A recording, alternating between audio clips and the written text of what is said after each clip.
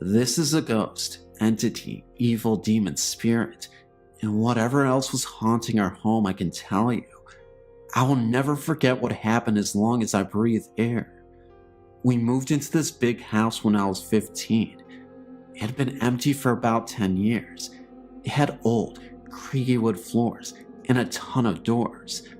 Everywhere you turned in the house, there was a door. Don't ask, I still can't figure it out.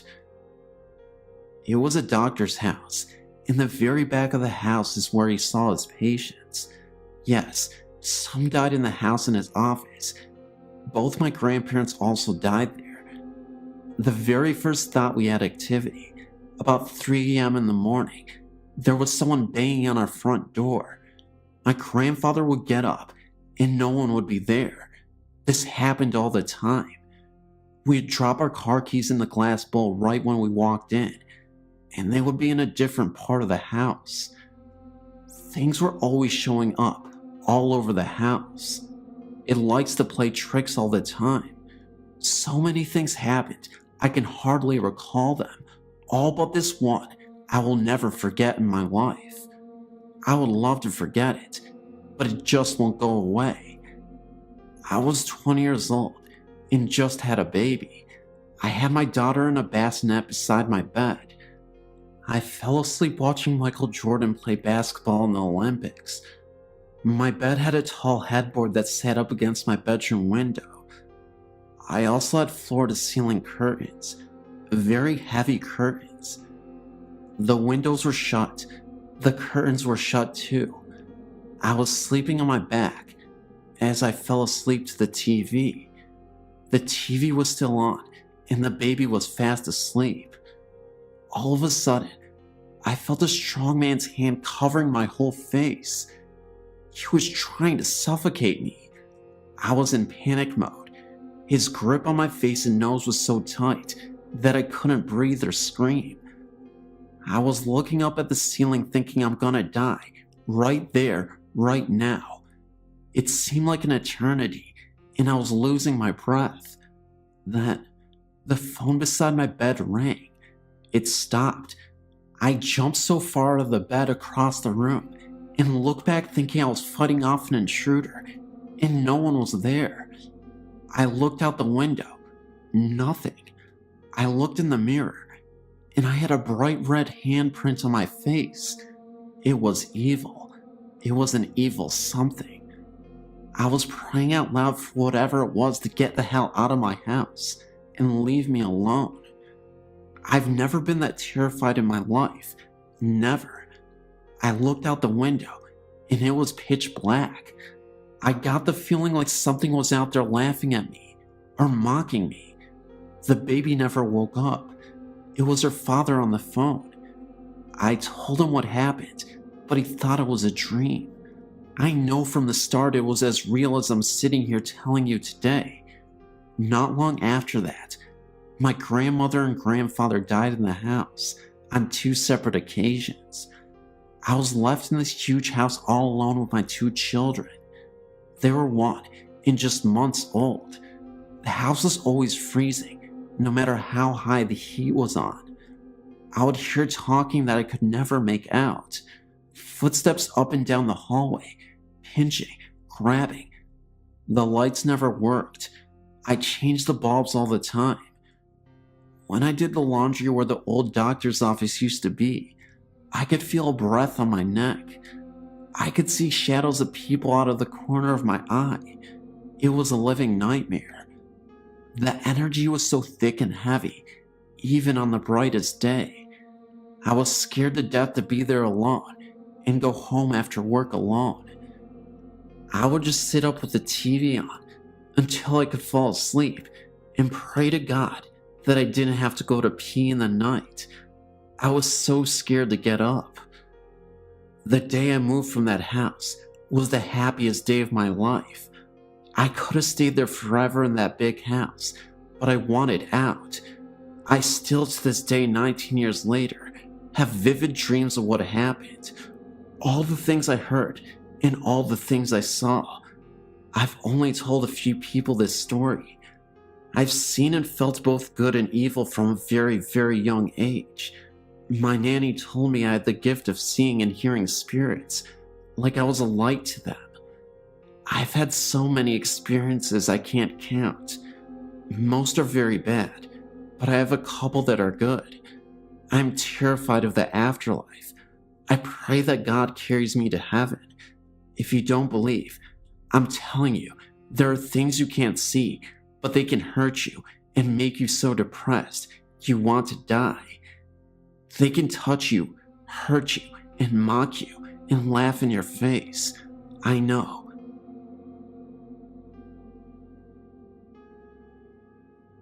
Here's my story. It will be interesting to see what everyone else thinks of all this. I was at a friend's house listening to music tonight, Saturday, April 12th. He's a drinker, so he was feeling pretty good. He was at the computer with his back to me. I was on the couch directly in front of the TV, which was off. The only light on was right above the computer desk.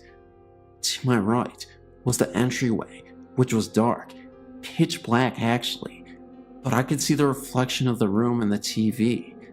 He was playing "Oh Death" from "Brother Where Art Thou." Song itself gave me the creeps, when suddenly I looked into the TV and saw a solid black figure of a tall man start to step out of the darkness of the entryway and into the living room. I didn't see anything like clothing or facial features, just tall and solid black. My friend at the same time swiveled his desk chair and pointed towards the entryway where he saw the figure. The figure stepped back into the dark as quickly as it appeared, as though it didn't want him to see it. I looked at him and said, "Did you see that too?" To which he replied, "See what?" He was only being animated during the song, but for sure didn't see anything. I've experienced several things at this house. He has not though, and it upsets him. But what I experienced that evening was the most eerie and frightening thing for sure. I know it wasn't one of his friends, or someone goofing off. It isn't easy to walk into his house, through the front door, and not be heard. The floor is tile. We walked over and turned on the light, and we both looked. There was no one there. I just went home. I couldn't stay there, and I begged him to come with me, but he wouldn't. A few days later when we talked, I asked him if he had ever had any seances or similar things in the house. He had first said no because it was his grandma's house, and he moved in about a year after she had passed. But then he paused, and then he said, "Well, remember when we cleaned out the attic? There was a Ouija board up there." Well, no, I didn't remember, and I told him to get his house cleansed, but he was just laughing at me. I've never been back to his house since that night. About 2 weeks later, he got an unintentional EVP, which is very eerie also. He has a voice-activated recorder and was recording a couple of programs off the computer for a friend at work. He turned off the computer and the TV isn't hooked up anyways, but when he woke up, there were 3 recordings instead of 2 on the recorder. I know he's pretty up on computers, but he didn't make this EVP himself. Actually, it scared him, and he said he wasn't going to listen to it anymore.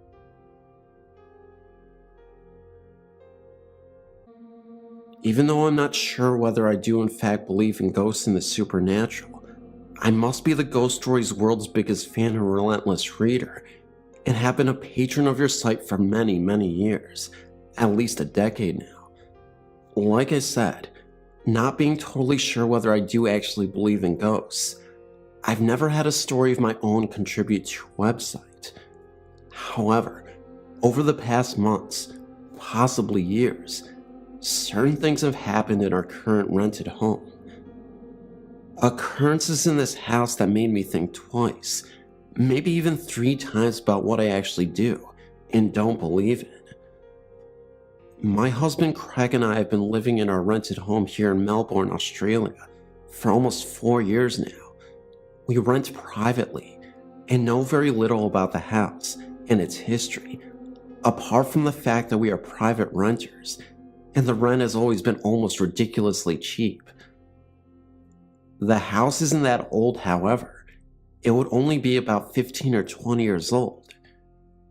We do know, however, that several of the last tenants that lived here, families with children, by the look of the wall drawings in the study and backyard, moved out fairly quick after moving in, which has always puzzled me, as the house isn't in that bad a shape. The neighborhood is okay, and the rent, like I said, has always been ridiculously cheap. Any questionable incident that has happened in this house has either taken place in the lounge room or the nursery. My daughter is now 3 months short of turning 3. I remember one time when my daughter was tiny. She would have been 6 months old at the time. We put her to bed in her cot in her room. She's always been a fire alarm screamer, and on this particular day, after screaming for about 10 minutes, she quite suddenly stopped dead. Assuming that she had just fallen asleep, I walked outside into the backyard about 10 minutes later to feed the dog.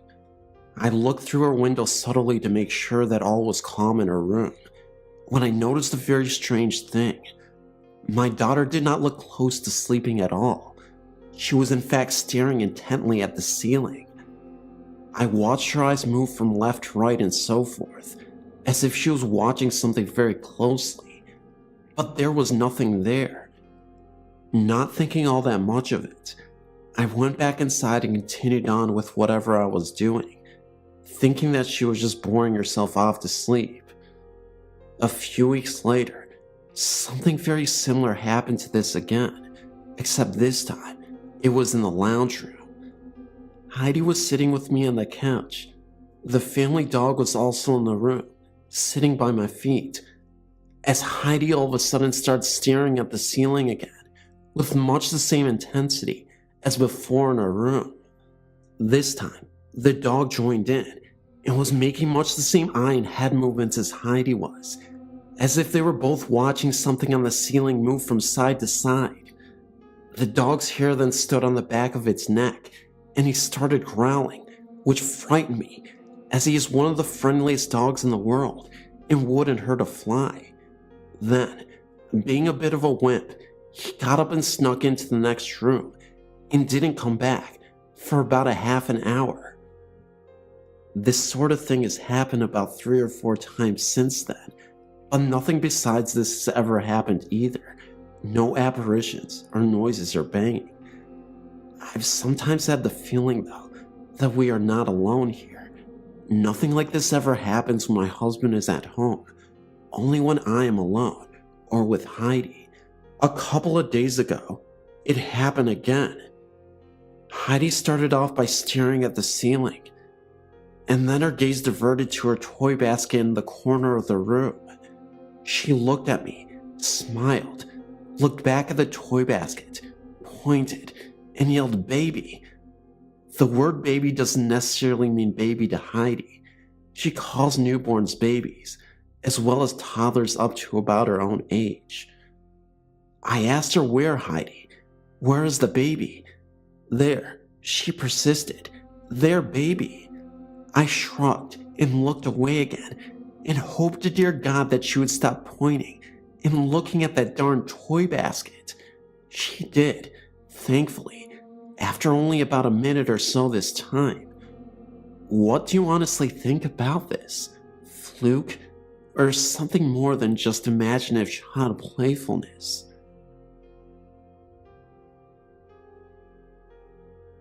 This website has mentioned dark, powerful energies such as imps, and I noticed the creator of this website has seen what could be called imps. Imps are described as devil spirits, who are demons, and small in stature. I've had many experiences throughout my life like the one the web creator had growing up. I don't like talking about them so much, and do my best to keep it dormant, but I did read their story, and I've had experience with a small black figure that sounds like one of the imps described in that story.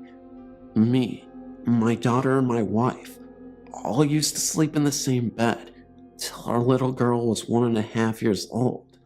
Around the time my daughter was that age, I remember staying up till close to 1 or 2 a.m. watching a long movie. When I was finished, I went to the room and turned on the bathroom light to brush my teeth. Our room was well lit from the bathroom. Since around the age of 3, I've had dealings with spirits as well. So, when I was about halfway through my brushing, I pretty much knew from that feeling I had that something was happening. I looked in the room where my daughter and wife were sleeping, and called from behind my daughter in a fetal position was a small black figure. It looked human, but it moved, behaved, and felt like it was something else. It looked towards me, got on all fours, and scurried across the bed lightning fast. I kinda jumped back, but it disappeared when it hit the floor.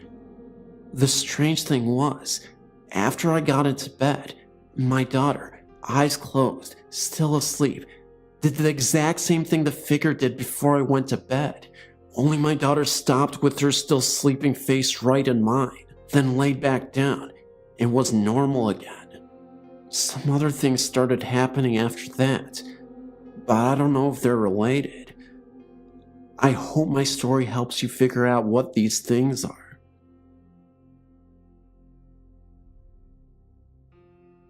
My story begins about 3 years ago. I was 27, and me and my husband were expecting our first child.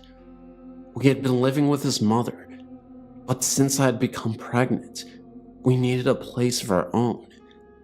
My parents owned 2 houses, one in which they lived in, and the other right behind theirs.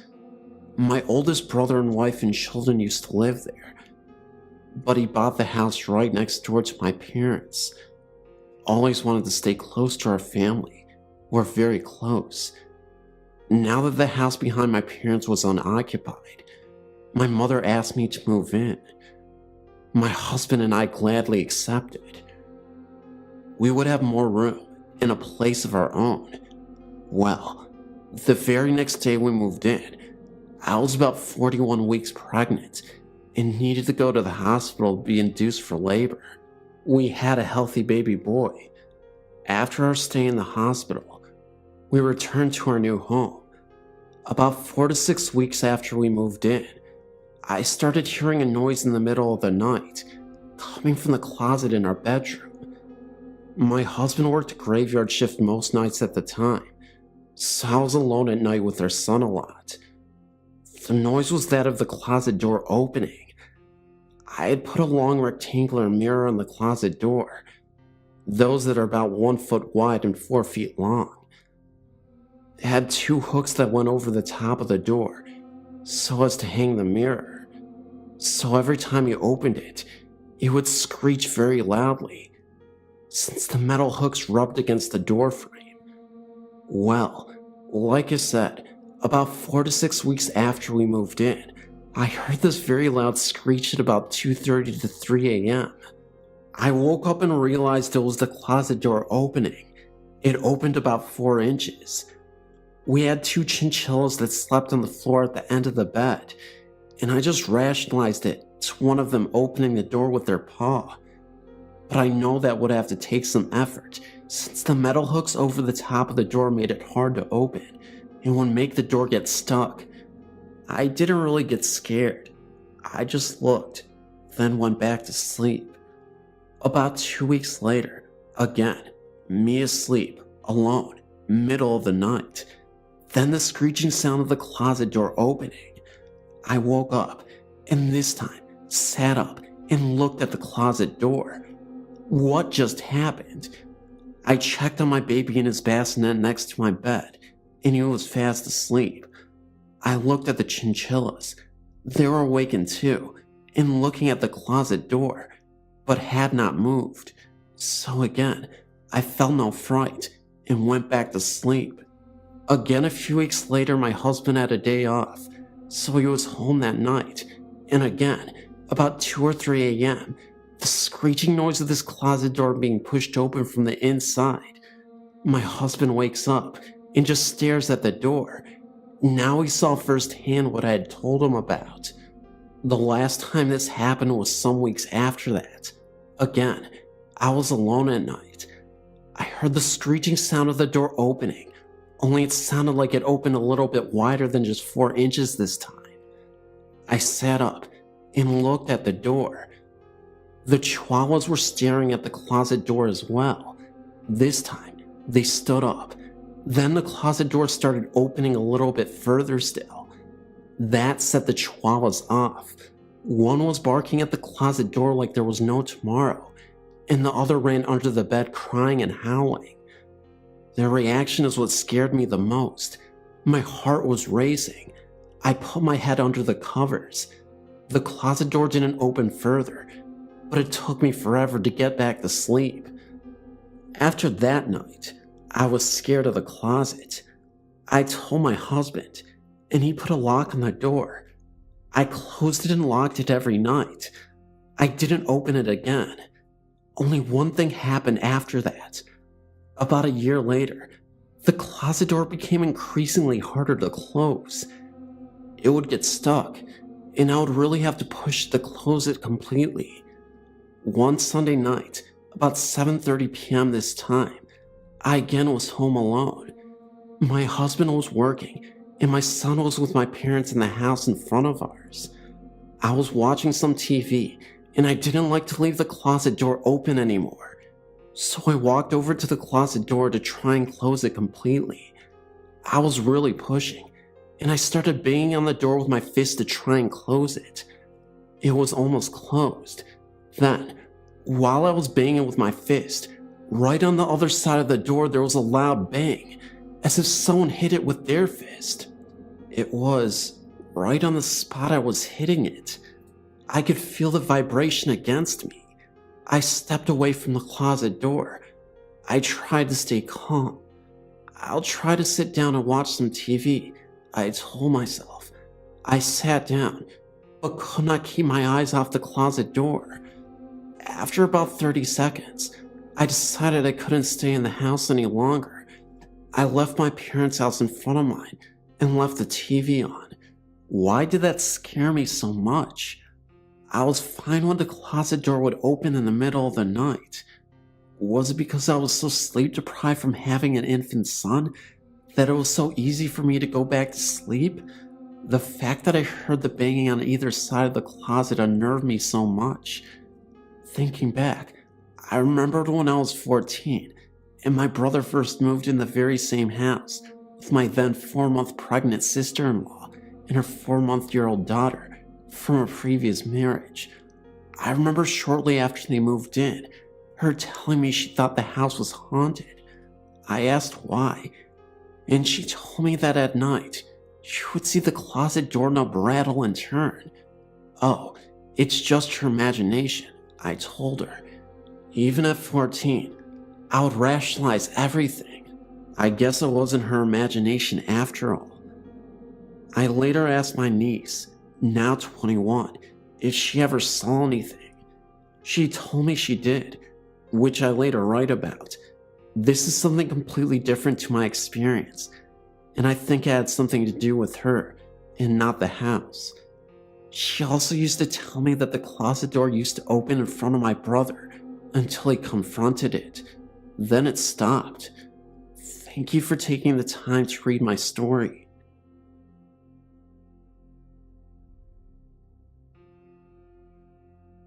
I live about 20 minutes from an old covered bridge in Mableton, Georgia. This is one of the places I've been to in the surrounding area and where I had the most happen.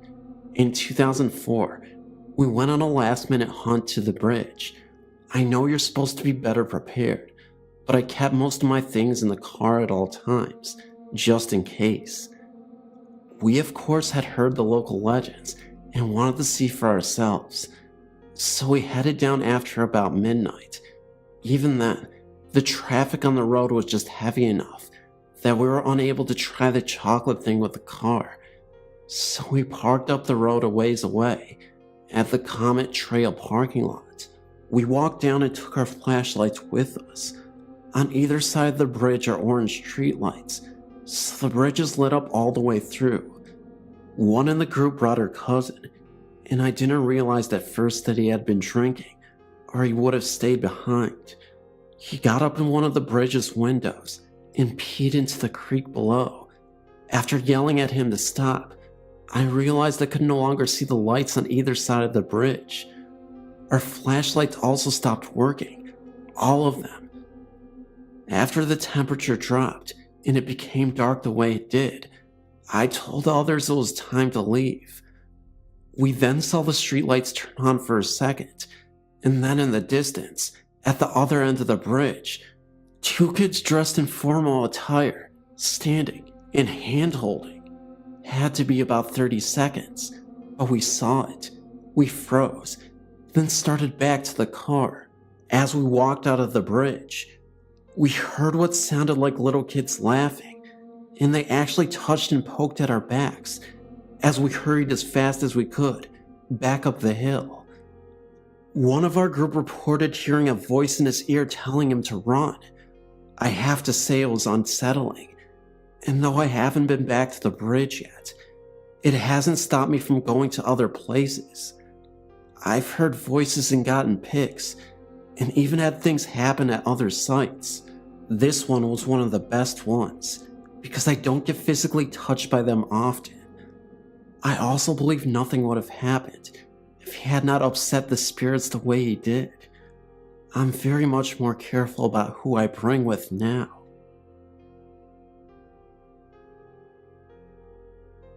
Only one town over from our home stands one of the largest and most ornate railway stations in our state. The owners worked over 20 years bringing it back from neglect in a time gone by, as their second love is antiques. They have decorated it with period pieces throughout, now opened it as an outstanding restaurant. My husband and I often bring friends there to enjoy not only the wonderful food, but for the pleasure of watching them jump as the Amtrak fly by, only feet from the window. There is a very small organ that has been placed on a wall, not far from where we often sit. Several meals ago, our waitress entertained us by telling, some people have commented there is a ghost attached to this instrument. One said she saw a very small, frail old lady standing by it, saying, "This isn't right," indicating dismay as to how our organ came to be sitting in an eatery. The waitress went on to say, they never like to work alone when closing up, as there's so many unexplained noises. We enjoyed a meal there today, and as always, our conversation turned into the many thousands of people now gone that pass through these massive arched doors. Out of nowhere, I smelled a very strong odor of ivory soap.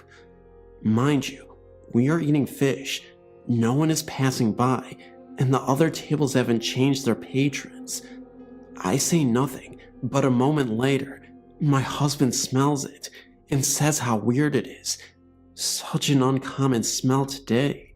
It lasted for about 3 minutes. There was no explaining the smell. As we finish, we wander through the hall looking at various rail-related antiques and move on to the outside. There's an Amtrak train on the track, but it is going slow. Strange, as they usually are speeding enough for an onlooker to feel their wind as they pass, heading for Boston. It comes to a complete stop at the station. A man in uniform gets out and looks at the front and then under. Turning to us, he says he thought he saw someone laying on the track. He walks about, making a full inspection. Then he gets in and then starts going. We see the riders in their seats, but as we watch, he stops again, just down the track, and repeats the inspection again. Strange day. This place should be investigated.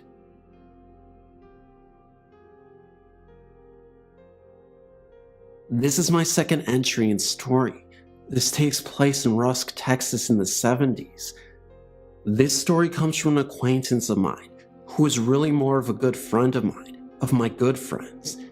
Mike and Katie were married and had 2 children. One was a 9-year-old boy, and the other was a 5-year-old girl. They moved into a house that had a shotgun-style layout. In other words, you entered into the living room, and there was a straight hallway all the way to the back door, with all of the rooms off of this one main hallway. Mike and Katie took the first door on the right as their bedroom, while giving the children the last door on the left to their bedroom. One night, not long after the move, Mike and his wife were sound asleep when they were awakened by screams of Mommy and Daddy, and turned on the nightstand lamp to find both their children wide awake and terrified. The children claimed to have seen a man with a hat on and a beard peering into their window. Mike immediately got his gun and ran around the back, where he found an empty field and no sign of anyone having been there. At first, they were under the impression that this man had a ladder because the back of the house stood on a steep grade down, and no one could be peering into one of the back windows without a ladder.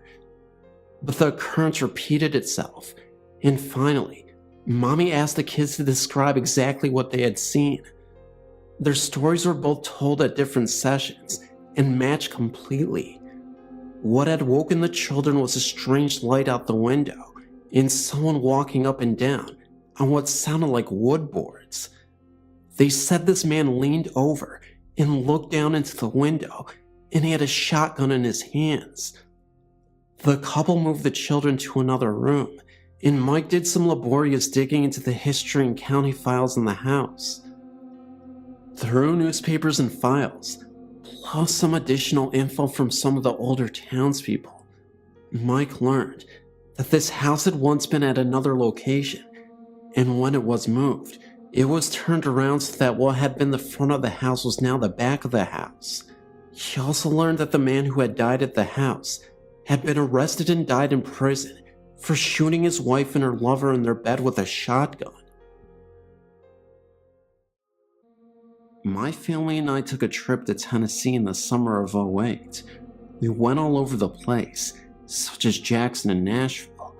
On our second to last day before we left to go home, my family decided to go to Franklin because we had picked up a brochure of haunted places in Tennessee, and so we went to humor me because I was interested in hauntings at the time.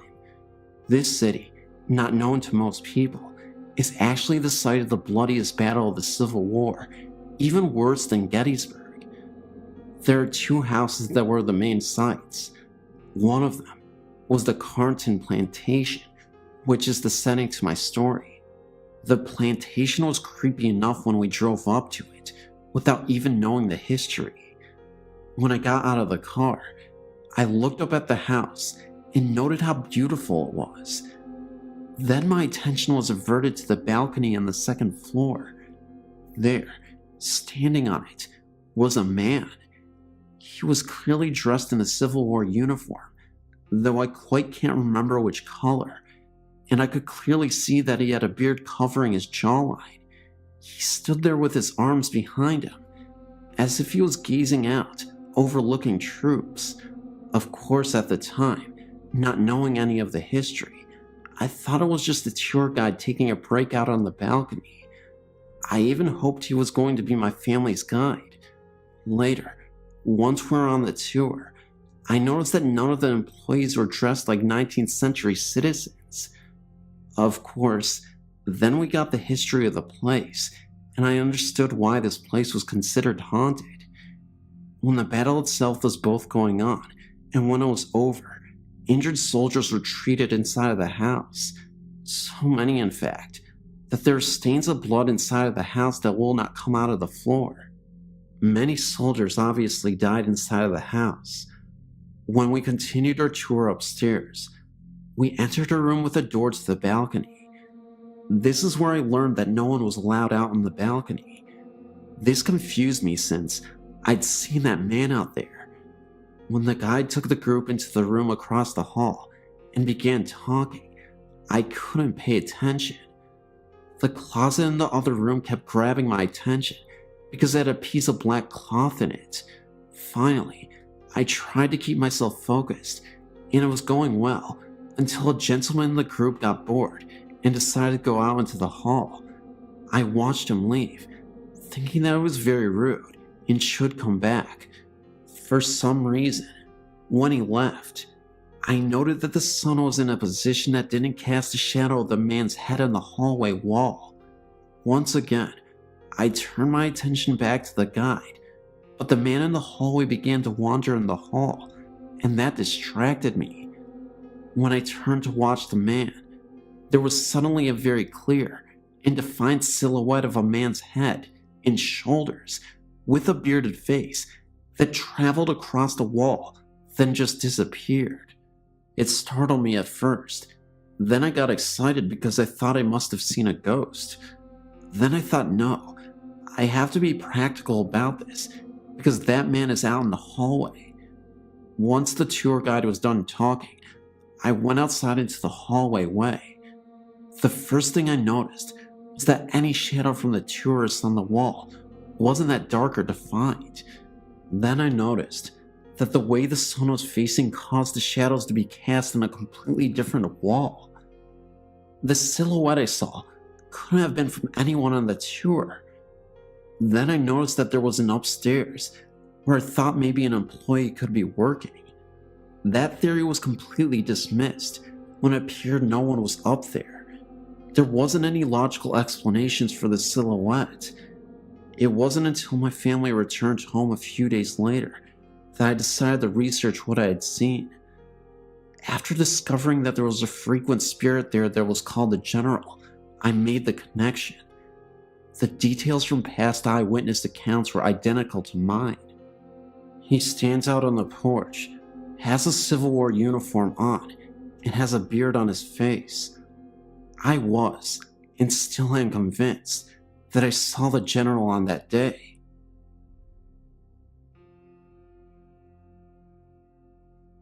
This took place shortly after I turned 16. My dad was working up in Oregon and Washington, but was based out of Rainier. I went up to live with him, I guess just to do something different. I was used to being around the city type of atmosphere, and it wasn't too long before I grew bored. Not that the Oregon country girls in that area didn't stir my blood. It's just that they mainly wanted to waste their time getting high or drunk, tipping cows, or shooting the passing ships going down the Columbia River, which I don't mind. I just miss the city lights or something. Anywho, I'd been out partying with a friend and drove off the side of a mountain, another story which would take a while to go through, and I thought my dad was probably going to kill me anyway, without benefit of blindfold and a last smoke, so I decided to hitchhike back to Oklahoma. Needless to say, I lacked understanding of just how far I was from Oklahoma. My newfound compadre decided to go along because he had gotten in recent trouble with his folks and wanted out of town too, so we took off. Somewhere between Portland and the Dells, on I-84, which was only a 2-lane at that spot. We were really tired and looking for a place to sleep. By this time, I'd found out that this hitchhiking thing wasn't for me, and it really should be called a lot of hiking and not enough hitching, or something similar. And what seemed weird was that out in the middle of nowhere, the fences were really well kept, and I didn't want to get caught up climbing one. No houses, no anything. It was simply just nice fences. Anyway, we found a rather peevish-looking fence about 3/4 of a mile before a bend in the road. The moon was out and actually lit up the area pretty well. There was about 3/4 of a mile behind us from the last turn in the road, and like I said, about the same in front of us before the next one. We were in a valley or whatever they're called that the road went through, and it was really a beautiful sight. Just as we were fixing to jump the fence, a car came around the bend from in front. Of course it was too far off to see us when it rounded the bend, but we didn't want it to see us climbing the fence when it came abreast of us, like the owners of the land are out cruising in the middle of the night. The sides of the road in that area sloped down at a very sharp rate and were gravel, at least on our side of the road, so he didn't have to go far to be below the grade of the road and out of sight of passing motorists. It went down probably 15 feet though, well below the road. Come to think of it, I don't think I've ever seen anything quite like that since. Just as we were sliding down the slope out of sight, I caught sight of something way down the road, just the side of the curve. The lights of the oncoming car caught it, just as it was making the curve. Whatever it was, went down the embankment on the opposite side of the road from us. I asked my friend if he saw it, and he said yes, he saw something.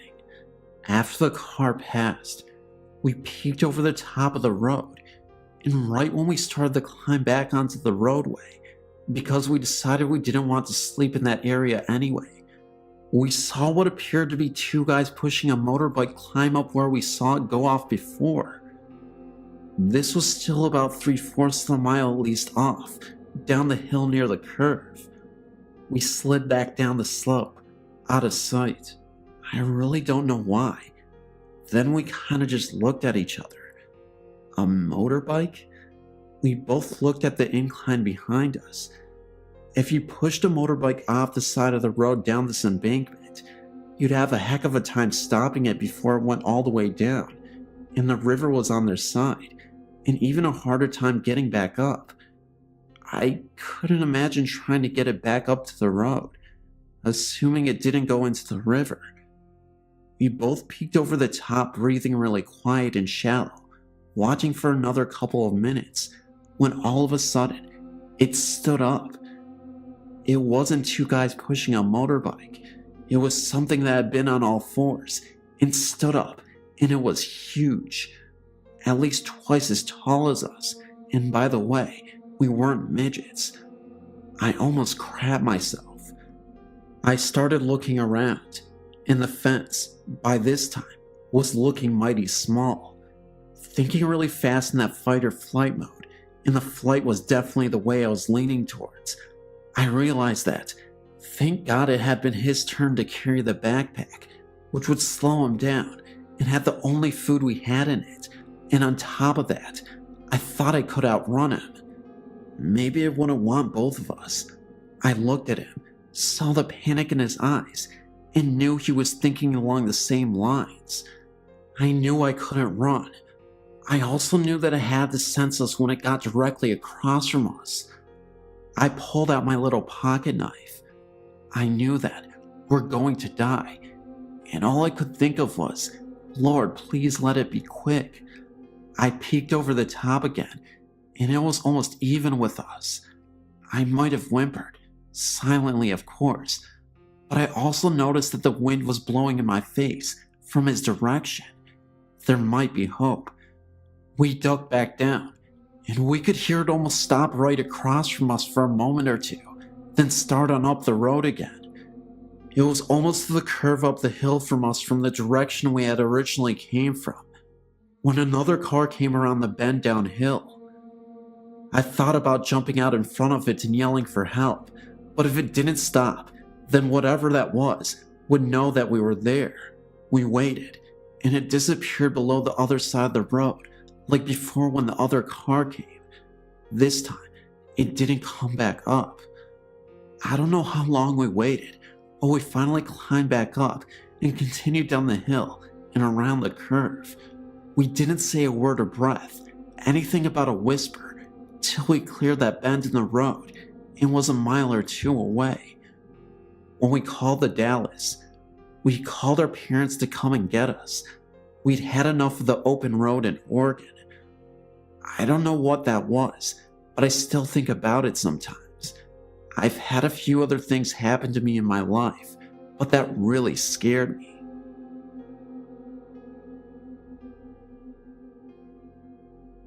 My boyfriend and I saw this state park on our way from Arkansas to Illinois and thought we should check it out. We'd never heard of this place or even seen it before. We parked in the parking area and got out of the car to explore the woods. Naturally, I had to use the restroom, so I went to the bathroom, and once I got to the toilet, I had a terrible feeling of being watched, and I truly felt like someone was in the bathroom with me, but obviously, I was the only one. The feeling of this presence was so unbearing and evil that I ran out of the bathroom the second I finished with my pants down. Once I got out of the bathroom, my boyfriend and I started down the path. Within 30 seconds of walking, and still within 30 feet of the bathroom, my boyfriend and I heard a loud footstep crunching the leaves. In fact, it was multiple footsteps. My boyfriend thought it was a bear or something because of the heftiness of the steps, so he was searching and searching for a bear or anything, but he couldn't find a thing. I didn't mention the bathroom to him, but after not too long, I insisted we continue. I know there is something terribly evil in that bathroom. For a while, nothing else odd occurred, and we continued on the path which goes down to level ground with a large lake on one side. But soon after we got to this level ground area, the sun started settling, and that's when things got uneasy again. We both started to hear something large walking in the leaves again. Sean, my boyfriend, really wanted to see what it was, and at this point, I felt like we were really in danger, and that something else, unnatural, was there. So we barely started to move farther into the woods when Sean told me he saw a shadow or something farther in. Then, I was done. I told him we had to go, and I cannot be here any longer. So, I ran like hell back to the car, and Sean was close behind me. Once we got to the car, I was at the passenger door, ready for him to unlock it. And of course, he tells me that he hears that thing we've been hearing in the sparsely wooded area, directly in front of the parking lot, which is to the very right near the parking lot, and that he has to see what it is. So, I had him throw me the keys, and I got in the car. He got in within a minute, and I asked him if he saw anything, and he said he just saw that a dark shadow moved behind a tree, but nothing else. Needless to say, we booked it off that mountain, and it really seemed like a car was trying to chase us down the mountain. But we may have just been super spooked from the woods experience we just had. But I will note, we were driving at about 65 miles an hour, and the speed limit was way less. I forget now what it was specifically, but I want to say between 30 and 40 max. Plus, it was a mountain road, and very windy, and frankly, difficult to traverse at 65. Also, during the time I was taking pictures, the whole time we were in the woods, nature shots, that was actually the entire reason we were there in the first place, and the pictures were neat. The day ones didn't have orbs, but the night ones all did, and I thought maybe it was from the lake reflection or something.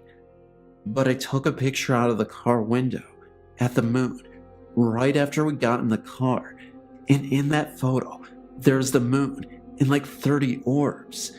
It's amazing to me. I mean, I've never taken any orb photo ever before, and I took another photo of the moon out my window about 30 minutes after we left the mountain, and only the moon. I did some research to find anything on the area.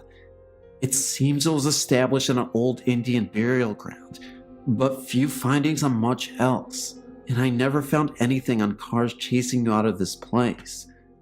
Be careful. During the day, the bathroom is really the worst part, and seemingly off the trail, but I just wouldn't go at night. And also, Sean didn't seem to have the feelings as intensely as I did, so if you're the right person, the feeling might not be too overwhelming.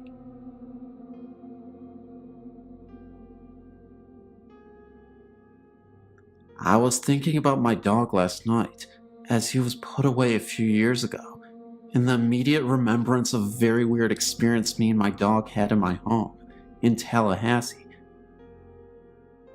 This home, prior to any construction behind us, was all wooded landscape and ran into Lake Jackson.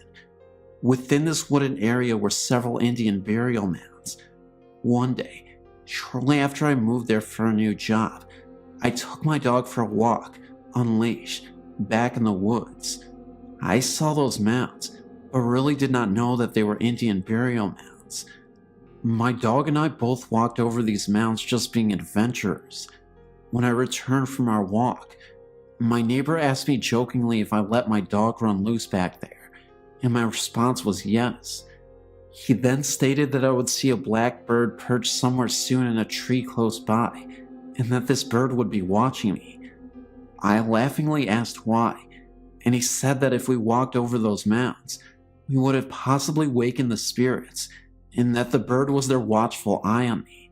Well, of course I thought this man was crazy, but he was actually a very nice and intelligent man, as I learned later. So only about 2 days later, I returned home from work, and I recall thinking about the black bird Betty told me. So I peeked around the left side of the home to look into the wooded area, and lo and behold, there was a blackbird perched on a tree, staring at me. He would not take his eyes off either. Needless to say, that was creepy. So that very night, I was in my office, and my dog was usually laying in the living room by the fireplace. As I was doing my work in the office, my office chair was budged about 2 to 3 inches forward, with a force that felt like someone actually pushed the chair. I instinctively reached by, looking over my right side, expecting to see my dog. No dog, nothing. So I quickly went into the living room, only to see my dog laying down facing the hallway entrance, which is where my office resided, as well as 2 other bedrooms. And he had his head between his paws, staring and growling at something in the hallway. Talk about getting freaked out. So I grabbed my dog by his collar and tried to lead him down into the hallway, and he resisted every attempt. He was scared, obviously, and he definitely saw or sensed something. I did not see anything at all. As I walked into each room through that hallway, I did not see or sense anything. Then I walked into the bathroom in the master bedroom to find that my candle, which was lit, went out. So that night, I kept all lights on. The following day I came home and looked again for that weird bird. He was not there. So I took my dog outside to do his thing, but then noticed he was limping. Then he fell to his side with pain in the backyard. As I made the observation, I noticed that in his groin area, he had a large tumor-like bulge coming from this area. I immediately took him to the veterinarian, and I recall she had no explanation for it, but prescribed medication to reduce the swelling. Within 2 weeks or so, the swelling went away. Looking back at that, I really feel that the spirit, or whatever it was, made that happen, as my dog was still young and very healthy. After that week of weird occurrences, I never had anything further happen. I never told my neighbor what had happened, as I did not want to look silly or have rumors flying around. But for sure, I can tell you that I know in my own gut that what that neighbor told me came to life. Dogs can definitely sense or see these spirits, as we cannot apparently. Between the bird, the bump on my chair, my dog growling and acting scared, and the bulge in his groin area, all made sense that something was in that house.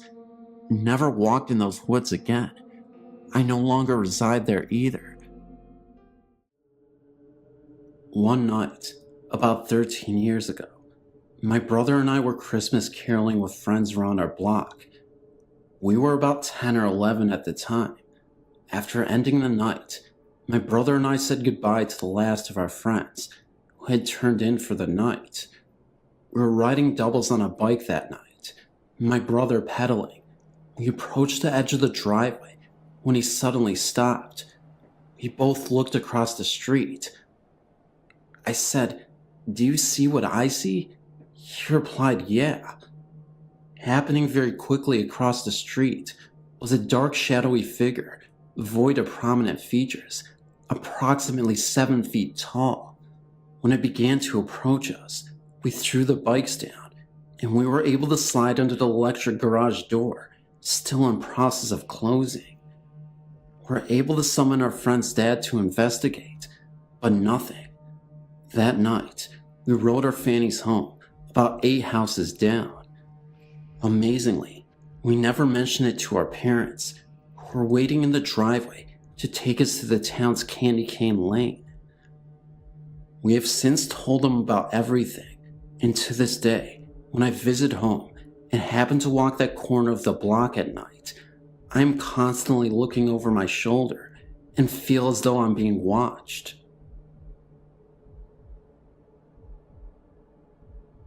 Aiken-SC East Pine Log Road now houses Riley's Whitby Bowl Restaurant. This house was in my wife's family from the late 1960s until it was sold to the present owners, operators of the named restaurant. My family and I moved there in 1993 and lived in the house for 2 years after we moved back here from Atlanta. This house was in my wife's family from the late 1960s until it was sold to the present owners, operators of the named restaurant. My family and I moved there in 1993 and lived in the house for 2 years after we moved back here from Atlanta. This house was built in the late 1800s, estimated from the style, and was remodeled in 1914 when indoor plumbing was installed, and this date appears on the tax records, which would be correct.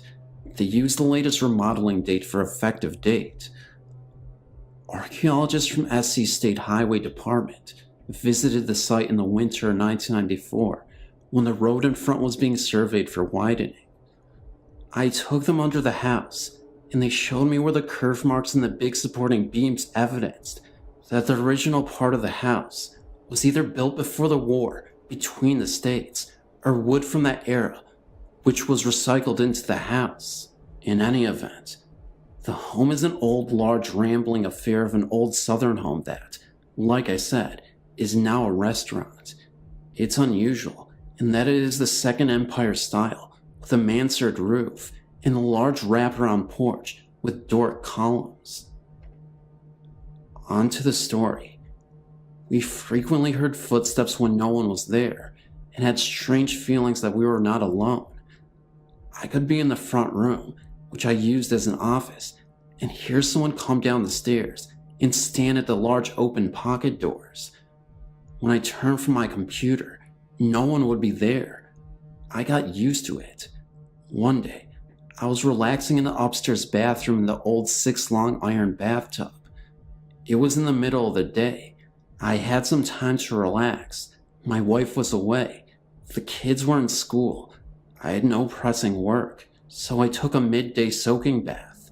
I was lying quietly in the hot sudsy water with water up to my neck, stretched out with a washcloth across my face. I heard someone coming down the hall. I slid the washcloth away, opened my eyes, and listened carefully, because I knew I was alone. The footsteps came slowly down the hall, towards the bathroom door, which was at the end of the hall. The footfall stopped at the door, and the old porcelain doorknob moved slightly, like someone had it in their grip, then started to turn slowly in its big square lock housing. It was right near me, because the head of the tub was by the door. I watched over my left shoulder, and then spoke. "Mary Ann?"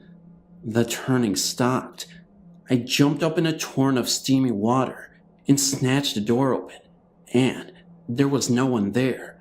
No one down the hall. No sounds of anyone running or jumping down the stairs.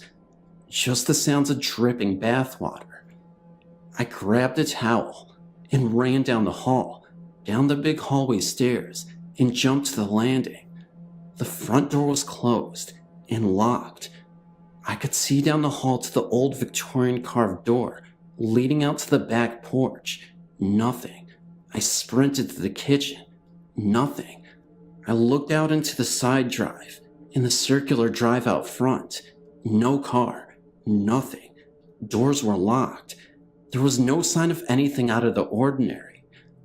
I searched from room to room and found nothing. I never said anything that might spook the family, But nobody likes to be in the house alone anyway.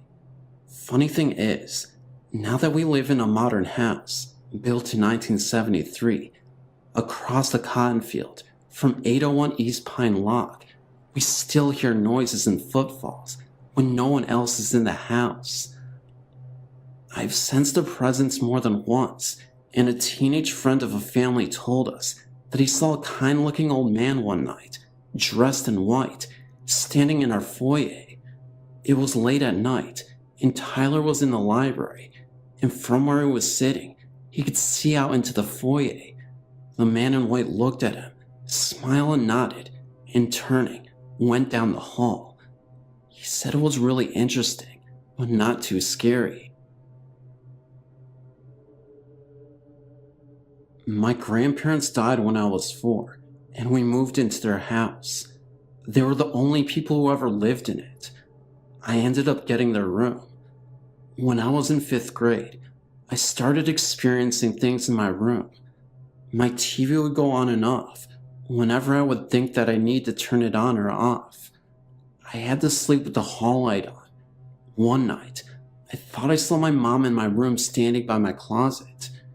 When I turned my light on, she wasn't there.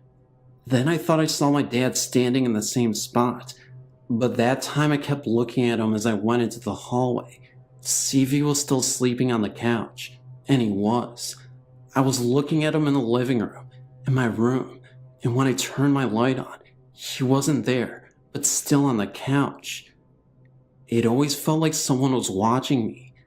Then, my last experience of seeing something was in the same spot, but just ahead looking at me. He looked like he was from the 1700s. When I tried to tell my mom, she wouldn't believe me. I'd wake up at night not being able to breathe, and my sister would run in. Then my mom started to believe me when she'd hear heavy breathing in her room when it was just her in there.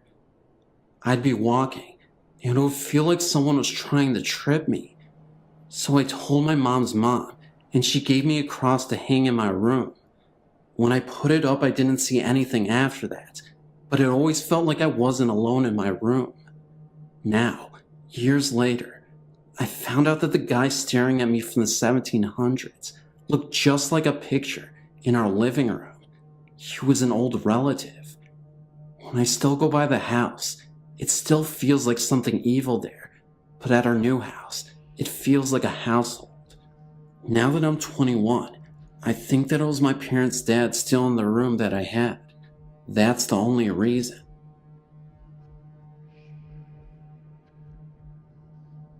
A long time ago, about 20 years or so, there was a car crash in front of my driveway. At the time, I did not live there. At that matter, nobody did. In the car, there were 6 young boys, ranging from 6 to 20. They crashed because there were a couple of drunk drivers who hit them head on. All the young men died in the car. About 10 years later, me and my family moved in a double wide on the lot in front of where the men died. About 1 year later, there was an awful car crash at the exact same spot of where the young men died. The woman was not killed, but she was seriously injured. After a couple of years, I went down to get the mail when I heard a strange noise, like a young boy crying. I was the only one at home at the time. I looked around and seen nobody. The crying became fainter and fainter until I could hear no more. The next day, I went back down to check the mail, and I heard talking. 2 men, about 18 years of age. I looked around and saw nobody once again. I listened to the conversation, and I couldn't make out anything they were saying, but I could hear the voices as clear as day. Soon after, the voices began to fade away. I talked to my grandmother, who lives just up the road. She told me that the accident happened about 20 years ago, and everyone in the car were killed. I asked her what time it was that they wrecked. She said it was about 5 to 10 p.m. Around 7 p.m. is when the young woman wrecked her car. A few years after the woman wrecked her car, another woman broke down on the bridge, several feet away from where the young man crashed. Another time, a couple were driving with a full tank of gas when all of a sudden, their gas tank just went empty right where everything was happening. There were several more breakdowns and accidents that happened over the years where the young man crashed, and more of my family members have heard strange talking and crying below our driveway. After time we have moved, and still, there have been breakdowns and accidents at the same location. We think that the bridge and the area around it is haunted by the ghost of the 6 young men. I moved into the neighborhood that I live in at the age of 12. I'm 20 now. Ever since I moved in here, I was told of the woods and the strange things that went on in it. Sounds of drums, voices, screams, etc. Needless to say, the woods is creepy, so creepy that I refuse to go there at night. Let me explain. The woods consist of 2 sections, the front and the back. It's the back part that scares the bejesus out of me. In '98, a girl was killed in the front part of the woods, where she was raped and left for dead in the cold next to the old tractor. A tractor that had been rotting there for at least 30 years. Well, since the girl was killed, there have been some violent storms that have taken their toll on the trees surrounding the area of the death. My friend and I would go to the spot every now and again, until that night. I had a girlfriend at the time that lived on the road across the woods, so to get to her house, you could take the short way, which was through the woods, past the spot where the girl was killed. I'd walk my girl home, and I was returning through the woods, when I felt a sudden cold draft. Now mind you, this is the end of summer, so there was no logical explanation to see my breath during this time of year. I then turned to look over at the tractor, and I felt an overwhelming sense of depression and sorrow that made me feel sick to my stomach. I started to walk towards the tractor, and I could have sworn I heard the crying of a girl's voice say, "Run away." At this point, I started to pick my feet up and walk a little faster, when I noticed a little girl standing from a distance behind the tractor. She didn't look to be more than 6 years old, and looked about as solid and real as anybody I'd ever seen. I froze in sheer terror, knowing that there would be no way that a 6-year-old girl would wander off into the woods unsupervised and by herself, especially knowing the history of these woods. As I got closer to the girl, she ran further away and behind some trees, where she ultimately disappeared. It was not long after that I hightailed my butt back to the house as fast as I could. The next day I told my friend about what happened, so from then on, he walked with me each time I dropped my girlfriend off, hoping to hear or see something. It never happened to me again, but months later, I was talking to a friend who still hung out in the woods, and he told me he was sitting on one of the fallen trees, and he heard a girl crying. He said it startled him, so he went to go and leave. Just as he got up, he heard a louder voice say why. He said he felt depressed, and ran the rest of the way out of the woods. The woods has had a lot of strange things happen to it, like fires that start and go out by themselves, houses adjacent to the woods that have their backyards vandalized, and the sounds of someone knocking on the back doors. Interestingly enough, I found out that there was a forgotten cemetery somewhere back in the woods that had been neglected for years. I don't know what kind of paranormal energies take place in these woods, but I don't want to discover more of it.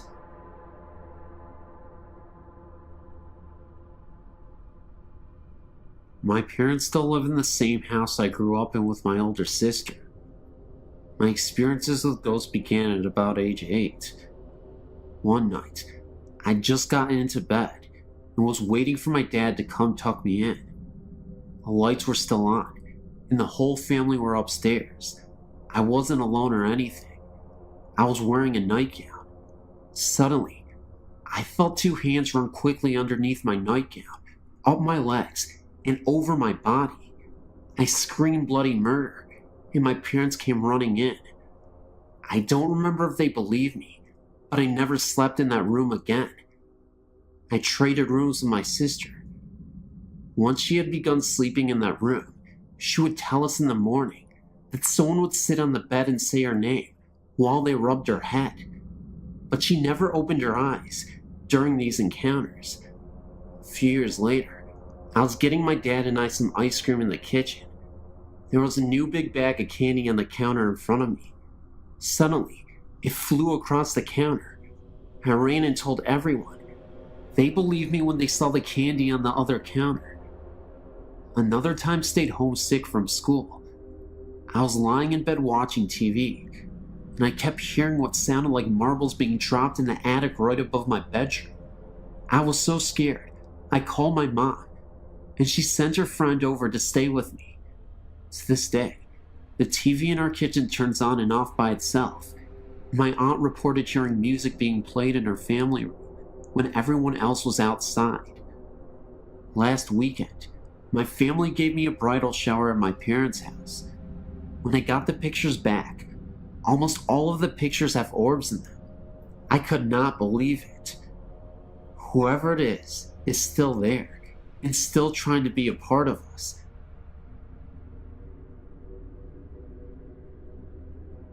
It was my first time going to the Gettysburg War site. First, we visited their museum and looked at old clothing and war supplies. Then it was time for the tour of the battle site. It started off regularly, the guide showing us all the memorials and explaining this and that. Then it was time to get out of the car and look out over a field where a charge was made. It was a nice view stretching out before us, and behind us was a slope with a grove of trees to the right. While the guide talked, I noticed sounds of what seemed like a great number of people yelling and screaming down the slope, nearer in the grove of the trees. It was quiet at first, but it got louder, then quiet again. Even the tour guide stopped for a moment to question what those sounds were, and I even asked the guide if there was a reenactment going on down there.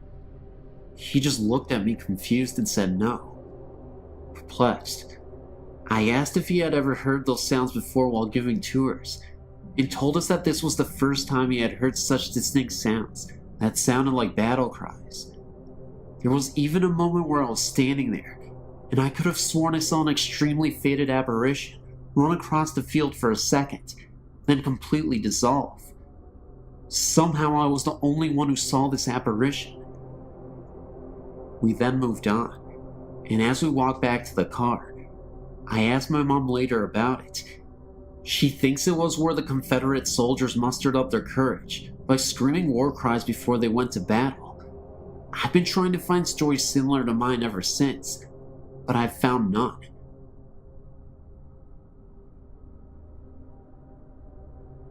My name is John, and I've been a Civil War reenactor for about 4 years now, attending living history events and reenactments throughout the mid-Atlantic states. I'd like to tell you about an experience that my reenacting group had at Antietam National Battlefield, Maryland. My company, Company G, 96 Pennsylvania Volunteers, annually has a living history event at this famed Civil War battlefield. It was here that in September of 1862, one day's casualties amounted to 23,000, more killed, wounded, or missing in one day than the casualties in America's previous wars combined. At one point during the battle, one American was injured with every second ticked by. I'd like to note that this was the ground upon which we were camping on. To continue my story, we traditionally take a walk into the battlefield to a small lane known as the Sunken Road. Here, Confederates hunkered down in a road that had been worn down by years of wagon travel, holding off wave after wave of heroic Union soldiers advancing upon them. Eventually, the Union forces swarmed over the Confederates' right flank and fired into the rebels from down the road, driving them off. This is where we annually took a midnight tour, hoping to catch a glimpse of energy left from 1862. Please note that even though the park closes around 10 p.m., the rangers often allow us reenactors to walk around. This is because if we found anyone defacing a monument or even shifting a pebble, that person will be praying for a ranger to come by and save him. So this night, about a dozen of us strolled down the sunken road and eventually came upon a monument located in about the center of the lane's length. We sat down along the banks of the road to relax and take in the atmosphere. About 20 minutes passed with silence and a few pictures taken here and there of us around the monument. Soon, 4 of us, myself included, chose to walk the remaining distance of the road to an observation tower, climb it, take a few snapshots, then head back. So we decided to walk down to the tower, ascend a few flights of stairs, and took a look around. Meanwhile, back at the monument, our captain decided that everyone had better get back to camp, so he sent 2 men to go retrieve us from the tower. No sooner had those 2 began to walk down the road, when the remaining few men heard shoes and heel plates, horseshoe-like plates we wear on our leather shoes, on the gravel and earth down the road. First 2 pair, then 4 pair, then 6, and so on. Equipment could be heard rustling around on the body: knapsacks, canteens, cartridge boxes. If anyone knows what it sounds like to have men marching on a dirty road with full gear on, it's us. The sounds continually crescendoed until one man sat up, looked down the road, and stirred the other men to listen. Just as they began to sit up and peer into the darkness down the road, the sounds faded away just as quickly as they came in. Another man jumped up, went down the road and looked over the fences and banks, only to find weeds and small shrubs. He figured that if this was some sort of ghost regiment, it may have followed those 2 men who had begun to walk down the road to the tower to fetch us. I also had another story I experienced firsthand during a sleepless night in an old gun mill. We also used to have an annual event at Jacobsburg State Park, Pennsylvania. On the land is the Henry homestead, including a mansion and a house whose basement was the gun mill. The house now is a museum to the Henrys, and the mill below it is open to see the machinery and processes of old-time gun making. The history of the homestead dates back to the Flintlocks. Our event took place very near the homestead, and since it was going to be extremely chilly that night, the caretakers were kind enough to allow us to sleep in the house that night. Little did I know about the death that occurred in the house long ago. A young girl had contracted a contagious disease, one of those terrible, yet common diseases of the old days. She had died, and since it was thought that her illness could be contracted even though she was dead, the viewing of her body was not a traditional one.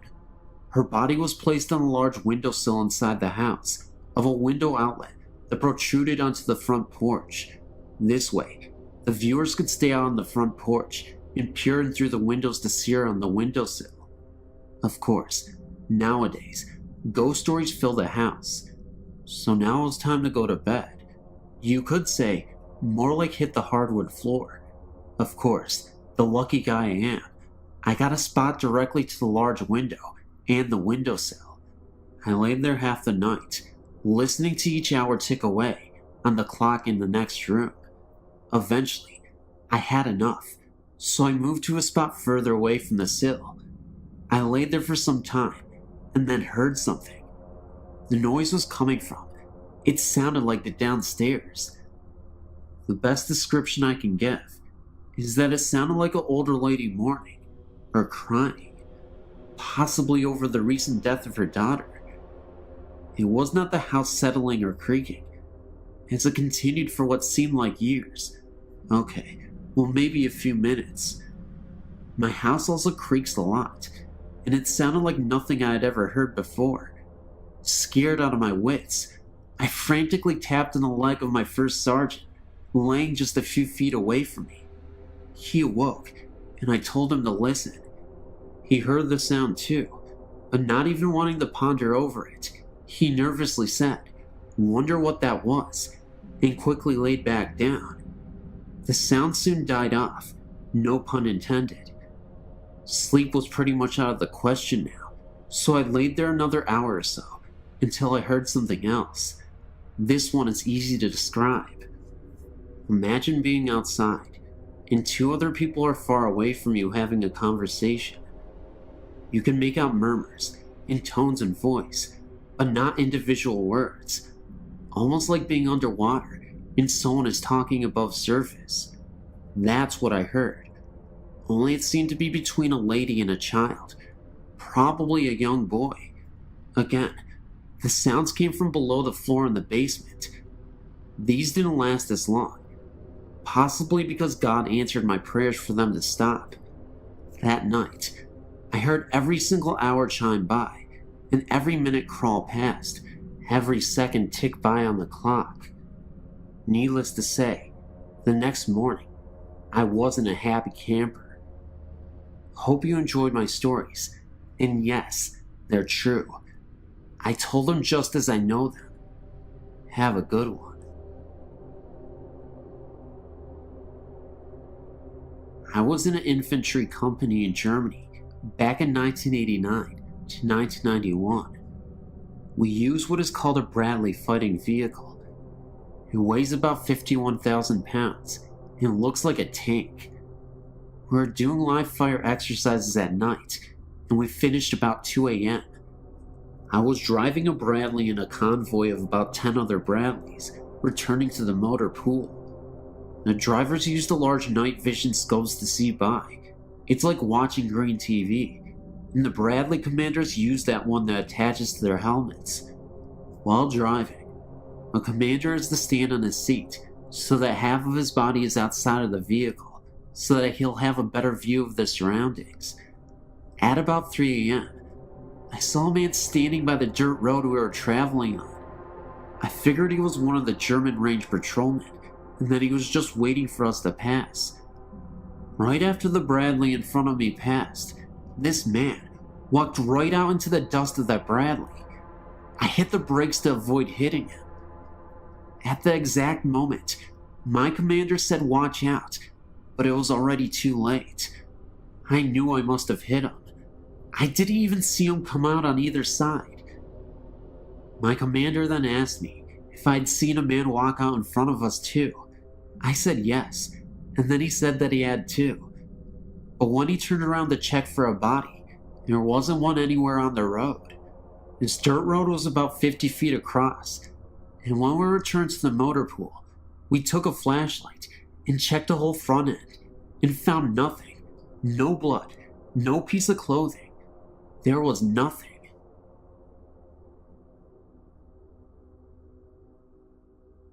My name is Heather, and I live in Omaha, Nebraska.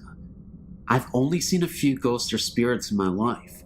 Sometimes I do get the chills though, like someone or something is nearby. The first spirit I saw was when I was younger, about 13 years. My mother told me to go into our basement to get some candles, which wasn't unusual. We spent a lot of time in the basement, playing slot cars and electric trains, and my dad has a workshop down there for models. As I fetched the candles, I felt watched. I scampered back upstairs, startled and panicked, and told myself not to be so silly. I give Mom the candles. I don't remember why she needed them, and felt the nagging, watching feeling again. I opened the basement door, and a round, green-white light was bobbing slowly up the steps, I think about 3 to 4 feet off of the ground. I grabbed my jacket and ran outside to my grandma's house down the hill. I never saw it again, whatever it was, and everyone laughed at me for it, but I remember it clearly. It was green and glowing with a soft white light. Mom laughed and said it must have been a glow-in-the-dark Halloween candy bucket from the size and color, but she couldn't explain how it was floating. My house is quite old, about 80 years, and nothing like this has ever happened again. We're the third family living there, and nothing violent ever goes on. I still get the odd feeling, but it's never been strong enough to make me panic again. The second spirit I saw really floored me. I was 14 and was riding my bike around town since it was a nice summer day, and I ended up on 2nd and 22 in Q, about 3 miles from my house. There's nothing there but cheap houses, and it's not a bad neighborhood, but it's not the richest in the world. But it's not a cheap, run-down area. Just relaxed, second-hand. Nothing violent ever happened there before, It's become a rundown area now, and there was no graveyard or ancient Indian burial ground or anything that I or anyone else knows of. I wanted to go to Dairy Queen on 24th and Q, and I was behind it.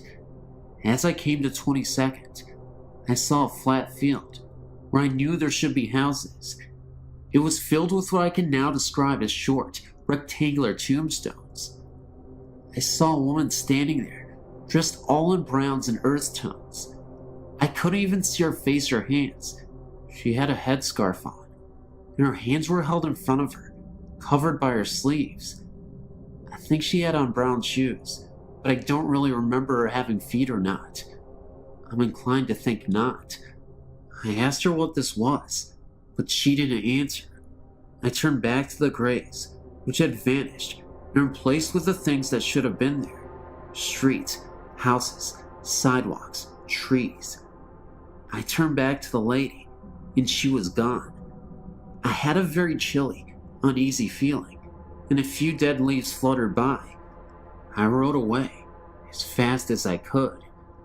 I once saw a strange figure in the mirror, a girl my age, 13, but with dark brown hair, with thin bangs, and braids past the bottom of the mirror frame. She just startled me, but caused me no harm.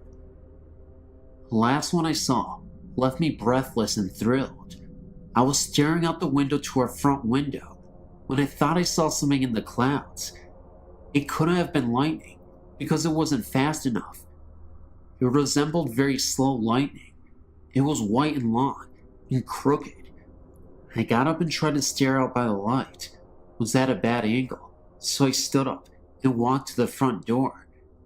As I peered out the glass, I saw a flash of lightning and a giant pair of silvery white eyes, rimmed with blue, which then vanished in a flush.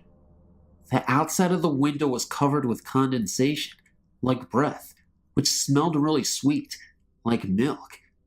I wiped it away.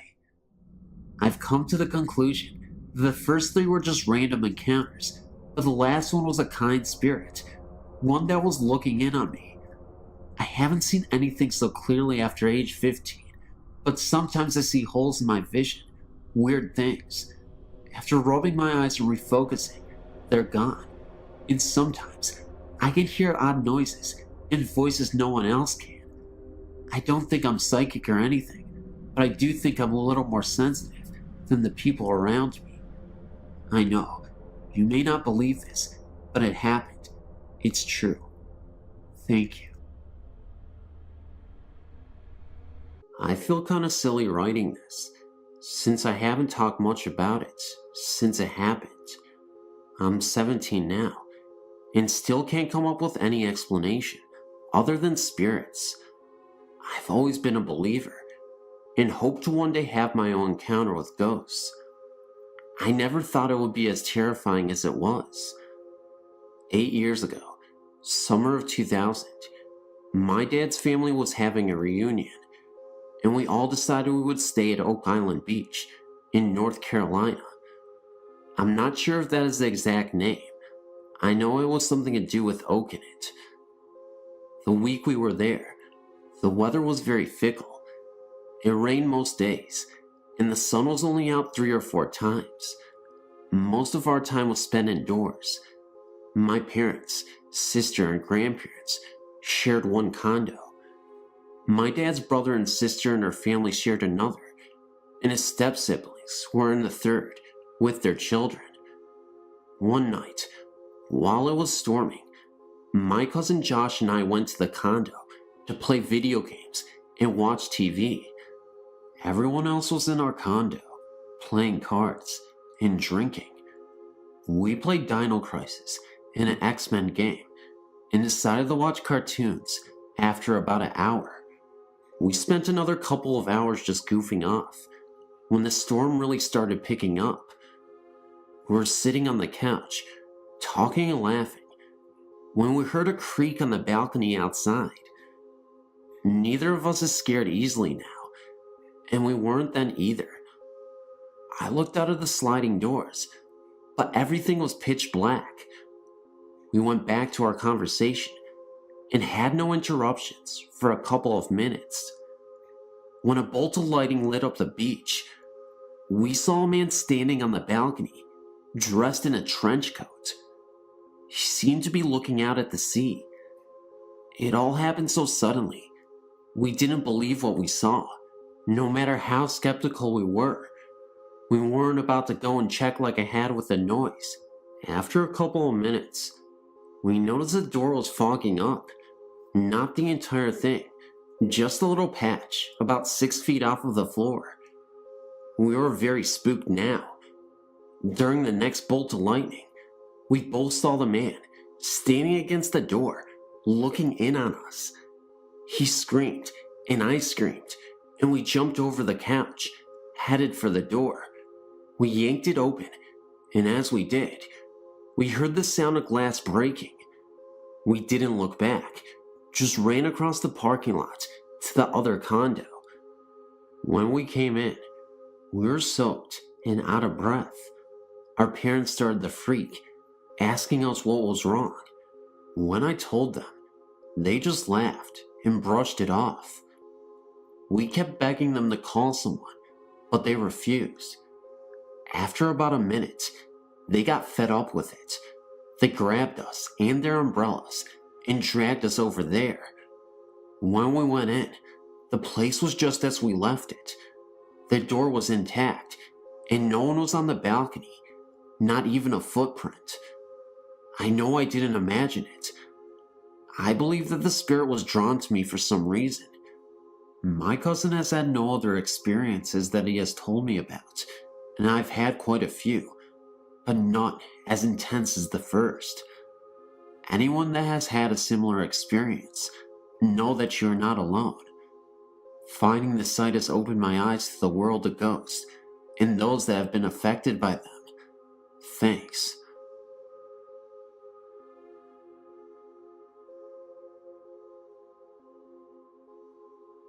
My Aunt Terry, from my father's side, lived in Oklahoma. When I was about 16, she came here to Memphis, and she told me about a house that she lived in. She said that when her husbands and kids moved in, there was a barn out back, and she said when she walked in there was an upside-down pentacle on the barn floor. After she saw that, she never went back out there. One night, when everyone went to bed, my Aunt Terry heard the dogs barking in the kitchen. She went into the kitchen and watched her dog bark at a corner in the room. The next night she went to bed, and the TV in the living room came on by itself, and she said it did it every night. So one night, she decided to unplug the TV, and she went to bed as normal, and the TV still came on. Then another day, after everyone ate dinner, they were all sitting in the living room. My aunt looked out the window and saw a pair of red eyes. Her husband saw them too, and it really freaked them out. On yet another night, my aunt and uncle and the kids were leaving to go see a movie, and on the porch stood a beast with red eyes, and half his body was human, but the rest of him was like an animal. She described his hands and feet as hoofs. Well, after they got home that night, my aunt and uncle made the kids sleep with them, and Catherine started to get really sick. When my aunt and uncle tried to take her to the hospital, the car wouldn't start, so they had to push the car all the way down the street, and it started right up. The doctors couldn't find out what was wrong with Catherine. My aunt and uncle decided to move, and every morning the car wouldn't start when my aunt had to go to work, until my uncle pushed it down the street. After my aunt and uncle found a new place to live, when they got everything they owned out of the house, Catherine got better immediately, and the car never gave them a problem, and the TV never came on by itself again. Some strange occurrences, but I swear they're true. Thanks for reading.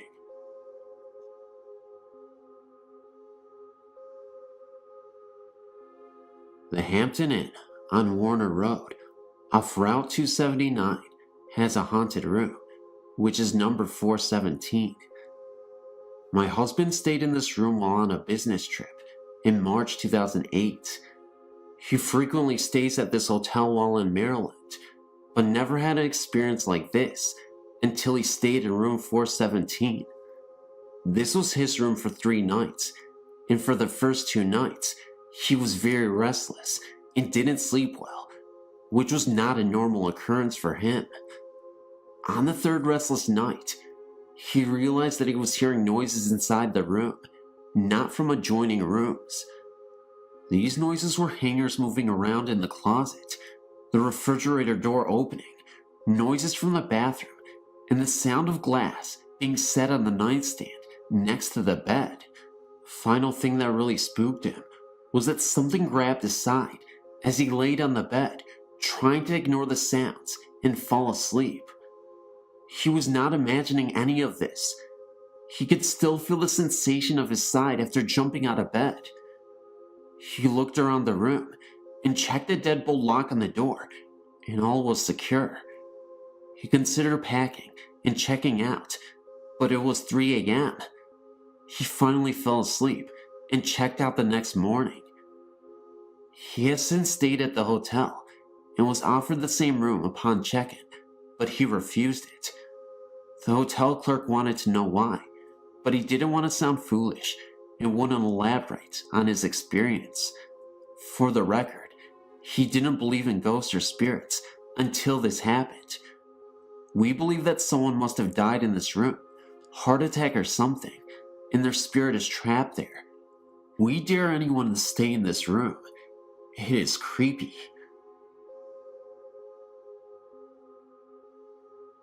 Last year, I was living in an apartment on the far northwest side of town in Chicago, Illinois, and had one experience in an apartment that for the most part was pretty quiet, but for this experience.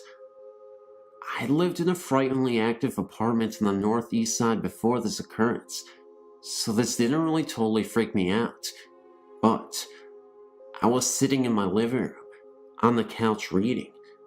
The sun was reflecting through the blinds, which I halfway closed, and the TV, which was directly in front of me and perhaps 8 to 10 feet away, was off. I sat reading for quite some time, and at one point looked up and into my reflection on the TV screen. Sitting a few inches from me was a woman with a pageboy hairdo, perhaps in her early 40s, with glasses on. I could see her curves as she sat, so there was no mistake that she was a woman. I turned instantly to my left side, irrationally expecting to see someone sitting next to me in my lockdown apartment where I knew no one but myself had been the entire day. No one was there, of course. I looked back into the TV reflection again, and she was no longer there. May I point out that there was absolutely nothing in that apartment that could have made such a reflection. I was on the 2nd story, so there was nothing inside that could have reflected that way, no nearby trees, etc. It was a bona fide experience. There was this one terrifying experience, though, that has haunted me ever since while being in that apartment. I was sitting in the bathroom, doing my business, as usual. I left the door open because I felt very uncomfortable with the door closed. I don't know why, it just gave me that feeling. I saw that same lady, early 40s style, with the pageboy hairdo, right outside the door. It was like she was fixated on me, and she appeared momentarily, just staring at me. Although the bathroom light was obviously on, the hallway outside the door was pretty dim, so you could just barely make out the outline of her face and her body. There were some slight changes with her this time. The only difference being this time was that she looked like she was in some kind of nun outfit. It was really creepy. This was the moment where I was terrified. I didn't know what to think. She kind of looked like Mother Teresa in a way. It also looked like she was trying to open her mouth, but somehow couldn't. Like she was unable to speak or something. Maybe she was in danger. Just like that, she disappeared. And later on in that day, I also saw an orb float around. It was pretty eerie. For the record, this was a highly Polish neighborhood and had been for years, so I have a feeling it was some old Polish lady that couldn't leave her building. I lived there for a year and am now gone. I also have a theory that because she is Polish, that she was wearing the nun attire due to her religion. You see, Polish people are Roman Catholics usually, so it all made sense to me at the time when I thought about it. Thanks for reading.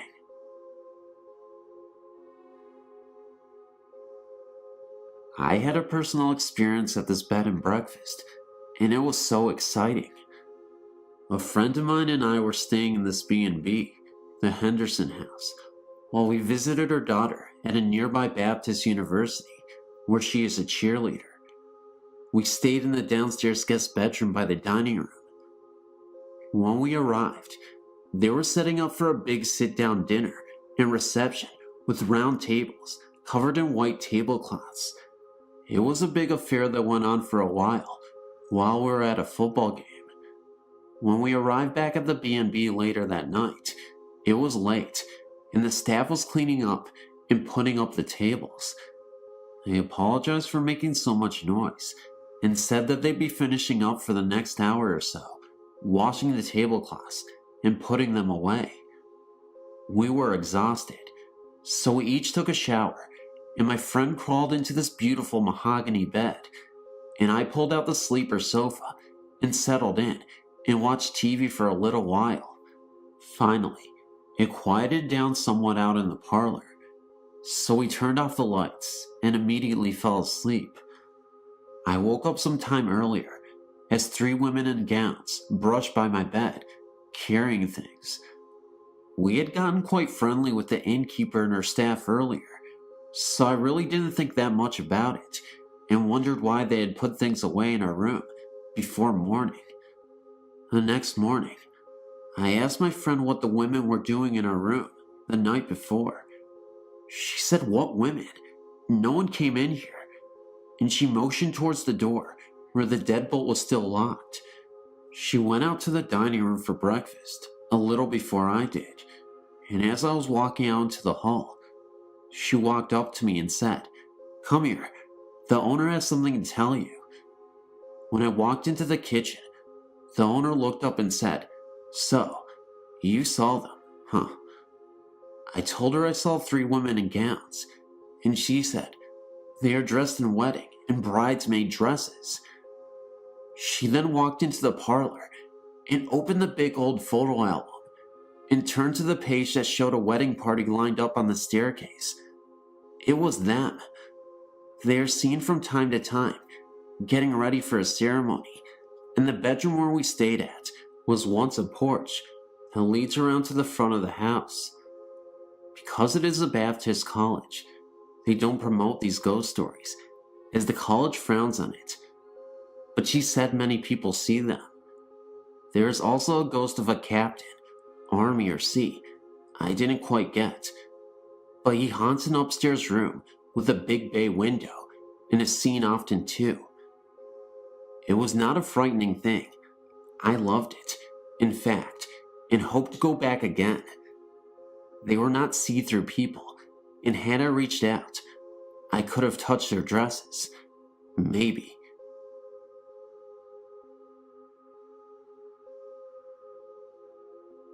In the year 2000, my husband and I moved to LaGrange, Georgia, to a fairly new apartment on Old Airport Road.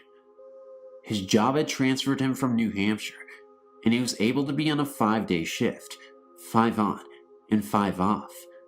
That meant he would not be home every other week, as he was a truck driver for a major store chain. Anyway, after being there a month or so, we decided that it was a great little town to settle down in and began looking for a house. During this time, we had no incidents at the apartment. After another 2 months of searching, we finally found the house we wanted. It was a 3-bedroom ranch with a small in-ground pool located in a rural part of LaGrange. When our offer was accepted, We were ecstatic. This is when my 4-year-old son began falling out of bed at night, something he had neither done before or after living at this apartment. Eventually, this led him to waking up in the middle of the night, and I would have to go in and confront him, which was usually fairly easy to do, and he'd go back to sleep, only to wake up later again in the night. When I put them to bed, I would sit in the hallway between both of their doors. Daughter's bedroom was at the end of the hall, which was about 10 feet long, but their doors were close together. I would have all the lights off, except the hallway, and once they were asleep, I'd go and get on the PC in the dining room, adjacent to their hallway. This hallway had a bathroom at the opposite end of the bedrooms and a laundry closet where my washing machine were.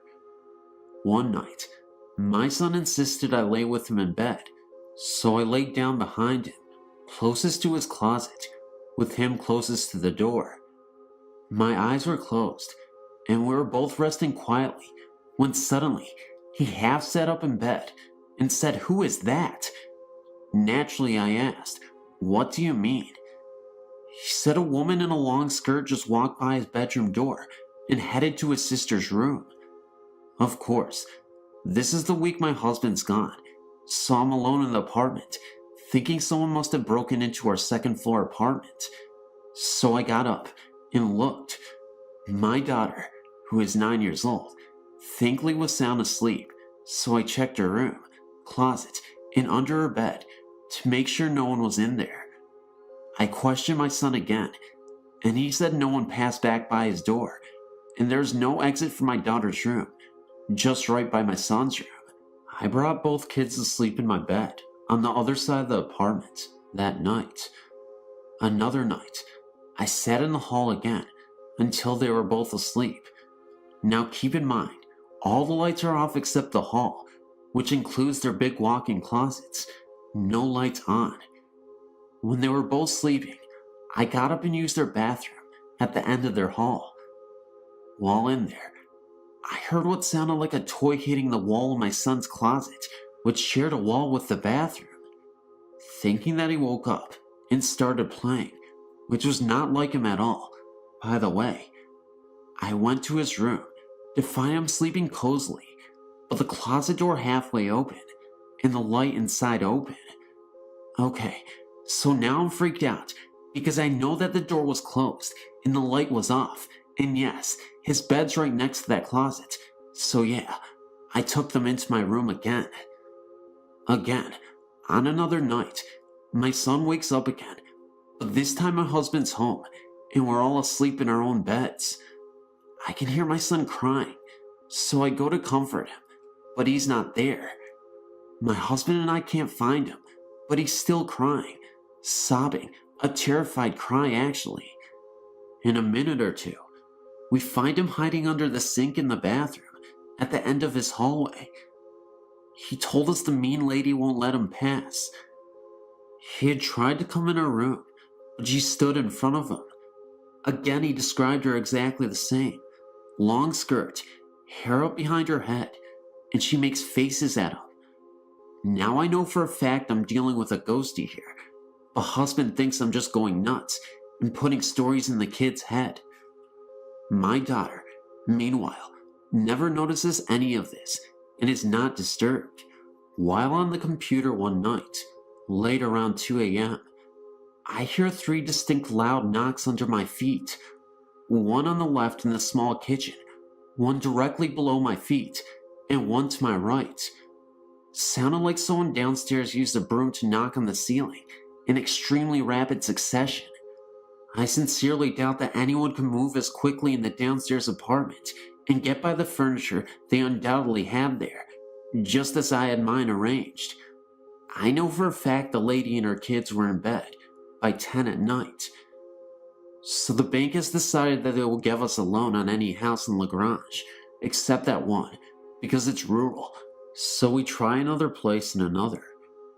One night, I'm sleeping, and have a more vivid than any other dream I've ever had. Kind of like a dream nightmare. In it, we live in the house, and I'm looking for my son, only to find him floating face down in the pool. I woke up crying and made up my mind that there's no way I'm ever moving into the house. So now I must convince hubby, who thinks I'm nuts anyway, and is determined to get to that house. Well, having bought a puppy when we started looking for a house, this collie is now almost fully grown size, but he still has accidents, so we keep him penned in the kitchen with a large baby gate. When we go out, this doggy somehow gets past the gate by pushing a corner or whatever, and is running around our apartment. So one night, we're going out to dinner, and hubby and I lock up Poochie and set 2 high back dining chairs against the gate. Keep in mind, our apartment is carpet, thick and plush everywhere except the kitchen. When we return, Puppy is looking at me from my kids' hallway, and the gate is still exactly as we left it, and the chairs are too. Not one thing had moved, but somehow, according to Lovey Hubby, I'm supposed to believe the dog vaulted over the chair backs and somehow landed without killing himself or breaking my dining room table, which was a mere foot or two from the chairs. Yeah, okay. My downstairs neighbor's kids told me that their mom was upset because I let my kids run around my apartment, banging at all hours of the night, mostly after 10 p.m., and she can't believe I let my kids stay up so late. She has to get up early, yada yada yada. Except, my kids are in bed every night at 9 o'clock, and asleep no later than 9:30ish. I see a shape leaning out of the kitchen door, watching me as I watch TV and tell it, "Come sit by me and leave my son alone." It didn't sit with me, but it didn't bother my son that night. I never noticed my dog noticing anything. The only cold spot in the house was the kids' hallway, and not always, just mostly. Hubby slept in son's room one day, in the afternoon, and, even though we had central air, complained that he sweat like a hog, and had the worst nightmares ever. But the place still isn't haunted, and yes, he steadfastly refused to ever sleep in there again. I saw blinds move on their own, doorknobs that rattled when I was alone in the place, and no, it wasn't a teeny shake caused by some truck rumbling by, which was there some 50 to 100 feet between the side of our apartment and the road. This was a defined and voracious shaking, a definitive hello, I'm trying to open the door, but no one in the apartment but me.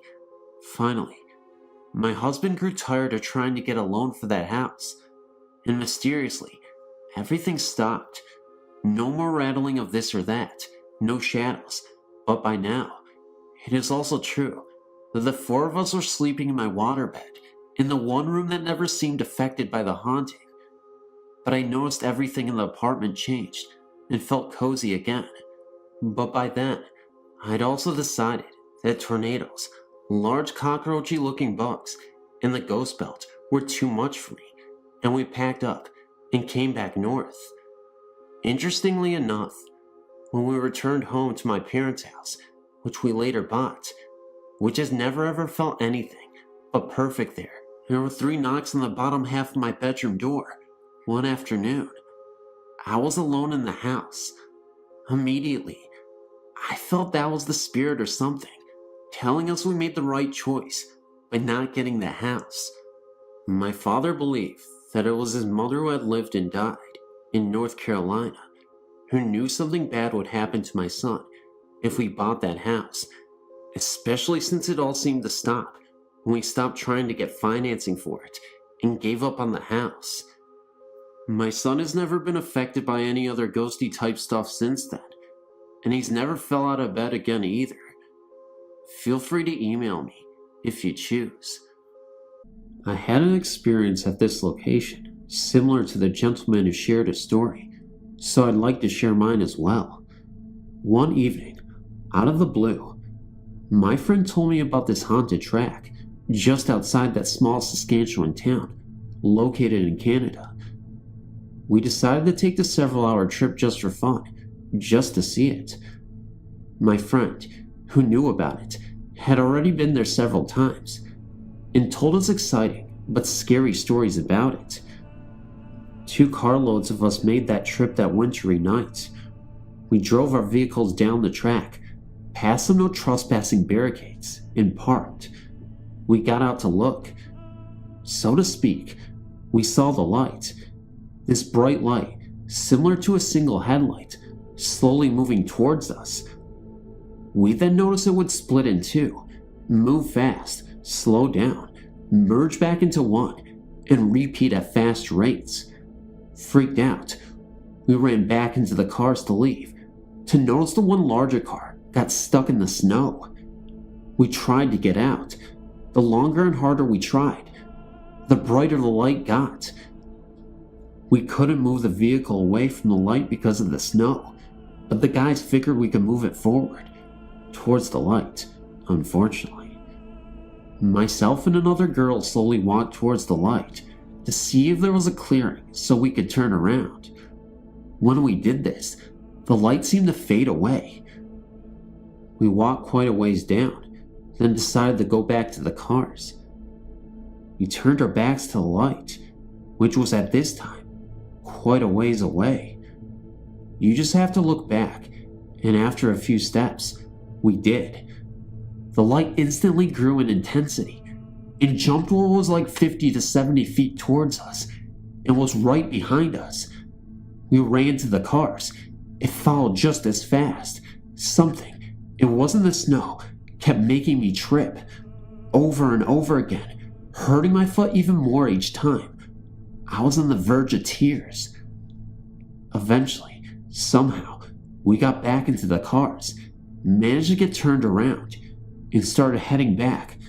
Then the car in front of us got stuck. The light moved up the road with us, but this time, maintained a bit of a distance.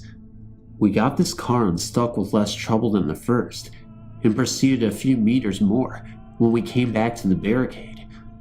I don't know how we got past it at first. It seemed impossible to get back.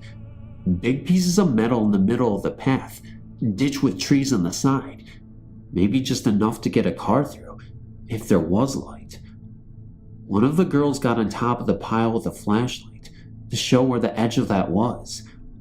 I got in the ditch to show where the edge of it was, turned on the headlights, and the most absurd thing happened. The spotlight went crazy, fast, unpredictable movements, sudden duplications, merges, etc. Then little red lights surrounded it as it turned into one huge glowing white light. Then the huge light went out, gone, instantly. The red lights remained, and they flew towards us at high speeds. I tried to get myself out of the ditch and run to the car, but my foot felt as if it was being pulled back by someone. I yelled at the top of my lungs for help, but everyone else was spooked by the red lights, and they were running. More resistance was felt to my ankle, and I looked back at it and noticed the red little lights now, about a meter from me. I yelled at them to leave me alone, and for my friends to help. All of a sudden, I was released from its stranglehold. I then proceeded to leap from the ditch and ran as fast as I could. I got up and ran as fast as I could to jump in the car. We left and got away from those tracks. I know I yelled. The scary thing was, I asked my friends why they didn't help me get out of the ditch. They said they didn't hear me yell at all for anything. I know I did. Did the ghost take away my voice then and there? Discussing this event afterwards with the group, we concluded I had the scariest experience of the 8 or so of us who took the trip. Why? They aren't sure, but I think I know. I was the one who didn't believe any of it would happen. The ghost had to prove me wrong. They did. Trust me. Believe. They are out there, and you don't want them to have to prove it to you. Every time I tell this story to anyone, even typing it, my body stiffens up like I did that night. I feel a cold sweat, and every shadow scares me. It scared me to tears that night. I returned another time with other friends. They all believed at first, so they ventured out down the path, ran back within seconds, scared out of their wits. I got as far as 5 steps from the car when I jumped back in and locked the doors. Something felt wrong, like I wasn't supposed to be there. I couldn't even look down the path. I traveled 4 hours. Didn't even look again, just to travel another 4 hours back home.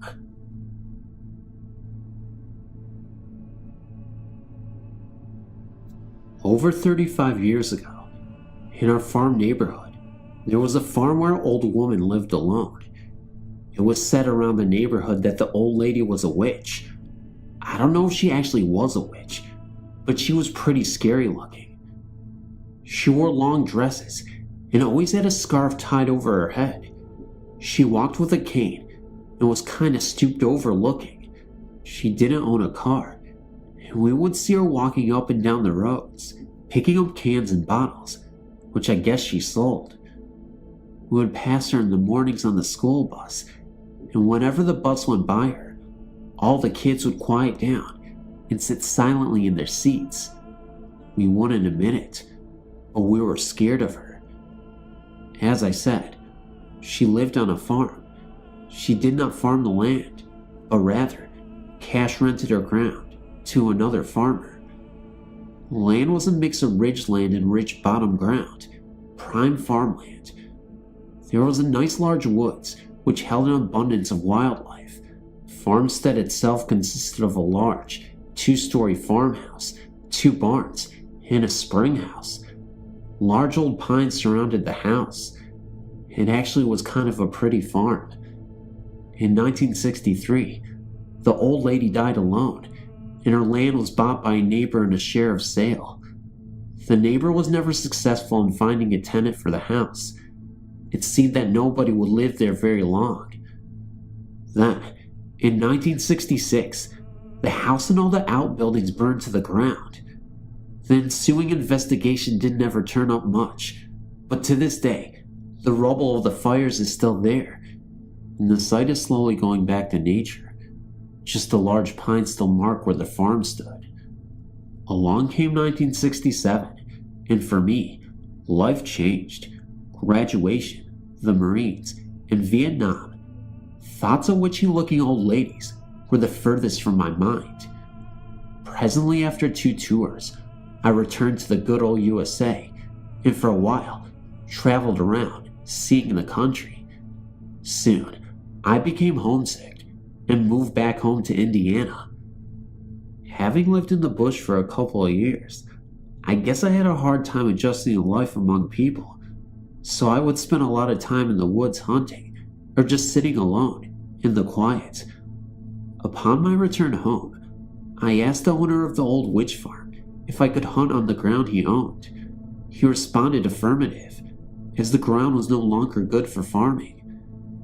It seemed that after a couple of years after the old woman died, springs burst forth out of the hillsides on the farm and saturated the bottom ground, ultimately turning the farm into a marsh. Today, you can slog through the marsh and find the tops of fence posts sticking out of the ground for about 10 to 12 inches.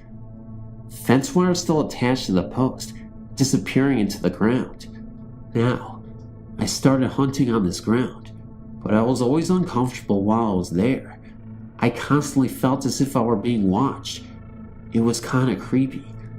You could just feel something unnatural was there with you. However, having survived the NVA, I was not afraid of any creepy Indiana woodland. One rainy night, in the late 1970s, I decided to go fox hunting. I left my uncle's home and ventured out in the woods with a light, a fox call, and a shotgun. I knew the best hunting would come in the field behind the old witch's woman's farm stand, so I crossed the creek and went up the ridge to the old farm. I set up and began to use my fox call. I was not afraid. I'd learned long ago not to let my mind get the better of me. After a while, I called in a gray fox, but I was not able to get a good shot at him, so I held my fire. It was very quiet, just the sound of the rain falling.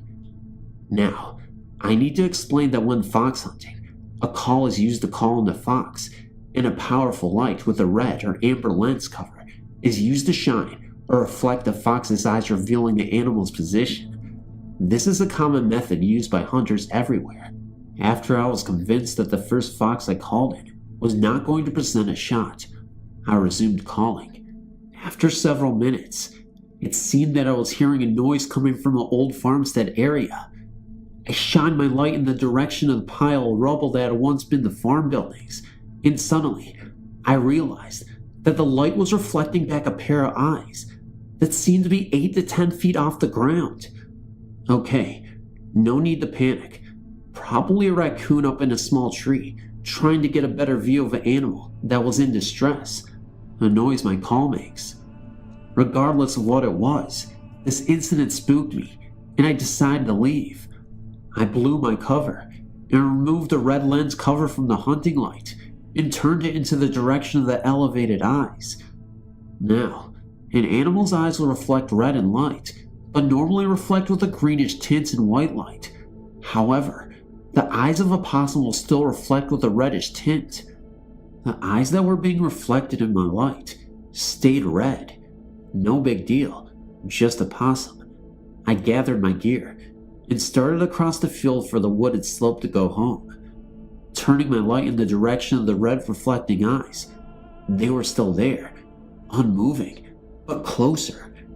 Now, any animal whose eyes are being reflected in light will eventually move their head, causing a momentary break in the reflection. These eyes were unblinking, unmoving, except they appeared to be following me towards the woods. Scariest thing was the fact that the eyes were still about 10 feet off the ground.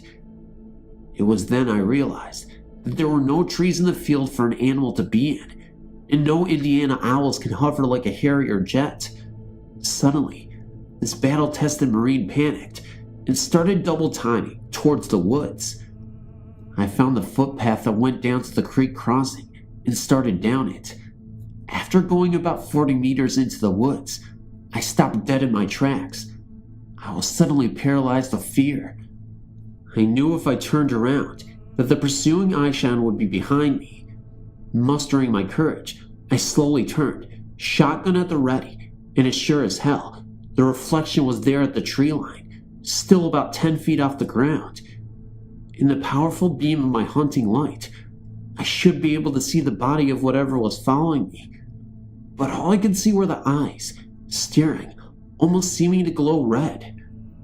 I was toying with the idea of shooting at what I was now sure was an apparition, but a low guttural sound, which came from the same location of the eyes, convinced me that this was not a good idea. I was overwhelmed with the feeling to get the hell out of here, so finding the feeling in my legs, I broke and ran like I never had before. I did not even use the stepping stones at the creek crossing. I just splashed through the water. I continued my pace through the scrub timber until I finally found safety in my uncle's farmyard. At this time, I heard a cry coming from the timber that I cannot duplicate or describe accurately, but it had a mocking quality to it. What did I see in those woods that night? I don't know. It wasn't anything indigenous to the Indiana woods. It was something that scared the hell out of me more than an NVA B-40 rocket ever did. I know that I will never go into the woods again at night. This incident happened over 20 years ago, but I can't shake the image from my mind.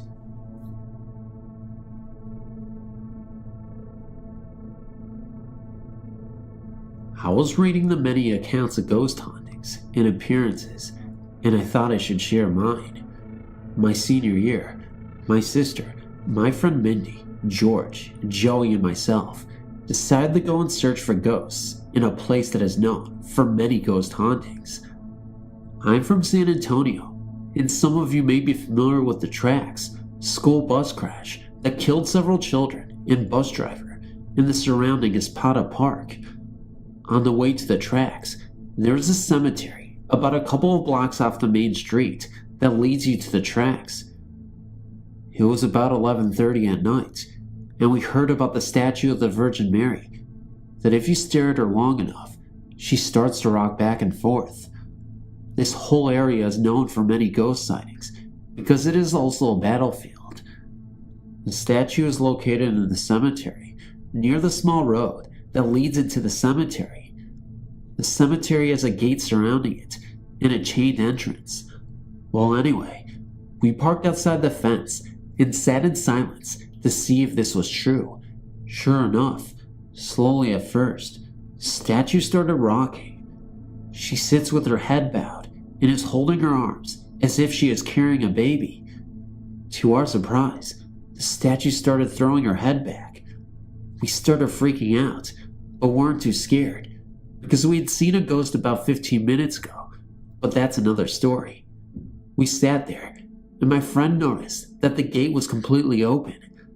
I don't know how we would have missed an observation like that, since we have to pass the entrance to get to the park outside the gate to see the statue. We all decided to go in and get a better look. We were being stupid and just weren't scared enough, I guess. Slowly, George began driving, and as we kept getting closer to the statue, the harder she would rock. When we got to where we were aligned with the statue, about 10 feet, the most horrifying thing happened. The statue lifted her head and stared at us, but with no eyes and no face. It was completely black, and what made everything worse was that as soon as she looked at us, the car shut off entirely. We were in hysterics, screaming as if we were being murdered. Even George and Joey, two 18-year-old men, were screaming like girls. The car was a year old and had no problems with it. George continuously tried restarting the car, and it just would not turn on. The rest of us are looking away from the statue, and I was praying to God to start the car. Finally, what felt like an eternity, it started, and we hauled ass out of the cemetery and took a right out of the entrance, which leads us further away from the main road towards the tracks. We were in shock and decided to skip going to the tracks and go home and pray. When we got home, I noticed the TV was on and the news was blaring. It was announced that an earthquake had just hit the San Antonio area. I guess that explains what happened at the cemetery, even though I swear it was paranormal. I'm not even entirely sure what happened that night exactly, but I know it terrified me. But how do you explain the black eyes? How do you explain everything else? Maybe it was a paranormal earthquake, if that even makes sense. You know how I was talking about the ghost from earlier that I said I wouldn't mention? Well, I guess I should mention it now. A few minutes before we were heading up to the cemetery to see the statue, we saw this old guy out in the fields, just digging. As we drove by with our headlights on, we flashed towards the guy. He looked up at us and looked absolutely frightened. Either that or angry. It was hard to tell. But as he was looking up, his eyes were black. Not only that, but his eyes were so black that they were reflecting off of the car. I'm not even sure if that makes sense, but that's what we saw. We ended up driving past that area, and that's when we went into the cemetery. Now, you may dispute this and may be skeptical about what happened, but I'm telling you, honest to God, it really did happen. I know a lot of people say that, but I swear on my life that it did. Every time I pass by that cemetery, I can't help but think of what happened that night. I don't know if I'm ready to see that thing again, once it decides to appear. But I'll tell you what, whenever someone tells me a ghost story, I'll listen and believe.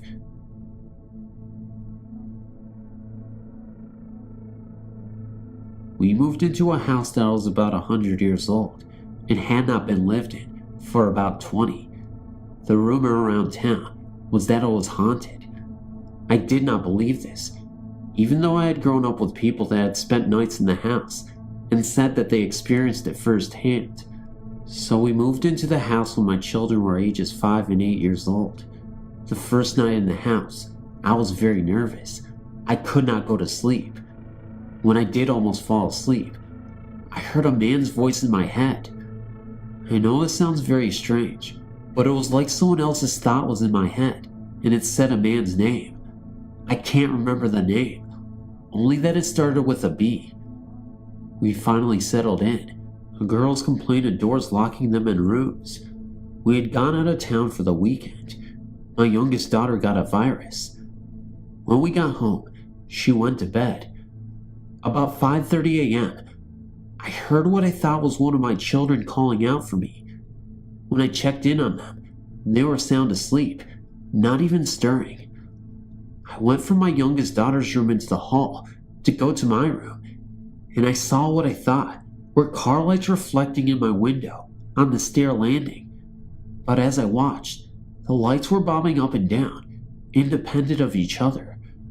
They went down the steps, turned at the landing, and continued down the steps until they disappeared through a door.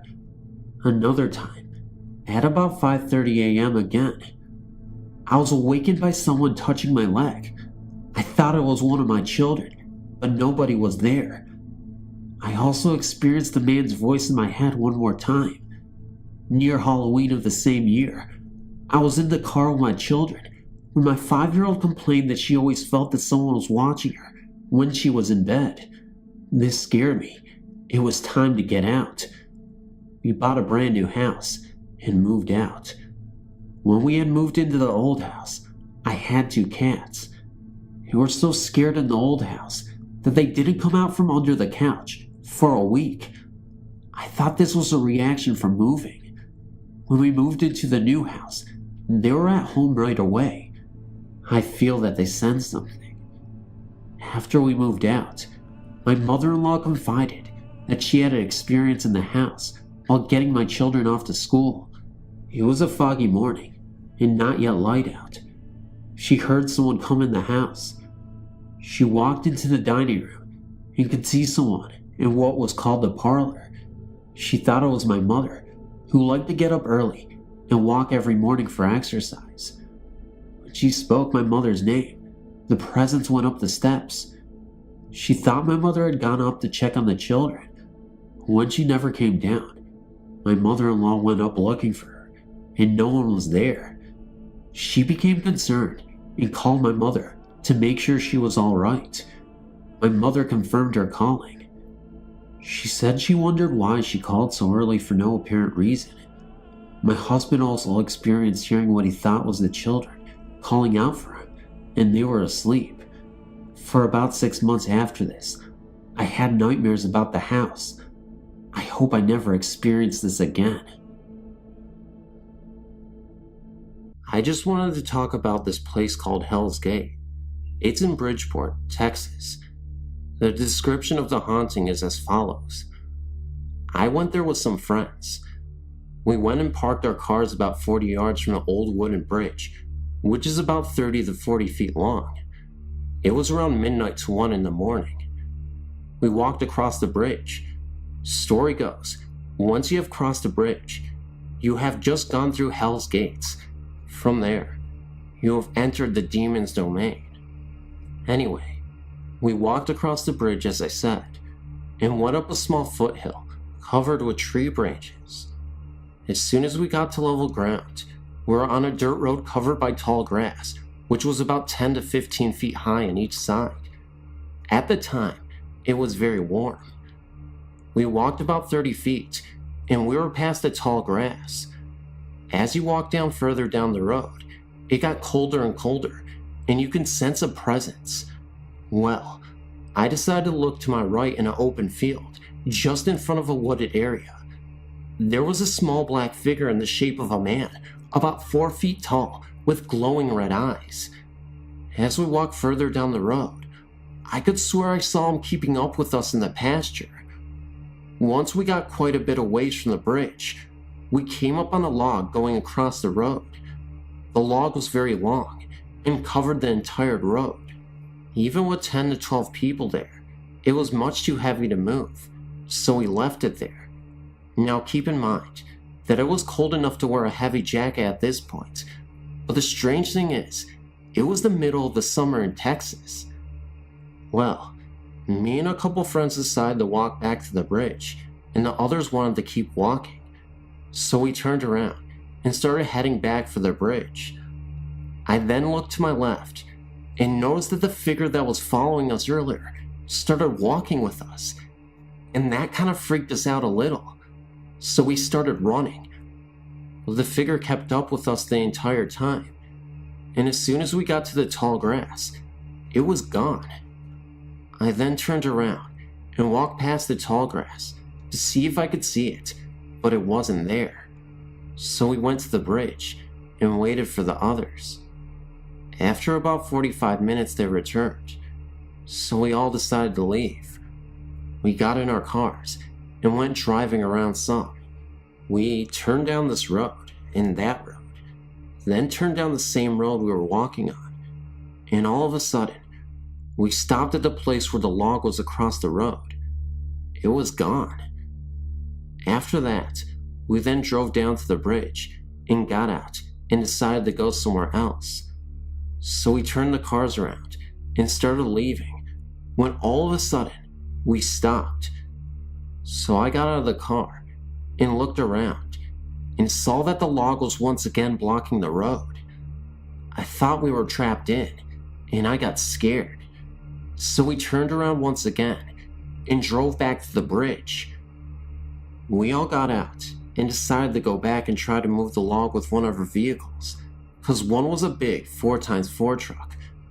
But when we got to where the log was, it was gone, so we left in a hurry. And since then, we have returned a few times and seen the log in the road, but we never drove our cars down the road ever again. I know this might sound kinda silly, the whole log incident, and maybe you might find the apparition story a little bit crazy too, but believe me, this is 100% factual. I wouldn't say it if it wasn't true, honestly, but you can just take my word for it, as it's all you have. Thank you.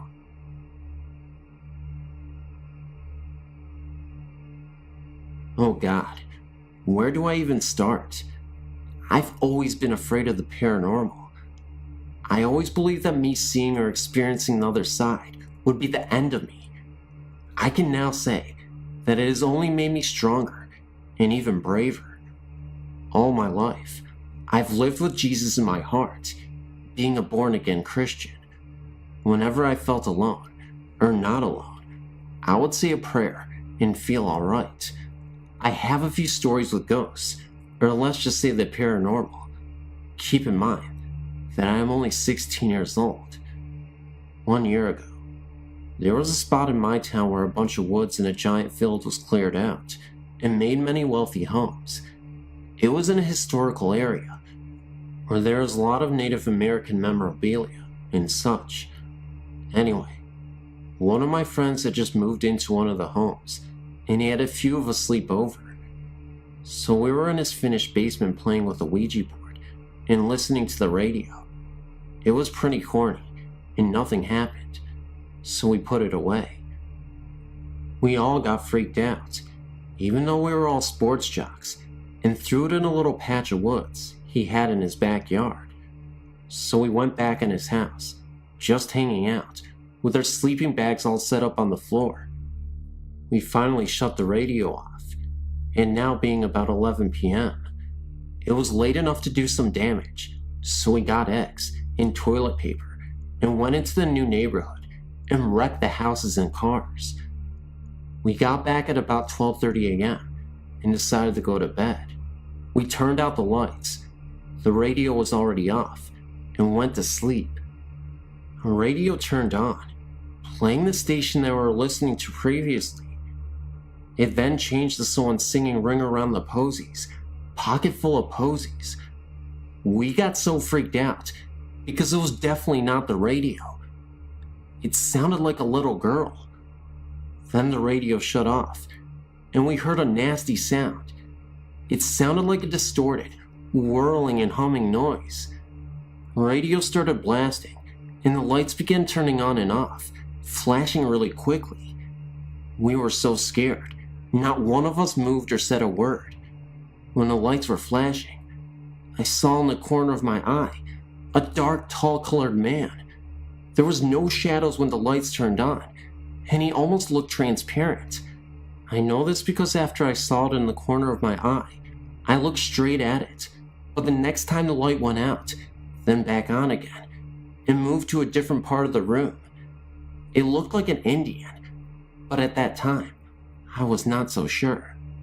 The next morning, after no sleep, we found ourselves in the living room on the main floor. We told my parents all about it, and they said they hadn't heard a thing. When we went outside, not a single drop of egg or toilet paper was on any of the surrounding houses, except for my friends. I'm not lying. This is 1,000% true, and it was on the local news. My friend's parents had the Warrens look at the house.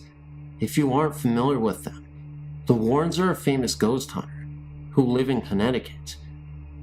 They came to the conclusion that the house was indeed haunted, and it was built over an Indian burial ground.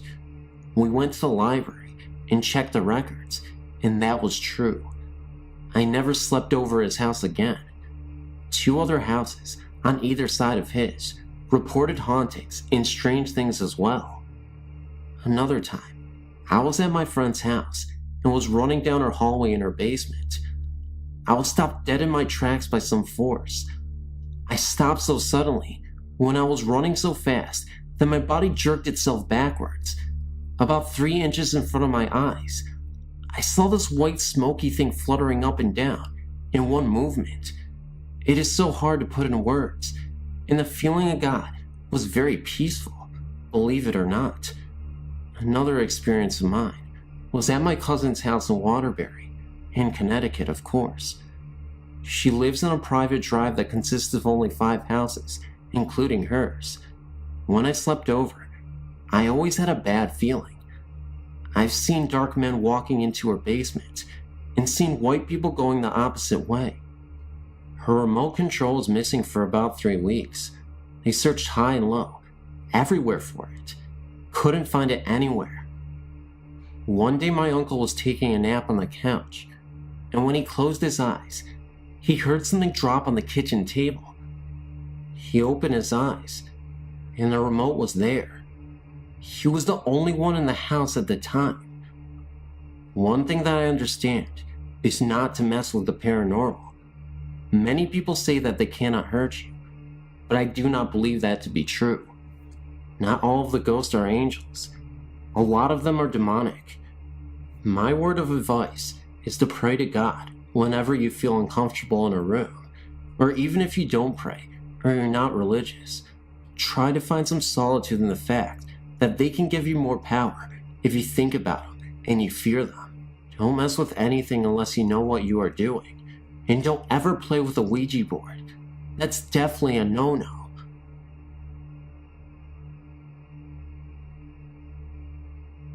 Hello. I would like to share with you some incidents that have happened to me. In November of 2000, my family and I purchased a wonderful old house that was built back in the 1860s. Well, anyway, my first thought of the house was that it is haunted, and now that I've lived there almost a year now, I think that my thoughts have been confirmed. Incident number 1. A friend and I were up late one night, sitting in the bedroom off the living room, and we had the door open so that we could directly see into the living room. And my 2-year-old's rock and roll Elmo doll started going nuts, repeating over and over again, Elmo, Elmo. And after a few minutes of that, it finally started singing the tune it was supposed to play. Keep in mind that her and I were the only people there, and we see nothing by the doll that would cause it to do that, and the batteries were brand new. Incident number 2. While my family and I were sitting in the living room, watching TV one night, I heard some strange music coming from the fireplace room, and when I got up to investigate the music and where it was coming from, I found out that the music was coming from my locked curio box. It was my daughter's wind-up music box playing, and it played the entire song.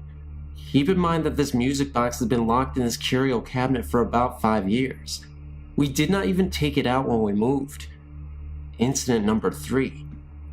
I was in the bathroom one evening and looked over just one time to see the whole roll of toilet paper fly off the spindle, and it's happened more times since then. Incident number 4. I got up late one night to get a bottle for my newborn baby, and all that we had on that night was a nightlight, just bright enough so that you could see around the kitchen. Anyway, I get all done making her bottle and start going back up the stairs. I look over my shoulder to see the reflection of a man sitting at my kitchen table and my glass sliding doors. I ran up the stairs and was scared out of my gourd. My last story is one that kind of spooks me the most. I was about 8 months pregnant with my last child when we moved into this house, and I had her name picked out. It was Pearson Michelle. That was going to be her name. And then one night, just out of the blue, I decided to name her Pearson Amelia. My husband asked me why I made such a sudden change, and had no good explanation to give him for it. I just said I don't know, I guess. It just sounds good to me. Well, about a month after she was born, my mom called me up to tell me that she had done some history researching on the house, and to all of our amazement, a very original owner of the house is named Amelia Poole. I to this day don't know if it was just a coincidence, or maybe she had something to do with it. Well, I could go on even longer about my experiences, but these were some of the ones that stick in my mind.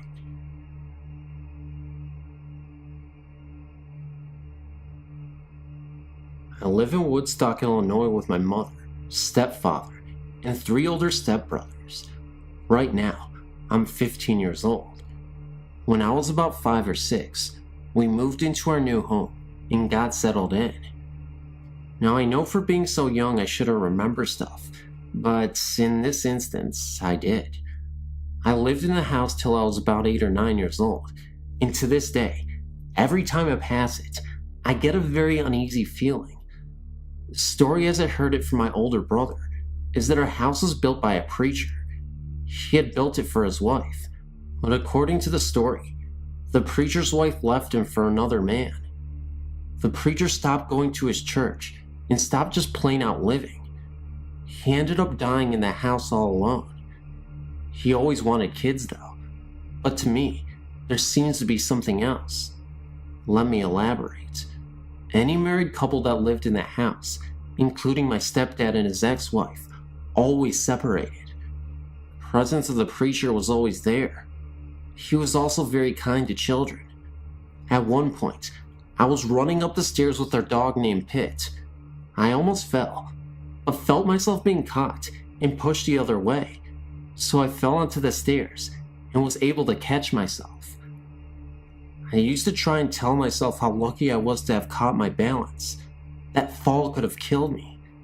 I now know that it isn't my luck at all. It was a nice man who helped me live. But there was something else. Something dark in the house.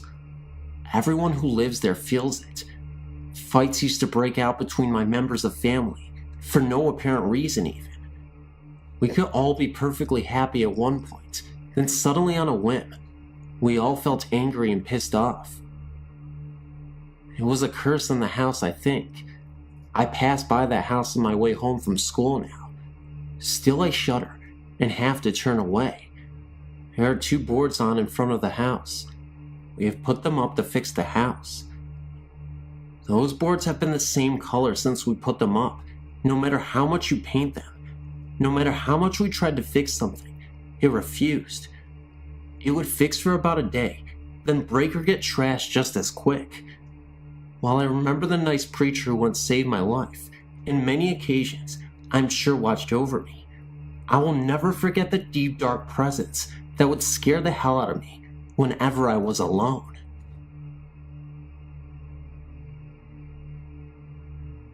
I sent in a story about a week ago. That story had to do with a friend of mine, Stephanie, and her experience at Gettysburg, Pennsylvania. This time, I want to talk about my own experiences.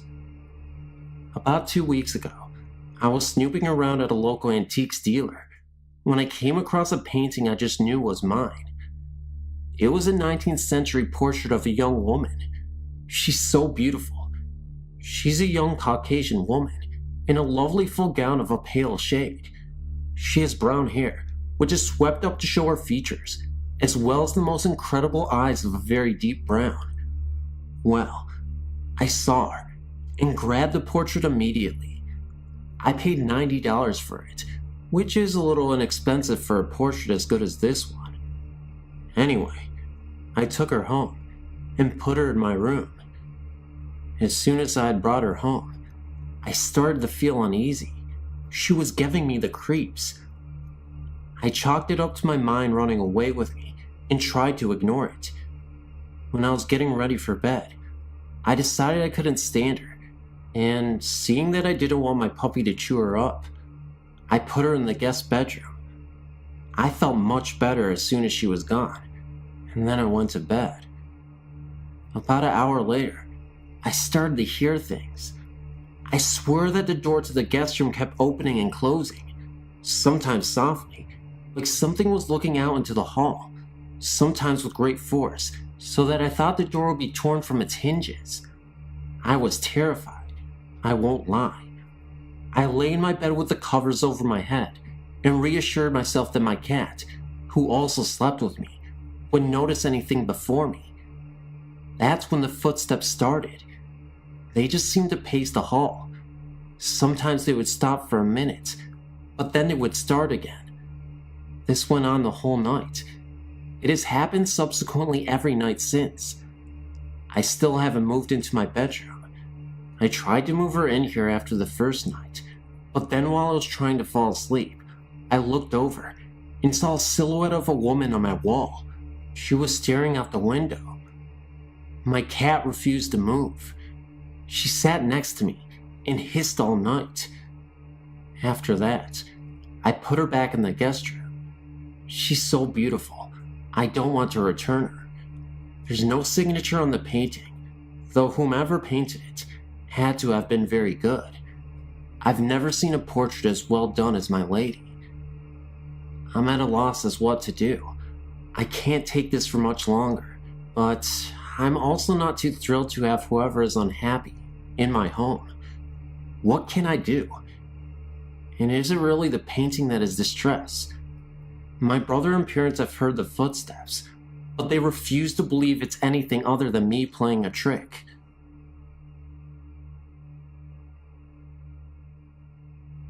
It is said that during World War II, it was used as a housing for the Royal Air Force. I'm talking about the former American military housing. During this time, there was a large storm surge in the North Sea, killing many residents in the complex. I never took much heed until I was stationed at Woodbridge, AB, while in the US Air Forces in Europe. I was assigned to housing in this complex, probably 2 months when weird things started happening. The first was small, but weird all the time. First, let me add that the doors are triple locked, bolted, chained, and key locked. Upon waking to what I thought was a cat moaning, kind of like one sounds in heat, I went downstairs to get a look and see. I did not notice anything immediately. I looked out of the kitchen door and saw nothing. It is well lighted. I turned to go towards the back door when I noticed that the cabinet doors were wide open, as well as the drawers. I shut them, then continued towards the door, looked over to my left. My stereo speakers were facing the corners in which they were placed. I then got suspicious and called for my wife to come look. We noticed that the dust surrounding the speakers were undisturbed. Not that we did not clean. The wind blows so hard off the North Sea, it constantly blows dust under the doors and around the cracks of the windows. Anyway, we laughed it off and commented that we must have had a prankster ghost. About a week or so later, I was watching TV. I still remember the show, Challenge Annika. The wind was blowing through the back door especially strong that evening, and I asked my wife if she would mind shutting the door. She was mad at me. She blurted out to tell the ghost to do it, joking as well as being sarcastic. I shouted, "Hey ghost, would you shut the door?" Amazingly, the door immediately and slowly shut. Let me remind you that these North Sea winds are strong and constant, and takes force for a man to shut. The door was old and creaked like in the old movies, but we both looked at each other and my wife, and said let's go out and eat tonight. I snatched up the keys, and we went out and ate tandoori that night. The experience seemed remarkably innocent for a while, though the small bouts of activity still startled us. It wasn't until a few days later that I got to see this prankster ghost. My wife had been away shopping. It had been in the middle of the night, 9 p.m. to be exact. I heard the front door open and slam, and initially thought that my wife had returned home. At the time, I was sitting in the living room watching television. I asked her if she needed any help with the groceries, but there was no response. Thinking that was unusual, because again, I knew I heard the front door open and slam. I got off the couch and went to the front door. To my surprise, there was nobody there, but I felt a slight breeze of cold air touch my back. Confused, I headed back to the living room, and that's what I noticed. A figure that was dressed in camouflage, reclining on the couch, staring straight ahead at the television, almost as if being frozen. When I walked into the room, I had gotten a view of him from the side. He faded pretty quickly, and he didn't seem to move, but at that moment, it felt like a lifetime. In reality, it had only been about 20 seconds. He also had his mouth open. Interestingly enough, he had the appearance of an older man. I remember feeling incredibly sick to my stomach afterwards. That was when my wife shortly returned home from her grocery shopping. Let me just say before I end this, that before these incidents, I was a true skeptic, laughing at any mention of such things. But now, I try to learn all I can on the subject. Since I was a little girl, my sisters and I had frightening experiences with ghosts. When I was 6, my family and I moved to a fairly new house, only 8 years old at the time, in West Texas. As far back as I can remember, we had strange things going on in that house. First off, at night, if you were to go through the hallway to get to my parents' room, you would always hear what sounded like a TV. You could hear voices and sometimes music. Most of the time, my parents' TV was off. If you left the room and stood in the hallway again, the sounds would be gone. Secondly, when I would try to go to sleep at night, I would always have that classic someone's watching me feeling. I always blamed it on me, being a young child. The house was a very scary place to be at night. Wherever you went, someone was watching you. Friends who have spent the night rarely stayed twice. The areas of the house that scared everyone the worst were the hallways to my parents' room and my older sister's closet. The closet always had a feeling of hate radiating from it. I tried to spend a night in there with my scared sister, and didn't last. I was sleeping on the floor with my head next to the closet, and that just wasn't a good feeling. I went back to my room after she fell asleep. A couple years after we moved in, my younger sister had a frightening experience. Her and I shared a bedroom with our beds parallel to each other, with a nightstand in between us. We were about 3 feet apart. One night, I woke up to her screaming my name. I woke up and asked what was wrong. She told me that, for no reason at all, she woke up and looked over at my bed. Laying at the foot of my bed, she saw a light blue, glowing figure of a woman. Her eyes were gone, and her mouth hung open. My sister described her as looking dead. My sister also added that she couldn't see me anywhere on the bed, so she started screaming my name and closed her eyes. When she opened them, I was awake, asking her what was wrong. She told me, and I looked down at the foot of my bed, and my huge stuffed animal that I had there every night was sparking like it had really bad static electricity. I took it off my bed and threw it in my bathroom sink and ran water over it. Being young, I thought it would help. Years later, my family and I moved to southern Louisiana and moved into a gated subdivision.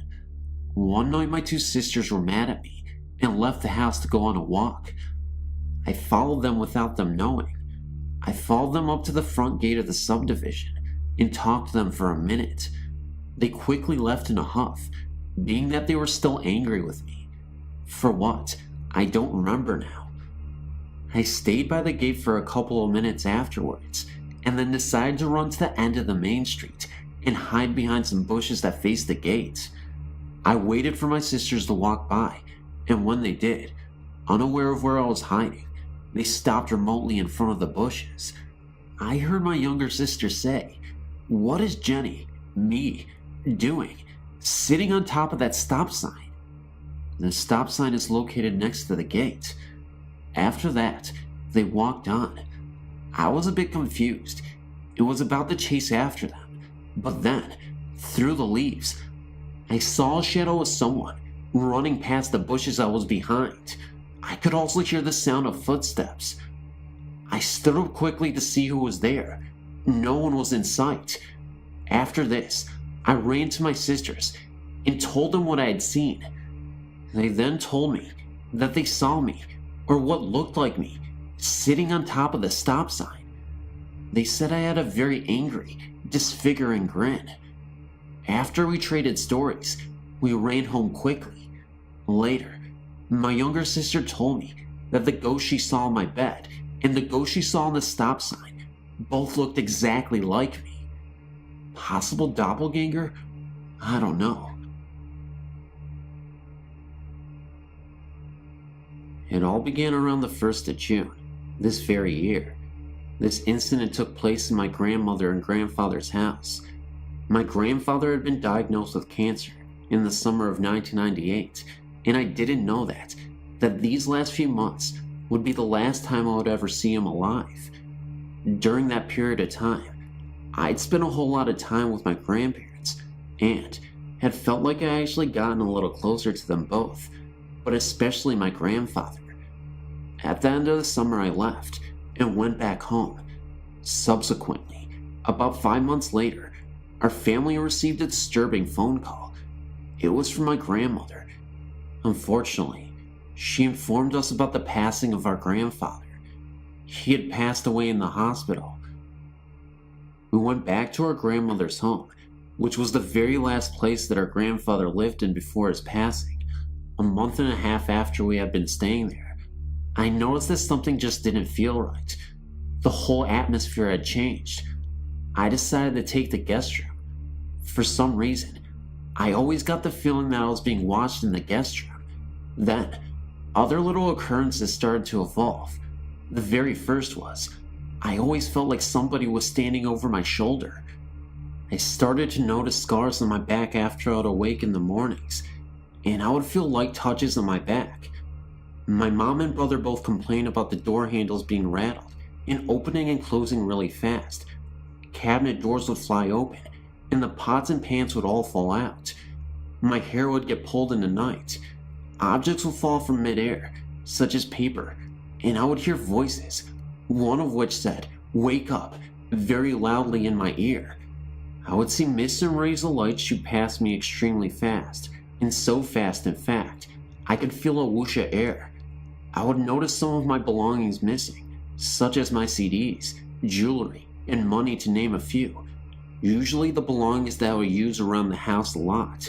I would feel my bed move, as if someone were to bump into it during the night, flickering lights, and last, but certainly not least, since animals can sometimes see things that humans cannot see, my cat would turn her head really fast and just stare at something, which I would not be able to see for a significant amount of time. A little while later, about a month after being there, I saw the unthinkable. After I had sound sleep for about 7 hours or so, I woke up suddenly to a spirit at the foot of my bed, and it was my grandfather. I could not believe what I was seeing, but I will describe this to you in full detail. There was no doubt in my mind that this was actually a spirit.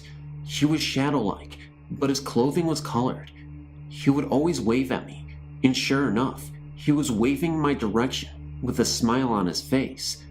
It was plain to see that he was trying to get my attention. He just wanted to see me. I was too afraid to move a muscle, in fear that in spite of everything else, that he would approach me. I had never seen anything like this before in my entire life. I didn't want to tell this to anyone though. I thought that nobody would believe me, or even listen. About a week later, I was in the kitchen with my mom, and she told me that the guest room was where our grandpa had stayed before he died, because he was too ill. That explains the reason why that very room felt like the most eerie room in the house. I almost fainted whenever I discovered that, but I knew that a spirit can travel anywhere in the home, even outside or in back of the house. But it wasn't until a month later that I decided to come out with the news. I first confided in my mom and brother, and my mother believed me, because she said that before I brought up anything that I had said. Our grandmother had experienced the exact same thing, that he was at the foot of the bed watching over her and smiling. I had a phone conversation with her, and I let her do all the talking fast, and everything that she told me measured up with my experience. And it only happened to my grandmother and I, whom he was the closest with, before he passed away. Everyone was wondering why I didn't scream or attempt to run out of the guest room as soon as I saw him, but I was too afraid. Whenever you're that close to something like that, it just takes your breath away completely. I was in my own little calm. I felt very uncomfortable. It wasn't until I started sleeping in the living room sofa that I felt appeased. Albeit, this has not been my first experience. Ever since I was the age of 5, my family and I started traveling around a lot, and we would move here and there. I've went to 9 different schools total. I'm 17 now. In previous homes, I've experienced a whole lot. I lived in a haunted house for a total of 3 years. Not only by all the experiences that I've endured, I've been doing many researches involving the paranormal. I'm really good at picking up on things too, which I've found out. There was this one house that we went into that we were thinking about purchasing, but I felt like something was wrong. There were many rooms in the home that I could just not stop venturing off into. The main ones were the master bedroom and the study. After I left the house, I told my parents that someone from the house must have passed away, someone that used to stay in the master bedroom. So, my mom went to go look up the history of the house, and sure enough, the owner and his wife, on a trip to California, got killed in a car wreck, and they lived in the master bedroom, and the owner spent most of his time in the study. After I was enlightened with that information, I was in disbelief. I still am, even to this day. My mom told me that it goes back to her being Jewish and Indian. She said that she can pick up on and see things too. She claims that it's an Indian thing, but I don't know. Maybe it is. Anyways, God bless everyone, and thank you for your time. Great website, by the way. I'm a current visitor.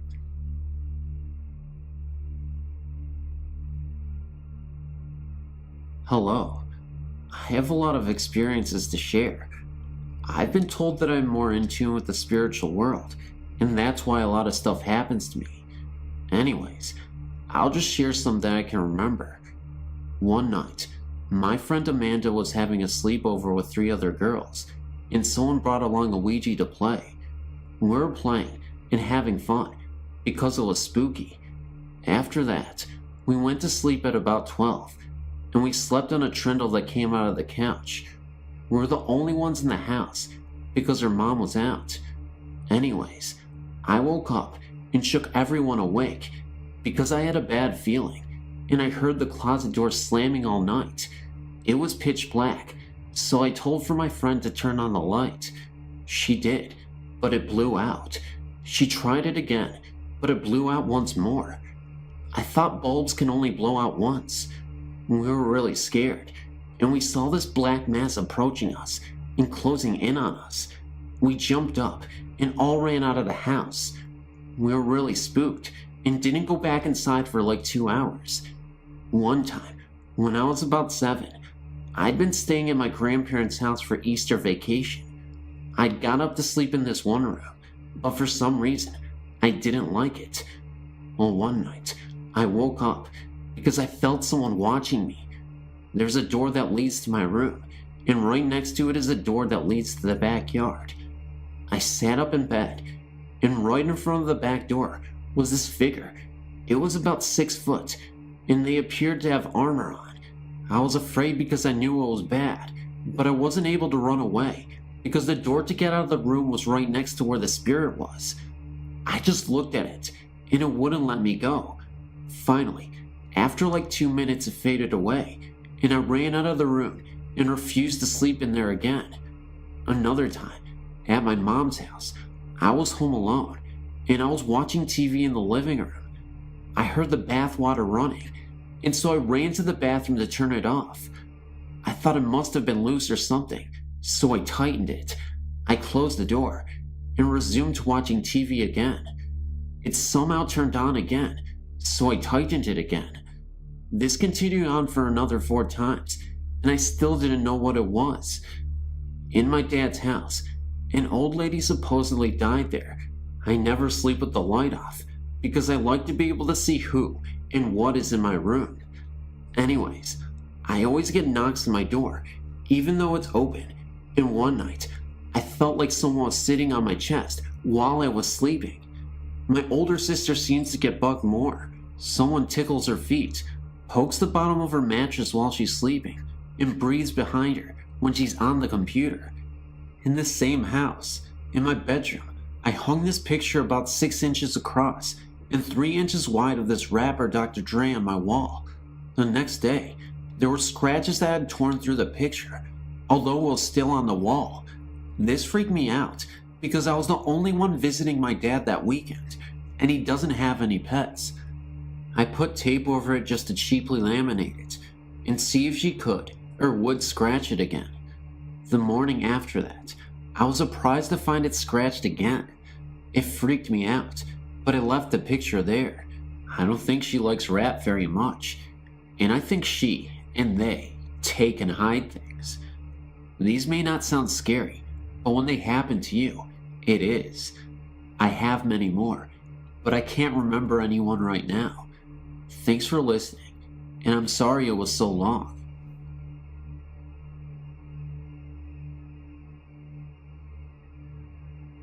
Hello, my name is Annie, and I live in Southern California, just outside of Los Angeles. I've been reading over the stories posted here, and they sound a lot like my own story. First of all, my mom, oldest brother, and myself all have some degree of ESP, which I think makes us sensitive to paranormal activity, and might even attract spirits to us. I'm sure my house has been haunted ever since I was a baby, and here's what happened. In 1979, the year before I was born, my parents and 2 older brothers moved into a brand new house. My mom said the second day in that house, she knew weird things were going on. Footsteps, voices, odd sounds, things like that. All she knew was that our house and all the others in the street were built on farmland. It seemed that strange things would happen in our house for a few days, and then would stop, but then the neighbor would complain of odd things in our house. It seemed like the ghost was going up and down the block to all the houses. I was born in 1980, and ever since I can remember, I've noticed strange things myself. I would hear heavy footsteps downstairs when everyone was asleep upstairs. Sometimes, I would hear chairs dragging across the floor, pots and pans banging, things like that. One day, when I was about 5 years old, I heard a woman's voice call my name from the 2nd-story window, although my mom was making dinner in the downstairs kitchen. My 2 older brothers would constantly ask my mom, "Who is that lady in the white nightgown that was walking in the hallway last night?" Sometime later, a child spirit came to our house also. He liked to go running up the stairs in the middle of the night and generally cause mischief, like hiding things and moving objects around. His footsteps sounded like a toddler scuffing around in a sleeper jumpsuit. My mom confronted the ghost lady one time, and all the ghost said was that I love your baby.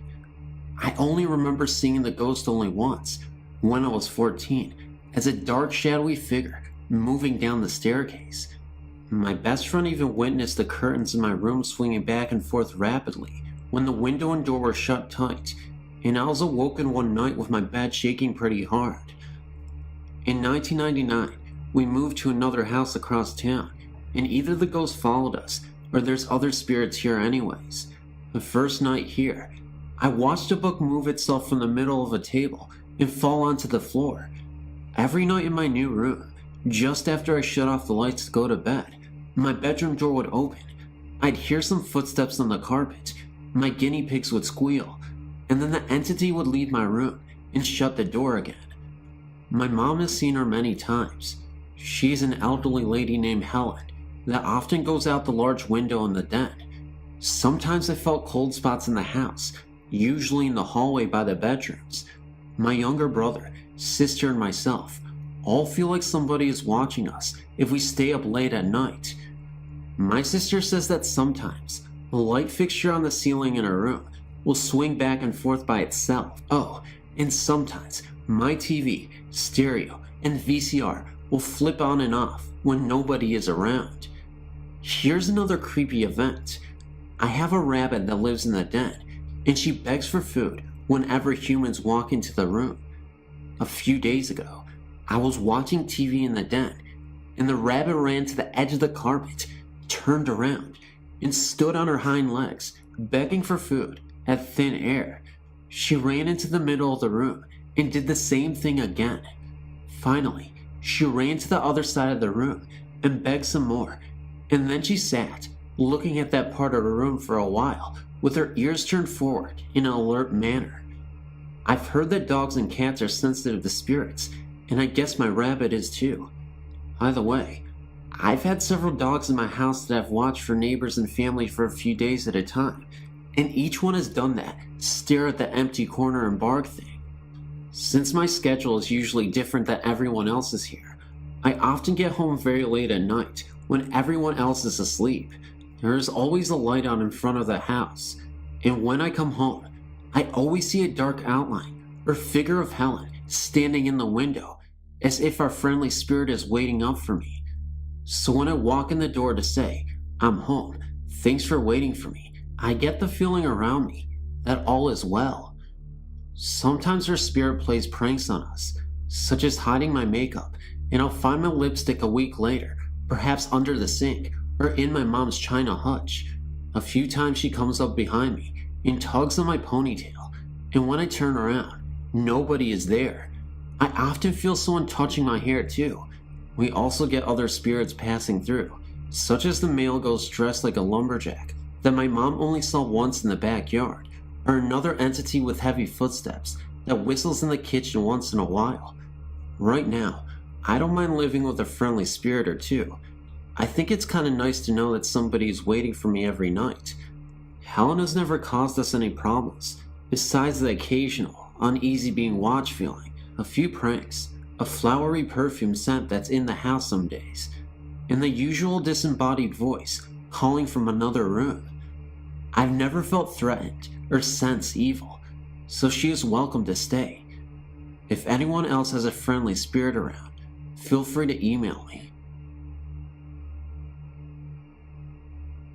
I've had a few ghostly experiences in my life so far. Most are probably my overactive imagination. The incident I experienced in Columbus, Ohio, was as real as it can get. I went to college at Columbus College of Art and Design in Columbus, Ohio. There were plenty of stories going around that the freshman dorms were haunted. CCAD is known as being a very fast-paced, highly stressed school, and that many of the ghosts are past students who killed themselves because their already sensitive dispositions couldn't handle the pressure. I never really gave any credence to these stories until I experienced something that I still can't explain today. I lived on the 3rd floor of the dorms and shared my room with 3 other girls. 2 girls slept on one side of the room, and I shared my room with Rose on the other side. A kitchenette and dining area with the main door leading to the hall separated the two. One night, I was sleeping, and my roommate Rose left to go visit her boyfriend in his room. It's co-ed dorms. I slept without incident until sometime around 9:30. I awoke to the sound of someone entering our room through the main door, coming into the bedroom, and rifling through papers and things by Rose's side of the room. Thinking that Rose had come back to get something, I said, "Hi Rose, you forget something?" but got no answer. The moving of papers continued, and I called out another greeting to Rose, and still got no response. Finally, I turned my head to look at her and ask her what her problem was. I thought she wasn't answering me on purpose, but no one was there. Plus, the shifting of paper stopped and everything fell off of Rose's desk and onto the floor. I got up and ran out into the commons area to ask if anyone had seen someone come in or out of the room. No one had. Then I went down to Rose's boyfriend's room and asked Rose if she had come upstairs. She swore to me that she had been in her man's room ever since she had left upstairs. I really can't remember which room it was, but if you're on the 3rd floor facing the elevator, the room is the 2nd room on your right hand side. Once you're in the room, it's the bedroom to your left. Another quick incident. Not long after that, I was taking a nap by myself in the room. Just as I was falling asleep, someone pushed me out of bed. Most people that I told this about just said I fell out of bed. However, I swear that I felt someone push me on my back and I hit the floor a decent distance away from the side of my bed. Since then, it's been 5 years since I lived in those dorms, and I haven't had any paranormal instances since. Thanks. This happened while I was about 10 years old or so, but to this day, I can never forget it. It was summertime, and summers in India are so hot. My cousin had to come spend the holiday with me. I was wearing a short top with a pair of shorts, and I was still feeling incredibly warm. Since my bedroom was not big enough for all of my cousins, 9 of us, we spread mattresses in the living room next to the kitchen and slept there. I was not able to sleep at all. My parents have also decided to call it a night and were in their room. There was absolute silence in the house. Suddenly, almost out of nowhere, on that hot night, an ice-cold jet of air rushed past me, making me throw my blankets on, but within seconds, it was gone. I forgot about it and went back to trying to go to sleep, but I was disturbed by the sounds from the kitchen. They were the most odd sounds to hear at night. The clatter of vessels, or pouring of water or juice. It sounded almost as if someone was cooking a meal right in our kitchen. It then occurred to me that if a meal was being cooked, who was cooking it? I could not understand this, and since I was afraid to go in the kitchen, I called out to my mother.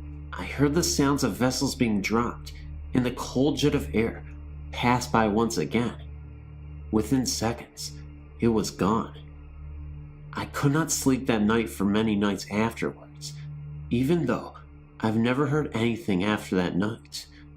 To this day, I've not told anyone about it, and have never clearly explained it to myself. In early November 2006, I went over to visit my grandparents' house and my grandpa wasn't feeling well. He eventually went to visit the hospital. I thought he would just get out in a day or so, because he survived a heart attack before. For the first few days I wasn't worried at all, but after a week in the hospital, I was getting a little worried. About 2 weeks later, he passed away. I was absolutely devastated.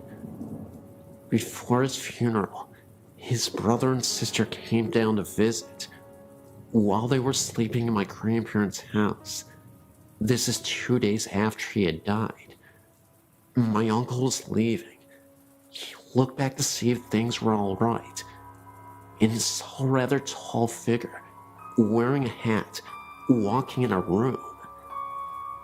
At first he thought it was my grandpa's brother Robert, but he was fast asleep in a different story of the house. He went looking in the room, and the ghostly figure was gone. We all think the figure was our grandpa. He was about 6'1", and always wore a hat. Every time my grandma went to go get food, or to pick up my little cousins, we would get a feeling someone was watching me, but in a good way. In early December, I was decorating the Christmas tree, and I saw a face peek out at the top of the stairs at me. It looked exactly like my grandpa a few years before he died. It kind of feels like a little bit of him follows every one of us.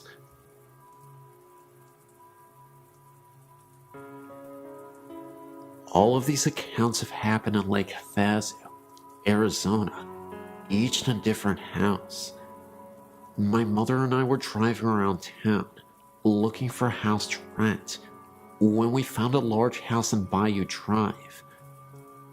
This house was an old bluish color, with vines creeping up the outer walls and into the fireplace, with a large overhang on the front porch.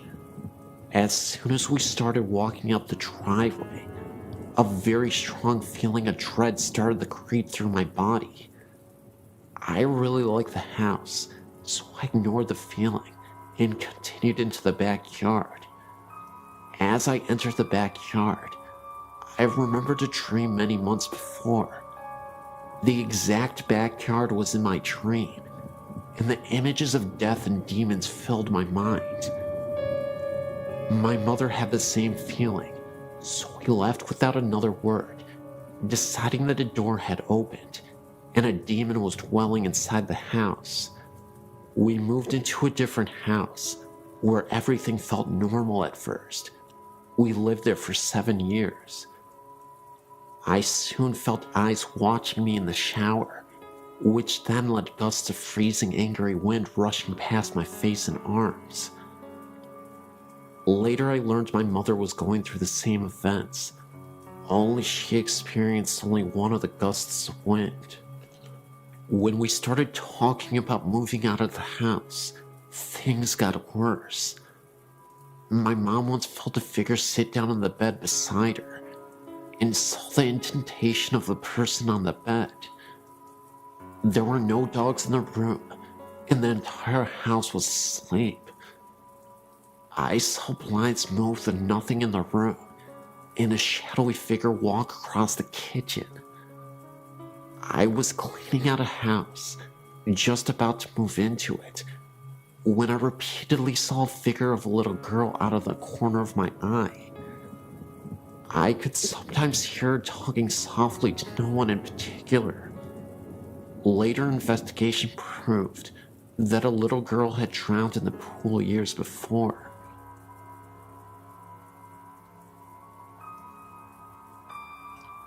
I've had a lot of things happen to me in my life, from seeing eyes in the corner of my room to being slapped by something I couldn't see, so I'm very open to anything and everything that someone would think was weird or crazy.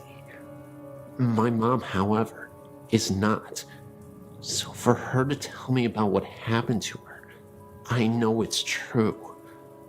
I'm 28 now, and this happened a few years before I was born.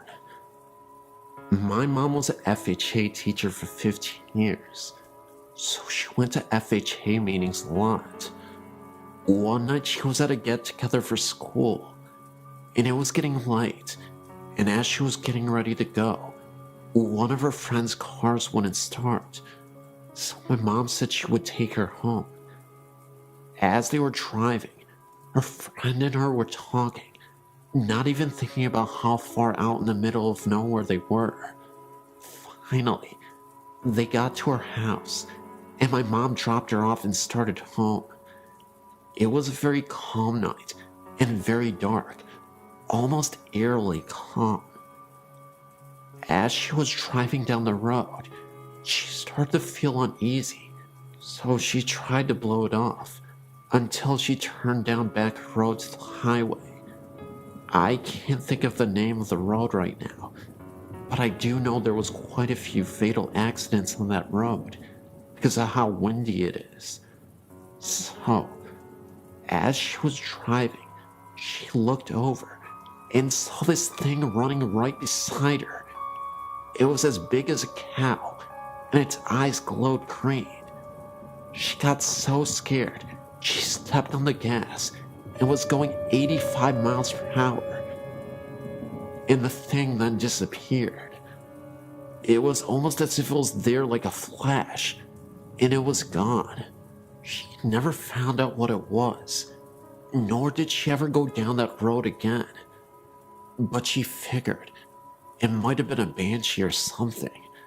After a long look at things, she has only had 2 things ever happen to her in her life that she definitely couldn't explain, and that was certainly one of them. The other was when she went to bed one night, when she was a teen.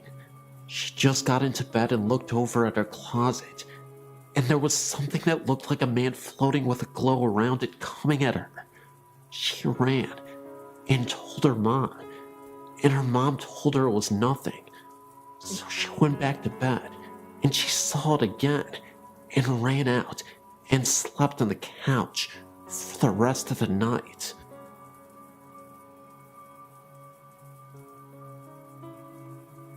I'm a clairvoyant, and I'm used to not being alone. The last house I lived in had a number of distinctive entities, and will only share a couple of my experiences with you now. There was a young girl, probably around 4 or 5, who was very prevalent around the time my son was 3. One night, I had a contact dream.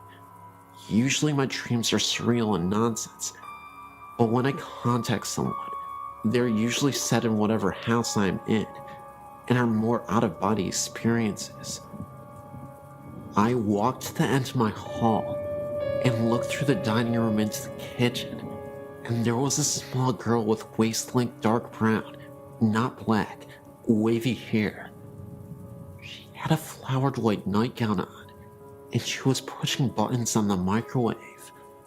When I asked her why she was here, she quickly, and I mean quickly, like Japanese horror across the room in a blink quickly, came up to me. I crouched down, but I couldn't see her face, and somehow I knew she had been badly injured. Think gunshot wounds to the eyes and cheek, so I didn't want to see her face. I explained to her that she needed to move on and go into the light where her family was waiting, and then I walked back to my room with her following behind me. I woke up, then went back to sleep, and a while later my son woke me up, halfways anyway, enough to answer him and kinda remember. And he asked me to tell the girl that she was not his sister and to leave him alone. I told him to lay down in my bed and explained to her she was about 3 feet away, that I'm not her mother, and that she needed to move on, that it wasn't her house anymore. I thought that part was a dream when I woke up, until I realized my son was asleep beside me. The other very noticeable energy in my house was that of a woman who was very straight-laced and controlling. She would often sit on a window seat in my bedroom at night. My husband, who is a very skeptical man, would sit up in his sleep staring with closed eyes towards her and ask over and over, "Who is that? Who the heck is that?" Until I would tell him it's okay. Then he would lay back down. Well, this house was in Oklahoma, and every time there was a tornado weather outside, she would panic and really become agitated and very distracting to those who could sense her. So I'd have to calm her down and watch the storm. When my alarm clock didn't go off, she would bang loudly on the window in time for you to get to work. The only nice thing she would do. But when we were moving out, she really flipped, stirring up whatever else was there. So in the middle of the night, I would hear floor shakings and bangs from completely empty rooms. Tape would be peeled off boxes and placed across the room. Things would be removed from boxes overnight and put in different rooms, like books stacked in the middle of the kitchen after they were packed, and sounds of the TV coming on after it had been unplugged and wrapped in protective sheeting. All in all, it was not a very fun move, especially when I was alone the last 4 weeks of packing, and she kept opening the valve on my air mattress at 2 a.m. My new house is nice, but I keep hearing a little boy talk to me from a corner of my bedroom. Oh well, I guess.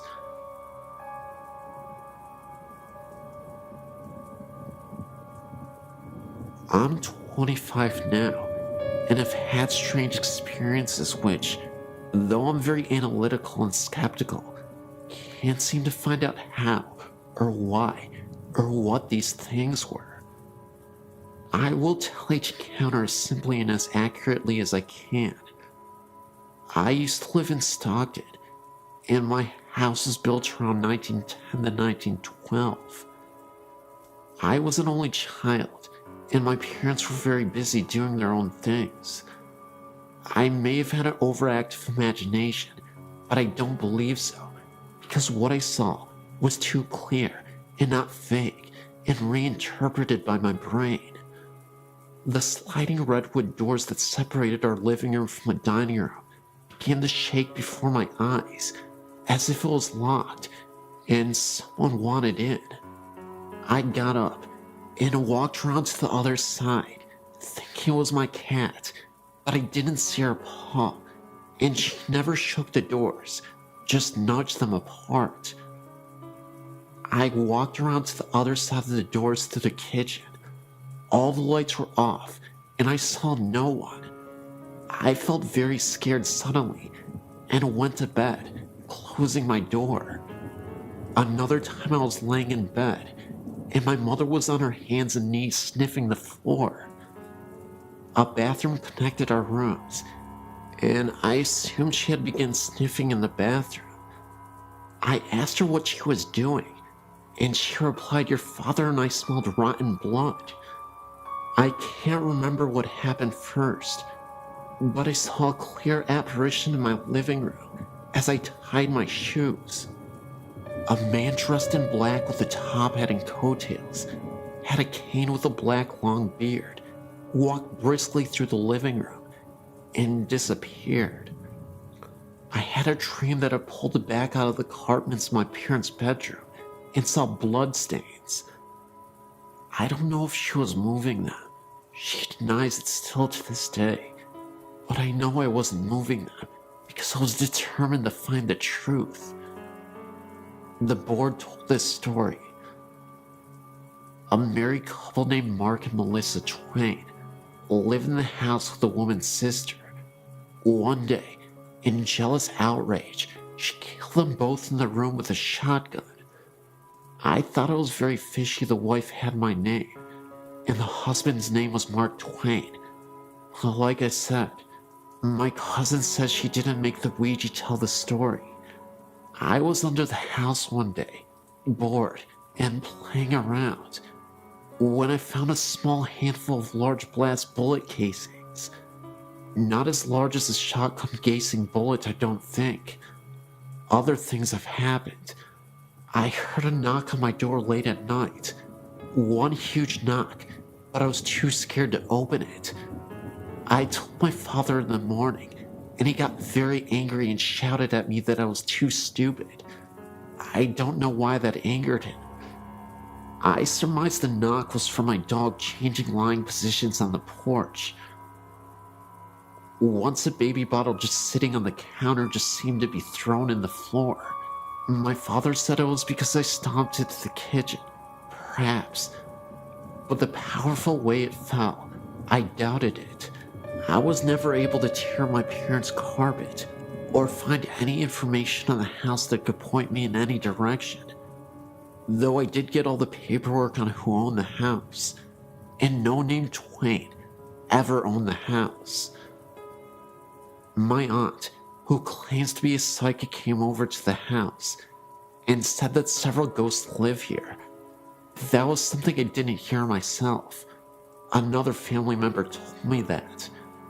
The house, which was always a bit odd, had a stained glass window on the front, not very large. It was of a cross. Later in life, I was in high school, living with a friend. I was trying to go to sleep and heard someone say my name very clearly right next to my ear. I got up and asked my friend what he wanted. I was in my grandmother's room, which they shared. I didn't call you, he said. The voice didn't sound like his voice.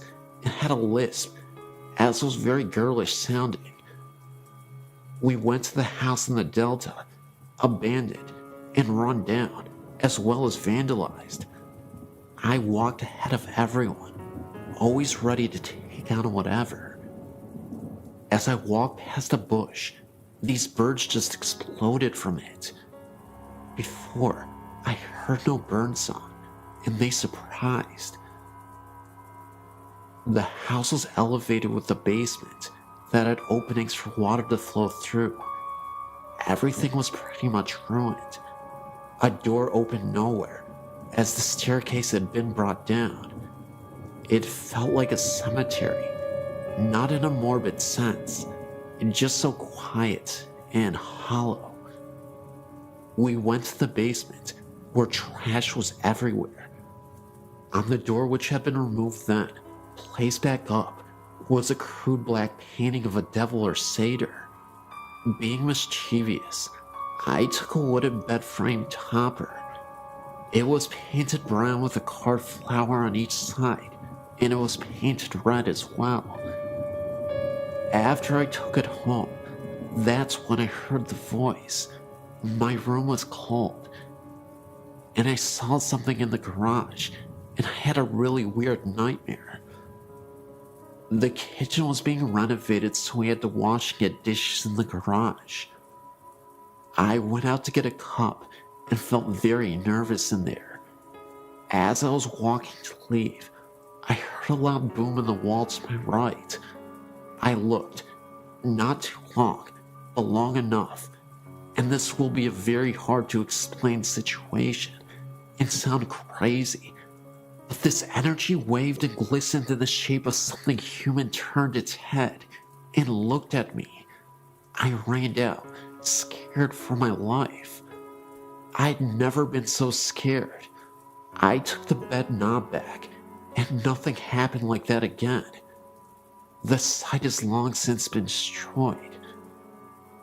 I'm not sure what any of this means, but I do know one thing for sure. I experienced it.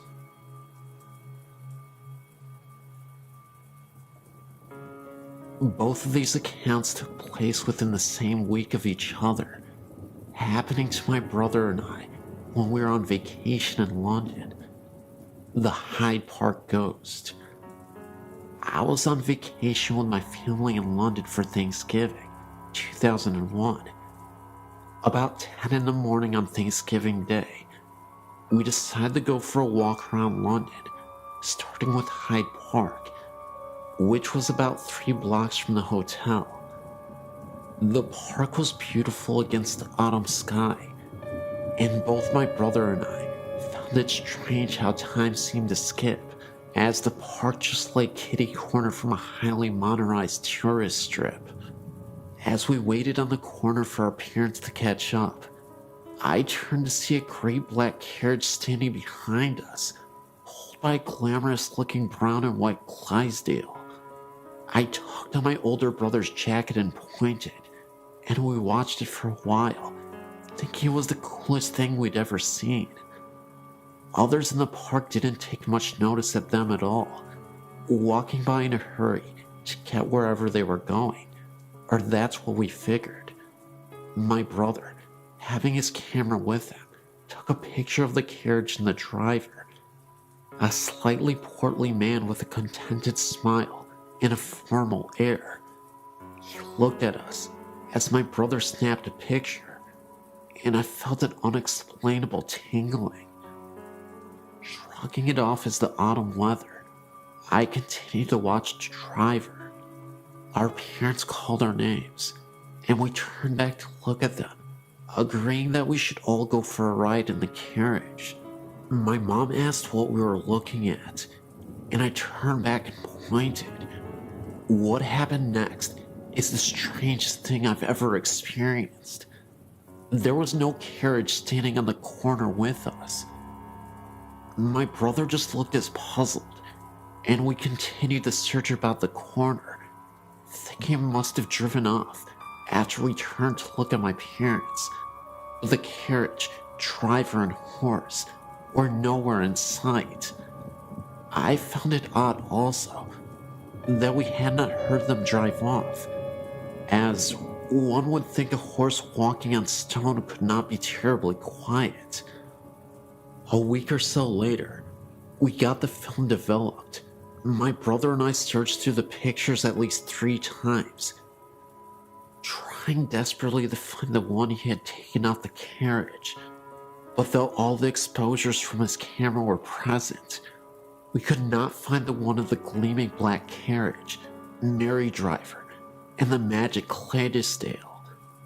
We did, however, find a startling shot of the corner it had been on, with a little glowing orb just right center. My brother and I prickled.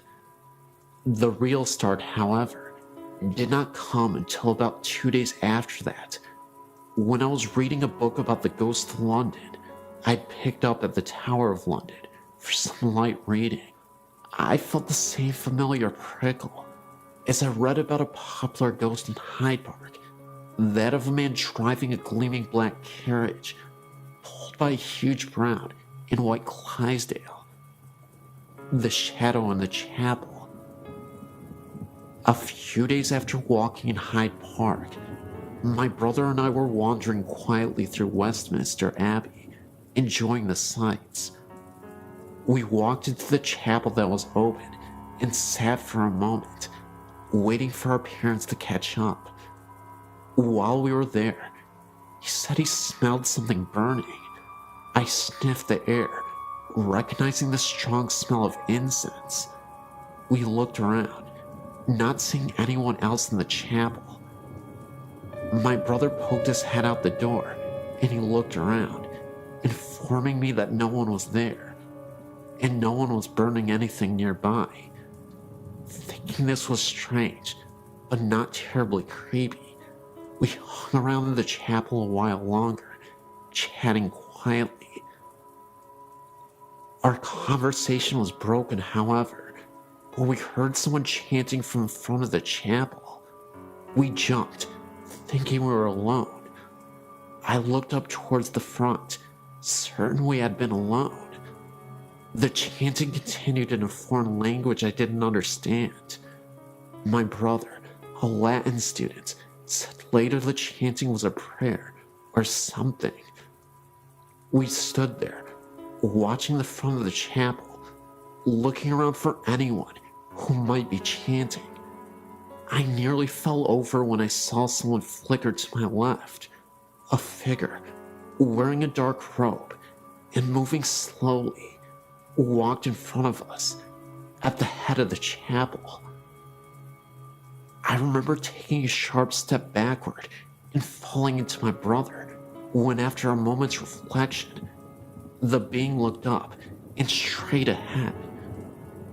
We couldn't see its face as its profile was towards us, covered by the robe's hood.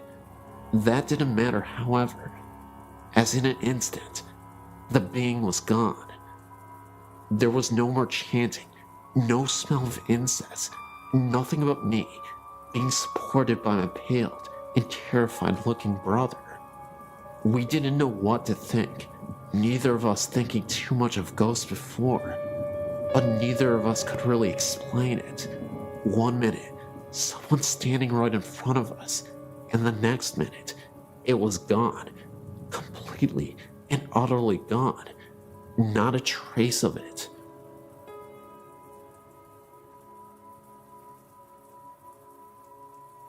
First story. I was 11 when this happened. I was spending the night at my best friend's house. It was a pretty Victorian house. It still had the original barn. It was in the back. But anyway, one night we were staying up well past our bedtime, down in the living room, watching TV and talking. Well, our room, which we were supposed to be in, was directly over the living room. Well, we were sitting there, and all of a sudden, we heard what sounded like something being dragged the length of our bedroom. It was something heavy. We were so scared, so we stopped talking and muted the TV to listen. It sounded almost like a dead body. All you could hear was thump, thump, slide, thump. It was freaky. We checked on everyone, and everyone was asleep. In my second story, this is my fiance's story. He's in Germany right now. He would probably be mad at me for telling this, but I have to, because it scared me. Anyway, he's not the type of guy to get scared very easily. He doesn't believe in ghosts. We live in a town called Tacoma. It's south of Seattle. Anyway, a poor town of Tacoma is Lakewood.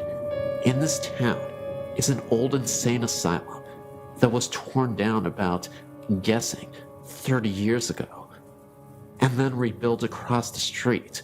Go figure. It's called Western State. My fiance and a couple of his friends went to the hospital for the fun of it. The ruins are still there.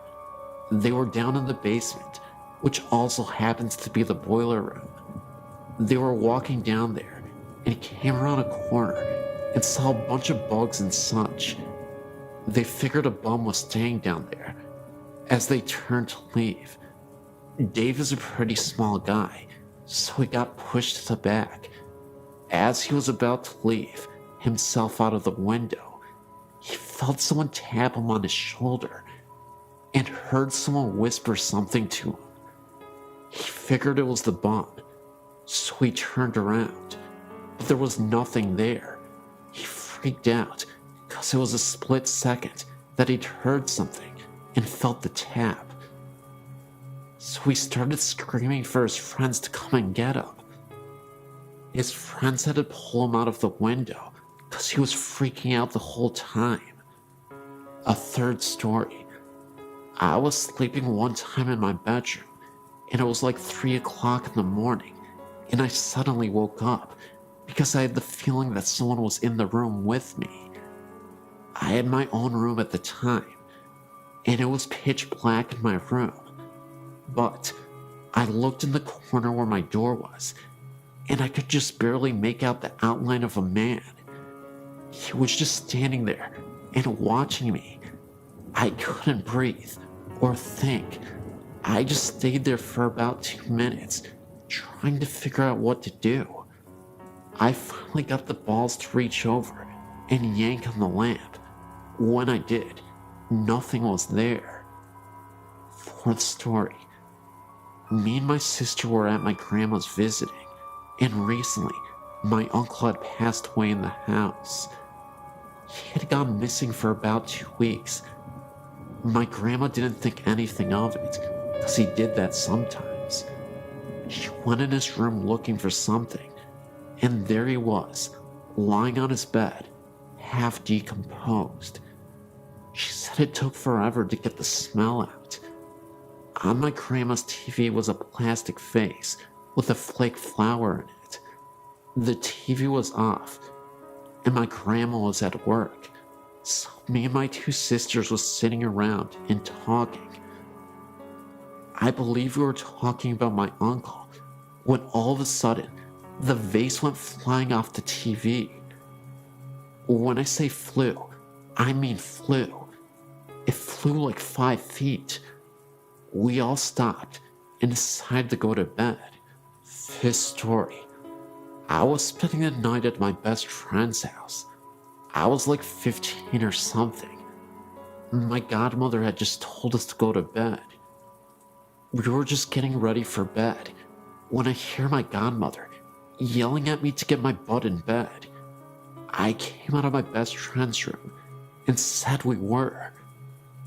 She then proceeded to tell me that she had seen me in the reflection in the window walk by from the stairs to the kitchen, but the room we were in was right next to where she was.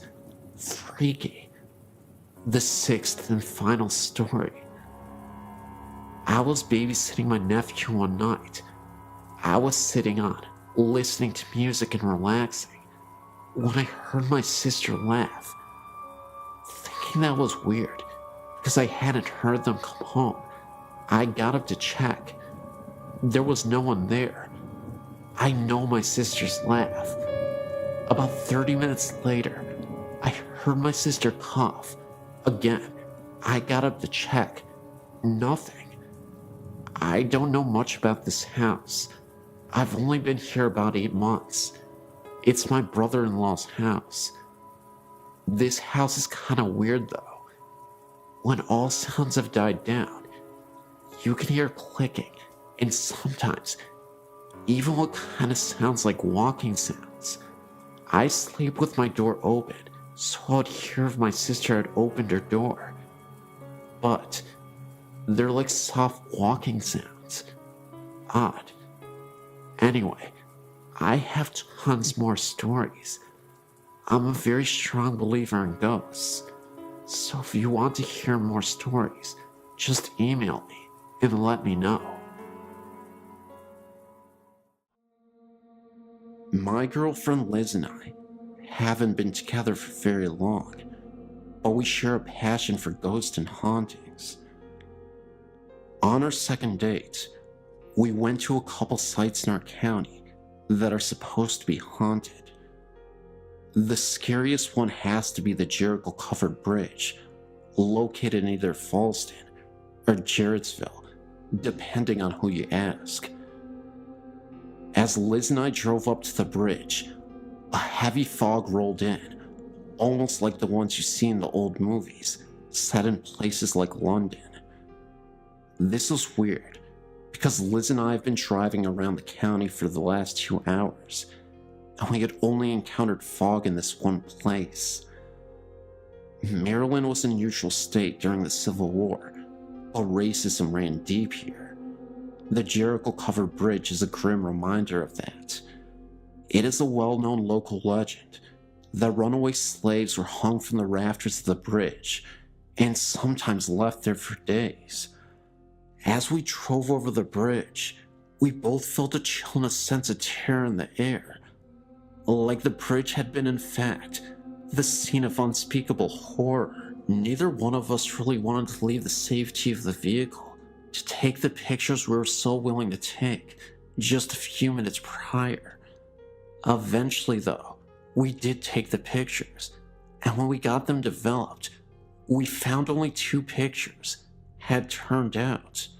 In the first one, you can see some kind of disturbance in the air towards the rafters, and in the second one, we can definitely see an orb in the area where just a minute before, the unidentified disturbance had manifested itself. A couple of months ago, I was living in a house with similar history as the Hanging Bridge. It was a super old Victorian-style home, very big, wide and spacious, multiple rooms. A few things happened that I thought was very spooky. The first incident happened when I was sleeping with my girlfriend in bed. In one of the rooms upstairs, we had an old music box that was in the dining room. It came with the house. I was awoken by the sounds of the music box playing by itself and could see that the door was slightly opened. Needing answers, I hopped out of bed to investigate, not understanding how the music box could play by itself. Needless to say, I made a gigantic mistake. As I opened the door and faced the stairs, I saw a dark shadow move directly up the stairs and then disappear. I froze for a second, almost chickened out, but decided to go downstairs anyway. To my surprise, there was nothing there, and all was silent. The music box had stopped playing. Another time, I was standing in the kitchen with one of my friends, and we were the only 2 people in the house at this time. We decided to use a spirit box and play with the Ouija board to conduct a session. I was fairly convinced that there was a spirit that needed guidance and was lost. We asked the spirit box multiple questions, but at first, no response was given to us. After nearly an hour, being frustrated, we nearly gave up. That was until we asked the spirit to give us a sign that they were still there.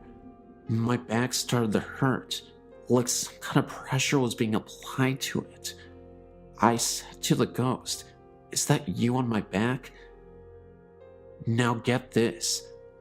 The spirit box sounded like it said death on the bridge. This immediately startled us, knowing that down the road was the hanging bridge. We tried asking it follow-up questions after that. The spirit didn't say anything, and just like that, the pressure on my back disappeared.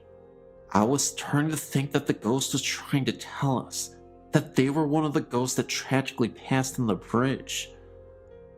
The last incident happened in the kitchen.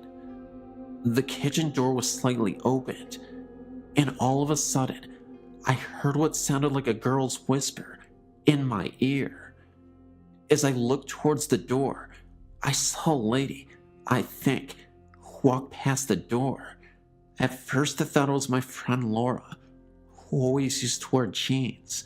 So I popped my head around the corner to try and scare her, but there was no one there. I wasn't scared because it was in the middle of the day. I actually found the experience quite exciting, but also unexplainable. To this day, I've always thought these incidents were all related to the hanging bridge. The Job Corps in Albuquerque, New Mexico. I was a student there in 1973. Since then, there's been a lot of renovation on the buildings, but when I was attending the Job Corps, it was pretty much the same as it was when it was an orphanage. One night, actually at 2 a.m. in the morning, when I came back to the dorms after babysitting, I had to walk across the campus to get to my room at the far end of the campus. While walking down to my room, all was very quiet in the dorms. Out of nowhere, I hear what sounded like children laughter in the distance. It was very faint, but I could definitely hear something. Yet, through the faintness of the sound, you could still hear shouts of glee and anger, as little children would do on a playground, if that makes sense. This happened behind the little chapel that was there, but the sounds came right there from behind the old chapel. And while I looked and squinted, I didn't see anybody there. I thought to myself at the time, why would parents allow their children to play so late outside? It was cold, and it was dark. Meanwhile, my hair was standing on end, and I tested the wind to see if the noise was carried from another place. Noises can carry long distances. There was no wind at all. At the time, I didn't know that the Job Corps used to be an orphanage until the next morning, when I was talking to my friend about hearing those children. This service worker told me that she used to work there as a service worker for the orphanage. She told me the voices I heard were probably the little children that died of broken hearts while she had worked there. Her face went pale as she told me that the children she thought were treated cruelly.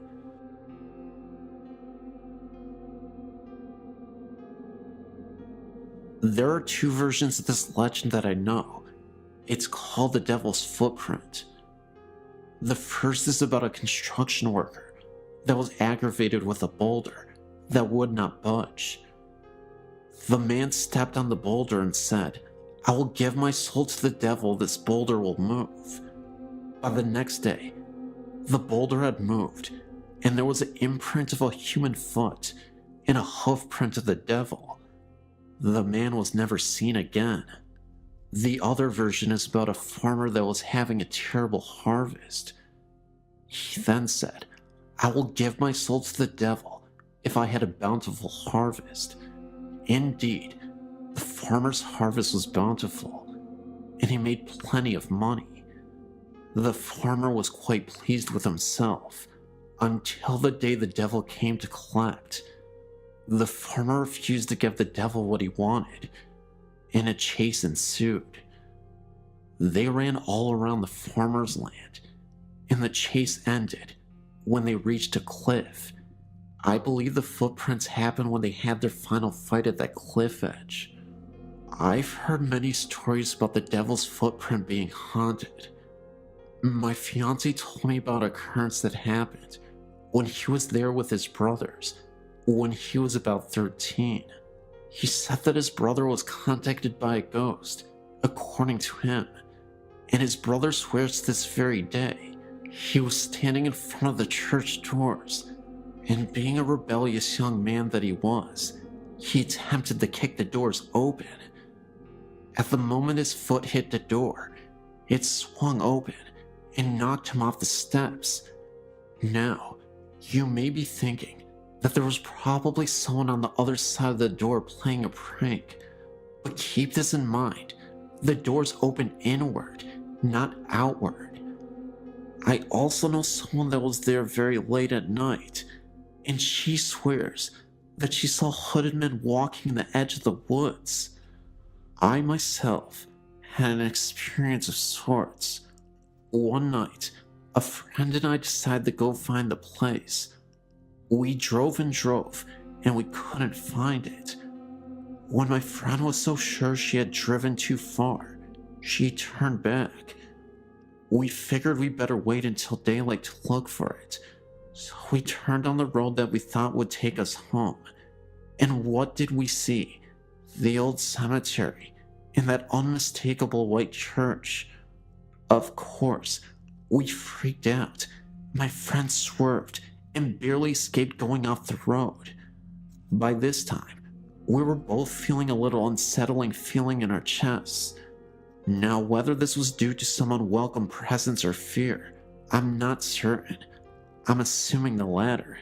However, needless to say, we didn't stop there that night.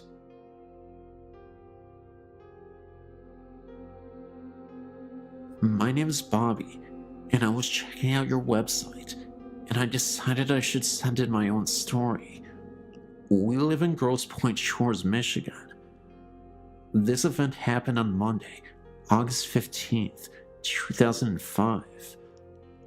One day, my brother named Vince was on the computer at about 4 o'clock when he heard a scream. He ran upstairs to find me and my older brother named Sam. Vince asked what was wrong, and we asked him what he was talking about, and he said he heard a woman scream, and we said nobody screamed. We were also the only ones in the house. We got scared, but eventually thought that Vince was probably hearing things and forgot about it. But a week later, me and Sam saw this website and decided to check if something was haunting our house. We checked everywhere, but found nothing. But just as we were about to give up, Sam said to me that we never checked the attic. This was the first time that anyone was up there in the attic in a very long time. We got to the attic door and opened up the hatch, and a ladder came unfolded from the top of the door. We started climbing up the ladder and got to the attic, and it was all dark. I felt the wall right behind me and found a light switch. I flipped the switch, and a dim light turned on. There was this old rocking chair rocking back and forth, the one that my grandmother used to have before she died. We totally forgot that we had gotten it and threw it up in the attic. Either way, we were freaked out. After about 2 seconds, we heard a scream so loud that it knocked me backward against Sam. We climbed as fast as we could down the ladder and shut the attic door. We were so scared that we didn't tell anyone except Vince about what happened.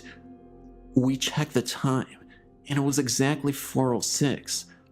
We now know that Vince heard the scream from the attic a week earlier.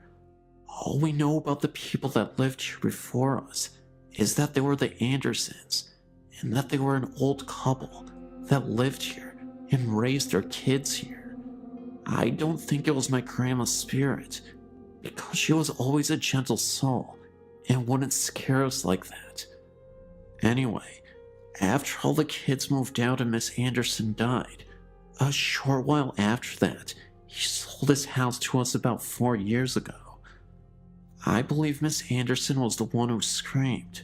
I guess she was mad that we stole her house from her.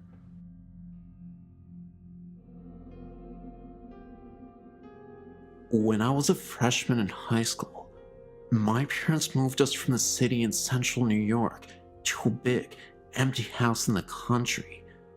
Little did we know that the house was haunted.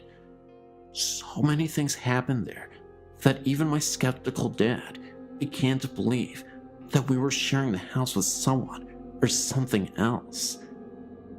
My best ghost encounter occurred in the middle of the day. I walked into the bathroom and saw, from the corner of my eye, someone that I thought was my youngest sister. I said, "Hey, Lori," but she didn't answer me. Annoyed, I turned to find out what her problem was, only to realize that it wasn't her at the sink. An old woman with gray hair up in a bun, a pink flower dress, and a white apron was drying her hands. She turned to look at me, and then she disappeared. We weren't often frightened of the ghosts, and missed them when things seemed to be quiet for too long. We would lament that they didn't like us anymore. One day, I was in the house, and I went into the shower. All of a sudden, there was a huge noise. I thought a plane hit the house, or at least there was a terrible car accident outside. I jumped out, grabbed my rope, and went to investigate. I found nothing out of order at all, so I got back into the shower. Not 2 minutes later, I heard that huge noise again. I jumped out, shaking this time, and checked everywhere, but again, there was nothing to find. I decided to skip my shower. I had a ghostly nightmare about this house before even moving in. My family moved into the house, and from day one, things were creepy. People before had moved out in a hurry, and their family broke apart almost instantly in 4 months. They all spread to 4 different places. When we moved in, we all got terribly sick within the first month. My mom had a life-threatening experience. My sister ran away. All the pets in the house died mysteriously with no known cause of death. My parents divorced. All of this happened in only 4 months. I walked into the house after school one day, and I heard my name being called. I knew no one was home because none of the cars were in the driveway. The voice calling my name sounded exactly like my mother, and I looked all around for her, even though I knew that she was presently in the hospital. Within the next few days, and a few more creepy paranormal events, all 4 of us left in just as much of a hurry as the one before us, leaving most of our personal belongings. We all split, each of us in a different car, to different places away from each other and away from the house. I will never go back to see it, nor would I wish the haunting of the house on anyone else.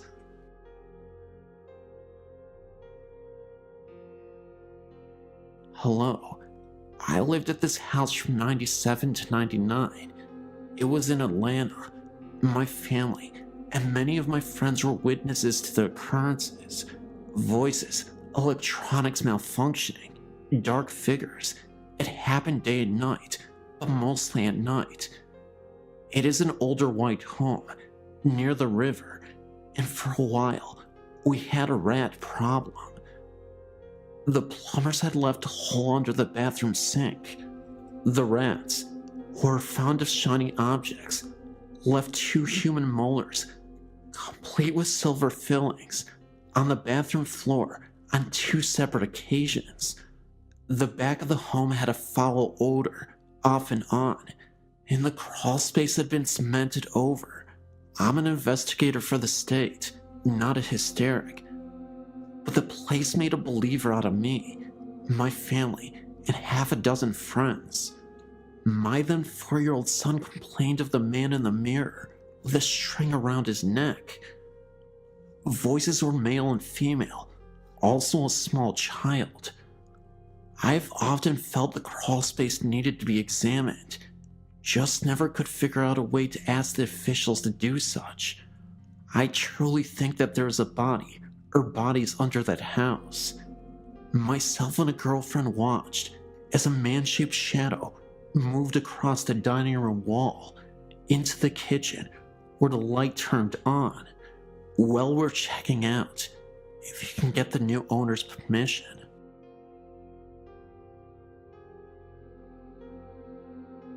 So when I was about 17, my family had just moved back to Canada from living in the USA. It was a bit sudden, and being a family of 6, it was a little bit of a scramble to find a place to house all of us before the snow hit. So, my mom and dad decided to live in an old house that my grandpa had on his property, just for the duration of the approaching winter ahead. The house was my great uncle's, and my grandpa skidded from my brother's property to his place. Now my grandpa has 2 quarter sections, and this house is tucked way back away from the main house, so the powers ran from the main house, and with it being so far away, there is no running water. This house is old, so to add to the running water, there also isn't heat, only a wood stove. Just to give you an idea of where we were living in. Me, being a 17-year-old, I often stayed in town, and didn't stay there very often. I specifically remember the first time it happened. I was in my bed. I was the only one who would stay downstairs. With the wood stove, everyone wanted to sleep upstairs since it was warmer. So I was just starting to fall asleep, and I started to feel the room get really heavy. I remember the feeling of not being alone. The doorway didn't have a door on it. It only had a beaded curtain, and I could feel it standing there. I then remember having the feeling of total fear rush over me and frozen into my core with it. Then, it moved closer, and I felt the bed move and someone crawl right beside me, not in a way that was super noticeable, but in a sneaky, slow, sloth-moving type of way. I specifically remember wanting to vomit with fear. Then, I felt it, the feeling of an unshaven face rub against mine. I scrambled out of bed, holding my blanket, and ran up the stairs to my parents' room. I was so out of my mind with fear that I couldn't even scream.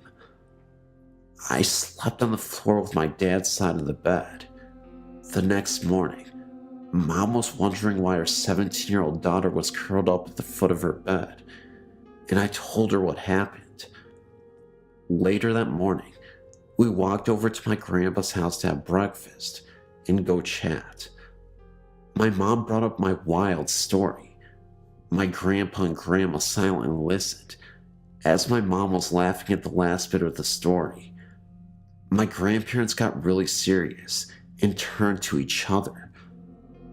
Apparently, this has been an issue in the old house, and they didn't want to tell us, hoping we didn't acknowledge it, then it wouldn't bother us. I can honestly say it didn't feel angry or upset. It just wanted to cuddle.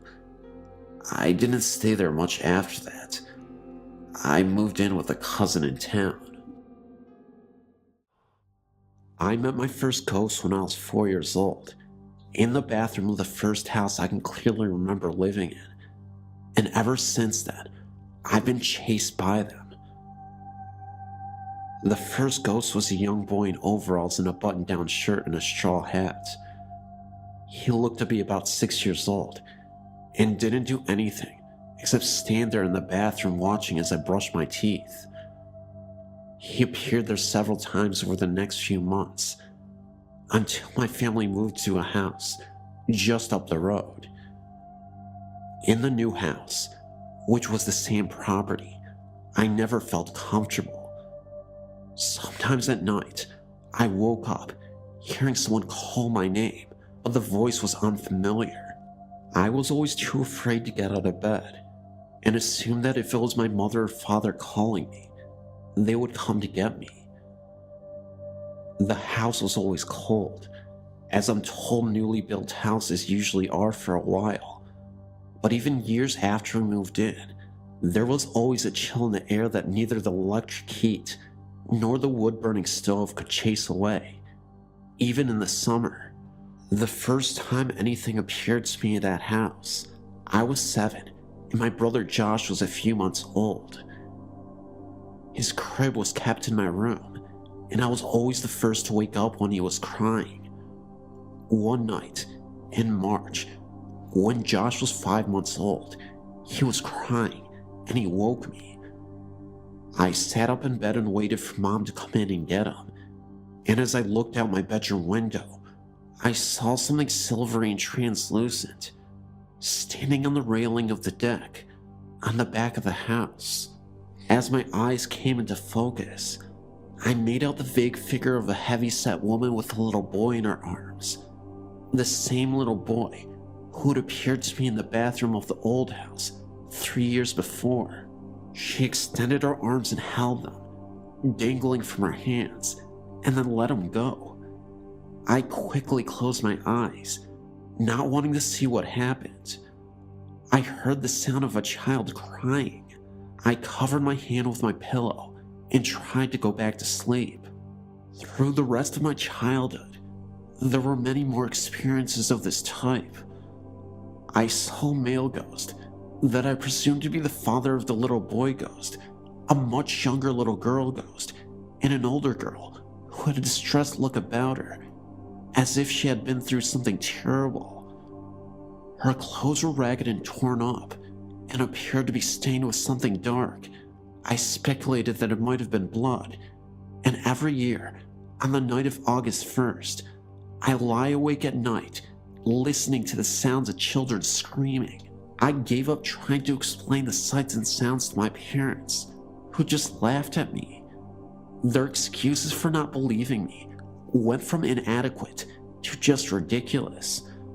At one point, when I was 11 or 12 years old, they told me ghosts don't haunt new houses because they can't make enough noise.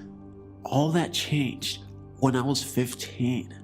My mom and I were up late watching a movie after she had come in from work. Around 2 a.m., she drifted off to sleep, and I went to the kitchen for a glass of water. When I came back, she was sitting bolt upright on the couch where she had been lying asleep. Her eyes were wide and fearful, and she was pointing at the front window. I followed her gaze, and in the light on the front porch, I saw the shadow of a man hanging from a rope. Together, Mom and I opened the front door to investigate, but nothing was there. Mom was proactive. She began researching the farm we lived on, desperate to find any reason for the hauntings we were experiencing. In the meantime, I experienced more and more alarming sightings. I found old toys under my bed, ragdolls with button eyes that were pulled loose, and wooden pop guns and handmade bears, all of them dirty and obviously ancient. The 2 small children kept appearing wherever I was, calling my name and tugging on my clothes. The most frightening thing happened a few weeks before I left for college. I was packing up my books and CDs and felt an unwelcome chill. It was early August again, about the same time I always had the most intense experiences. I stood up and moved the box I was packing, and when I turned around, I saw a large man in the corner of my room. He was different from any of the other ghosts I had seen, with a darker coloring and sharper, more defined details. He was wearing dark clothes, and had his back turned towards me. I looked closely and saw that there was someone with him. So when he backed into the corner, the older girl from the family ghost I'd been seeing for years.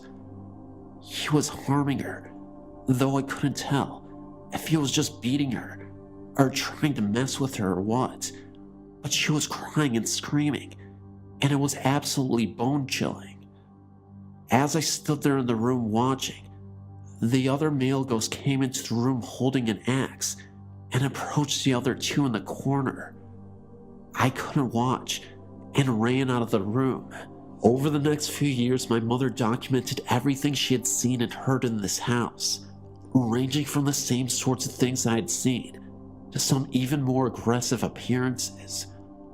One day in early August, a couple of years after I left for college, she was in the barn watering the horses and tripped over an axe. Later that same year, she was cleaning out the basement and came across a rope that none of our family had put there. Her research on the farm and the original house that stood on the land revealed that it had once belonged to a wealthy family named Hawkins. The father, Thomas, was convicted in 1893 of the murder of a young man named James Logan after discovering him in his daughter Francine's bedroom. Thomas was put to sleep later that year. His wife Josephine and their two young children were killed during a tornado in March of the next year, and the property was sold at auction the following August, a year after the murder of James Logan.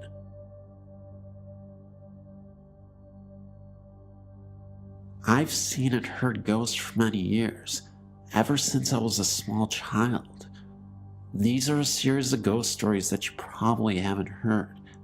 Forgive me, the formatting is a little different, and it's scattered, and the writing isn't very good, but I think you'll get the gist of it. This one occurred in Elong Road, Croydon, Surrey. That's England. My mother saw and heard a little boy walking up the road and singing. He then walked up a pile of sand and disappeared through a wall in a different city in Surrey. I saw two ghosts there, next to the chalk pits. The first appeared and disappeared and was an old man in brown. The second was younger, and it appeared and disappeared twice before my eyes. Two people walking towards me walked right through him and didn't see him at all. It was very eerie. My sister and I saw the apparition of a man in dark clothes and wearing a hat, standing in our bedroom. The room was cold and eerie. We were both very frightened. Several months later, my sister saw a girl with a Scotty dog come in the front door and walk up the stairs. There was nobody there when she went to investigate. In this next small tale, this event occurred in Eversfield's old people's home. It's in Surrey. In the caretaker's house, and in the house next door, there were noises heard when nobody was around. Blood dripping through the ceiling onto mirrors, which could never be cleaned. They also heard the sounds of coat hangers being rattled about next door when nobody was in the house. Doors would open and shut violently. A bed moved away from the wall, silently, while the room was full of people. You could also hear the sounds of women's voices downstairs, of laughter and chatter. When you open the door to listen, it then goes silent. The lights swing violently as though there is a strong wind, but there is no wind to be seen, or felt for that matter. At the Reigate Parish School, now converted into houses and flats, the sounds of children playing and talking can be heard. I don't mean the voices of the children while they're still in school. By the time they leave, after hours, you could hear the voices of children still ringing.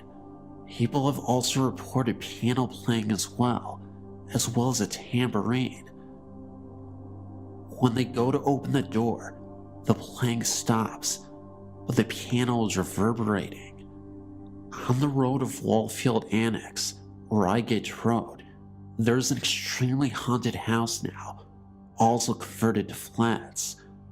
The ghost of a man in period costume stands at the window on a full moon. I've had the privilege of staying the night at these flats before, and let me tell you, the ghost is a real thing. He's aware that you are watching him, and each night he gets closer to your bed. One night, he was peering into my face, and he winked at me before disappearing. Apparently, the house was owned by artists who like to paint by the light of the moon, which may explain the haunting. There were times where my daughter had certain experiences as well. My daughter told me that she had a friend, a child, who visited her at night and stood at the end of the bed. Obviously, she's referring to a ghost. This house is a Gregorian mansion, and you can feel its history. It's a very spiritual house. I often dream of this house. Perhaps my spirit is there, even in life. Anyway, that's all my stories that I have to share.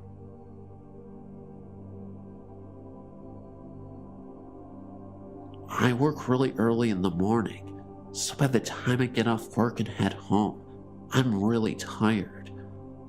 I was sneaking in a nap before my husband came home.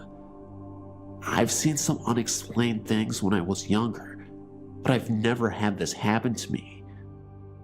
This was in my parents' basement because at that time, my husband and I were building a home. When I think about it, the dogs never came down in the room. They hated it down there. Anyways, like I said, I was taking a nap. I remember waking up in complete horror. I was being attacked. By this I mean, this shadow figure was trying to get at me while I was asleep. It started at the foot of my bed, and I was kicking my feet at it to get away from me. It then moved up right next to me. I could feel it trying to touch me, and that horrified me. Something about this thing was not right. I was still kicking my legs at it. I remember thinking in my head, no, no. I then sat up straight in bed and looked around. Nothing was there. My heart was pounding and I was sweating. I didn't know what to think. I still don't. I wasn't fully awake during this fight to keep the shadow away from me. I guess I could have been dreaming, but it felt so real.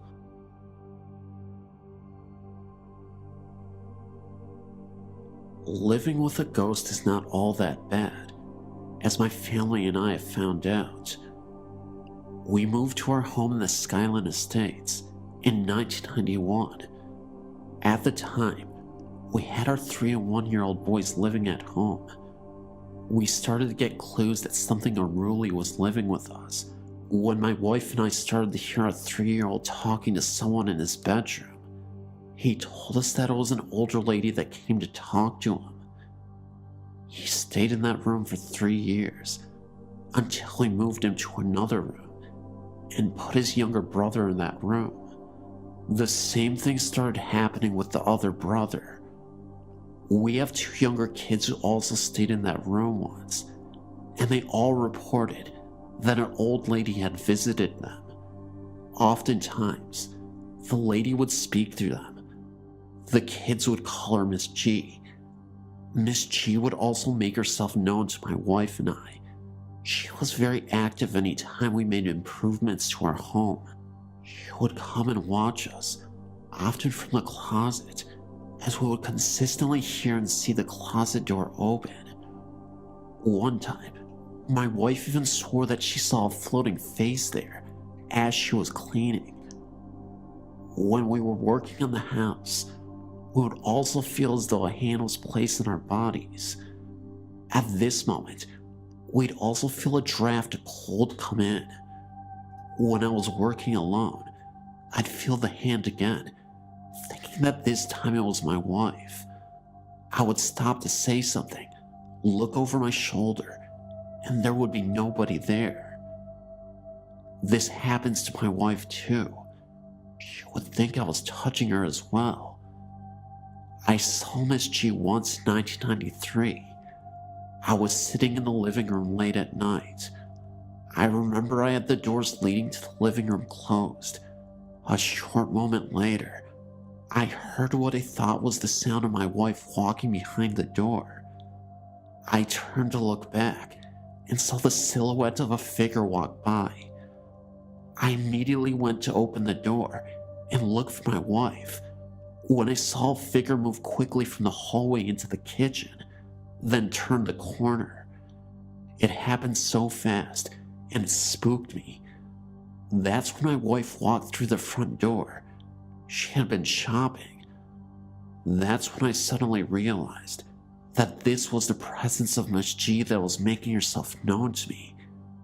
Even though it spooked me, I don't think she meant any harm by it. As if to say, sorry, I'm just passing through here. My wife has had many interactions with her in the kitchen while cooking. She would set the table and ask her to move a plate. The plate would move slightly forward on its own. Not a big movement, but enough to let her know she was there. After these encounters, we did some research about who our ghostly ghost really was. We found out that an older lady had the house built as her dream home to retire in. Unfortunately, she passed away only a day after she moved in. There was another homeowner who bought the house before us. They only lived there for a month before moving out to live with their kids. I really don't think Miss G is a threat to us, but I believe when we do eventually move from this house, we'll miss her presence, even if it's a bit scary at times.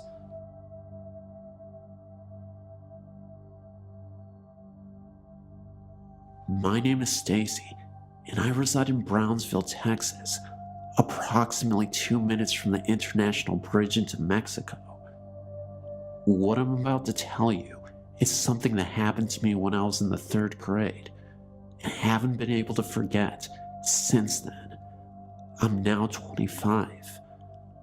I remember very distinctly that it was Halloween night, and my brother, father, and I had just returned from a night of trick-or-treating.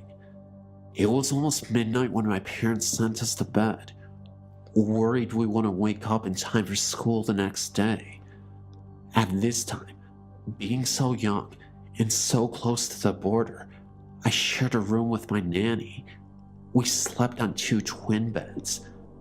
Mine was situated right under a window to my left, and my feet pointed towards an adjoining room we called the laundry room that also doubled as a closet. There was a window in there as well, which illuminated the little room with light from the moon in conjunction with the street lamps. At this time, our house didn't have central air, so we slept with the windows open and a floor oscillating fan. I'd been asleep for a while, and I woke up because I felt hot and looked at the fan as the blades had a tendency to jam. As I had suspected, the fan wasn't working, and I stared at the ceiling, contemplating going to the kitchen for a glass of water. While doing so, I happened to glance into the closet, and standing in front of the washer was the figure of a man dressed all in black and wearing some type of hat, a fedora maybe. Also, his face was not visible to me at all, and all I could see was the black underneath his hat. He was chuckling, but at the same time, I thought it was the most horrifying noise in the world. He started to talk, very casually, about how he was going to get me and my family. I snapped, and finally I realized that this wasn't supposed to be happening. He wasn't supposed to be there. Where was his face? I jumped up from the bed and sprinted to the door, hoping at the same time, not wanting anything to be able to reach out and grab me. I could still hear him laughing, and I felt him getting closer. By the way, when he said all those things to me, it was like a telepathic thing. I don't know if you understand that, but that's the best way I can describe it. I then noticed a faint banging that kept getting louder as I got closer to the door. I then realized it was my brother banging on his wall. That was when I realized that I was screaming at the top of my lungs. I reached the door, and no matter how hard I pulled on it, it wouldn't open. I also tried turning on the lights. I had a dimmer, and I kept turning the knob, but it wouldn't turn on. Suddenly, my nanny woke up and yelled at me to stop screaming and asking me what was wrong. Was I crazy? Then, just as suddenly as it had began, the laughing and the whispering and everything else stopped. The door opened and the light turned on. My parents had no idea what was going on because their room was at the other side of the house. My nanny still tells me that I was white as a ghost, and as soon as she touched me, I fainted. Needless to say, I was not able to go to school the next day.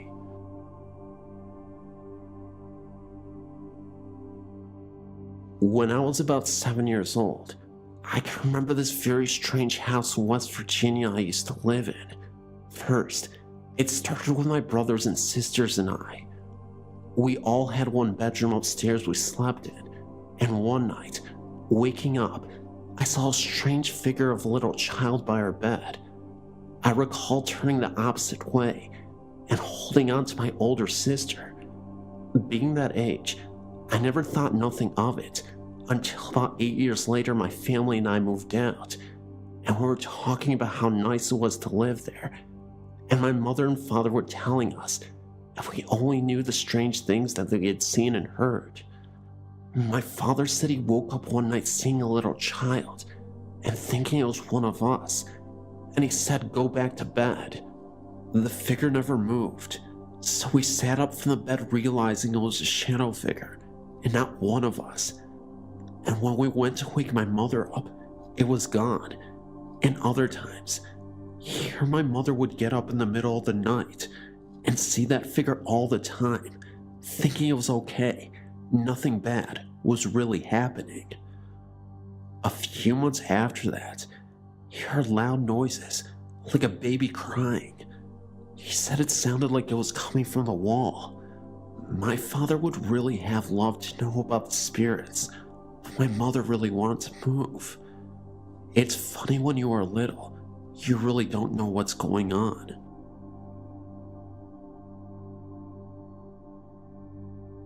When I was little, I used to play outside a lot.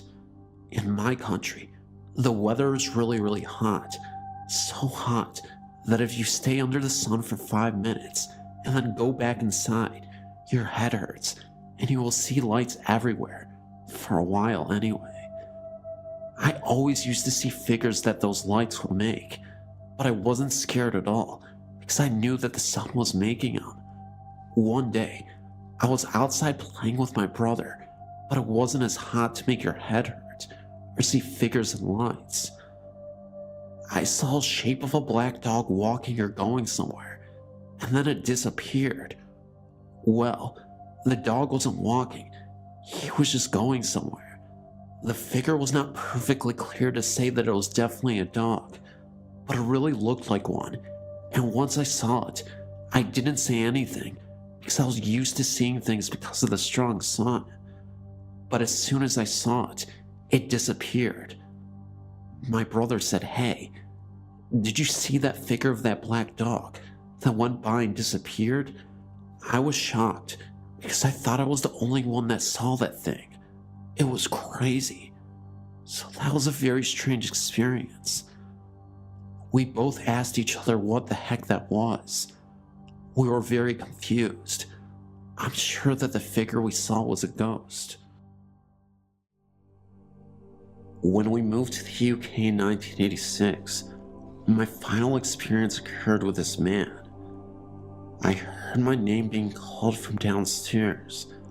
When I reached the top of the stairs from my bedroom, looking down into the pitch black and feeling utter malevolence directed at me. I couldn't see anything, but it was the same sensation I feel when dreaming of the white man. Let's just say at the age of 11, I had the good sense not to investigate. After that, I stopped experiencing Little White Man, but I feel I became susceptible to other things from then on. Our house in the UK is set on what was once the Beanoak Estate Farm. It's said that a mass grave of 1800s cholera victims lies within the vicinity of our estate, which could explain the experience, and not just for me. Our cat would get spooked, and my mother was terrified one night. Our cat would suddenly sit up and stare at the corner of the room, or the doorway, or an armchair, and suddenly start to growl and raise his hackles. Then he would move his head as though watching something walk through the room. It frightened me one night when he sat up from my lap and dug his claws into my thighs. The growling reached a crescendo, as though he was going into battle with another Tom. I got so spooked, I left the room and went upstairs. My cat had left via the cat flap into the night. He wouldn't come back until the morning. What really spooked me the most was, this also happened during the day one February morning. I can handle the nighttime frights because of the sense of normality when the sun rises. But when you are invaded during the day, all your security is shattered. My brother and I both experienced what is now learned as sleep paralysis event at exactly the same time, one night. Both of us also witnessed just before a sudden flash of brilliant blue.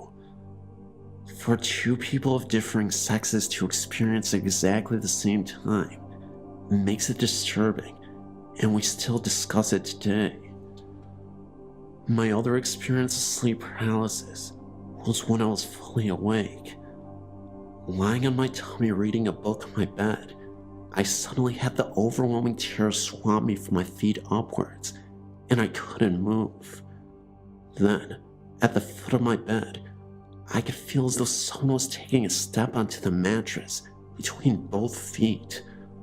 When I could finally move, I turned around to see an indentation of a foot where the sensation was.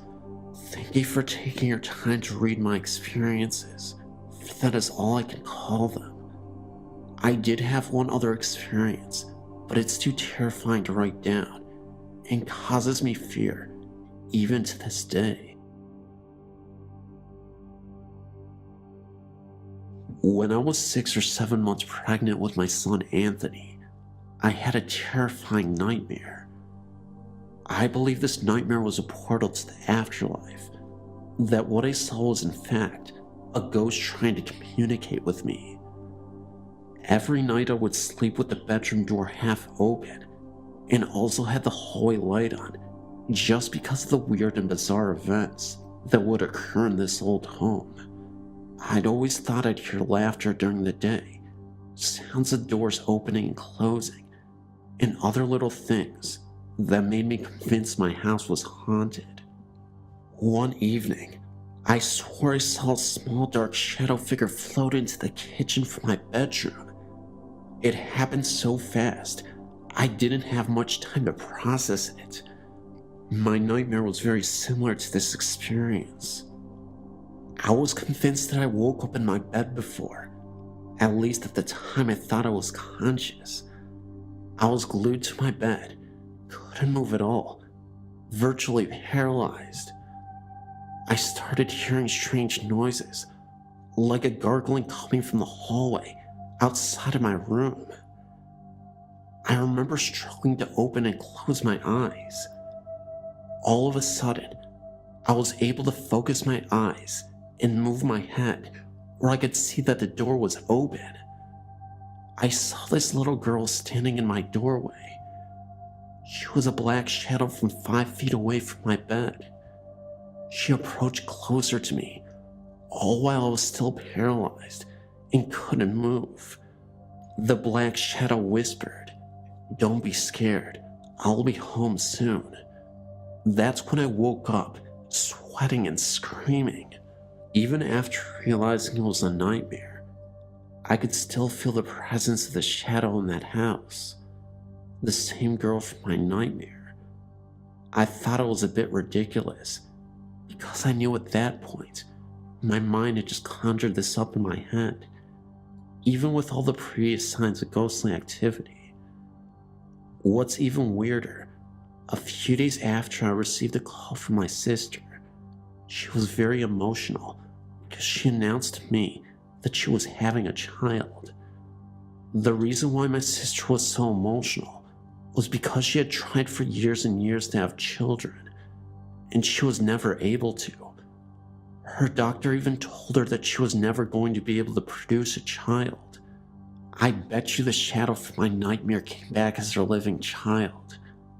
I was never able to find out the history of this house or who lived there, but I can bet you that the little girl used to, and she told me that she was coming back to life.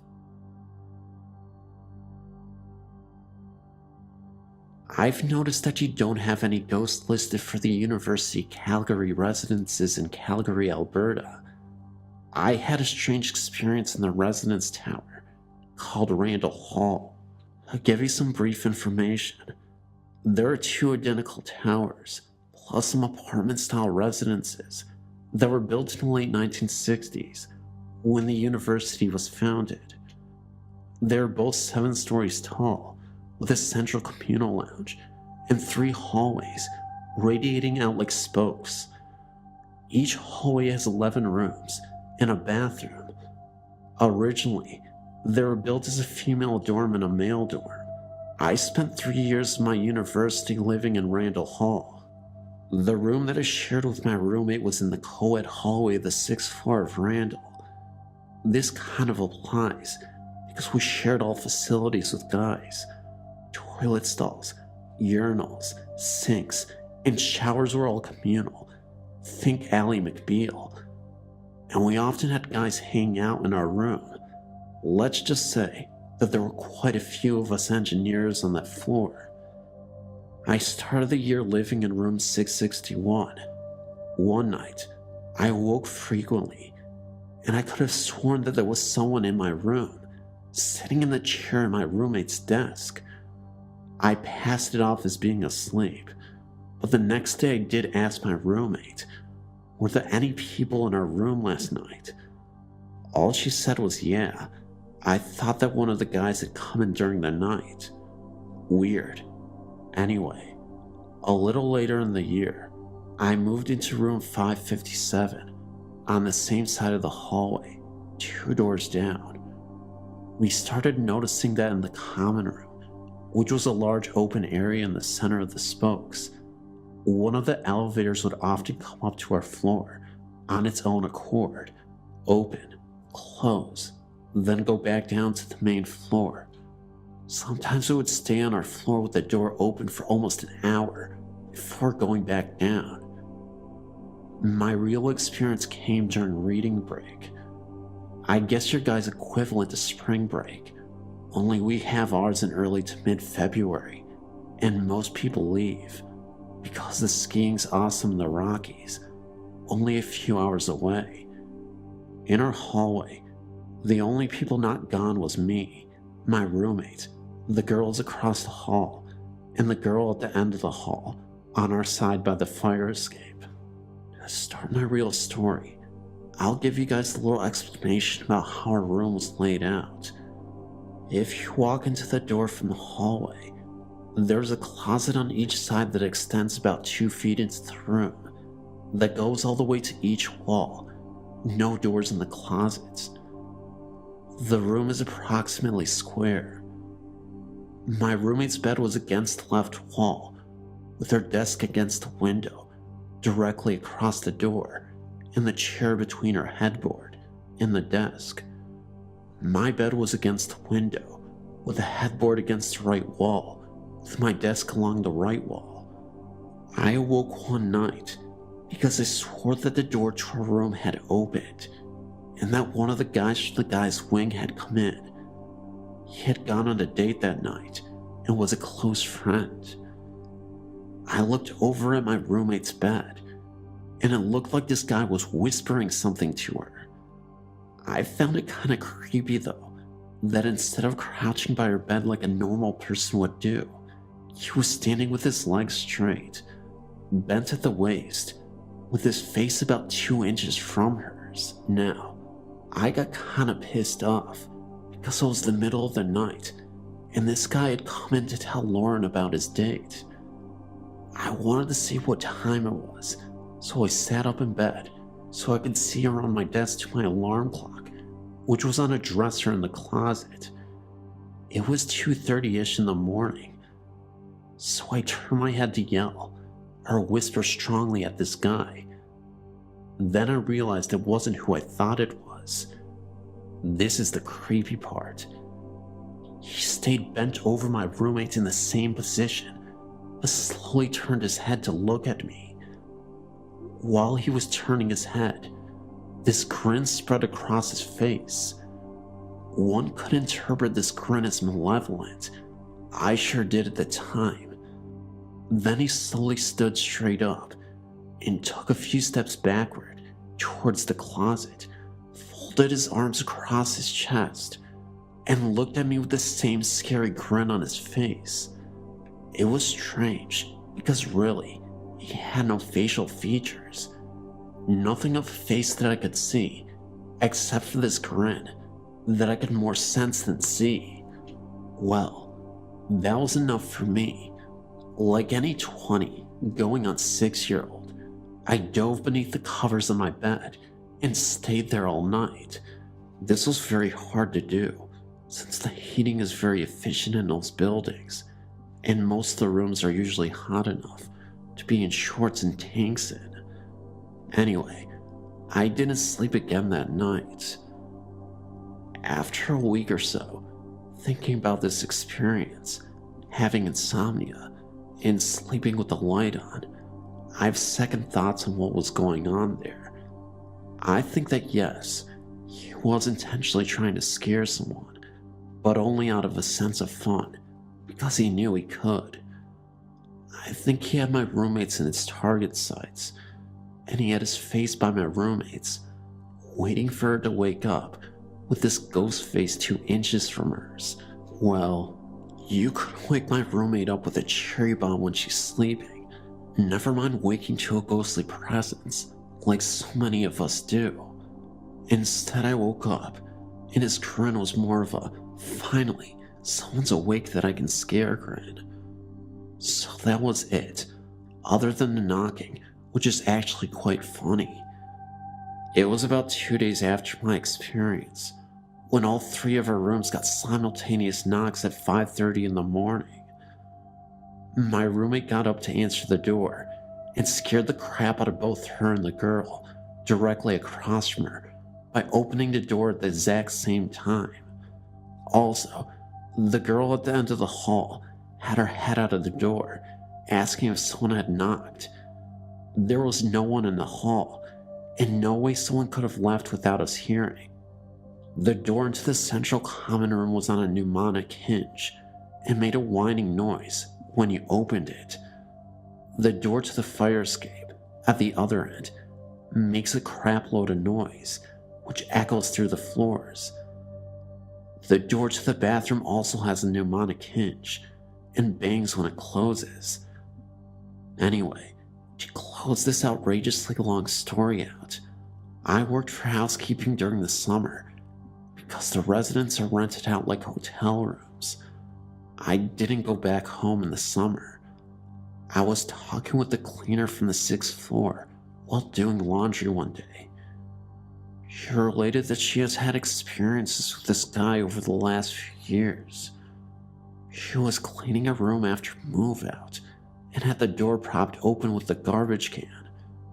A guy poked his head around the door, looked her in the eye, kicked the garbage out from in front of the door, and slammed it.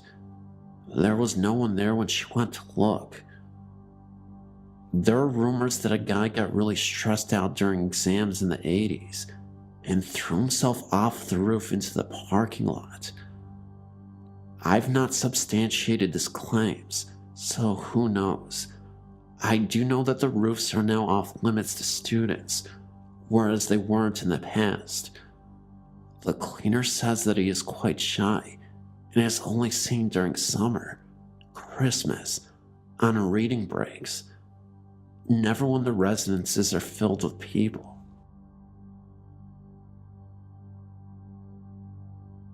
This isn't the first time I've told someone this. Normally people don't believe me because I'm only 14, but I swear that everything I'm about to say is the honest truth. My first experience happened 6 years ago. My friend was sleeping over at mine. We couldn't sleep, so we were just talking in the dark. Well, it wasn't that dark because I had the curtains open.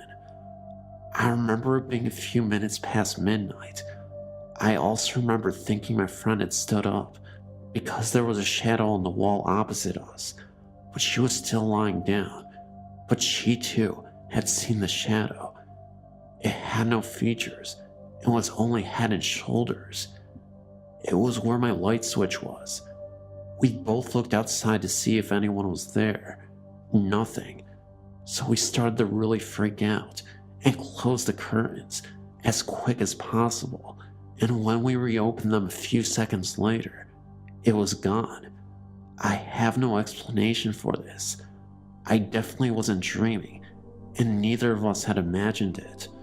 Later on that year, I was alone in the house watching a video. I stopped the video to get something to eat downstairs. When I came back, the video had been took out from my video player and was on my bed. My next experience happened maybe about 5 or 4 years ago. I was on the computer, and I was the only one in the house, as my brother was out and my mom and dad were out working. I didn't have any music on at the time, and the TV wasn't on either. Basically, things were silent. I heard this voice coming from downstairs calling my name. It was definitely a woman's voice, maybe in her late 20s. I wasn't sure at this time. I really started to freak out. It lasted for around 5 minutes, and then it stopped. The next couple of times I heard it really scared me. The last time I heard it, I was home alone again. The TV was on mute, and I was on the computer again. The voice came from right next to me. It shouted my name into my ear. It shocked me so badly that I actually screamed so loud that the people next door heard me. Since then, I haven't heard it, but recently, I've been hearing music playing in and outside of my house. Also recently, things keep happening in my room, like I keep feeling cold spots, and a lot of the time, I feel like I'm not the only one in the room. It's really scary. Plus, my TV has been on mute or changed channels when I'm nowhere near the remote. It scares me a lot. It shook me up so bad that I hate being alone in the house.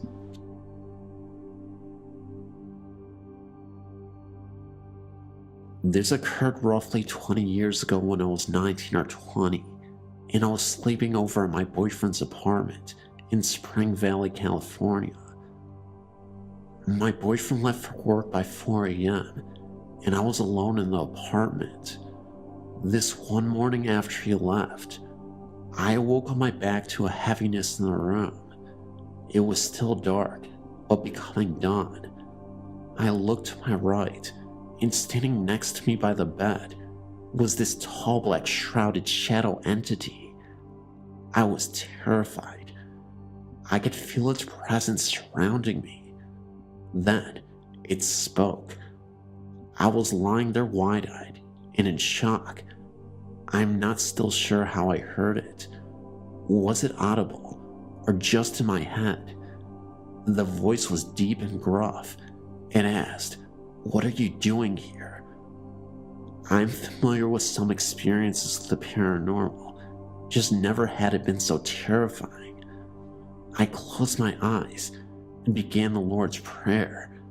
By the last words, "Deliver me from evil.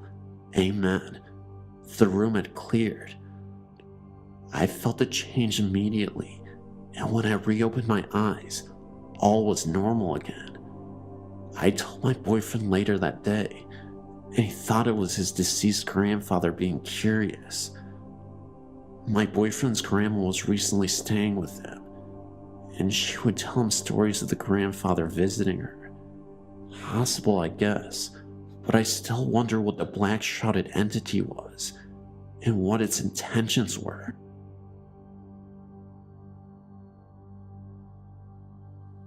For many years, I had a gray cat named Kitty. Kitty didn't like many people. She mainly only liked me. She always slept up against my legs at night, on the outside of the covers. She loved to be close to me.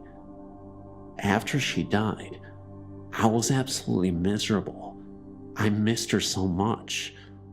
After a few days, I started getting a glimpse of her walking around the house, out of the corner of my eye. I didn't say anything to anyone for a while. One day, my aunt said that she didn't realize that we had gotten another cat after Kitty had died. I told her that we didn't have any other cats, or any other pets for that matter. She was absolutely convinced that she had seen a cat walk across the doorway in our living room. One night, just as I was going to sleep, I felt Kitty jump up onto the bed and cuddle up against me. I could feel her pressing up against my legs. I tried my best to convince myself that it was just my imagination, but my husband felt her jump onto the bed also. Over the years, she has gradually stopped coming around us so much. She still shows up whenever I'm upset or sick. I guess she just likes to comfort me, just like she did when she was alive.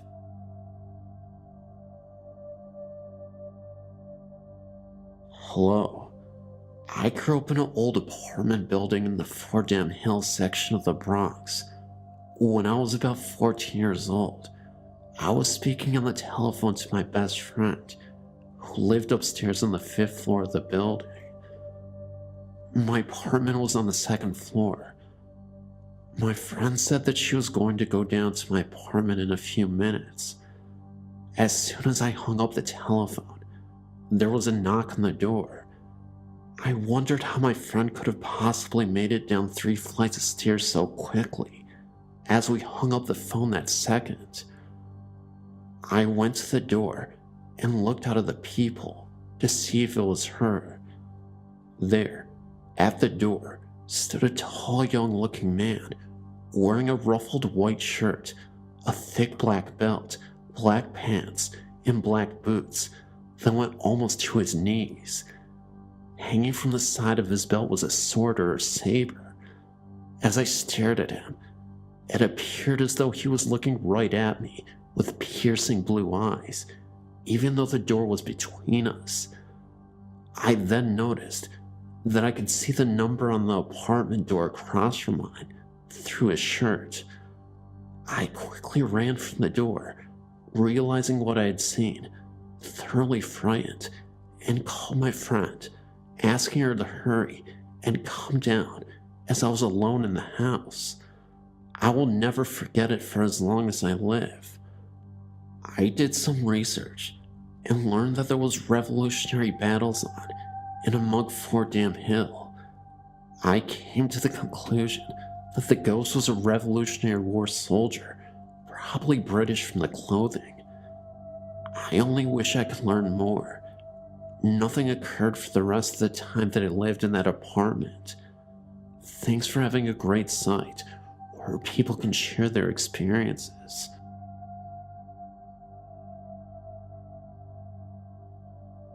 Like a lot of people, I've had friends and family members pass away.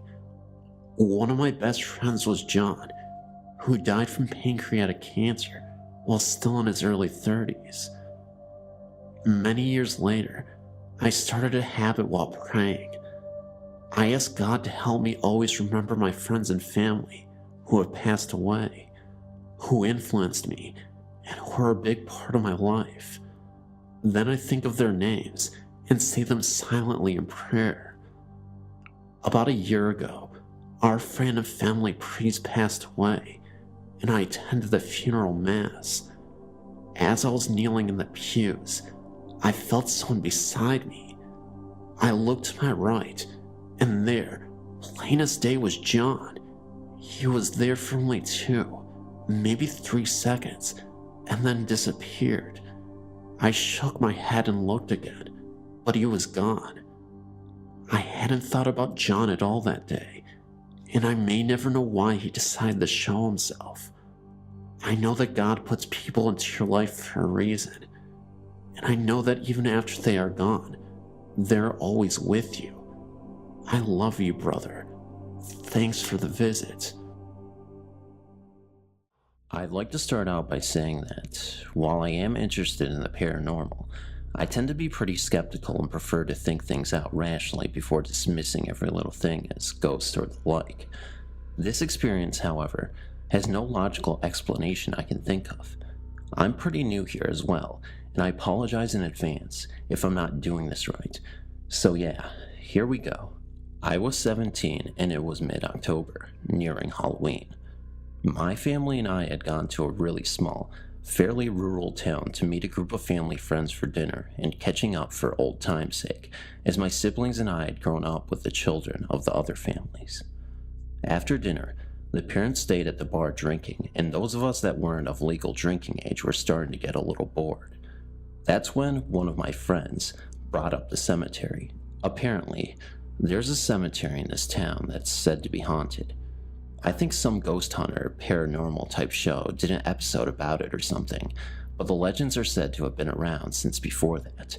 The story goes that a group of teenage boys wandered into the graveyard one Halloween night with the intention of causing trouble and maybe stirring up some spooky ghost action in celebration of Halloween.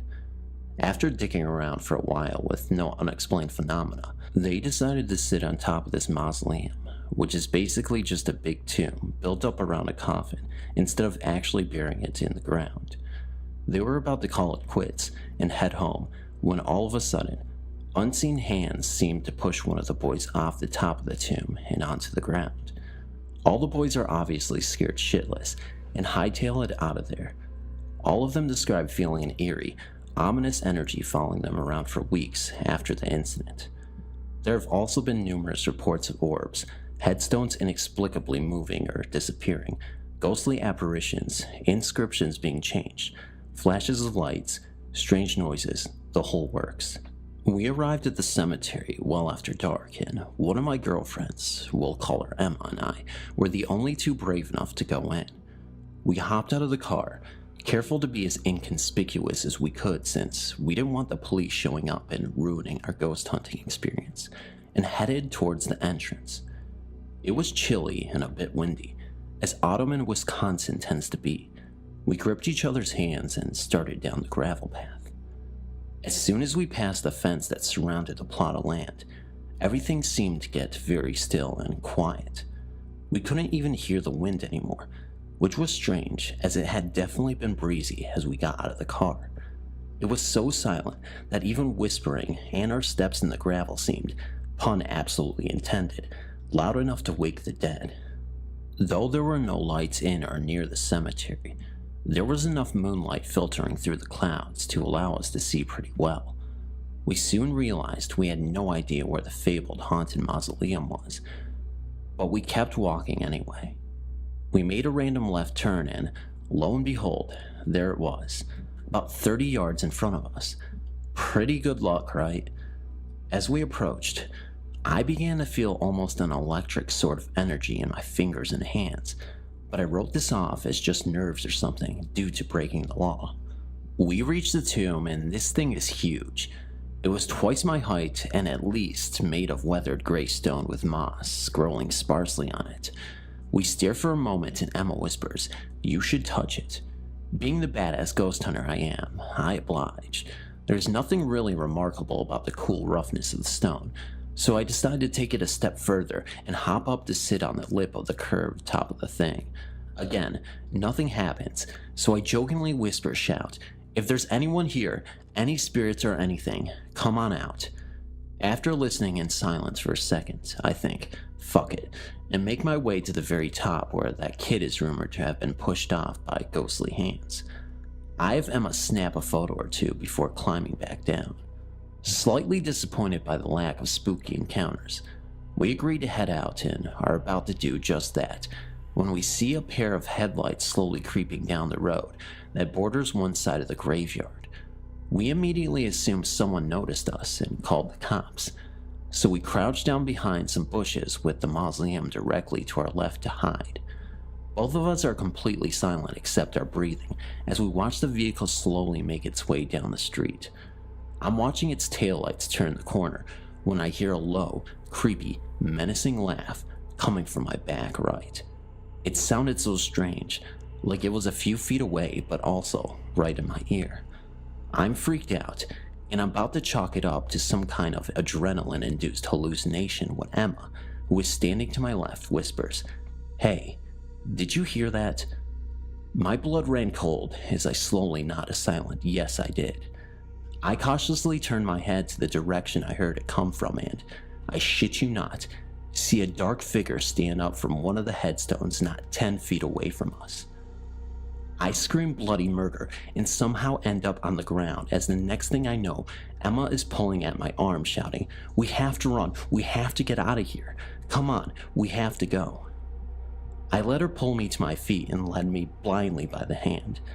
We're full out sprinting, tripping over gravestones and plants and who knows what else in the dark, and we can't even find the exit in our panic. We finally reach a gap in the fence, and I can feel tears streaming down my face as I run for my life down the middle of the road, not even paying attention to the oncoming headlights until I nearly run into them. Luckily, it was the car containing the rest of our friends, and we rip the door open and throw ourselves inside screaming, "Go, go, please just drive," before we even bothered to sit in an actual seat or shut the door.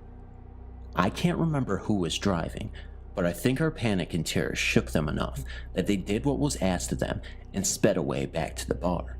They kept asking us what happened and if we were okay, but we couldn't calm down enough to answer until we were back inside the bar and sat down. Still shaking and out of breath, we recounted our story to all of them, drunk parents included. I think a lot of them were pretty skeptical, and honestly, I would have been too if I hadn't experienced it myself. In the weeks that followed, I felt that same eerie energy the boys in the legend described hanging over my head. Personally, I attribute it more to paranoia after being scared out of my mind by something I couldn't actually see than some kind of curse, but it made me uneasy nonetheless. It's been a few years since this happened, and I still cannot think of a single logical explanation for what happened that night. While I have no idea how credible anyone else's reported experience with this place are, I know we were without a doubt the only people in that graveyard, or even on the streets for that matter, and we would have heard someone trying to sneak up on us. This sound of that laugh was so unnatural too. I can't get it out of my head, even now. I've never even been more scared than what I was that night. And I know now that people mean when they talk about not being able to fully believe in the paranormal until you've experienced it firsthand. Anyway, just thought I'd share this experience with you guys, as it was my first and most memorable ghost experience.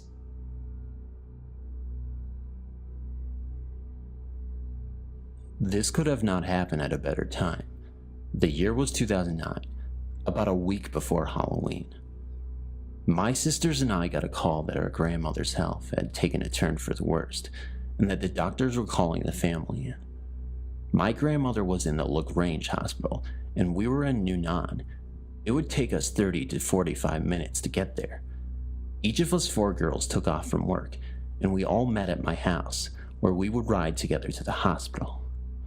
Being in such a hurry, neither of us took the time to use the bathroom, so by the time we got to the hospital, me and my baby sister were about to burst.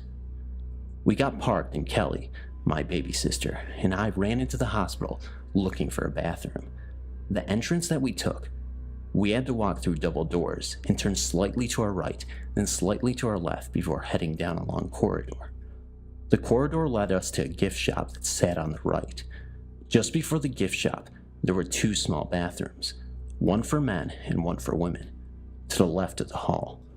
My sister and I were racing to the bathrooms when we saw an elderly woman in front of us. She was about 25 feet away from us. She was stooped over a tad and wore an old, outdated black coat and an old black hat with a flower attached to the side of the hat. It was not cold enough outside to wear a coat. The old woman entered the bathroom, and my sister and I raced in after her. The bathroom was so small that it only had 2 stalls and 1 sink, and 3 people would be considered a crowd. My sister beat me to the second stall after she saw the old woman enter the first stall and heard her lock the stall. My sister and I were laughing at each other, and we were talking to each other while my sister was in the stall. I was play-fussing at her for beating me to the only available stall. So here I was standing outside the first stall, waiting for the old woman to come out. All of a sudden, the door to the first stall slowly creaked open, and I stepped to the side so that the old woman could get out. Told you the bathroom was very small. After a few seconds, no one came out, and I peeked around and pushed the door open a little bit more. I was scared that I may find the poor old lady sitting on the toilet, and she had let the door come open on her or something, and we would both have an awkward moment. I looked into the stall, and no one is there.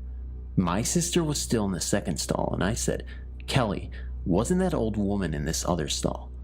My sister replied with a yes and why. I said, "Kelly, she's not here." Kelly asked, "What do you mean she's not in there? I saw her go in." And I replied with, "Well, she has either gone down the toilet or she has disappeared." I remember Kelly asking me, did I see her go out? And I said, Kelly, she would have had to bump into me to get out, and no, she did not go past me. The conversation went on like this for a few more seconds, ending with my sister coming out of the second stall, fast as lightning, with her pants half buttoned. Flying towards the door, she turned to me and asked if I was coming, and I responded that I have business to take care of. Of course, my sister left me there alone while I took care of business in the first stall. I was either feeling brave or stupid that day. After I came out of the bathroom, my sister was waiting by the gift shop. We knew we just had a ghostly encounter. Retelling the story to the rest of our family members had them thinking we were off our rocker. I retold the story again to the nurse, who was assigned to my grandmother, and she confirmed that there had been several ghost sightings in the hospital.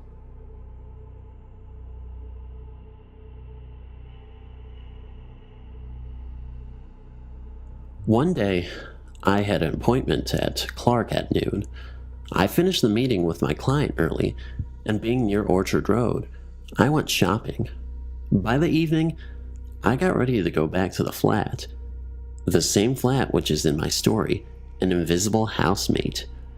I was filled with dread due to the previous experiences there, and as I boarded the train for NS from Orchard Station, my friend Louise called me on my cell phone. We talked for a while, and she invited me over for a movie and dinner at her house. As we were longtime childhood friends, I was delighted to spend some time with her, and with that, I changed the train. Earlier, I was going in the opposite direction in the NS line, and now I boarded the train to Semabwag on the same NS line. I reached Toapeo station, and loads of people rushed to catch a seat. While the train started, I could see from the window a middle-aged woman standing at the platform, just looking inside the compartment. She was wearing a kemba, kind of a bluish-grayish-white clothing. She had unkempt but jet black hair. I kept on staring at her because she looked pale white, as if she had severe anemia. I think her face looked almost the same as her blouse. I kept staring at her, as I thought it was very unusual for any woman to be so pale. And then the train sped away, and I got back to playing Subway Surf on my cell phone. I was distracted by the people getting up to get out at Bishan station. As the train halted, I saw the same woman on the platform. I got shocked as I clearly saw her on Toa platform, and she was here again at Bishan at the speed of the train. It was highly unlikely that she reached Bishan station so fast, and I kept looking at her. But she just stood on the platform without fidgeting when people passed her by. The train doors closed, and she didn't board the train again. And I wondered why she traveled from Toa to Bishan without any intention to board the train and just stand at the platform. I kept staring at her. She was still standing at the platform, from the window, and the train started in full swing. I again went back to another game of Subway Surf, when the lady sitting right next to me elbowed me while opening her purse. I looked at her and she apologized, but that's when I looked towards the right side of the compartment, and to my surprise, the pale woman was standing inside the compartment, near the door. Now, at this moment, I still can't explain to myself how that woman defied the laws of physics, as last time I saw her, she was outside on the platform. The train doors are obviously closed shut before the train starts to speed away. Then how on earth is it possible for her to board the train? And she was clearly standing outside on the platform and no way in the train. And I could see her outside, except when she disappeared from my view, from the window's edge, while I sat there in total shock, rethinking what I am seeing. I still kept staring at her. The passengers near her seemed indifferent about her presence, and she had the same expression throughout the time she was standing there. And her hair, which seemed unkempt from the front, was nicely tied in a loose hanging bun, which came until the center of her shoulder blades at the back. But from the thickness of her hair bun, it seemed like she had long hair. Except for when she caught me staring at her, she moved her head to left to look at me. Her movement seemed as if someone was turning a puppet's head on its neck. At that time, when our eyes interlocked, I felt the dread that I have never ever felt in my entire existence. Her eyes' color were the lightest shades of gray. It was like the meanest of all the eyes I had ever come in contact with. I was filled with the emotions of grief, or something on the lines of envy. I lowered my eyes and fixed it on my cell phone and tried to refocus my mind. But I kept looking at her dress's bottom, and then another electric shock ran through my body. I couldn't even see her feet. Normally, someone who's wearing a kabaya, you can see their feet. But it seemed she didn't have any feet at all. And then the train halted at MYUU station. I managed to look up to find out whether the incoming passengers can see her or not. And as I looked up, she already left. She was gone. It looked like a nanosecond for her to disappear, even before the train doors had opened. At that moment, realizing that it's impossible to get out without the train doors opening, and that she vanished in the moment, I rolled my eyes up to look at her. I just froze in terror. I looked around to see if anyone else also saw that or not, but nobody seemed to be influenced by the woman. Or maybe they couldn't see her. At this point, I was horribly scared. This was the second incident for me in which something, in this case someone, vanished in thin air. Though I didn't see her vanish, but she was there at one moment, and like a microsecond later, she wasn't there. It wasn't even humanly possible to get out of the train or get into the train in that moment.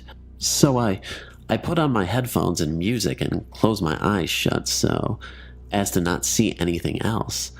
I got out at Semabwag station. At first, she joked that I rode with a Pontiac, and I gave her a smack on her arm.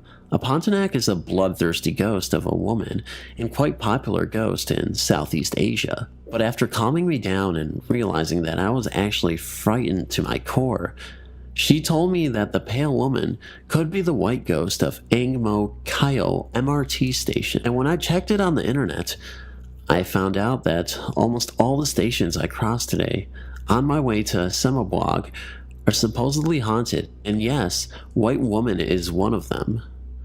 It was rather amusing, as how can ghosts haunt a train and station for that matter, but it was written that white ghosts targets lonely people. But I was in a filled compartment, so why did I only see her? Paranormal is a part of everyone's life, but not everyone noticed it. My first encounter was around 18 years ago, when I was 10. It was Christmas morning when I lost my father. It was a devastating loss for all of us. Since then, I don't want to celebrate Christmas. Anyway, let's get to the point. The day after the funeral, I was sitting in my room. I was bummed. I didn't want to accept the truth. And then it happened. I heard my father's voice, calling my name not once, not twice, but 3 times. I couldn't believe my ears, and I raced out of my room into the kitchen. My eyes were starting to water because I didn't see him. I started to cry and headed back into my room. Then I realized that it was very bright winter's day. I mean, it was freaking December 26th, and then I saw him. My dad was standing before me, smiling, surrounded by that light. I stared at him for what seemed to be hours. Then suddenly, light started to flicker, and I heard him talking directly to me. He said to me, "I'm sorry. Be good. I have to go now. Goodbye." And then he disappeared with the light. That was the last memory I had of him.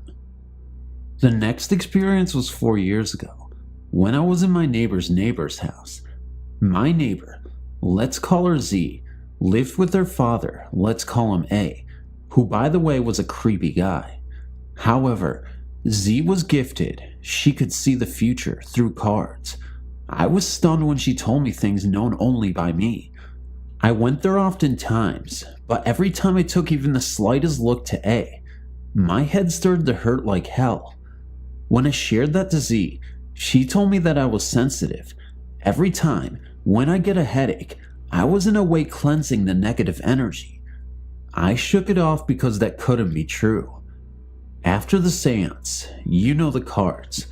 She told me that I have a big hole in my heart, a hole full of pain and sorrow. She started to cry and told me that soon, very soon, I will lose someone very close to me, and I needed to be strong at that moment. After that, I stopped going there, and a week later, she died, leaving behind her awful father. I know it's a terrible thing to say, but he was evil. I can't explain how I know. I just do. 10 days after Z's death, A got ill and died. I know my stories aren't as exciting as the others, but they are true.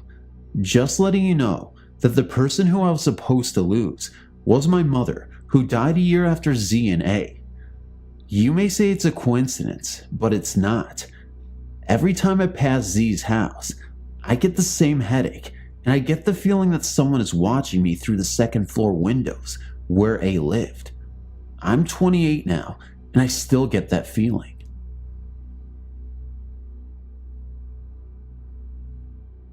About 20 years ago, when we lived in Navy housing on Oahu, Hawaii, my daughter and I experienced something that still haunts me. Honestly, I'm not sure what it was, and that I'm not sure if it was a ghost. At the time, we, my husband, our 2 daughters and I were living in Navy housing. I never believed in ghosts or the supernatural, and we didn't entertain such stories or thoughts in our home. It was a summer sunny day. My husband was at work, my oldest daughter was out surfing with her friend, and my youngest was at home with me. We had just finished lunch and decided to watch some TV. The TV room was just off the living room, dining room, and filled with windows and 2 doors, one to the kitchen and one to the backyard. There was a wall composed of 2 large sliding doors that separated the living and dining room from the TV room. Against that makeshift sliding door wall was a love seat that my daughter was sitting on. I was sitting on a chair opposite the love seat. The TV was to the side of us, on a low bookcase below a bank of windows. While sitting there watching TV, something shimmery, a staticky, sparkly, flashing sort of mass passed between us and the TV. It had entered from the living room into the TV room and then moved across the room and out the back door. Within seconds of seeing it, we turned to look at each other. She then jumped into my lap, and we sat hugging each other tightly for a bit before either of us could speak. I knew by her actions and the panic on her face, she had seen what I had. With fear in her voice, she asked me, "What was that?" I had no idea what it was, but I tried to reason it away. Staying as calm as I could, I told her it was probably the sun reflecting off a car passing the house. With a trembling, soft voice, almost a whisper, she replied, "But all the blinds are down." Not wanting to give in to the panic, I told her that the shades don't fit the window so tightly that light can't find its way in between window frame and shade. I then changed the subject to picking up my oldest daughter and going for shaved ice, a Hawaiian snow cone, but better. Other than telling family and friends for the next few weeks, we didn't and haven't talked about it since. We put it behind us. Fast forward 2 years later, my husband, reassigned back to Rhode Island, had moved back to the mainland to open our old home and get it ready while the girls and I were still in Hawaii. The girls still had a few months of school to finish, so he went ahead without us. The last few days on the island, I spent alone, cleaning our base housing.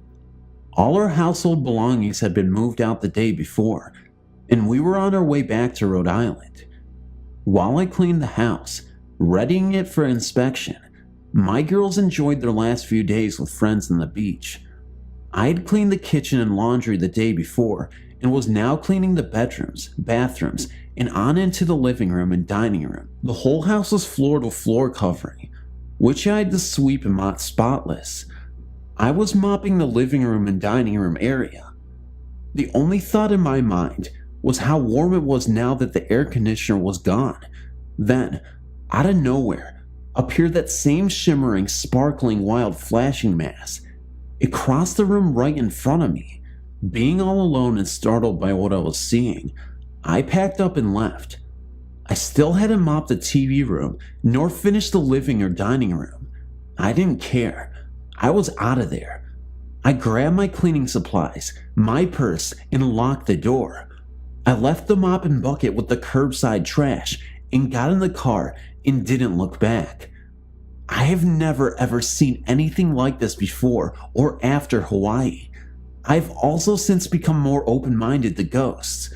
Once back in Rhode Island, I started watching the many supernatural and ghost hunting shows that had since started appearing on TV, and although I am open-minded now, I haven't seen any real proof. I say that because I'm still not sure what I saw in Hawaii. I still feel like there might have been a logical explanation. I'm still waiting to come across someone, somewhere, who has experienced the same thing. Someone who can tell me what it was that my daughter and I saw.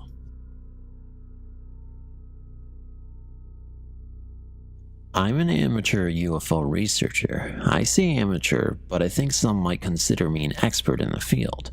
Anyway, I'm writing here to record what's already occurred. I'm too afraid to post on the forums I usually frequent when discussing my findings because I really don't need the extra attention right now. I'm afraid that something is going to happen, and I have to document it somewhere. So here it is, and I hope you enjoy my story. I know what you're all thinking, no doubt. I'm probably some nutjob that sees airplanes flying at night and thinks they're aliens, and I can respect that train of thought. My purpose here isn't to get people to believe, it's purely selfish. Now, I'm not really in fear for my life. Well, I am, but that's not why I'm writing this. It's my research I'm concerned about. All my years looking into extraterrestrial life, I've had a number of experiences, some more notable than others. I've seen orbs in the sky maneuver in ways aircrafts never could, and I've picked up radio waves with no point of origin on Earth. Those types of things I've looked into, but no real proof has ever come out of it. But what happened the other day changed all that. I live out in California, pretty much the middle of nowhere, out in the desert.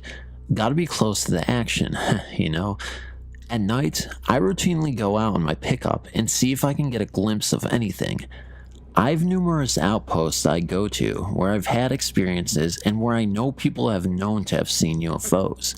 I was at one such place, sitting in my truck in the absolute darkness of the desert, sipping my coffee, when out of the corner of my eye, I saw a bright light streak up into the sky, like really bright. It was coming from the middle of a rock plateau in the distance. Naturally, I revved up the engine and headed over. I parked about a quarter mile away and walked the rest. I didn't want the noise to scare off whatever it was, so I snuck up and wormed my way in between the rocks to get to the middle where the light was coming from. I peeked in, and in an instant, everything I've ever believed was validated. I saw two creatures, pretty short but humanoid, no doubt. They had big eyes with no pupils, pure white, and I could see that their flesh was moist and scaly. I could hear them speak to one another. Their language is difficult to describe. I can't really put into words what it sounded like. It was high-pitched and echoed, though that was more their voices and not the language itself. Hearing an alien language sent chills up my spine. I was so excited. Anyway, sorry, I'm getting sidetracked. There were two pods behind them, and they were both standing around some sort of metallic rod stuck in the sand. That's where the light was coming from. It was shooting out the top, like some sort of beacon. I assume it was transmitting back to the mothership, but I don't really know. To me, it appeared to be sucking something out of the earth. I could hear the device humming. I inched closer for a better look, but I cracked the rock, and they both turned to me in unison. I froze, their eyes cut through me, and my excitement turned to terror. I was so scared, but in that same moment, I could see in them the same thing: fear. One of them reached out and touched something on the rod, and the light exploded out, blinding me for a moment. As my eyes adjusted back to normal, all I saw were the two pods jet straight back up into the air. There was no noise made, only the sound of the sphere ripping through the air. Now, as much as I'd like you people to believe what I've just told you, that's not really my concern, because when they left, lying on the ground was the rod. They'd forgotten it or dropped it, I don't know. All that matters is that I have it. Actual proof of intelligent life, and if you looked at this thing, held it in your hand, you know it came from another world. I mean, with how bright the light on top can get, there's nothing on Earth that could power something like that. You'd think I'd be on top of the world, and believe me, I was, until the next day. I woke up to a knock on my door. It was early that afternoon, but naturally I was sleeping in. The knocking was persistent. It didn't stop, just a slow-paced knock, over and over, until I finally got to the door. I opened it to see two large men standing in front of me. They were both bald and pale, with no eyebrows or eyelashes, and they were wearing crisp black suits. Everything from their ties to their shoes appeared to be brand new, like it was the first time they'd been worn. The man on the left was the only one who spoke. He introduced himself as Agent Quinn and his associate as Agent Reed. Then he addressed me by name, my full name. I didn't think it was odd at first. I mean, he was at my house. I'd buy he knew who I was. But then he asked me the question that almost made my blood freeze. Where's the rod you procured last night? There was no emotion in his words at all, almost robotic in tone. I immediately looked at both their sides and noticed they didn't have guns. I thought it was strange for government agents not to carry weapons, but I was also sort of relieved. I denied knowing anything, saying I'd been at home all night. Agent Quinn, however, didn't seem to have any interest in talking about whether or not I had what he wanted. As far as he was concerned, I had it. It is your best interest if you simply oblige us and gave us the item we have come for. I can assure you it would make life much easier for you. But I stuck to my guns and told them to leave. I stood firm and raised my voice, getting upset with them. But when I said leave, Agent Reed reached out his hand and grabbed me by the arm. Now, I'm not a strong man. I don't work out or anything like that. But the strength in his grip was inhuman. I have no doubt about that. He held me in place while Agent Quinn got in my face, our noses almost touching. I was staring in his eyes, and I could see how lifeless they were, like what made him human had been stripped away. It is unfortunate that you have chosen to lie to us, he said. My sincerest hope is that you will reconsider, and soon. Agent Reed then released me, and the two of them walked back to a black van that was parked out on the street. That was the other day. I'm freaking out. How could they know that I have it? How do they know about it in the first place? I've heard the stories, stuff similar to this, and I'm afraid of what's going to happen to me because I'm not going to compromise myself and give them what they want. I was smart enough the night before to hide the rod, but I'm hesitant to say where. But I do want to. I want someone other than me to know where it is, but I have no family or friends, so I've turned here. I'm not really looking for advice as to what to do, but I'm not adverse to it either. I only want to have what is happening to me be out there. I can't let them cover this up too. As long as they don't find these posts, I'll keep posting about what's happening. I need it documented. Alright, things have gotten pretty crazy. I'm not much of a drinker, but I've since took up the habit. I'm 2 drinks in as I write this. I appreciate the comments and advice I've been getting, but I don't really have any intention of handing the rod over. I've dedicated years and years to investigating UFOs and extraterrestrial life, so to finally have something and just hand it over just isn't an option for me. I left a good job paying and another life to come out here to chase my passion, and that's what I intend to do. After posting the other night, I waited a few hours until a little past midnight and decided to head back out to the rock plateau where I originally encountered the life forms. It had been a few days, and I wanted to get a second look at the site, but after the agents came to my door, my mind had been in a different place. But I refused to let fear change the way I live my life. I went out and crept out, got into my pickup, and headed towards the desert. I half expected to be followed, so I couldn't help but glancing back to my rearview mirrors the whole time. But it seemed I was alright. I got out into the desert, no problem, but as I got closer to the rock plateau, I could see it was illuminated. Not by some extraterrestrial technology, but like the lights you see when they're doing construction late at night on the highway. The entire thing was encased in what looked like a white quarantine tent. I parked quite a distance away and got out my pair of binoculars to take a closer look. The tent seemed to be surrounded by black vans, the same that I'd seen the agents leave in. There were men similar to the agents all around, no hair and in the same fine suits. I have no idea what they were doing, but I got extremely nervous as I watched them. Some were going in and out of the tent, while others stood motionless, as if they were on guard like statues. There was no way they could see me from the distance I was, so I decided that even though it wouldn't be that clear, given my range, I thought I'd record what was going on. I got my phone out and zoomed in as far as I could. It wasn't good enough to see what exactly they were doing, but I could see one thing that didn't show up in my binoculars. The eyes of every single person there were glowing, like some sort of bluish white, but I could see it very clearly through the screen. It sort of disturbed me, but I didn't really know what it meant. Some of you have commented that you have thought that the agents were themselves aliens, and I didn't really think that until seeing that. Though I do also believe they work for the government, there's no way they would be able to churn out an operation like that without people having questions and them having the right answers. I have in the past heard some of the crazier UFO researchers make claims that our government has been working with extraterrestrials for as long back as the 50s, but I never put too much validity into those claims. Seeing this, however, made me question everything. Anyway, sorry, I got sidetracked again. I recorded them for about a half hour for no real reason other than I thought something more interesting might happen at any moment.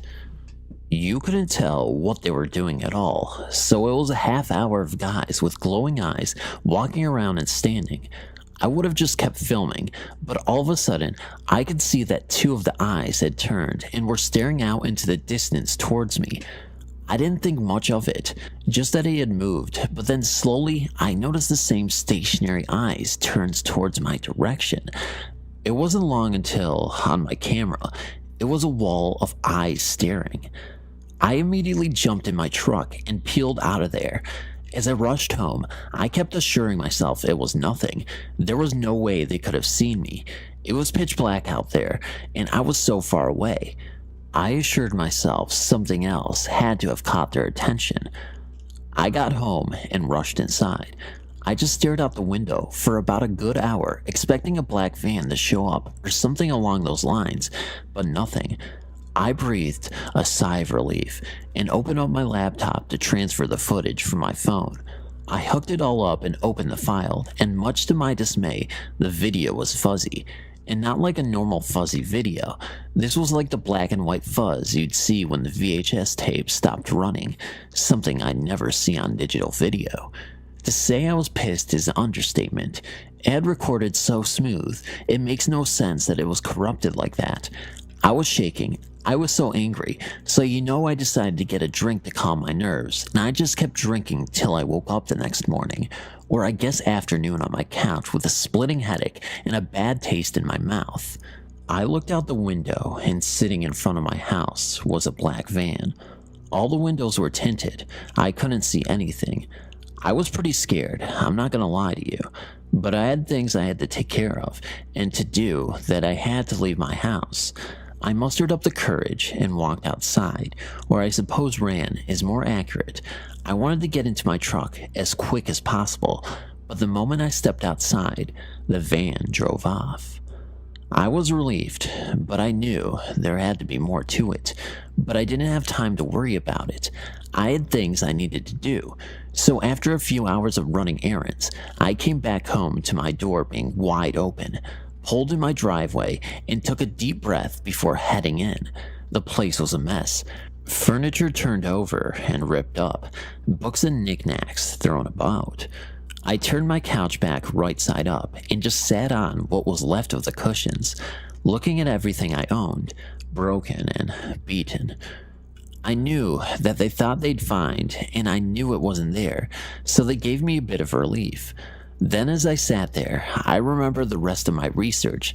I went back to my bedroom, and sure enough, everything had been tampered with. Cords had been yanked out of my computer, boxes of documents emptied out all over the floor. But as I looked at everything, I noticed nothing was missing. It was all there. They hadn't taken anything. I did notice, however, there was an envelope amongst the mess. I didn't have anything that I kept in an envelope, so I knew whatever it was, it must have been them who left it. I opened it up, and inside was just a single piece of paper, typed up. It said, "It has come to our attention that you are not only continuing to hinder our investigation by keeping what we desire from us, but that it appears that you have begun an investigation of your own. What you saw the other night was not for your eyes. To continue on this path you appear to be on would be unwise." Now I'm just sitting here, 3 drinks deep in what used to be a nice and tidy house, typing this, wondering what to do. I'm at a loss. I don't know how far they'll go.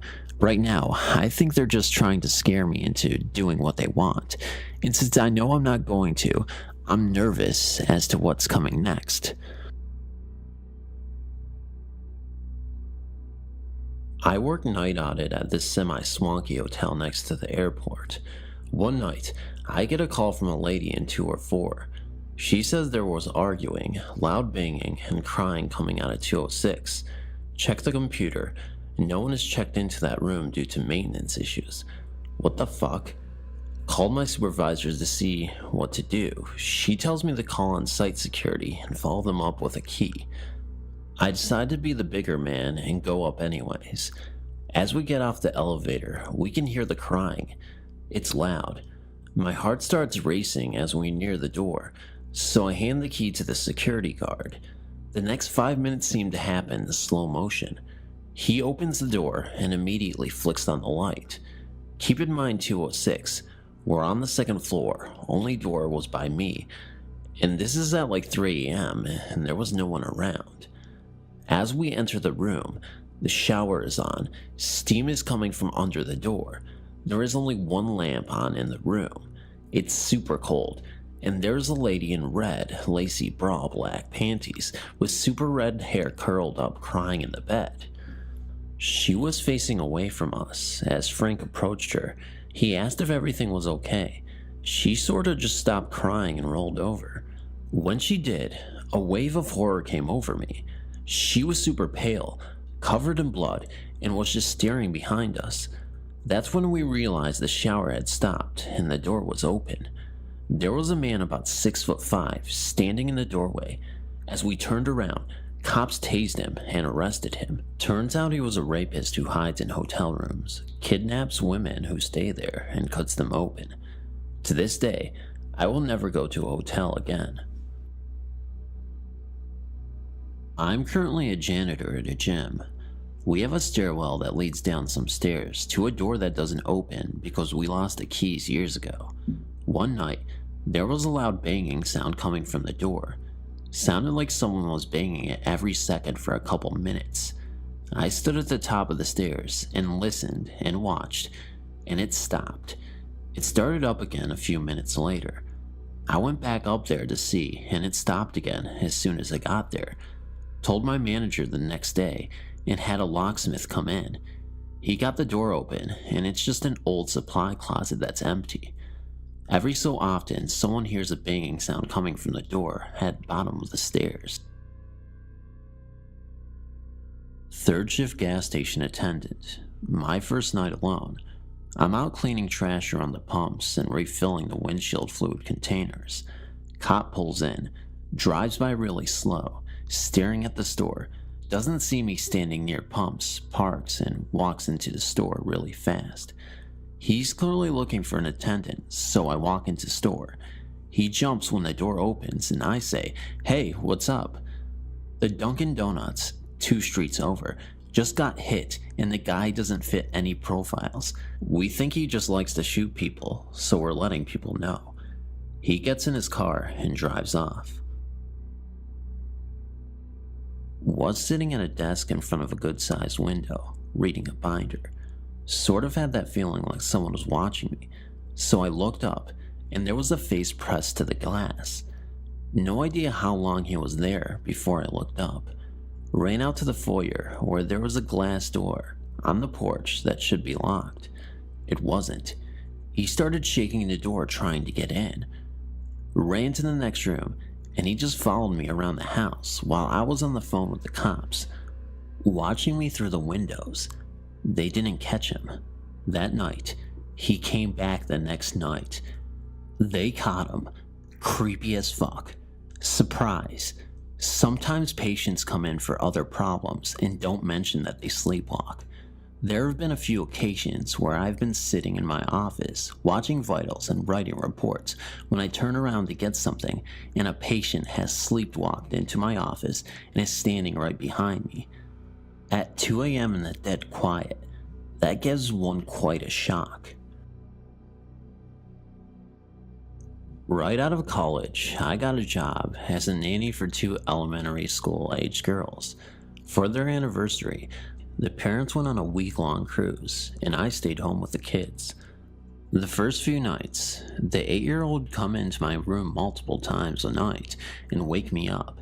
It was obvious she hadn't pre-planned what she was going to give me as a reason for waking me up, so she would stumble through an excuse on the spot like, "I just wanted to make sure we are still going to the park tomorrow," or, "I think I forgot to brush my teeth and wondered if I should do it now or wait till the morning." I figured she was just missing her parents and feeling out of sorts, so I let it slide at first. But by the fourth or fifth time, knowing I needed sleep to keep up with two active kids, I told her that she wasn't to wake me up unless there was an actual emergency. I got a couple more hours of undisturbed sleep, but wake up with a weird feeling around 5 a.m. I turn over and nearly piss myself. The girl had brought over a chair right next to the bed and is staring down at me. It didn't help that she had long, dark hair, and this happened a few months after The Ring came out. Her explanation? I just thought it would be fun to watch you sleep. I didn't wake you. Touché, kiddo. It was the summer of 1992. I was 20 years old, and I had just completed my junior year of college, and I was staying in the same city as the campus to take some summer classes. I also worked a couple of part-time jobs to handle living expenses. One of my jobs was as a fast food delivery guy. We cooked and delivered steaks, chicken, and burgers instead of the usual pizza or Asian food. One night after completing my shift, I was bored and for laughs, decided to check out an adult movie and novelty store that I had seen sometimes in the course of all my driving for that job. I parked amongst several other cars and got out of my car to go into the store. I saw a middle-aged man with a pasty appearance, with greasy dark hair and receding hairline in the car parked closest to the store.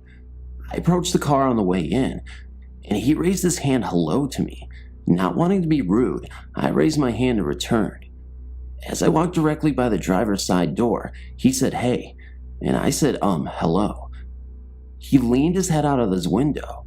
He said, "You want to get it off?" I browsed about, and put off by the sheer seediness of the place, quickly left. Out of the corner of my eye, I saw the guy in the car in a different parking space. I got into my car and started out of the parking lot. As I got to the road, I saw the guy start his car and start to come out as well. Hoping this was coincidence, I turned out of the parking lot to go home. It wasn't coincidence. Suddenly, this guy was following me very closely and blinking his high beams at me every few blocks. I tried to lose him at some traffic signals, but was unsuccessful. I decided to go an alternate route at that point, not wanting to direct this creep to where I was living. Luckily, my delivery job had made me familiar with a lot of the roads in the city. I headed for a particularly labyrinth neighborhood, turned in, and took as complicated a route as I could, and quickly as I could, and finally lost him in there. I thought that was the end of it. A few weeks later, during work at the takeout place, I stopped at a convenience store in the course of delivery to get a soda. After I checked out, I saw this same guy. He smiled and raised his hand hello again. I hurried outside to my car, but this time I was in my shirt and hat from the takeout place. Now he knew where I worked. By the time I left the convenience store, he followed me again. Fortunately, I was able to lose him again, but spent the rest of the summer afraid to see him pop up at the place of my work, or worse, order food and bring me to his house. Thankfully, that did not happen. But skeevy guy who likes to follow people, let's not meet again. You believe in ghosts?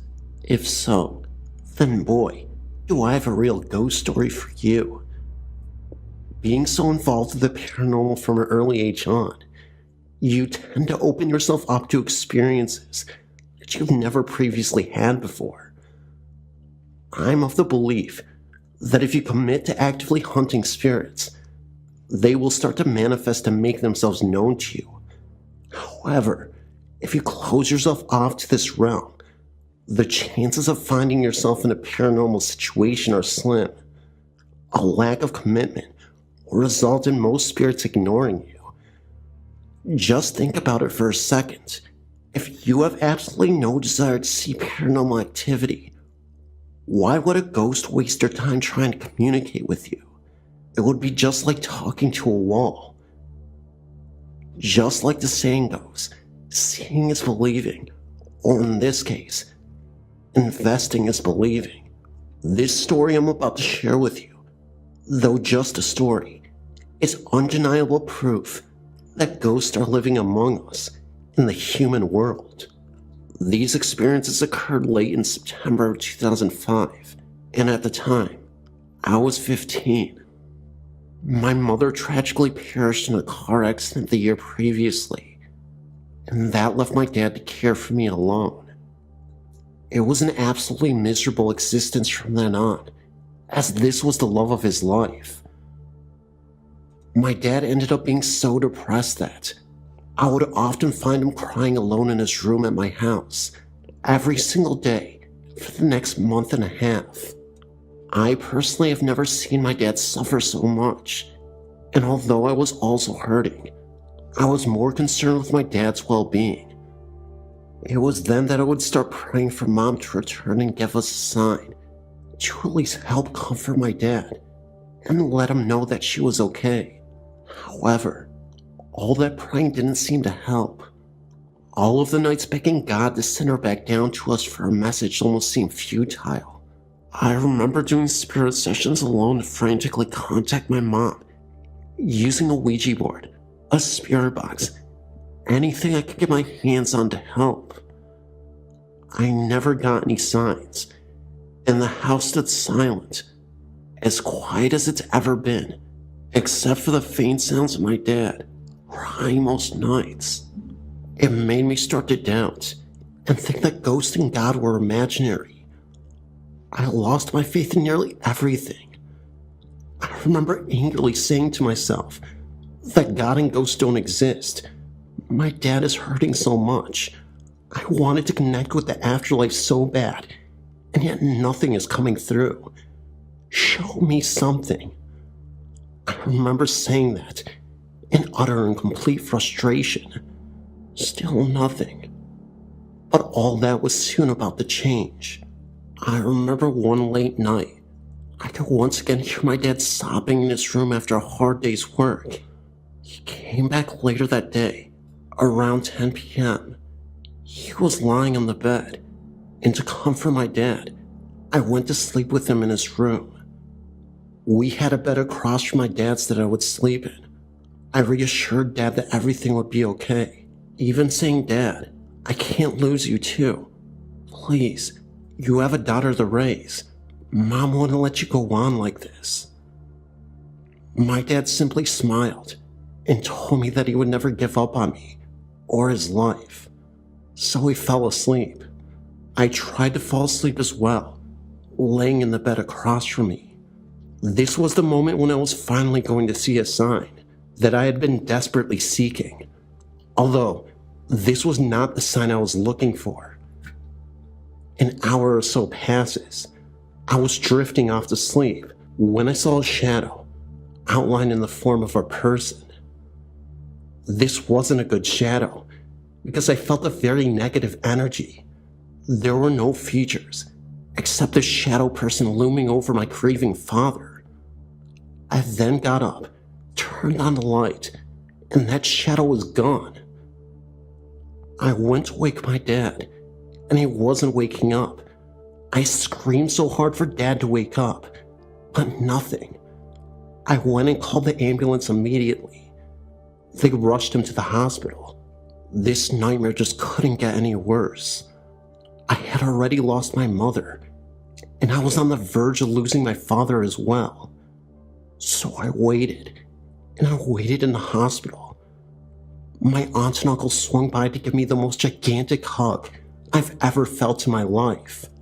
We were all waiting on the word for the status of my dad. As the doctor walks out, he has a very somber and stern look on his face.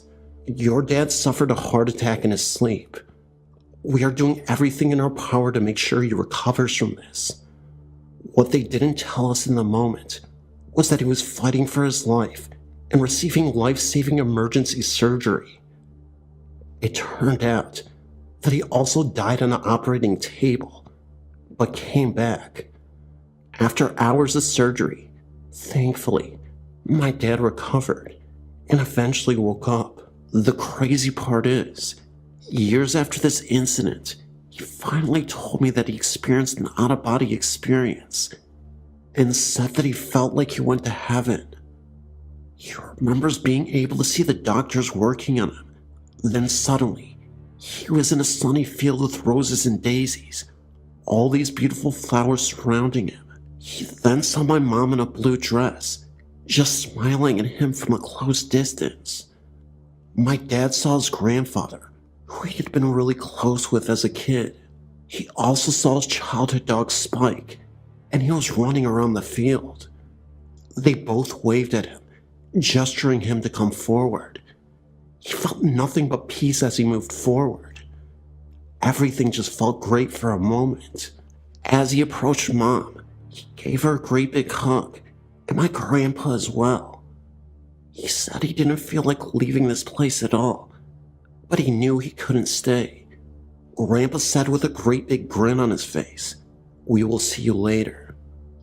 Then suddenly, he woke up back in his body in intense pain. That same night my dad was having that episode, my uncle took me back to his house. As I waited for my dad to recover, I had a dream. I dreamt of the Grim Reaper, and he was literally trying to drag my dad up into this dark room with red wallpaper. I remember screaming, "No, I need you, Dad," and trying to physically pull my dad away from the Reaper so he wouldn't take him through the door of the strange room. Eventually, the Reaper gave up and disappeared. My uncle rushed in to hug me, and I told him I had a nightmare. Years later, when my dad told me about what happened to him, I told him my nightmare as well.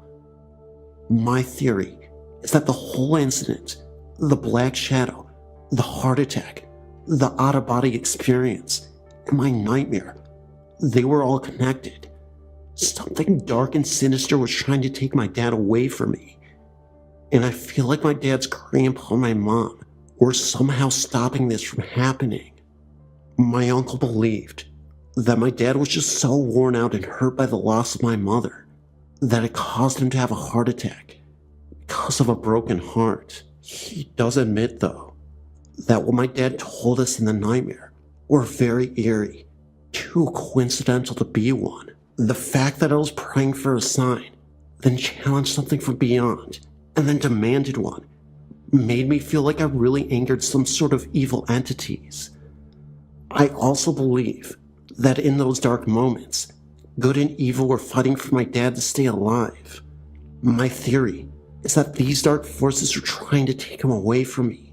I also know that because we're surrounded by so much darkness after we lost Mom, these dark spirits were taking advantage of us in the worst possible way, and I think they were feeding off of us.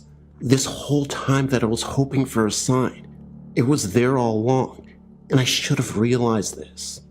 Maybe we were consumed by a dark energy that whole time, and we needed a priest to bless this house. Eventually, that's what we ended up doing, and all felt pleasant and better. My dad slowly started feeling like himself, and the rest was history.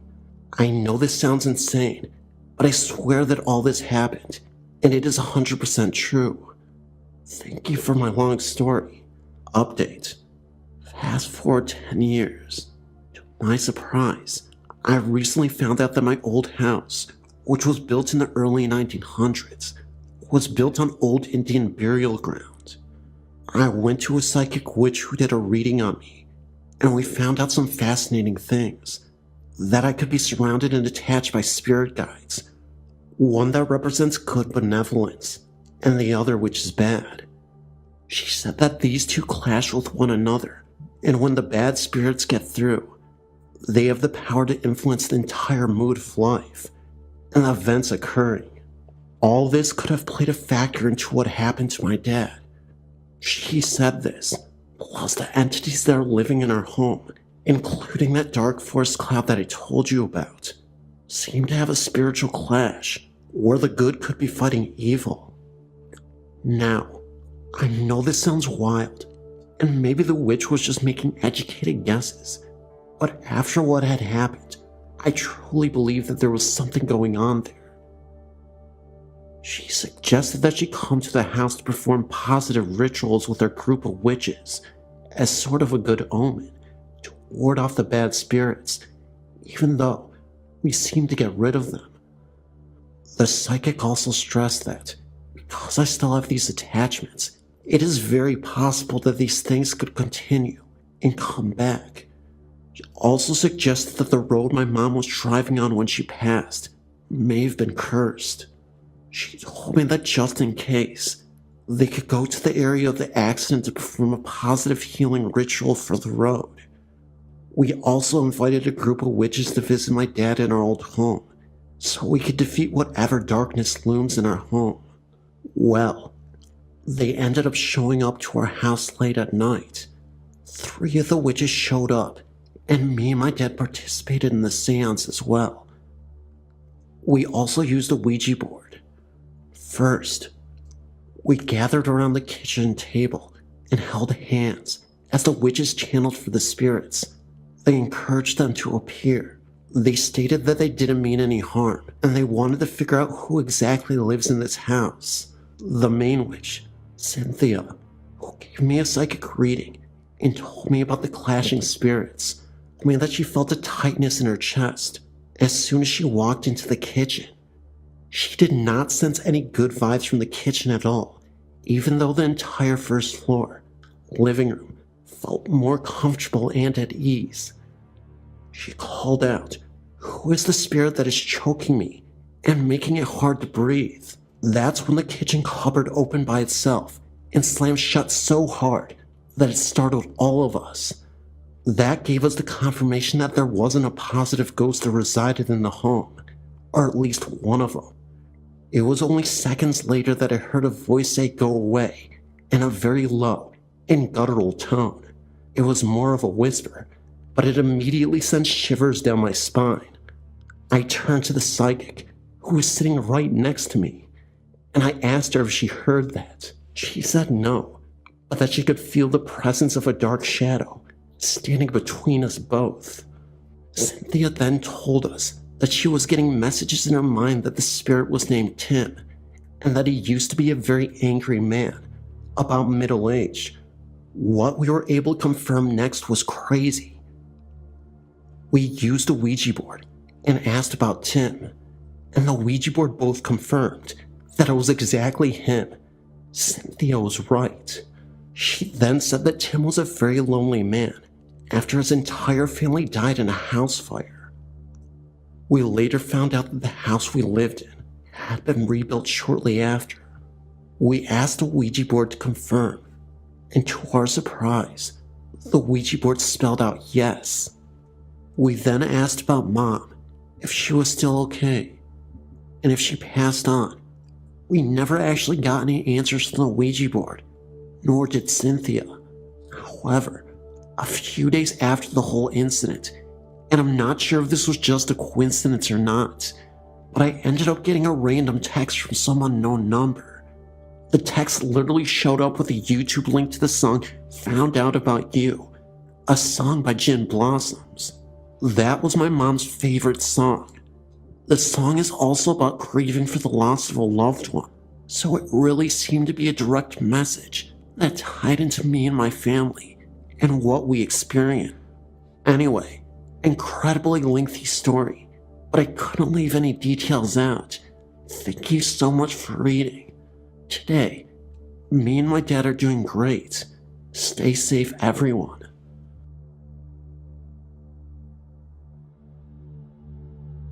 This is my first, but not my last experience.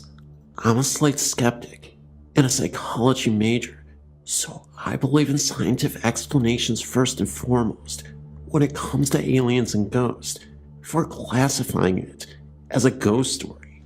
I've always been overly curious about my family's lineage and who's related to who in my grandparents' tiny town, founded by my grandfathers and grandfather.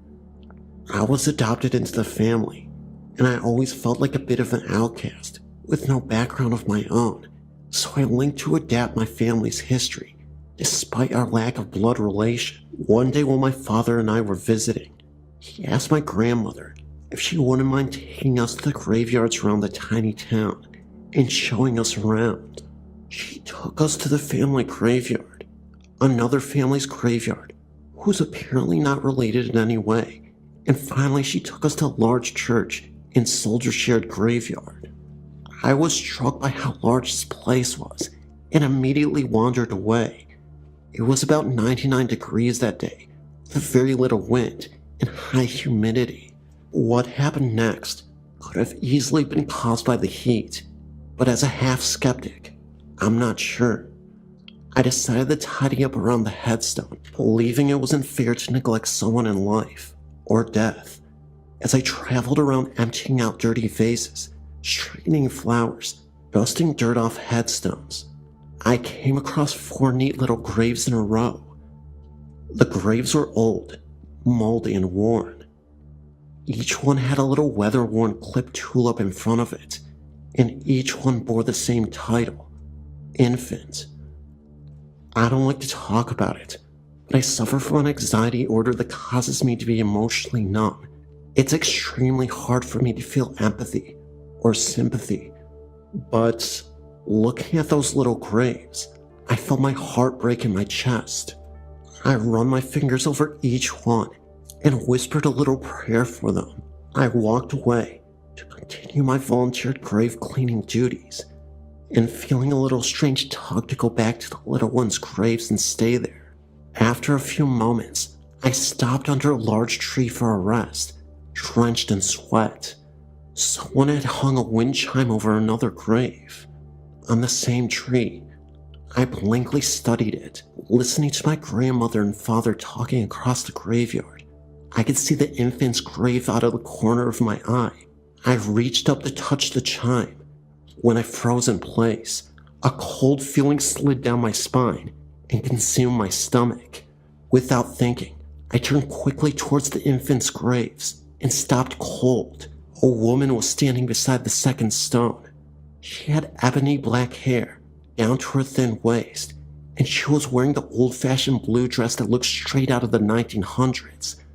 But that wasn't the most remarkable thing about her. Her face was smooth, round, and pale, and literally blank. She had no eyes, lips, nose, nothing.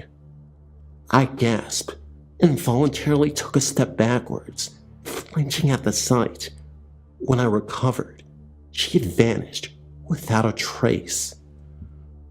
The last thing I wanted to mention about the cemetery is another night I actually went back to the cemetery on my own, and I noticed something that was really alarming. What I noticed was something so alarming that it literally made my face turn pale. Now, I'm not saying this was a ghost, but I saw a group of people who were in a circle around a gravestone. Even creepier, they all had what looked like brown robes on, and hoods on. It was like some sort of cult.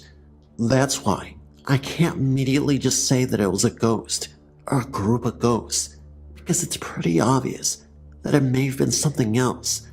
Maybe it was just some sort of evil ritual that they were performing out there. But I didn't want to last long over there, so I bolted.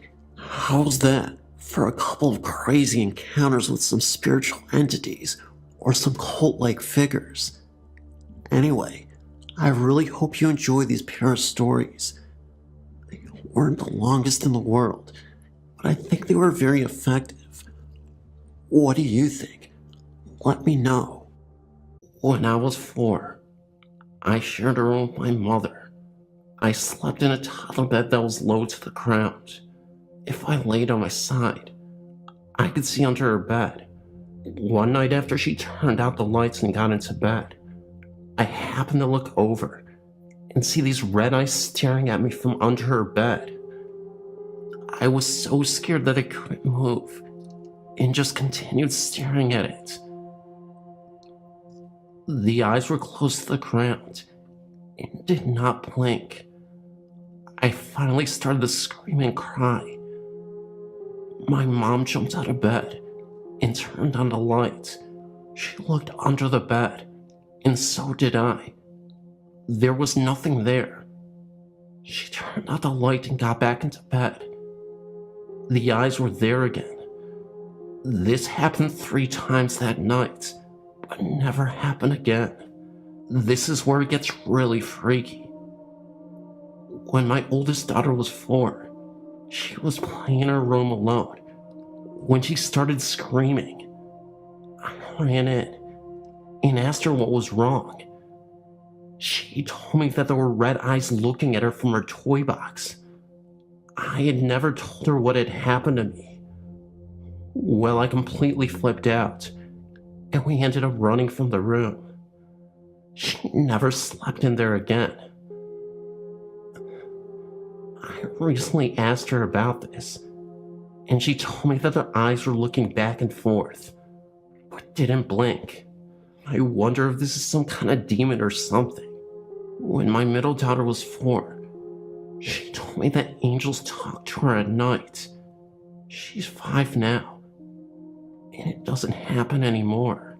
My son is about to turn 4 next month, and I'm terrified of what supernatural thing will happen to him. My only consolation is that it should only happen when he's 4.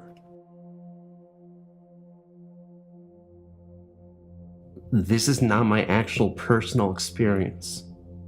The house that I currently live in is extremely old and has a lot of history. My aunt had once lived in this house before me and my family. She had never experienced anything out of the ordinary. She had just come back from the hospital, having just given birth to her newborn daughter. The night she had returned home, she had done everything as normal and had gone to bed. The baby's cot stood just across the room. She woke up in the middle of the night, simply terrified by what she saw. A ghost with a small figure at its side stood looking into the cot holding a knife. My aunt first lay frozen in her bed, not knowing what to do. She finally worked up the courage after several minutes and ran to grab the newborn baby and ran out of the house. The room in which this occurred is now my room, and I can honestly say I've never seen an apparition, but I've heard many things during the night, such as when I once heard the banging footsteps of someone climbing the stairs. This had really frightened me, so the next day, I'd asked my sister if she had heard the noises. She replied yes. The weird noises continue up until this day, but we are now used to this, so we never really get scared, as we had done years ago. But just several weeks ago, my sister lay in her room watching TV, and all of a sudden, a black figure emerged in the corner of the room. The figure vanished, and we have never heard or seen anything unusual since.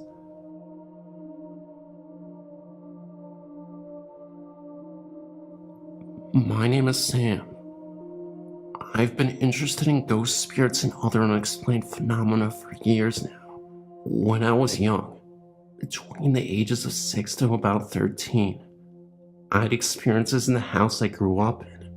I'm now 29 years old, but I know that something happened, and that there are things that we as people can't even explain. My story takes place in Tallahassee, Florida, home of the Seminoles. I was about 6 or 7 years old. I always heard footsteps walking down the hall of my house, and sometimes it sounded like the floor was just simply creaking, like old wood, I guess. The creaking sound moved down the hall like footsteps, though. On several incidents, I would wake up in the middle of the night and hear footsteps in the hallway. I never saw any apparitions, but I'm sure they exist. There is a sleep paralysis where you can wake up from your sleep, but not be able to move. I've seen many accounts of this on your website. I've personally awakened plenty of times in my youth, and could do nothing except look around in my room. I've never felt as if someone was holding me down, but I'm 100% positive I was wide awake, and I couldn't move. On one occasion, a Saturday morning, I woke to the sun shining through my window.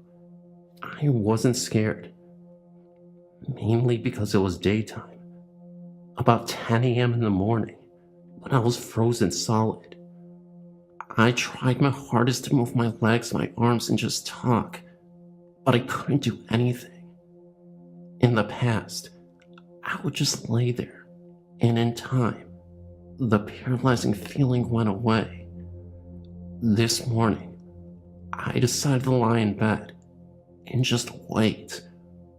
What seemed like minutes was only seconds when I heard whispering just above and behind my head. My bed was against the wall, and my dresser was a foot or two away from the head of my bed against another wall, in the corner. The whispers came from that corner. It sounded as if two people were telling secrets just behind me. At this point, I snapped free from my frozen state and immediately jumped out of bed and dashed into the kitchen where my mother was cooking breakfast. I know something was there, but I was so scared that I didn't look back. I clenched my mom's legs, and she asked me what's wrong. I explained to her what had happened, and she kind of blew it off. There's no solid evidence that anything had happened, but I know what I experienced. That wasn't the only thing to happen. If you live in Florida, then you've experienced a hurricane. Hurricane Kate hit Florida in the mid-1980s. My mother was a single mom at the time and was trapped at City Hall during the hurricane. She worked for the city, so during the bad storm, they didn't want to let them drive in the weather and asked the workers to stay until the storm let up. My brother is about 5 years older than me, so my mom called and asked him to watch out for us until she could get home. The hurricane soon knocked the power out in the entire neighborhood, and probably in several parts of the city.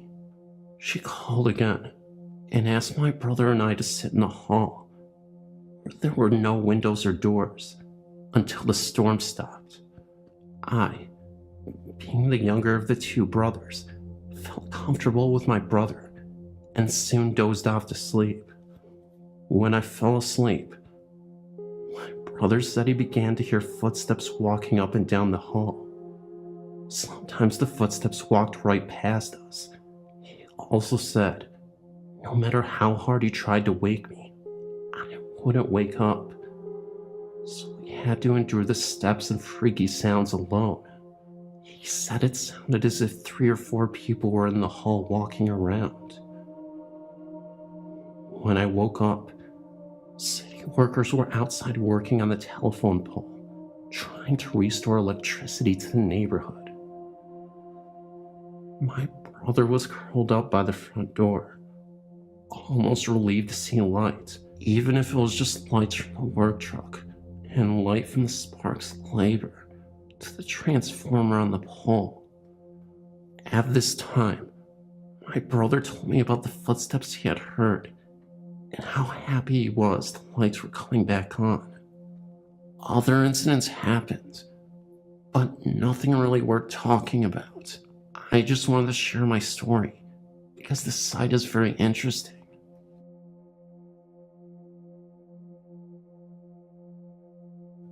I have 2 experiences that I know are so unusual that I thought I might share.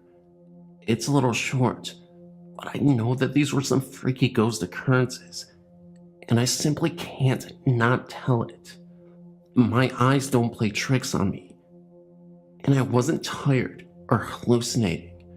In fact, this first story, especially my friend's experience, was also very real and happened at school. I was about 8 years old. I was riding my bike in trails of the woods near our house. I'd been riding for so long that I lost track of time, and being an 8-year-old kid, of course it was the time of my life. I ended up getting lost in the woods and the trail for quite some time. It had to be a couple hours, and it started to get dark. So as the sun was setting, I tried to make my way back the way I entered, As I was going through the woods, I ended up going through a cornfield, and from a distance, what I saw couldn't be ignored. I saw a short figure of a man just standing in between the cornfield bushes. It almost looked like a leprechaun. Obviously, I know leprechauns aren't real, but it was the best way I could describe this ghost. It was a scraggly looking thing, and stood 3 to 4 feet tall. It disappeared after a few minutes, and was gone. I am the only person who ever saw this thing. There was never any mention of a ghost near these cornfields. For a while, I didn't even want to say anything, for the fear of looking crazy. Plus, at 8 years old, who will take what I saw seriously?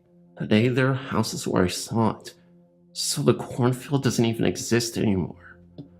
Another weird thing that happened to my friends at school.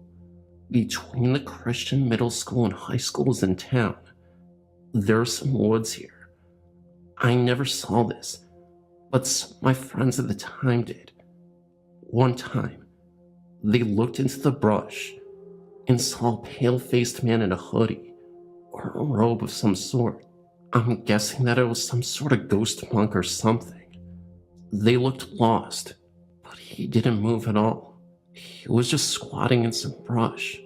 When I was told about it, it made me realize that my experience might have been tied to this one, and that I wasn't as crazy as I thought. What happened was just odd. It's possible that the guy in the robe just could have been a creepy dude spying on the school. Personally, I think the one at school was just some weirdo, but the leprechaun could be something. However, I wouldn't just write it off, as I know that'd be hypocritical in doing so. Thanks for listening. Let me know what you think.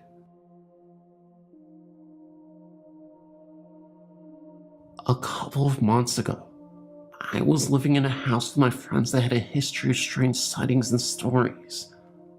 I personally had never seen anything there, but had somewhere else. That was about to change.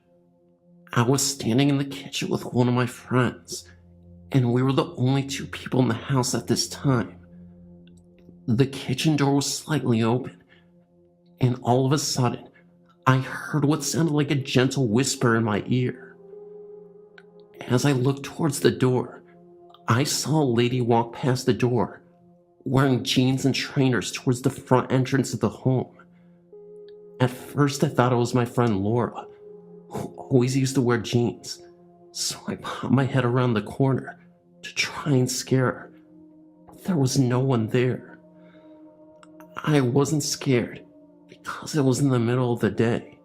I actually found the experience quite exciting, but also unexplainable. We bought my father's-in-law house with the understanding that he was to stay with us so we could take care of him. He was in his mid-70s and not in the best of health. Before we moved in, we turned the 2 upstairs bedrooms into 3 bedrooms. My husband was upstairs taking the panels off the walls and called me upstairs to figure out how and where to move the heating duct. As soon as I got to the top of the stairs, my husband hung his hammer on a nail that was sticking out of a stud. We were standing right next to the stud the whole time I was upstairs with him. We were the only 2 upstairs. When we were finished talking, he went to grab for his hammer. It was no longer hanging on the stud. We looked for it for about 15 minutes before finding it under a pile of panels about 10 feet away from the stud it was hung on. We just gave each other a raised eyebrow look and didn't say anything about it. The TV would always turn on and off by itself. It was my father-in-law's TV that was sat in the living room. It was the only TV in the house that did that, no matter what outlet it was plugged into. I would turn it off, and by the time I would walk into the kitchen, it would be on again. I would have to say something like, "I don't have time to play right now," before it would finally stop. I was at work the night my father-in-law passed away. It was 3 a.m. on a Monday morning when one of the high-low drivers broke a main water line that caused all the presses to be shut down. I'd been working there for 2 years and had never seen or heard all of the press operators being sent home, as there is always something else for us to do. I went straight home and straight into my father-in-law's room to check on him and tell him what happened. We had a close bond and talked about everything. He was gone. His estimated time of death was 3 a.m. It may have been a coincidence, but man, what a coincidence. After my father-in-law passed away, I experienced only one more thing. I was up in my room and heard my son call me from the kitchen. I was at the top of the stairs and he was at the bottom of the stairs. He asked me what I wanted. I asked him what he meant because I heard him call me. He just shook his head and said, "Oh, not this again." I came home from work early again one night, about a month after my father-in-law had passed away. I walked into my son's room to see if he was home yet. He was lying in his bed with the blankets over his head. My son was 18 at the time. I whispered, "Are you still awake?" He popped out his head from under his blanket and told me that he heard footsteps in his room just a few minutes before I got home. Could have been the cat, I told him. No, definitely human, he said. But when he looked to see who it was, there was nobody there. My oldest brother heard me and her brother talking downstairs and came down.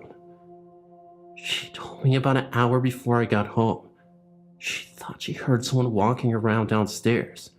She thought it was her brother. She heard footsteps from his room to the bathroom. She went downstairs and peeked her head in his room. Not in there. She walked to the bathroom, but the door was standing open, so she knew he wasn't in there. She was spooked, so she went upstairs and didn't come back down until I got home. We moved to a big old farmhouse in 2004.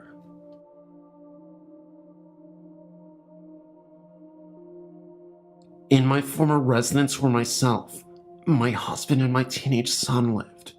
There were lots of paranormal happenings. All three of us experienced strange things, but the one that was the most bizarre happened while I was asleep in my bed. My husband had gone away on business for a few days, so I was alone this particular night. My son was asleep in his room down the hall.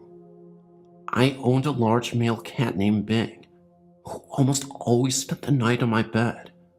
I also had a hamster that was kept in a cage in my son's bedroom. The cage door was broken, so we tied it up with baggy ties. She had escaped once or twice, so I had planned on buying a new cage the next day. As I lay sleeping in my bed, I could remember hearing someone yelling in my ear, "Wake up," several times. I then found myself standing in the hallway, and to my disbelief, my cat had the hamster cornered and was about to pounce. I screamed for my son, and he came to the rescue before anything could happen. Someone had made sure that I would wake up in time. That's for sure. I know I heard those words "wake up" repeated several times. I was not terribly afraid at the time because I figured that this entity had to be friendly. Before I moved into the house on Willoughby Lane, I never had given the slightest thought to paranormal activities, and had always dismissed it with a wave of the hand and an offhand comment of how such things are scientifically impossible. However, all that changed a few years ago when myself and my newly acquired husband decided to buy an old farmhouse in upstate New York. The real estate agent, while giving us a tour of the home, had in fact related some disturbing information to us. She told us about 20 years ago, a young woman who had lived there with her 2 sons and her father, who apparently was an alcoholic, as well as an abusive parent, had gone missing. Her remains had never been found. There had been almost certain proof that her father had murdered her, and was shortly thereafter tried and sentenced to 10 years in prison, where he had almost died. I thought nothing of this, except for the fact that one day I might be gardening and dig up a little bit more than dirt. However, this did not stop us from buying the home, which was gorgeous, with green shutters, a post and beam barn which was in good repair, and a drive that was lined in grand old maple trees. But my friend, who was indeed a strong believer in the supernatural, strongly advised us that there might be what she called restless spirits residing in the home. Again, me being convinced that there was no such thing, did not take her warning seriously.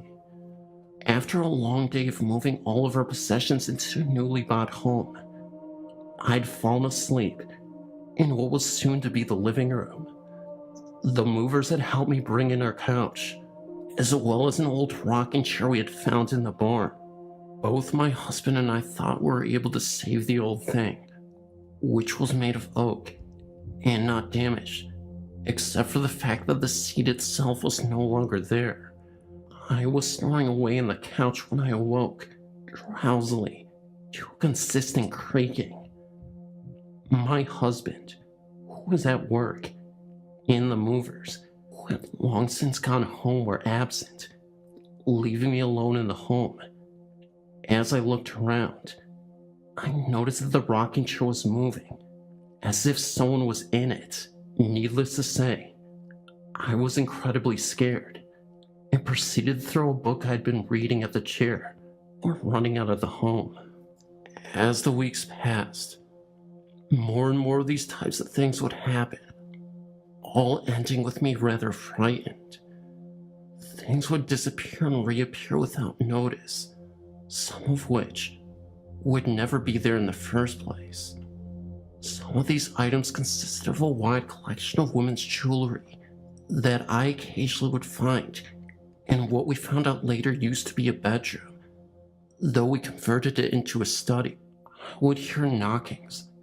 Doors would open and shut for no apparent reason. We would occasionally hear the faint creaking of the rocking chair, even though I had insisted it be placed back in the barn. Occasionally, I would hear hushed voices and see flashes of what appeared to be figures out of the corner of my eye. This behavior increased as time passed, till I was starting to get used to it. I even admit to talking with the spirit whenever I was alone in the home. I would always be rewarded with an abrupt cease in all abnormal activity. On the evening of the housewarming party me and my husband were holding, one of my friends came to me in a state of anxiety. They said that they had been in the basement when they saw a woman standing there, staring at them, then turning and vanishing. Myself and a few others hurried down to the basement, where we looked all over, trying to find the woman. What we did find was a hidden cupboard with what was later confirmed to be the remains of Sue Hoover, the woman who disappeared nearly 20 years ago. After this finding, the noises and sightings immediately stopped, and we have yet to hear the slightly disturbing creak of the old rocking chair, which we eventually moved back into the home and repaired. However, I will never forget my experiences that year, and never again doubt the existence of spirits in the physical world again.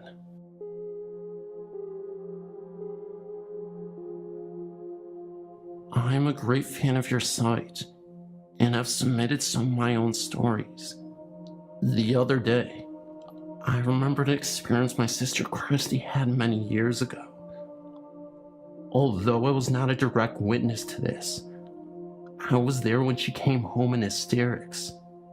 She was in such a state that we all thought she was attacked, and we could not get any sense out of her. The story goes like this. Christy had been walking home from a friend's house down a long lane called Langley Lane. On the right-hand side of this lane, there was a field which was used for cattle from a local farm.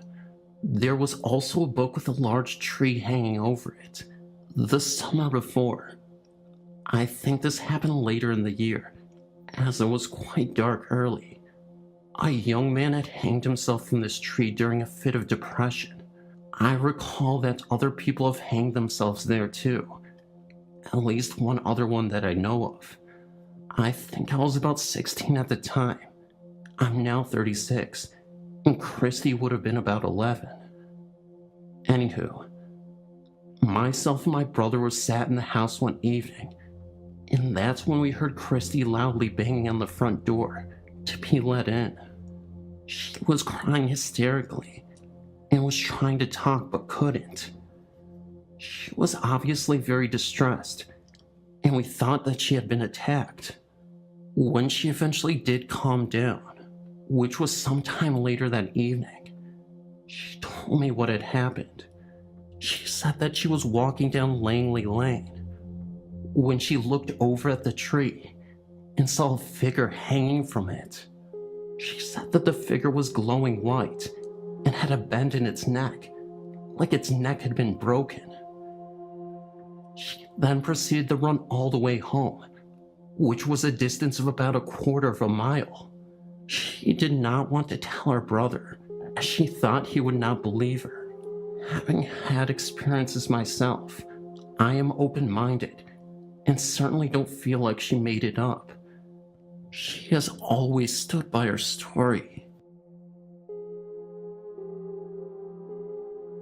I was looking at your haunted places in Houston, Texas. I grew up there. I came across the Jefferson Davis Hospital, and it reminded me of something.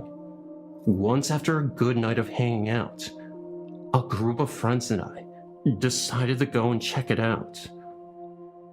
When we got there, I immediately felt unwanted. My skin crawled with fear. I kept telling everyone that we were not welcome there. We were only equipped with several lighters, so the shadows were unbelievable. We kept hearing people talk, thinking it was someone else in the hospital. Someone would call out, but nobody would answer. I kept feeling something touch my back, thinking it was my boyfriend. I turned around, but he was a couple of feet away from me. The entire time I was there, I kept telling him that we needed to leave. My friends got annoyed with me, so we decided to leave. As we were leaving the building, I was holding my boyfriend's hand, and something shoved me. I fell so hard that I twisted my ankle. It was swollen for weeks, and my doctor couldn't tell me why. Nothing was broken. It finally healed after 6 months. I still have problems with my ankle to this day.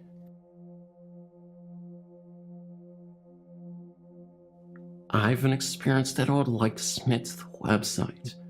I've attached it below. After my encounter one late night in August with my sister, I found out that we'd always been around ghosts. My family has moved 5 times, and in every place, there had been at least one ghost there with us.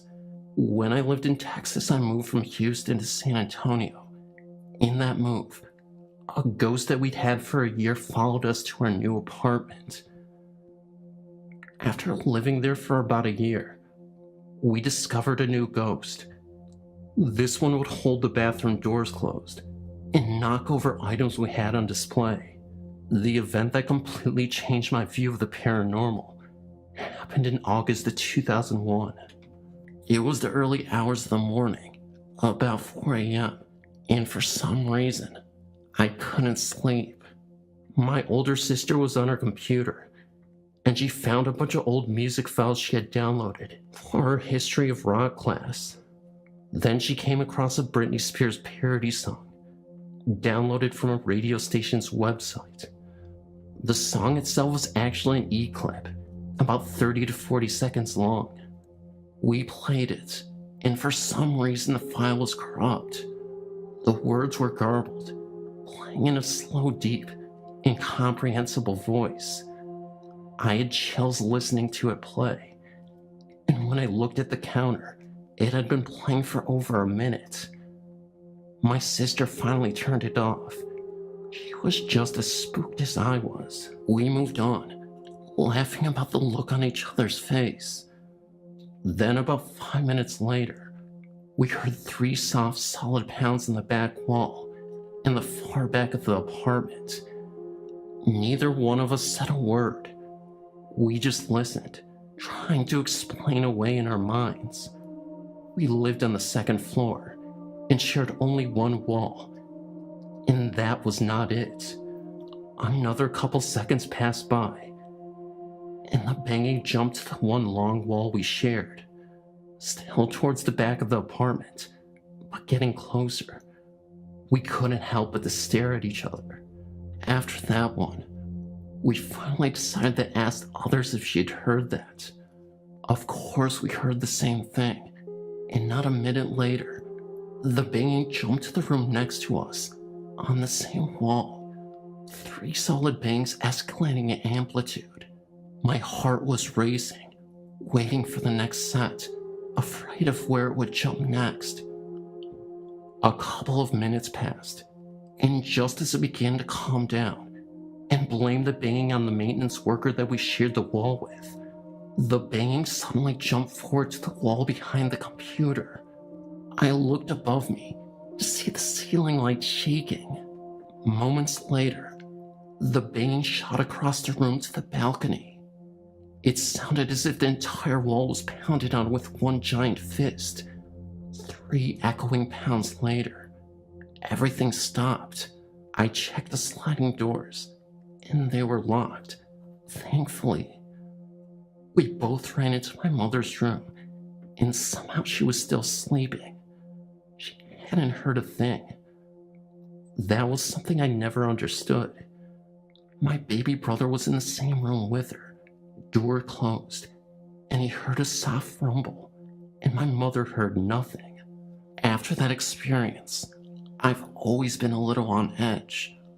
I always think about what would have happened if I'd left the sliding doors unlocked that night, and what the thing was trying to get in. One thing I know for sure is that my ghost from Houston left that night, and the one already there seemed to get more active. Everyone started to hear their name being called, even when no one was around. Luckily, no one ever attempted to communicate with whatever it was. As a matter of fact, we rarely began to answer unless we saw the person who was calling us. 2 years later, after I finished high school, we moved to Iowa when I was accepted to college, and so far, we have not had any strange paranormal occurrences.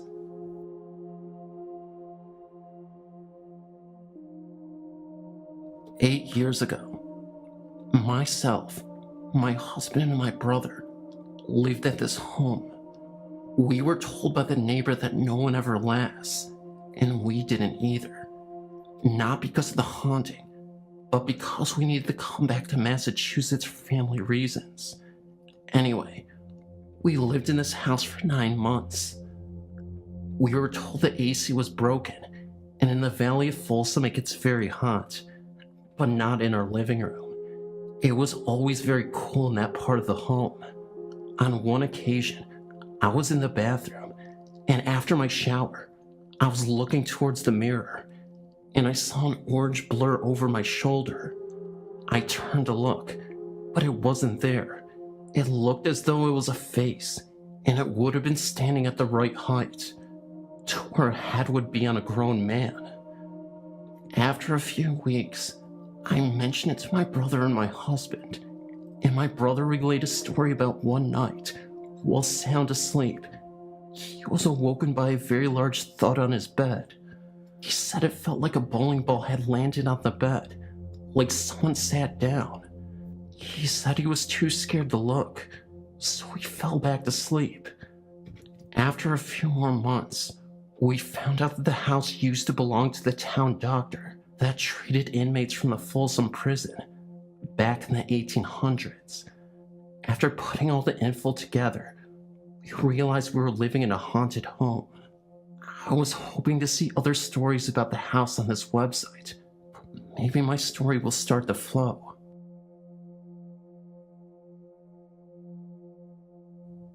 When I was 11, my father died from a heart attack in our home. Because of the trauma on my little sister, she witnessed people trying to resuscitate him. Our mother decided to move. We ended up moving just a little bit further down the road, into an older house that had been built in the early 70s. The owner of the house also died in the house many years before. It was a 2-story house, and the bottom level was made of cinder block.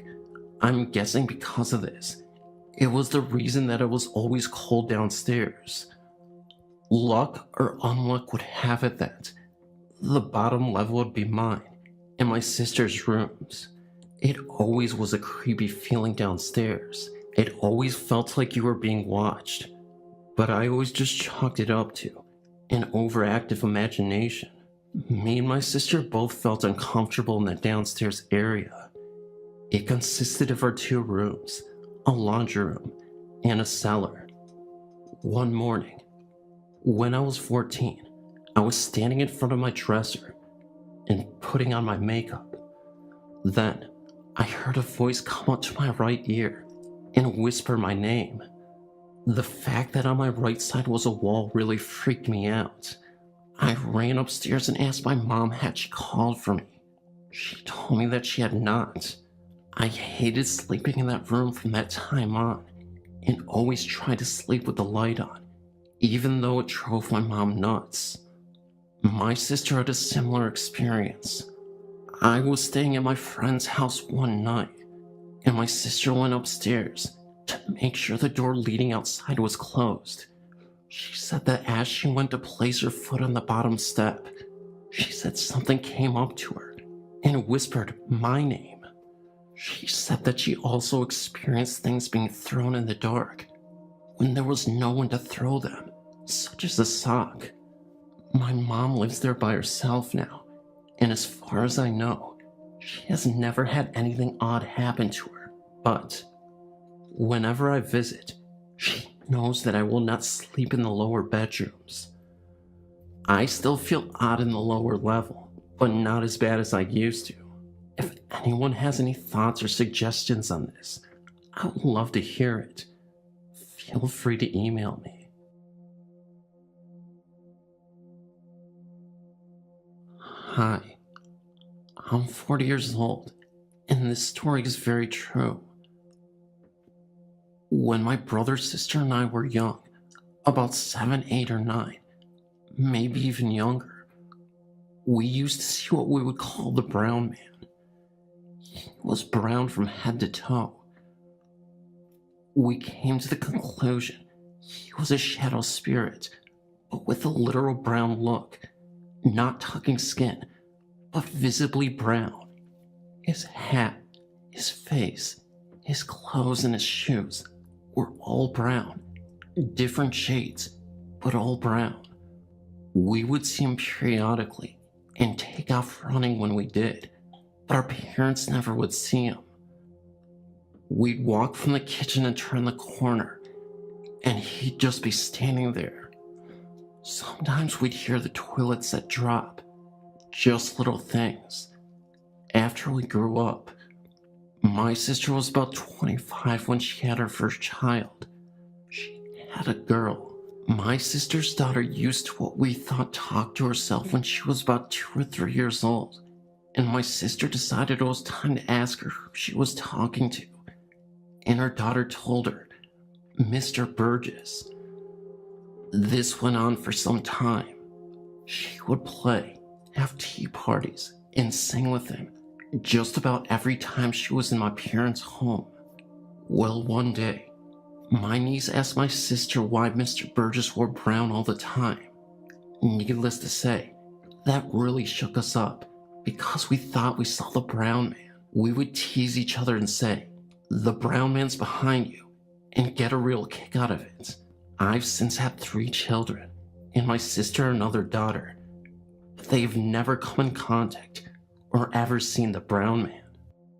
We live in a haunted house. It is really not bad once you get used to it. In fact, at times, when there's no activity, you can actually get a little lonesome for them. We moved here in 1982. It wasn't long after we settled into our new house that we bumped into the former owner at the local church. She asked us if we had seen the ghost. We didn't know what she was talking about. She said it sometimes appears in the front bedroom, our daughter's room, as a shadowy figure of a woman in a rocking chair. Our daughter overheard us talking about it and she said, "Oh, that must be the lady who sits in the chair at my desk at night. She doesn't bother me, just sits there kind of watching after me."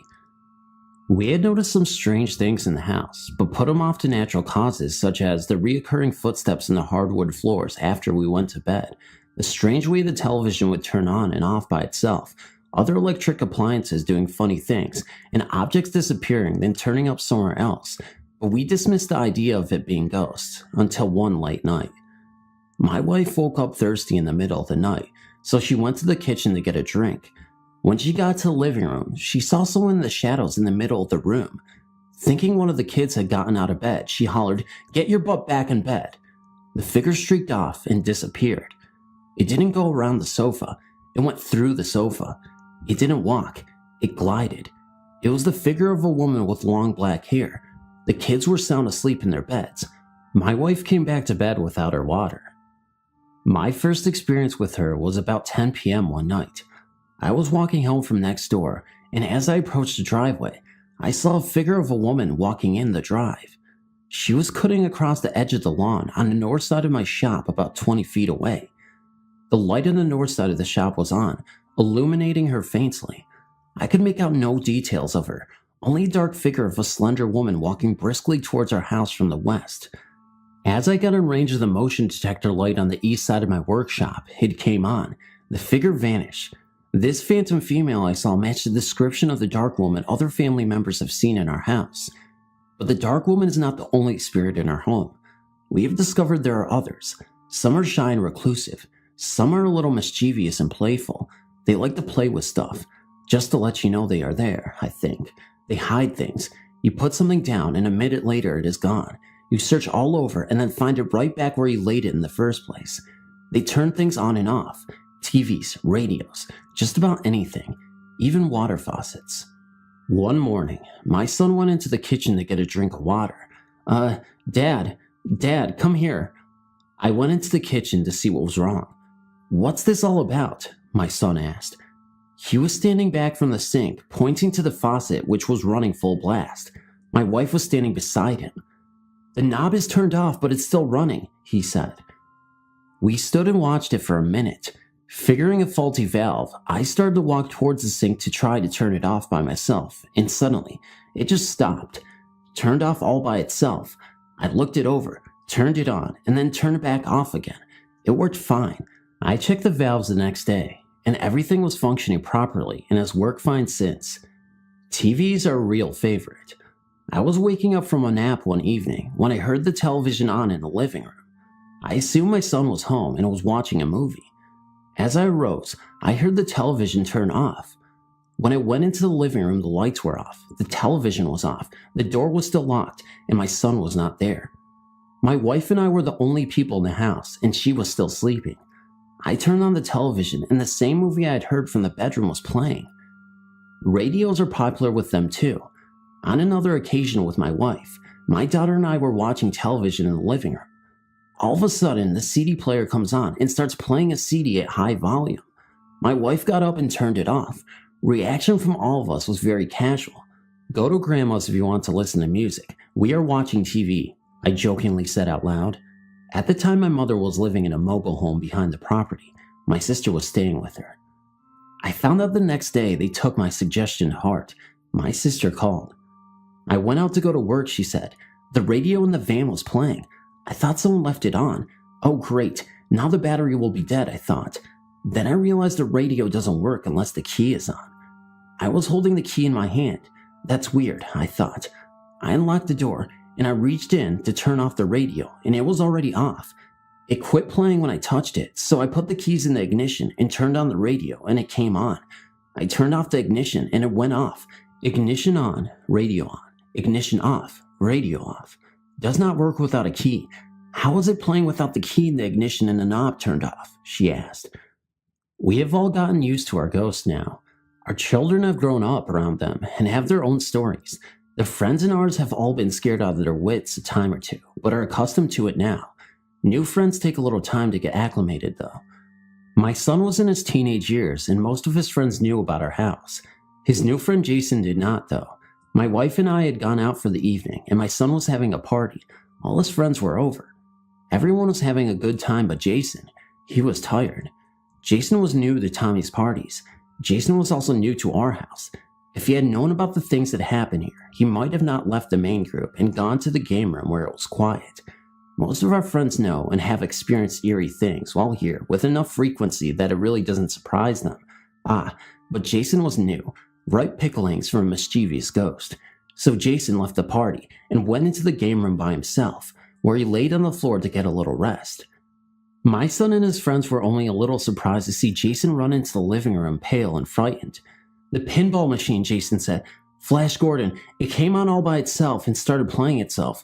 There's nobody in there, and it just came on and started playing. Yeah, so? Responded my son's other friend, who was so accustomed to such things here. Flash was Philip's favorite machine, my son explained casually. Philip was our nephew who died in an accident a short time before. He was probably just enjoying a round of pinball, said my son. He is a nice guy. He won't bother you. Everyone went on about having fun, except for Jason. He stuck close to the group for the rest of the night, but he never came back to our house. There have been times when these spirits have saved the day for us. We once awoke to find a fire had started on our patio by a candle left burning when we went to bed. About 15 square feet of one wall covered in rattan was charred from the flames, but somehow, mysteriously, it had gone out by itself. The dry rattan, though very flammable, had just stopped burning. This was not the only time. It had only been a couple of weeks since we buried my wife's brother, Virgil. Tragically, he was killed by a car while walking home. My wife had been cleaning out his mobile home next door. A terrible task, but she faced it with courage and fortitude. Sometimes I think she is operating on automatic pilot. She came home and told me, I saw him, Virgil. He was just standing there in the doorway of his trailer while I was sorting out his things. He said nothing. Then he disappeared. A few days after that, my dad came into the shop where I was working. Do you know the door on Virgil's mobile home is open? He asked. No, I replied. I'll check it out. The home was vacant since Virgil died. We were watching his property while probate proceeded. I walked over and saw the front door ajar. I feared the worst, that the vacant home had been broken into. We were careful to lock the door, and no one else had a key. I carefully entered the premises. The overwhelming odor was unmistakable. Propane, strong. I had to exit immediately. A gas leak. The house was full of it.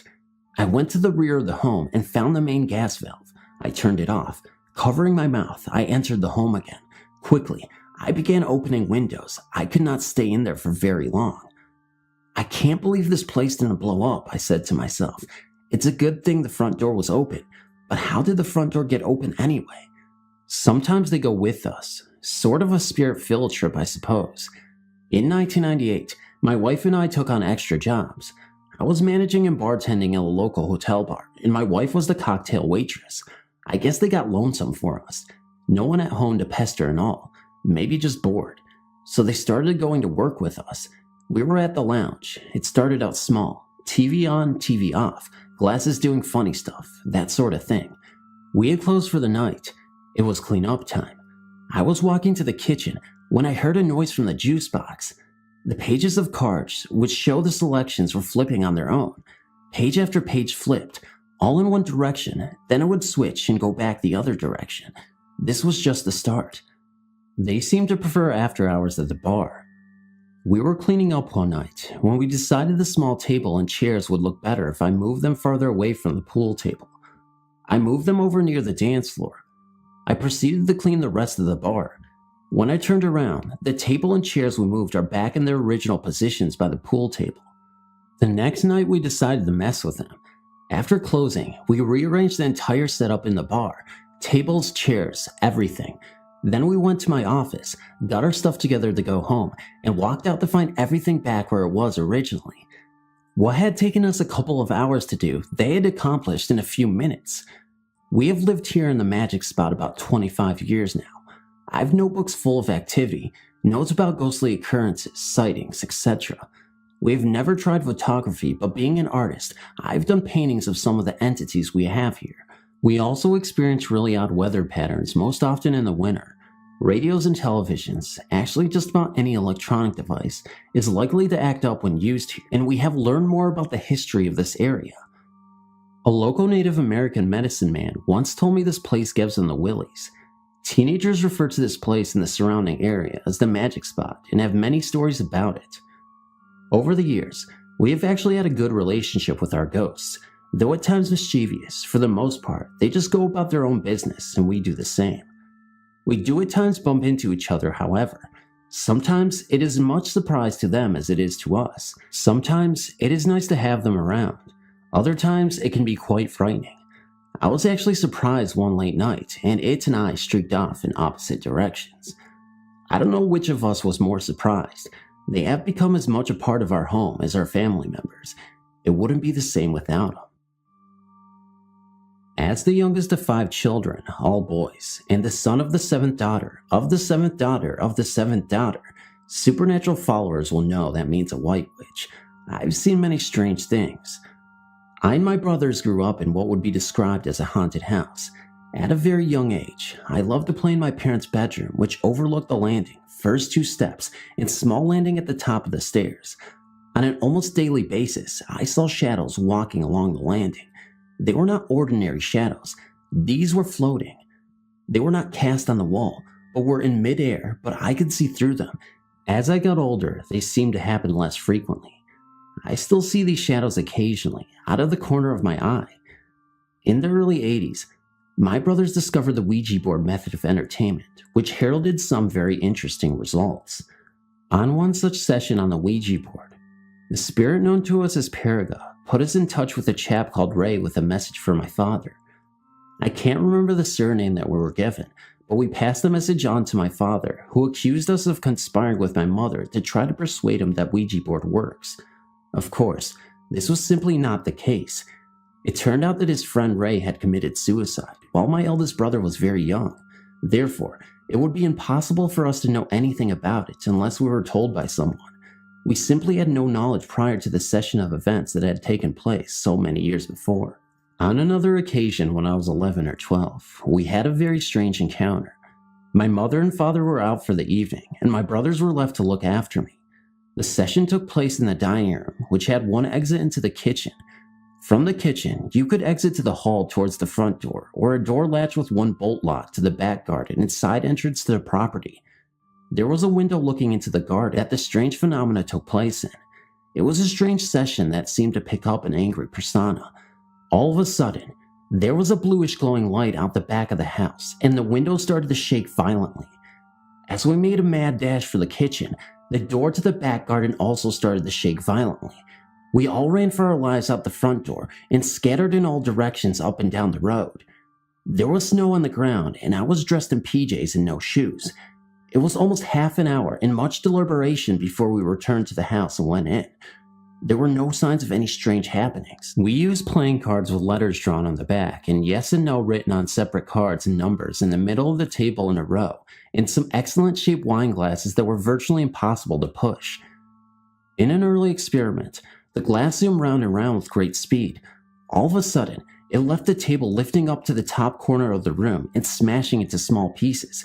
Even the stem and base broke into pieces, the biggest the size of your little fingernail. Anyone who has ever broken a wine glass will know it takes a tremendous force to break the stem and base to that extent. In 1985, at the age of 15, I was walking home to the family home around 10 p.m. from a friend's house. It was a wet and windy night, and I walked with the collar up on my coat with my chin tucked into the top of my zip, only looking up every now and then to see where I was going. There is a small village in the outskirts of the city, just down the road from the family home. I was walking towards the village, where I would have to turn right to go in the right direction to get home. Approximately 1,000 yards before the road I was walking along came to an end, there's a 10-story block of flats, and next to that, a retirement home. As you get nearer to the end of the road, approximately 500 yards from the end, there was a row of tenant bungalow flats going along the road I was approaching and intending to turn right towards home. To the left was a large grass area between them and the main road. I passed the end bungalow flat, heading to the T-junction with the grass area to my left and approximately 100 yards of space all around me to the nearest object, some small bushes. All of a sudden, I saw a pair of brown shoes come into view a couple of steps in front of me. Startled, I looked up to see an elderly gentleman in front of me. I took a step sideways and went around him. Something struck me as strange, and after a few more steps, I turned around to see nobody behind me. There was absolutely no way that the old man walking slowly with a walking stick could possibly have moved quick enough to get behind something to obscure him from my view in such a short time. In fact, the distance between me and the nearest object was too great for Ben Johnson at his prime to reach before I turned around. It wasn't until I thought about it while walking home that it struck me what it was that was so strange about the gentleman when I first laid eyes on him. Despite being quite persistent, rain and strong wind driving the rain, the man was dry and there were no drops hitting him. He was all dressed in brown shoes, suit, and flat cap. I can't remember the color of his shirt or if he was wearing a tie, but I will never forget his face as he smiled a gentle smile of thanks as he moved out of his way. His features were very clear. I've never seen him since. This village was quite a friendly community where most people knew everyone else, but I did not recognize this gentleman. There were many strange things that happened in the family home, from power cuts that were localized to just our house and the whole street. We had electricity meters that took coins to pay for the electricity supply.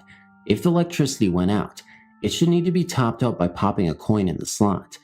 Even after putting money in the meter, the electricity would not work.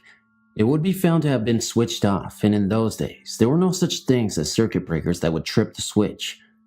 When my father knocked out the dining room window to put in a patio door, we found 3 patio negatives of an old gypsy man. The first of him, out the front of his caravan. Another of him stood on the caravan steps, and the last of him laid out dead. We intended to have them developed. They were missing from the place we put them. We assumed they fell down behind the kitchen cabinet where they were left. When the kitchen was remodeled, there was no signs of them, and other things we assumed had fallen down behind the cabinets. On many occasions, I've told certain people to answer the phone because it was for them, and it was. The problem was the phone had not actually rung until after I had told them, but within a few seconds. I can't explain it, but it still happens. It was in October of 2004, around 3:30 in the morning. I was slowly waking and was in the state where I could hear the TV, but wasn't quite awake. I remember having this eerie, scared feeling, and in my sleep started singing Jesus Loves Me, the old childhood Sunday school song. Anyways, I remember feeling a presence on my legs, real heavy, and I felt something was watching me. I snapped awake and moved, and the thing made a swooshing noise, and my cat even looked up in the air where this went over my head and out the door. I was on the couch and the front door was behind me. My cat was acting funny even before this, and at times, I would come home and feel a nervous, scared feeling like someone was in the house.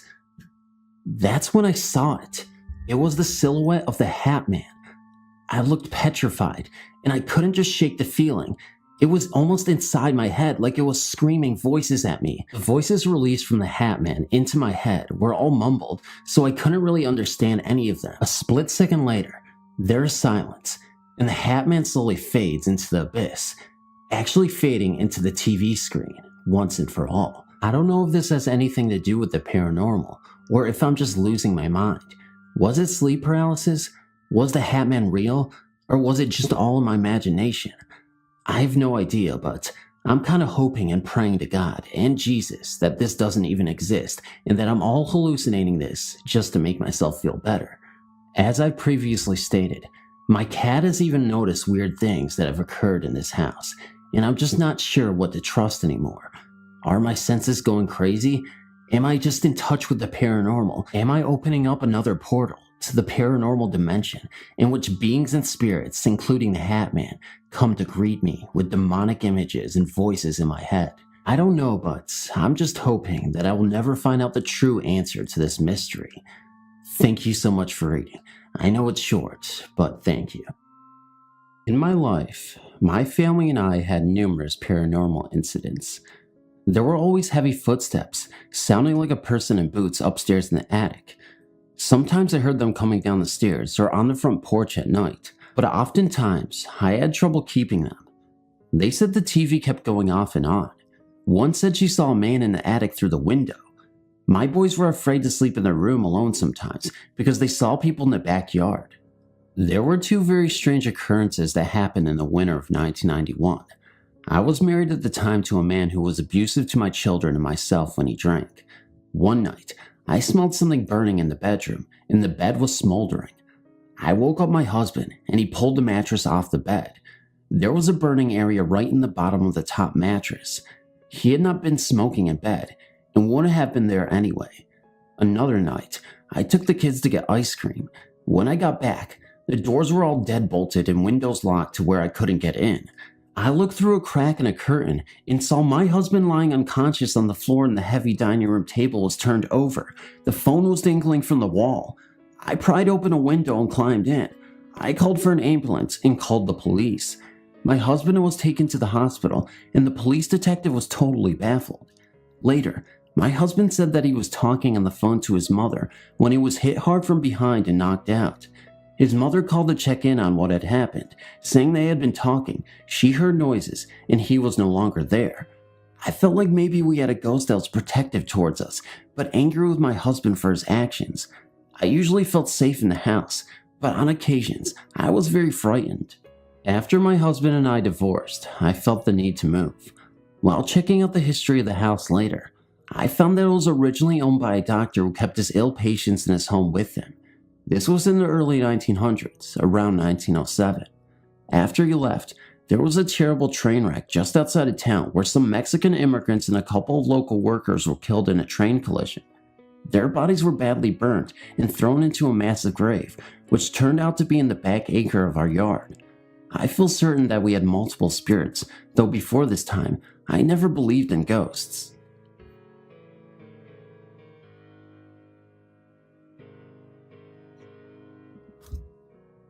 I was visiting California on a school trip. My friends and I were hanging out in the hotel's hot tub. We were playing Truth or Dare. I was dared to leave the hot tub and dive into the cold pool, then run back to the hot tub. I got out and went to the edge of the pool. Looking at the clear water, I dove in. Next thing I knew, I was face to face with a dead body. He was face down at the bottom of the pool. It was like it was slow motion. He turned to me with his eyes closed. He slowly opened his eyes and stared into my eyes. He was missing his left eye. I was scared. I breathed in to scream and breathed in water. I pushed through the dead man on accident, and in my struggle to get to the top, I was thrashing around quite a bit. A friend came and helped me out. Panting, I said I didn't feel like playing anymore. Me and my two friends went back to our hotel room. One friend was taking a shower, and my other friend was watching TV. We noticed our phone blinking. We checked the messages. We had 362 messages. We were only out for an hour. We had no way to trace the calls. No one even knew our hotel phone number. We listened to the first few messages. They seemed like they were all blank. Finally, we heard something. One word, hell. This freaked me out. I haven't told about the man at the bottom of the pool. I tried to downplay the message. Later that night, we went to sleep. I don't recall any of this next part, but my friend said that at 3 a.m. I got up, turned on the curling iron, and turned on the faucet. I then hit my head really hard on the headboard of the bed and went back to sleep. I woke up that morning with nothing but an eerie feeling, which was soon forgotten since the next day we went to Disneyland. A week later, we drove home. The thought of this man still terrified me. I just pushed it to the back of my mind and continued on. I did not believe he wanted to harm or scare me, though. Weeks went by. I remember doing chores around the house. I was putting laundry away in my mother's room. Her dresser has a huge mirror. After placing the clothes in the drawer, I looked up into the mirror. Standing behind me in the back of the room was this man. I could see him very clearly. He was young, long blondish hair. His skin was grayed and almost green, waterlogged, and a little wet looking. His good eye was brown, and where his other eye should have been was just a hole. It seemed to go on forever. It was almost hypnotizing. I noticed this all in an instant, because when I turned around, this young man turned and walked away. I sensed that his name was William. I didn't see William for a very long time, although I felt him following me. Our house began to change. Radios would turn on when they weren't even plugged in. A music box would start to play randomly. Shelves would fall off the wall. Everyone noticed it. Everyone was afraid. I wasn't. Years went by. I started to feel a difference over me. At night, I would wake up to voices in my room, like a crowded room where you could hear only a few words that made sense. I tried to ignore the voices. Sometimes, I would wake up with a single voice in my ear talking to me. They seemed to never make sense. It was like the end of a sentence or the beginning. I remember waking up one night. I felt scared for the rest of the time. It was very late at night. I knew no one was awake. A blue light was outside my closed door. My door began to shake very violently, but the beads on my door didn't even sway. I kept all of this to myself. Who wanted to tell their friends and family they heard voices in their head and see people in swimming pools? I don't think so. Later that year, I moved out and started going to college. My family said that since I left, the strange happenings seemed to have moved out when I did. Strangely, my roommate said that since I moved in, strange things started happening. Pictures falling off the walls, TVs turning on, shadows, and the feeling of being watched. I still heard voices at night, but never anything scary. I learned to live with it all. Now, in 2009, I'm married. I still hear voices at night, but they're making more sense now. Sometimes the voices say things to me like, "Get out, I'm not kidding, get out," and laughing followed. Evil laughing. I tried to go back to sleep. One night, a few weeks ago, I woke up feeling like someone was in the room with me, a different energy than my husband's. I looked up and saw a dark figure standing over me. My dog started barking and growling like crazy. The dark figure turned his head and walked out the closed door. I went back to sleep and woke up to a voice telling me, "Your destiny will be at the Valley of Thunder, then all the voices shall be heard." I haven't ignored that one. Sometimes, I will go to Yosemite National Park, Valley of Thunder, and see what my destiny is. It just doesn't seem right yet. 2 nights ago, I had a dream. William came to me. He didn't say anything, but I sensed he was telling me it was okay, not to be afraid of him. I feel as if since I've met William, I've become sensitive to spirits and energies. I've met other spirits beside William. I feel as if now I have the ability to read energies and sense thoughts. I almost regard William as a friend. As an avid EVP researcher and long-haul truck driver, I've had many opportunities to get EVP recordings from all over the country. My research has revealed some startling results lately. On the 20th of January this year, an EVP has attached itself to me somehow. Now, no matter where I am or where I go, this EVP named Desmond Heathers is in every recording I make on my Olympus digital voice recorder. Even when I'm traveling down the road at 65 miles per hour, Desmond is there ready to talk when I turn on my recorder. I know a lot about them and where he is now. One startling development occurred when I asked Desmond if he knew anyone that I knew. He said, "Yes, Joe." I said, "Joe, my brother?" He said, "No, Joe who is with me." I asked him if Joe was with us now, and he said, "He is in you now." So I asked, "Joe, are you there?" And I got this voice in the recording that was very deep and gruff sounding. I can only say it sounded like Mr. T from the TV show The A-Team. Joe said, "Go away, leave me alone." Well, I don't communicate with those who don't want to, so I just do what I always do with the ones I get who I don't think deserve my attention. I just ignore them. Here's where the story takes a strange turn. The week after that, I was talking to my doctor about a fatigue problem I've been having lately. Nothing serious, just tired during the times of the day I don't think I should be. He asked if I was sleeping okay, and I said I tend to wake up several times during the night. He recommended I get a sleep study done. After finding the only sleep research center within 100 miles of where I live, I was told the study would cost in excess of $1,600 for one night. Well, I thought this was ridiculous, so I figured I would do it myself. I was on the road the night I decided to do my sleep study, and set up my digital voice recorder and DV camera on the sleeper of my big rig. I fell asleep within 15 minutes. When I reviewed the recordings the next morning, I was so startled at what I had recorded, I could hardly listen to it. The recording revealed that I snore rather loudly. What was startling, though, was that EVP Joe was using my snoring sound to speak to me in my sleep. With every rattling snore, he formed words. He said things like, "Don't you know you love me? Don't leave me. Don't wake up. I'm not done yet. Don't you remember me from the Navy? You know you're listening to me. You know you love me. How did I get in here? What happened to me? I need you. I'm just jealous of you, Tony. Tony, please, help me." Not just that night either. Every night I've recorded, he's talking to me in my sleep. It concerns me because I don't know if there may be some subliminal influence with him talking in my sleep like that every night. I think I know him. I vaguely recall a friend I had in the Navy named Joe back in 1980. I remember feeling sorry for the guy because of his drinking problem and was always trying to help him when he got in trouble. I used to buy him gifts for his birthday and Christmas because his family wanted nothing to do with him. Other than that, I can't recall very much about him. When I asked him how long he has known Desmond, he said about 5 years. That's how long Desmond told me he's been dead. Actually, Desmond didn't even know he was dead until I convinced him he was. He kept trying to tell me he was alive. So I asked what it looked like where he was, and what did he see around him. He said nothing but a faint amber and turquoise colored light that was all around him. He desperately wants out of there. He says he can see me sometimes. One day, when I was sitting at my office desk at home, I asked him if he could see me, and he said he could.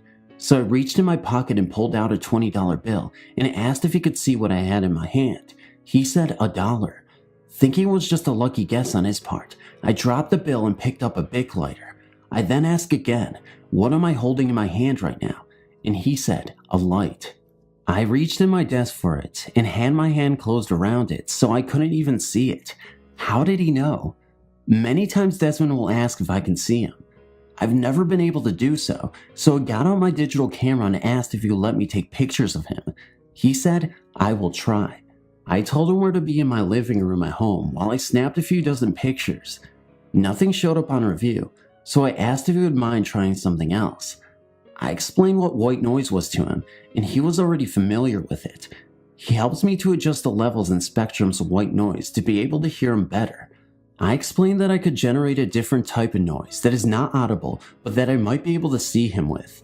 So I set up my DV camera to form a video feedback loop with my Sony Trenton 32-inch TV, manually adjusting the focus in such a way that the feedback picture was focused on the pixels on the screen, as it oscillated slightly due to some technical reason I can't explain now. After talking with Desmond during the setup and adjustment period, I told him where I thought he could best try to show himself. Desmond appeared to me only once for about 2 seconds in the video. He had very plain symmetrical features and was shown from the waist up.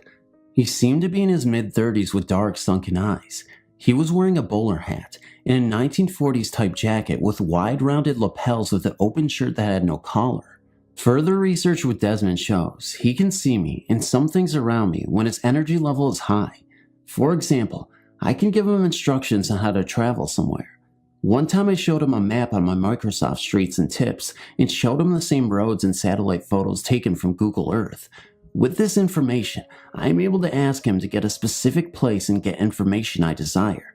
One time I sent him to the Powerball lottery drawing headquarters located at Urbandale Drive in Urbandale, Iowa, to see if he could see the Powerball numbers being drawn 6 hours before the draw.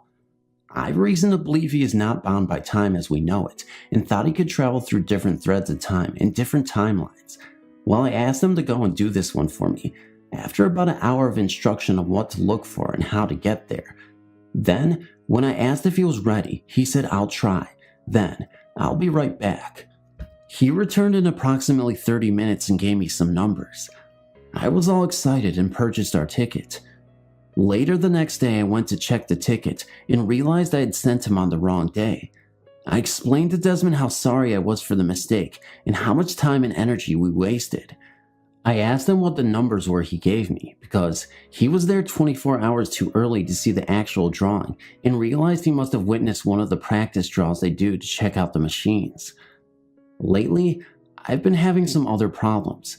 I injured my back seriously at work and have not had the desire to record anymore due to my pain and medication. I've been recovering well and expect my research to continue. My new job doesn't offer me as much travel and time to do the things I'd like. I just hope when I start recording again, Desmond and Joe will let some other people talk to me.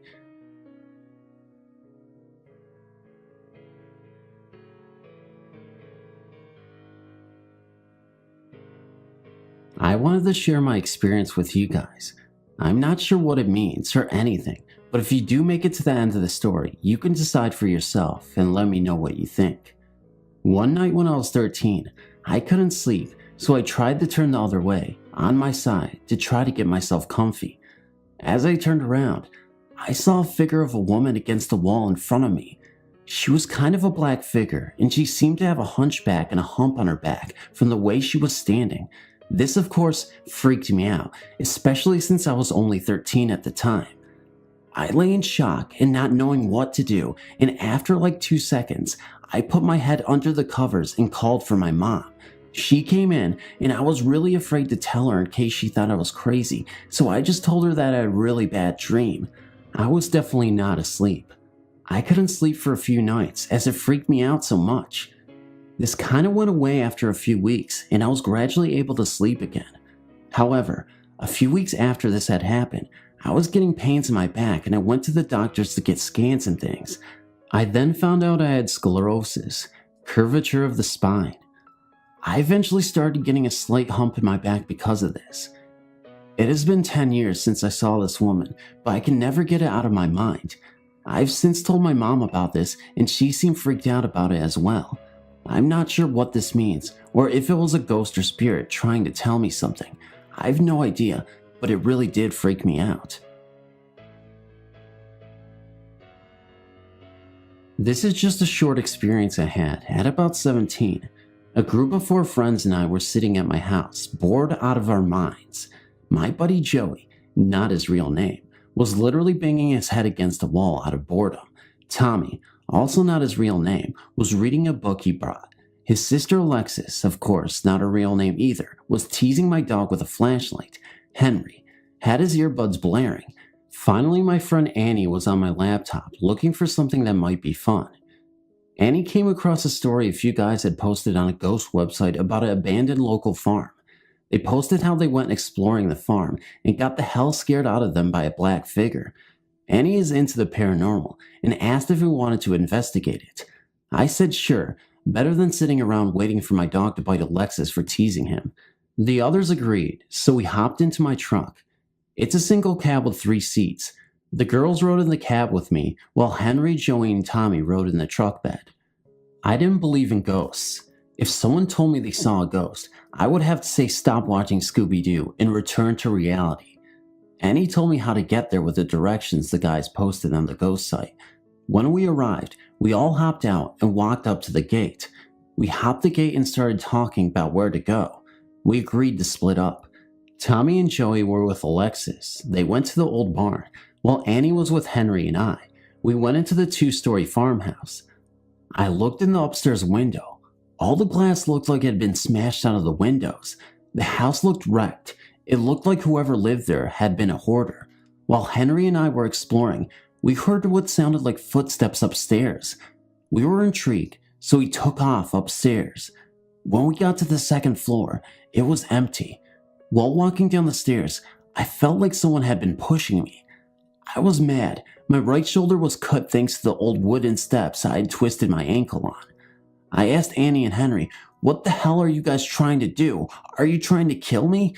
Annie said she and Henry were in the bedroom to the right, looking through some of the old junk when they heard me scream, and they came running.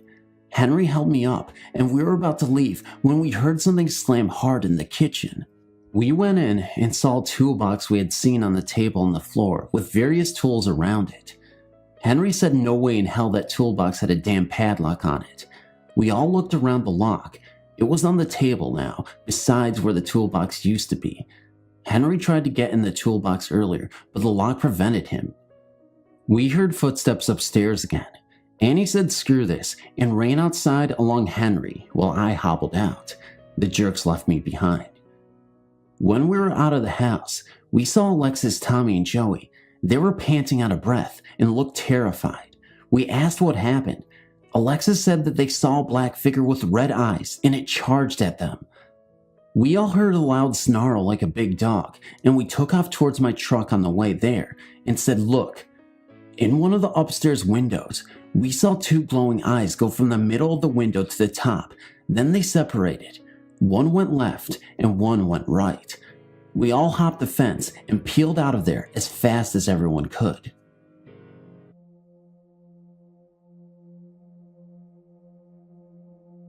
I am not currently experiencing any hauntings, but I do have a tale of a spiritual encounter. I will begin by prefecting story with the events leading up to the event. My grandfather passed away in hospice care in July 2000. I spent his last night on earth with him, holding his hand and reading the Bible to him, which was his favorite literature. He was an artist and a carpenter, and spent his last remaining years up in his home carving beautiful artwork out of wood. He loved his simple life and carved because he wanted to, never once selling his museum quality work. He would only give it away to anyone who truly appreciated it. At 88, he was about 80% deaf and completely blind in one eye, and nearly blind in the other. After a stroke 6 months earlier, his health declined quickly, and he simply gave up on life. As he lay in the bed, I sang to him, although he probably could not hear me or even knew that I was there, and he was in a coma-like state with his eyes open. He had stopped eating, and he was severely underweight, and it was hard for me to see him like that, knowing how much he loved life and living.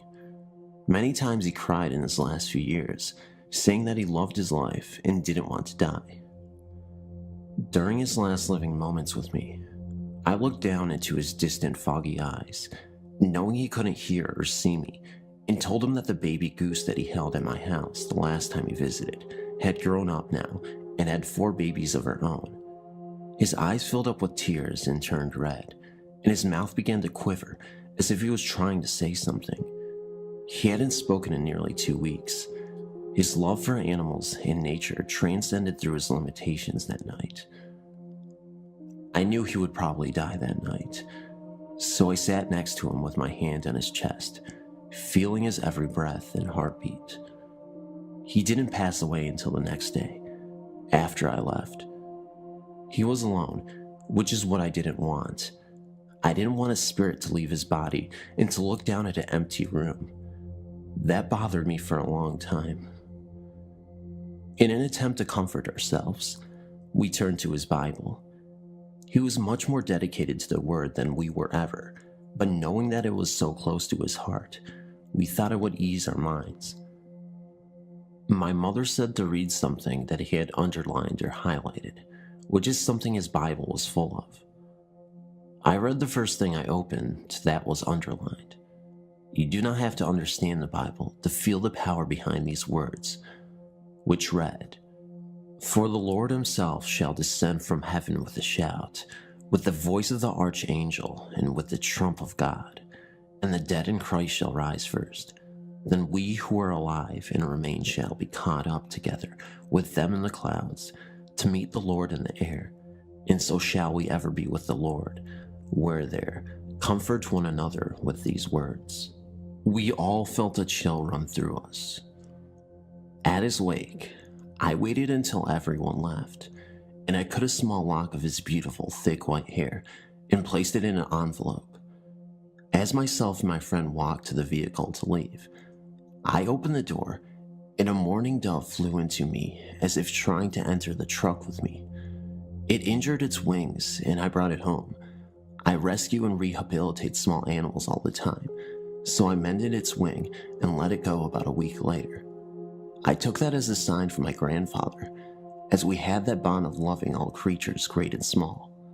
A couple of weeks later, in August, my best friend was at my house, and I was showing her videotapes of Papa, that is what I called him, because she had never met him. I wanted to share with her the kind of person he was.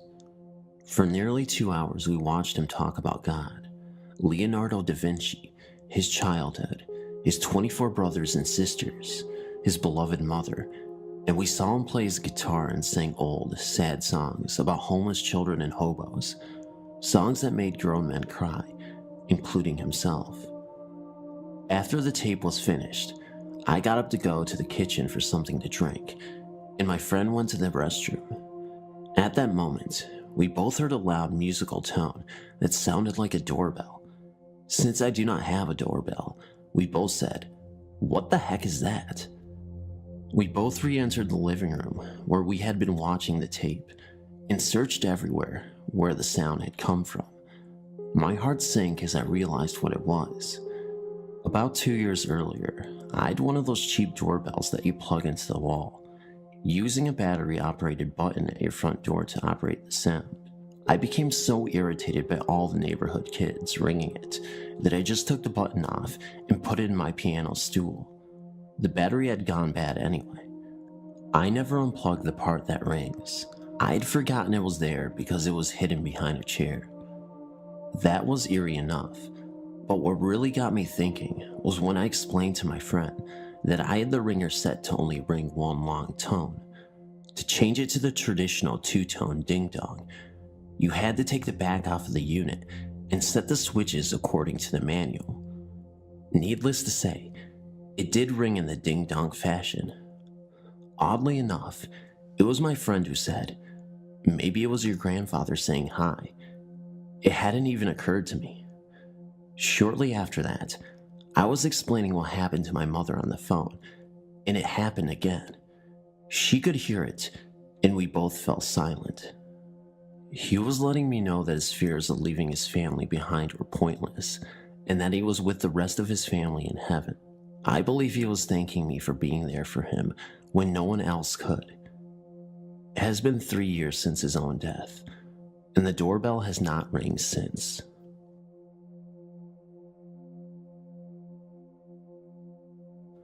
Hey, my name is Maddie. Today, me and my best friend Summer had a strange encounter with a malevolent spirit. Let me explain what happened. A few months ago, me and one of my other friends, Alicia, met an 8-year-old spirit named Reese through a Ouija board. She seemed like a very sweet and innocent girl. She told us at her own will, and I repeat her own will, how she met her death. She apparently got beaten to death by her abusive father. Then a few weeks went by, and I introduced Reese to my now best friend Summer. They got along very well. It didn't seem like she had any sorts of problem with her or anyone she met. The next day we were playing when we got a call from my friend Amy. Long story short, she had an encounter with a spirit named Sarah. She claimed that Sarah was a very stubborn spirit. It took her hours just to get her to say goodbye. Amy also stated that Sarah seemed like a very lonely and clingy spirit who did not want to let her go. Then we made an attempt to contact Sarah through the board. It was a success. After we talked to Sarah for a bit, we asked her if she knew Reese. Sarah suddenly stopped moving the planchette. We asked her if she was alright. She answered no. She also said that Reese isn't Reese. She said that Reese is actually a man named Roger. Sarah also told us that Roger was the one who killed her at the age of 27. The final thing she said about Roger was that if we ever told him that she was the one who told, that he would send her straight to the gates of hell.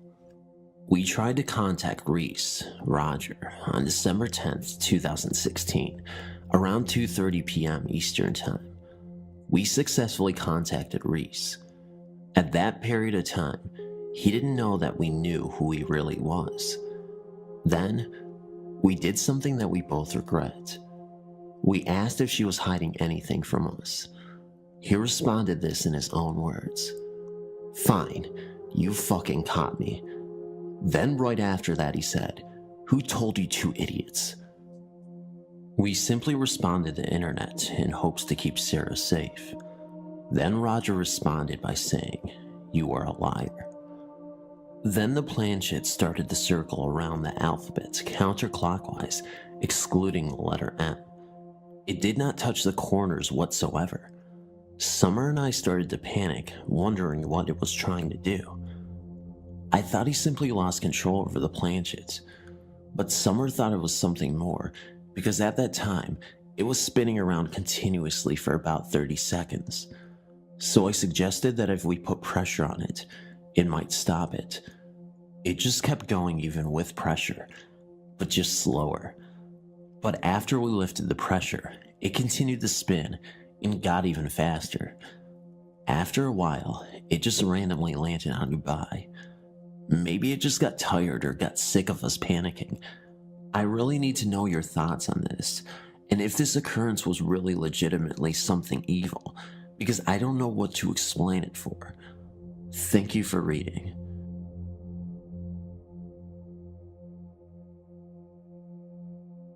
I didn't believe in the Ouija board because they sell them at Toys R Us, so I didn't think they would sell something dangerous to kids and adults. I've read stories about the Ouija board, but I don't know if it's true. People do make up stories, so it's hard to tell if it's true or not.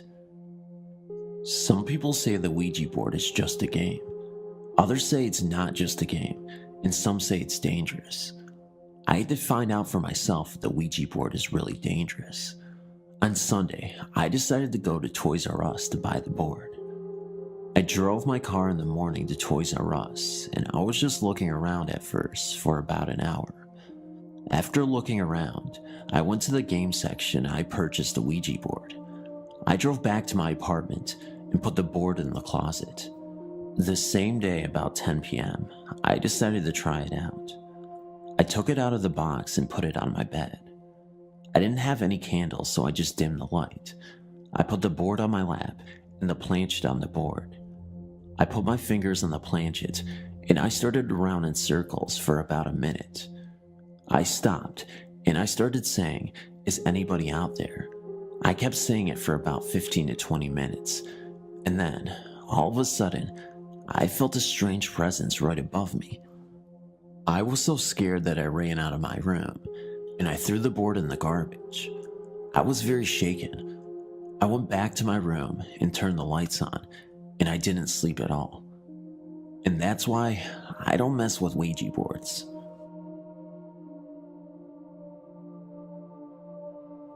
I have had several experiences, but I will tell you two of my most frightening.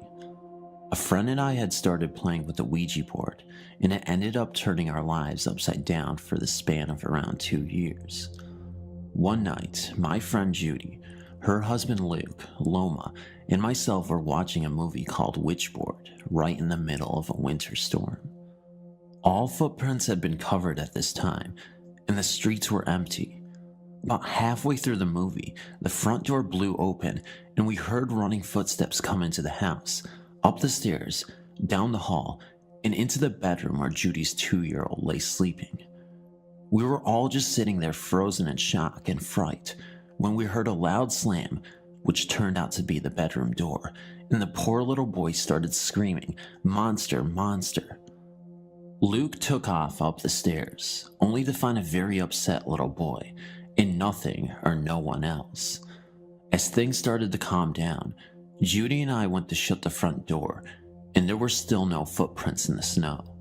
The only snow that had come into the house was blowing from the wind. It was around March now, and one day, as I laid down for a nap, I felt the bed start to shake under me. I was uncertain if I had really felt what I thought I had, so I was not frightened, but I got up anyway. That was only the beginning. Not long after that, it became a constant thing every time I tried to lay in my bed. The shaking started to get more violent, and it also felt as if someone was punching up at the mattress from beneath. I complained several times, and no one believed me. It was now to the point where I was afraid to go to bed. I began sleeping at my friend Loma's house because her bed didn't shake. After staying at her house for 2 weeks, my mom said it was time to come home, and I did agree, but not until she promised to spend the first night sleeping in bed with me. That night, we had only been in bed for about 10 minutes before the bed started its usual shaking. It was very minor at first, so my mom started to make excuses for why it was happening. By the time 5 minutes had passed, it was now undeniable, and I could tell my mother was getting scared, but was trying to stay calm for my sake. The last straw for my mother was when the punching started. It was harder than I had ever felt before. We laid there for a moment while my mother mustered up the courage to peek under the bed. Of course, she didn't find anything, and we promptly left the room and set ourselves up in the living room for the remainder of the night. My bed continued to shake and punch for some time thereafter, but it eventually quit. However, once in a while it will start, to this day, and I just get up or ignore it, and it stops.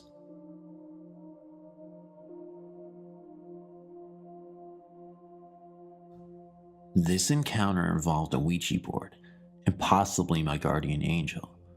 Years ago, a friend and I were goofing around with a Ouija board. Being a bit ignorant of the unknown, I mistakenly asked it how old I would be when I died and how. It replied that I would be 16 and that I would die in a car accident. A month or two after I turned 16, I was asked if I wanted to go out with my parents the next day to run errands. I said yes. That next morning, I woke up to discover that my parents left without me. I was annoyed. An hour after I woke up, my mother called me from the hospital. They had been hit by a transport truck an hour before. When I asked why they had left without me, my mom replied that her and my dad had tried for a half hour to get me up, and then they gave up.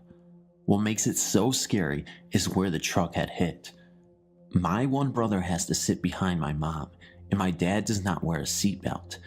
Had I been in that car, I would have been sitting behind my dad with the seatbelt on. The transport truck hit the car on the driver's side, almost imploding on the driver's and left backseat side. That's where I would have been sitting. Guardian angel? I think so.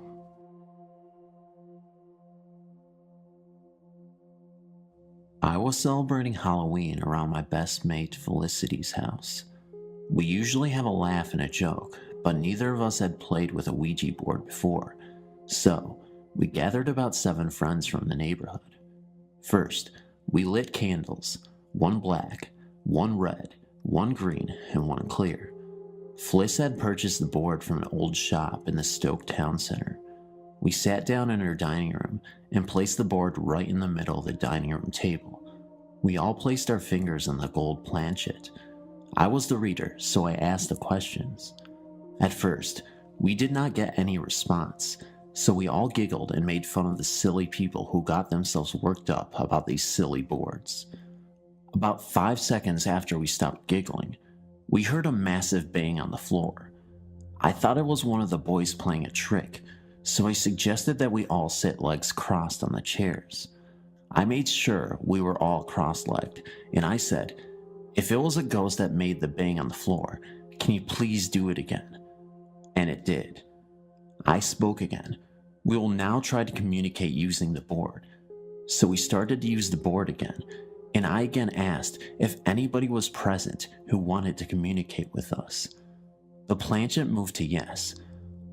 I asked for a name, and it replied, "I am unclean." Fliss's uncle had passed on, so I inquired if we were talking with her uncle Ian. The response was no. Again, the planchet moved to the following letters, "I am unclean." We had made contact with an apparent demon. We decided to say sorry for disturbing, and we thanked the spirit for its presence. However, it did not go. The spirit of demon flung Fliss back into the wall. Then it came for me. I had a vision of hell itself at that moment, and I remain grateful to this day that it did not hurt me. In telling the story, let me assure the reader that it was passed to me by my grandmother, Eileen. Eileen is in failing health, but her memory is untouched, and her ability to spin a tale is uncanny. This particular story is about her father Joe, his first wife, in a house that will never be forgotten. My grandmother is a devout Christian, but she believes these tales of the unexplained to be completely true. Judge for yourself. In the late 1800s to early 1900s, it was common practice in the coal fields of Kentucky and West Virginia for a miner to spend the majority of the week at the mines while leaving his wife at home alone. This is exactly what Joe, my great-grandfather, did during his first marriage. After a hasty marriage, Joe bought a small, quaint home for himself and his new wife Sue. Sue quickly alerted her husband to a potential problem. The house was directly across the road from the local cemetery. Joe, being a firm disbeliever in such superstitious nonsense like ghosts and spooks, had a good laugh when Sue begged him not to make her stay alone in a house so close to a graveyard and told her to get used to it. When Monday morning arrived, he left her alone and laughed as she sobbed on the porch. That night, after completing her tours, she settled down in the bed for a good night's rest and doused the lamps. As soon as she had climbed into bed, a strange noise became apparent outside. As she pulled the covers up around her head, she could hear something like barrels rolling or horses galloping around the house. She tried to sleep and eventually, as the sunrise drove the mysterious sounds away, found some comforting slumber. Every night, the noises started getting louder and louder, seeming to get closer to the house, and, on Friday night, Sue heard 3 knocks on the door. In a terrified fit, she screamed, "Leave me alone," and suddenly, the noises faded. The next morning brought Joe's return, and the first thing Sue did was beg him to let her leave the house, telling him of the haunted noises. He laughed unsympathetically and told her to get over this stupidity. In desperation, she bitterly screamed, "Joe, I hope to God it gets you." Joe wasn't the least bit frightened and told her that it was Cheryl's local men playing tricks on her. Later that night, Sue slept well in Joe's arms, but some subtle suspicion began to eat at the unbeliever. As he drifted into a shallow sleep, he was startled at a loud crack coming from the fireplace that startled him, and as he sat upright in the bed, he saw the apparition of an elderly woman staring at him from the rocking chair at the foot of the bed. My grandmother says that Joe knew exactly who the woman was, but he took the knowledge of her identity to his grave because simply, she had been dead for 6 months before they moved into the house. Joe shuddered with fear and her bony, cold hand stretched to clutch his ankles as she latched onto his foot and began pulling him towards her and the footboard of the bed. Joe fainted with fright as he felt his foot slide down to the foot of the bed in the dead hand of the spirit. The next morning, Sue roused her pale husband and sat up in the bed as he opened his eyes and screamed with terror. The footbed of the bed was broken and the rocking chair had been toppled during the night. Joe immediately promised his frightened wife that not another night would be passed in this restless house, simply telling her, "Sue, whatever it was, it got me." Thank you for reading my grandmother's story. I hope you found it entertaining because, well, I thought it was pretty frightening. See you later. I have told this story to people who are not there to witness the actual event, and some look at me as if I am just telling a story to get a good laugh, but I find nothing funny about it. Everything I'm about to relate is true, and I guess in some bizarre way, I feel that by retelling this story to anyone who is willing to listen to it will bring me some comfort. On July 6, 1990, a high school friend shot himself in the head with a rifle in a nearby local baseball dugout. The act shocked and saddened everyone, especially his parents, of course, who did not want to believe their only son would take his own life. The days that followed his death were happening, for me, as if in a dream. Fearing this act would spark some sort of chain reaction, school's counselors were sent in to help the students grieve and discuss their feelings of loss. Days went by, and there seemed to be a cloud of despair and confusion hanging over our entire high school class. If he had lived, my friend would have graduated from high school with the rest of us that same year. When he died, he was 2 months away from his 18th birthday. About a week after his suicide, I was visiting my best friend at the time, we'll call her Anne, in her home. We were both still very affected by the death of our friend, and we began to talk late into the night about his possible reasons for taking his own life and how crazy and unexpected it was. We had been discussing the whole chain of events and basically trying to make sense of something we couldn't even imagine when I suddenly became very uncomfortable talking about our deceased friend. I was sitting at the time in a desk chair across from Anne, who was sitting comfortably on her bed facing me. She was looking directly at me, and she could see the discomfort on my face. She assumed I was just overreacting, and our discussion had gotten to me, so she stood up and moved towards the door of her bedroom and gestured in a sweeping motion with her arm for me to follow her into the kitchen down the hall. There was a single small desk light on behind me when she made this motion with her arm, so that when she moved, her body created a shadow on the wall. This is going to sound ridiculous, and I'm no physics expert, but when Anne swept her arm up into the air, gesturing me to follow her, her shadow did not follow her arm. Instead, there was a strange kind of delay, and I saw her arm move, and about 5 to 10 seconds later, the shadow of an arm moved, mimicking the same gesture she had just made.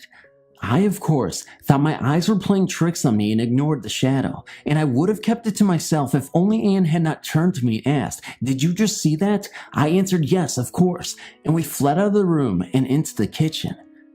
Anne's house was large, and our frightened voices bounced off the columned walls, but nothing ever occurred after that. My friend Anne and I no longer speak, and I am sure that if she knew I was relaying this story to strangers, she would think I was crazy, but I remember the death of her high school friend as if it were yesterday, and I can't help wishing that the shadow we saw was indeed a sign from our friend, but I will never be too sure. I write this story in his memory, and in the hope that he is in a place where his problems have been all taken away. Thanks for reading.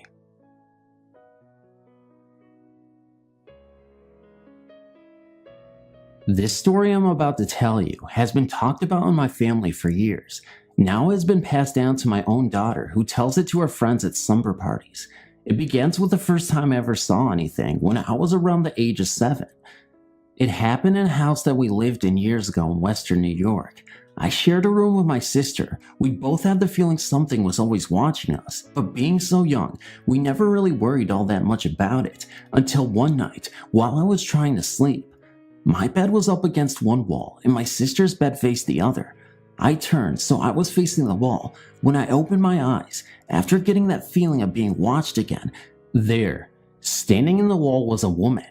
She was a young woman, dressed all in black, high white lace collar, wearing a cameo, and hair pulled up neatly in a bun. She stood there with her hands folded in front of her, smiling sweetly at me. Now mind you, I was 7 years old, so I pulled the covers up over my head and then down again to take a peek just to see if she was still there, which she was, and this time with a bigger smile. I got so scared I jumped from my bed and ran across the room to my sister's bed. I landed right on top of her, waking her up, of course. I told her there was a lady in my wall, but when we looked again, the woman was gone. The next day I told my mom about it. She said it must have been just my guardian angel and left it at that. She refused to talk about it any further, or even years later. Then recently, my brother and I got to talking about that house. He said, "Don't you remember what the neighborhood kids used to say about our house?" And of course, I didn't remember a thing. He told me that apparently a couple had died there years ago. Then he asked me if I remembered the time that he and I were in the backyard and we saw the old man in the attic window. And all of a sudden it rushed back. Bam. Right when he told me about the old man in the attic window, I had a major flashback and remembered it like it was yesterday. I don't even have to tell you, even after all these years, it scared me. Well, many years have passed since we lived there, but I still have dreams about that house, and I wish the dreams would stop. I have many other scary stories to tell, but I freaked myself out telling this one, so the others will have to wait.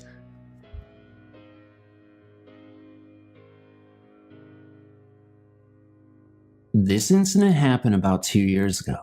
I was 17 at the time, working at a restaurant motel in Old Saybrook, Connecticut called The Castle.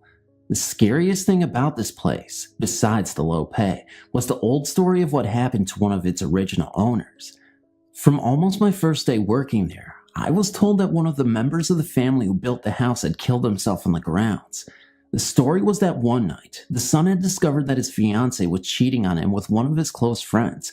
Deep in depression, the son climbed to the tallest tower of the castle, tied a rope to some type of pole on the roof, and hanged himself. The next morning, as the parents were leaving the home, they saw him hanging. They immediately sold the mansion and it has been a hotel ever since. Many employees said that they had heard and seen things, yet I, as most people believe at first, didn't believe the stories. That is, until one night, I was working a late shift with a friend of mine named Katie. We were cleaning up the dining room after closing when we heard the kitchen door slam shut. I had popped them open, but as the wind off Long Island Sound is pretty strong, I figured they had been blown shut. Katie yelled at me to get over there and look at the kitchen. When I arrived, I saw a weird green light pouring through the round window of the door and flooding out the crack at the bottom.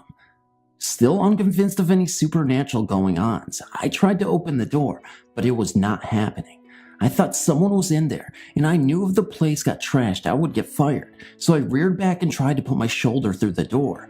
At the time, I was about 6'2", 200 pounds, played football and lifted a lot of weights. The door should have popped right open, but not this time. Katie and I peered into the window, and there, plain as day, was a man dressed in antique clothes with a noose around his neck looking right back at us. He walked by and the green light left us. We instantly figured, forget the boss, it's quitting time. We ran outside and could barely light our cigarettes. Our hands were shaking so badly. From then on, I was a believer, and I knew I would never, ever doubt ghosts ever again.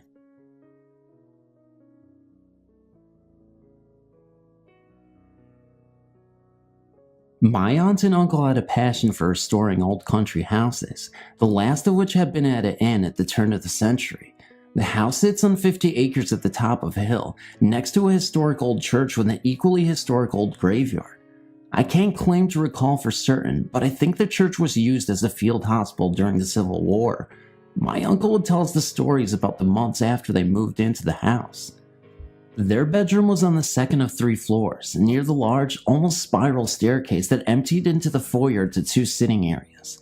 Late in the evening, while they were in bed, my aunt and uncle would hear what sounded like a distant crowd of people in conversation. Living in quiet country houses most of their lives made them fairly light sleepers. The local volunteer fire department changed that over time. I'll get to that. My uncle would get up to check out the noise and find nothing, but since it was an old house with a boiler, and that it was more or less near town, there were many possible rational explanations for the noise.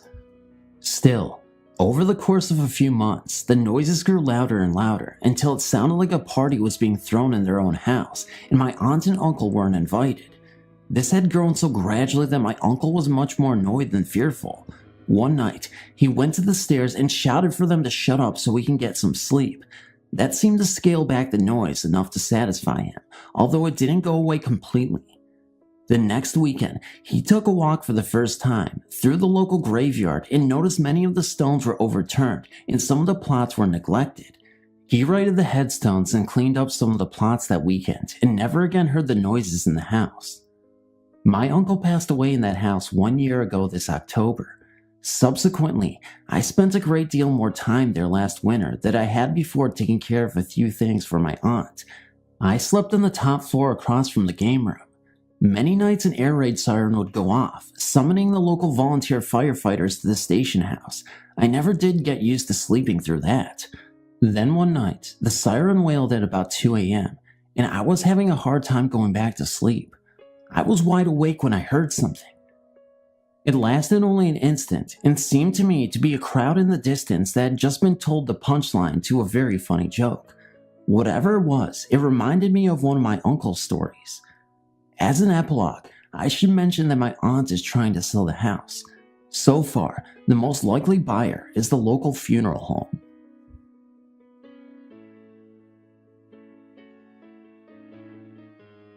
While sitting around looking at photo albums with my grandmother, we came across some newspaper clippings. The clippings were from a newspaper in Indiana. They were about an old brick house being torn down.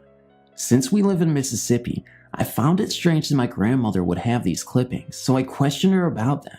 She then told me one of the eeriest stories I have ever heard. In 1946, my grandmother lived in Mobile, Indiana, with her husband and their child. They lived in an old brick house that was built before the Civil War and stood on the outskirts of town. It was a large house with very high ceilings and wooden floors. In the master bedroom was a closet with a heavy wooden door that did not have a knob, only a wooden latch to keep the door closed. My grandmother would shut and latch the closet.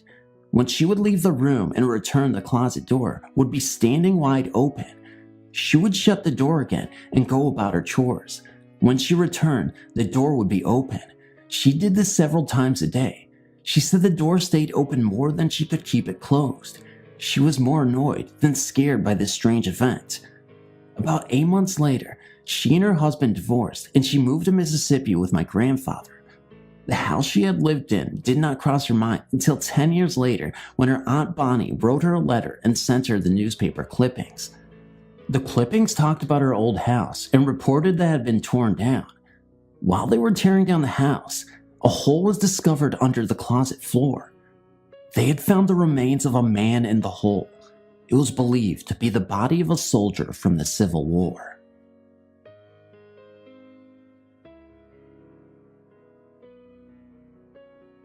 After lurking around here for ages reading everyone else's story, I finally got up the nerve to post one of my own. My story isn't as dramatic or interesting as some of the other stories posted here, but I feel confident enough to post it because 3 other people have had experience in this particular house, so here it goes. This happened a few months ago while I was visiting a friend's house one evening. I'll refer to my friend as G. A mutual friend of ours, J, was also present. This was my first and only visit to the house, and no one else was home at the time apart from the 3 of us. The house in question is an old wood villa, which would be, at a guess, 80 to 100 years old. It's a rather large one-level structure with 2 long and connected hallways, one that leads from the front door to the back of the house and another that spans across the back of the house. Together, the hallways form the shape of a T. While eating dinner in the kitchen, dining room area located in the back portion of the house, something drew my attention to the right, so I glanced down to the top section of the hallway. As I watched, a dark shadow moved across very quickly from right to left, as though it just moved up the other long hall, through the center of the house, then straight ahead crossing the top hallway. I didn't say anything at the time, although I was curious about what I had seen. I have to say that while I definitely believe in ghosts, I didn't want to get too excited about something which could have a very logical explanation for. After dinner, G invited us on a tour of the house, and while exploring the rooms off the back hallway, I carefully checked to see if there were any windows that could have let car headlights in to cause the shadow I'd seen, but I couldn't find anything to explain it. Sometime later, G left the lounge to make coffee and, while she was out of the room, I whispered to J that I had seen a shadow cross the back hall. She surprised me by telling me that she too had seen a ghost moving from right to left in the same exact place, only she's seen it twice before in broad daylight. We were intrigued and quite excited about this, but didn't say anything to G as we didn't want to frighten her.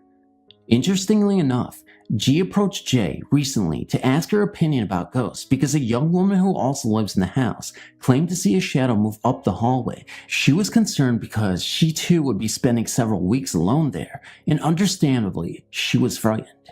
G explained that while she hadn't seen anything herself, there was one occasion when she was walking up the hallway and she felt like she accidentally pushed someone out of the way, even though she couldn't see anyone there. I've been in various places before where I've been able to sense unseen presences. I've had one experience where I used to get a feeling of overwhelming fear every time I went into one particular room in a house my parents owned. With the shadow that Jay and I saw, we didn't feel any strong feelings or emotions connected with it. At this moment in time, I haven't heard any more events in that house.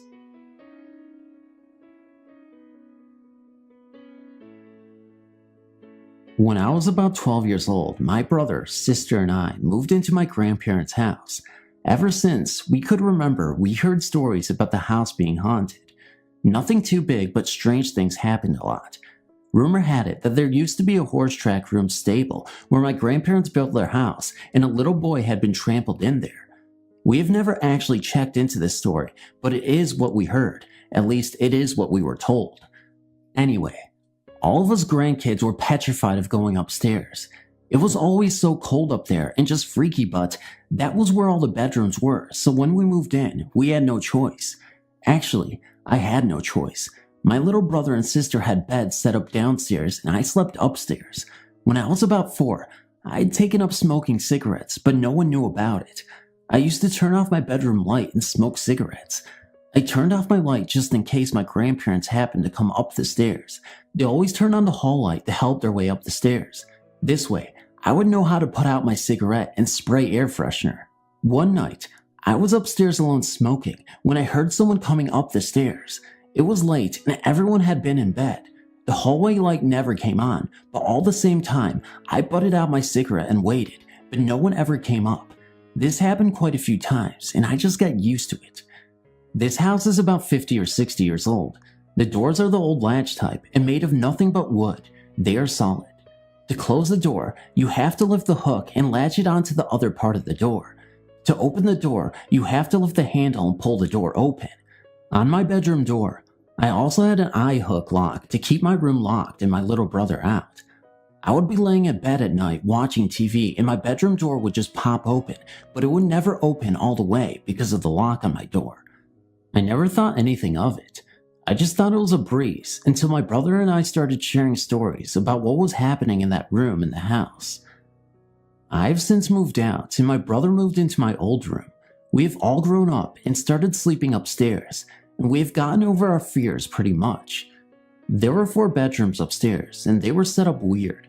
The house was square, 2 bedrooms on each side of the house with a staircase up the middle. To get to the 2 rooms, you have to walk through the main 2 ones. When my little sister finally decided to move upstairs, she moved into the room behind mine.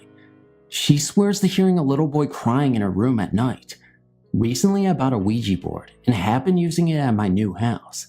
One night my cousin, brother, sister, and boyfriend were using it when my cousin and I started talking about how we used to use the board when we were younger at my grandparents' house.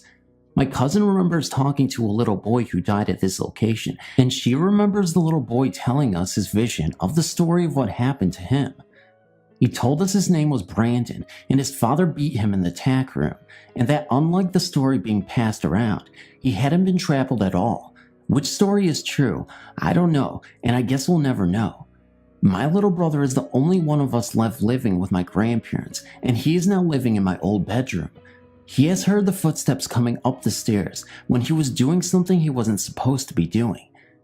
He has heard whimpering, and he has talked to this little boy. Not literally talking, but questions will pop into his head that he already knows the answers to, like, what year is it? And he will answer out loud. He will not even be thinking about a certain thing, and then all of a sudden, he'll have a question. The door pops open on him, but he doesn't have the latch, so it pops open and closes again. Now, here's the last we have heard from the spirits in our grandparents' house. He was sitting in his room talking to his girlfriend on the phone when he heard someone coming up the stairs. The footsteps stopped at the top of the stairs. He hung up with his girlfriend and went into the hallway, but nobody was there. Now, what happens next makes us believe that the little boy was beaten to death and not trampled as everyone had been told. The footsteps were heavy ones, definitely not of those of a child. When my brother realized no one was there, he just assumed that it was the father because of the heavy footsteps. He told the father that if he didn't leave Brandon, the little boy, alone, that he was going to kill himself and haunt his butt down. He would then beat him to a fine pulp, then come back to life, yeah right, dig up his grave and burn his mangy hide. My brother has become attached to Brandon and has not heard anything from him about his father or heard his father around the house. I'm here to tell you about the strange occurrences that happened to my mother at the Lawrence family mansion on Teddington Park Avenue in Toronto. The first thing you need to know is that my mom is a down-to-earth, no-nonsense type, and she believes that the house was, as all its tenants have believed in the past, that it is haunted. My mom lived in an apartment, dirt cheap because it was haunted, at the top of the mansion. It was, she says, extremely beautiful. High vaulted ceilings, many rooms, and spacious too. In the kitchen, there was a mirror called the talking mirror. This was because anybody who stayed in the kitchen long enough started randomly talking to themselves in the mirror. My mother says no matter who passed it, they started to babble. My mom even talked to herself without realizing it, until something brought her attention back to where she was and what she was doing. making her realize that she had been talking to herself. On the bottom floor, a German man named Hans. I don't know how to spell it. He was the most serious man my mom had ever known. My mom visited him sometimes, and oftentimes she would go into this bathroom that was there and just study the CLW footed tub that dated back to the 1930s. She got the most creepy feeling looking at it, like she could almost see a body lying in it. She compared it to the Portrait of Murder of Merit, which is a painting of a man with his throat and wrist slit. She told the man, and he said that he heard noises coming from it at night, and that he knew it must have been haunted, because he said you could almost see the outline of a body in it. They looked into the history of the home, and sure enough, somebody had hurt themselves in the tub around the 1950s. Another thing near the bathroom was a hall, where people would say they felt a deep desire to run to get down it, and that before going down it, you had to stop and brace yourself, getting up your courage, like there was a wall there stopping you from going that you had to get through. Another place in the house was a great living room. It was in the apartment of a policeman and his girlfriend. They always argued, mostly in that room. One night, the girlfriend took the man's gun and held it to his head as they argued. People always reported that happy couples would always go into that room and just start arguing. Cold spots were numerous in the house. I could tell you many other stories about various spots, but I have to get going. My mom says the house is sold for over $5 million, and that she suspects that someone tore the house down to get rid of the hauntings and built a replica.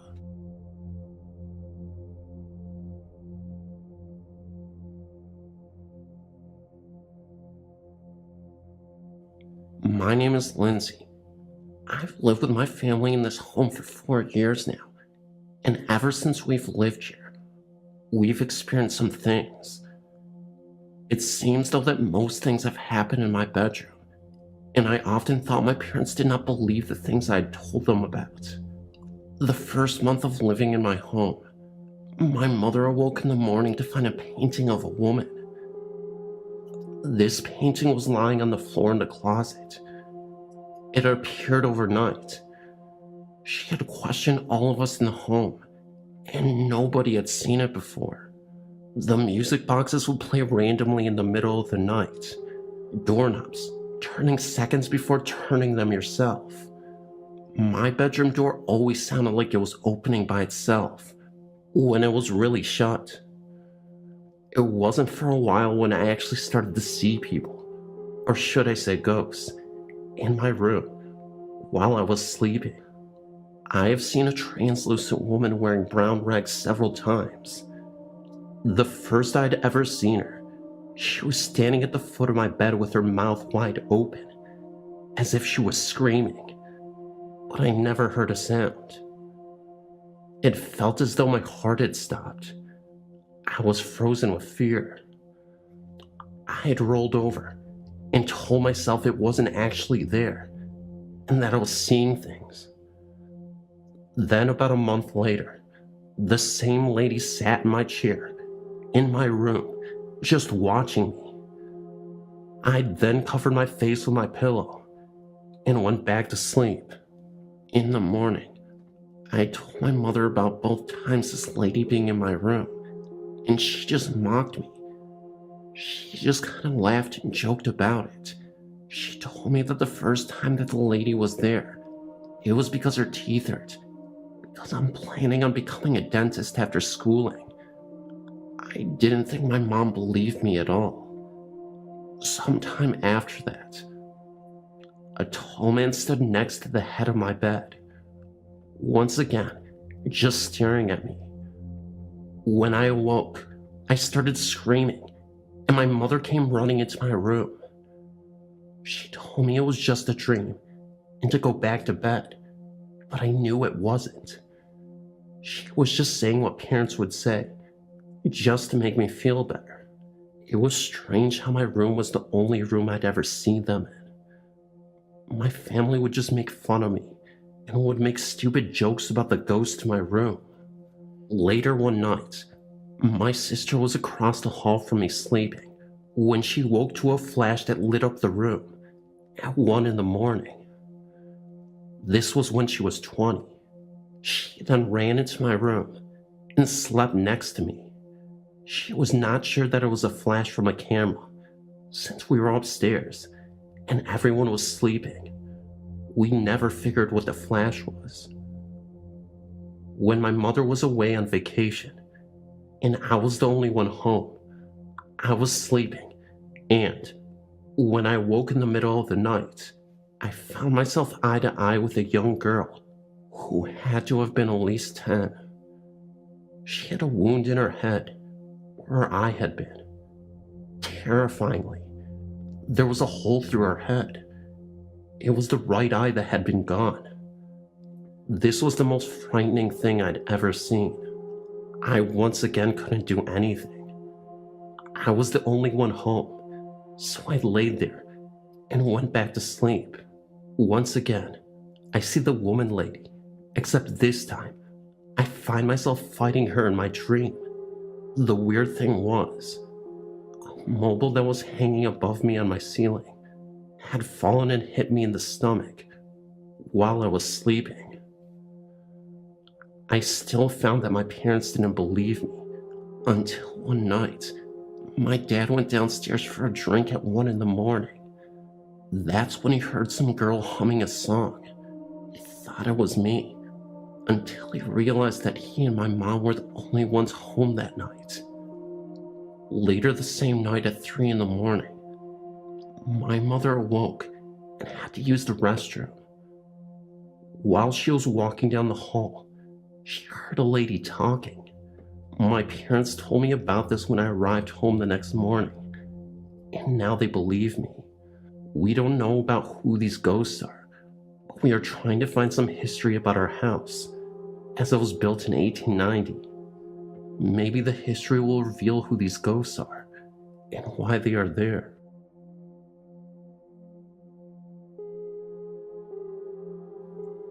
I grew up in a typical Maryberry-ish small southern town in southeast Tennessee.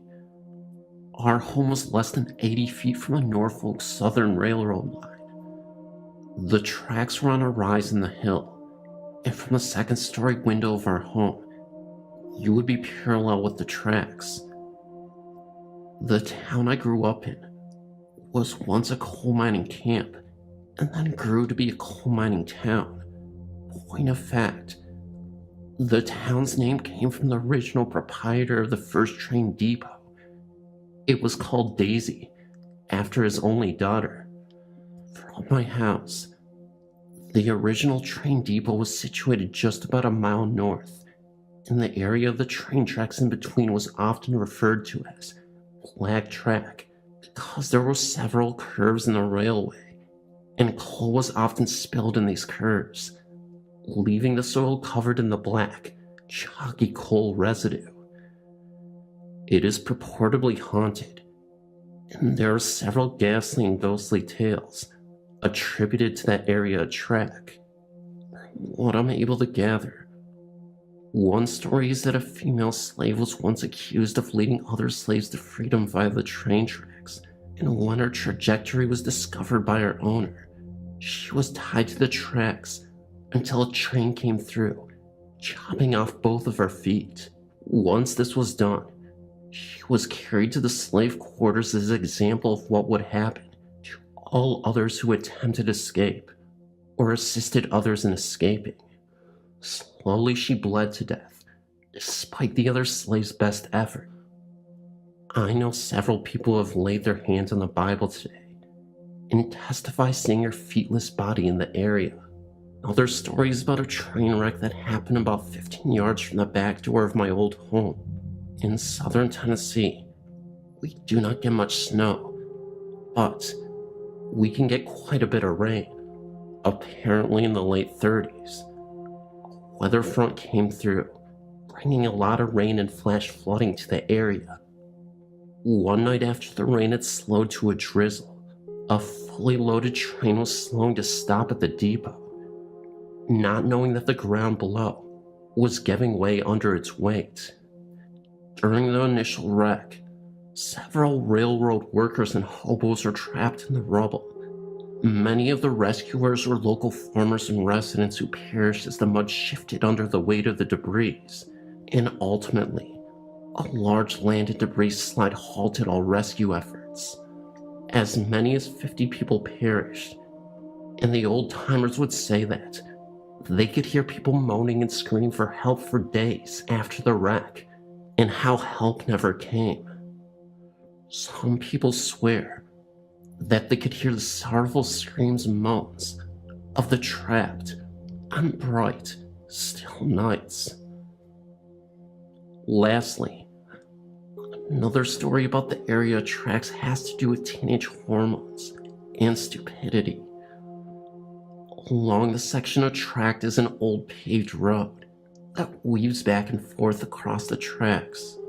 In the 50s and 60s, this area of road was used by teenagers to prove the muscle in their machines and the guts in their drivers. More than one person has perished in their efforts to outrun the train. Many people say that those untimely deaths are the culprits of strange flashes of light that are often seen in that area.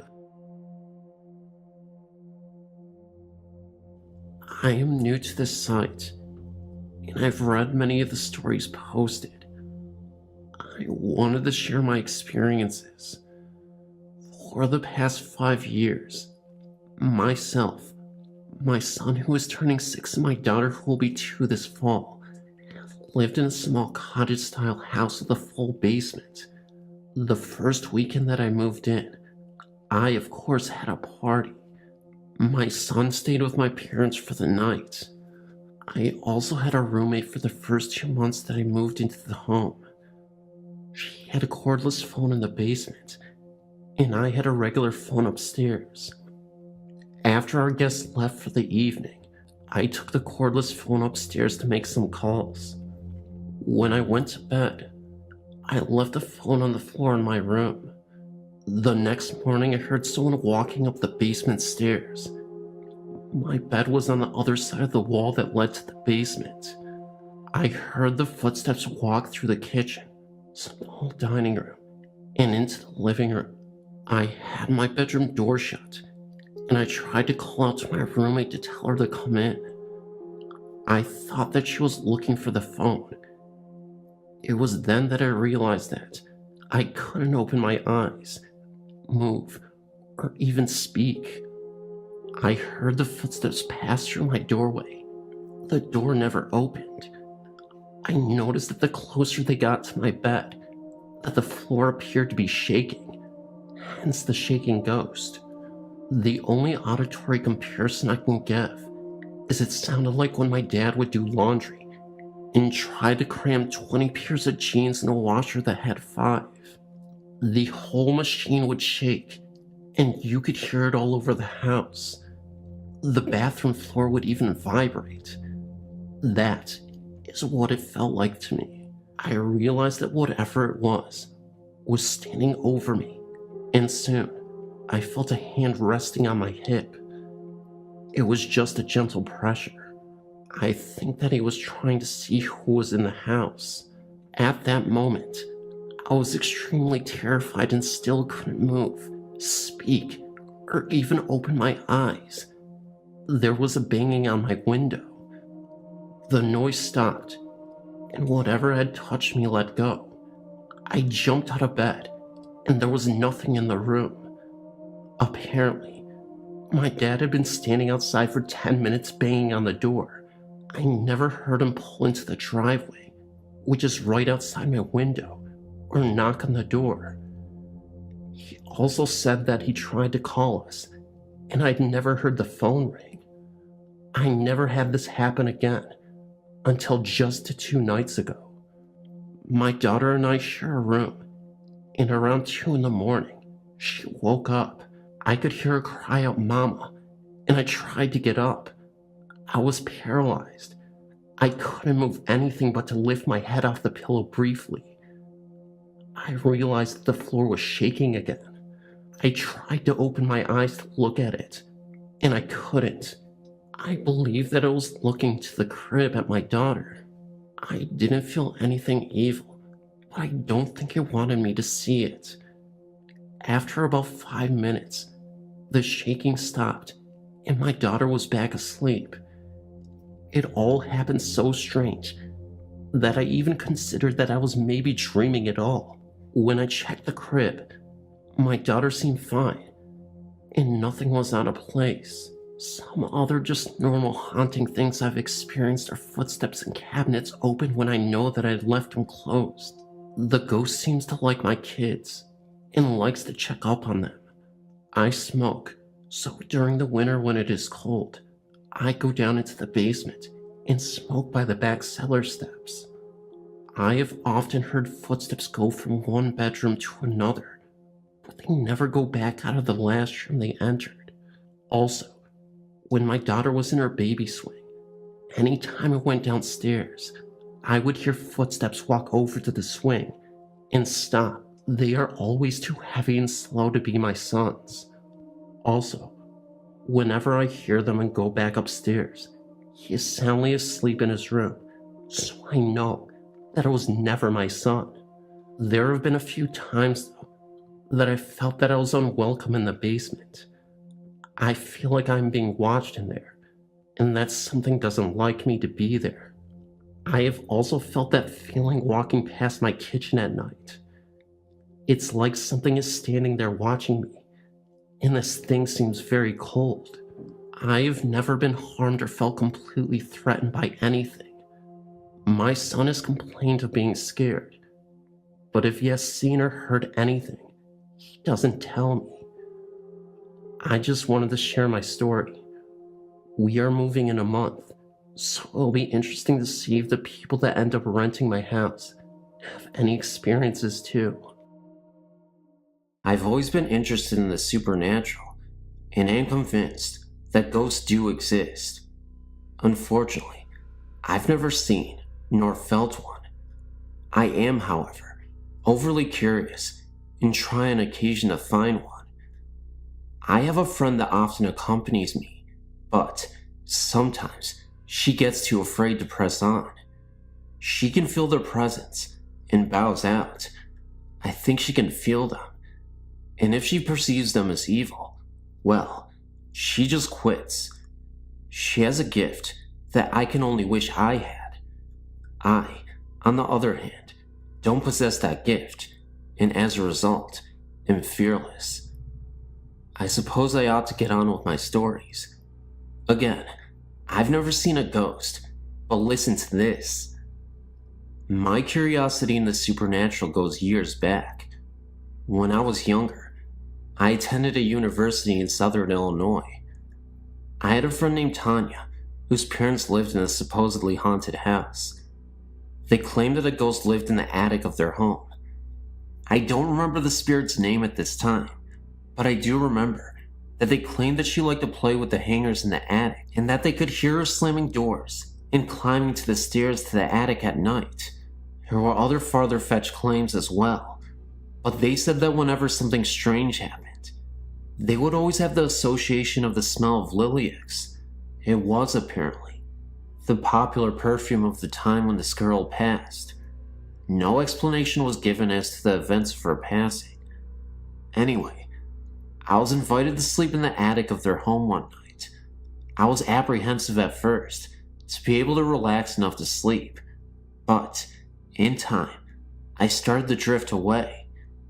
Just as sleep began to overtake me, I heard a very loud and unsettling rustling in front of my face. I instantaneously turned on a light right next to me. Nothing was there. The memory of that sound made it very difficult for me to concentrate on sleeping again. But, after what seemed to be about 2 hours, I started to succumb to sleep again. As I drifted again came that sound, louder this time. I stayed calm for a few minutes, to be sure this was actually happening. I stayed still, but pulled my eyes open to see if anything was there. There was no light. My eyes were wide open. I was fully awake, and the noise persisted. Again, I turned on the light, and there was nothing there. Once the light came on, the noise ceased instantly. This time, I decided to feign asleep. I turned out the light, closed my eyes, and regulated my breathing. I did everything like sleeping, without actually sleeping. Eventually, I even got my heart to stop pounding. Hell, I was scared, but managed to seem oblivious. Once again, it started, and in an instant, I turned on the light yet again.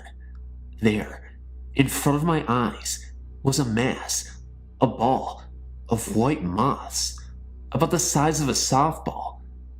As soon as the light hit them, they flew straight into the shadows of the room. Not like moths fly. They flew straight course into the various shadows and disappeared. They disappeared into shadows, not holes or cracks. They weren't real. No moth could do what I'm trying to describe here. Once they disappeared, my fear was gone, and has been ever since. I'm no longer afraid of ghosts.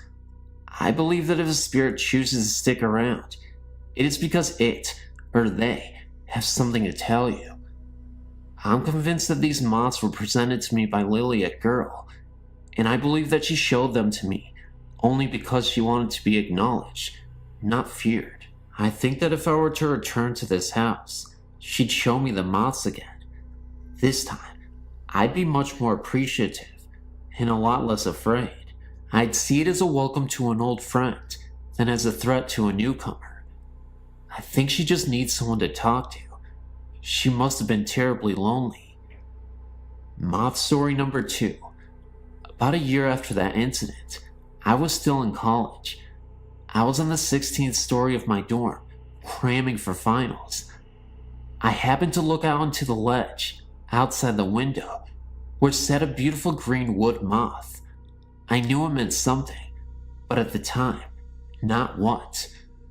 My roommate walked into the study area and informed me that I had a call from my mother. I went into my room and answered the phone by saying, "Is Gran dead?" My mom was speechless for a time. Then she said, "How did you know?" I didn't answer. You see, my Gran was 103 when she died. For years, she didn't know my name. She always just called me Janine's son. Well, on the day that her husband died at 98 years old, I took her for a long walk around her house. She hadn't been out in years. During that brief walk, I had found a feather in a greenwood moth's wing. I saved them as a token of that day. After that walk, she never called me Janine's son anymore. She called me that nice boy who took me for a walk about twice. Then, she just called me that nice boy. When I heard of her passing that day, I made arrangements to get to her funeral. I did, and upon viewing her casket, I placed the feather and the wing on her body. I feel that she's still around and still views me as the nice boy. Once again, I must reiterate that I've never seen a ghost. I promise you, though, that they are real, and I don't need to see to believe. Just as Grandma Chip, she's still there. Look for a moth. When you do, he'll be a greenwood moth.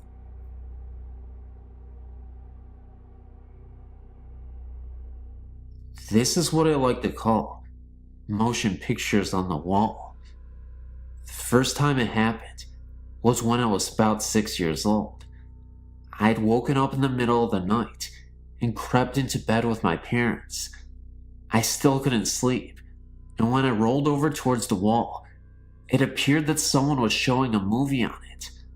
Hard to explain, but it was a dim, full-color, silent motion picture, like a living painting, of a man dressed like Henry VIII, talking to a woman being helped into a wide hoop frame that went under her dress. That was it. Then it ended. Totally harmless, but still. How the heck did it get there? I told my mom about it in the morning. I had tried to wake her up and Dad, but they were sound asleep. She said I was just hallucinating because I was so tired, but was still amazed at my description of the hoop skirt and undergarment, as I have never seen one before. Okay, fast forward 3 more years. My brother and I were staying with our folks at our grandparents' house. We kids begged to sleep in the dining room under the huge table, so we could pretend it was a fort. Again, in the middle of the night, I awoke to find a huge silent motion picture on the wall. This time, I was able to wake my brother up, and together we watched it. He stood up and looked out the window to see if someone was doing it from the outside. No, nothing. No source of light or anything. In fact, the shadow of his head didn't even show on the wall. It completely disappeared for a second. But then, I heard a noise coming from the hallway in the house. A really frightening, disturbing wailing. It was the scariest sound that I have ever heard in my life, like someone being butchered to death. Then, into the dining room came a black shadow. We only saw the shadow for about 40 seconds before it ultimately dissipated. I swear to God, the shadow looked as if it was wearing a top hat, and it was running around before ultimately dissipating, like I said. I don't know how this happened, but even my friend saw this at the time, and we were in the dining room like I said, but there's nothing to explain this away. Maybe it was connected to the silent motion picture I saw on the wall.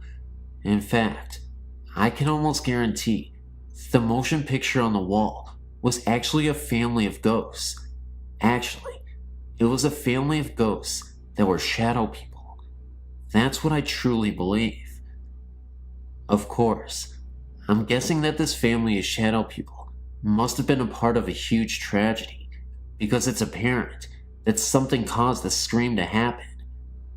Whatever the case it was, it didn't matter now.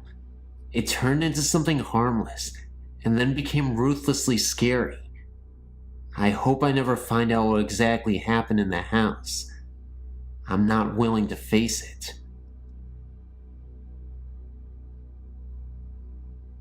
My second daughter was born on October 28th, 1986. She died of a sudden infant death syndrome 6 weeks later. She often lets us know she is still around by playing pranks and sometimes allows other family members to see her. When the movie Pocahontas came out, my oldest daughter loved it. We bought her a Pocahontas talking bank. If you haven't seen the type of bank I mean, it is one with Pocahontas and Grandmother Willow. If you drop a coin in it, Grandmother Willow starts talking. It has a button you can push for the same result. For about 3 months, this bank would start talking when no one was in the room with it.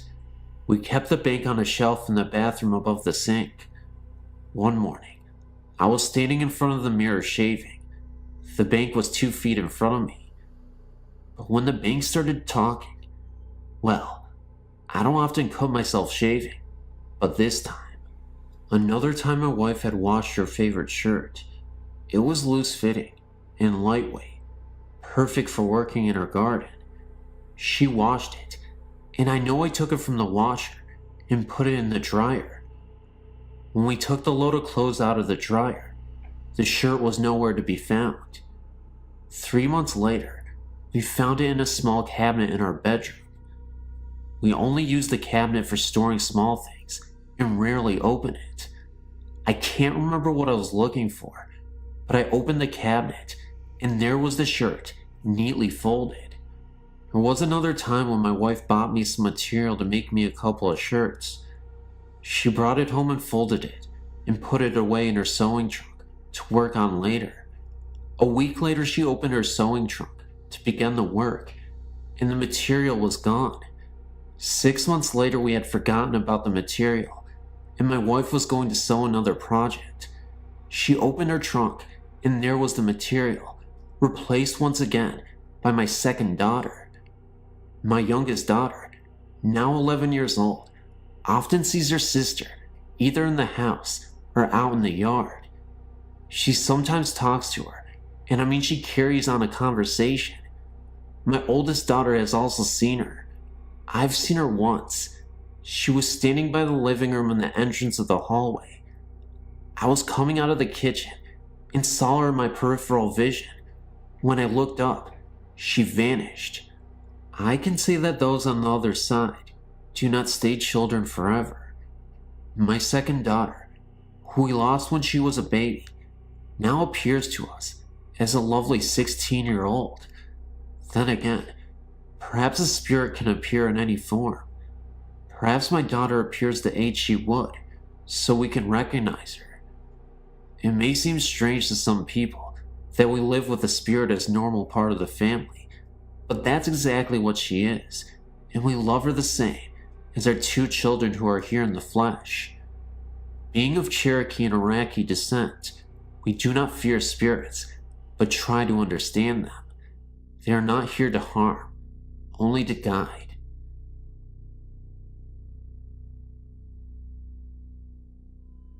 My great-grandfather was a self-proclaimed ghost hunter. I've heard many stories growing up from my grandfather of his exploits in the field. Now, he wasn't the whole mystical crystals and holy water type. His theory on ghosts was one shared by many. They are here for something. Either a lost item from their past, or a deed left undone. The way he went about the hunt was fairly simple-minded. He would follow tales of haunted houses, graveyards, bridges, whatever, and research them as well as he could, and try to figure out what the ghost wanted, and give it to them. At the time in history when he was doing this, many people were offering rewards for someone to step in a haunted house for a night, so he would move in and spend however much time it took. Not all of the stories my grandfather told were successes, but one I remember vividly was, I will tell it to you now, and then I'll relate my own experience. Back in the 1800s, my great-grandfather was a ghost hunter. He mainly did it for the reward money offered to sleep in haunted houses at first, but a growing need to help soon took over. One such place was a farmhouse on the Oklahoma prairie, where a woman in white, I know, stereotypical ghost story, would be seen walking down the staircase and out onto the front porch. It was one of those old wraparound types that goes all the way around the house. Once on the front porch, she would pace the length of the front of the house a few times and then disappear. Other times the woman would be crying, but you could never pin down the sound. My great-grandfather moved into this house and lived there for about 2 months while trying to figure out what the ghost wanted. Many times he would be sleeping in the entryway of the house, at the foot of the stairs, trying to catch a glimpse of the lady. After about 3 weeks of research, by talking to all the people that lived nearby, we are talking about 1800s Oklahoma nearby, and I guess that would be within a 10-mile radius. He found an older couple who had known the original builders of the house, and every family that lived there since. They began relating the story of the house to him as best they could.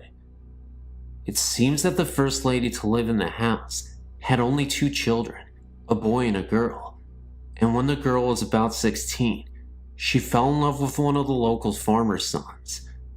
After a few months, the marriage was arranged, and events were set into motion. They got married in the spring in the front room of the house. They built their own small house on some of the land and lived there for a few years, until the girl's mother got ill. Then they moved in to stay and take care of her and the family. The brother had recently joined the army and was away. After a few months, the mother passed away, and the girl and her husband also became ill. The father was left to take care of them and soon became ill as well. They all died after about a year of fighting the illness and trying to keep the house and land cared for. After that, the boy, now serving in the army, came back to collect any belongings and dispense with the house. He sold the house to the local bank and left to live in Texas.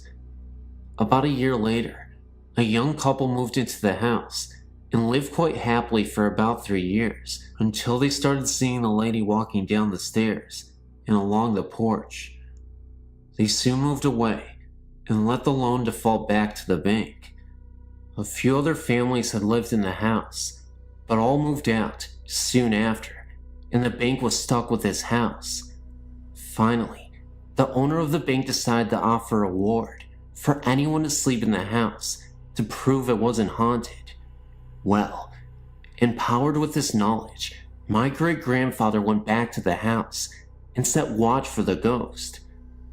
After seeing her a few times, he noticed she seemed to be looking for something on the porch, so he got some digging equipment and began to dig under the porch. After about 2 weeks of digging, he found a small gold ring.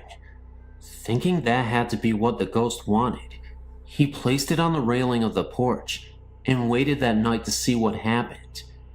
Nothing happened for about another week. Then he was sitting on the porch, enjoying the good weather, when he caught sight of her walking down the stairs. Not daring to move, he watched as she walked the length of the porch until she came even with the ring. She turned and seemed to look at the ring for a long time, then just vanished. He spent another week in the house and never heard so much as a creak and never saw the woman again.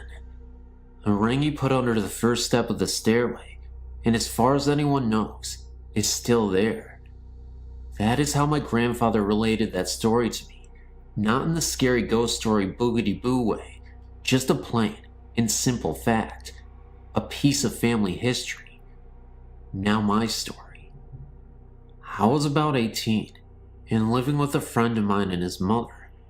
We all lived in a small house.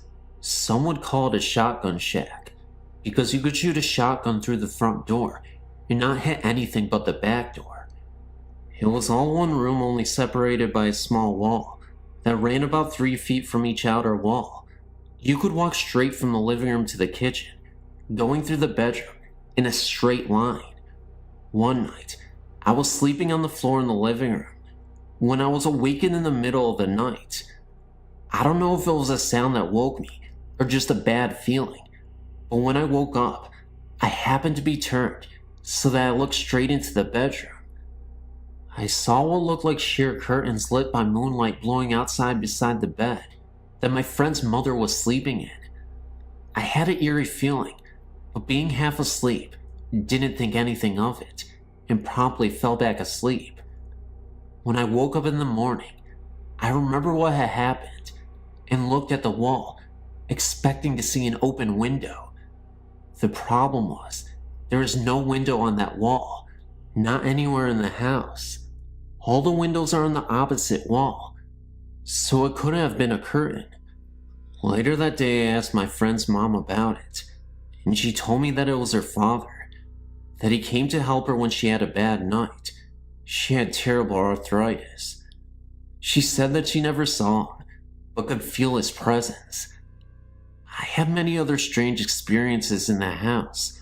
Rocking chairs that didn't need anyone sitting in them to rock, things disappearing and reappearing in strange places when no one was home. To say the least, I was glad when I got an opportunity to move out.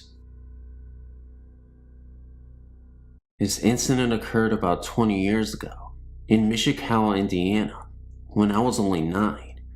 Our house was built in 1904, so it had the huge solid oak doors in trim. The living room was very long, with ceilings which are 12 feet high. I hope you got the idea of the architecture of this house. The basement was a full one, divided into 2 rooms, and this is where most of the presents seemed to be. I'll get to that later. Back to the house though. The master bedroom was downstairs, with its entrance being oak sliding doors.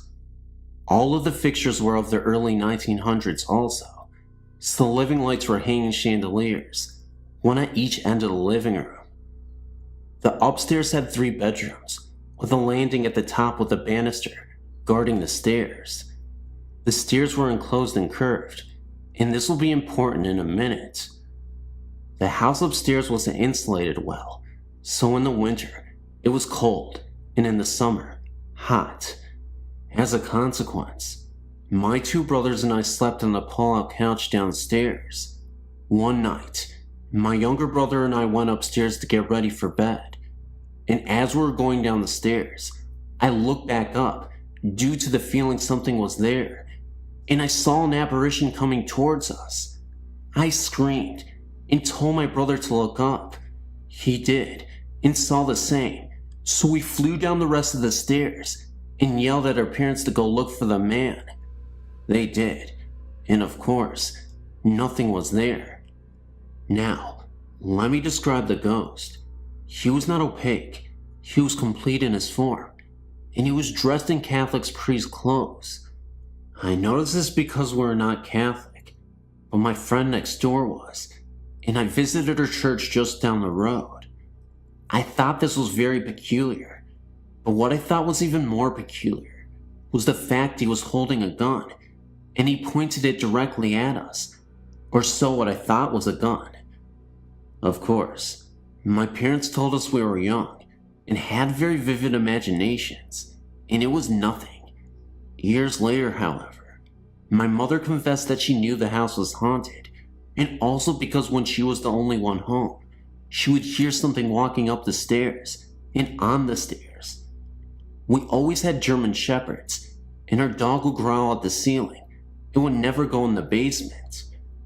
Now, onto the basement. I knew there was a presence here in the back room where the water heater was, because it was much colder, and felt wrong. It felt evil and bad, and didn't want anyone there, because it felt you, and you just had to leave immediately. I want to say that the upstairs didn't have this feeling to it, even though this is where we saw the man.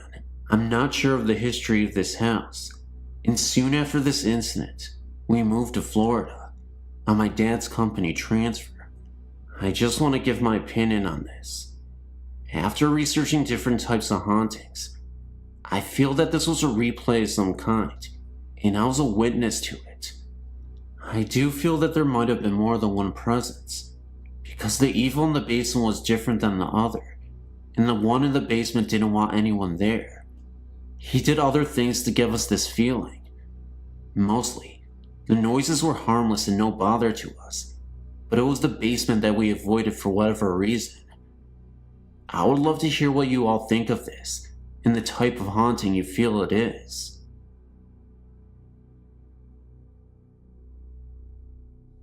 I used to spend a lot of nights driving around in my youth.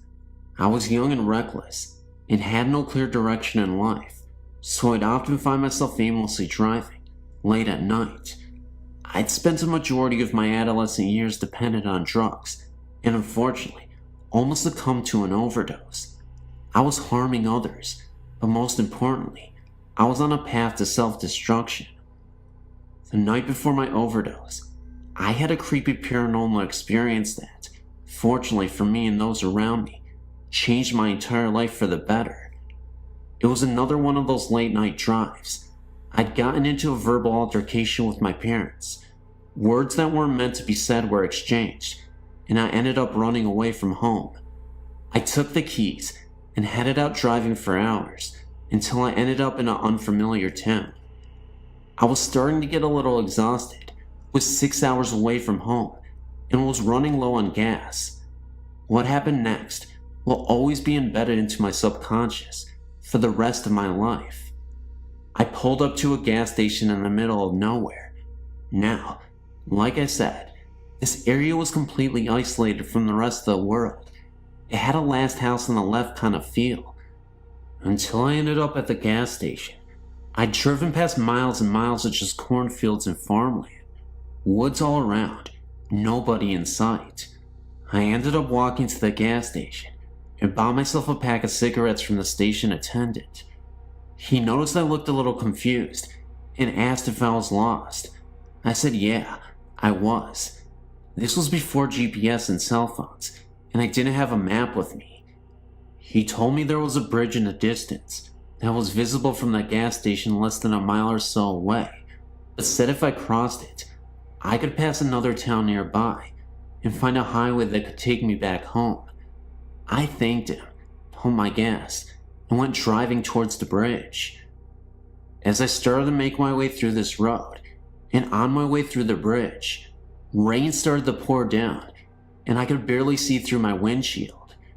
It had rained so much that it almost obscured my vision, and there was no source of light anywhere along the dirt road I was traveling on, except for my headlights.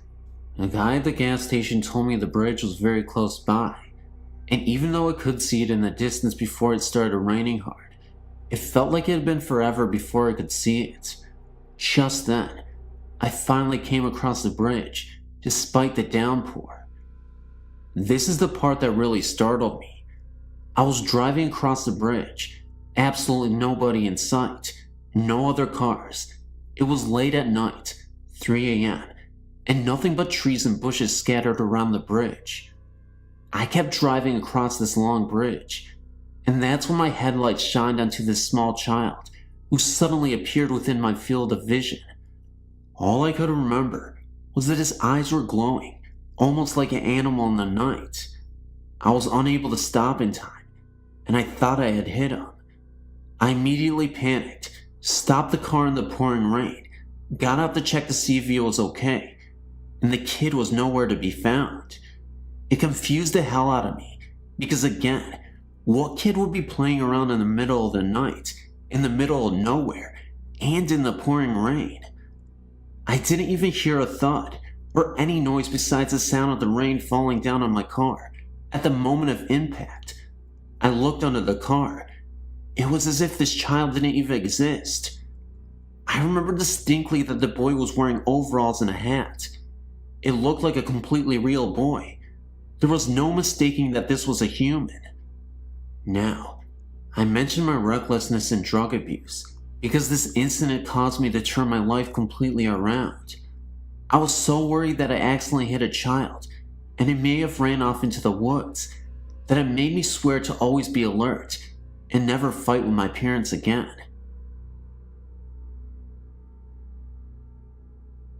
This happened when my brother was around 5 years old.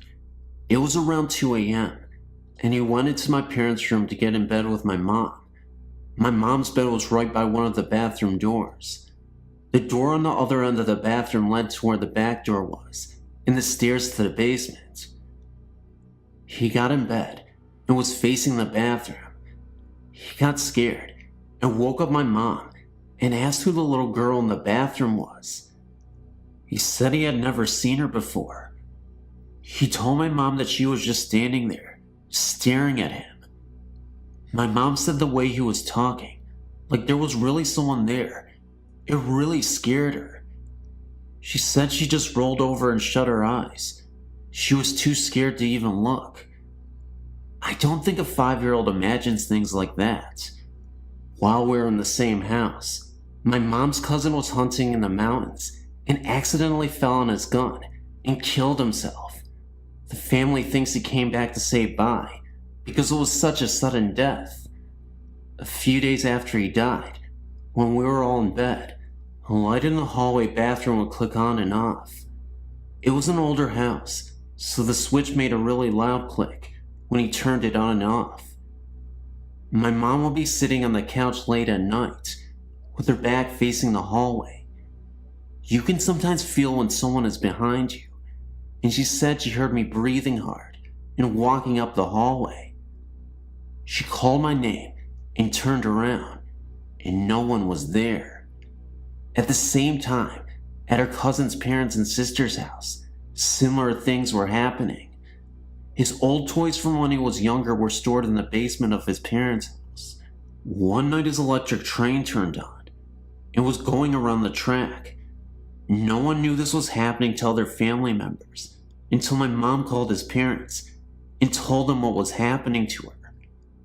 The next day they went somewhere and tried to contact them. They all said they loved him and it was time for him to move on. They think he was trying to contact the family because he died suddenly. After they talked to him, everything stopped.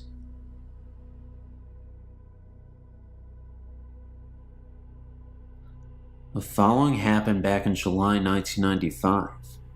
Me and a friend traveled around the UK by train. It was about 4 p.m. Then we checked in at a bed and breakfast in Manchester. All double room was occupied, so we got the 2 single rooms, which was located next to each other. We were quite tired after a long day trip by train, so we rest for a moment. Later we went out to eat something, had a beer in the hotel bar, and then headed up to the rooms for sleeping. The time was about 11 p.m. I closed the Vatican blind, turned off the light, and almost immediately fell asleep. The room was pitch dark. Then, after about 2 hours, I woke up and found the room bathed in light. The light almost blinded me. I had a strong emotion to walk towards the window, just like I was enforced to do so, and then I went up. I heard voices and music, like old folklore or something. The voices was only like a murmur, so I actually couldn't hear what it says. It was like being in a full-up restaurant or a pub or something.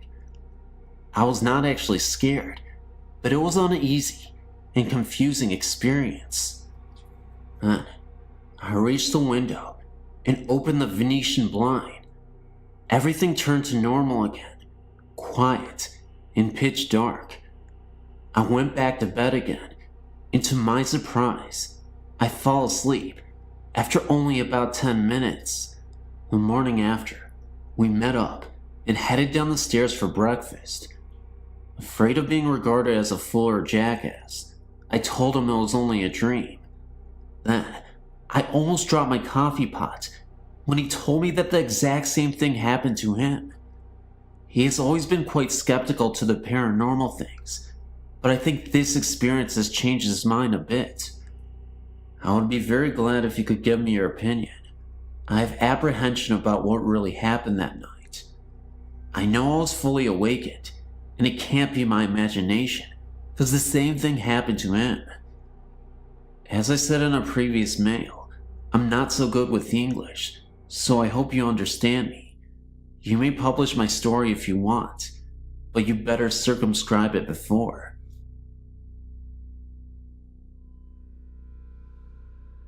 Hi there, my name's Joe. My friend Colin probably wrote you recently about some recent activity. For the past I don't know how many years, I've been able to feel, and to an extent see ghosts. I can sense what they are feeling and what their intentions are. However, for about 3 years, my friend Colin started having sleeping problems. I already knew his house was haunted, but what was haunting it was the spirit of what I think is a 5-year-old child. For Christmas the year before, a friend of ours that lived in Thailand sent us all gifts. However, Colin was the one that received a house that you would leave tokens and gifts in to help ward off evil spirits. Over time, it stopped doing that. Trapped in the house was some kind of creature, like a demon. It was huge, dark, and very menacing. I still don't know how to use all of my abilities very well, but at the time, I sure as hell didn't, but I attempted this anyway.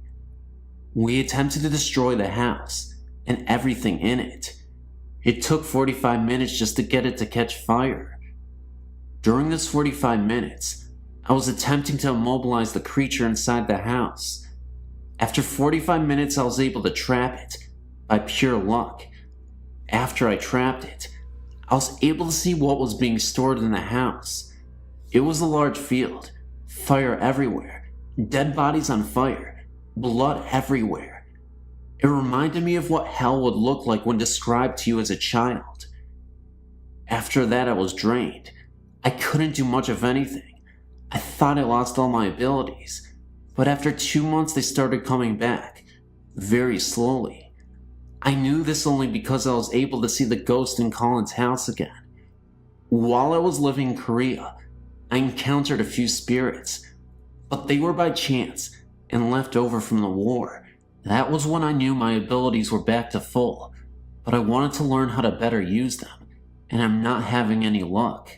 Well, to end the story on a bad note, Last week my friend Jess asked about any ghost encounter any of us have had, so Colin and I talked about this one.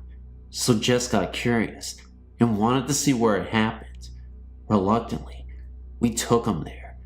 Surprisingly enough, development has been going on in the area for the last 5 years, but at the spot where we destroyed the house, nothing is built. We went to the spot, and I was able to feel it out from residue from when we first destroyed it, but after a few minutes, it wasn't just that. The feeling I was getting became stronger until it made me sick. I almost passed out, and I doubled over dry heaving. It turns out it was still trapped there until that night. Somehow, it got loose. I don't know how or why, but now I have to get rid of it for good, and I don't know how.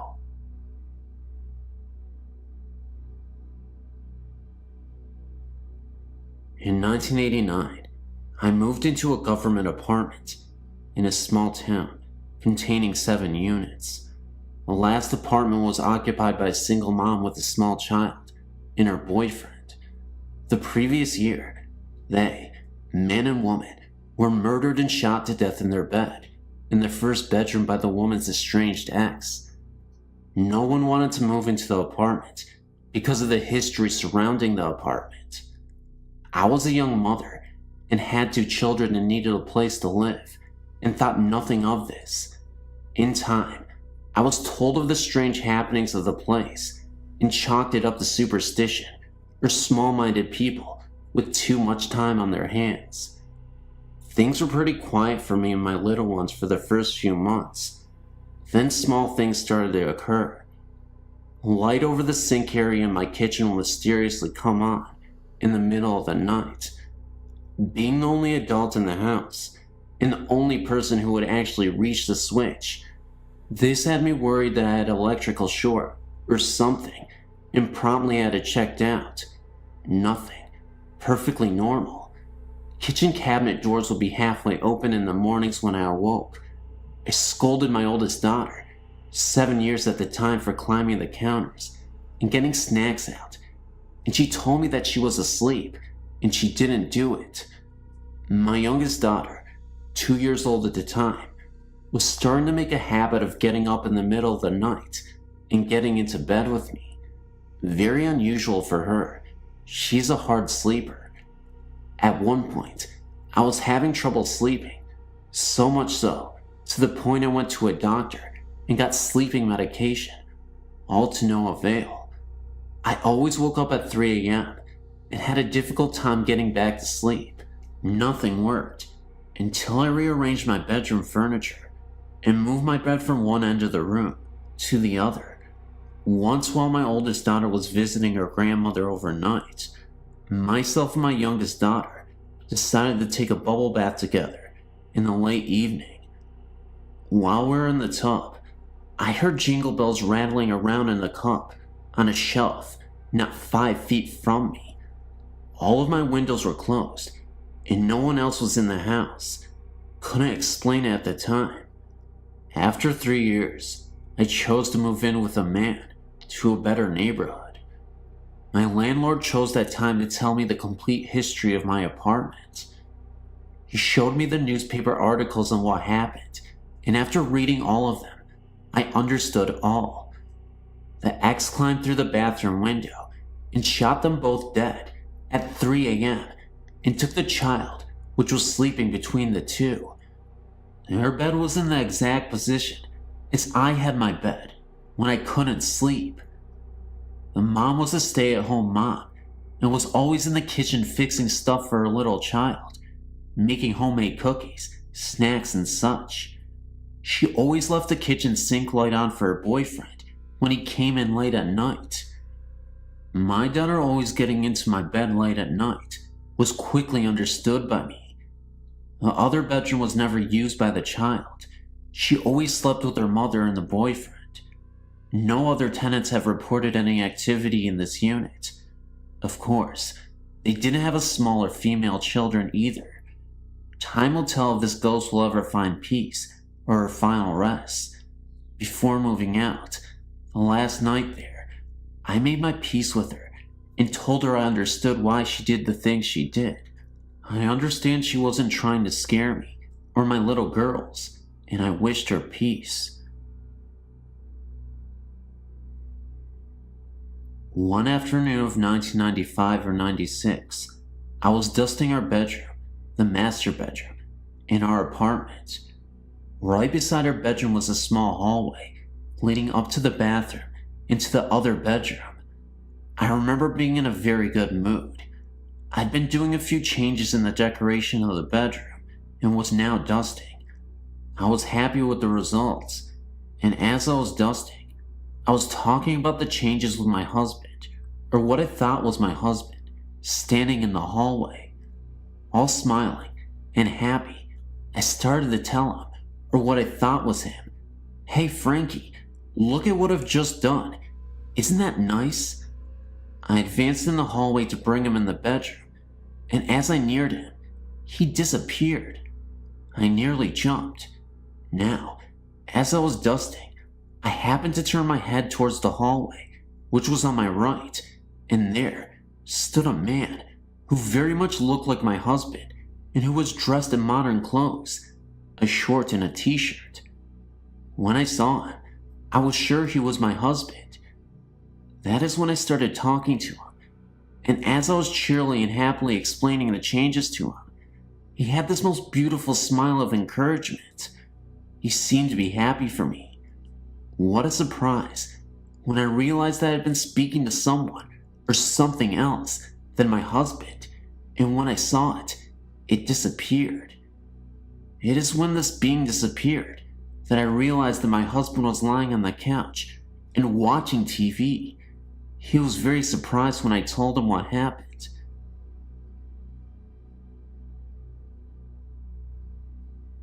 I live in Australia, and I've been seeing spirits ever since I was about 2 years old.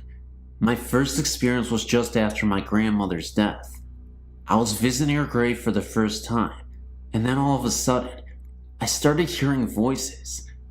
They were telling me to leave, that it was too dangerous for them and me if I stayed, that I had to run and never turn around. It is weird that I remember it, although my memory is not as clear as my mother's, but I remember most of the details. I know that this is pretty hard to believe, but I give you my word it is true. Although I think about it now and realize that I wasn't scared, at the time I knew that I had to leave, so I told my mom and dad, and we left. My dad didn't believe me, but my mom did. Since then, I've had many experiences with spirits, all of which have been good, except for one. This happened when I was 15. I'd been roped into a swimming carnival, and I can't swim too good, so I was practicing in my pool. The pool is down the very back, and you can't see the house from the pool, as it is behind a shed. I've often seen spirits down the back, but it has never worried me. It was getting late, and I've been swimming for a while, so stopped for a break. Whilst I was standing in the middle of the pool, I seen a baby sitting on the fence that surrounds the pool. I tried to look away, but I was in a trance. I finally stopped looking at it, but it was good, as I was suddenly dragged under the water. I struggled for about 2 minutes before it would let go. When it finally did, I ran inside. I told my mom, and she never believed me, but I've never been down there on my own ever since.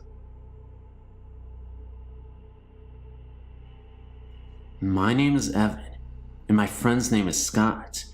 We're making a trip to North Carolina for a concert in August of 1996. After the concert, we drove for a long while, finally making it to South Carolina, and were in need of a place to camp, as it was getting pretty late. We found the Kings Mountain State Park entrance, but being almost 2 a.m., the gates was locked. We both got out of the VW camper to see if we could get the gate open. The road was completely deserted, and being at the entrance, we were not even close to any campsites. With the headlights of the camper as our only source of light, a woman appeared out of nowhere. She had dark hair, thin white dress, and was barefoot. She asked us if we were with the wedding party, and we replied that we were not. As quickly as she appeared, she was gone. Scott and I thought it was kind of weird. No evidence of another car on the road, and the fact that she was barefoot in the middle of nowhere at 2 a.m. in the morning. Entertaining the thought that we may have had an encounter with a ghost, we forgot about it. Recently, I was reminded of the incident and thought I'd surf the web to see if there was documentation of some similar experience when I found your site. I was blown away when I found an entry for Kings Mountain State Park and the woman in the white dress. The entry said that she was murdered by the clan for marrying a black man. I wonder if they were married right before the murder, and that's why she asked us if we were the wedding party. In 1977, in the afternoon, when I was 11 years old, me and a couple friends were crayfishing at Happy Hollow Park in San Jose, California. We were fishing on the other side of the creek, away from the park. As we were walking through the heavy bush, we seen a lady with long black hair and wearing a red short dress and blouse, with a thick black belt, standing behind some bushes. She kind of looked like she was from the 60s. She was just standing there and staring at us. We were going to ask her about how she got across the creek, because she was dressed nicely, and the crossing was about 10 to 20 feet, and there was no log or shallow part of the creek, and as we got closer, she just faded away. Then we just ran across the creek to the park. Me and my friends still remember this encounter. After this incident, I was interested in the paranormal and collected stories from my friends and family. I know this is kind of a short story, but I thought it was worth sharing. Thank you. I will try to make a short story, but wanted to share my story with your group. We purchased a home about 4.5 years ago. I met the lady and saw the husband only a short time when we had the inspection of the home. We were delayed on the closing because her husband passed away. Approximately 3 or 4 months after moving in, I kept seeing a man by our pool. Thinking it was the neighbor who lived behind us, I forgot about it. Our home sits on a couple of acres of land, and eventually, I started seeing this man near the woods and where they had a garden plot before. It appeared as though this man was hiding and smoking cigarettes of all things. I met and talked to one of the neighbors and told her of the strange behavior of the neighbor and asked if he ever did that on our property. I described the man to her and what he was doing, and her face went white. She told me I was describing the old owner of the house and that he died of lung cancer, but refused to stop smoking and did those things while living there so as his family wouldn't catch him.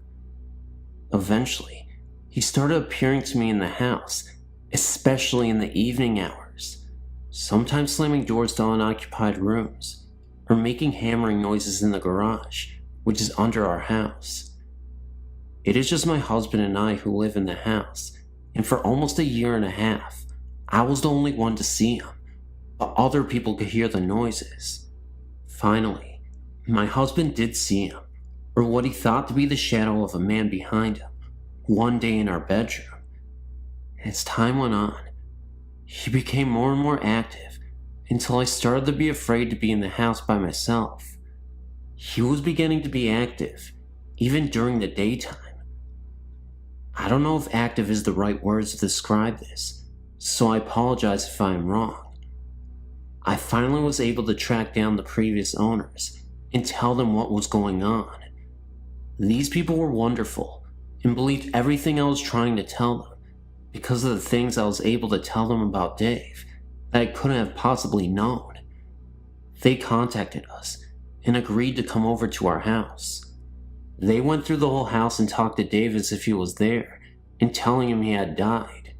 They told him we were the owners of the house now and he no longer lived there, and he had to leave. Now, I'm surely not a ghost expert, but I do know that after that night, I've never seen or heard from him again. Did this man cross over as I heard shows talk about? Luckily, I have wonderful friends, and they believe me, even though if I hadn't been there, I might have not. Thank you for listening to my story, even though you've probably heard stories like this quite often. Your website is great. I enjoyed visiting.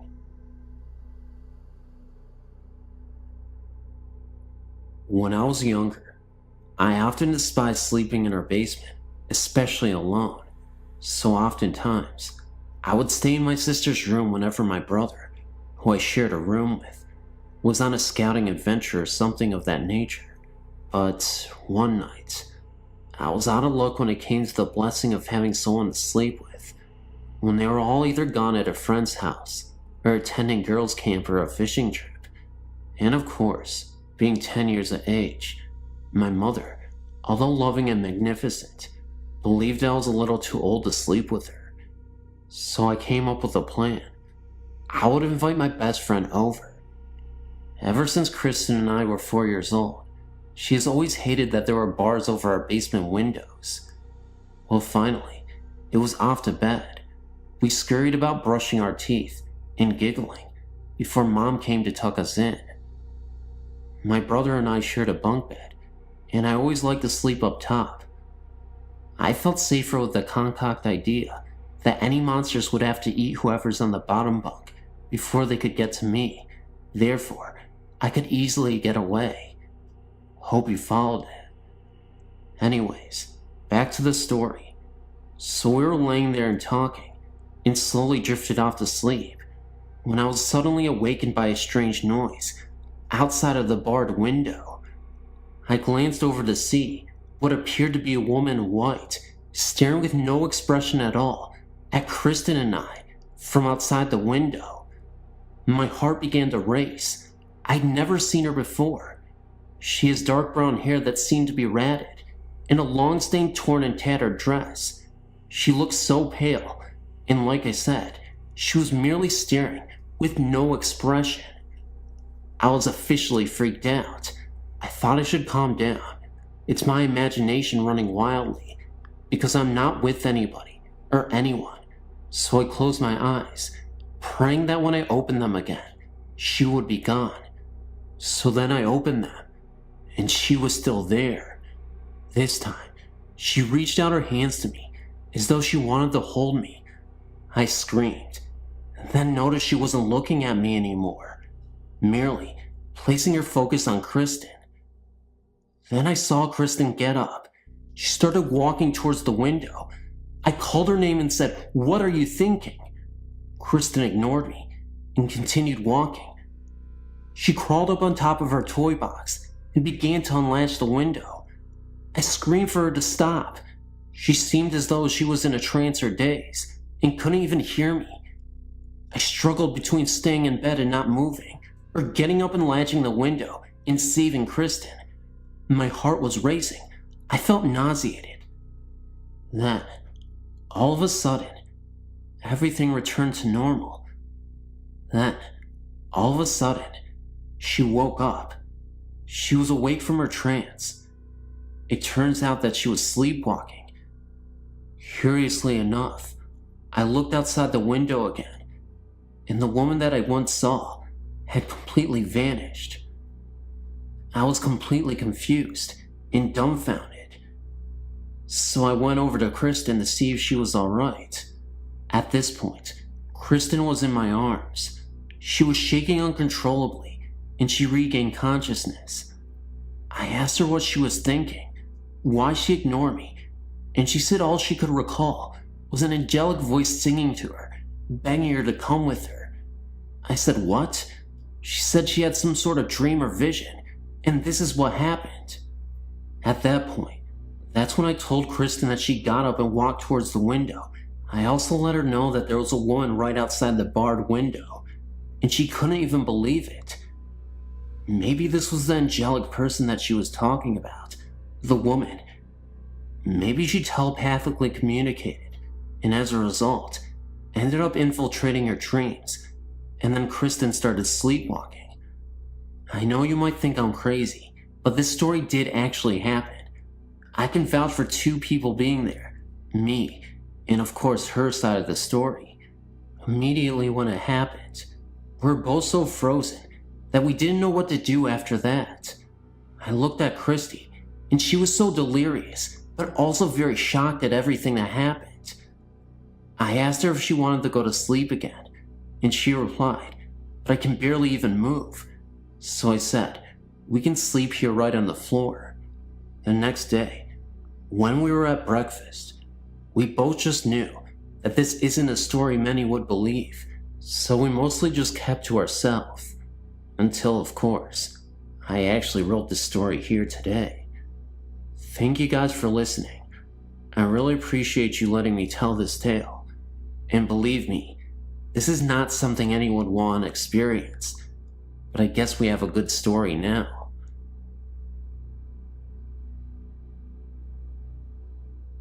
So impressed and comforted by your sight, I had an experience at the Sourdough Inn in Seward, Alaska 2 years ago that I've never shared with people anymore because they don't believe me, and felt inspired to write after reading on your site. The hotel was a brothel at the turn of the century, and the innkeeper will happily tell you that the upper rooms are haunted by the spirits of the girls who lived there. The most prevalent is the lady in white, who was the madam. I may be remembering the name wrong, but there are a few rooms downstairs in the basement as well, and that is where I had my encounter. My friend, Ollie, and I decided to stay there because of the legends, and had spent 2 nights upstairs without a peep. Our last night was in the basement. I had a little head cold and sniffles, and the innkeeper advised us to keep the windows closed due to a nasty draft. After securing the windows shut, we went to bed. About 2 hours into a fitful sleep, I was awakened by the window creaking open. I thought it was odd, since we had latched it. The window being to my left, I was staring at it when I realized there was a woman in white standing next to my bed. This is typically where people stop believing me. She noticed me notice her and reached out to feel my forehead. She was also holding what looked like a towel in her right hand and was smiling in the most comforting way. I couldn't help it though. I reached out and shook Ollie awake, looked back, and she was still there. Ollie fumbled to focus, and then I screamed like I've never screamed before in my life. I think she was just checking and making sure I was okay. And here's the interesting thing too. When we finally woke up and got our bearings, we realized the room was way too hot and even smelled a little funny. We had left our propane lantern on. I think that's why she opened the window. I feel better. It is a beautiful, magical place to stay. If I ever return, I've every intention. There was no malice in her visit. I only hope I cannot scream at her if I ever see her again.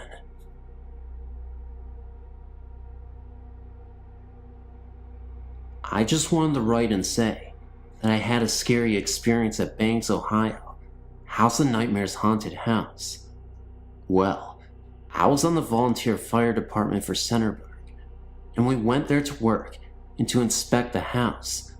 Well, one night, they had me working the spider, which I had to go up on the staircase by myself. The house once was an orphanage, mental hospital, and a Bible college. While I was working the spider, I had to look down to watch when the people were coming. Well, once, I just felt like someone was watching me, so I looked up and saw this little girl. She was see-through and was wearing a white tattered nightgown, had blonde hair, and was dragging a brown teddy bear. She was looking towards the ground, so I just started to freak out. So I shut my eyes and opened them again, and she was gone. Another experience I had at this house of nightmares. I was working the spider, and up on the staircase there was no door or anything, and I heard this man's voice ask if I was okay. Yes, up on the staircase, at the top, where there is no door, just completely alone and isolated from the rest of the people, and since there is no door, there is no way anyone could have gotten up there. Another time, when I was working on the spider, again, I saw something out of the corner of my eye. It almost looked like a floating head coming straight towards me. Because I was looking at it in the corner of my eye, I couldn't get a clear look of what it looked like. But it could have been an orb as well. I'm not sure though, but I had a feeling that it was a head. Anyway, thanks for allowing me to share my story. I know it sounds kinda weird, but all of these events are true.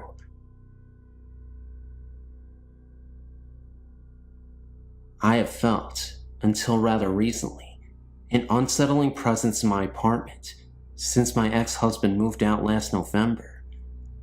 It was almost as if the dwelling itself warned me away from crossing into particular rooms or areas of the apartment. There have been times when I could not sleep in my own bedroom because it was located near the rear of the apartment. I was afraid to go past the middle hallway. One night, I came up to get a jacket while my boyfriend was waiting outside for me, in the car. I got as far as 1 foot in the doorway and felt the overwhelming presence, in some sense telling me to turn around and get out now. I forgot about the jacket and ran back downstairs and outside. I hadn't had one of those experiences in some time until my best friend came over to do an in-depth tarot card reading. She relies upon the power of her spirits and her Lord Phoenix. She's a Phoenix witch, which she explains to me as someone who has crossed over, was offered a second chance at life, or with the cost of helping less fortunate souls find their way back to heaven. My boyfriend was there at the time as well. When she was about finished with her reading, I happened to glance over by my computer in the dining room and saw a small, round, blurry ball floating past the computer and disappearing before it reached my living room where we were doing the reading. I thought my eyes were playing tricks on me. I had to use the bathroom, which was located near the bedroom. As I went to get up and glance in that direction of the apartment, I had the overwhelming feeling to stay back away from there again. I asked her what was over there, and she went into the middle hallway with the candle. She came back with an angry expression, saying that the thing called her an abomination. She felt it referred to her being brought back and given a second chance at life. She felt the presence was jealous and hurt. She called me over to join her in the exorcism of the spirit. When she asked it repeatedly to leave, we both heard it in a strong, emphatic male voice say, "No." I was so scared. What scared me even more was that my boyfriend declared out of the blue, "Someone died in your bathroom." What? Yes, someone died in your shower. I knew about it since the first time I showered here. I decided it was not wise to sleep alone in my place that night, so as I went into my bedroom with both friends to pack, we noticed that things in my room had been disturbed and moved around. When we moved into my bathroom to get my toiletries, my boyfriend proceeded to tell me how the person died, slipped and fell in the shower, broken neck. I couldn't take it anymore and left that night. That was the last time I had my best friend to do any readings here without her spirit protection.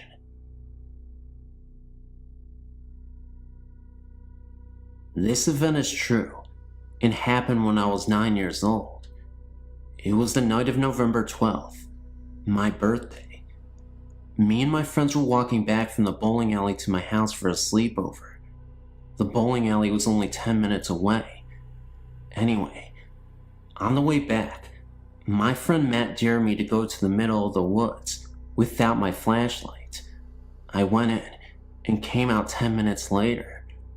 All my friends had terrified looks on their faces. "What?" I asked. Matt pointed behind me. When I turned around, a 5-foot-tall woman in a white dress with black hair was standing there. She looked really mad. We ran as fast as we could. We finally got to the house and jumped in our sleeping bags. No one moved, and we eventually all fell asleep. I awoke at 3 a.m. in the morning to go get a glass of water. I had totally forgot about the incident until I stopped and heard very, very heavy breathing behind me. I thought it was my dog, but when I turned around, it was her. She had the same look on her face. I screamed as loud as I could, and my friends came running down the hall, asking me what happened. I told them, and we all went back in the room and stayed up until the next day. I told my mom what happened, but she didn't believe me. That is, until she found my pet snake dead, and she started seeing the strands of long black hair all over the house. We moved out shortly after that, and I will never go back to the house again, let alone look at it. I still find black hair in my bed sometimes, even though we're at our new house, and there's no one in my family with black hair. I think she is following me, maybe trying to tell me something. On rare occasions I'll be playing my drum set, when all of a sudden I stop and hear mumbling and groaning. If I ever have an encounter with this ghost again, I'll send it ASAP. Thank you. This is an experience that occurred over several months. In the autumn of 2012, I was home from university one weekend.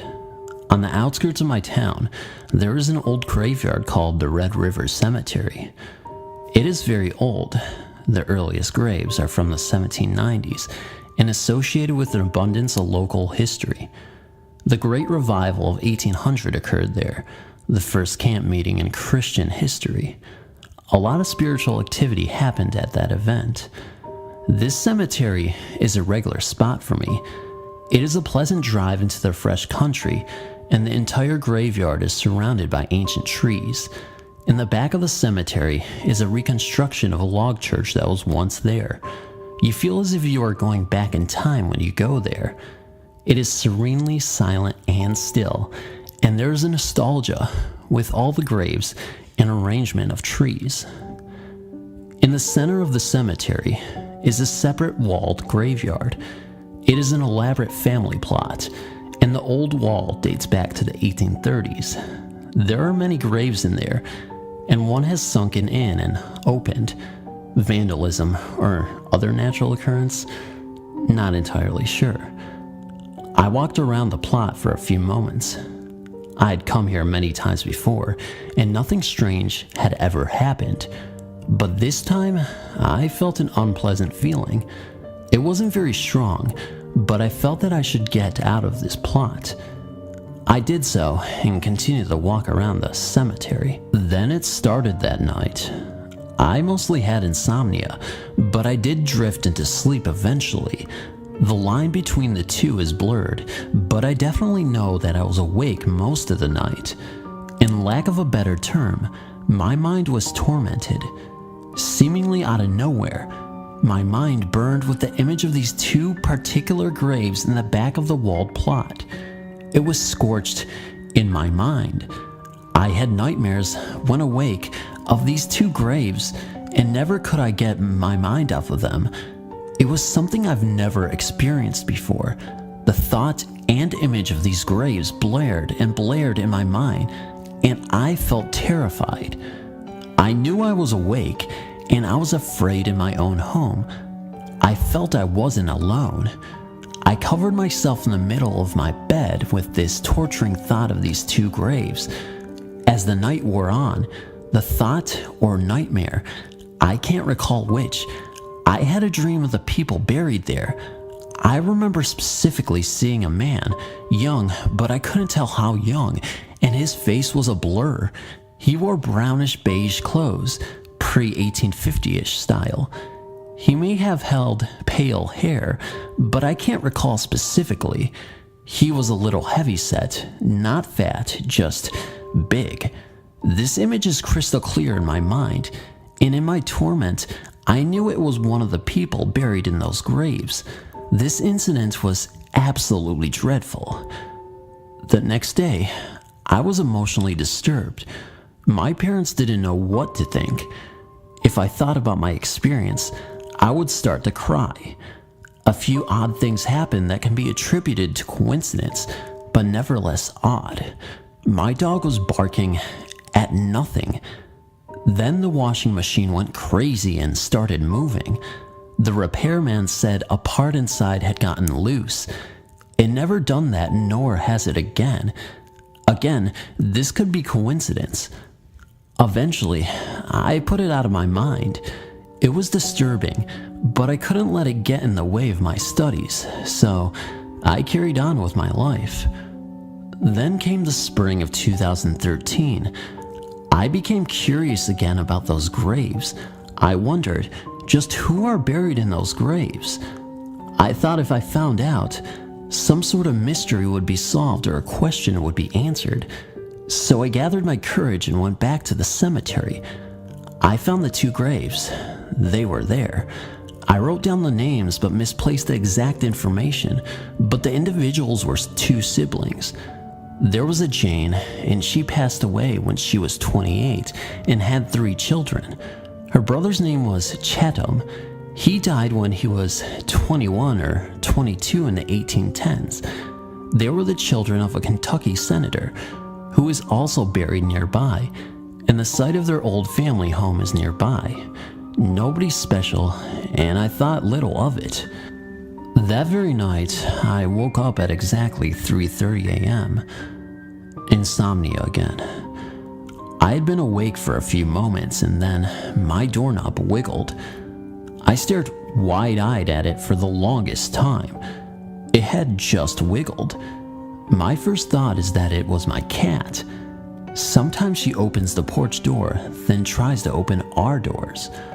I prayed to God, please let that have been my cat, then I can sleep in peace. I convinced myself it was my cat, of course. The next morning, my cat was on the porch, and the porch door happened to be locked. Kitty had not snuck in, so I interrogated my mom, dad, and brother. They denied my accusations. They wouldn't do that. Then, the next night came, and I awoke again at 3:30 or 4:30. When I went to bed, my brother, who was in the den, right outside my room, was watching TV. But here, I was awake again, and I could see the light coming in, where I could see under the door. Then my door opened. I heard the doorknob turn, and it slowly opened, about halfway. Then it began to close again, but didn't close all the way. Then there was a flash of light in the den, and it went dark. I stared at it for a while. I thought it was my brother because I thought he stayed up all night watching the show and opened my door for some reason. Thus, I wasn't scared, and I got up and closed the door. I attempted to go back to sleep, but was a little bothered. I asked him about it the next morning. He didn't know what I was talking about because he swore he went to bed at midnight, and he has no history of sleepwalking. I did my usual interrogation, and everyone denied it. I was ambushed and became frightened. Later that day, I was on the computer and heard my mom scream my name twice, as if from outside, like she needed help. I rushed outside to get her aid. She was calmly tending the garden. She looked startled when I got there. "What's wrong?" I asked out of breath. "I heard you scream my name." She said she never did, and looked at me like I was crazy. She thought I was playing a joke on her. She'd never play a joke like this on me. Since this moment, nothing has happened with the incident. I even went back to the graveyard and got no bad feelings. It was a lovely autumn noon. Me, my parents, and my granny were on our way to visit relatives. Everyone was a bit on edge, as these family gatherings tend to be extremely awkward and competitive, so they thought it was the perfect time to express their views on political matters, which is always so delightful. For these reasons, I was rather annoyed when we arrived at the cemetery. Our final destination was visiting live relatives, although visiting dead ones can be competitive as well, as our culture has a knack of graveside landscape design. But my granny also wanted to pay our respects to the deceased because she can't go there by herself too often. I used this opportunity to keep my distance and to gather my wits before standing in front of the grand jury on matters of finance and romance. I raked the leaves and started looking about. I was pleasantly surprised to notice I felt at ease. Previously, I've always felt uncomfortable in graveyards, jumpy even. I started looking around, observing the old, shadowy trees, leaves swirling down. There are mossy graves with old German names, barely possible to read now, Lithuanian names. It's close to the border. Sometimes I would notice a name I have heard, probably from local gossip. I was mostly enjoying the nature, though. At that point, I think it's important to admit, I felt anxious and a bit depressed because of the visit, but the graveyard felt to me like a park. Graves, just like some monuments dedicated to soldiers. However, when we were about to leave, I approached the graveside, almost from behind. Suddenly, I thought to myself, a young girl. Then I got scared because I didn't know if it was really a young girl. I rarely visit there, and I've consciously memorized just our family spot. A few graves around it, and some grave with, I think, Lithuanian names on the way in, because it is so close to the path, you almost step on it, and that makes me feel bad. The more I tried to brush the impression off, the more persistent it got. I don't really know how to explain it. The kind of presence I felt was like, it wasn't even physical. Let me give you a clear picture here. You were hanging out with your friends, watching a movie, laughing about this or that. Suddenly, someone says, "Oh, it's too bad John isn't here." And you feel like it would just be the perfect time if John was here, like he is truly missing at your party. That is the kind of presence I'm speaking about. You don't miss John's appearance. It's such a pity he's not here. The sofa looks awful without him. You don't miss any particular quality. You miss his presence, his being. That is what I felt. Like there was this presence of a particular young girl that I felt. It wasn't threatening or anything. I just got freaked out by my own old self. Then I also noticed, or perhaps before, I can't place these two in order because maybe that directed my attention to the grave, that a candle had fallen off the edge of the gravestone, and I felt I should have probably picked it up and placed it back. There was this little angel figurine too, and I thought maybe that was why I decided it was a young person. Although, I'm not sure I saw it from where I was coming. I don't know why. People just don't place angels on the graves of adults and elderly. Maybe it's because jobs and wrinkles don't seem angelic and old people mostly don't like flying. Sorry, couldn't resist a joke.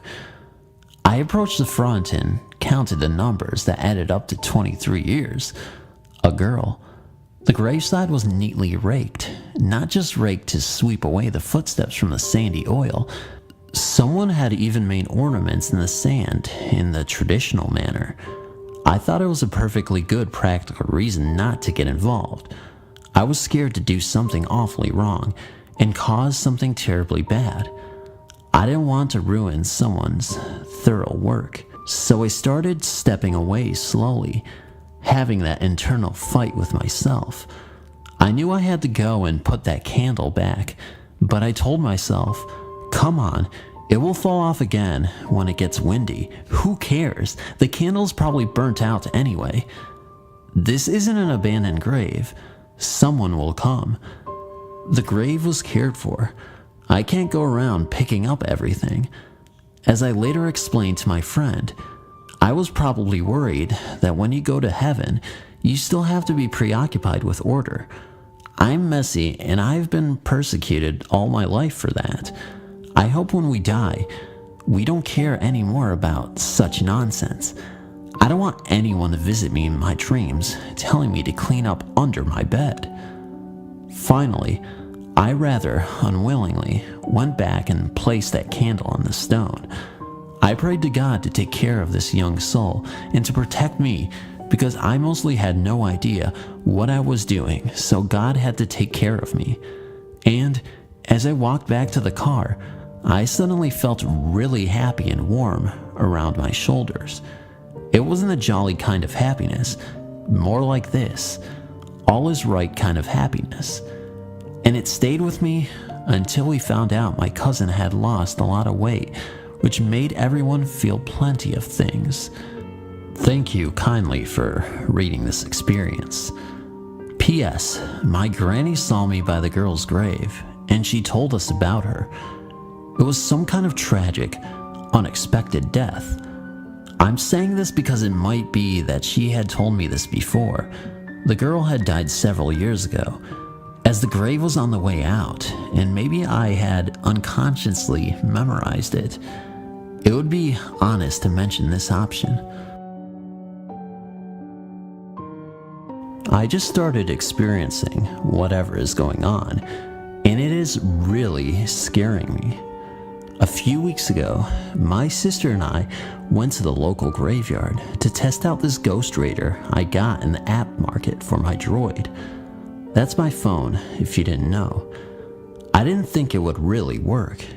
It's just a circle with lines around it and a scanner, and if there is a so-called apparition nearby, a dot appears on the scanner in the direction it is. There was a slight breeze that day, and it was sunny. We got near the graveyard, and the scanner started going crazy. Dots were appearing everywhere, red, yellow, and green dots. The colors meaning the strength of the so-called entity, red being the most present and green being the least. A word or phrase appears at the top of the screen sometimes, like something to do with their death and whatnot. A large amount of phrases and words began appearing, some names and some frightening words like hanged or murder. The creepiest part of the whole equation was when a name appeared. The name was Peter. My sister and I started wondering if the Peter that appeared was an inhabitant of the graveyard. We started looking at gravestones, and we actually found one that said Peter Longs. It was a little scary, but then again, there is a lot of people named Peter in this world. We started talking to the so-called spirits. Like I said, is there anyone here with us that would like to share things via my radar? I started getting replies like crazy. Random words and phrases were blazing around like a wildfire. We then started to go home because it was getting near dinner time. Everything was good from then on for about 2 days. My whole family started hearing footsteps, knocks, bangs, etc. My sister said that she heard her name called, and then a bottle of her perfume flew off of her shelf and across the room. I later started seeing shadows and hearing muffled talking in the room next to me, even when nobody would be in there.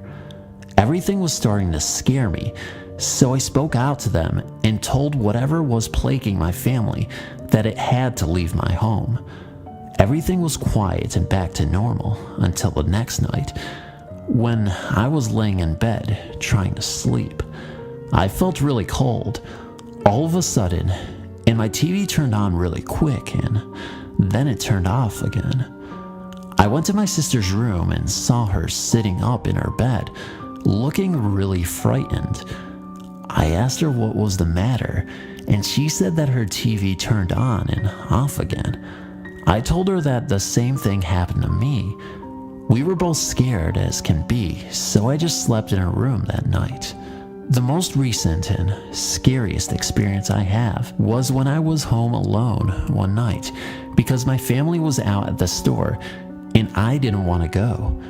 I was just watching TV and then the channel flipped. The remote was all the way across the room when that happened. Later, I got in the shower and as I was washing my hair, I heard a knock on the bathroom door. The door swung open, and one of the knobs in the cabinet hanging on the wall fell to the floor. I was so scared that I called my mom, and I went to my neighbor's house until they got home. But are these experiences attributed to me going to the graveyard recently? I don't know, but I'm really terrified of all these events that occurred. But I guess in a way, it is kind of entertaining. Not in a good way, but an interesting one. Thanks for reading. I live in a 2-bedroom apartment in a suburb of Portland, Oregon. One afternoon, on returning from the store with an armload of groceries, I started the usual ritual of unlocking my front door. There's a deadbolt above and a key lock in the knob beneath it, and I keep the key, which fits both, on a lanyard around my neck. I had turned the deadbolt, and before I could remove the key and insert it in a knob beneath, the knob turned first left, then right, as it would if someone were unlocking and opening the door from the inside. Thinking that my neighbor John, who has a key, had come over to finish some work he had begun on the previous day, I expected to see him when I pushed the door open. There was no one on the other side of the door, but the atmosphere was electric and there was a strong impression that someone had just been there.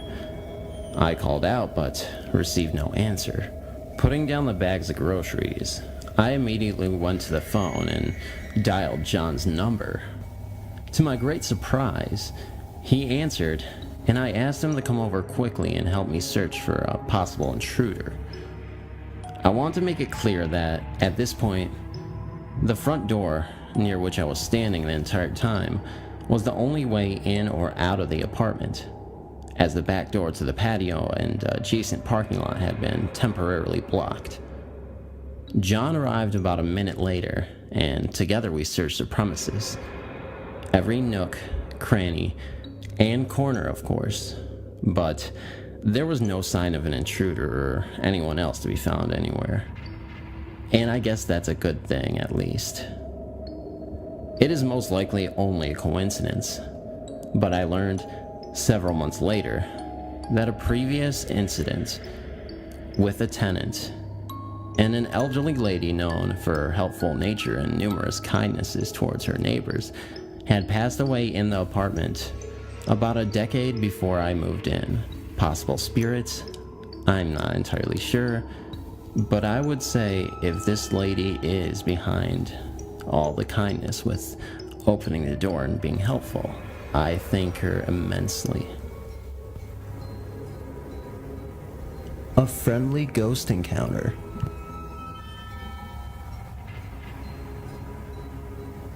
July 7th of this year, after coming home from work, I noticed the commode lid in my bathroom was down. This is not something I ever do, nor does my little boy, Dalton, and he wasn't even here the night before. Since we live on my parents' property, I thought maybe my dad had come down during the day and for some completely insane reason shut my commode lid. So I asked my dad about it and he said he hadn't been down that day. And no one was home except our kitten Rex, who was only about 5 weeks old, and my hamsters. If Rex was able to climb up the commode, he had fallen into the commode and drowned before I got home that night. That night, after using the bathroom, leaving the lid up, I went to bed. Sometime during that night, while dreaming, I realized I was holding something in my hand. So I opened my eyes enough to see what I had clenched in my left hand. I couldn't tell what it was, just that there was something in my hand. When I woke up the next morning, my hand was still closed. I opened it, and there was a green Saint-Denis type ribbon in my hand. All of my Christmas and Halloween decorations are stored in my building. I'm not a scrapbooker or anything artistic like that at all, so I don't have ribbon lying around my house. And with my OCD problems, if I find it, it's either put where it belongs or thrown away. Anyway, I have no idea where that ribbon came from, nor do I know why I was woken during the night to acknowledge I was holding it. I also don't know why I continued to hold it until next morning. Upon entering my bathroom the next morning, which is connected to my bedroom, I discovered my commode lid was down again. Now this lid is one of the heavy kinds, not the plastic ones. It is very heavy and very loud when it falls. I have probably peed the bed if I'd heard it fall during the night. A week later, as Dalton was in bed, he leaned up and called for me. I was sitting at the computer and asked him what he wanted. I figured this was another one of those nights where Dalton was too awake to sleep and he would find excuses to talk all night. He said, "Mom, I heard our ghost again." When I asked him what was said, Dalton said he just said, "Dalton." When Dalton says his own name, he doesn't enunciate the T.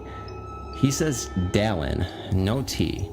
When he says they say his name, always emphasizes the T. It's like Dalton. So, after he told me the little boy called his name, I told him it would be okay to just lie back down. A few minutes later, Dalton came out of the bedroom and, with a pillow and a blanket, told me he was going to go to sleep on the couch. Within a matter of minutes, Dalton was sound asleep on the couch, which leads me to believe that Dalton did indeed hear a little boy, and it scared him enough that he didn't want to be in bed by himself, even with the light on and being able to see me. July 25th, I woke up with a horrendous headache. This kind of headache doesn't go away with my migraine medication. I literally have to sleep it off, and that can take hours. So I decided to try and take a bath to see if it would relax me enough to be able to go back to sleep. While running lukewarm bath water, I couldn't bear it hot because the heat on top of the headache would make me puke. I wondered if the water running from the faucet onto my forehead would help. Sometimes, pressure on my forehead eases the pain. So I lay down in the tub with my head under the faucet for a while. I'm not sure how long. All at once, the water went hot. I mean completely hot. I shot up away from the stream of water and yelled, "What the heck?" Yes, I said heck. And I also said, that wasn't funny. It wasn't nice, and it wasn't funny either. I know the first instinct would be someone somewhere ran water. Natural assumption. Except Dalton didn't come into the bathroom. He wouldn't have run water in the kitchen sink because we have cold bottled water in the refrigerator. In my bath water, it doesn't fluctuate at all. Never. You can flush the commodes, run every sink, and the washer and the water temperature in the bath doesn't fluctuate. So why did my water turn from lukewarm to hot in less than a millisecond? After I adjusted the cold water, I realized that was mere inches from the top of the tub. My tub doesn't have an overflow. If the water hadn't gone to hot, I probably would have overflowed my bathtub. A helpful ghost in our house prevented fire. Just when my mom and my brother and I moved into the house after the divorce, we immediately noticed that we were not alone in the house. I'm going to tell you about an experience Mom had when she was alone. This was about 2 months after we moved in. Me and my brother were visiting my dad, and Mom was upstairs taking a shower because she was going over to a friend later on. Downstairs, she had a candle in a little candle holder, shaped like a little house on top of the fireplace. She forgot about it, but when she stood in the bathroom putting on makeup after her shower, she heard a scratching noise. Naturally, she thought it was our 2 kittens, so she didn't pay much attention to it. The scratching kept on going and became stronger. She went outside the bathroom to see what the kittens were doing and why exactly they were scratching at this. But when she reached the bedroom, she found them sleeping on her bed. Mom went onto the stairs, thinking maybe me and my brother had returned home. She called out our names, but she got nothing but silence in return. At this point, she was freaked out, but started to walk down the stairs to check out the noise, as it seemed to come from the living room. When she reached the bottom of the stairs, she saw the backside of a long black dress sweep into the living room. She ran after it and saw that the candle holder on the fireplace had caught on fire. She managed to put it out before anything else got damaged. The woman in the dress were nowhere to be seen or found. When me and my brother returned home, she told us all about it, and we thought about what could have caused the scratching noises. It wasn't until my mom tried to scratch her nails against the fireplace that we found out what it was. It seems like the lady in black dress saw the fire and scratched on the fireplace until she got Mom's attention.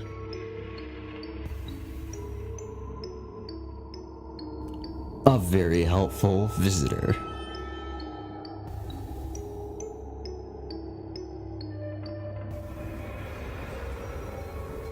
In 2011, I was rushed to the ER suffering from a very high fever brought on by septic shock. I was quickly admitted and was put on a course of intravenous antibiotics called Levaquin. A few nights into my treatment, I was unable to sleep and found myself content with watching late-night television. My attention would frequently wander over to the open door and to the nurses and staff passing by the door. On one such occasion, a woman happened to slowly pass by me, and I muttered, somewhat out of character, "Hello." The woman was pretty pale, with a pale complexion, with very, very blue eyes, and her face was framed by nearly shoulder-length brown hair. She smiled at me, then passed her index finger to her lips and let out a soft shh. She then continued down the hall and out of sight. I replayed the odd occurrence in my mind, and it then occurred to me that she wasn't wearing the scrubs of a modern nurse, but rather the white outfit of some turn-of-the-century nurse. I asked the attending nurse if there was some sort of a costume party the night before, and was told no. A few days later, after the fever had broken, I found myself being wheeled out of the hospital, and we passed by a mural of the hospital's history, including a bunch of photos of women wearing similar outfits. Whenever I relate this story to others, they tell me that I was dreaming, and me seeing the photos put the information in my head. I never saw that mural, I say. I was admitted through the emergency room, not the main entrance. To this day, I'm confused by the experience. I've never had any type of paranormal happening. One believer told me that I was being watched over by a kind spirit, but I don't know what to believe. Until then, I'd like to believe it was just a happy coincidence, and if not that, then the spirit was very nice to me and hoping that I would pull through. Thanks for reading.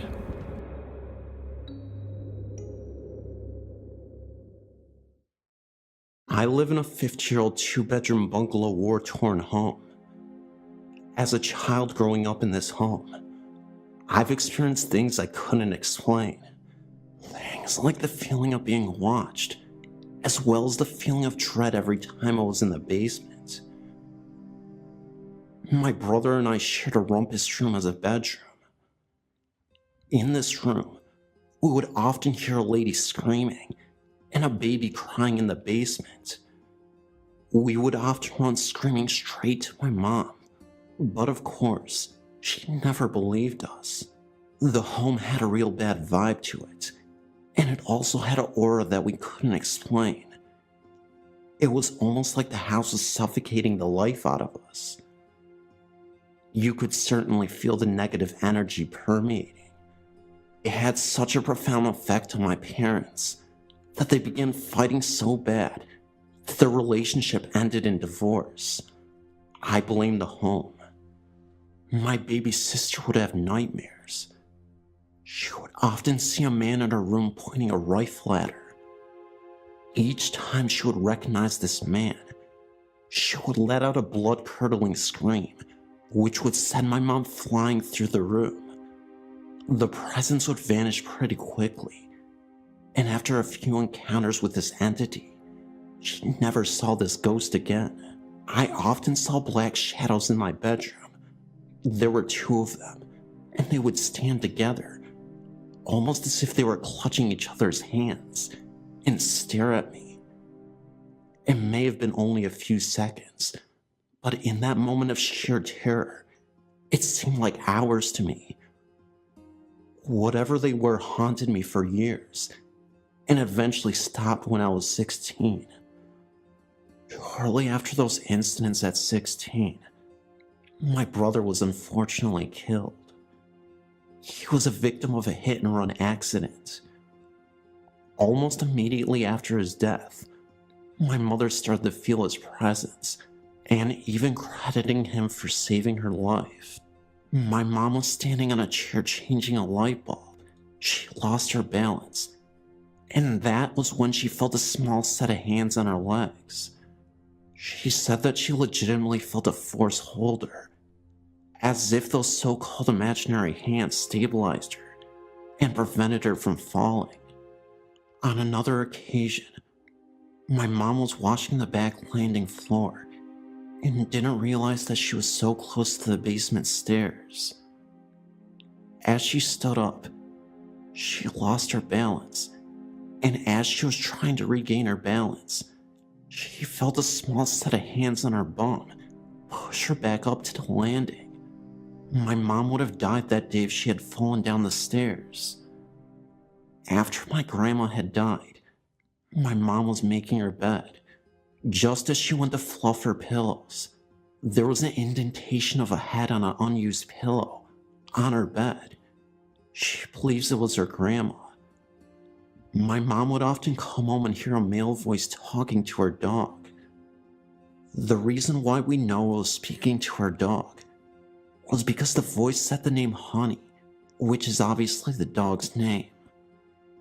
The voice sounded so real and so clear that my mom really thought that someone had broken into her home. She quickly searched around, and no one was even there.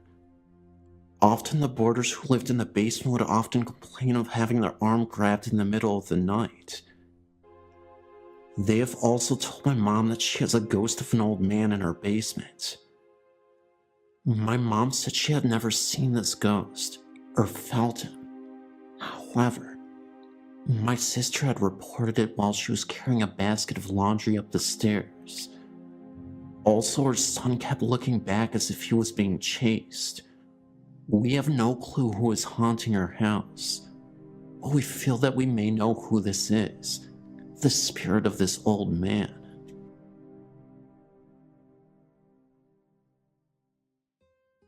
I grew up in a house in New York Mills, New York. I always thought that there was something wrong with me because of the occurrences that went on in this home. That's because, originally, I didn't attribute these supernatural hauntings to be paranormal in the slightest. I would just write them off as stress or a vivid imagination. But hey, if a bunch of other people experience some wacky experiences, then I guess there must be something wacky going on then, right? Anyways, I lived in this house the majority of my life, from the ages of 4 to 17. I always thought I heard and saw things. Mysterious shadows slowly moving around in the home, often late at night, and I gradually grew desensitized to them because I didn't think much of them. Occasionally, I still saw things that freaked me out, but again, I believe that I was either disturbed or was overly imaginative. I moved back to this home when I was 26 and lived there until I was 35, when financial issues caused the bank to take it from me. This place, I've learned, is very haunted. Even as a child, I would hear low guttural voices, almost as if we were giants whispering to each other. I even saw shadows on the wall at night consistently, the day my grandmother died. My parents even saw a shape move down the stairs. The attic made crazy noises, but it was an old house, right? Wrong. Well, the house had originally been built in 1854 by an old Polish immigrant. He did indeed die there of a heart attack. He was a good man and a very good father. In the days when I brought my children to this house, the shadow was seen only going between the children's rooms. Sightings were always on the stairs leading downstairs or between the upstairs bedrooms. It appears that he is an attentive father checking on his sick children. Just my theory. Well, the children did indeed become scared poopless at whatever it was checking in on them. My second oldest child was diagnosed with night terrors. I went into the area between the rooms and asked him to stop appearing, as it was scaring them, and it stopped for quite a while. A few years later, my wife's aunt came to visit. She walked over to my living room, looked over to the stairway, and ran like heck from the home. She refused to go any further than the kitchen. Well, as I said, we were kicked out of the home by the bank. This house has gone through 6, that's right, 6 owners since we left. It has only been 2 years since then. Why is that, I wonder?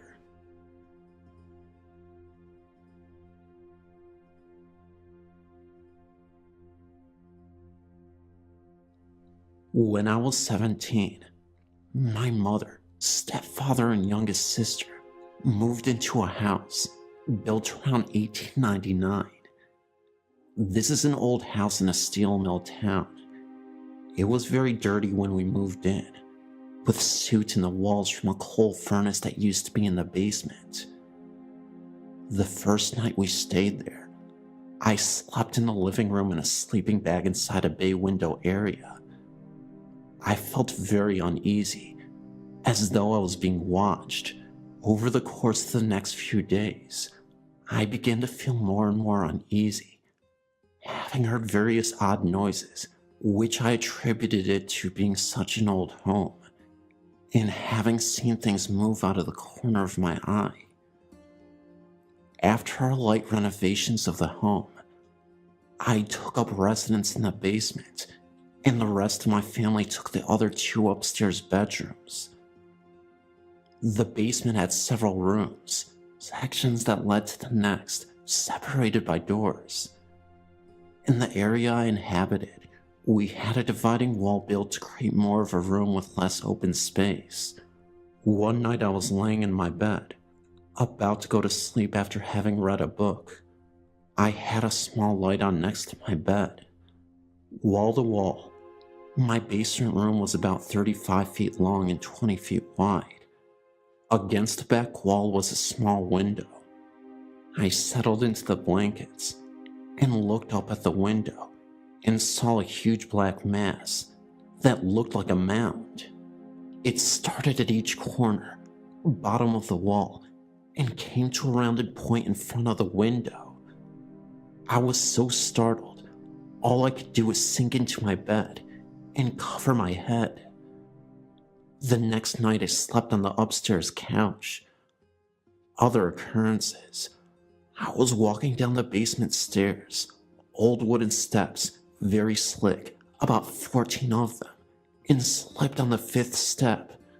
The right side was blocked by a wall all the way down, but the left side opened to the basement, and next to the stairs was a tire jack with a metal pole sticking straight up. I just so happened to grab the rail before I slipped off the left side. I would have impaled myself on the tire jack, and when I did, my head flew back, and standing at the top of the stairs was a skinny male figure, shoulder-length dark hair, white t-shirt, jeans, and no face. He was quite solid. There was a window behind him in the hallway, hazing a white glow around him. My mother was pulling the lawnmower back into the basement by the way of the cellar door. She lost her footing and started to fall backwards. When she said she felt a hand in the small of her back, pushing her upright. A few years ago, I had LASIK surgery and moved to recover. I went to my mom's to sleep, away from my kids. I had decided to take a bath while my mom was watching TV. I got into the tub, and I started to hear the basement door slamming shut. This is a normal occurrence in the home, but this time, I thought it was Mom. I yelled out, "Are you up here, Mom?" And she said, "Yes, I'm watching TV." The doors kept slamming shut until I got out of the tub. I've seen things placed at the center of the dining room table fly off into the floor. When I had my first daughter, she was terrified to be left with my mom at the home. She was about 2 years old, playing in the dark front bedroom, when she said, "Thomas, don't." Thomas was the name of my sister's boyfriend, who wasn't home at the time. She was yelling at Thomas for taking her toys while she was trying to play. Another time we were in the basement, in my former room. She was in the doorway when she said, "Mommy, who's that man?" and pointed into the bay section with the bay window, shaped like the stairs bay section, just below it. She's gone into screaming fits upon entry of the front bedroom. I've seen the image of Joe walking behind me, reflected in the computer screen. We've all seen his head poking around the wall in the kitchen, in the area of the basement door. The basement doors between the kitchen and the second bedroom at the back of the home. My mom had the shower curtain ripped open on her. We hear heavy footsteps in the basement when no one's home. Our Joe seems harmless enough. But what of the black mass in the basement? Is there another force to the house beside Joe? Sometimes we think so.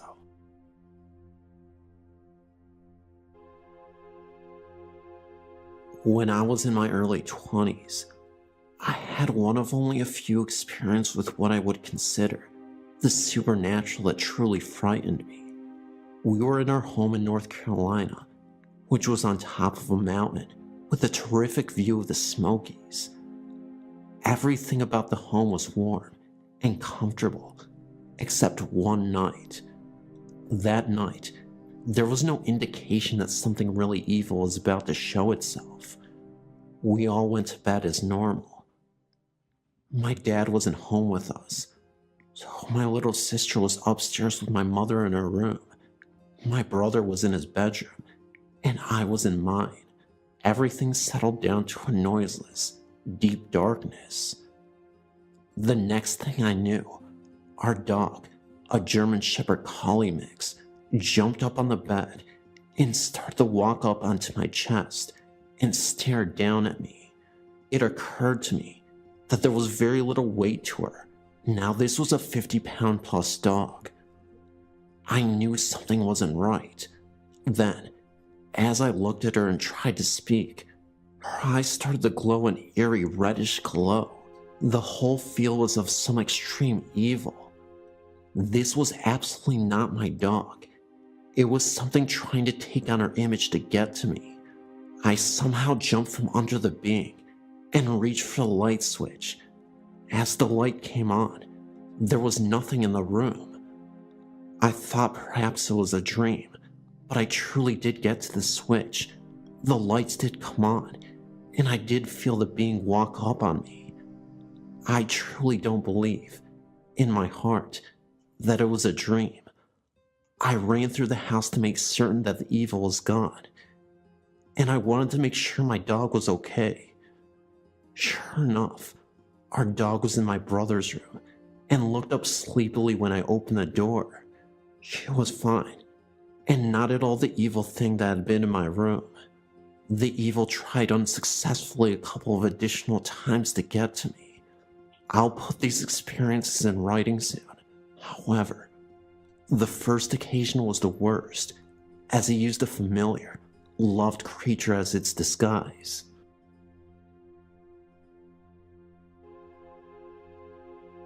This story is about a 3-year-old girl who haunts this place. The trailer my brother has rented has been rented many times, so I don't know its history, but his 3-year-old stepdaughter will be talking to herself, so he thought.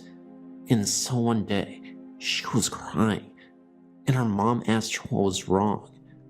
She said the man grabbed her by the arm, and her mom asked her what man, and she said the one that talks to me. And so when her mom looked at her arm, she had a red ring around her arm. One day she was in the living room sitting on her knees, looking up and talking, and my brother asked her who she was talking to, and she turned around, and she said the man. Her mom took pictures of her, so when they downloaded it to the computer, and on the first picture, where she was looking up, there was a bright circle on that wall where she was looking. In the picture where she turned around, the circle moved down, and in a mirror that was all the way to the top of the wall, there was a man's head looking down at her. And when she showed it, she said, "Mommy, that's the man that talks to me, and sometimes he hurts me."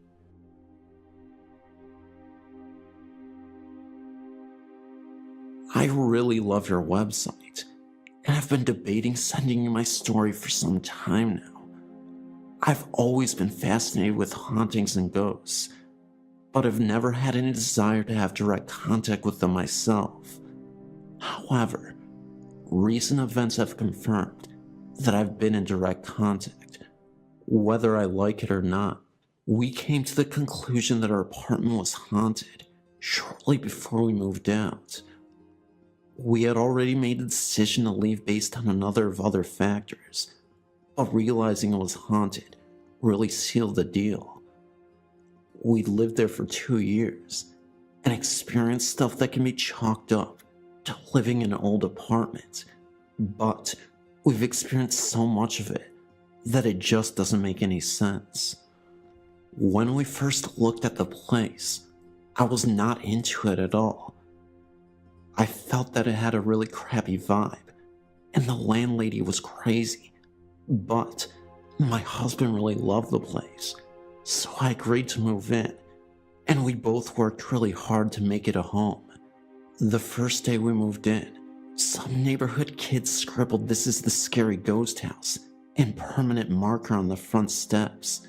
It may seem silly, but it certainly gave me some reservations. We rented the whole first floor in the basement. I had been petrified of the basement since we moved in. It would not go down there alone for months. In an attempt to cleanse the apartment, we lit sage smudges and clapped out the corners, and we sprinkled holy water everywhere. I'm sure it helped, but I'm too scared to think of how things would be if we hadn't done any of that. Every major appliance broke down when we moved in. We had inexplicable computer problems. We could never seem to get the house clean. We were burglarized twice. We're both people with lots of friends, and we love entertaining. Strangely, people wouldn't come to the apartment. Bands would stay over, but they always stayed over once and never came back. Whenever I put something down and looked for it later, it was never where I put it, and I would spend 10 minutes looking for it before it reappeared, right where I put it down in the first place. Our bed shook in the middle of the night, which is frightening. It always happened when I was almost asleep, and I tried to write it off as my imagination.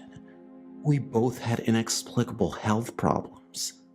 We were constantly tired and worn out, and we became very depressed and negative. Finally, one morning, my husband confirmed all of my suspicions. I'd asked him before if he thought the house is haunted, and he always said no. Uncategorically denied any such thing.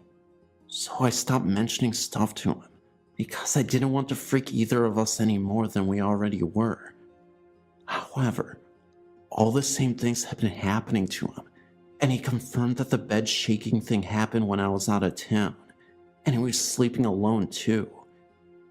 In fact, he has seen whatever it is at the top of the basement steps at least 3 times.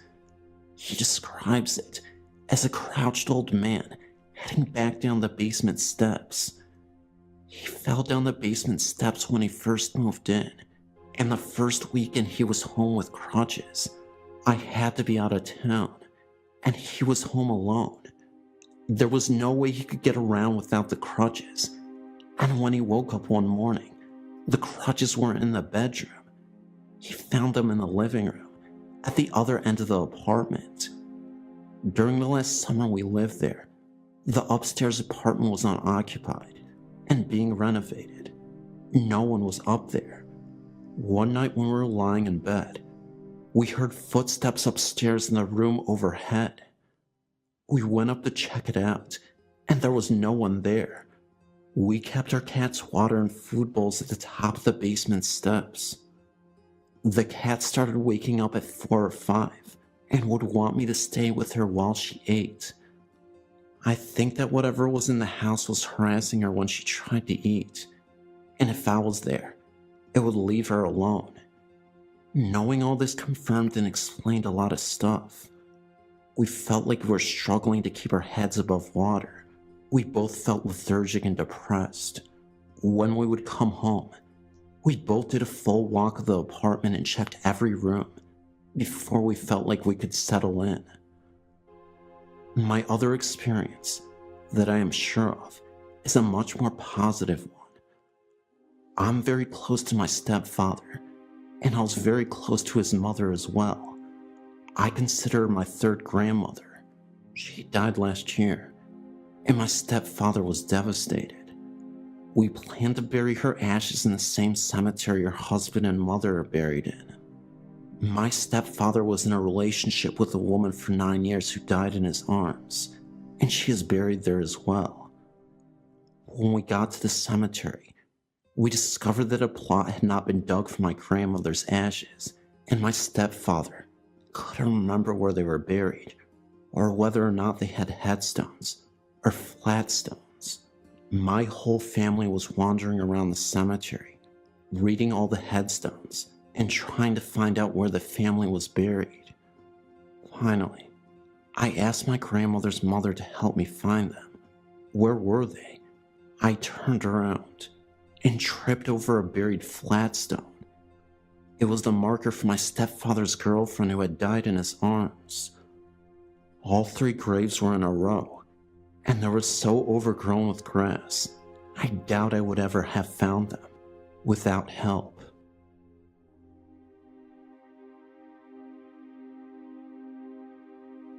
Hi again. I submitted a story about the apartment I used to live in a few weeks ago, but I have another story about the house my family and I are currently living in, which is my grandmother's.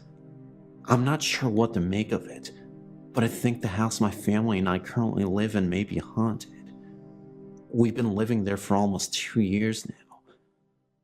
First of all, my great-grandparents, my dad's grandparents, were living there, then passed away at that house before I was born. Then, when I was 7 years old, my grandfather passed away in the same house, of cancer. I remember that, because my parents and I spent the night there, the night he died. I'm not sure, but sometimes I think the house is haunted, and other times I'm not so sure. It's been months since I've heard any noises, or felt anything unusual. But that's how it's been. Another important note: my grandma doesn't live there. She lives with her boyfriend in Castroville, a small town about 30 minutes away. She's only there for a few weeks and stays for one night, then goes back to Castroville. Anyway, a couple of weeks after we moved in, my husband said he wasn't sure if it was his imagination, but he sometimes heard footsteps in the kitchen late at night, after everyone was asleep, and he was the only one up. I hadn't heard anything yet, until a few weeks after he told me that. Another thing that happened was I found a cabinet door open in the laundry room when no one had been in there. My son couldn't have reached it because it's too high. Then early one morning, I heard noises in the kitchen and laundry room, and footsteps too. I was really scared, too scared to investigate, so I just sat up in bed and listened.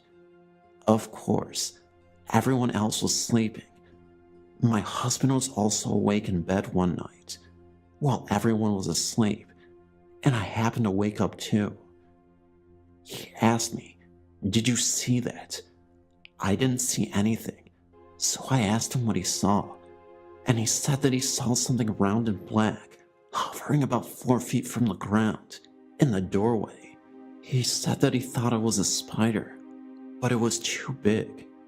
Then he said after a few seconds it kind of vibrated and dashed away real fast. He dismissed it as his imagination, due to the fact that he was so tired, and so did I. A few months later, my 7-year-old son said he saw a foot shadow floating back and forth in front of his door. His door was closed, and we were still in bed, but he said he saw it through the crack under the door. I told him he was dreaming, but he said he was awake, and insisted that's what he saw. I've never seen anything directly, but occasionally I've seen a figure walk by in another room from my peripheral vision when I know I'm the only adult in the home. The figure is too tall to be my son, but a little shorter than my husband. And of course, when I look directly where I saw it, no one is around. I told a friend at work about my grandma's house, and she said let me borrow your digital camera for the evening. I took several pictures, all at night, and several orbs came out in some of the pictures. I'll have to send those if I can find them. In one of them, there's an orb that appears to have a face resembling my grandfather's.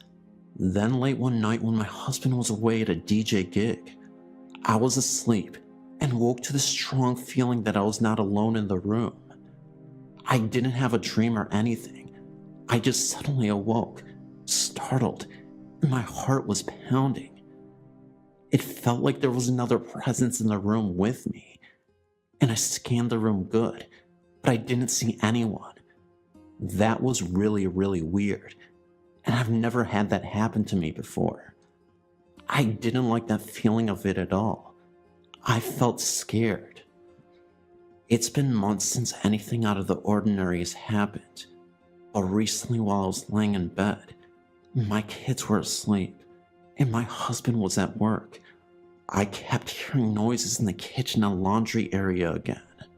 It took me a while to fall asleep, and I was a little scared.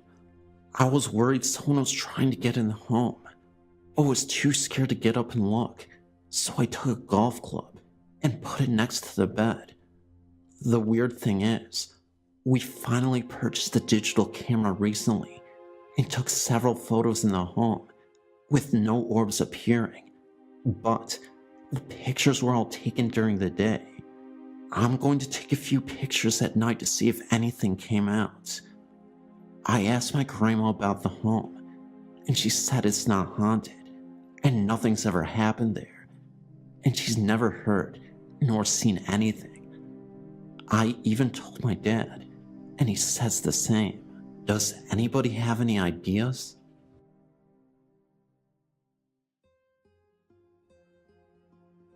I've been looking at your website for the last couple of weeks, and I've read some of the experiences people had with the supernatural. I've had several experiences in my life. The first one that I can really remember is when my grandmother died. I was 16 years old and lived most of my life with my grandma. The night she passed away from cancer, I was devastated since I never got to say goodbye to her. But the night she passed, she came back to say goodbye to me.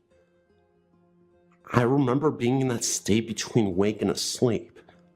I remember her coming to my bed, sitting beside me, and telling me she was perfectly fine and so happy to be with my grandpa. I told her I loved her, and she left. The second thing that happened was about 2 months after I had my third child. We moved into a beautiful home in Northwest Ohio. It had been totally remodeled, except for one room upstairs, in which we made into a toy room for the kids. My daughter, who was 2 at the time, was in that room playing when she started screaming for me. I ran up the stairs to see what was wrong with her, and she was in a corner with her hands protecting her head and screaming for the bad man to go away. I did not see a man. I picked her up and headed back downstairs, and when I was on the 3rd or 4th step down, I felt as if someone was behind me and very angry with me. Needless to say, I ran the rest of the way down.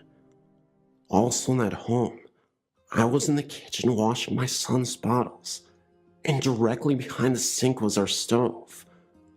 I'd placed my son in the carrier by the stove. My daughters had brought in their stuffed animals that my mother had gotten them for Easter and laid them down beside the stove. Now, these stuffed animals were the kind that make noise, as in the duck quacked, the pig oinked, and the cow mooed.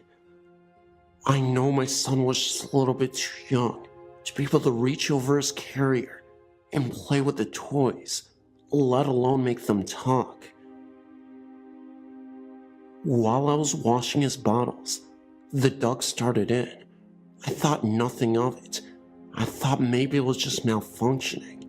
But then the cow started in, and a few seconds after that, the pig. I turned around, and my son was just all smiles. Needless to say, I hightailed it out of the home. I always hated to go into the basement of that house. It just felt wrong for me to be down there. One afternoon, I had no choice but to go down. I had to take a bag of old clothing down to be stored. I thought I would just leave them on the floor, right at the bottom of the steps. So I leaned down to retie the bag, and as soon as I looked up, I saw 2 little girls standing right in front of me. They were not my little girls. They looked about 7 and 5 years old, and let me tell you, I didn't waste any time getting up these stairs. They did not make me feel very safe. I did some research on the home and found that the house was built in the mid-1800s.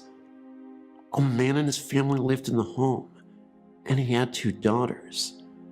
The man owed some money to a loan shark, and when he couldn't repay his debt, the loan shark killed the 2 daughters and buried them in the basement. My family and I didn't stay long in that house. The longer we stayed, the more evil it seemed to be. The most recent experience has been for the last 2.5 years.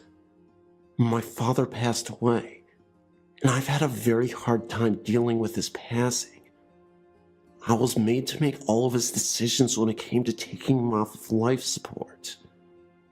I felt and still feel guilty for letting him go. I know that my dad comes to visit me, and I hope he never stops visiting.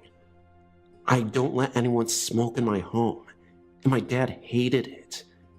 He hated to go outside in the garage. He was always on my case about it.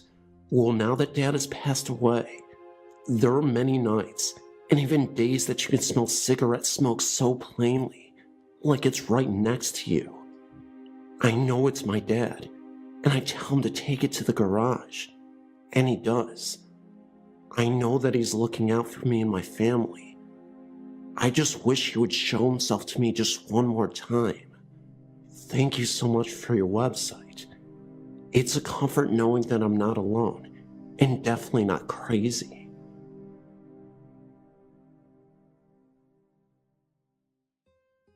This story involves my aunt and uncle, and took place in the late 70s and early 80s.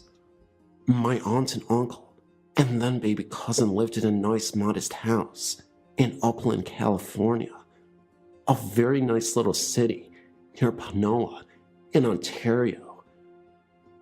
The niceness of the house didn't last long, and almost immediately, my family began experiencing weird things. Every night on the way to bed, my uncle would latch close the door to the spare bedroom across the hall from he and my aunt's master bedroom. Every morning, as he passed the same door, it would discreetly unlatch and push itself open on its own. This same room once locked in my uncle's sister, with her and my uncle both frantically turning and pushing and pulling on the door as things flew out of the closet at her. All at once, everything stopped, and they both jumped back to have the door unlatch and push itself open, as it always did. Needless to say, my uncle's sister didn't stay much longer in the bedroom, let alone the home. When my aunt would leave the home to run errands in the daytime, she would return to find all the pictures from the wall on the ground, not knocked over, but propped against the wall, directly under the nail it was once hanging on. This would happen nearly every time the house was left empty, no matter how many times they would put the items back on the wall. Another nightly struggle was the pounding up and down the walls, like someone banging their fist across the center of the wall, back and forth, back and forth. My own grandma, as well as my mom and dad, witnessed this and hightailed it out of there ASAP. One day in the summer, my cousin, who was about 2 or 3, was sitting in a high chair next to a long hallway. My aunt was just outside the back door. My cousin asked, "Mommy, who's that man in the hallway?"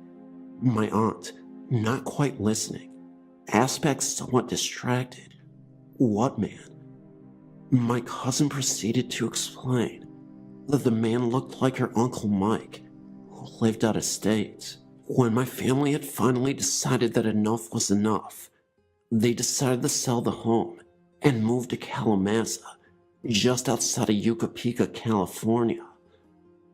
On one of their last nights in the home, it seemed as if everything was going crazy. The pounding was out of control. There were loud bangs and unusual noises everywhere, and their dog was at the front door, its hair on end, and growling out the front porch. My aunt and uncle looked outside to the wraparound driveway and saw their van rocking back and forth as if people were inside jumping around. Within seconds, everything had stopped. Once my family had moved out, they eventually learned that their house was built over an old Indian burial ground. I've tried to ask my aunt more about this story, but she'll rarely talk about it, and I think is subconsciously trying to block it out.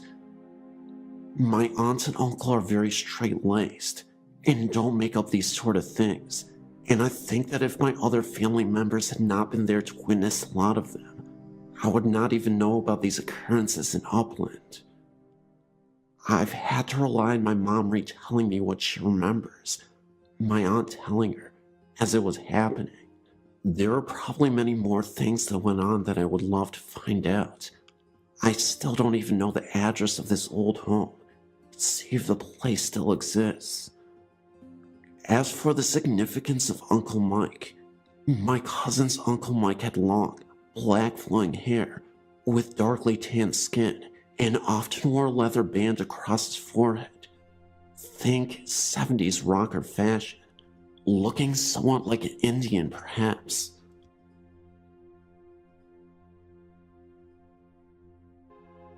This happened quite recently. Well, a few weeks ago actually. Apart from what I think are a few cases of what I think are more likely sleep paralysis, with resulting hallucinations, this is the only experience I felt that was truly, well, weird. A bit of background first. I live alone and rent an apartment in a newly built block, one of 3, of low-rise units. These were built on the grounds of an old public primary school, which is over 100+ years old. The far end of the strip of where the school used to be is preserved, and still has the school hall, a beautiful sandstone building, and is used for public functions. My particular block is built where the playgrounds etc. used to be. I know this as I grew up in the area, and remember the school when I was a teenager, though I did not go there, and remember what it used to look like beforehand. I'm personally unaware of any hauntings in the area, nor am I unaware of the history of the site, as I have not researched it. There is a fairly modern funeral based directly across the road containing offices, a small chapel, and a large garage with several hearses. Whilst I assume bodies prepared there, etc. there are no burials. The story. I had a very hard day at work, and have been under a lot of stress. It was a Friday night, fairly late, and I eventually decided to go to bed. I had a lot of trouble sleeping, as my mind was working 100 miles per hour. You know the feeling. I simply couldn't turn it off. After staring at the ceiling for an hour, I became frustrated, and finally, I thought I'd open my mind and try to meditate. It was an effort, but after almost half an hour of this, I drifted off. Shortly after, I had an odd feeling, and I woke up and opened my eyes. I immediately noticed a web of white mist floating above me. This network of yellow-white colored mist was basically sort of like a spider web about a meter above my bed, and almost stretching across the entire room. Actually, the whole room was a bit foggy in general. I blinked, and then did a I don't think so double take, and rubbed my eyes. No sleep paralysis this time. It was still there. I tried to focus my eyes on it, and it was not easy. But what I saw was what I thought were transparent faces, outlined in the mist. The effect was very like the outline of an invisible person in smoke. One moved through on my right side and looked directly at me. The fear started to hit me now, but I tried to calm myself down and think rationally. Just hold on here. I might be seeing things just because I'm so tired and stressed, and I've just woken up too. I forced myself to be distracted and take my attention away. I shifted position in bed, closed my eyes, rubbed them, blinked them several times, and looked over at my clock radio. It was about 1:10, I think. Then looked back up, and it was still there. I then started to feel a slight vibration in my bed. Not a strong one, just like you'd feel the ground at a station as the train went past. I remember thinking, what the? And thought at first it was just my body shivering because I was cold or I had a muscle twitch. My attention on this now, I flexed my muscles a few times and then tried to hold still and feel it was still there. The bed was definitely vibrating, even a bit more pronounced now. I was getting quite frightened and not knowing what else to do, short of running out of the bedroom. I began to recite a prayer softly and also verbalize what I wanted any spirits to leave the place. Basically anything that came to mind, just in case I wasn't imagining things. After about a minute of this, it faded. After a while, I wanted to go back to sleep as I was super tired, but every minute or so, I was worried it was still there. So I snapped my eyes open to check. It had gone. A few minutes after that, I fell asleep again, with no more events that night. Now after the event, when I think about it, I wonder if it was just my imagination or something else. What surprised and concerned me is that I felt very lucid. I felt quite clear-headed. The only other event which is vaguely similar, which I dismissed at the time, was about a year ago when I woke up in the early hours of the morning to see a similar face above, and to the left of my bed, no mist, looking at me. I rather sheepishly recall the shock yelling and then punching it. Honestly, who punches a ghost? Seemed to work though. The action either jolted me out of my sleep hallucination or made whatever it was go away. I'm not sure what to make of the above event, to be honest. As a general comment in my apartment itself, I don't typically feel anything strange or a presence, and other than this, there have been no odd things going on. Plenty of unusual sounds, mind you, but I'm fairly sure these come mostly from the neighbors, etc.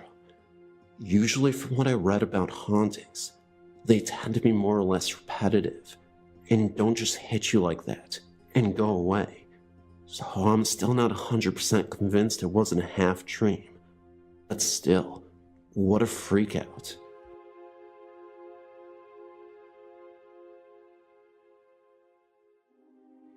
I now believe that I officially have a poltergeist in my home. At first, my live-in boyfriend thought I was nuts. Now, he believes it too. The first day I moved in, I was doing laundry in the basement. My cats both began acting strangely and circled me whenever I was in the basement. I thought they were just hungry and trying to get my attention. But when I waited out to go upstairs, I had this terrible feeling that someone was standing behind me, staring right through me. The 12-year-old inside me told me to run up the stairs like I did when I was a kid. And I did. Then, one day, I was looking for my favorite tank top. I couldn't find it anywhere, and could swear that I brought it to this new house. I dismissed it as having it left somewhere. The third day we lived in this house, I broke my ankle playing softball. I ended up having to sleep on the couch in the living room. Throughout my 2-month stay on the sofa, I could swear I heard someone going up and down the basement steps, cold breezes, etc. I just thought that the pain medication was kicking in, and that my mind was playing tricks on me. After I could walk again, and venture into the basement to do the laundry, I still had the same feeling that someone was standing behind me and staring at me. One night, I was getting ready to fall asleep in the bedroom. My boyfriend was out of town fishing. I had both dogs in the room, one on the bed, and the cats too, and the dog on the floor next to the bed. Out of nowhere, I heard a loud thump, like a book had just fallen off a bookshelf and onto the hardwood floor. Well, I don't have any bookshelves in the bedroom, nor was anything on the floor, except for clothes, when I turned the light on. Just this last week, I came home to discover the bed neatly made, pillows stacked just so, and the blankets pulled up neatly and turned down. When I thanked my boyfriend for making the bed, he just stared at me. He said, "What are you talking about?" And I said that I didn't know what got into him to make the bed so nice, but it was a nice thing to do. He said though that I came home on my lunch hour and made the bed. He had been gone all day and didn't come home until I was already home. The basement lights continually go on and off. The light switches don't work, and the light bulbs are new. The circuits have been checked and everything is fine. I never know when they will work. The other night, the toilet handle in the bathroom jiggled for 10 minutes straight at 3 a.m., and we both heard it. The night before last, My boyfriend witnessed a light come on in the hallway outside our bedroom and had heard the light switch flip. The light faded, and later when he got up to go to the bathroom, the kitchen light was on, which had been off when we went to bed. Last night, I saw a light come into our bedroom from the hallway and then fade. I also heard a very loud thump at the foot of my bed. When I got up, only my tennis shoes were in the floor, hardwood floor, and nothing else had fallen off or was out of place. It was so loud, I physically jumped when I heard it. My boyfriend was sound asleep. I am convinced that someone or something is totally screwing with me. This is a very personal story to my family, but I think your readers might find it as fascinating as I do. My mother grew up in an infamous mental institution in Massachusetts, now closed, and I won't name the facility for privacy's sake. She was placed in state custody in 1948 at 6 years old because my grandmother, a Portuguese gypsy immigrant and closet psychotic, claimed she was mentally disturbed. In actuality, my grandmother was just not capable of raising her, so she successfully pawned her off on the state. My mother was not only a beautiful and innocent child, but was totally mentally capable and 100% sane. In those days, there was no system in place to accurately assessing a child's medical condition. They simply took the parents' word for it. After living at various orphanages and state facilities, she ended up at this institution just outside of Boston. The place is notorious for paranormal activity, even on the outer grounds where some of the buildings once stood. She was about 12 when she got there. She said that there were many physically and mentally incapacitated young people there, and the stories she told us about the school or institution were both heartbreaking and terrifying. There were mental abuses, deprivations, beatings, medical experiments on patients, and cruel punishments galore. So-called professional care was barbaric, and even the terminology was outdated. My mother's own records, which I've seen myself, showed her mental assessment as moron, even though she said she was never really tested by any mental health professional. When she was around 13, she began helping the patients whenever she could. She would bandage their injuries, break up fights, and speak to the matrons on behalf of those who could not speak. This created enemies among the staff, who knew she wasn't handicapped and who felt she was a threat to their employment. Therefore, whenever they could, they punished her severely. One such punishment led to a horrifying encounter with the supernatural. One dark, stormy afternoon, Mom had words with a matron, trying to tell her that certain handicapped children were frightened of the thunder and that they should not be forced to go outside to exercise that afternoon. The matron appeared to give in, then asked my mother to please go down into the cellar of the building to get to the rain gear for those who wanted to go outside. Mom was terrified of that cellar, and the matron knew it. There was this long, steep, narrow and rickety stairway, ending at a long dark hallway with no windows, and just a tiny yellowish light bulb in the ceiling.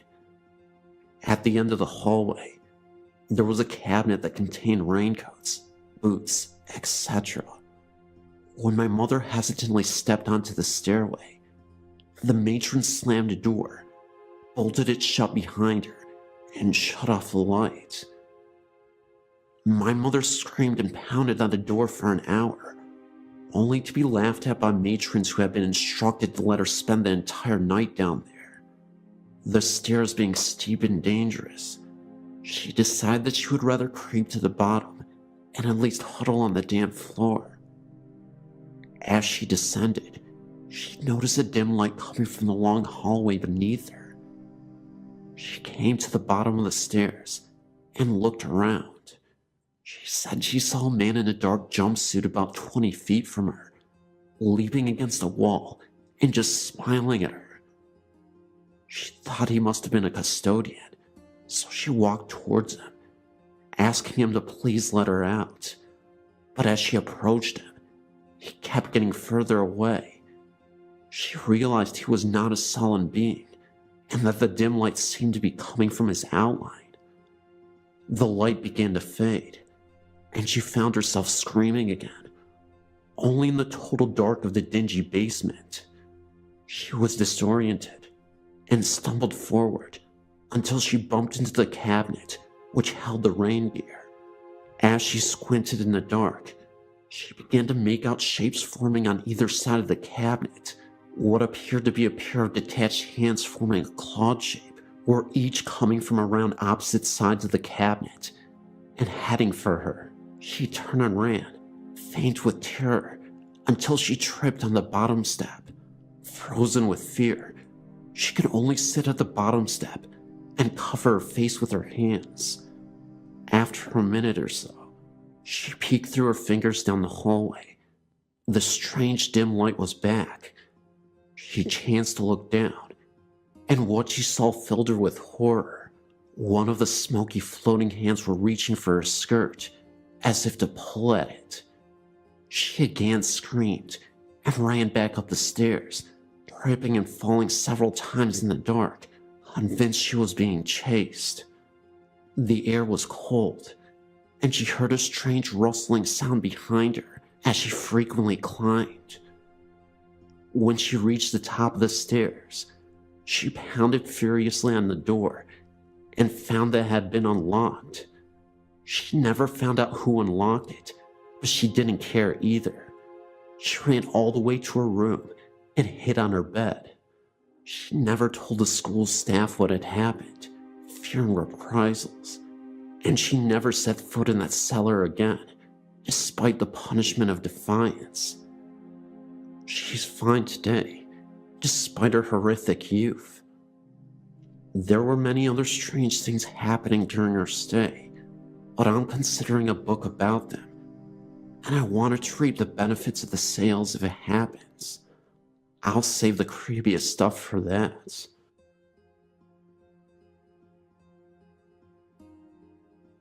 I've had many paranormal experiences since I was a young child. At the age of 4, my mother and grandmother would visit the graves of my father and grandfather, staying all day. I would play with the little girl there, while my grandmother and mother sat and talked. They believed I had an imaginary playmate. Both are now dead themselves. I decided to check the records of the cemetery, and had little trouble since it is a small place. I found one girl that could have been the one that I played with. Her name was Mary Jane Walker, and she died in 1866, at the age of 9 years of age. My husband and I decided to see if we could find the girl's grave. I told him to check the back of the cemetery because that was where we played. He found the grave. I asked Mary Jane if I could take her picture. I took 3 of the grave, and one of my husband, sitting on a tree stump not far away. I had the pictures developed. All the pictures were normal, except for the one of my husband where there appears to be a vortex in it. I've looked for all the usual problems, but can find no rational explanation for this. I now feel that I have proof of my friend's existence. My husband and I rented a home in southwest Detroit in the 1980s that was very haunted. The first thing that happened was when I was waiting for the gas company to come turn the gas on. I felt as though there was someone watching me, and I smelled pipe tobacco. I figured, okay, I'm alone in a strange place. I also thought that maybe the people who lived in the front part of the house used pipe tobacco. I found out later that these people were from India and were visiting that country. They moved out within a week of returning to the US. All the problems in the house seemed to originate in the attic. There was a log cabin built up there for children to play in.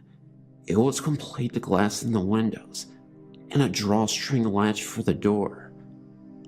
I was only in there once, but the feeling of uneasiness I felt was real. We never allowed their children to play in it. The attic door had no lock, but my 5-year-old daughter got locked in and was screaming for us to let her out. Although you could hear any noise from upstairs, we never heard her. The door opened on its own. I started to dream about an old Indian woman with a pockmarked face. Since this was a dream, I never told anyone about it. One day, a woman I had become friendly with asked me if my mother was visiting. I told her I sure hope not, since my mother was dead. She said that she saw a woman with long black hair in my bedroom window. This sort of freaked me out, since I was dreaming of that Indian woman, and she had long black hair. One day this friend was visiting me, and we were sitting in the kitchen having coffee and talking about nothing really. She seemed to go into a daze and was starting to go up to my attic. In fact, she was insisting that she was going. I got her back to the table and sitting down when something punched her head hard enough to leave a red mark. She left and refused to come visit anymore.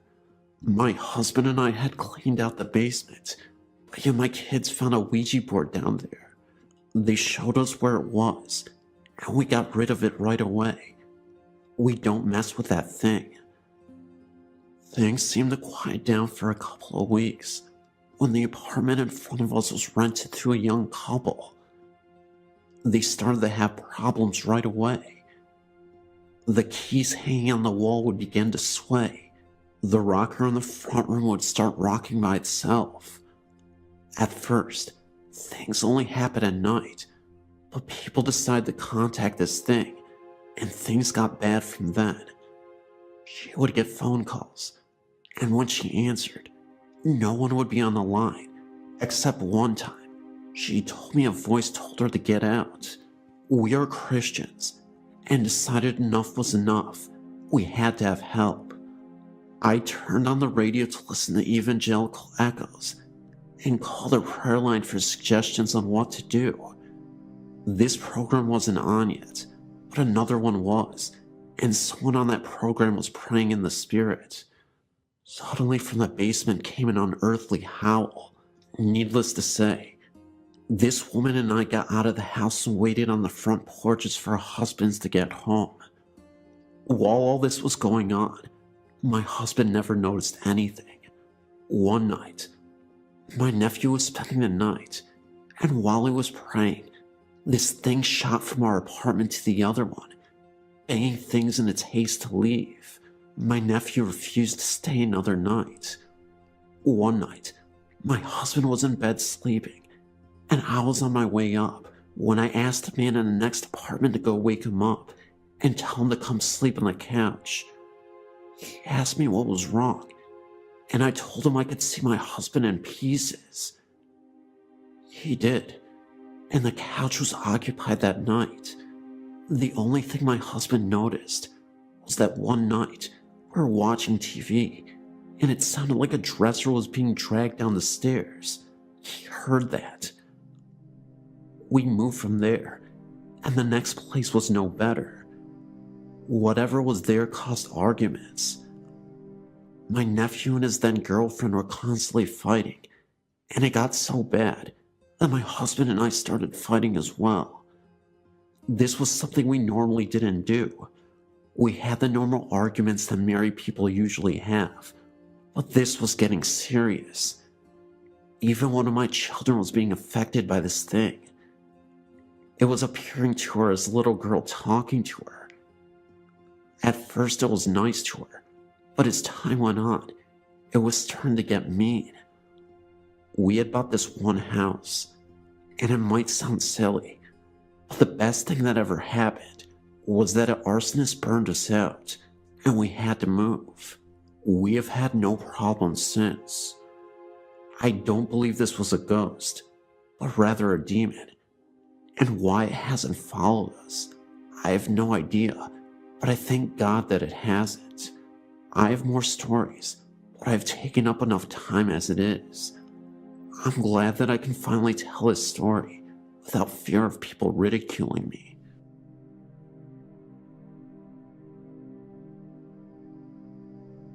There's a place in Smithfield, Virginia, called Bacon's Castle. It's not really a castle, just a gigantic plantation home. They give tours there on a daily basis. It was in the summer of 2003 that I went with a summer creative writing group to tour this magnificent home and plantation. As we toured the home, the tour guide told us all of the kinds of stories of happenings and how the house was shifted from family to family. When we went up the stairs, we were greeted by a sudden draft.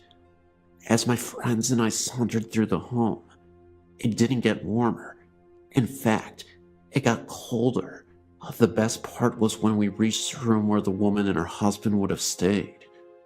There was also a small cradle in the center of the room. The tour guide spoke of a woman during the Civil War who stayed in the room for months after her baby was born because something went wrong with the birth, and the child was terribly sick. When the child died, the woman wouldn't leave the cradle. She remained there, convinced she had to rock her to sleep. She wouldn't eat or sleep, and eventually, she too died. As I stared into the room, I didn't notice anything. My friend Crystal had asked me if I felt a breeze. When I said I didn't, she said she didn't either, and pointed at the cradle, which was swaying back and forth noticeably. I didn't really think much of it, and after everyone left, I took a picture and then followed my friends up the stairs to the attic. A few weeks later, I was looking through my pictures, and something caught my eye in the picture of the room with the cradle in it. Sitting in front of the cradle was a woman dressed in Victorian-style dress. She was transparent, and a wispy hand had gripped the cradle. I looked even closer, and it looked as though she was smiling.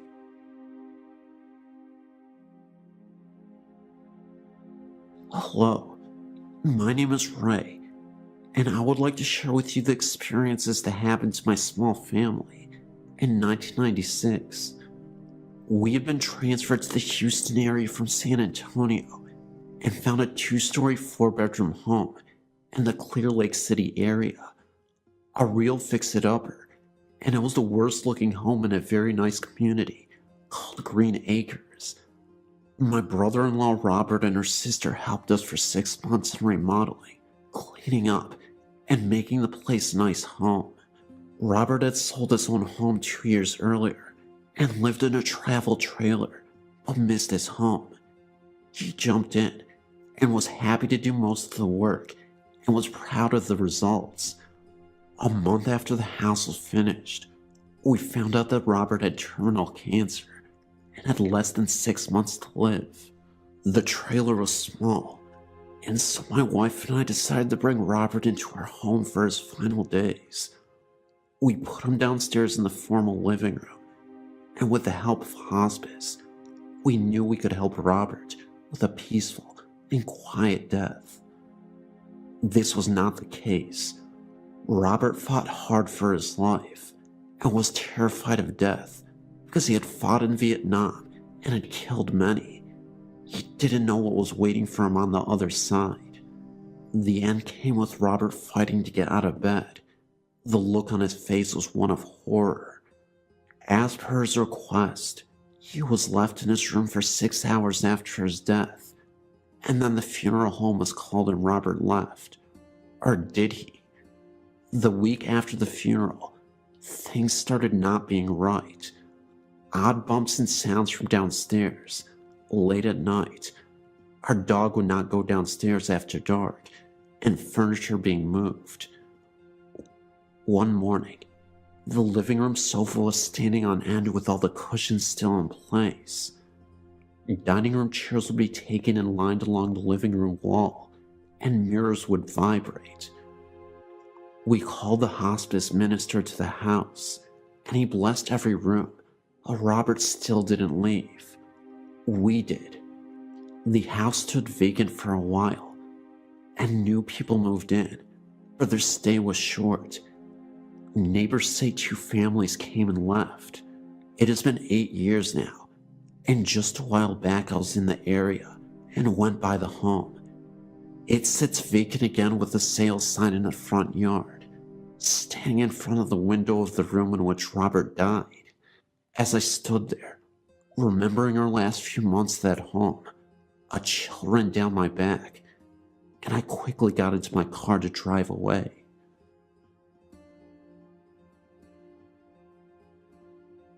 I sent a story to the site about 2 months ago. Is it my imagination or something paranormal? Well, since then, some new things have happened, and I found out some interesting information that I didn't know before. When I first sent out my story, I told my sister-in-law Jenna about it. She's a Jehovah's Witness too, but a little bit more open-minded than my mother-in-law. Anyway, I told her what I had wrote, and she told me she had a girlfriend when she was a teenager, about 15 years ago, that lived next door to her. The side where I heard the whispering, in the house where the old couple had died. I believe her family bought the house after the couple died. Anyway, she told her that her friend was a little odd because she had been sleeping with her parents at night, but Jenna had found out later why. One night, she had stayed the night at her friend's house, and they slept in her friend's bed. Early in the morning, Jenna had woken up for some reason and noticed that her friend was squirming a lot and moaning, almost like she was doing the deed with someone, but no one was there. Her arms were at her side. So Jenna thought maybe she was having a dream. Then she thought that maybe she had seen imprints in her friend's body. She got startled with this and woke her friend up and told her what she had witnessed. Her friend got so upset about it that she didn't want to talk about it at all and never did. To say the least, Jenna never got asked again to stay another night. Then there is the other story that my mother-in-law told me recently about my other sister-in-law's house, Linda, which is ironically across the street from my mother-in-law's, in the other house. About a shadow that lingers in her hallway, shaped like a person. They have all seen it, including my mother-in-law. She swears that there is an explanation for this, but even she has admitted that she can't find one. When she told me about the shadow, I got real nervous, and I started to get goosebumps and got real cold. I told her sometime last year when I stayed the night at Linda's house. I was sleeping on her couch in the living room, my back to the hallway. There was a small light on where the fish tank was, so it wasn't completely dark. For some reason I woke up and turned around, and I saw this dark shadow move from the open hallway and disappear into the instance of Linda's kitchen. I was startled at first, but then got up to investigate things, to see maybe it was the shadow of the fish tank, but there was no way it could have been with the position where the tank was. So I went back to sleeping, thinking it was just my imagination, and I never told anyone of that incident. That was until my mother-in-law said something. She told me not to say anything about it to Linda because she gets freaked out about it, and she said she'll still be looking for a logical explanation for it. Good luck on finding one in all 3 houses, I was thinking to myself. But one last thing. Back at my mother-in-law's house, a couple of weeks ago my niece Christine was staying the night, and my niece told me that when she got to the bathroom in the middle of the night, she came out running, screaming, and petrified out of the hallway. She told my niece, crying hysterically, that when she turned the corner to go into the hallway, that she saw a shadow figure walking towards her. My niece went to look, and nothing was there, and my 2-year-old daughter will not go near that hallway at all. One time I went to carry her down there to show her nothing was down there at all, and she started crying real hard, and grabbing my neck, and wouldn't let go, shaking badly. So whatever is in my mother-in-law's house is probably the same thing that are in the other 2 homes. Makes me wonder if it goes on in the other neighbors' houses.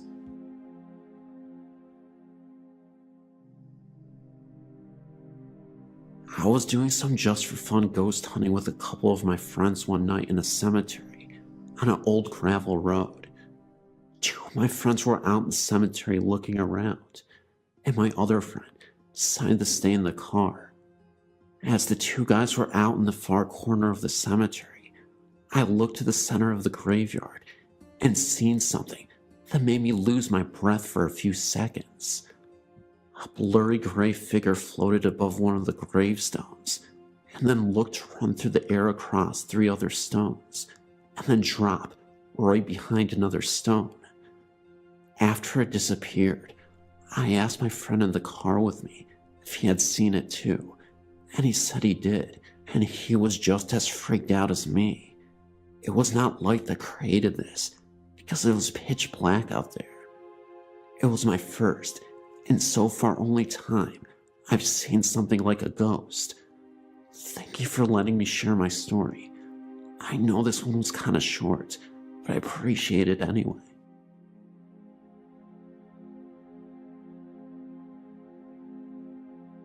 Hi, my name is Louise, and I live in Oxfordshire, England. The story I'm about to tell you happened only a few weeks ago and scared me and my friend to death. It was about 9:30 on a Sunday night, and I was bored, so I decided to call my friend Heather. We were talking about the usual, when all of a sudden, you could hear someone on the line breathing. Heather and I both said at the same time, "Do you hear that?" As we listened, it got louder until there was complete silence. At first we thought maybe one of our brothers or sisters were messing about, and picked up the phone on the other end.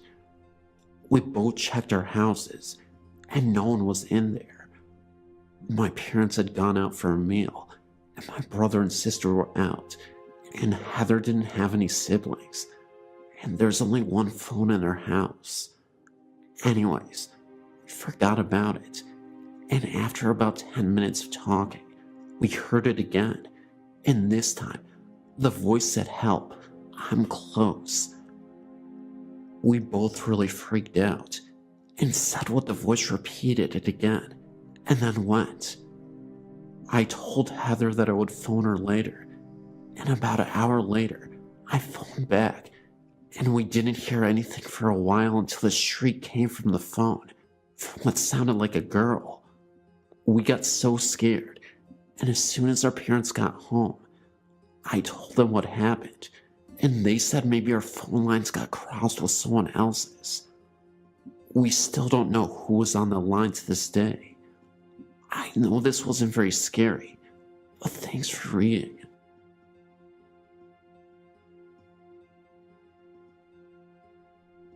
Well, I've been a ghost hunter for quite some time now. I've submitted a few areas under the California section of the haunted places. I recently moved to Arkansas and bought a home in April. 3-in-1 rock house with a huge pond on 1.6 acres in Boonville, Arkansas. I fell in love with this house as soon as I saw that it said "For Sale by Owner" sign right in front of it. I called the number, and they were selling it for $48,000. I thought, my God, this is cheap for such a beautiful home. I moved in. I have a 9-year-old son and 1 cat. About the end of July, I started hearing and seeing things. To begin with, I was laying in bed one night, and my 9-year-old and 6-year-old, who was visiting from California, were asleep in their rooms. All the lights were out. My bedroom door meets the living room. I was lying on my left side looking out into the black of the living room, and I heard what sounded like someone walking in it. Now, my sons sometimes wake up in the middle of the night and come sleep with me, so naturally I thought it was them. I called out their name. No answer. Then I thought maybe it was my cat, but then I noticed her laying at my feet on the bed. It really sounded like someone was walking from the kitchen in the living room entrance towards my room. Second, my television is hooked up to the stereo because the speaker on the TV is blown. Well, when I have to be at work at 11 p.m., I usually take a shower around 9:45 p.m., and my 9-year-old goes over to his father's house. One night, I turned my stereo on and put a disc in it, 5-disc CD changer. It was on disc 4, song number 11. There were 2 songs, and it should have switched to disc 5 after I was done with song 12. I took my shower and had the stereo loud enough to where I could hear it. All of a sudden, I didn't feel the vibration of the music anymore. I thought, well, maybe it's at a quiet part. When I got out of the shower, I still heard nothing. I put my ear to the door. Nothing. I went out and looked at the stereo, and it was not on CD anymore, but on FM radio on 100.1. And that is not a station at all. It's just fuzz. There was no one else in the house but me and my cat. That was on a Friday night. 2 days later, on a Sunday night, my son and I were watching television around the same time, between 9:45 and 10 p.m., in the middle of television. The radio goes from auxiliary to FM radio, 100.1, fuzz. My son says, "Mom, what did you do? I was watching that." I told him I didn't do anything. On a Saturday, my son was at his father's, and I was there alone with the cat, and she started going crazy. At one point, she was standing in the doorway of my room in the living room, looking at me. She meowed and took off like crazy into the back bedroom belonging to my youngest son. She came racing back into the living room. Just then I heard a loud boom coming from the room, like something fell. It shook the entire house. My stomach had butterflies in it then, and I got up to go see. My son won tall dresser with small bionicle toys on it, but they were still all on there. There wasn't anything else that could fall from any place.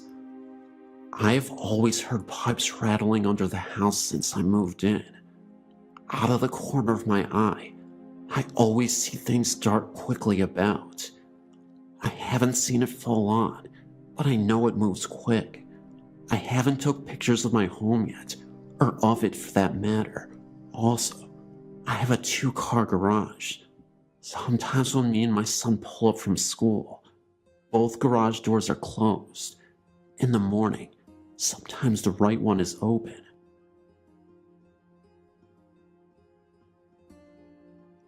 I've never really been a great believer, but for the past 8 or so years, since me and my mom moved from our old flat to our new house, I've experienced numerous experiences.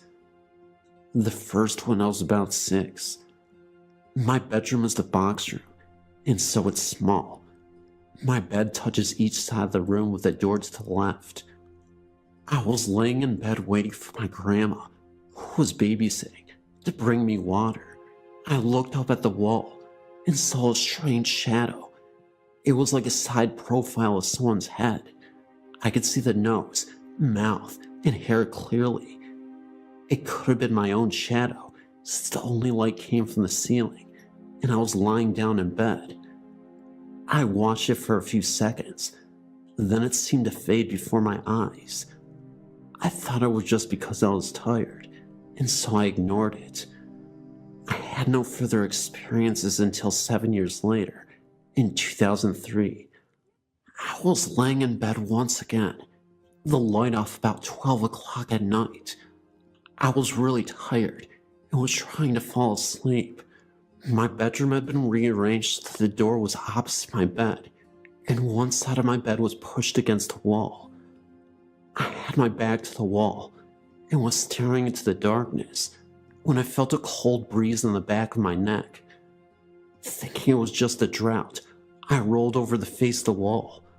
On the wall, probably 3 inches from my face, was another face.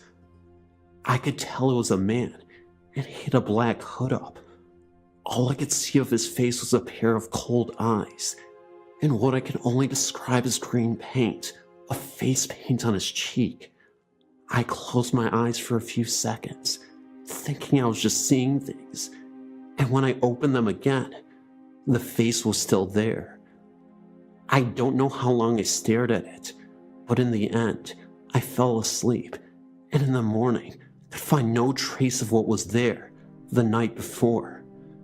These sightings carried on for weeks, always appearing on the wall at night.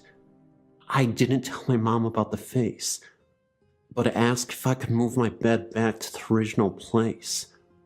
We moved it, and I slept peacefully that night. The following night I went to bed about 2 o'clock, since I'd been up watching a movie on television. I got in bed as usual, and rolled over to face the radiator, like I had done for years, but the face was there again. This time, however, it was more vivid and real. It seemed to be sneering in the dark, and more threatening than before. I rolled over so my back was to the wall, but I could feel the cold breeze that I had felt the last few weeks whenever the face appeared. I pulled the covers around me, refusing to look back at the face. The incidents got less frequent over the weeks, and I believed that the face was going. One night, I was sat at my computer in the corner of my living room. I have a cockatiel whose cage is right next to the computer desk, who was asleep, and my mom was in the kitchen making a drink. I didn't really notice anything until I heard my bird start to hiss and back away into the corner of the cage. Wondering what frightened him, I heard a scraping noise. I looked to the side of the computer to see my glass moving towards the edge of the desk.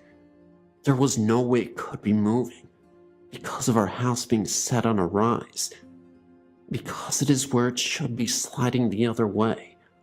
I lifted my hand to stop the glass from falling off the desk. When I touched it, the glass was cold, even though I hadn't had a cold drink in it. The strangest thing was when I went to push the glass back, I couldn't. Something was trying to push the glass. I had to shove it quite hard before I could get the glass to move. When I did, my bird came back to the front of the cage and looked as though nothing had happened. I'd gone to bed earlier than my mom that night and must have been asleep when she came up. Once again, the face was there, but this time, the presence was really strong. My bedroom was icy cold when it normally is the hottest room in the house. Almost 1 o'clock, I wake up shivering and could feel something gripping my arm, but as I come to, it released its grip. I rolled over to see the face once again, but it looked different. The smirk had gone, and it looked more angry than anything else. I didn't sleep that night, and I couldn't sleep in the room, so I spent the night sat on my sofa with the lights on downstairs. When my mom came down in the morning, she was shocked to see me up, but I just said I had woken up early and came down. I didn't want her to know. Later that afternoon, we were having dinner when she asked if I had a nightmare last night. I couldn't recall anything but the face and cold hand, so I asked why. She said she had heard me talking in my sleep, which I had never done before that. She said I was telling someone to get away and don't touch me over and over. Then after about 5 minutes, I was quieter and mumbling things like, "Why are you doing this?" and "Just go away." When I asked her what time, she said it was about 12:30, just before I woke up, with a hand gripping my arm. I haven't seen the face or had any strange experiences since that night, and I'm not quite sure what happened after. I don't know if I did something to make it all go away, and that was why the man's face looks so angry, but I'm glad they're gone. I still expect to see the face every night, but so far I haven't. I finally told my mom about it all, and she asked if I wanted to have the house blessed, but I said no, although the scary face did no harm to anyone, and it's gone now anyway. My story happened about 2 years ago over a period of 8 months, and I'm so glad I no longer live in the same house. We moved to our current house because we had to, but the happenings in our house just encouraged us even more. As I'm trying to write this, I've just remembered something else that happened when I was 14 years old. My parents split up when I was 14, and my sisters were both 11 and 9. I'd always believed that negative energy could cause occurrences, and so it was no surprise to me when things went a bit strange in our house. First thing that happened was that the TV in my chest of drawers would shake from side to side, which was just not possible. I put it down to reverberations elsewhere in the house, but this was not the case. Second, after returning home one night, I came home and went straight into my room without turning a light on. However, I could see from the light coming in from the hallway. The picture I had on my wall came flying off the wall sideways and hit the door side on, and to this day, there is still a massive dent where it made contact. My younger sister also claimed to have seen the figure of a young girl standing beside her bed one morning. However, I was quick to dismiss it, as I felt as though if I acknowledged it, it would become real. Nothing else happened until 6 years later. We were in our new flat. My mom, me and 2 sisters, and everything was totally normal, up until I'd say about 1 month of being there. Can't really remember the exact order of events, except that last and final one. My sister Jane had told my mom that she had been in bed the night before and had the feeling of someone pushing the covers down at either side of her, like almost trapping her in the bed, but she put it down to being really tired. My mom, being the world's biggest skeptic, said she was Havered and to get a grip on reality and to not mention it to our younger sister Gemma, as it would freak her out. She did not tell me also until after a few things happened. A couple of days later, my younger sister Gemma comes to my mom with identical story and automatically assumes they are both in on it and are trying to wind her up, but when both are confronted, denied all knowledge, and my mom began to think along the lines that they may be telling the truth. By now, I know about the whole thing, and so as you can imagine, I'm slightly apprehensive about going to sleep at night. I was in my bed one night, and I had a room of my own, so I was last up in the house, and I think I was reading a book or something. My cat Hajma was laying on the bed, next to my thigh, and leaning on it. I was the only one who allowed him to sleep in my room, because I always felt safer with him there. I heard a noise outside my room, nothing you could really put a name to, and I started to read again, and I looked at Hamish. The next part is a little weird, but I swear it happened. Hamish was lifted 6 inches straight up in the air, still in his curled up position. I freaked. The cat meowed really loudly and ran from the room.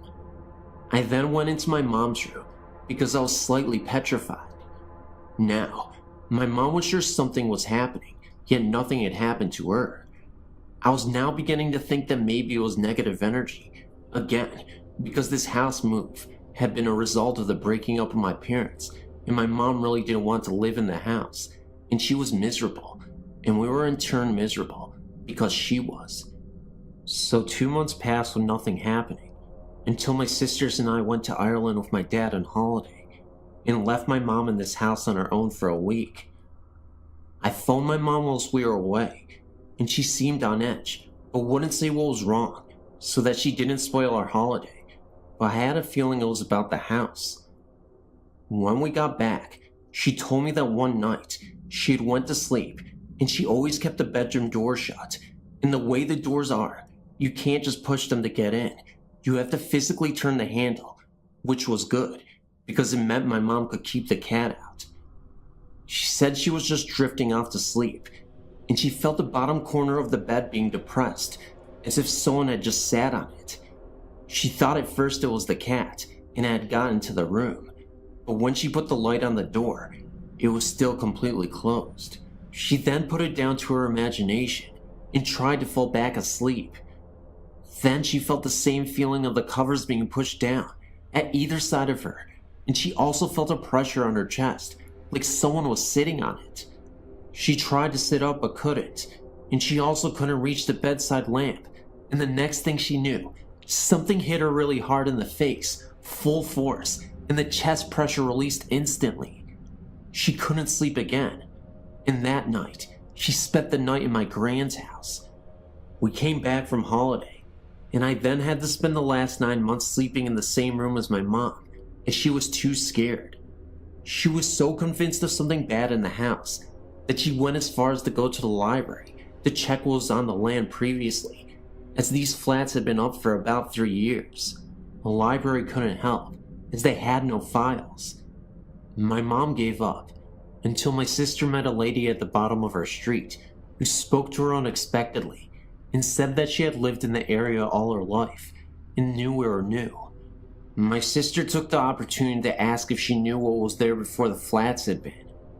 She claimed that the car park to the flats had been once completely sealed with a wrought iron fence over 6 feet high that you could not see through, and the home beyond the fence was that of a scandalized counselor, and there was a lot of mystery surrounding his death. We have since found out that this was true, but there's virtually no information on the counselor or the land on which he lived. Now, needless to say, my mom is not a skeptic, and nothing has happened in her new house. The year was 1991, when I attended my high school junior prom with my girlfriend at the time. There was nothing unusual about the prom. Hundreds of teenagers in garish dress dancing and partying, crowning their king and queen. Neither I nor my girlfriend were in the popular or cool kids crowd, and we planned on nothing more than a late night stop at a restaurant after the prom ended. As it turned out, we were invited to go along in someone's limo to visit the White Lady's Castle, the ruins of a small villa overlooking the Lake Ontario shore. Local legend held that years ago, a teenage girl ran off on a date with a local boy despite the objections of her overprotective mother. The girl had supposedly stormed out of the house, saying that she was going up to the lake with the boy and would be back that evening. According to the legend, she never returned, and her mother is said to have gone out looking for her missing girl every night for the rest of her days.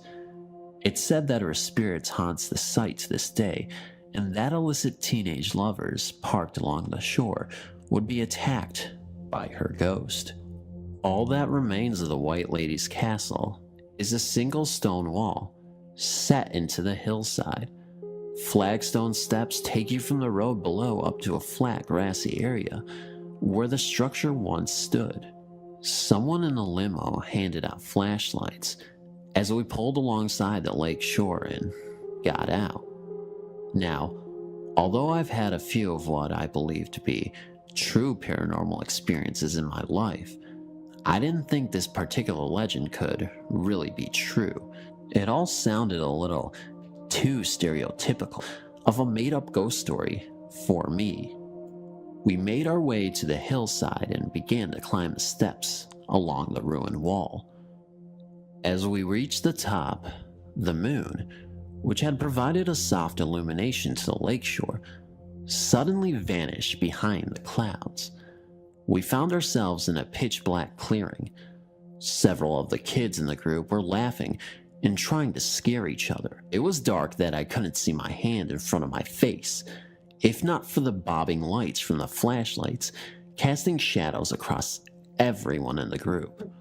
I began to get an eerie feeling as I scanned my flashlight around the perimeter of the clearing, the light beam ending abruptly at the trees surrounding us. I couldn't put my finger on it exactly, but it almost felt like we were being watched. I turned back to look into the darkness one last time and shined my flashlight across the tree line, and as my light moved, a face suddenly flashed into view as my light moved by. It was only for a second, but I could clearly make out a stark white face with an oversized mouth full of sharp teeth and deep hollow black eyes. Startled, I quickly shined my light back to the spot where I'd seen the face, but there was nothing there. For a moment, I decided that it must have been my imagination and turned back to leave. When I reached the top of the stairs, however, I heard a wheezing groan from the darkness behind me. I quickly turned back and pointed my flashlight into the darkness. Right in the exact spot where I had seen the ghoulish white face was the outline of a person. A flowing white form was slowly moving towards me, and I could just about make out the oversized mouth and teeth I had seen before. Terrified, I turned and literally ran down the stairs and back out into the light of the moon. My girlfriend and the other kids from the group hadn't even noticed that I had fallen behind and were beginning to load into the limo across the street. I couldn't bring myself to look back over my shoulder as I climbed in, quietly stunned by what I experienced. Of course, none of them believed my story and assumed I was just goofing around and trying to scare them. But I know what I saw, and I know what I heard. I've been back to the site once or twice over the last 25 years, but only in the daytime. I've come back here today to share my story with you and to ponder the memory of that night at the White Lady's Castle.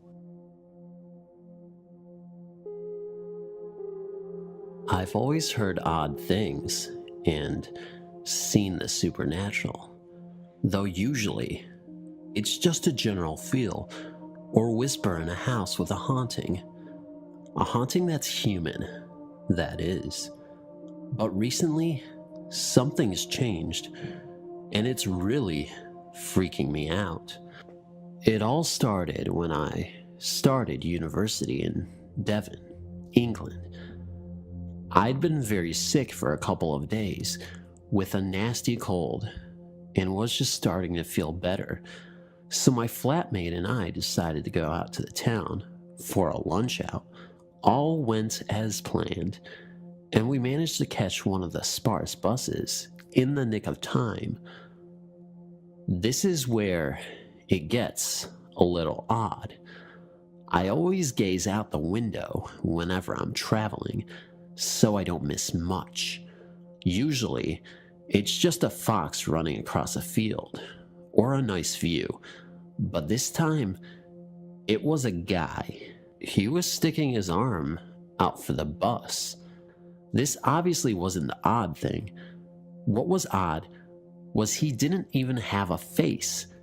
He was dressed in a pair of jeans and a black hoodie, with the hood up, and looked as if he was wearing one of those joke black morph suits over his face. I laughed a little to myself, expecting a general prank. The bus stopped, letting people off, but no one got on. This made me frown a little, as I'd seen the guy waving, so I asked my friend if she'd seen him. She didn't, and when I pressed her further, simply said the illness must have made me sleep deprived. I thought about this for a while, and decided she was probably right. After all, the mind can play tricks on you when you're tired and I'd never seen anything like that before in my life. However, after that event, I started to see odd things all the time. Shadows of people where there were no people, odd faces in windows, and strange noises. It also wasn't the only no faces I'd see. When I was still at university, there was this truly horrifying apparition outside my flat, always there whenever I opened my curtains, night or day. It was extremely tall. No, this is not Slenderman, and this figure had long, greasy hair over its face. But I knew that it was smiling, and not a very nice smile either. It scared me to the point where I started to stay over at my current partner's, using the excuse of poor sleep thanks to my cheap mattress. Mind you, not that I could get much sleep knowing that thing was outside. I'm not sure what to do or what it means, and it's scaring me. I see the no-face people everywhere, in corners, at train stations. I try not to get too close. I even tried to talk to one once, but it didn't result in much. They just stared at me. Obviously, seeing these odd things have become a bit of a problem socially. It's not exactly acceptable to flinch for no reason or look alarmed at the slightest thing. I just can't help it. They make me nervous and scared. I don't know what they are, after all, but they just don't seem human. I mean, some of them do human things, like the waving down of the bus, but the majority of the time, they just seem to be watching and following people. Some of them have quite a solid shape, just like another person, aside from the obvious face thing, but others seem to just be odd shadows. Can anyone help me with this? If you've seen the same, what does it mean that I've started to see things? And am I in any danger?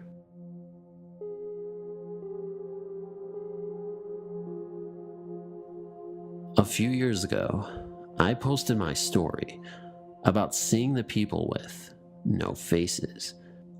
Things had stayed the same for all these years, and I'd gotten used to seeing them, even if it unnerved me more than a little. But now, things have changed. Not so long ago, I was taken into hospital after having a 4-hour seizure, and it was touch and go for the month that I was there. I was diagnosed with a central nervous disorder, one where I have a 30% chance of survival. But I'm determined. They didn't think I would walk again, but I proved them all wrong, and am currently able to get around on crutches. After all that, I'd been so focused on getting better, I'd more or less forgotten about the no-faced people. For those who aren't quite sure what I mean by that, I'll give a description. You know when people wear those morph suits that cover your face? They kind of look like that, but the skin is always black, and they don't have very clear facial features, more like a suggestion of them being there. Anyway, I soon remembered the day I left hospital. I was in high spirits, happy I was leaving, more or less on my own 2 feet. It was then that I noticed one of the no-faced people standing at the entrance, and it was different. It looked straight at me, a lot more intensely than the usual glance. Yes, I was disturbed at the time, but just assumed it was a one-off. That soon changed. They started to move closer and closer to me. Then, it really kicked off. Doors started to rattle behind me, as if someone were trying to get in, but when I opened them, no one would be there. Even that only scared me a little. But now, I'm really scared. The other night, I was relaxing, preparing to settle for sleep. I suddenly felt something grab and twist my foot. At first, I laughed, thinking it was my cat playing, until I realized that my cat was lying asleep next to me, nowhere near my feet. I've read many theories of shadow people, and I've often wondered if the no-faced people are something alike. So perhaps a reflection of a dimension close to ours, or something more sinister. I'm scared because I'm aware that I still have a 70% chance of becoming sicker and dying. Are they attempting to increase this chance as they've suddenly become more aggressive? Or does it mean my body is failing without me realizing? I don't know, but I really hope that someone on here can help me and shed some light on this. Please.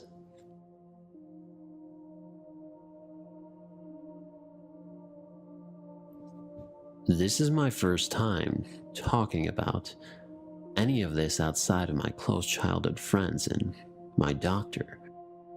I guess my story begins when I was about 15 years old.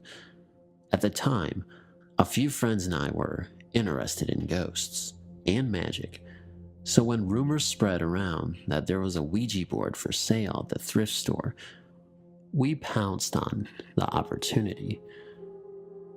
It took us a few weeks to get the courage to use it, but we finally decided to try it out in our tree house we had built in my front yard. We waited until it got dark, lit some candles I stole from dining table, and started our little seance. At first, all we could do was stare at each other, but finally, my brother asked if there was any spirits with us, and that little eyepiece slowly moved over to the yes section. We were all shaking at that point. Being a scaredy cat back then, well, I said I was getting out of there, but as I backed up, I fell out of the treehouse. The next thing I know, I'm awake in a hospital bed with both my parents crying about how they love me, and soon the doctor came in and explained that I had a cracked skull and had suffered a major concussion. As the nurse wheeled me around the hospital, I noticed a slight blurriness around the edges of my vision. The doctor said that it was normal for people who have suffered from concussions. As I started to recover, I noticed that the blurriness had subsided and life was beginning to return to normal. But there was still something wrong. I felt like I was being followed because, even though the blurriness was still gone, there was still something in the corner of my vision. Every time I turned to look at whatever was following me, it was gone, around a corner or fading into the darkness. I could never get a good look at it. The first night since the accident, I had a hard time falling asleep, and I kept waking up with chills. After hours of tossing and turning, lightly falling asleep and waking, I finally fell asleep. When I woke up in the morning, something didn't seem right with my room, like something was going to happen. As I got up, I noticed a tall, gangly shape in the corner of my eye, next to the dresser, and turned quickly to see a horrifying creature without a face, just a pale, featureless face, apart from two impossibly deep black holes where the eyes should be. At first, all I could do is stare into those two black holes and silently scream, but I finally slammed my eyes shut and started screaming. When my parents burst in my room and asked what was wrong. I told them what I had seen, but they insisted I had been dreaming. I did not see the faceless thing for about 10 years later. The no face, as I had named it, did not appear again until the accident that ended my fiance's life. After that, I began seeing him everywhere, and there were more than one, following other people. I began to see a therapist for my hallucinations, and she recommended an MRI and a CAT scan, both of which were inconclusive, and she determined that these hallucinations are coping mechanisms that I subconsciously created to cope with the stress of my fiancé. The trouble is, these things haven't gone away, even though I've come to terms with her death.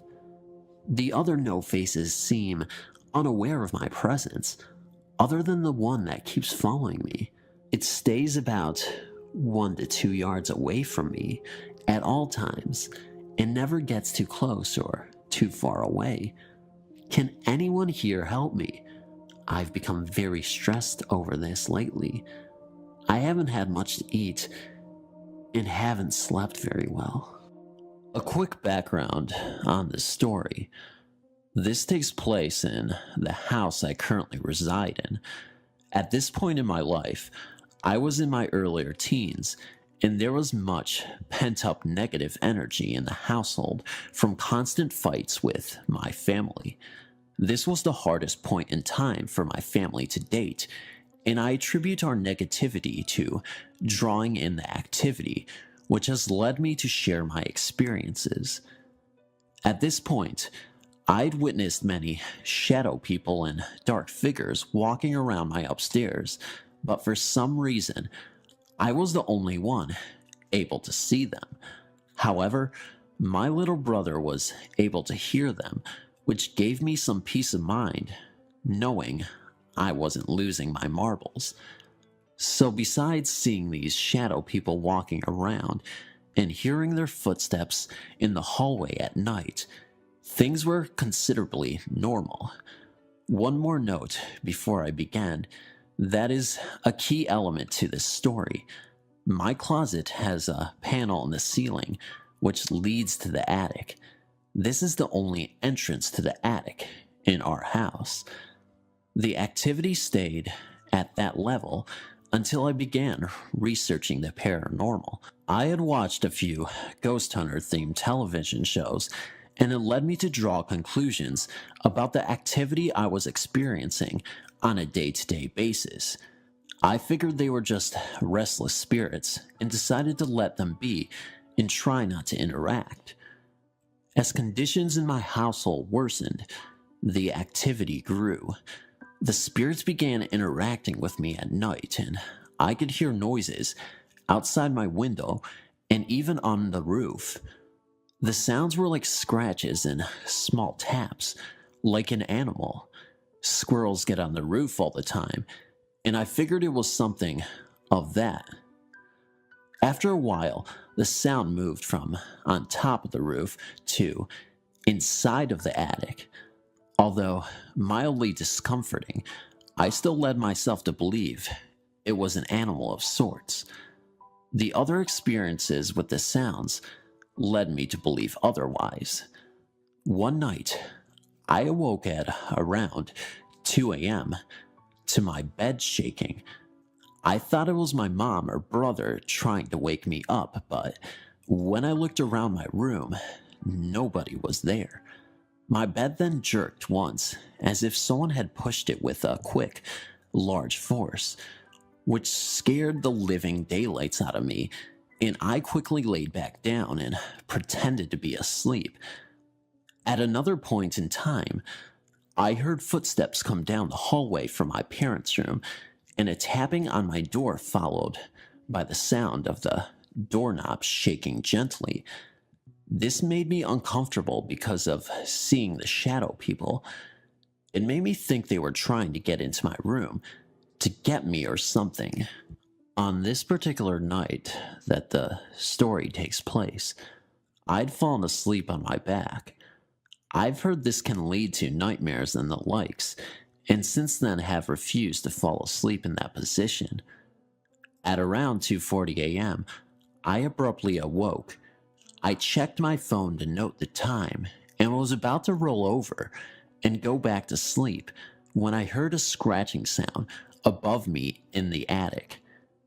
By above me, I mean right above my bed, where I was sleeping. Out of curiosity, I rapped on the wall 3 times with my knuckles. The scratching became instantly louder, and whatever was in there began pacing around. I got a shiver down my spine, and the mood of the room instantly changed. It was as if my room had grown darker, and I felt a very ominous feeling. My playful thoughts of messing with an animal were shattered by the worrying feeling growing in my gut. At this point, I heard thumping sounds over the panel in my closet. I tried to sit up in my bed to look, but it literally felt like a heavy person had laid on top of me. Feeling trapped, I tried to ignore the growing feeling of panic as I heard the ceiling panel in my closet slide out of place and drop, and wooden beams creaking in my attic. I couldn't believe what I was hearing. I told myself it wasn't real, and I heard my clothes moving around in my closet, hangers clicking together, as if someone was climbing down out of the attic into my walk-in closet. To my horror, the doorknob began violently jerking left to right, and scratching sounds emanated from behind the door. I thought whatever it was would get through, and I couldn't move still. And to make things worse, I tried to yell for my parents, but no words would come out. When I was convinced I was about to be face to face with some sort of monster, I began praying in my head that it would leave me alone and go away, and not to let it hurt me. At the instant I closed my prayer, the sound stopped for about 20 seconds or so. I heard again whatever it was moving close around, but this time it sounded like it was climbing back up into the attic. I heard the ceiling panel yet again slide on the roof and fall back into place, and the scratching went to the far corner of the attic away from my room and faded into silence. As the noise stopped, the room seemed to grow lighter, and the blanket of bad energy was lifted. Since then, I've had several more experiences in that house, none of which were as frightening as that night. The experience was questionable, as it seemed like sleep paralysis, but from what I know, that usually happens from the instance of being awoken, and I was not paralyzed until the feeling of oppressive energy had engulfed the room, which was several minutes after I had awoken. Regardless of it was a case of sleep paralysis or an actual entity, the experience was frightening, and I remember it clearly as it happened to this day. I will likely post the other strange experiences I have encountered over the years, and hope you enjoyed reading this. P.S. Since this event, I have cleansed my room, as well as inside my closet, right up to the attic, with sage, and have had no further experience in this particular area of the house. My parents do not like incense or the smell of a lit smudge stick, so I was only able to cleanse my room, leaving the rest of the house open to activity. And believe me, it lingers there still, especially in my parents' room.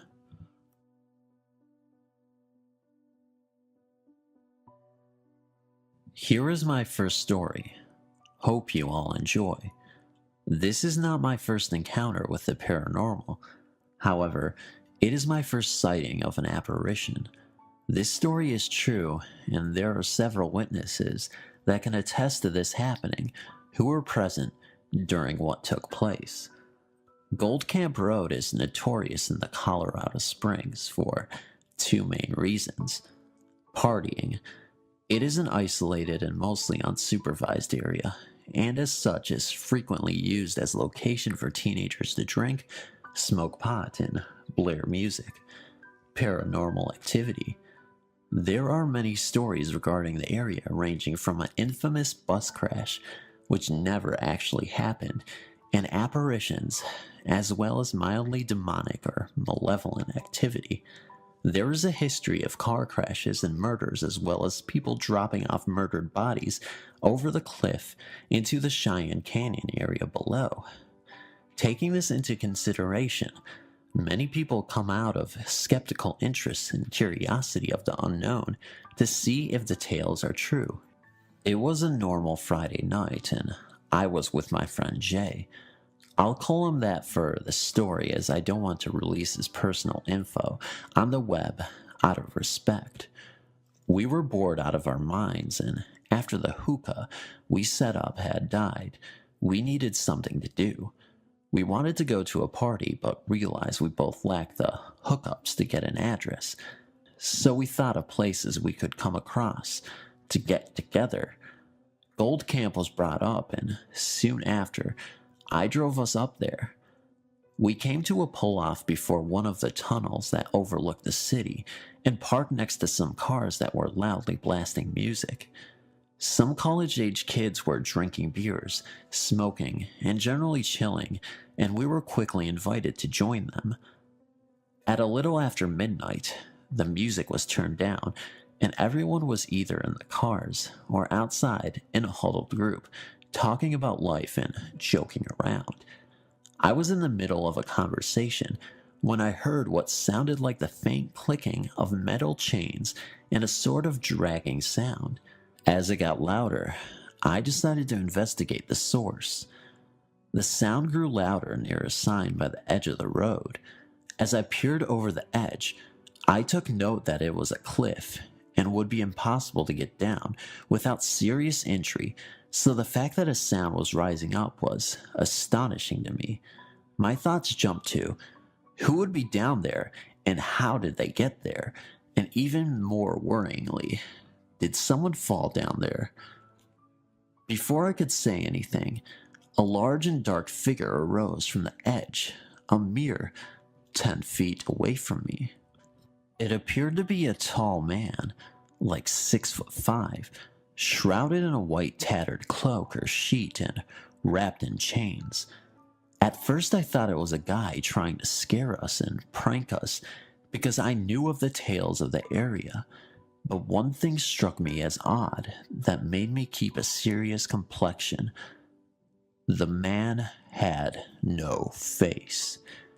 In addition to not having a face, I thought he was black at first, but soon realized his body was composed of what appeared to be a shadowy mist. He looked like someone had wrapped his body in a sheet and wrapped chains around it before throwing it down the hill and downwind. From this figure was a terrible stench like sweat and mild decay. I couldn't even believe my eyes. The figure began slowly trudging towards the road, dragging chains behind him, and each footstep making a loud thud, as if he was wearing boots. The group outside I had left to investigate went silent, and we all watched the apparition in fascination and bewilderment as it slowly walked along the road, not looking back. I made sure everyone else was seeing what I saw, and summoned the courage to follow the apparition with the intent to see if it was really what it appeared to be, and not some guy dressed up being dramatic. He walked up slowly, but his strides were huge, so I had to walk quickly to keep up with his pace. I followed him for about 30 feet. When he finally stopped, he slowly turned towards the edge of the road with the cliff, but there were bushes and trees at this stretch of the road for about 10 feet before the edge. I loudly said, "Hello," trying to communicate with this strange man, and he took 2 steps into the bushes and disappeared into thin air in a cloud of mist. Just like that, gone. I walked back and told the others what I had seen, and they could hardly believe it. We all talked for another half hour about what we had seen before parting our ways. All in all, it was an interesting night, and despite the others' sobriety rendering them less credible, I was completely sober since I was driving and saw it as clear as day. I've yet to witness another apparition as clear and real as the one I saw that night, but it definitely got me further interested in the paranormal, and I will always remember the man with the chains. My only wish was that I could have learned more about the apparition and its story, but perhaps I'll see it again when I decide to go back up there. Stood around 7 feet tall. The eyes were nothing but black holes, but they had a kind of glow behind the darkness. It was last week, and I sat upon the cliffs overlooking Shark Bay. The sun had just set, and I saw someone walking upon the short sand beach below. There isn't much of a beach due to the relenting waves. It isn't a beach for swimming, and the fishermen overtake the area. It is approximately 20 feet down, and I watched a wavering figure growing closer. I knew it was an evil entity, and I wondered why he was showing himself to me.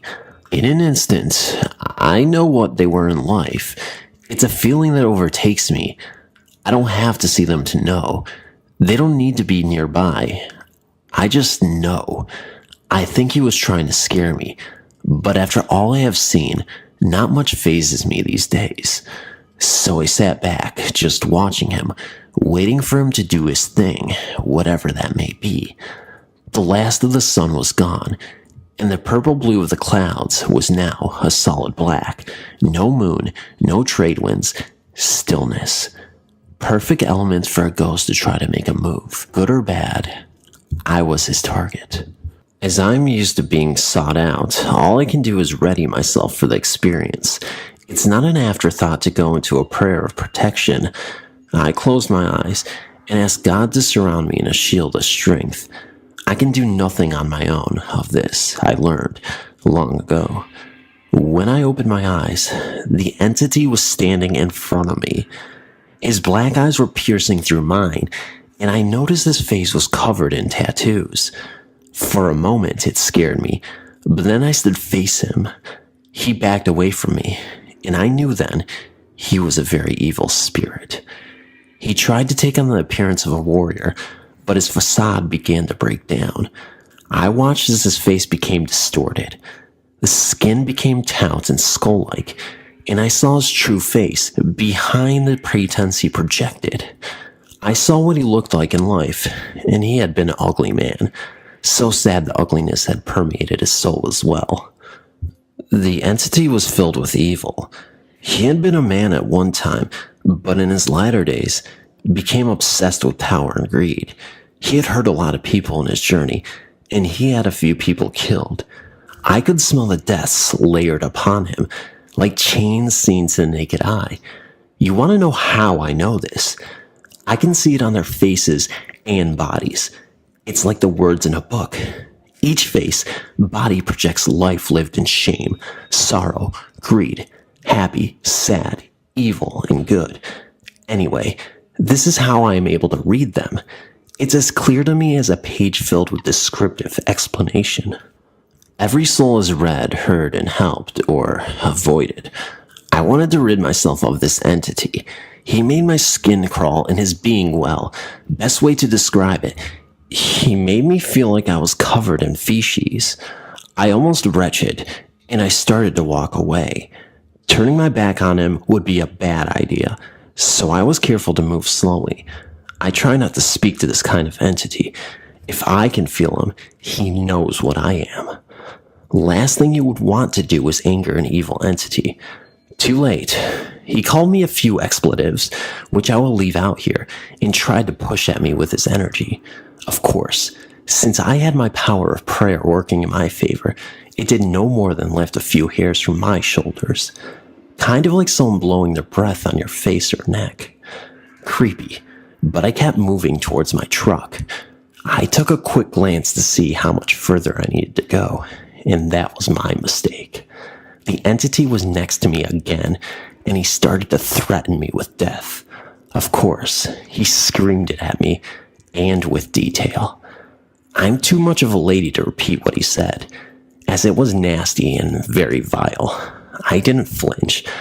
It wasn't the first time an entity had threatened harm, and wouldn't be the last. Having the beliefs I hold dear, I know these types of entities cannot harm me, and certainly cannot take my life. They can try, and this one did, when he saw I was not reacting to his threats. He mustered enough energy to knock me to the ground, but it's like being pushed over by a child. The key is not to be afraid. If you allow fear to enter the equation, he gathers this from you, and fear gives an entity power, which can be used against you. Never give in to fear, no matter how scary the situation. The entity hovered above me, and he did his best to look frightening. He did manage a few looks I had never seen before, but I didn't waver in my stare. He knew he couldn't hurt me, and he started to wail in frustration. My ears were burning from the high-pitched sound he made. It sounded like tin cans going through a grinder. Add to that, strange sounds, akin to sitting front row at a rock concert. It was painful and annoying, and loud as crap. Some entities are great at throwing temper tantrums, and this big guy, he was throwing a dilly of a fit. I sat up and rubbed my knees, brushing away the rock that stuck to them.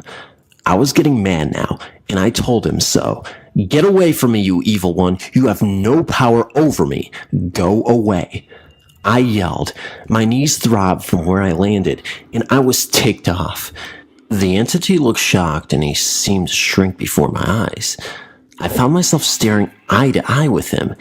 His black eyes smoked anger, but he was shirking away from me, moving back to the cliff's edge. God will take care of your kind one day, no matter what rock you hide under, I called out as he moved away. Sometimes just using the word God will cause them to retreat. Retreat? This one zipped away. I saw him dart across the sand below, and in a blink of an eye, he was gone.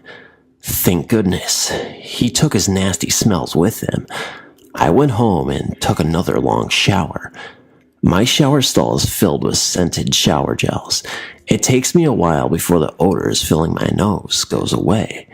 This is part of my gift I really hate. Any comments? I work on merchant ships as an officer. My last job was on a big ferry.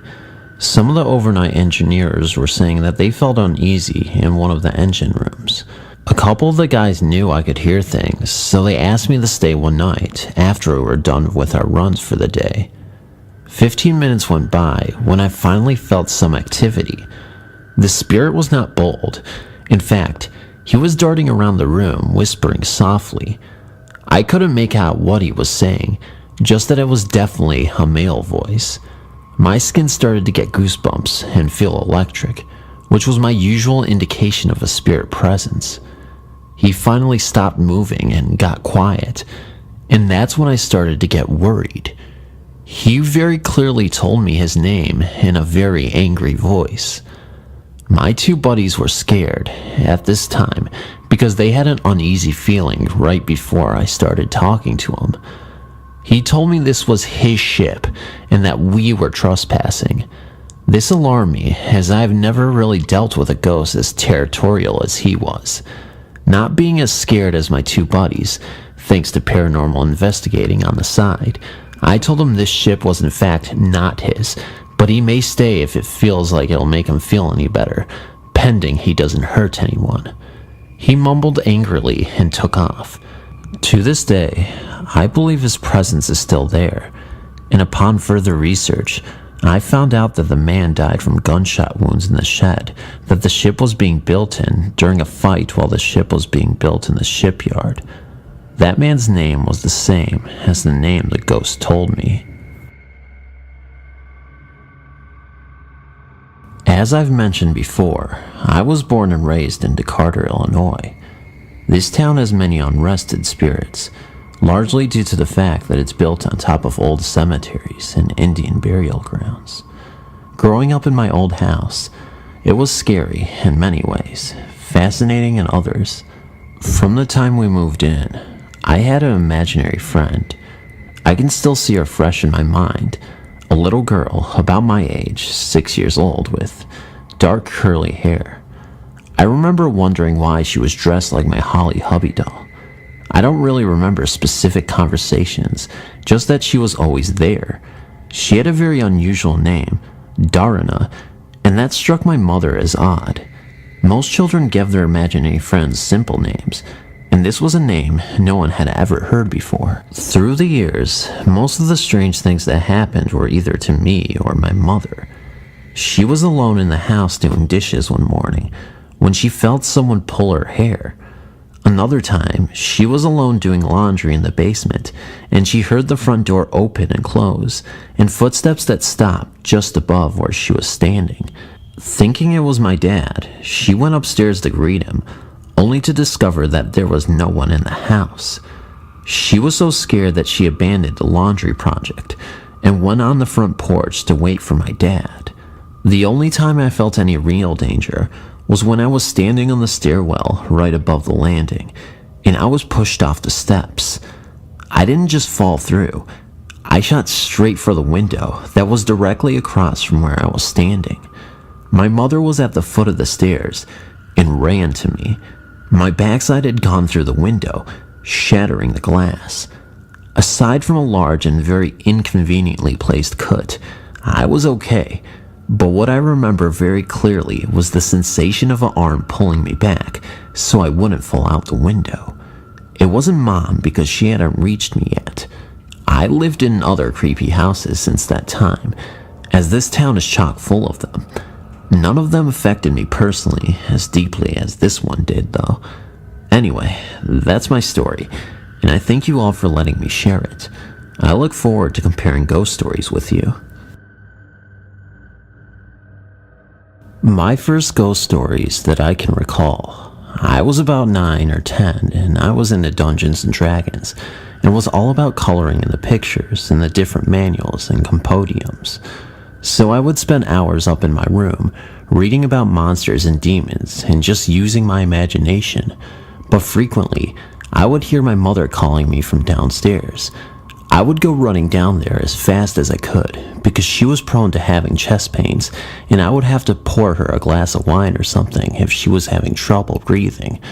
So there I would be in my room, and I would hear my name called, and I would yell, "Coming!" and run downstairs and say, "What?" And she would say that she hadn't called me.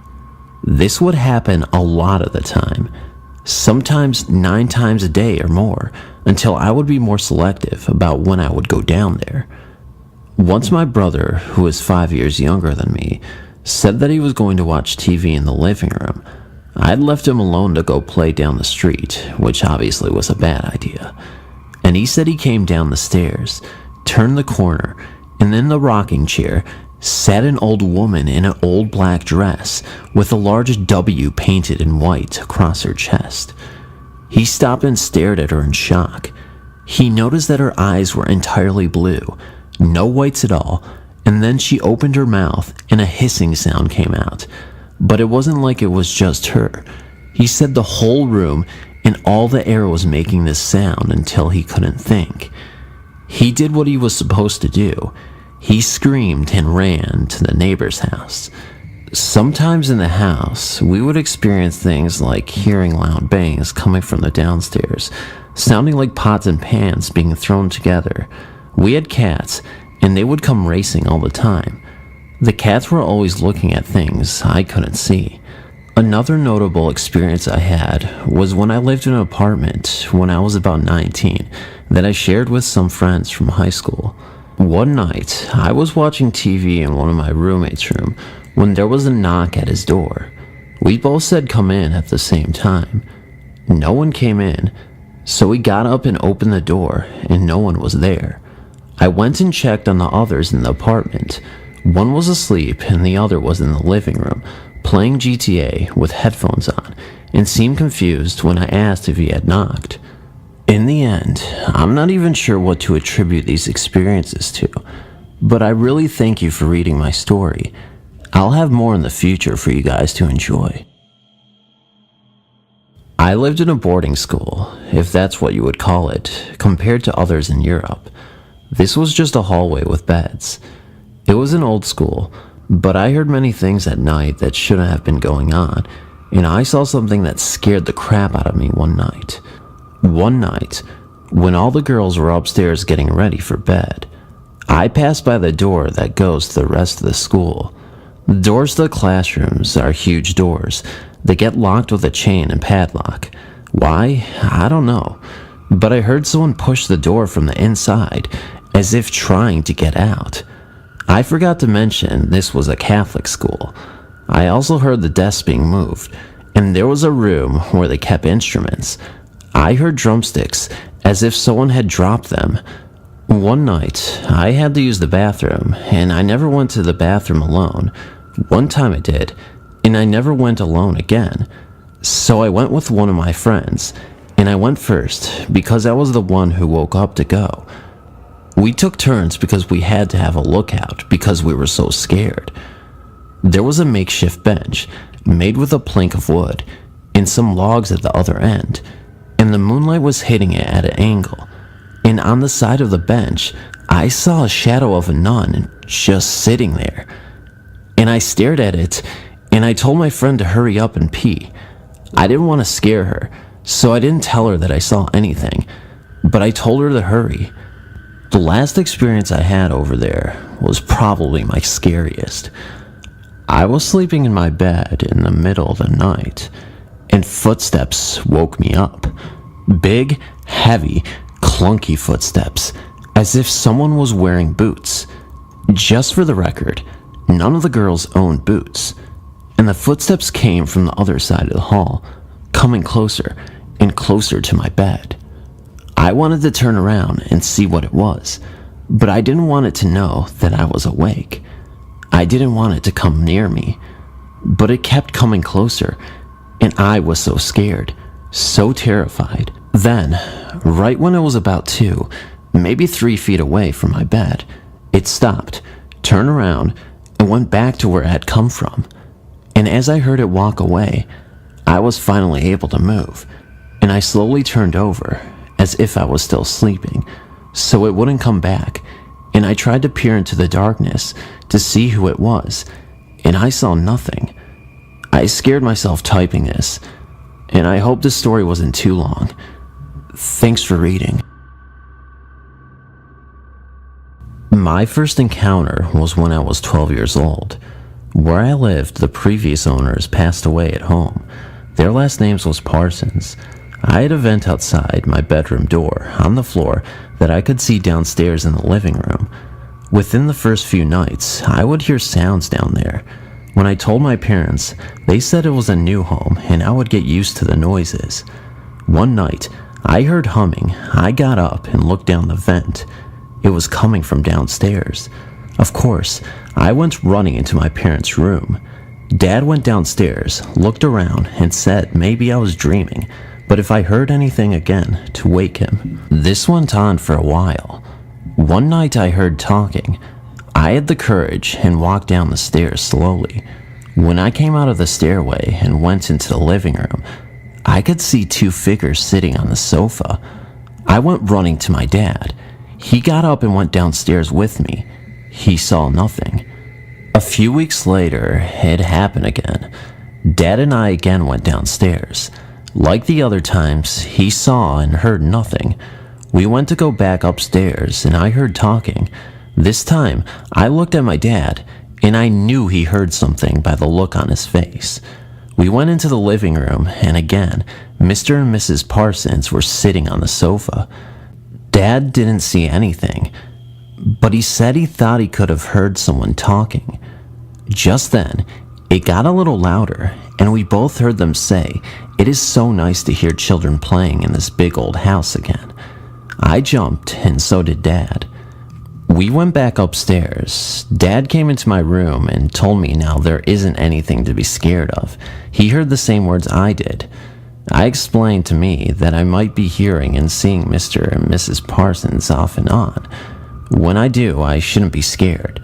To think of them as my angel friends or something like that. While growing up there, I would hear them a lot, and from time to time see their figures.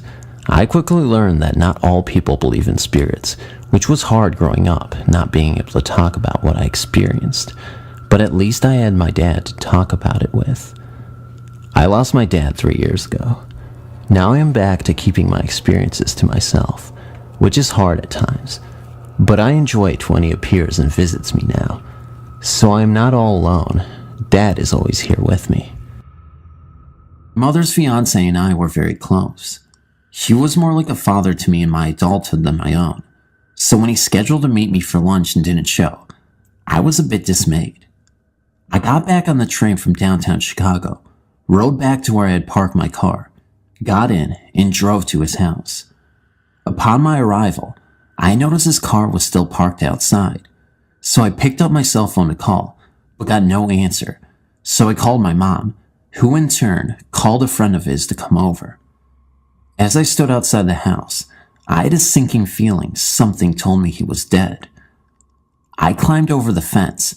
This was not the best area of Chicago, which was locked, grabbed a ladder from under the back porch, climbed up and broke the window. I discovered his body lying nude in the hallway, partially in the kitchen. I started to cry and phoned my mom, who said she was on her way. After the police came and went, the friend left, and I was left sitting alone in the house with his body. I started hearing creaking on the stairs, and I called out, "Mom, Mom, is that you?" But no one was there. Again creaking, and no one. Finally, my mom shows up, and the coroner comes. They take his body, and we're alone looking through paperwork. All the while, there is a creaking all around us. We find a $50,000 tax bill for him from a failed business he helped his son launch on the kitchen table next to where his body was lying on the floor. We dig further through his things and find 2 of his 3 firearms. His son flew up from Florida the next day with his 2 sisters. He dug through more of his dad's things and found the 3rd gun and laid it on the dresser. He walked out of the room and back in with his 2 sisters on either side. But the gun mysteriously goes off and shoots him in the leg. After that, the creaking we all had experienced stops. The next day, the autopsy reports came back, and we learned that he died of a heart attack, probably from the tax bill. So I asked his son at the funeral how it feels to be shot by a dead man. He didn't laugh, but I'm sure his father got his last laugh. I wanted to share an incident that happened to me last year in Las Vegas. I'd just been reunited with my best friend after about 17 years, and we decided to meet up in Vegas for our reunion.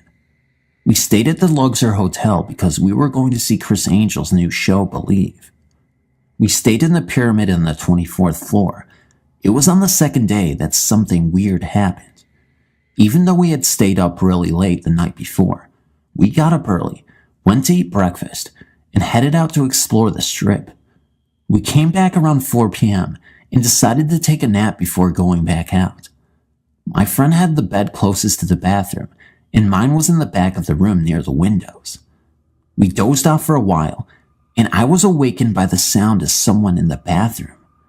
It sounded like someone kept dropping a coin into the sink over and over.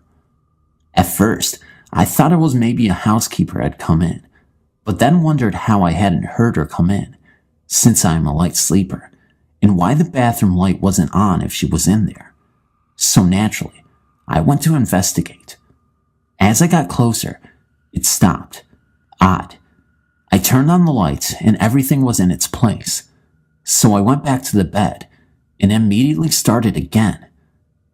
To prove to myself that I was really hearing this, I called out to my friend, "Hey, did you hear that? It's coming from the bathroom." She said, "Yeah, I heard it earlier, but didn't want to say anything." We both got back up and just walked in front of the bathroom to see if we could see anything, but didn't turn the light on. No sound. Nothing. So my friend turns on the light and says out loud, "You can do whatever you want. Just don't do it while we're here and stay in the bathroom." Then she turned off the light, closed the door, and we left the room. Nothing else happened for the duration of the trip, which lasted a week. I thought about asking the hotel staff, but thought they might think I'm crazy. I did do some research though, and found out that a couple of workers died while building the hotel, but they are said to haunt the 10th floor. Thanks for reading. We had moved into our new house in August of 1972, and I'd just turned 12. I was the oldest of 4 kids, and although my sisters and brothers took to the move easily, I did not. I don't know if it was moving from the area where I was comfortable, or if it was the uneasy feeling that I had in this new house. The house was a 7-year-old, 4-bedroom colonial, which was in a cul-de-sac with 4 other houses. The house that sat at the top of the hill outside of the cul-de-sac was much more older and was the original farmhouse built 200 years earlier. Wayne was named after General Anthony Wayne, who fought during the Revolutionary War. The area itself is rich in history from this time period. The first indications of a presence was our dog. His hair stood on end, and he barked at the walls constantly.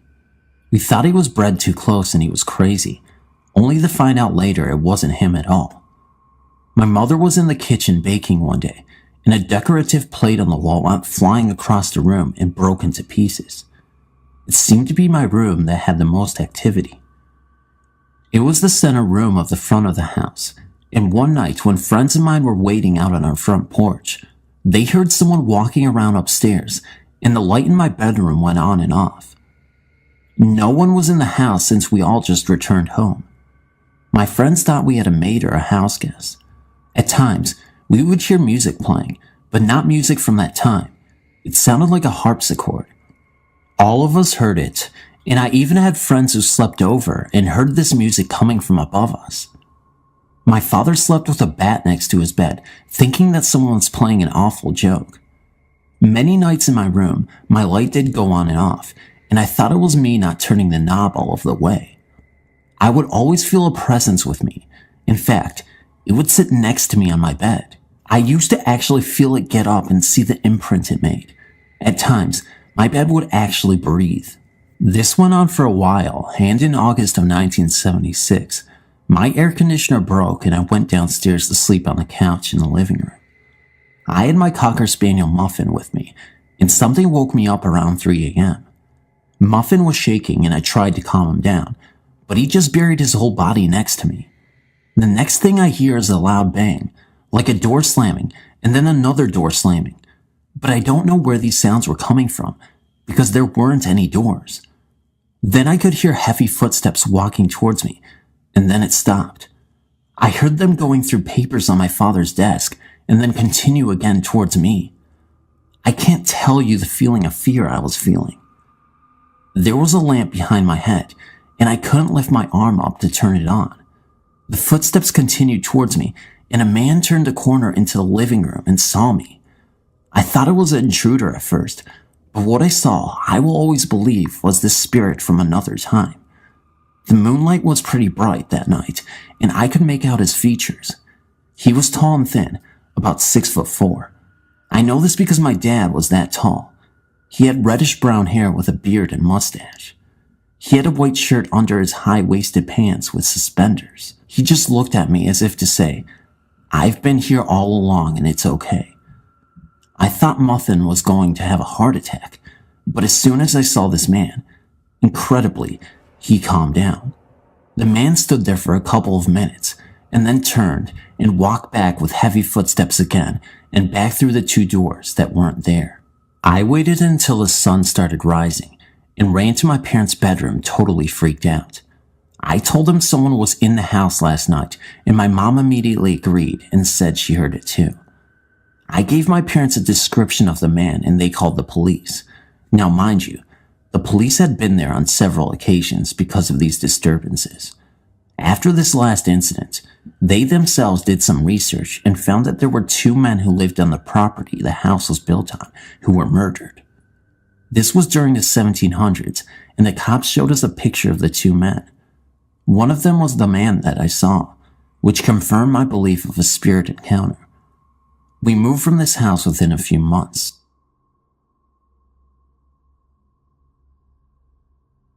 I've always been very aware of forces around me. I was 7 when my grandfather was taken to the hospital. A blow of sadness came over me, and I knew he was never going to return. I blurted out to my aunt that Papa had died and would never come back. Just after saying this, my parents came home and told us sadly that Papa had passed away. I knew right away that Papa had come to say goodbye to me. As my life progressed, a lot of little things started happening. In the early 80s, my grandmother passed. At that time, my husband and I were renting a duplex from her. Since a lot of people had come from out of town, they wanted to expedite her estate as soon as possible. Immediately after the funeral, her house was cleaned out and put on the market. My husband and I stayed on until they could sell it. About 2 weeks later, I was home alone. My husband worked nights and only me and my dog were there. At about 2 a.m., I started hearing sounds in our apartment. At first my dog started to growl, but then he fell silent. Since I was the only one home, I originally thought that there might be burglars looking for something to steal, so I called the police. They told me to wait in my apartment until they could get there. Meanwhile, in my grandmother's apartment, it sounded like bedlam. Drawers were being opened and closed, and doors were being slammed. When the police came and we entered her apartment, nothing was amiss, and all became quiet. The officer told me that there was no forced entry. The door was double bolted, and unless someone else had a key, they could have not gotten in. They left, and about a half hour later, the noise starts in again. I called the cops. They come out, but no one there. By this time, I'm hysterical and call my husband home from work. While I was waiting for his return, the front door slammed and opened shut so hard that the plates of glass in my living room window shattered. I definitely felt that it was my grandmother's doing. I wonder what she may have been searching for. Maybe she became mad because everything was gone. I've had some other things happen, and I feel as if the undead are drawn to me.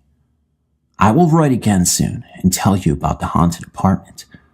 Until then, thank you for reading my story. This just happened during the night.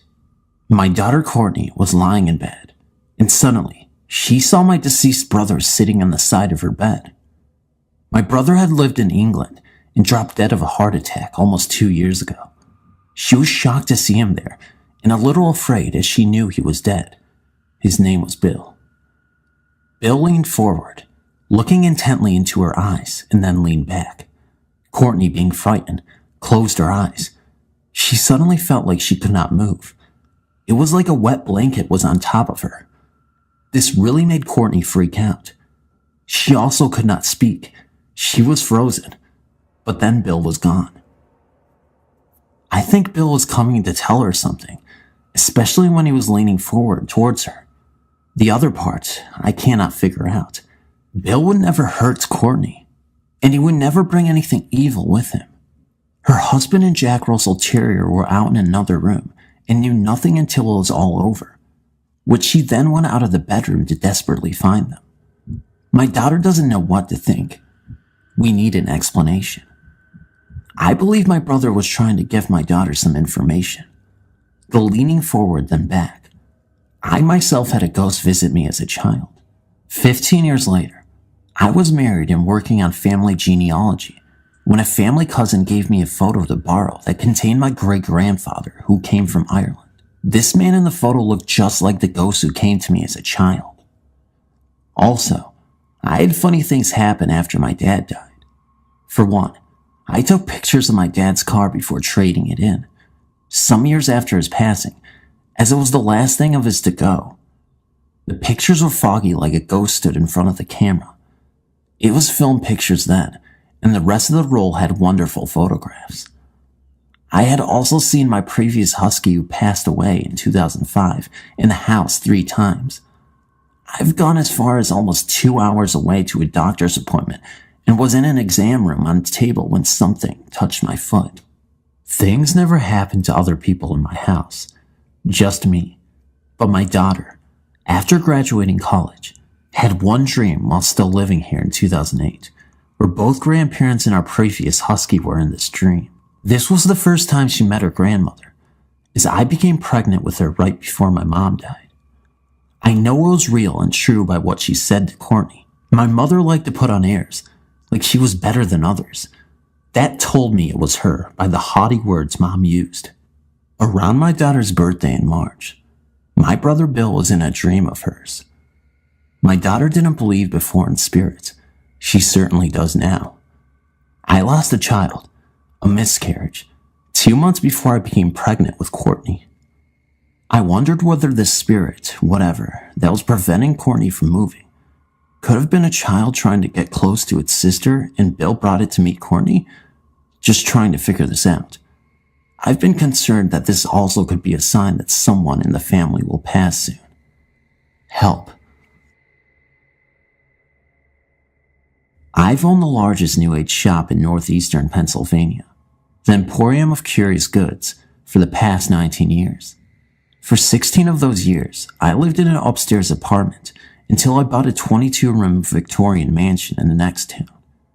Quite frequently during the apartment living, and still to this day downstairs in the shop, I see a large gray cat, usually out of the corner of your eye, but then it vanishes when you look directly at it. I'm not the only one to see it.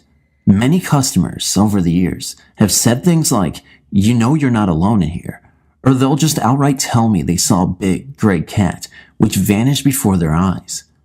One lady recently told me she saw it lying on a counter and went over to pet it, thinking it was real, and it vanished before she reached it. Just a few months ago, I was behind the counter and 4 teenage boys were looking at books in front of the shop. I heard the familiar cat call, "Puss, puss, puss," come from one of them. I looked up to see what was going on, and they called back to me, "Hey, do you know you have a cat out here?" I asked them what it looked like and where it was. They told me it was a big gray cat, and it walked around the corner of the counter. Now, the counter in question is against the wall, so if it walked around the corner, it had to vanish into the wall. When they looked for it again, they couldn't find it. My partner once saw a curtain hanging at a door in a passageway, flip up at the bottom and then lower again, just as if an invisible animal had walked under it. Both one of my clerks and I have actually felt a cat rub up against our leg as we sit behind the counter. We don't know where it came from, but we nicknamed it Spooky, and when we came in the morning and found an item thrown off of a shelf and broken on the floor, we always say, well, Spooky was on the prowl overnight again. One odd thing is the fact that the mansion I bought was the site of a suicide years ago. It belonged to a doctor and his wife committed suicide in his carriage house, still on the property. She closed the door, turned the car on, and was found many hours later.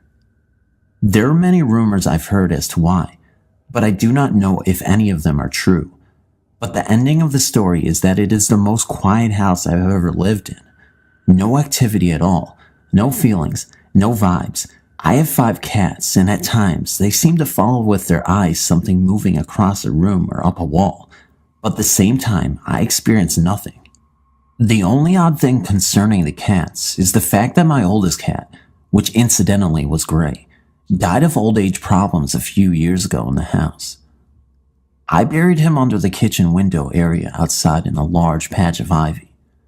This has now overgrown the gravesite, but all the cats at various times sit on the kitchen windowsill and just stare down at the spot where Salazar is buried. Sometimes their tails twitch and their heads move back and forth, as if they are following something outside. I've even gone out to look when this happens, and there's never anything there. At least I can't see it, but they definitely see and watch something. It seems strange to me that a house from 1895, which probably had many deaths there over 100 years, plus a suicide, only manifests a recently deceased cat. But I guess it is what it is. Thank you for reading. My very special father got sick around Christmas, 2002. The doctors told us that it was probably lung cancer, which originated from his colon, which he had partially removed a few years before. He was 82 years old, but even with all of the cancer treatments, he was not the least bit confused or fuzzy-brained. As he grew sicker, one day he looked at me and said, "Look at the little boy at the end of the bed eating an ice cream cone." I looked, and there was nothing there that I could see. He said, "Why can't you see him? He's sitting there smiling and having a great time." I thought at the time that Daddy may be losing it.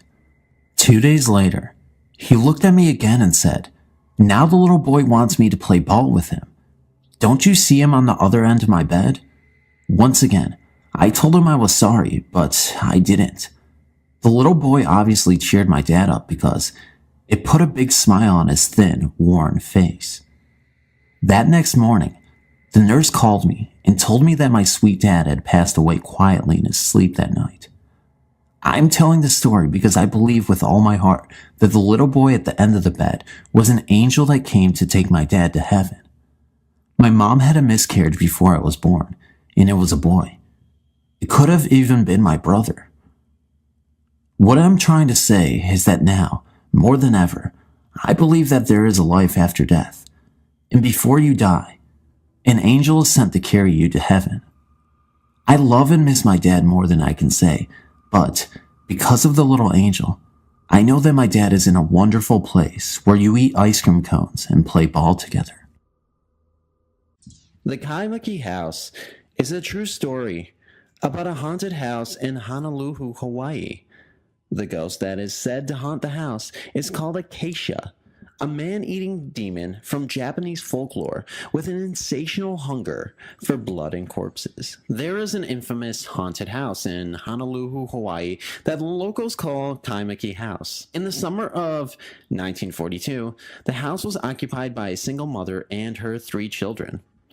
One night, the police were called to her house. They found the hysterical woman in the front yard screaming, "She's trying to kill my children." When they entered the house, the police officers stumbled onto a scene that they would never forget. The 3 children were being thrown around the room by an invisible force. The officers watched for over an hour, unable to do anything, as the children were beaten and strangled by the unseen entity. The incident was on the front page of the local newspaper headlines for several days. Years later, 3 girls were sharing the house. One night, they started to hear strange noises. It sounded like someone was moving around and talking. One of the girls felt an invisible hand on her arm. They called the police. When the officer arrived, he found the 3 girls standing outside the house with a look of sheer terror on their faces. The girls decided to go and stay with one of their mothers, and the policemen decided to follow them to make sure nothing happened. However, on the way, the police officer saw the girl's car pull over into a parking lot. The girl in the front seat was struggling with something invisible that was trying to strangle her. When the police jumped out of his car and tried to rescue the girls, he felt a strange, calloused hand grab his arm and twist it. Suddenly, the door of the vehicle flew open and the girl was thrown out onto the road. She was clawing at her throat as if someone was choking her. They were unable to do anything to stop the attack and were forced to watch as the woman was strangled to death. In 1977, a Japanese couple moved into the haunted house in Kaimaki. They didn't know anything about its history. On their first night in the place, the wife woke up at midnight because the bedroom was very cold. When she looked around, she was horrified to see a ghostly white figure floating in midair. It was a woman with no arms or legs. When the wife tried to wake her husband, the figure disappeared. The next day, the couple were so disturbed by the apparition that they contacted a priest. He advised them to make offerings of bread and water to the spirit every night. He said it was Acacia, a Japanese demon caused by some horrible murders that occurred in the house years before. After repeating the ceremony every night for a week, the couple never saw the horrific spirit in the house again. These stories are just the tip of the iceberg. They say the cause of the haunting was a series of terrible murders. Many years before, a Japanese immigrant lived in the house with his wife and 2 children. Apparently, the husband killed his wife, his son, and his daughter. He chopped up the bodies and hid them on the property. The police discovered the corpses of the wife and son buried in the garden, but the daughter's body was never found. They say her corpse is still hidden somewhere in the house. After that, the house was abandoned for many years. Later, there were 2 women who lived in the house. One of the women fell in love with a man. There was some type of love triangle, and they say the man was driven mad by jealousy. He murdered both of the women and then committed suicide in the house. The bodies of the 3 people were found inside the home after a few days. It is believed that these horrible murders were created by Acacia, a Japanese demon created by a grudge or extreme anger after a shocking murder. Today, villagers still tell stories of the terrifying occurrences, and many books and newspaper articles have been written detailing the haunting in Kaimiki House. In another story, an hour ago, dispatch received a call from the neighbors. There were shrieks coming from this house, and then a woman was hysterical in the yard. Something was in the house, they say, that was smashing furniture and attacking anyone who tried to come in. It seemed to be after her son, who, according to the officers, was floating smack dab in the middle of the room while all the fracas was going on. The officers say that the attack lasted for nearly an hour. The blood-soaked interior of the room and all the furniture had been smashed to a million bits, as if a tornado had torn into Kaimiki, had been methodically pulled apart by the arms, legs, and head before his torso was ripped in half like a gutted fish. The family that lived there before the vacancy had 2 children and a single mother. Both children were killed by this entity, ripped apart by an invisible force right before the mother's eyes, as well as the eyes of several police officers that were called to the scene due to screams and major commotion. These events are actually documented in a police report, therefore deeming this event credible. The land remembers. One night, I was camping near where an old river dam had been. I pulled the canoe late, so I just draped the tarp over the canoe and crawled in underneath it and fell asleep. In the middle of the night, I woke up to the sound of roaring water. I crawled out from under the tarp, and the sound stopped. I thought I must have been imagining it, or it was the wind through the trees or something. I crawled back under the tarp, and the sound started again. This time, when I crawled out, it didn't stop. The sound got louder and louder. I realized that it sounded like water ripping through the woods. Even the dogs had their hair on end. I quick pulled the tarp off the canoe and dragged it up to the top of a ridge and waited to see what was making that noise. Then I heard the voices, men yelling and a dull thumping noise. I huddled down next to the boat, pulled the dogs close, and waited for the sun to come up to find out what was happening. Morning came, and there was nothing to see. To this day, I don't know what it was, but I have my ideas. I will not camp there ever again.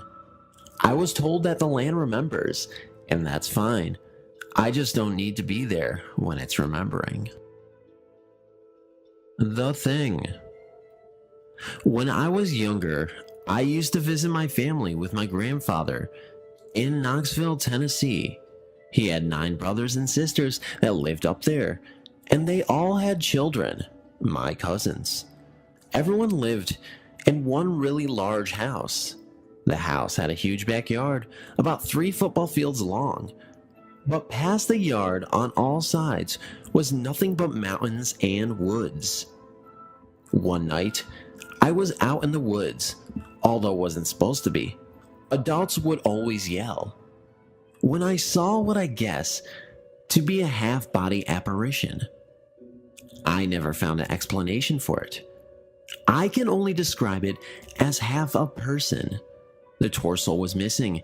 It was just black, but almost see-through black, if that makes sense. It wasn't in a straight form. It was almost like moving gas. But it was definitely the lower portion of a very tall person. It just materialized suddenly, although the moment before I saw it, I heard a noise that I can't describe. It sounded like a really heavy person, around 300 to 400 pounds to make that noise. Stepped on a really heavy or thick branch and cracked it. I booked it up to the house as fast as I could. My oldest cousin stopped me, and I explained as much as I could at the time. He had also seen something familiar a few summers before that. The Scream. Some friends and I were doing some night fishing on the James River. We were sitting along the shoreline with a nice fire going, accompanied by the usual idle talk and a few beers, when suddenly everyone just stopped talking, like a switch was flipped off. We were all staring across the river and felt as if something or someone was staring back. It was a very uneasy feeling, to which some of the group tried to shake off with the typical macho humor, when a blood-curdling sound erupted from the other shore that froze everyone in their tracks. This sound was unlike any other that I had heard, and it made every hair on my body vibrate and tickle. The only way I can describe it is it sounded like a wild person with no language skills being gutted alive. No words, just this high-pitched, blood-curdling scream. Nobody moved or said a word. We all just sat there, fixed in our stare, when just as suddenly, a second scream was let loose, with even more force than the first. By this time, several of us were sprinting to our tracks that were parked within 20 or 30 feet and retrieving various firearms. We all sat there quietly with our eyes fixed, staring towards the opposite shore, watching the light from our fire reflecting off the rocks. Hours later, we packed it up and left, feeling very unsettled. We never did figure out that one out, or even hazard a guess as to what was on the opposite bank. The invisible assailant. It was very early in the morning, around 2 to 3 a.m., and I was in a very open area, waiting for my boss to return with some equipment. As I was waiting, I got that feeling like I was being watched by something that didn't want me there and had some intent on harming me. I stood up and looked around. The moon was very bright that night, and I could clearly see all the way to the tree lines, probably 50 yards on both sides of me. Nothing around. I calmed down a bit and took my pack off my back to get my drink out. As I opened my drink, I hear this whoosh, whoosh, whoosh sound flying through the air from behind me. It was like that sound that a stick makes if you throw it overhand. I literally drove out of the way with my bag falling to the ground and my drink flying through the air, spilling as I jumped away. I recover from my diving experience and take my radio out of my bag to radio my boss. I go, "I'm not trying to freak you out or anything, but I'm on my way back to the shop. I just had something thrown at me." As I'm talking to him, I'm looking around on the snowy ground for anything that could have been hurled at me. There was nothing on the ground but snow. I had no idea what the hell was going on at this point. His reply of, "I've already got a head start on you. I'll see you there," sounded out of breath like he was running.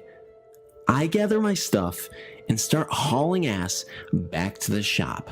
I get back and meet up with my boss. He's pacing back and forth in our shop, freaking out. I get him to calm down, and he tells me he was on his way back up to me when he got the same feeling I got before something got thrown at me. He said after he got the feeling, he stopped to look around and heard something clearly two-legged start walking towards him, barely crunching in the snow. Then he said it started running at him, but there was nothing in sight. All of the sounds of movement stopped, and he froze to listen for more sounds. Then he said a hot breath was hitting the back of the neck, and he proceeded to freak the fuck out. He said he ran the whole way back to the shop, and about halfway back is when he heard me on the radio. The crazy part about this whole thing is the area we were working has several burial mounds in the woods from Native Americans. Apparently, there also used to be an altar of some kind, made out of stone, that was buried during a construction project a few decades ago. The Thing in the Swamp. As I sat in the dark in my tree stand, I kept having that feeling of being watched. Now I have hunted, camped, and grew up in the woods, and am completely at home, day or night, in the darkest, deepest swamps, and I had never had this feeling. I just couldn't put my finger on it. When I was slithering down later that morning, I saw something out of the corner of my eye about the same time that I heard it. I heard the crash and just barely caught the sight of something running through the palmettos parallel to me. Now I say barely because it looked like a huge brown dog. Honestly, at first I thought it was a buffalo. It crashed through the thicket and I heard it hit water. It sounded like a herd of hogs plowing the trees. Around 2 or so that afternoon, I had been sitting in the stand, maybe an hour or so, when I heard the faint splash of hogs across the thicket in the swamp. As it got louder, I began getting nervous. It was so weird because I had never felt that way before. Well, what I thought was a bunch of hogs turned out to be one single critter. When it was within a few hundred yards, I could hear it plain and clear. Whatever it was in no hurry and stayed out of sight. I had scouted the area and I knew the water the creature was in was waist deep on me. I could hear the splash, drip, drip, drip, splash, as it put one foot in front of the other, real slow, like it was trying to be quiet. I thought it might be another person, till I thought about how deep that water was. I would never point a gun at a noise or anything I wasn't planning to kill dead, but as that noise got louder, I was looking down the barrel. I was actually shaking. The creature eventually got to the edge of the water with about 40 yards of thicket before the open ground between us. It crashed about 10 or 15 yards and then went quiet. Deathly quiet. No frogs, no crickets, no birds, nothing. I might have imagined it, but I thought I could hear something every now and then, like it was slipping in on me. It was getting dark by then, and to say I was shaken would be an understatement of the century. I never saw or heard anything else that evening, but I was so put off by the sounds that I left my bag hanging on a nail in the stand. It was 2 days before I got the nerve up to go back after my bag. But when I returned, the bag was gone and the bark of the tree had been scratched and clawed to hell. I have never been back to that swamp. I've told a few people about the creature, but no one believes me. The Thing in the Woods. When I was young, we lived in this tiny town. It had 3 streets, 2 streetlights, and about 50 homes. All of the town kids would get together and play pickup games of baseball and such during the summer months. This particular evening, after the sun went down, we decided to play laser tag. There were about 10 of us, and all of us had our own set of tag vests and laser guns. We basically took over one section of the town and would run through the yards and hide behind garages. Anything we wanted to do. We split into 5 teams of 2. I was with my stepbrother at the time, Ryan. As I mentioned earlier, there were 3 main streets in this town and lots of alleyways. One of the streets was the easternmost, and it was bordered by a marsh and woods on one side and homes on the other. Ryan and I were running down the street, thinking we had seen one of the other teams running through a yard. We were going to block them in and shoot them, so Ryan and I split up. He went west, and I stayed on the eastern road, bordering the woods. This is a scary road at night. The houses are a little dilapidated on the left, and the woods on the right have some ruins of old farmhouses scattered throughout. The marsh attracted a lot of frogs and other animals, so it was always loud. I continued walking along and soon became distracted with cracking twigs and leaves in the woods. My heart started to race, but I was frozen in fear. I just couldn't move. I looked to my right, and there was an old dead tree, and I swore that I saw a movement behind the trunk. I stared, waiting for it to move again. I saw the tall, dark figure lean its head around the trunk of the tree. I could not see any features in detail because it was nighttime, but I could make out the dark, solid figure. It was standing upright. This told me it was time to leave. I ran home and stayed inside the rest of the night. I didn't even bother to tell my stepbrother. He later came in mad because I had abandoned him. Today, I wonder if this was the same thing that chased my dad. I have posted that story as well.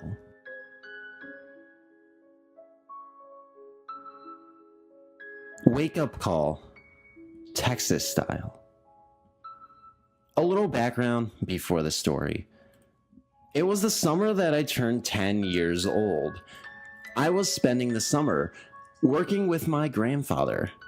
He was retired.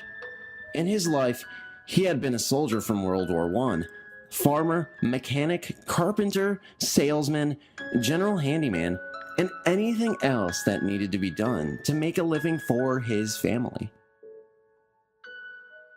A true burly man.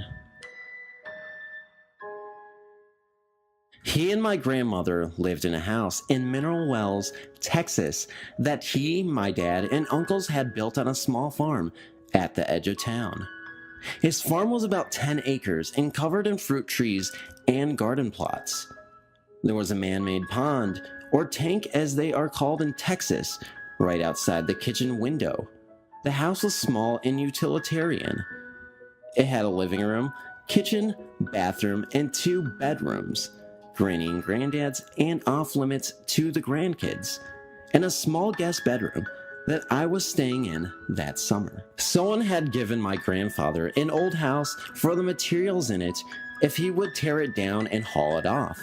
So my dad and uncles tore the house and hauled all of the material to Granddad's backlot. Granddad was going to use the lumber to build a workshop, guest house for all of his kids and grandkids to make use of, and my job was to pull and straighten nails and sort the lumber that was stacked out back. Summers in Texas are brutal. Granddad would get up early, before it was light outside, then wake me up. Granny always had our breakfast ready for us. We would eat and then get to work. We would work until around 10, or until Granddad thought it was warm enough. Then we would go inside, cool off, have lunch, maybe take a nap or play dominoes or cards, then go back out and work some more in the evening when it had cooled off outside. To make a short story long, one morning I woke up before Granddad had called me to get up. I had the feeling that he was in the room just staring at me. I was lying there wondering why he hadn't teased me about being a lazybones or slug-aped as he usually did. Finally, I opened my eyes to see what he was up to. When I opened my eyes, I noticed that the room was completely lit up, like the sun was coming through the windows. Then I heard a loud voice yell, "You peeked! You're dead!" Then an explosion of light. Then the whole room went dark. I was lying there with my eyes squeezed shut, scared out of my wits. I was thinking, "Holy crap, I'm dead," or something along those lines. I don't know how long I lay there thinking that I was really dead and that this was indeed a very strange experience. Finally, Granddad came into the room, flipped on the light, yelled at me to quit burning daylight, and I realized that I was still alive. After a couple of days, I asked Granddad if anything weird had ever happened to him or Granny in the house. He said, "Don't worry about it," and would change the subject whenever I tried to bring it up. When I would ask Granny, she would say that she didn't understand and change the subject. Could have been a dream, but if it was the most intense, terrifying dream that I have ever had. With Granny and grandkids' responses, I think that there was something going on, but they didn't want to scare me or any of the others. Granny and Granddad lived in the house for about another 10 years before moving into a trailer on my uncle's ranch in West Texas. Until they moved, I never slept in that room again, and if I had to go into it for any reason, would get in and get out as quickly as possible. The Shadow Man is back. It's been a while since I posted anything on here, since I only had one experience whilst I was a child. So the spirit demon creature that I have dreamed and deemed the Shadow Man has come back into my life. Now, before I say what has started happening, I will explain a bit about what happened when I was a kid. Basically, when I was younger, I had a spirit stalk me wherever I went. I always felt like I was being followed whenever I went outside when it was getting dark. I would always see it out the window, but whenever I saw it, it would run away. I believe that it increased my anger issue when I was a kid. To put it simply, when I was younger, I had anger issues that were never really tied to anything. I had a short temper, but I don't remember doing as much as people said I did. Throwing things at people's head, trying to hit people with metal bats, etc. Since I can remember I had anger issues, and since I can remember I saw the Shadow Man following me, and after a certain point, I stopped seeing him, and my anger issues subsided sometime around the end of elementary school. Now, I believe it is back. About a month or so ago, I felt extremely uncomfortable. I was at work around 8 and it was dark outside. I work at a fast food joint and don't usually have the later shifts, and I felt like something was watching me from outside the dining room windows. The dining room walls are pretty much all windows, by the way, and I kept feeling the need to look out the windows and look into the darkness of night. And for the second time in my life, I was extremely uncomfortable in going out into the dark because I knew it was out there.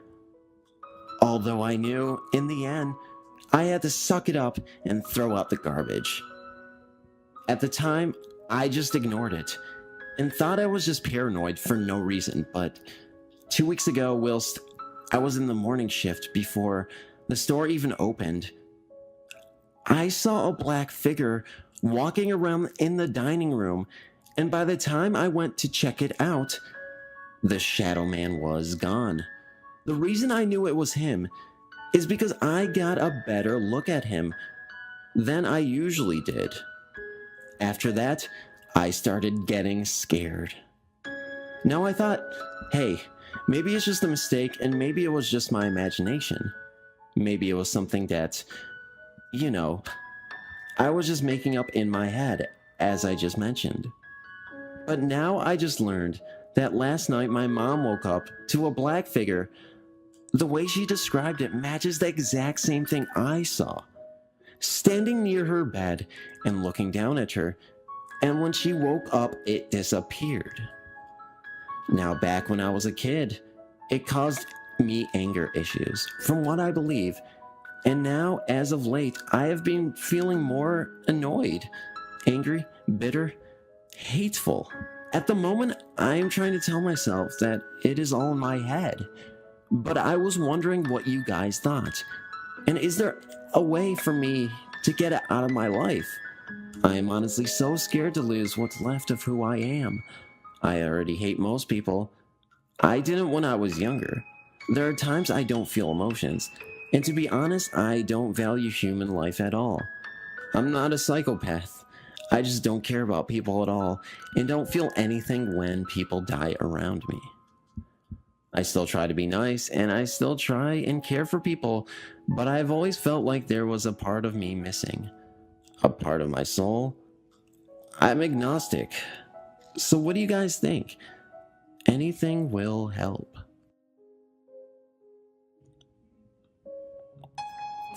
Real experience with Bloody Mary. I was only 7 at the time. A few friends and I went to a bowling alley.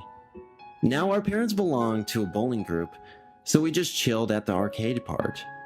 One of the other kids told us a story about Bloody Mary. My friends and I didn't believe them. So me and 2 of my friends went to the men's room. All we had was a flashlight.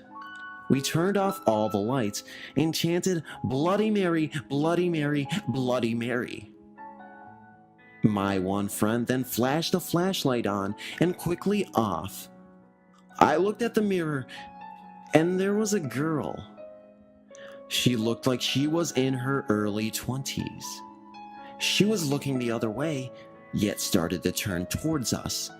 My friend and I bolted out of there before she attacked us like the legend says. After this experience, I feel like someone's always watching me. I haven't tried contacting any other spirits after this.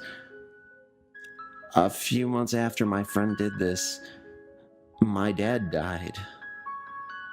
Could she have driven him crazy enough to kill himself? Could the spirit be so full of rage it drives people to shoot themselves? Now, ever since this happened, my moods are different.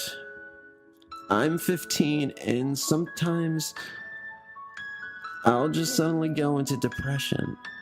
Some days I just want to curl up and die. Could this be revenge for summoning her all these years ago? My friends who did this with me all stopped talking to me. I met one recently and she seems okay. Could I have been the only one who's seen Bloody Mary? Could she only be after me? If she is, then why? This may have happened 7 or 8 years ago, but I still feel the effects. The fireplace. This is the first paranormal experience that I ever had. It took place at my grandma's house, and I was 7 years old. My grandma lived in a suburb of Melbourne called St. Kilda and lived on Creema Street. Many of the houses in St. Kilda were built in the late 1800s to the early 1900s, and many were mansions. My grandma's house was a single-story, red-bricked, 2-bedroom home that was very modest in comparison to some of the mansions that were built on Creema Street. It was built on a large block of land, and I remember the front and back being overgrown with trees. Sadly, many of these houses have now been torn down to make room for newly built houses and apartment buildings. My grandma's home had 2 bedrooms at the front of the house, and then a long dark hallway which led to the lounge and kitchen area. The laundry and bathroom facilities were located outside, which was not unusual for houses built in this era. The main bedroom, which was my grandma's, had a huge fireplace in it. No central heating back in the day when the houses were built. The house was always cold, mainly due to the fact that it was surrounded by trees. It was a great cool house to be in during the hot summer, but it would get extremely cold in the wintertime. There was a gas heater at the front of the house, which would warm up the lounge and kitchen area, but bedrooms would always stay cold. As my grandma was getting old and suffered from bad asthma, my dad used to worry a lot in the winter that she would get too cold in the wintertime at night in her bedroom. My grandma absolutely refused to use the fireplace as she was scared of having an accident and being burnt or setting the house on fire. Many times when we visit her, I can remember my dad constantly offering to light a small fire in the fireplace, telling my grandma that he would extinguish it before we left, just so she could have a bit of warmth in her room at night. But she flatly refused, and would be very adamant that she did not want to ever use the fireplace. I remember it was a Saturday night, and my dad and I had stayed for dinner. I was sitting on the floor in front of the TV, and I was watching The Muppet Show. I must have fallen asleep, and my dad took me to my grandma's room and put me in her bed. He left the door open and switched on a lamp next to the bed. I remember walking up and realizing that I was in my grandma's room, and I was all alone. I hated being alone in her house, and I was really afraid of the long dark hallway and would never venture to the front of the house without someone being with me. I threw back the bed covers and contemplated whether I should call out for my dad to come and get me, or if I should make the bolt down the dark hallway to the safety of my dad and grandma. I put my feet on the floor, deciding I would run down the hallway, and something flickering caught my attention out of the corner of my eye. Standing by the fireplace was a transparent figure of a lady. She was standing side on and seemed to be gazing sadly into the fireplace. She was wearing a nightgown that was long at the back, but the front of the gown seemed much shorter and ragged looking. I screamed like a banshee and tore out of the room down the hallway where my dad met me halfway. Through terrified tears, I told him that there was a lady in a funny nightie in my grandma's room. He went to have a look while my grandma hugged me. She told me not to be afraid and the lady would never hurt me. My dad assumed that I must have had a bad dream, although I insisted it was real. Every time we visited my grandma after this, I would never look into her bedroom, for fear I would see this lady once again. A few years later, my grandma moved as the house was getting too much for her to maintain on her own, and she moved into a smaller flat. While packing and cleaning up, my dad made a joke that at least we would not have to clean out the fireplace, as it had never been used, and it brought back the memory of the night I saw the lady in the strange nightie. I asked my grandma if she remembered, and she said of course she did. She then went on to tell me that she had seen this lady on many occasions over the years, and had grown used to seeing her. She believed that she was a past resident of the house that had probably fallen into the fireplace and had burnt herself to death. Hence why her nightgown was shorter and ragged at the front, as it was burnt. My grandma had not mentioned this to me before, as she did not want me to be any more scared than I was when I visited her. This is why she never used the fireplace, as she felt this lady answered and appeared as a warning that accidents can happen, and obviously my grandma took her warning very seriously. My grandma has since passed away, but I will never forget that night I saw this apparition of the lady with the funny nightie. A head in the fireplace.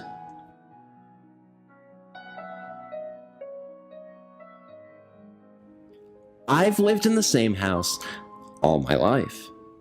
I'm 16 in a few weeks. I'm not an expert on these sorts of things, like you guys seem to be after reading some of your stories, so bear with me, as I'm not very knowledgeable on the subjects of ghosts and demons and those things of that nature. My house is pretty old, about 80 years old, my mom says. My Gramps believes in this sort of thing, but the rest of my family is pretty skeptical, so we will rarely discuss it. The first thing I remember happening to me is when I was about 6. I had chickenpox, and I couldn't sleep because they were so itchy, and my mom let me stay up late. It was about midnight, and I was watching Jurassic Park. I was alone, but my mom was in the next room, if I needed her. We have this big old-fashioned fireplace, but we rarely light it, and it wasn't lit on this night. There was a funny bit in the movie, and I giggled, and I heard a laugh. Really quietly, but pretty gruff like a man's. I turned around and saw a man's head in the fireplace. It disappeared quickly, but I was convinced of it. I wasn't frightened at all and just carried on watching the film. See, I have no idea how that head even materialized. I know there was an old lady who previously lived there. She was a librarian. She knew my mom, and my mom had lived on this street all her life. The lady moved out and went to live with her relatives. That was about 25 years ago, so I'm assuming she's not alive, and she was very old when she left. So I'm thinking she might have had a husband, and I guess if I were to explain the fireplace incident, it might have been her husband in the fireplace. I know this is a short story, but there were other events that occurred that I will explain in a different post. So does anybody know what happened or can explain anything about the man in the fireplace? I'm still at a loss for words. I don't know what to say about that. As I said, I'm new to this whole experience and I don't know much about paranormal activity. Thank you though. About 15 years ago, the guy living in my current house died. After about 12 years, we moved in. People say he died from a heart attack, but others say his wife killed him. But I ended up getting the room he died in. Every night, I could hear beating in the chimney in the room, and it would slowly move its way up right above my bed. A week later, I had my friend Megan spend the night to see if we could hear it too. Well, she did. Then I had my sister stay in there to see if she could hear it. About a week later, it was my birthday, and we slept out in the tent. We could hear someone screaming, so we went out to check it out. We didn't see anything outside, so we went inside. We could hear footsteps up the stairs, but we didn't see anybody. But then the door to my room opened. We went in there, and we saw a shadow going into the chimney. We were wondering why he would go into the chimney, and people say that his wife killed him and stuffed him in the chimney itself. Every other night, I can hear the doorbell ring, but no one is there. So I'd go up to my bed. Then I could hear the door shut and hear the footsteps go up the stairs and into my room, but this time I didn't see anybody. I've heard rumors that there's a chimney ghost, but also that the body may still be there. Then again, I've never seen a body in the chimney, so I really doubt there would be a body stuffed in the chimney still after all this time. This is pretty creepy, and all the occurrences in the chimney just leave me unsettled. Thanks for reading. About 1 week ago, my daughter called me from work asking me if I would take in a dog that had been hit by a car and that they thought both its legs were broke. I said yes, and while her friend was bringing her to me, I was getting a cage with bedding, blankets, paper, food, and water ready for her arrival. The friend got to my home, and we walked out together as it took the two of us to carry the dog. We got her in my home and I saw that she was hurt worse than they had thought, so I'd put my dog in another room, and we put her here in the living room in the toddler bed so I could stay with her. The friend left, and I called my girlfriend to come over because I had no money to take the dog to the vet and thought she may help. By the time the dog got to my house, I covered her in blankets and tried putting water in her mouth with my fingers and moistened her lips and tongue. Her gums and tongue were pale, like she was in shock. She started having trouble breathing, so I rolled her over. Nothing changed and only got worse in a few minutes.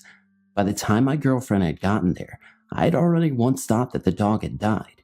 She stopped breathing, then suddenly, she took a breath, and my girlfriend came in and the dog was having a really hard time, only breathing periodically. Within 5 minutes of my girlfriend getting there, the dog died. I made sure for about 10 minutes and then covered her head with the blankets I had tried to warm her with. My girlfriend and I then sat. I bawled my eyes out and she tried to comfort me. I then got myself together and started trying to figure out what to do with the poor dog's remains. I kept checking her to assure she was gone and closed her mouth. I got a shower curtain and a stuffed toy to put under her chin to lay with her to rest in peace. Then I took my family blanket we used to watch TV and throw over us to wrap the little girl in love.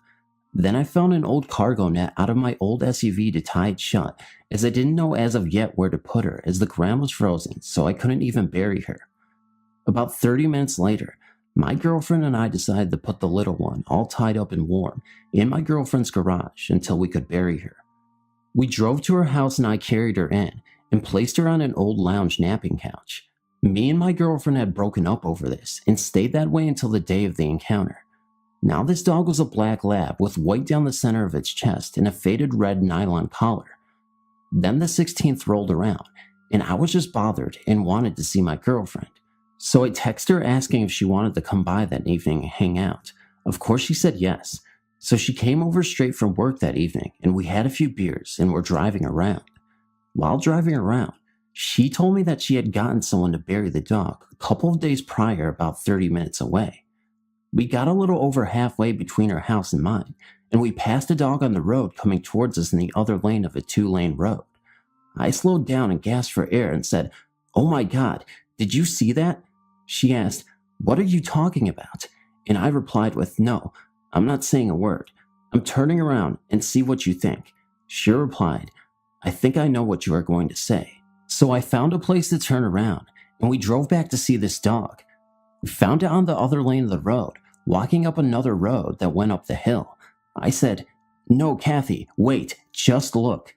So I drove up beside the dog, and it stopped and stared at us without making a move or sound. So I ended up rolling down my window and said, "Hey there, baby." Still no wag of a tail or anything. It looked just like that dog that we had that died previously, and had the very same color. Kathy told me to get the hell out of there and just not speak about it anymore. But what does this mean? Did we see the dead ghost of the dog that we just took care of? Because I swear it seemed like the same one. It looked exactly like it. I just don't know what to think at this point. But thank you for reading. My experience happened in late October to early November of 1985 or 1986, and for years, I have searched the web and reading materials of World War II for information regarding the USS Alabama. I gave up for a while, but recently my interest was aroused again, and there's more information available now on the ship. I toured the ship with my first husband and 2 other couples. No one else was on the ship except the 6 of us, and each chose a different route. I believe there were 3 painted lines, red, yellow, and blue, at the beginning of the tour, and each route ran through the entire ship, but just not together. Each couple chose a different route, and we did not run into each other again because the ship was so large. A few minutes into the tour, I had the feeling of not being alone, that other people were watching us, and I kept turning around, looking for someone, but no one was ever there. This continued throughout the entire tour, until my husband started questioning me on why I kept turning around. When I told him, he just scoffed at me.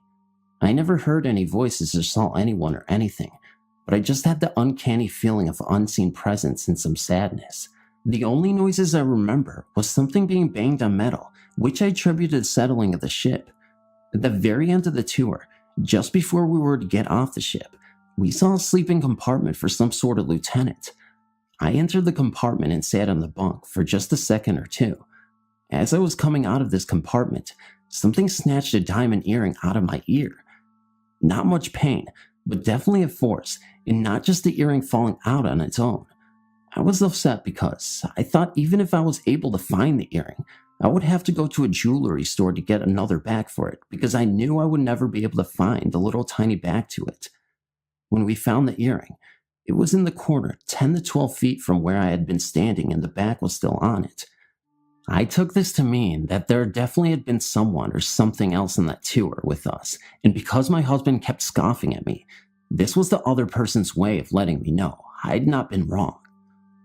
This next part may be just my imagination, or maybe there could have been pictures of some of the officers on the ship at the time I was there. I don't remember, but for years, I've carried the image of a tall, thin-faced, blonde officer in my mind. No name, just his face. A few weeks ago when I began my search again for information on the ship, one website had pictures and biographies of some of the commanders. One is the face I had seen in my mind for years. Unless there were pictures on that ship back in 85 or 86, there's no other place I could have seen that face. None of the books on World War II I've searched through have this man in them. This is the only strange thing that has ever happened to me.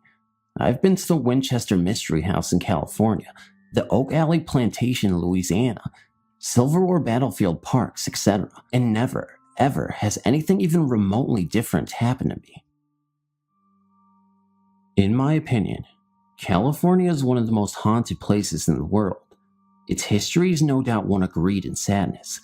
Whole tribes of people like the Tungava, ravaged by disease, slavery, genocide, and deculturalization at the hands of the white man and his moral cloak. Both my mother and I have had a heightened sense of spirits, both good and bad, and have had many interesting encounters, of which many may be skeptical. Regardless, when one experiences things firsthand, they tend to be more understanding, and so I hope you find my encounters with spirits interesting. About 6 or 7 years ago, I was around 12 at the time. My mother and I lived in the Vanderlip estate of Portuguese Bend, a place of urban legend and mysterious happenings. Frank A. Vanderlip bought the Palos Verdes Peninsula back in 1913 and began construction of the Vanderlip estate within the year. There is a large mansion in which he and his family lived, and several other surrounding buildings. It is said that his daughter, Narissa, fell in love with an African American and bore his child, which was at the time an abomination.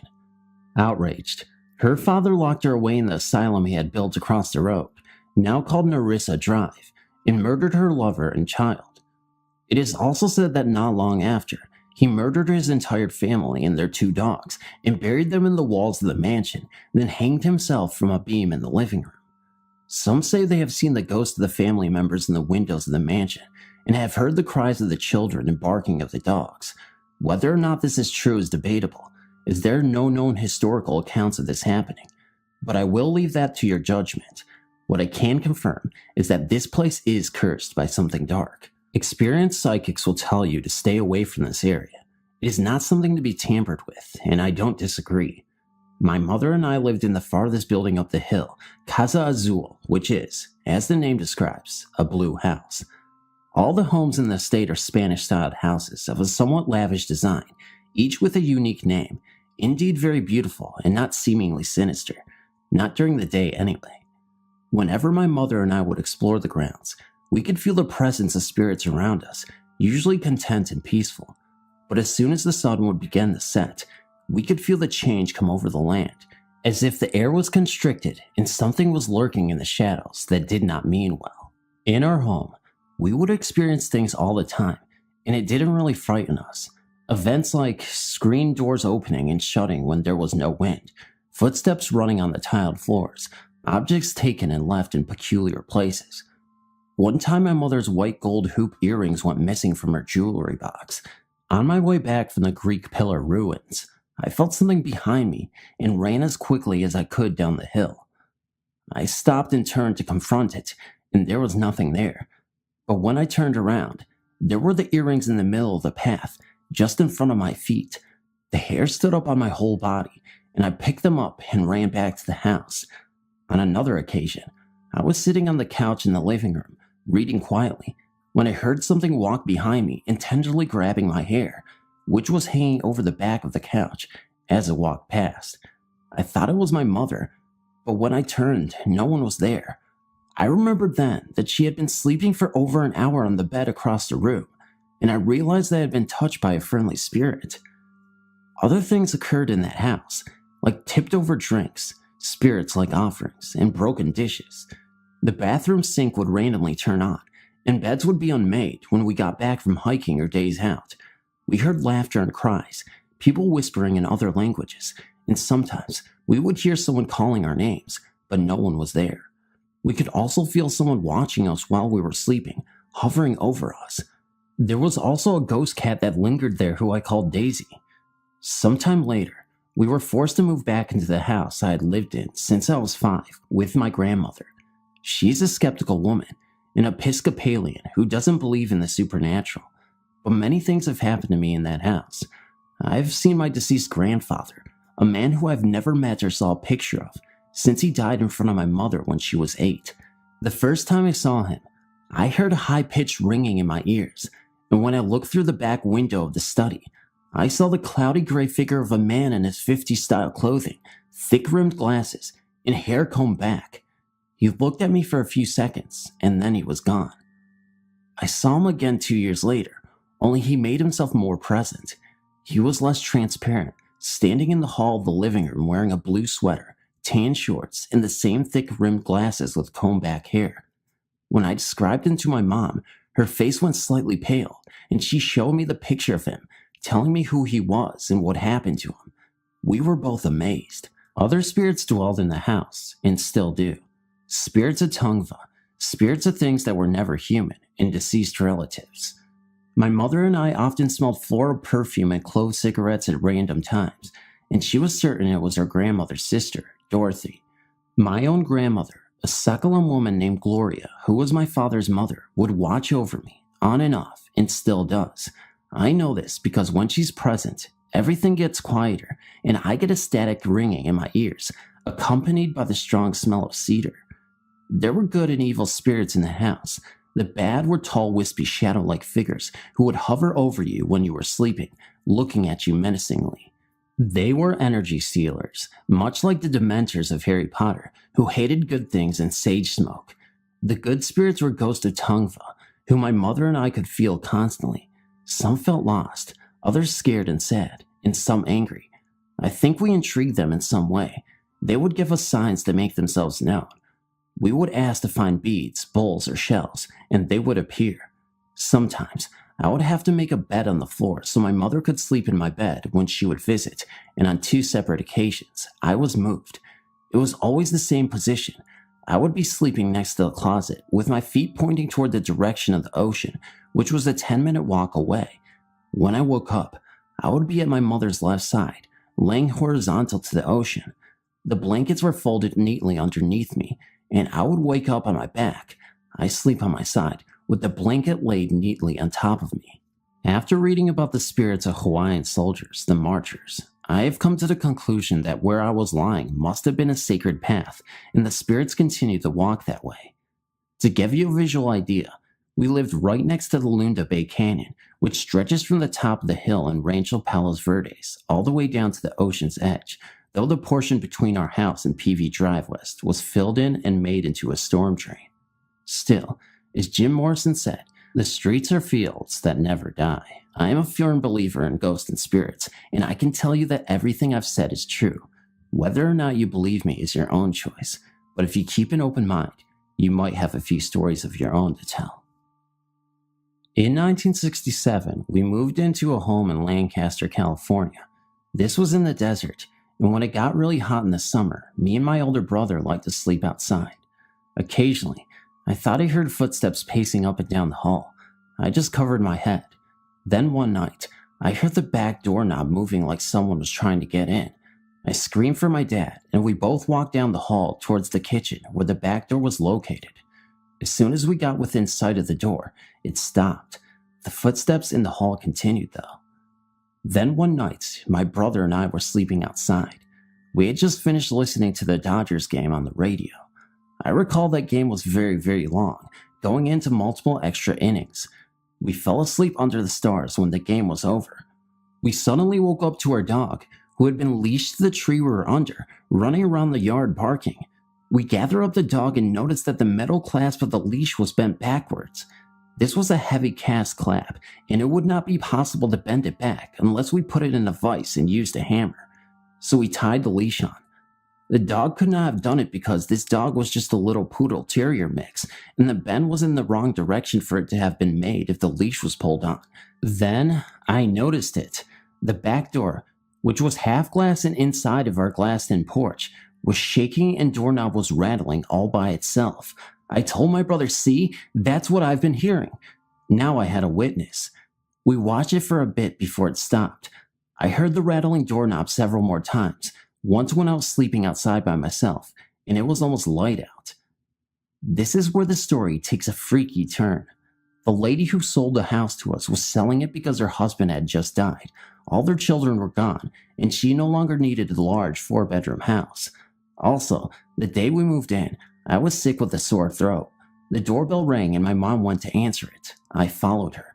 At the door was a little girl, my age, named Kim, who I later became friends with. I was 7 when we moved in. She said that she had come to our house to inform us that we were moving into a house that was known in the neighborhood to be haunted. Then she left. I later did some research and read that poltergeists can't get through locked doors. When we slept outside, this back door was locked. If we needed to get in, there was another back door that led to my parents' bedroom. At about 3 a.m. Tuesday morning, I was leaving my apartment on North Penn near Qual Springs Mall in northwest Oklahoma City, and right as I got to the intersection of my complex and Penn Avenue, I ran out of gas. I whipped around the driveway and pulled to a stop at the entrance gate to avoid stalling out in the street. I popped the trunk of my Chevy, retrieved a gas can, and hoofed it the half-mile towards the Congo station at 122nd Street. I crossed Penn to the underdeveloped land to the east of Penn. Having lived in my apartment for 2 years, I was aware that there's a shanty for the local homeless people tucked a couple of 100 yards off the road next to the creek. In the summer, when the trees are green, it is virtually impossible to see the camp from the road. Walking in the desert at night, I kept glancing towards the shanty, just being curious. Stepping out of the grass across the creek, I spied a girl in her teens, or possibly early 20s, much younger than the panhandlers I see on the street corner every day. She had on jeans and a white shirt under a black hoodie that was almost all of the way unzipped. Her head was bowed down, and her raven hair concealed her face. As if she noticed me, she raised her head, parted her hair, and before her eyes met mine, she dissipated like smoke. Well, being no stranger to the paranormal, it was still a little creepy, so after I filled my gas can, I walked back on the other side of the street, and there was my story. Thanks for reading. All kinds of weird things used to happen around my house, day and night. I inherited the Disney Haunted House record album from my brother when he moved out of the house. I played it for the first time in my bedroom that I shared with my sister. I had asked my friend if she wanted to listen to it with me. I turned it on. Then she suggested we pull the drapes down and get on the bed with the sheet over our heads so we would be in semi-darkness to enjoy the album more. I figured why not, and then we proceeded to do just that. Not much time later, about the second section of the album, she noticed something and asked if it was me doing it. I had my eyes closed, so I asked her what she meant. She asked me if that was my hand. Huh? I opened my eyes, and there was a perfect image of a hand on the sheet. Just a hand, no arm attached or shadow of a person on the sheet. I told her to cut it out, that it wasn't a funny joke. She said it wasn't her. I looked over at her, and she had her hand right above her head, holding onto the sheet, and then I felt her arm and hand against my right arm. It scared us half to death. We threw back the sheet, and there was no one there. I've always been nervous about going into the basement. One day, when I was around 9 or 10 years old, I was down there with some friends. We were listening to the Disney Haunted House album, which was not a bright move on our part. One of my friends said she saw a shadow of a man near the stairs that led into the house. I went over to her because from where I was standing, my view of the stairs was blocked by a 10 by 10 foot cement foundation block, which acts as a base for the fireplace. When I got to her, I looked and saw the shadow of a man in rain slicker and hat. It was like the kind that fishermen wear. He was standing on what would be the third step of the stairs. There was a window to the left side of the stairs about 10 feet away. There was nothing there to cast a shadow. The only rain gear down there was 12 feet away to the left of the window. It was impossible for it to cast that shadow, and even if it did, the angle of the light coming through the window would have cut off the lower part of the figure. We freaked and ran from the cellar up the outside steps. My mother came outside and asked what was wrong. I told her, and she insisted I show her. Needless to say, I was none too happy about that. We went down to the cellar so I could show her. It was gone, which freaked me out even more. She gave me a weird look and said that was all right and that she believed me. I still have the Haunted House album, but I never played it again. In the 1990s, I was doing property preservation, securing foreclosed houses throughout New England. I would be on the road for 3 days straight, sometimes in rural Maine. I would stay in the house I was at the end of a 14-hour day to save money on a hotel. This one house in Hampton, Maine. Keep in mind these homes have no utilities, all have been disconnected. This one house is a former large turn-of-the-century farmhouse, remarkably clean with fresh paint. I would seek out the higher rooms, usually the second floor, because the day's warmth would stay in those rooms longer. Even in the summer, the nights can get brisk. Anyway, this night I fell asleep about 9 p.m., and suddenly, I was awakened by the sound of banging on the front door downstairs. I was not in a good mood, being very tired from the day's labor, and I hurried down expecting to see the sheriff, and I would show the work order and explain my reason for being there, and he'd be on his way. Only, there was no one there. I went back upstairs. This time I was thinking I was more tired than I thought, and wasn't happy being awoken from a sound sleep, by my imagination, so I thought. A few minutes later, just as I was falling asleep again, there was the banging again. I sat up, and surely someone was banging on the front door. I yelled out hello, and the banging stopped, and again, I head to the front door and no one? I walked around the rural property, no one. Now I'm fully awake and not happy, but still not thinking of anything supernatural, so up to bed. I was sleeping on the floor in a sleeping bag, but now I had one eye open and both ears. Then the banging started again. I listened, then shouted out, "What do you want?"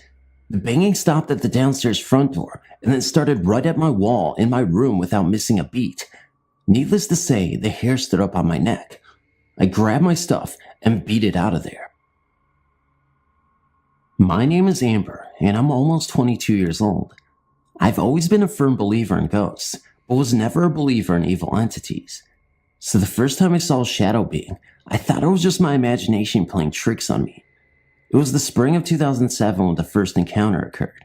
I was working on a short story for my high school science fiction class when I suddenly felt like something in the room had changed. Something wasn't right. I couldn't detect anything, so I just shrugged it off as having an overactive imagination and went back to writing. Again, the feeling came back, and I was overwhelmed with dread. So I turned around, looking all around the room, and that's when I noticed it. Huddling in the corner, it was black, short, no distinct features really. I saw it reach out its hands, and I screamed at it to go away, and it sank into the other shadows in the room. Shadows that were obviously made by the light shining on objects. That was my first encounter with the shadow beings. The second encounter occurred about 2 years later. It was a bright sunny day in summer. I was in bed with the fan on, trying to beat the heat. I decided to call my friend Katie because I was bored and wanted someone to talk to. Our conversation didn't last long because she had to get ready for work, so there I was again, with nothing to do. I was about to reach for a book when I noticed something near my window. I thought it might be a kid blocking the window, but this thing, it seemed to have materialized out of nowhere. It was like a giant blob with no form. At the blink of an eye, it was just gone. It had me running out of my room in fear, and I definitely didn't want to sleep in there for quite a while. My last encounter occurred months before I moved into my own place. I was watching TV in the dark upstairs, A horror movie, of course. I had to pause the movie because it suddenly became chilling in the living room, and I went to grab a pillow and blanket, wanting to keep warm and also deciding that I would sleep upstairs that evening. Some comfort thing that I've had since I was a kid after I've watched a horror movie. It makes me feel safe knowing that my parents are in the next room.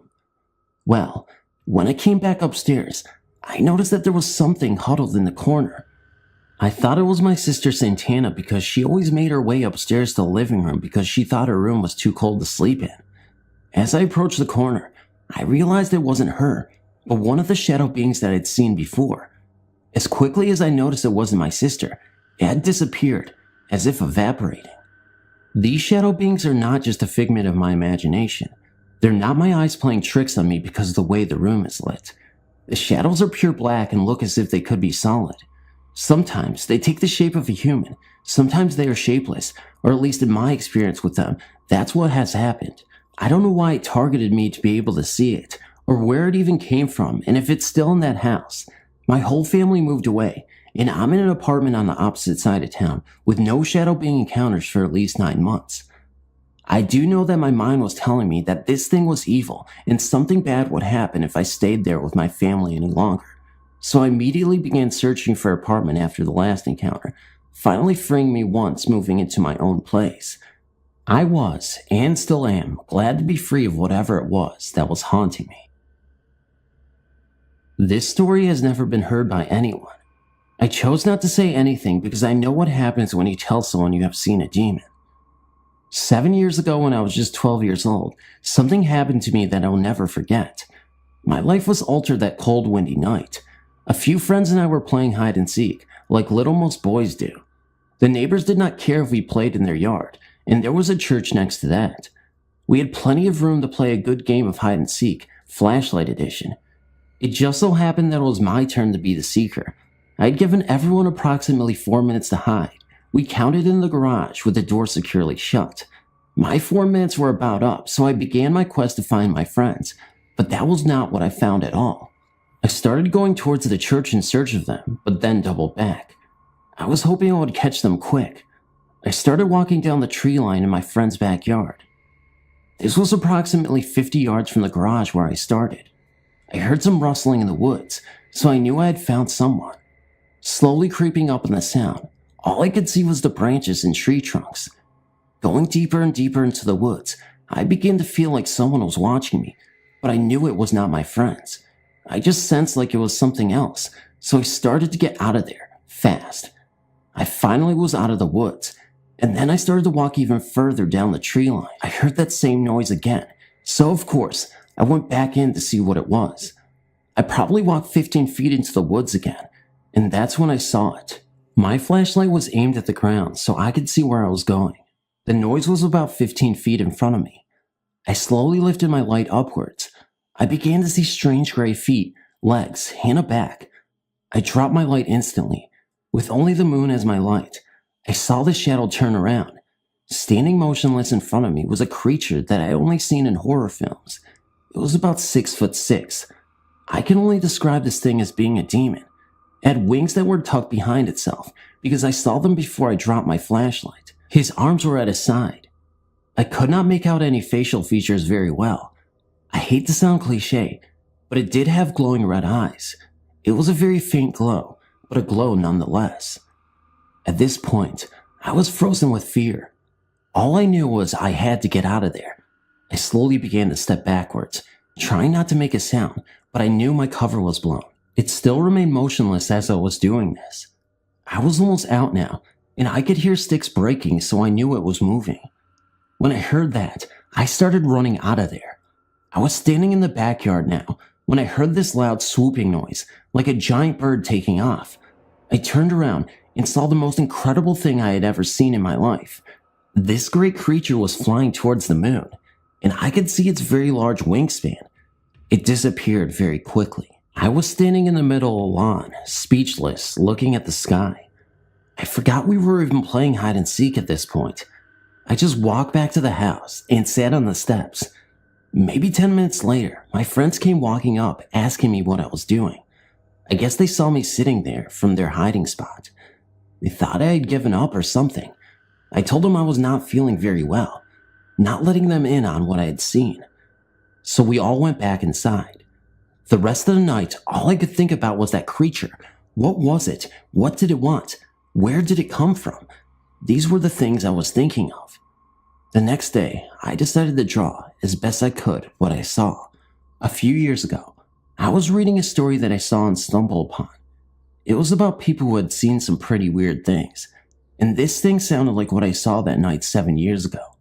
What really gave me goosebumps, and I'm getting them now for just thinking about it, is there was a drawing that the witness had drawn. It looked exactly what I drew. There were a few more stories about this creature with even more drawings that looked like mine. They called this thing Mothman. Now, I do not know if what I saw was the same thing all these other people saw, but I do know I saw something that I cannot fully explain. I do not plan on telling my friends or family about this because they would laugh at me. I know what I saw, and that is all that matters to me. It was the summer of '09. It started on a bright sunny Friday afternoon. It was nice out and my day off, so I decided to take a walk downtown and go to the bookstore. I spent a good few minutes just browsing until I got to the paranormal section. On the top shelf in the left corner, I found it. It was an old, thin, dusty book that had the word witchcraft printed on it. No author's name or date of being published. It was priced $9, so I thought, why not, and I bought it. I went to a convenience store, got a few snacks, and then plopped myself down on my favorite seat in town. It was right by the old movie theater, at a view of Main Street, the bridge, and you could still see the sky. I made myself comfortable and opened the book. The first page was blank. The second page had the title of the book, but the third page was, well, strange. It said introduction and had a weird boarding around the page, and then a short paragraph. It was in Latin or something, and I struggled to pronounce it, but I made it to the next page.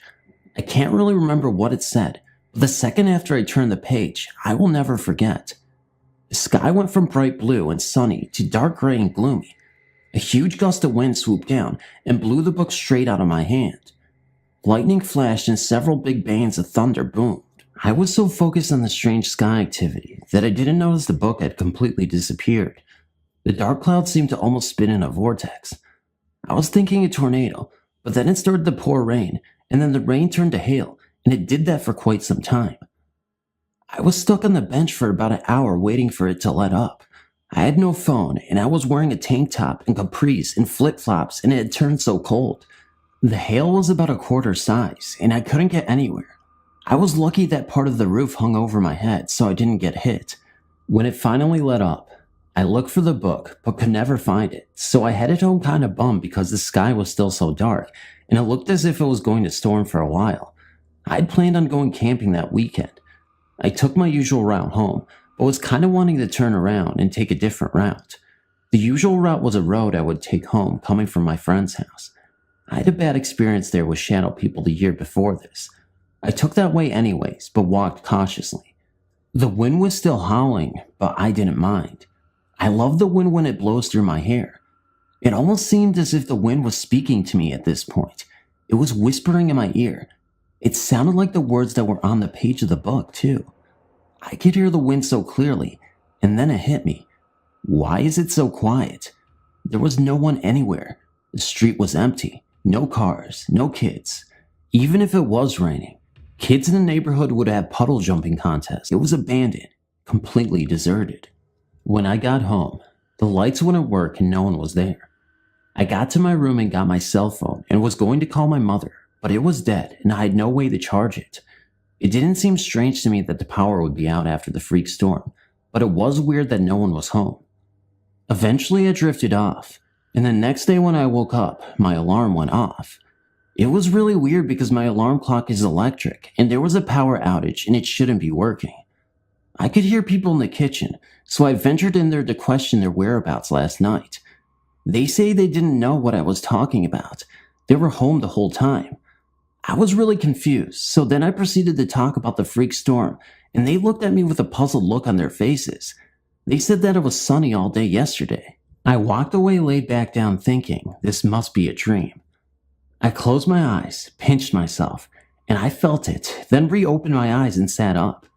I was really confused. Maybe yesterday was a dream and today is actually Friday. I grabbed my phone and it turned on this time.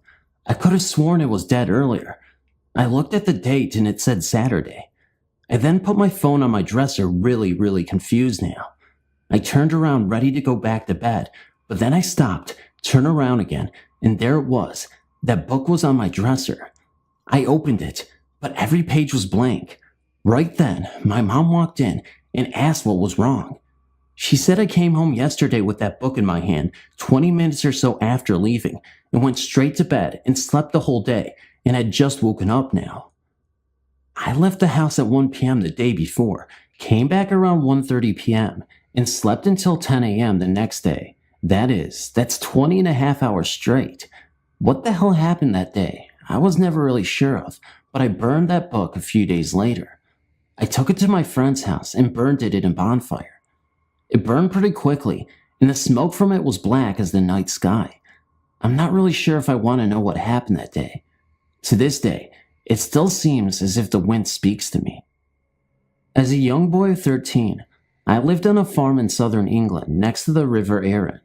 Being the oldest with 2 brothers and sisters, I naturally became the babysitter of them when my parents would go out on a Friday night. It was on one of those Friday nights that I experienced a paranormal experience. I had just put my brothers and sisters to bed, made myself a cup of tea, put another log on the fire, and just sat down to read a book. We had no TV or video games back then. When I heard a faint laughing and whispering sound coming from the upstairs, I got up from the chair and yelled, "If you kids don't knock it off, I'm coming up there with the paddle." Then there was a silence, and a smile came on my face, and I sat down to read my book. Half an hour later, I could hear it again. This time, I grabbed the paddle, and as soon as I started to go up the staircase, I suddenly froze. At the top of the landing was a transparent figure of a man, dressed as an 18th century pirate, including sword and dagger in his belt. In his right hand, he was holding a goblet and was drinking from it. He then turned and looked straight at me, lifting his goblet in a salute, and started that laugh again, and slowly disappeared through the wall behind him. I ran straight upstairs and into my brothers and sisters' room, where they were all sound asleep. I told my mom and dad about this when they got home, and they just laughed and told me the story of how the farm was an inn back in the late 1700s, and that pirates would come up the River Arun from the English Channel to hide from the British Navy. This one pirate was caught and hanged on an oak tree just outside the inn, and every now and again would show himself to have a little fun. This was a ghost story that my late father-in-law told me nearly 20 years ago. His story goes back some 20 years before that he mentioned his ghostly tale to me. Around 1975, he was working as a bus driver in and around Durham area. But this story is not about him, rather a good friend of his, who too was a bus driver for the same bus company. On a late summer's evening, around about 10 p.m., my father-in-law's friend, who was called Peter, was making his way back to the depot down the country lanes of Durham. He was driving a single-decker bus. The bus had a door for entry and a door further along the bus for passengers to exit the bus. The bus was empty of passengers, as it was his last run back towards the bus office depot. As he was driving along, he noticed a young lady at a bus stop with her hand out as though she was attempting to flag the bus. Peter dully obliged and opened the bus door for the young lady to step into the bus. The young girl was approximately 20 to 24, looking from how Peter described her. She was, however, in a state of dishevelment and was crying. Peter apparently asked the girl if she was heading back towards Durham City Center. The young woman replied yes. As she was crying and upset, Peter allowed her on the bus for free as he was heading back to the depot anyway. He told the woman that he would drop her off at a particular road in the city center as he was heading off to the office. The rest of the journey was uneventful for Peter. He occasionally looked in the mirror to see if the lady was okay and had stopped crying. Peter was nearing the road where he told the young girl he would have to drop her off. As Peter opened the doors for her to leave, there was no sign of her movement, so Peter, believing her to be asleep, walked down the whole bus to see if he could awaken her. To his utter horror, there was no one else on the bus. In a state of complete shock, Peter drove back to the depot and called for assistance as he could not believe what happened and he was absolutely shell-shocked. Over the next few days, Peter's story started to spread, and it became apparent that years earlier, a young woman of the mysterious passenger's description had been knocked over by a car in the same area that Peter had picked her up. The story went that she had just seen her boyfriend, and they had an argument. She ended up going home heading for a bus rather than letting her boyfriend drive her home. As she walked to the bus stop crying, she is alleged to have walked into the road in oncoming traffic. She was sadly killed outright by a car. The actual time of Peter picking up the young lady was said to be the anniversary of her death. What I do know is that Peter never worked again whatsoever, and as for the young woman, she is said to walk the county lanes of Durham, searching for a lift towards Durham city center. Kelsey and I had been friends since kindergarten. We're not very close anymore, but we were all through elementary school. Whenever we were together, strange things would always happen, sometimes scary, sometimes just abnormal. Usually, when we would tell people, they'd think we were bluffing. I admit, on some occasions we would, but there was one particular time that didn't require any bluffing. It was her birthday party that day. We must have been in about 3rd, maybe 4th grade. I was the one friend that she had spent the night, so after everyone had left, we began to color this huge poster that I got for her. It was raining outside, and as it got later, the rain got heavier and it eventually began to storm. It must have been well after midnight because we were both exhausted but refused to go upstairs. We were enjoying ourselves. We didn't feel like going to sleep yet. The lightning was starting to get pretty severe, and it would light up the entire house. She had windows everywhere, behind us, in front of us, to either side. On my left side was the front door. Next to the front door were, surprise, windows. They had curtains over them, but they were laced so we could easily see through them. During a fairly violent flash of lightning, both of us must have looked to the windows at the same time, and we saw the shadow of a man walk in front of them. We were pretty sure the front door was locked, but this still didn't prevent us from panicking. We looked at each other, both of us with wide eyes, and we knew we'd both see the same thing. At first, we thought it was a person. But what kind of person would just walk right onto someone's porch? Then we realized he was dressed odd. He had what seemed to be a top hat and a cape, or that's what it looked like. We didn't get a particular look at him. He appeared to be only a shadow. Could it have been a ghost? Both in hysterics. We tried to convince ourselves everything was okay, and to just run upstairs as fast as we could to tell her parents. Our first stop, though, was to her bedroom, also on the front side of the house, so we could look out our windows to see if we saw anyone. Nobody. We were sure this couldn't be true. We'd both seen the guy. He couldn't have gone too far, if it was a man even. Since he was gone, we just sat on our bed and replayed it over and over again to each other. Had it really happened? Of course, we both saw the same exact thing. We talk about how oddly he was dressed, and even though it made more sense for it to be some crazy guy walking on our porch, hey, maybe he was just trying to get out of the rain. We were sure it was a ghost.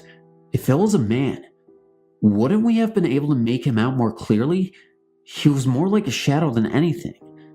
Fear still running through us, the storm still active. The light suddenly went out. Both of us screamed, ran into the hallway crying, and down to her parents' room. We barged in, and the lights came back. It was just the storm we knew, but at no worst possible time could the lights have gone out. We told them what we'd seen, and they just rolled their eyes and told us we were just tired and to go back to sleep. Her dad told us to even go downstairs and make sure nobody was there. He did, and we went back to her bedroom. A few minutes later, he came upstairs and said he saw no one. We continued to talk about it all night, but we eventually fell asleep. Neither of us had ever seen anything like it again, but we still talk about it whenever we do talk. It was one of the most craziest experiences either of us has ever endured, and that marked the beginning of my speculation that maybe there is more than this physical earth we live on. Ever since, I've believed in ghosts. Hey, I guess seeing really is believing.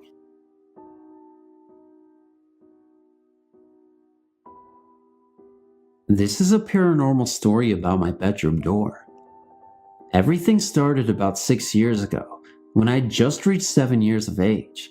The incidents began about the time when I had my lock removed from my door due to the few times when I locked it and it wouldn't reopen. Now, since my house is old, so are most of the built-in appliances.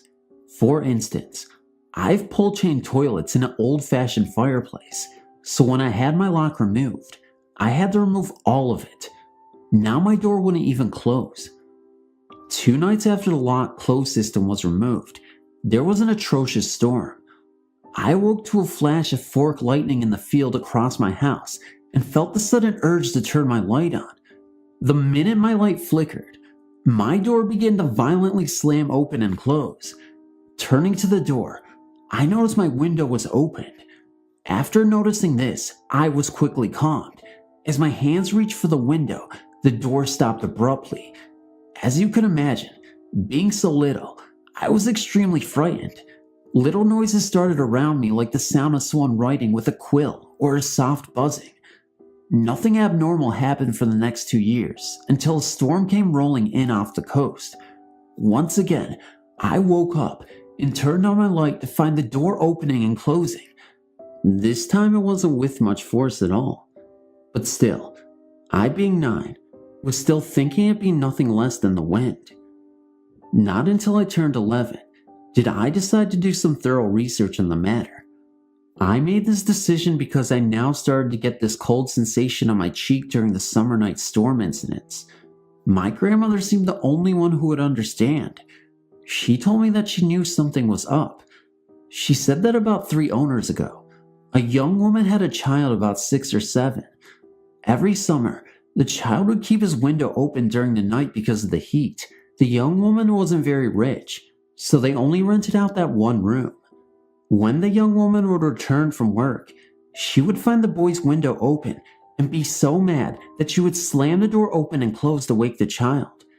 In the words of my grandmother, if she had a good night, she would tuck him back in and give him a kiss. But if she had a bad night, she would sit at her desk and write a letter to her sister. I still haven't figured out how my grandmother knew this, or why I had the urge to turn the light on. I still didn't even know why there was a buzzing noise, or why the incidents only happened during thunderstorms. I still have much to unravel, but this is one thing I know. I have a young woman that will always be watching over me. Thanks for reading.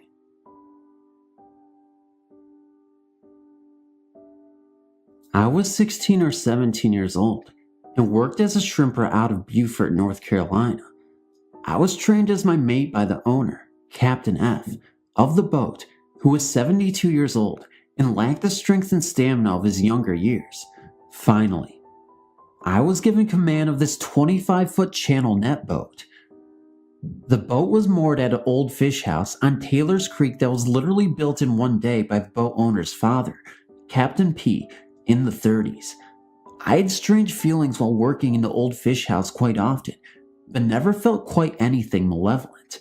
Other sounds were heard, but I always attributed the sounds to nets and other equipment settling in the loft and other places. This place was stuffed. Captain P, when alive, had a reputation for being a hard and even abusive individual. He supposedly tolerated few people and was particularly hard on his boys. I knew 2 of them well. One night, I was shrimping in the river when a huge storm started approaching from the west. Quickly, I retrieved the net into the towed skiff and headed for the fish house just as the storm hit. The storm was as bad as I assumed it would be, and I could only move at a slow pace. The seas in the river rose up about 4 feet, and the rain came down in torrents, but I eventually reached the relative safety of Taylor's Creek. The rain and wind subsided before I reached the fish house, but the lightning was still illuminating the skies as the storm passed to the east. During a few of the lightning flashes, I saw a face looking out of the window, wearing a pair of glasses. The face was definitely a male face and had a thoughtful look on his face. As I approached the dock, I saw Captain F standing on the dock frantically pacing back and forth. He helped me tie the boat, inquired to my safety, and then went on board to make sure that the boat was okay. As I walked through the door to the fish house, I saw Captain F's wife sitting on the old couch that was inside. She was very calm and smiling cheerfully. I asked her what she found amusing, and she said she was laughing at her husband being such a tizzy over my safety. She then stated that she knew I was okay because Captain P told her so. I asked if Captain P wore glasses, and she went on to describe the wire-rimmed glasses I had seen during my approach. She added that Captain P has been standing by the window, amused, at his son's antics on the dock. Captain F's wife did not get along with Captain P when he was alive, but she told me that since his death, they got along quite well. He had been drawn to her, as she was very sensitive and no one else in the immediate family could see him. She had many spiritual experiences in her life. She later told me that she only saw him in the fish house, usually when Captain F was worrying about something. There was one other time Captain F's wife had a psychic experience that I witnessed, but I will save this for another time. Thank you for reading.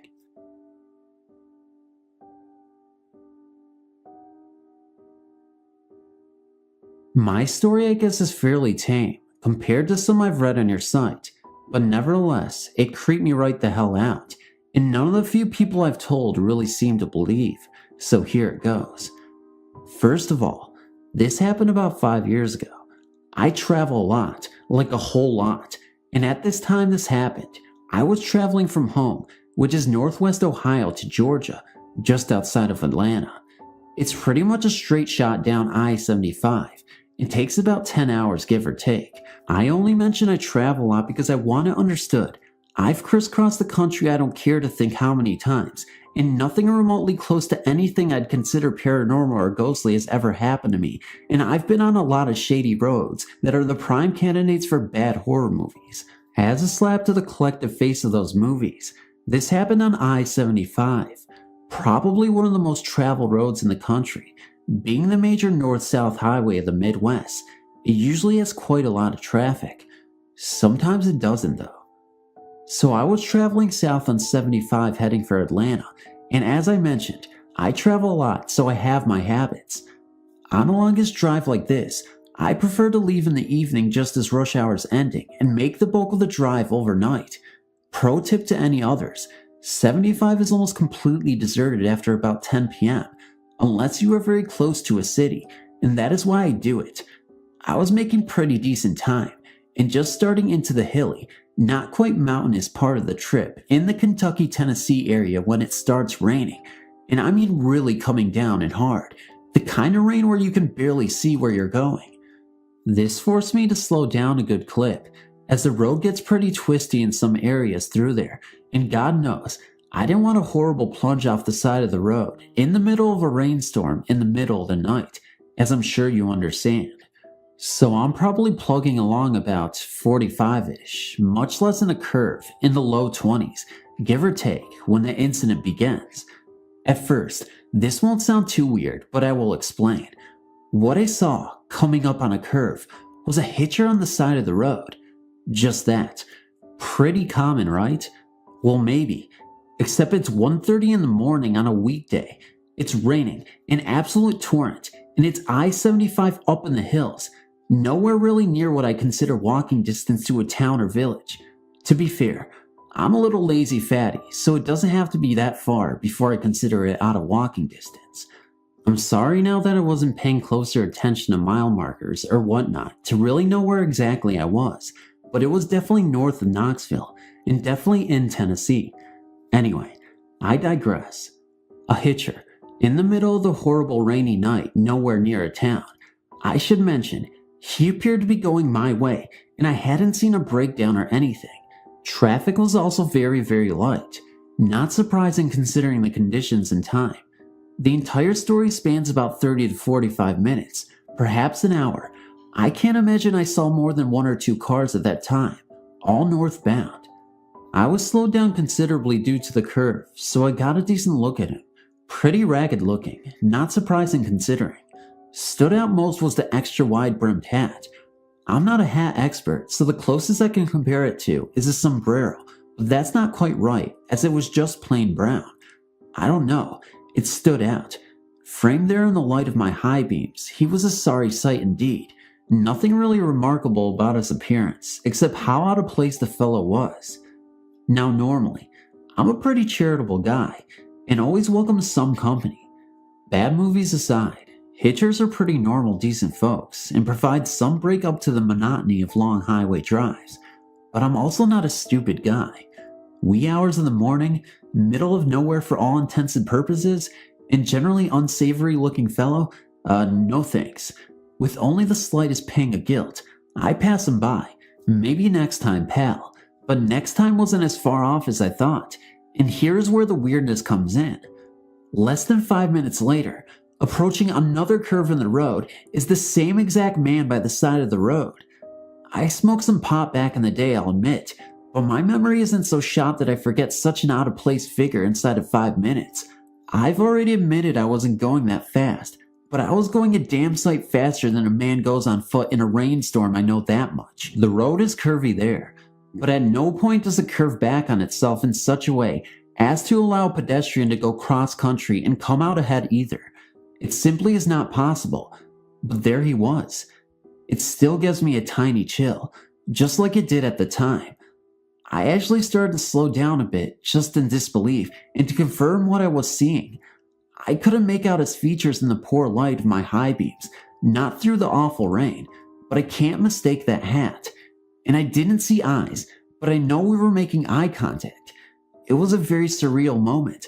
With nothing else to do, I gave myself a mental shake and sped up as much as I dared and put it behind me. So I thought. I had almost convinced myself I had merely been road dazed or something. It happens. Usually not to me, but occasionally. You just get so strung out from a long drive that your brain sort of goes into autopilot. Unsettling. But I hadn't been driving that long. I was maybe 5 or 6 hours in, but I'd almost convinced myself when after about another 20 minutes or so, you guessed it, Mr. Hat is back at the side of the road. The rain's lit up a bit by now, and there's no mistaking at all that it's the same figure. I won't do the math because frankly I suck at it. But this guy has gone the same distance on foot in roughly 30 minutes that I have in a car traveling between 30 and 60 miles per hour, went on a straight bit. Just give the guy gold if he shows up at the summer games. That little joke just came to me now as I write this, and it's quite clever I thought, by the way. But at the time what I felt, I will describe as my previous little chill's big brother. I was literally shaking all over at the sheer impossibility of it. I did not slow down to confirm this time. I gunned it as much as I deemed safe, and then some, and didn't let up until I got deep into Knoxville and found a service station to pull over, gas up, and calm down. I was sitting at the pump for probably a good 20 to 30 minutes. I was that shook up. I have no idea what exactly I saw that night, and I don't overly want to know, to be entirely honest. I won't utterly dismiss the possibility of 3 separate hitchhikers with very similar hats, as I like to think of myself as open-minded, and the simplest explanation is usually the truth, and all that. But frankly, I don't find that explanation all that simple. I'll let the readers decide, I guess. The rest of my trip, as well as the return trip, continued without incident. I've desperately crossed the country coast to coast a time or two since that night, but I've never had another experience I would call ghostish. Is that a word? Although there have been a few other weird incidents over the years, this is the only one I feel merits a place in your archives. Thanks for reading, and hopefully believing.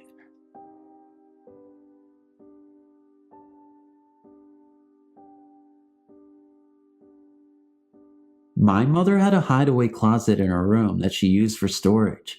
I never really paid any attention to this closet until I started to hear this faint cry of a small child. I was confused because my brother and I were grown, and the only person who lived downstairs was a 90-year-old lady that never had any children or grandchildren. After nights of hearing this cry, I noticed the closer you got to my mom's room, the louder the cries got. Nothing was in my mom's room, and then I opened the closet. I noticed that you could see the bottom half of the house, so I ran and got my brother. When we came back, we noticed that there used to be a staircase that led upstairs where we lived, but later, they made it into a duplex and boarded it off. Anyway, here's the scary part. When we looked down, We both saw a small boy, no older than 5 or 6. He had a shaggy brown haircut, white socks with blue stripes pulled all the way up to his knees, a pair of navy blue shorts with a white stripe on the side, and a white shirt with blue stripes going across. Very late 70s to early 80s attire.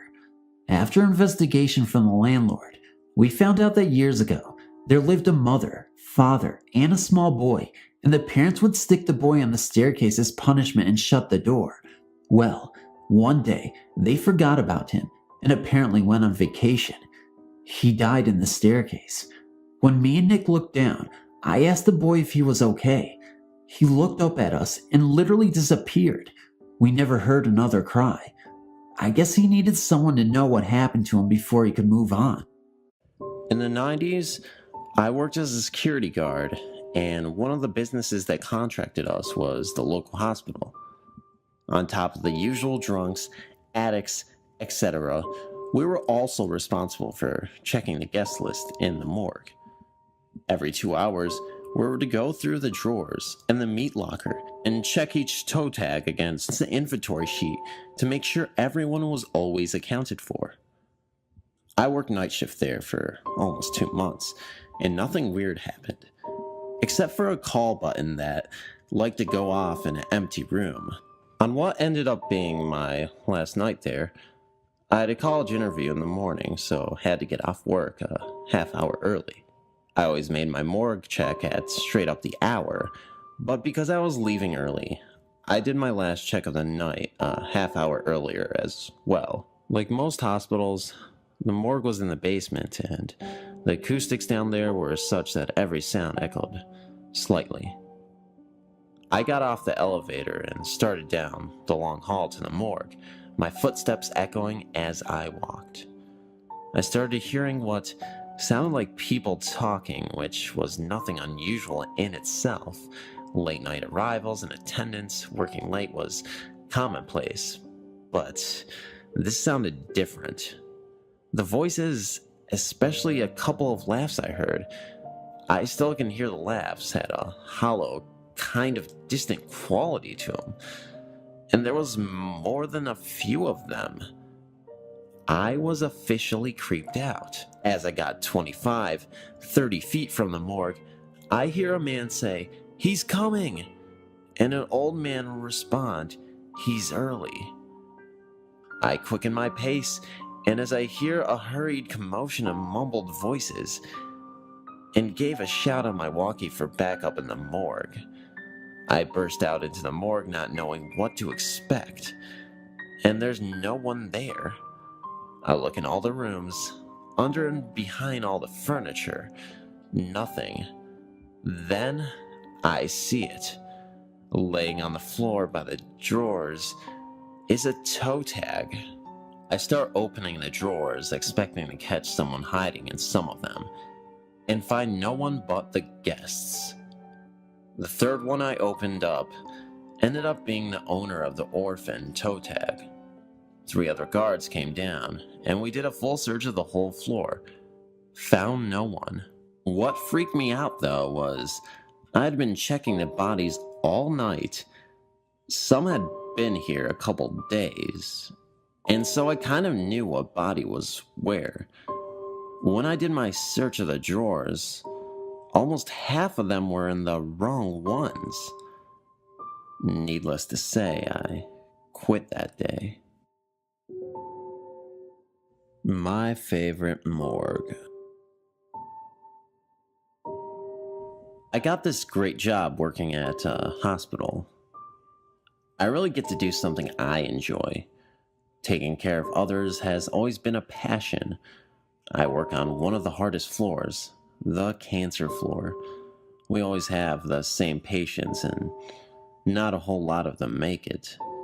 This makes my job hard in a lot of ways. Anyways, I have seen my fair share of deaths since I started here. I worked the night shift. Well, at night, it can be a little creepy when you have to go to the morgue. One night, myself and a coworker were taking someone down to the morgue. Now let me explain. Our morgue is a little freezer box that is in the basement and smells horrible. Plus, it has a ramp to get into it. So she and I wheel the body down there and we push it up the ramp, and then we argue over who is going to push the body in. Of course, I lose, so I swing the freezer door open, push in the body, and slam the door shut. We start to fill out paperwork when we both look up at each other. She says to me, "Did you hear that?" And I respond saying, "I think so." We both turn and look at the door. We both got cold chills, and the hair on our arms were standing straight up. It sounded like someone was crying out for help. We froze, turned, looked at each other, and ran out. Halfway down the hall, she asked if I really heard what she did. "Yeah, I did," I tell her. So I was telling one of my friends who is a nurse on our floor, and also the story. She tells me that she has had similar things happen in the morgue as well. To this day, I will not go alone, and I know this sounds weird, but I always try to get out of that situation. We also have a tradition on our floor that when someone passes away, we open the window so the soul of that person is not trapped in the hospital to roam. I'm not making this up. It truly happened. If you don't believe me, I don't care. I know who does, and so does everyone else who works there with me. Thanks for reading. It all started off early one morning when I was lying in bed watching my TV. My mother walked in and said that we were going to the Everglades to canoe, with my cousin and aunt coming alongside us. I quickly got out of bed and we all got ready to go. The drive was about an hour long, and when we got there was hardly anyone there, and it was very breezy and cold. We waited for about 15 minutes before my cousin and aunt arrived. Once we had gone to the office to arrange our canoeing plans, we headed outside to where the canoes were and started to get in. Me, my aunt, and my cousin got in one canoe and were pushed off the shore first, leaving my mom, dad, and sister behind, and us having to wait for them in the water. Once they were in the water, we started paddling. We had been paddling for about 15 minutes, enjoying the scenery and the time we were spending with each other as families do, when I spotted something move in the water. I looked down into the water and I saw a human figure swimming beneath us. The water was extremely shallow. The figure moved like it had all the room in the world, stretching its arms out wide, legs extended, and it was doing that even though there were walls of sand and mangrove trees everywhere, including the water. He seemed to be going through everything. I looked closely to see that it was a young boy.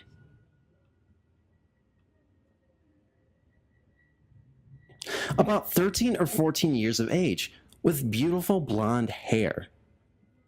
I gasped for air very loudly too, so that my family would hear and show concern. The boy looked at me with dark red eyes and rings of black as well. I sensed evil and sadness and very much cruelty. On seeing me, the boy turned his head and swam away, deeper into the water, fading away. Once I had realized what had just happened, I noticed that my family was around me, worried. "What's wrong? Are you okay?" my mother yelled out to me. I nodded my head. Yeah, I'm just fine. I thought I just saw something in the water, and it scared me. It was nothing, though, I replied, unfortunately lying. My mom said, okay, and then we all headed on with our sightseeing. Not even 5 minutes had passed. Another thing happened. I was looking all around, enjoying the scenery, when I saw the boy again. I focused my eyes through the layers of thick mangrove trees to see the boy staring back at me with a very angry face, and this time with completely full bright red eyes. I thought I had passed through his territory and that me and my family needed to get out of there, and quickly. Our canoes went into an open area of the river, and I was still focused, looking at the boy. The wind started to pick up real fast, and it got real cold. My cousin was standing up at that moment, taking a video of the area with her video camera. My aunt was holding her legs from behind, but barely. As I continued staring at the boy, the wind got worse. The boat tipped a bit, and my cousin lost her balance and fell overboard into the water. I quickly looked away from the boy to look at my cousin just falling into the water. I stood and then reached out my arm to her. Then I remembered the boy and his evil look. I looked back at the place where I was just staring at him before, and to my amazement, he was gone. I panicked to reach for my cousin and pull her back on the boat. The boy was gone, and I feared he would do so, and maybe cause harm to my cousin, who was still in the water trying to reach me and my aunt's hands to get back on the boat. "Take my hand, take my hand, take my hand, get back on the boat," I yelled out to my cousin very loudly and quickly. She did as I said and swam to me quickly, reaching for my hand with both arms. I quickly pulled her back onto the boat, and she was fine. No damage done. Phew. I was worried the rest of the time in the water, and when we got back to the shore, I just happened to spot the boy again. He gave me an evil wink and rolled his eyes back, fading away. "Ouch!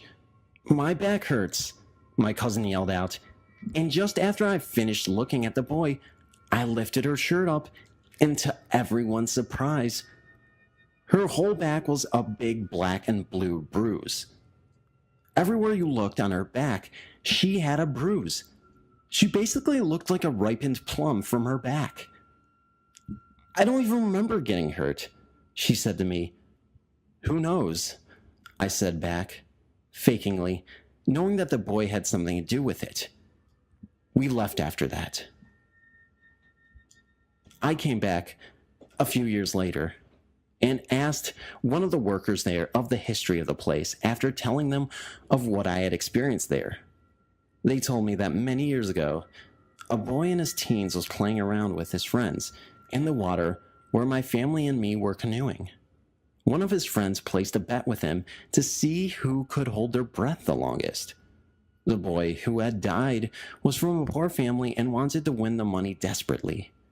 After they completed, the friend who was competing against this boy noticed that his partner was floating when he touched him to tell him that he had won. He quickly grabbed him and pulled him out of the water, then went to go get help. The kid had wanted the money so bad that he drowned and did not even mean to. He lost his life that day, and no one could bring him back to life. When his parents found out, they both committed suicide for losing their only son. I understood the story. When I was walking out of the Everglades Center building, I looked down at the area at where the canoes were, and there was the boy, standing there, looking at me with a sorrowful face, and this time light blue eyes. I smiled at him, and then waved goodbye to him. I looked back, and he had sort of a smile on his face. At that moment, I felt like he knew I understood, and was just glad. I've had strange things happen to me for most of my life. Unexplainable things. But the strangest things happened at my last home. We built our home on a property that had a suicide committed on it. We often heard loud bangs and crashes that had no explanation. The doorbell would ring, and no one would be there. We had 40 acres, and it would have been impossible for anyone to be playing jokes on us. Water faucets would turn off and on, off and on. Strong cologne smells that would wake me in the middle of the night. My husband would still be at work, and no, I wasn't having an affair. People talking and laughing in our bedroom, only we couldn't see them. Light switches turning off by themselves. Loud heavy footsteps coming into my room, stopping and then leaving. Plants and lamps being turned upside down. my mother and her dog would come for a visit. Mom would feel a real presence in her room, and the dog would stand at the foot of the stairs, barking madly. I left the home 5 years ago, and it doesn't seem like whatever was there followed.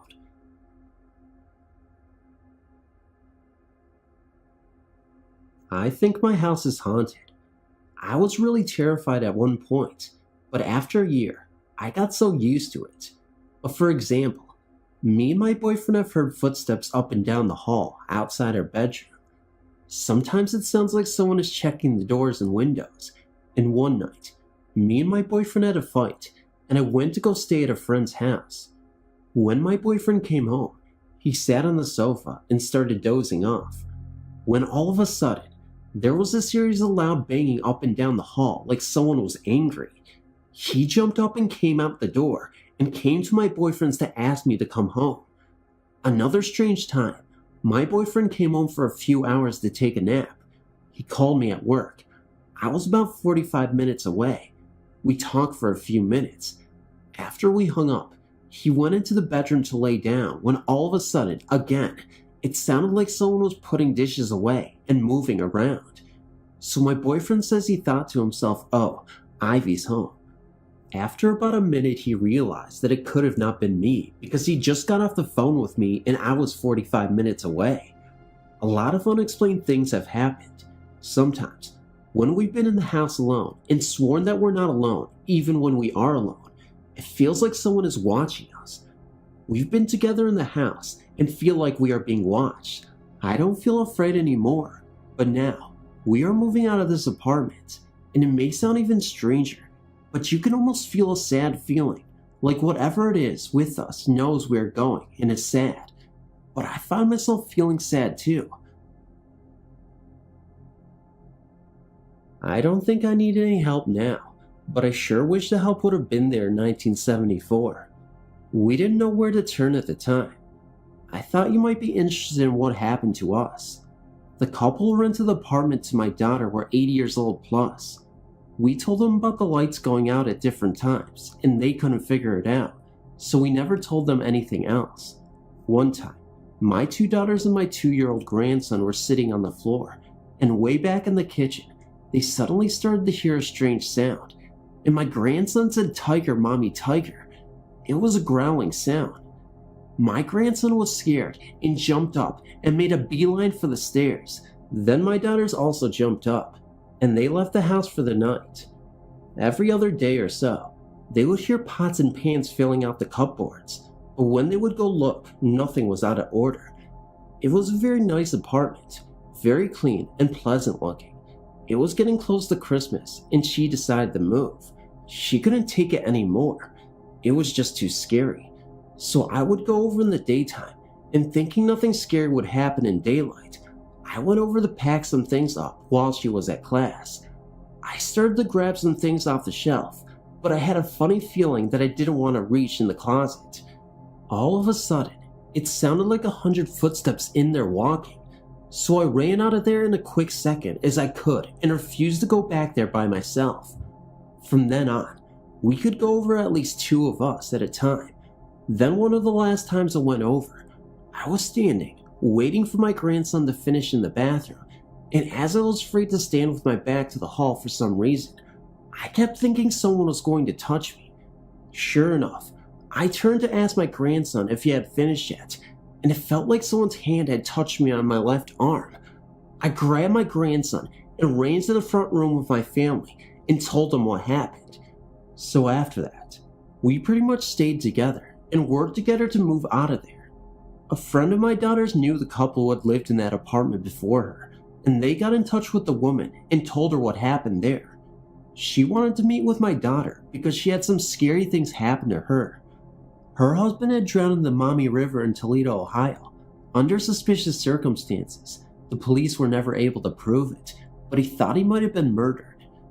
So his wife had a seance in the apartment where they lived, and she said she brought him there, and he told her he was murdered. She had a big insurance on him that he had taken out on himself, and when she went home from work at night, her house would be all messed up with things tossed all around.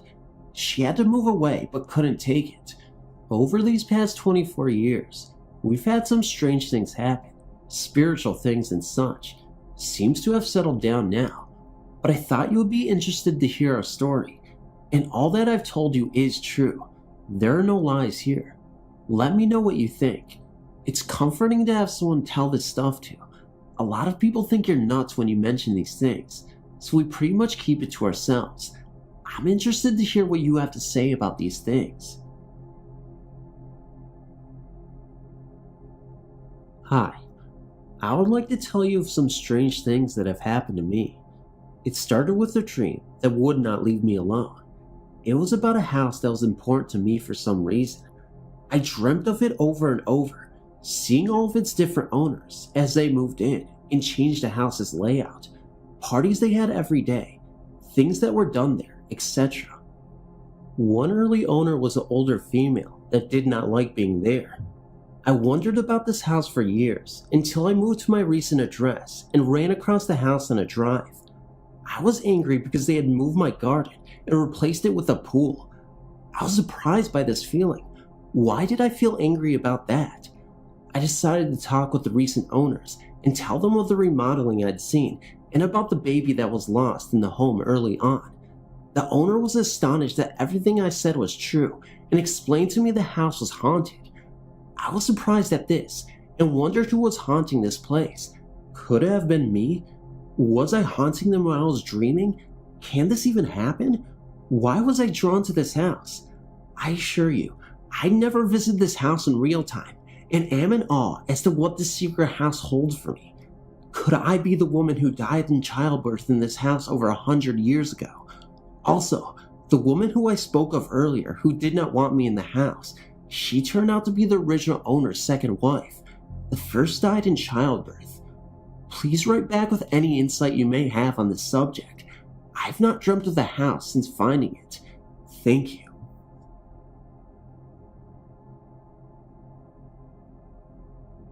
I've experienced hauntings in almost every place I've ever lived in. That's probably because my mother never sees ghosts, but loves old-fashioned houses. The first house I grew up in was a single-level 2-bedroom with a basement.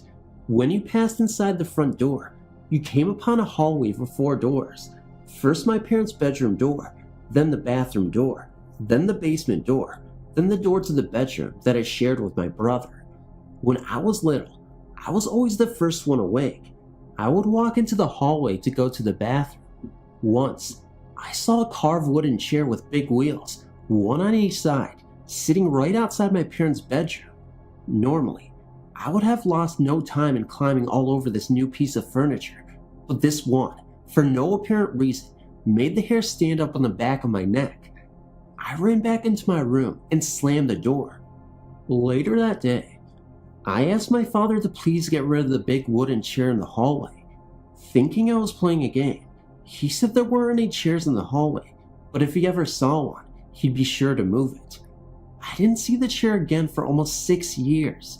When I saw it the next time, I was sitting in the exact same place as before.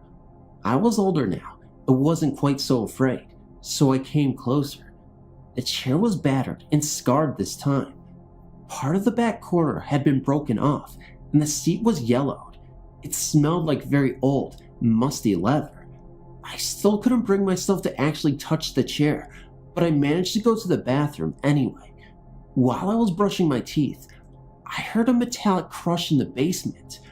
I figured my dad was downstairs trying to fix the furnace again.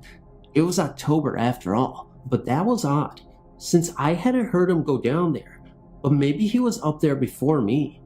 When I came back out, the chair was gone. I went to the fridge and poured myself some juice. My mother came into the kitchen in her nightrobe, and I asked her if Dad had gotten the furnace fixed yet. She said no, but he'd probably try once again. He got out of bed. I said he's already up. I heard him in the basement. She told me, "You mean that loud noise?" I heard it too. It woke me up. "Your dad's still in bed. Go downstairs. Maybe a stray got into the basement last night." And so, I went. The basement was very cold, colder than usual, even for an October morning. I searched the entire area. Not too difficult since it was just a big, concrete floor. Not much on it except for shelves of canned goods, but I didn't find any signs of an animal being there. No droppings, claw marks, paw prints, or jars of food broken. There was no animal smell either. I thought for a moment. The crash I heard was too loud to be just any animal, unless something had been knocked over, and everything appeared to be in its usual place. That wasn't the first time we had heard strange noises coming from the basement either. They normally happened around winter or late fall, and the noises always sound like metal clanking, like someone banging a shovel against a wall. The sounds would come at night to early morning, and one week, they got so bad that we had to move into the living room just to get some sleep. I didn't put two and two together until many years later, when I was a teenager. Mother finally told me a story of how they bought the house. It had been cheap to buy because a man had fallen to his death down the basement stairs a few years prior to Dad buying the place. The man was fairly wealthy and had the house built, 1 story high, to accommodate his special needs because he was in a wheelchair. I told my mother about the chair I'd seen in the hallway twice before, chair with wheels. I was too little to have seen a wheelchair, and she told me what our next door neighbor had told her, that when the man had died, he was sitting in the hallway while the nurse ran a bathroom and the basement door opened, or had been left opened, who knows. The man was a miser, according to neighbors, and probably didn't want a draft coming into the house, so he wheeled himself over to shut the door. One of the wheels accidentally went over the edge, somehow, and the poor guy fell down the stairs and split his head open. There were still bloodstains at the bottom of the stairway. My brother and I always just assumed it was just red old paint. The nurse called out for him to come and take his bath, and heard him flailing around downstairs, trying to get back into his chair. Mom and Dad never told me or my brother. I guess they didn't want us to grow up nervous or jittery. The ghost, if that's what it was never really mean. I guess he just wanted his wheelchair back. I live in Spartansburg, South Carolina. I live fairly close to the Cowpens battlefield area. I'm going to tell you about one of the times I went there. A couple of weeks ago, I visited the battlefield for a picnic. It was weird from the start because, I swear, I could no longer find the visitor center. The asphalt roads had been replaced with dirt roads. In the clearing, where concerts are held, was all covered with trees and bushes. When I finally found my way to the area where the big cavalry battle was fought, I began to feel an eerie presence like I was being watched. I turned around to find a bush shaking furiously. From the bush, a big flash quickly followed by the sound of a loud bang erupted. I quickly turned to see who or what was shooting at. In the clearing, a good 50 yards away, a blue cavalry rider, surely American, stood with a traditional 17th century revolutionary uniform on, and before my eyes, he vanished into thin air. I've not been back since. The story I'm about to relay was told to me by a very reliable friend during my years in college. I had no reason to question the authenticity of his story, since I knew him to be a very level-headed man and was not given to ghost and goblin stories. It appears that his grandfather lived in an old home out in the lonely countryside of North Carolina during the 30s and 40s. He was a farmer by trade and a very religious man. He lived there some years alone, his wife having died of an unusual sickness. I had occasion to visit the area myself, and if you go to this area of North Carolina today, you will still find many cousins and aunts and uncles living very near one another. It was the same way during his grandfather's time where he lived there, very near to his son, my friend's father. In fact, the homes were only 2 miles apart and connected via a dark path that wound through a gloomy forest through which the relative often traveled on visits back and forth. It was always the goal to leave well before sunset. Lamp oil was a precious commodity before and during the war years, and one could not waste it on long trips in the dark. On this particular occasion, my friend's grandfather went to visit the relatives on the other side of the forest.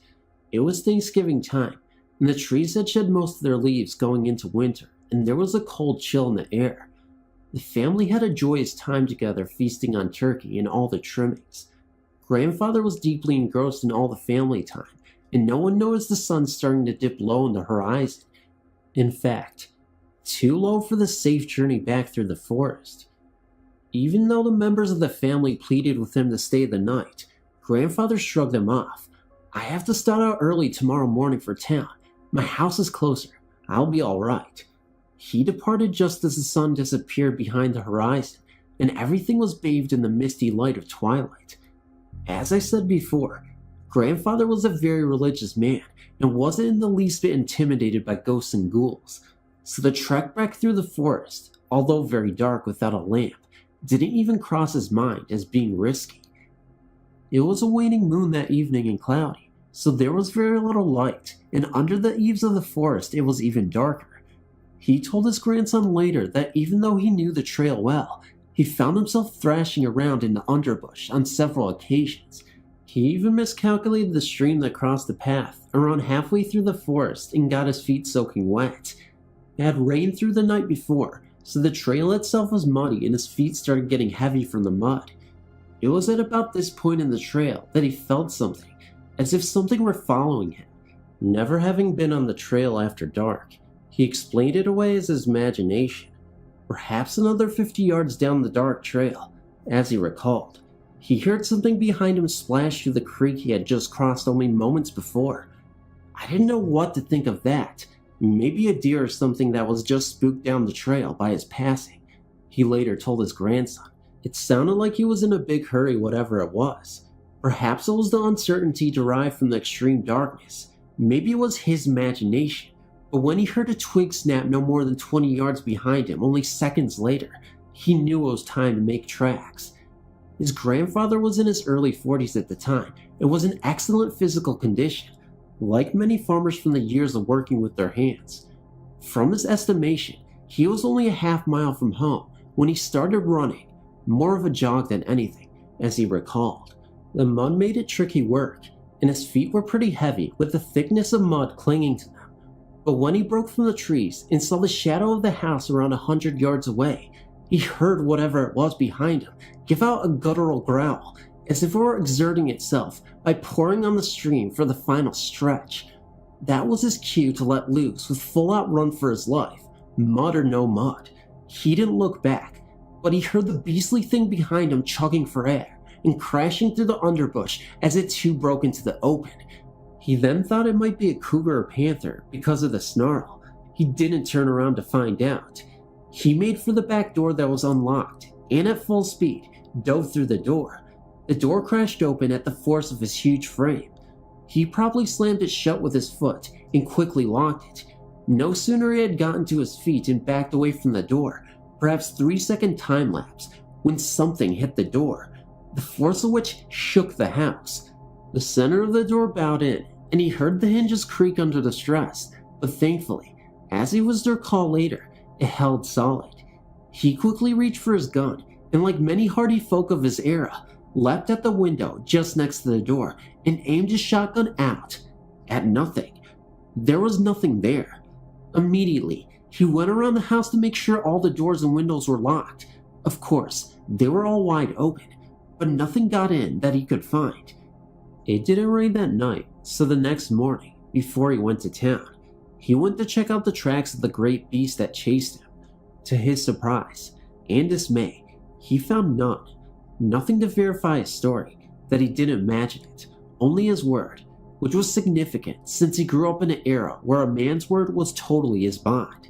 He rarely told the story because he just figured it was a panther or maybe a bear. He did find it strange that between the time it took him to grab the shotgun and get to the window was less than a second and there was nothing there. He couldn't see anything racing off towards the forest in the decreasing light. What about footprints? Certainly. Something that knocks down trees and crashes into doors with such force should leave tracks. To this day, it remains unexplained. From the time I was 4 until I was about 16, my grandparents lived in a house on Cloverdale Road that had a poltergeist in it. I lived with them for the first 4 years, then moved out with my mother, but even after we moved, I would spend weekends or holidays at my grandparents' house. The happenings were noticed by everyone in the family. My grandfather was the only one who never said anything was out of the ordinary. He's a staunch man of God and kept pictures of Jesus around, and he prayed daily to bless our house and everyone in it. The house had a sunroom that was added on the second floor. Over the front porch, this became my room. This wall between my bedroom and the master bedroom, where my mother slept, was brick and had 2 small windows on either side of the door. I had to walk through a room to get to the upstairs hall, where there was a door leading to the middle room. Always dark, because the only window was 2 feet from the house next door. In the back of the upstairs had a small kitchen over the top of the one on the first floor, and a bathroom at the very back over the top of my grandparents' room on the first floor. The downstairs had a living and dining room combination that was curtained off. The front room was a bedroom, the middle the dining room, and the stairs to the basement went down at the doorway to the kitchen. Beyond was my grandparents' room, as I mentioned. My grandparents, my mother, my aunts, and myself all lived there all at once. My aunts were teenagers and experimenting with the occult and spirit invocations. I really think this had to do a lot with everything. At their age, they could have understood the consequences of what they were asking. You could clearly hear the footsteps in the middle room, even during the day, and then find out later that my aunt wasn't home. So many things got moved around in Susan's middle room that she put a lock on her door, but it wasn't any of us. We heard walking, someone laying down heavily on the bed, drawers opening and closing, the closet opening and closing, not loud or frightening, just the normal noises Susan would make if she was there. Many times, when I was very young, I'd scamper up the stairs, convinced she was there, and wanting to play with her. When I got there, the door would be locked, and no one would answer me when I knocked. Once I even saw the light was on in her room. It was shining around the door. I called to her and tried to open it, but it went out and the noises stopped. My scalp would tingle with fear, and I'd run crying to my grandmother and tell what happened.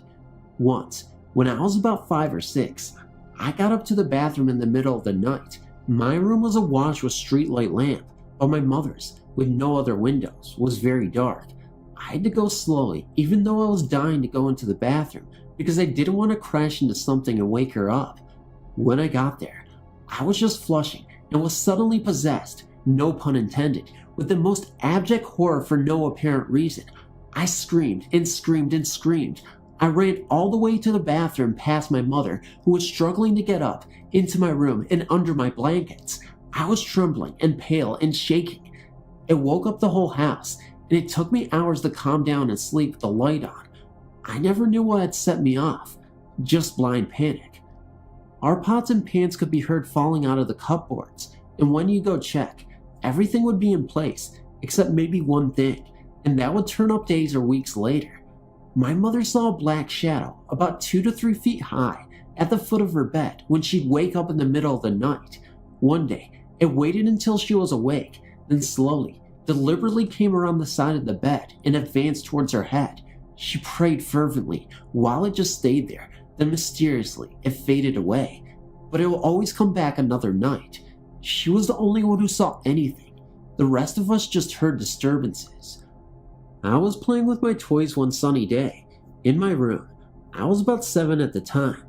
I picked up a bunting bag, sort of like a baby sleeper, but like a gown sewed closed at the bottom instead of 2 legs, and also the ends of the sleeves are sewn closed, and it had a hood. It was made of flannel and had flowers on it. I loved putting my baby dolls in it. It fit like the ones that were about 12 inches high. I had a doll prepared to put in it and reached for the flannel bag on the floor next to me. Then I shrieked and jumped up, flinging it away from me. I could feel like there was something, felt like a gardener snake or two, writhing inside of it and making a buzzing noise like the world's biggest housefly bee. I stared at it in horror as it laid on the floor, and the writhing could be seen. Then the noise died down, and as it did so, the shapes quit swirling and went flat. I was screaming for help. My mother and aunt came upstairs, and I told them what happened. I was sobbing so hard they could barely understand me. They picked it up, even though I screamed and begged them not to, and looked inside. There was nothing. The only way out, if something was in there, was through the neck hole, and it was lying face up a couple of feet from me, and I had not taken my eyes off it for anything. They searched the room and found nothing. They said I imagined it and took me downstairs to have juice to drink. I swear I never played with it ever again. I put that thing in the bottom of a box and left a pile of heavy toys on top of it. The house still stands, and when we all left, none of those things ever followed us. I wonder what else happened there over the last 20 years.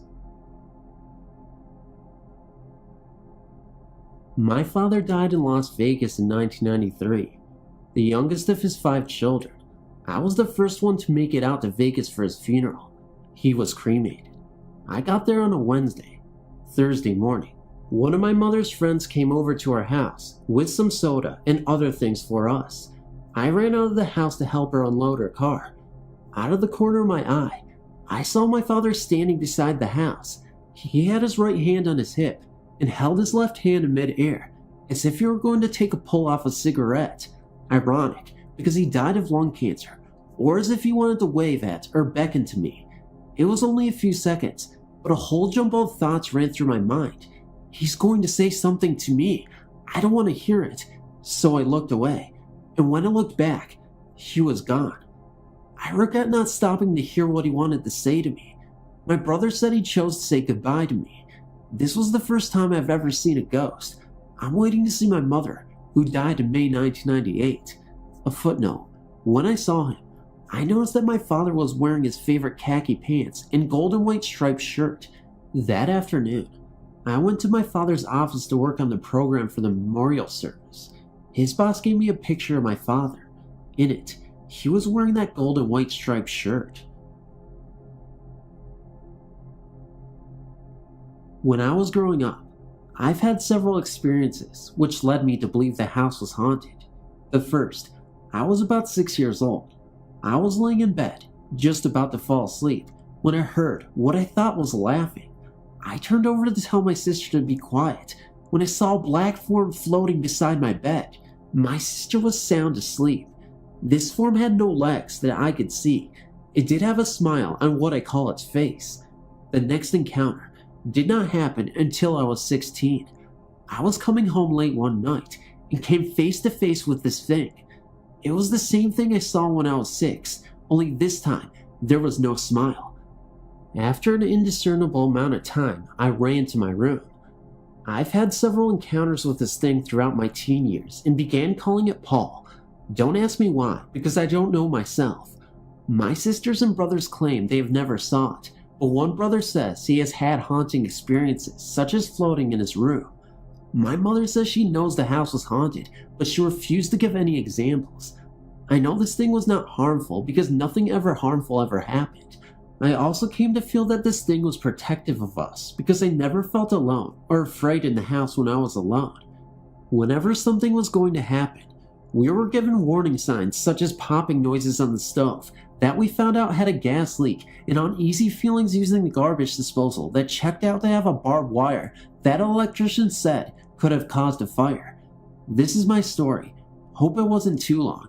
I know it sounds incredibly terrifying just by the details I've given, but that black face was just so mysterious. But I didn't know what to think, because I believed that he was actually trying to help me and protect us from anything possible. I guess at this point, it really doesn't matter what it looked like, as long as it was trying to help us, right? Thanks again for reading. I really appreciate you listening to this story, and I hope you have a good day. There are a lot of things in my life I've seen over the years, but nothing has ever disturbed me quite like this. It was the weekend of break for myself and my mom, and we decided to go up to Oklahoma City to see my cousins. Everything was great. I got to see some relatives, and nothing seemed out of the normal. This is as far as normal went that night. While taking the 4-hour drive back, about that much, I noticed that the moon was very huge and blood red. Of course, I didn't know about the eclipse that day, so it was cool to watch as we drove to Ferris, which is a tiny town between Lane and Antlers. I remember that my mother pulled onto the Veterans Bridge in Okatoa when a couple of miles down the road, I happened to look up and see an elderly couple was standing on the side of the road, staring across as if watching something. It reminded me of the Grant Wood painting of the farmer. I remember looking at the clock a moment before and saw that it was midnight. The moon was still out and still red. What makes it worse for myself is that my mother also caught a glimpse of them. I turned around, shocked, and sure if I turned around, they would be flying behind us screaming. I've passed by several times since then, and every time I get a shiver up my spine, remembering what happened. Who are these paranormal ghosts? And what kind of role did they play in their lifetime when they were alive? I guess it's not that important to know, but it sure makes a good story.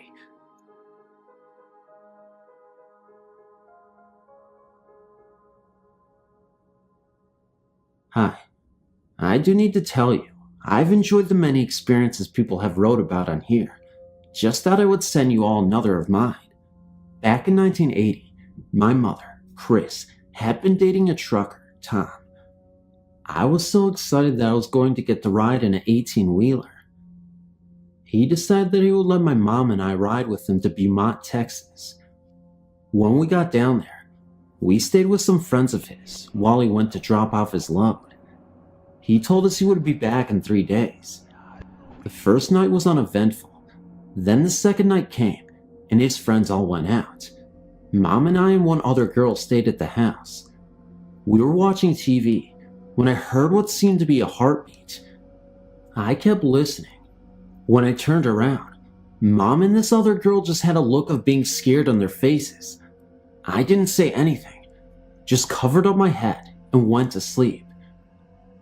The third night came, and once again, the friends went out, but this time, just Mom and I stayed at the house. We were sitting there talking when we heard this heartbeat sound again. Then we looked at the kitchen where the sound was heard, which you could see from the living room. The front of the stove lit up with his face that looked like it was on fire, and we heard someone say, "Get out." It didn't take us long. We got the hell out of there. Mom called her boyfriend from a little store down the road.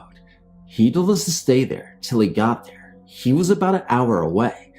Well, when we got in the truck, her boyfriend took us back to the house the next morning to talk to his friends, and the friends started to tell us the story of the old house. It appears back in the late 1800s, a couple was killed in that house, and that they were buried in the basement. They said the owners had found this out when the basement floor had started to crack, and they had to replace it. They found the bones when they tore up the basement floor. I don't know how true that story was, but I know what happened those 2 nights ago to my mom and I, and it was very real. Thank you for listening to this long story, and sorry it was so long.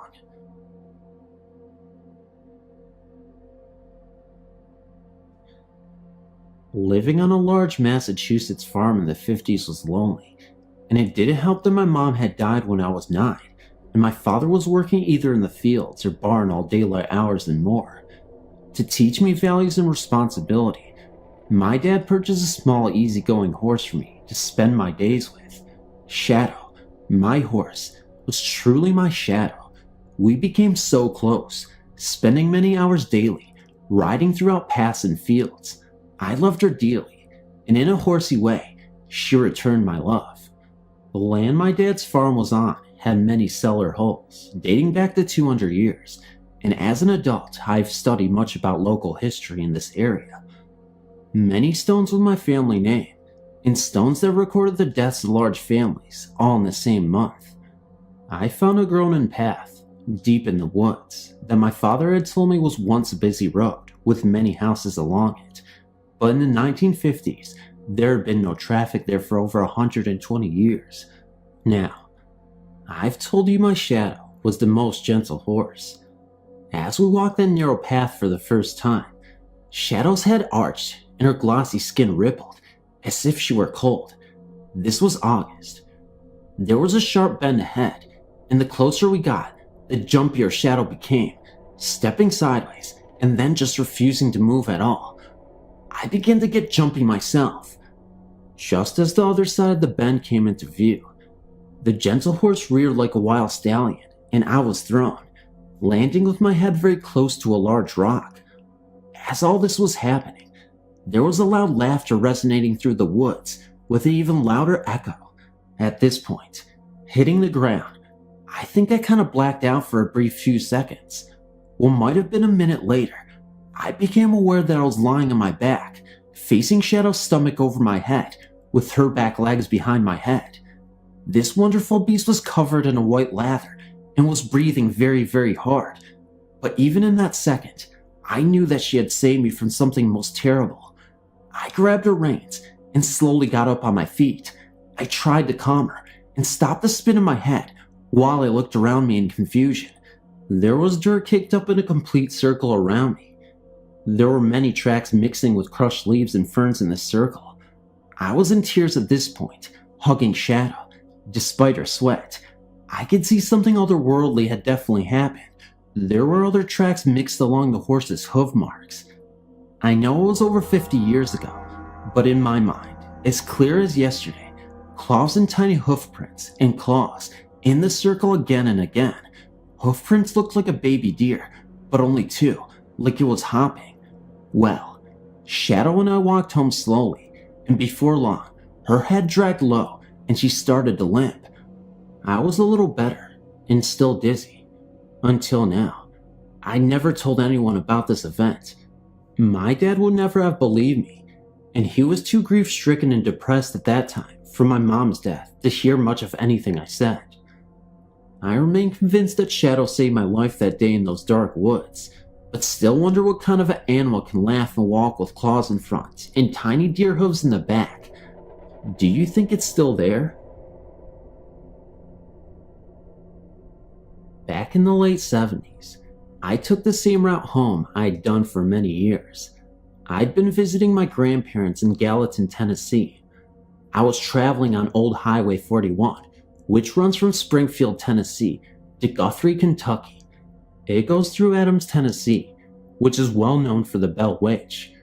At this point in my life, the rumors of the witch weren't as well pronounced as it is today. It was dark by the time it got to Adams, so there weren't any folks out, and about so, when I saw a little girl standing alongside the road, I was shocked. After passing her, I recalled to myself that she was pale and all dressed in green. I could even remember the type of shoes she was wearing, high tops with buttons down the side. For many years, my grandfather was in the shoe repair business, and he had some like it in his store window for shoe. Her dress was ruffled with lace, and she wore a bonnet that was also green. The girl was pale in the face, and she did not smile. She just stood there. I got an eerie feeling about her. Later in years, my sister and I were reading The Bell Witch of Adams, a children's book we had gotten at the library. As she started to read the part where the witch was swinging with Betsy Bell, she read what the witch was wearing, and she described the girl I'd seen on the side of the road that night. As of this day, I will not go through Adams at night in fear of seeing the girl again.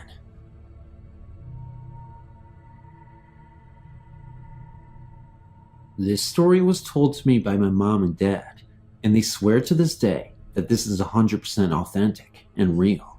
Sometimes I've taken a step back and wondered myself if this was true, as I'm naturally skeptical myself. I used to live in Illinois, where my mom was born. So, my dad told me, when he lived in Chicago, that there was this one particular road that was called Cuba Road. Rumor has it that a lady and her boyfriend were driving down Cuba Road. Then her boyfriend got out of the car to go to the bathroom, which was near the cemetery. She noticed that he was taking a really long time, and as she was waiting for him to get done, she kept hearing long wailing noises coming from the direction of the cemetery. She couldn't identify the source of the sound, wondered if it was her boyfriend who was in trouble, and proceeded to check on him. She went outside to look, to discover her boyfriend hanging on a rope by a tree with his neck split open.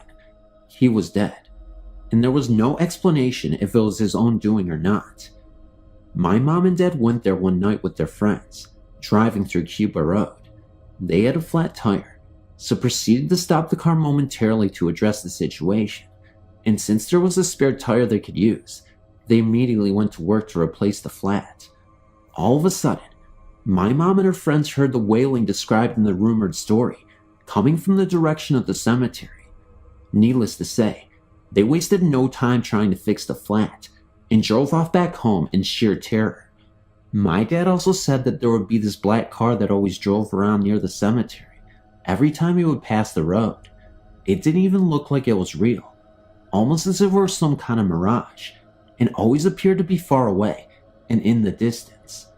He also said that he and his friends would go down these cul-de-sacs, and they would see lights coming out of the graves from the cul-de-sacs. I wonder if the spirit of the man who was hung now has taken the torch from the other supposedly haunted being who was wailing, and now terrorizes victims on Cuba Road. The first story concerns an apparent ghost I encountered while driving home late one night. It was about 1 a.m., and I was driving home from my girlfriend's house in a dark, unlit road. About 100 yards ahead, I saw a shadow figure lurking into the street and weaving. I thought it was probably someone drunk, so I slowed down. The shadow figure then stopped in the middle of the road and kept swaying back and forth. I slowed down to about 5 miles per hour because I didn't want the person to fall into my car.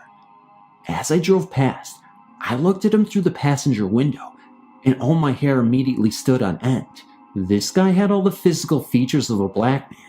The hairstyle, thick lips, large cheekbones, but he was white as a sheet of paper, inhumanly white. Also, all his clothes looked like they had been bleached white. Worst of all, his face was all screwed up and twisted sideways, and his mouth hung open a good 6 inches, much more than physically possible. My immediate reaction was that the guy was dead. I drove away, a bit freaked out, but I still looked back at him in the rearview mirror. He slowly turned towards my car, and when he was directly facing me, 2 beams of intense white light, like laser beams, shot from his eyes and flew into my car. There were no other cars around and no streetlights on the road. The second story concerns a ghost hunt I did at Gallister Park in West Cova, California, which is listed on your site. I initially did not know the park was haunted or listed on your site.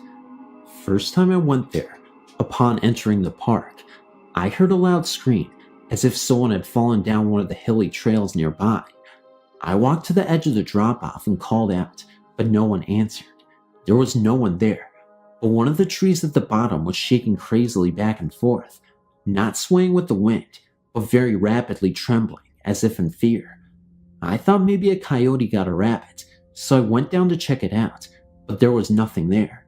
At home that night, I was looking for local haunted places in SoCal, and I saw Gallister Park on your site and read about the screams heard there.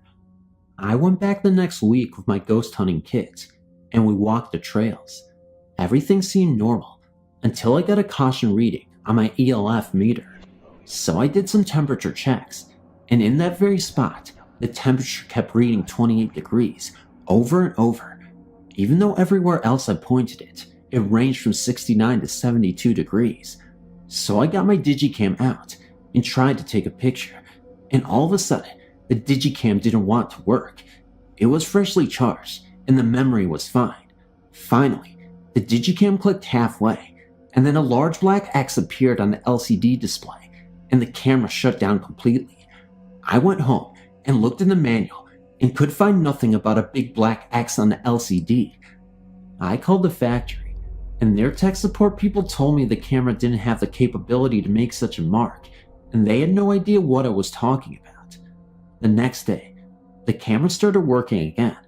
I looked to see if there was anything in the one picture I thought I managed to take, and there were a bunch of strange swirls and orbs in that picture. I've since moved away, so I haven't gone back to Gallister Park, but that was a strange episode I'll never forget.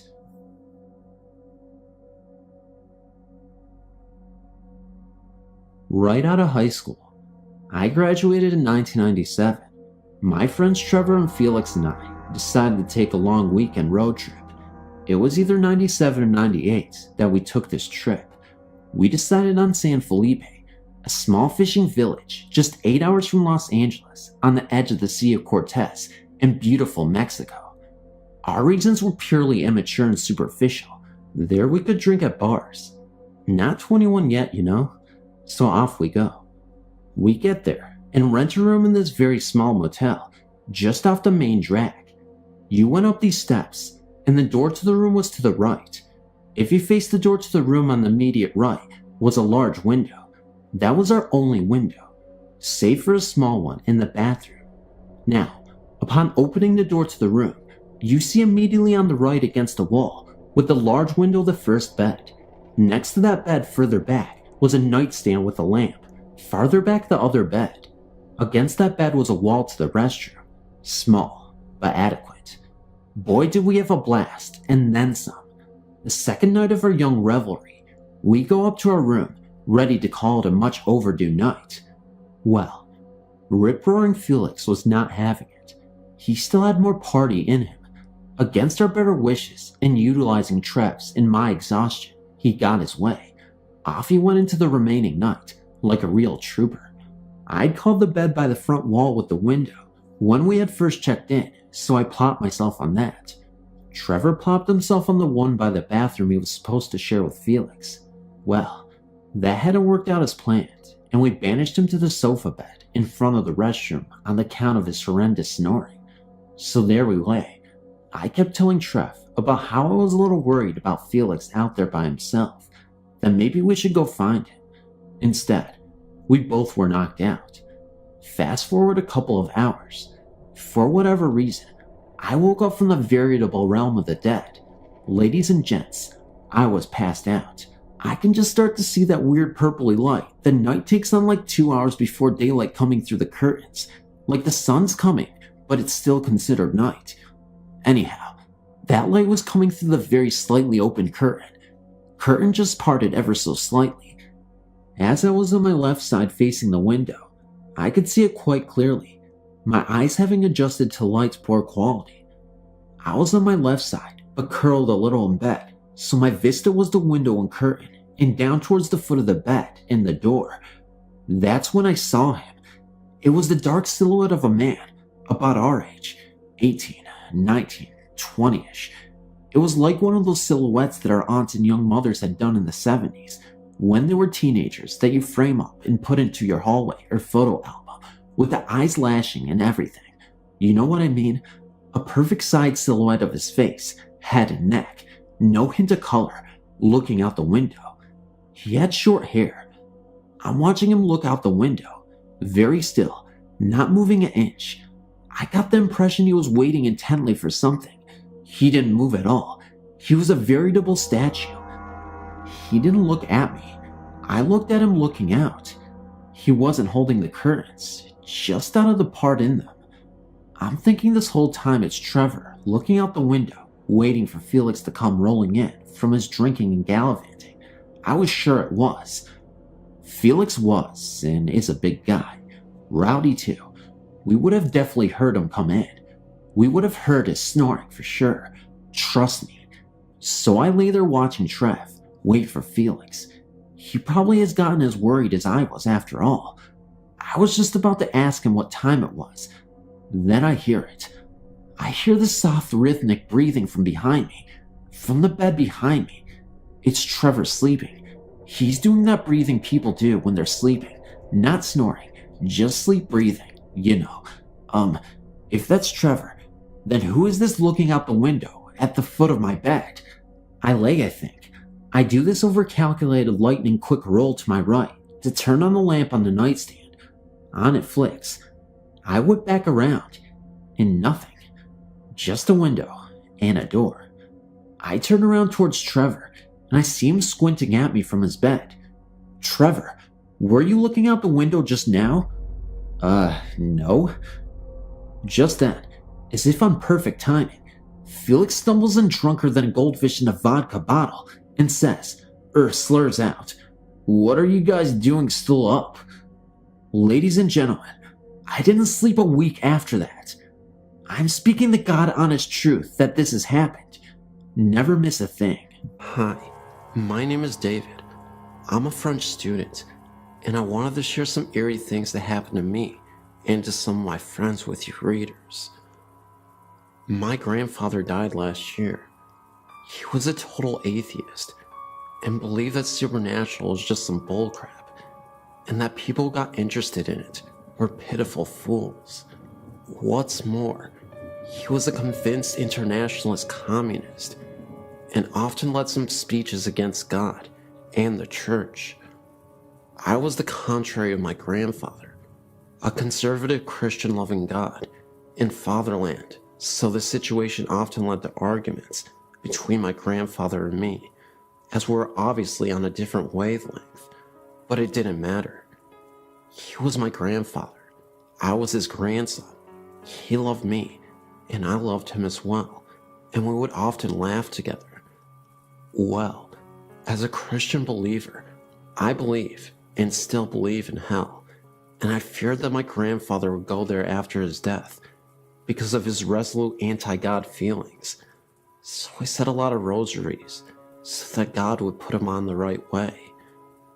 One day, as I went back from the university, I got a phone call from my mother.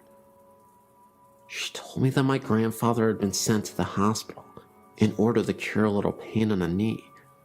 But when the doctors started to inspect his general state of health, they found out that my grandfather had a generalized cancer, and that is why he felt so tired.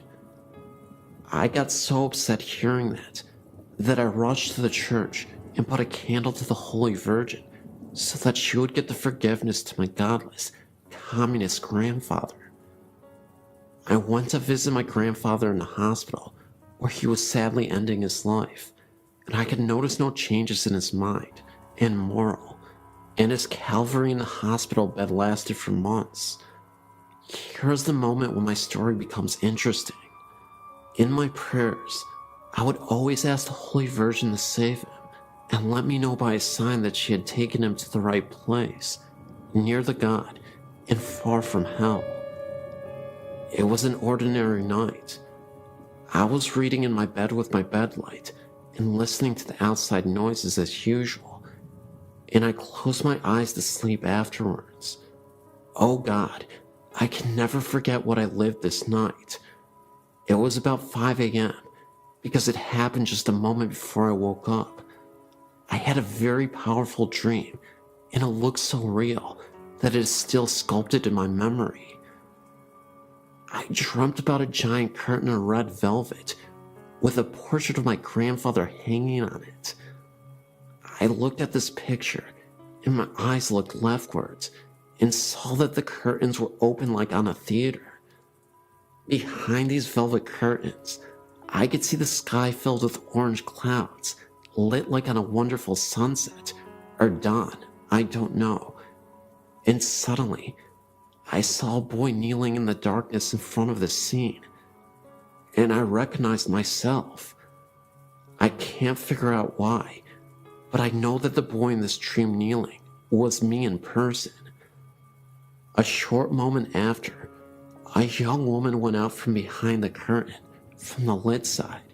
She had a blue dress and a blue veil. Both were blue, one dark, the other clear. She looked like Raphael's Holy Virgin in the painting. I remember her peaceful face that made me feel peaceful and tranquil. The lady sat in front of the kneeling boy, me, and started talking to him. I would see the lady's lips moving, but no sounds coming from her mouth. But I distinctly remember her beautiful eyebrows. After talking, she showed me something behind her. It was a ladder, a beautiful multicolored ladder that went in the orange clouds. The ladder went through a hole in the clouds, and this hole had incredibly powerful light coming right from it, and it thrilled rays of light. It was noisy like a storm, though not frightening at all, not at the contrary. My dream stopped with this vision of delight. I'd forgotten the dream on the following morning and went downstairs for the coffee. My mother was standing in the kitchen, and her eyes were painful. As I held my cup, she told me that my sister called from the hospital and that my grandfather passed away. I was waiting for this event with pain, but I got psychologically ready. Anyway, tears began to go out from my eyes, and I began to cry and go in the garden to think. And as I was walking through the trees in my garden, I suddenly remembered that strange dream of the night, and I was thinking that it was the sign I was waiting for, and that I beseeched the Blessed Virgin to send me. I was so grateful. I went to the church and told the Holy Virgin thank you, but I wasn't expecting such an intervention. But another prayer of mine had been made. However, if you're thinking that this story is going to be about light and positivity, you thought wrong. Because one day, a few days before the funeral, I was visited by a spirit with horns. That's right. I was lying in my bed asleep when the door slightly opened a little bit, and I was greeted by this creature, this horned figure. It was definitely a black mass, but it was just standing there as I was trying to regain consciousness in the middle of the night. It stared at me with its red glowing eyes. That's all I remember, the dark outline of this dark mass and the horns protruding out of its head. It was there for about 40 seconds, and I'll never forget the sight, and it just slowly disappeared. I have no idea what connection this is to my grandfather, or even if it means something, but it definitely rattled me to my core. I started to get a lot less sleep, and on days that I would get sleep, I would have these terrible nightmares of the same horned figure. In one of those dreams, the horned figure would be seen off into the distance, with again those glowing red eyes, and there would be candles scattered about, with the only source of light coming from the candles. They were all lined up row by row, and in a line that eventually led to this horned figure. I remember waking up instantly after that dream and crying profusely. I yelled out to my grandfather. I said, "Please save me from these nightmares. I'm sick of these nightmares." Fast forward a few days after the funeral, and the most spectacular thing happened, though it was a little unsettling, not even going to lie. And I feel like this was truly confirmation that God was answering my prayers. We have this massive full-body mirror that rests in the living room. This is where I saw my grandfather in the mirror, standing right behind me. It happened so fast, and it disappeared so quickly, that I had to regain my composure and not freak myself out too much, because I knew deep down inside that my grandfather was here to tell me it was okay, and that I shouldn't fear evil. Was it a possibility that I was so distraught over losing my grandfather that I thought I was losing my mind in the process, and I was just imagining everything that I was seeing? I don't know. I can see why people would think that after this story, but what I do know is that I contacted my grandfather and maybe some unruly spirits, maybe deep below the surface, that we can't always reach. And it's truly terrifying, but also comforting to know that my grandfather has my back, even in the afterlife. One early morning, I'd been sitting in my family room, reading the newspaper. It was a very quiet morning, and I was all alone. The sun was coming through a bedroom window off the family room and shining down the hallway. It was one of those extremely bright sunrises, the kind where you can see dust particles floating through the air. I glanced up as I was turning the newspaper page. I then saw in the sun rays the outline of what looked like a man. It had a light black to gray color. It had no details, just the outline of its body. It was about 3 feet off the floor and had no legs from around the knees down. I could see the arms. It had no hands either. I just remember telling myself, "Wow, it's a ghost," and I took it all in. I told myself not to turn my head or blink. The ghost appeared to be looking into the bedroom. It turned its head slightly to the right. At that point, I had to blink. My eyes were drying out. When I did that, it was gone. I then got up and put my hands through the spot where it was. I guess I wanted to see if it would be cooler or something, but it was the same temp. I just stood there in amazement of how cool that was. I also needed to add, it was no one's shadow, and it's hard to describe, but it was not a shadow. I could see the dust particles going through the figure, and the figure was in the middle of the hallway. It was three-dimensional. It actually looked like a hologram. I really love those rare ghost encounters.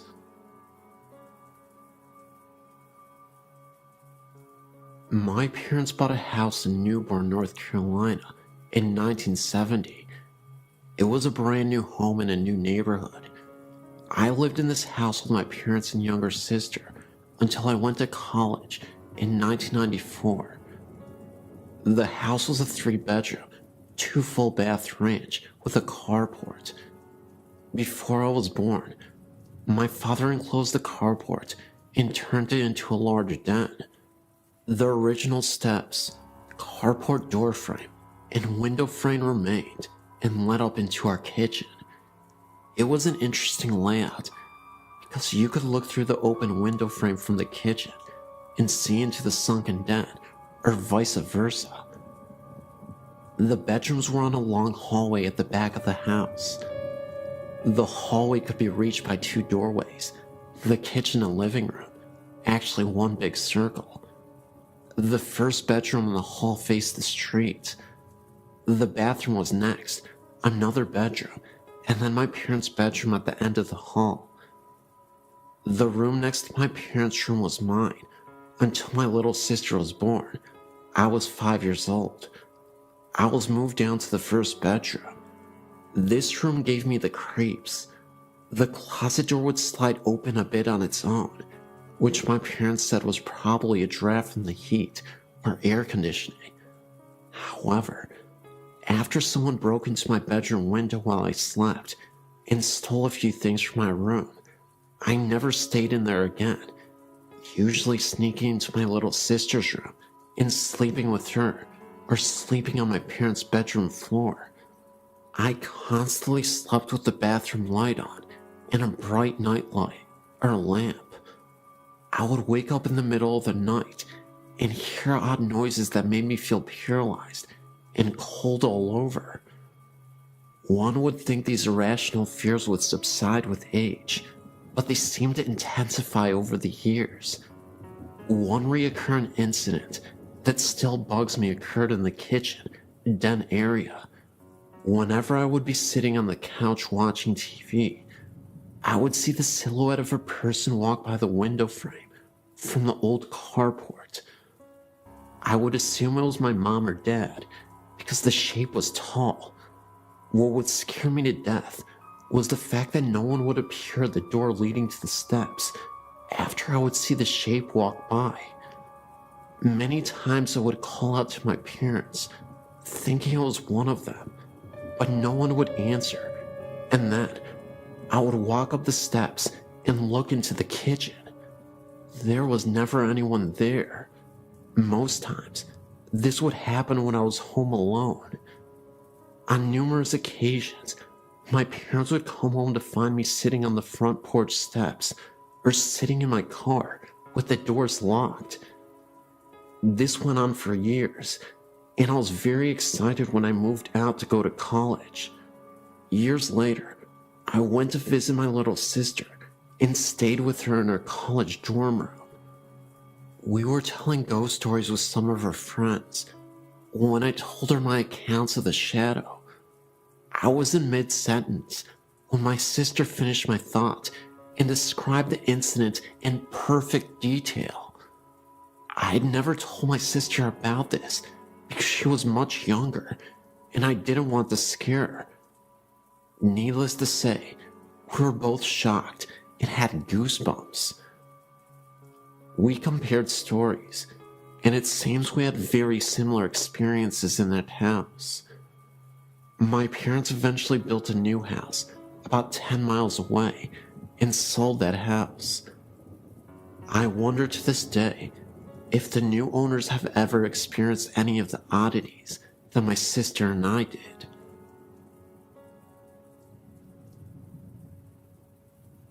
I'm 28 years old now. The paranormal has always interested me, but only recently have I started to research it. I've come to believe now that some things I've experienced as a child were probably more than nightmares. I believe my encounters were that of the paranormal, edited with a touch of child's imagination. Contrary to what you might believe, I think my touch of a child's imagination is what scared me the most. I decided to share with you those experiences that could be considered nightmares for your entertainment, but also those that I truly believe are paranormal. At the age of 5 to 7, I can't recall for sure. One night, I was lying in my bed, asleep.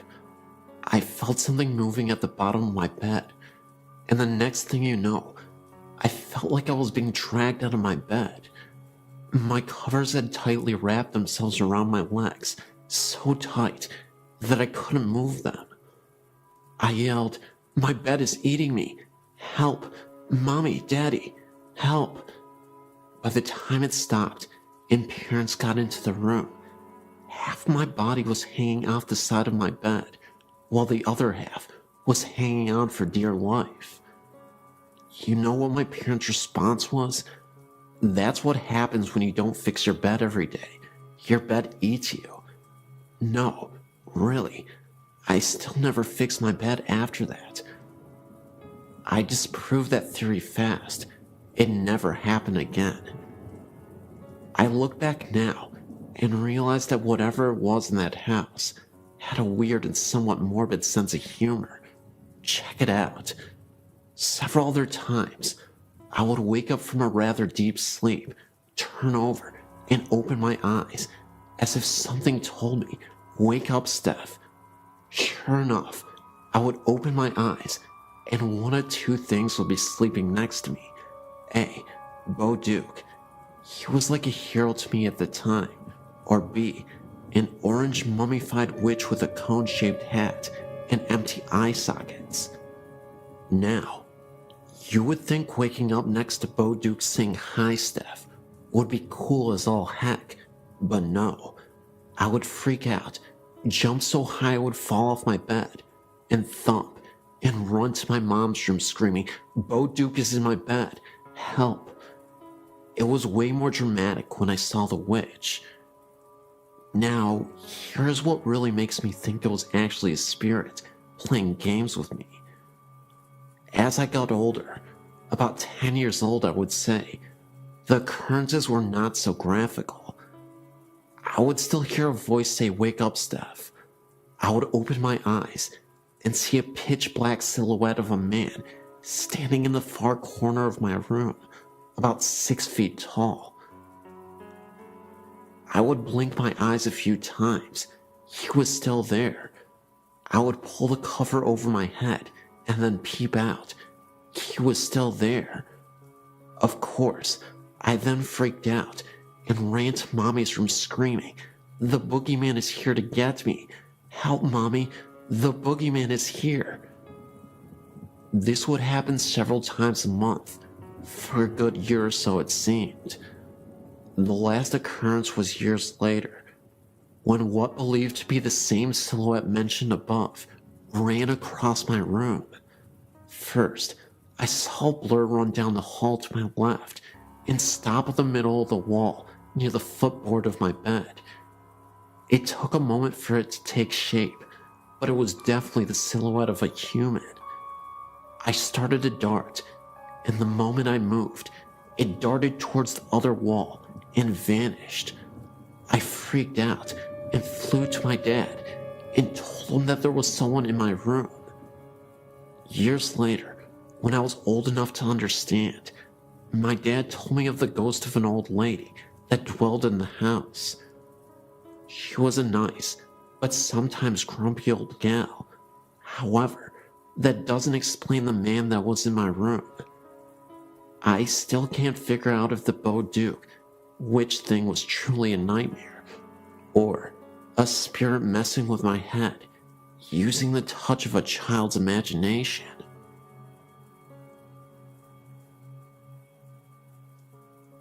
I've been to Gibbs Bridge twice, and we have seen something every time. The first time the signs kept changing. There would be a lot of writing on the signs, or none, every time we came around. I looked back and thought that someone was messing around with us, and I saw a figure standing alongside of the road, ran by the guardrail, and disappeared. Then, I kept seeing something black out of the corner of my eye. My cousin was with me, and she started to scream, and me and her both heard moaning over her screaming. Then, it was me and my sister and her friend. The signs again kept changing, but only a few, not at all like last time. We took pictures and got orbs. Then, we saw a figure again by the sign and disappeared. We went all the way down the street and turned around and saw a big bright light. I told my sister it was probably a car, so flash your lights to let them know that you're coming. She did that, and the light was gone. It kind of looked like a motorcycle light with handlebars. I know the whole story about it. Then, we turned around again and saw it again. It was not the street light at all, because we turned around going back to the bridge about 10 to 15 times. It only showed up about 3 times. The weirdest part of that night was we left, and my sister's phone was in the center console. Nobody was touching it. Somebody that we know called us and wondered why we called. Nobody did it. It was in the center console the whole time. My sister looked down and saw her phone hanging up, and they said we left a message. It was all 3 of us talking, and it was muffled. Tell me what you think, and go out there sometime again. Thanks for reading my story.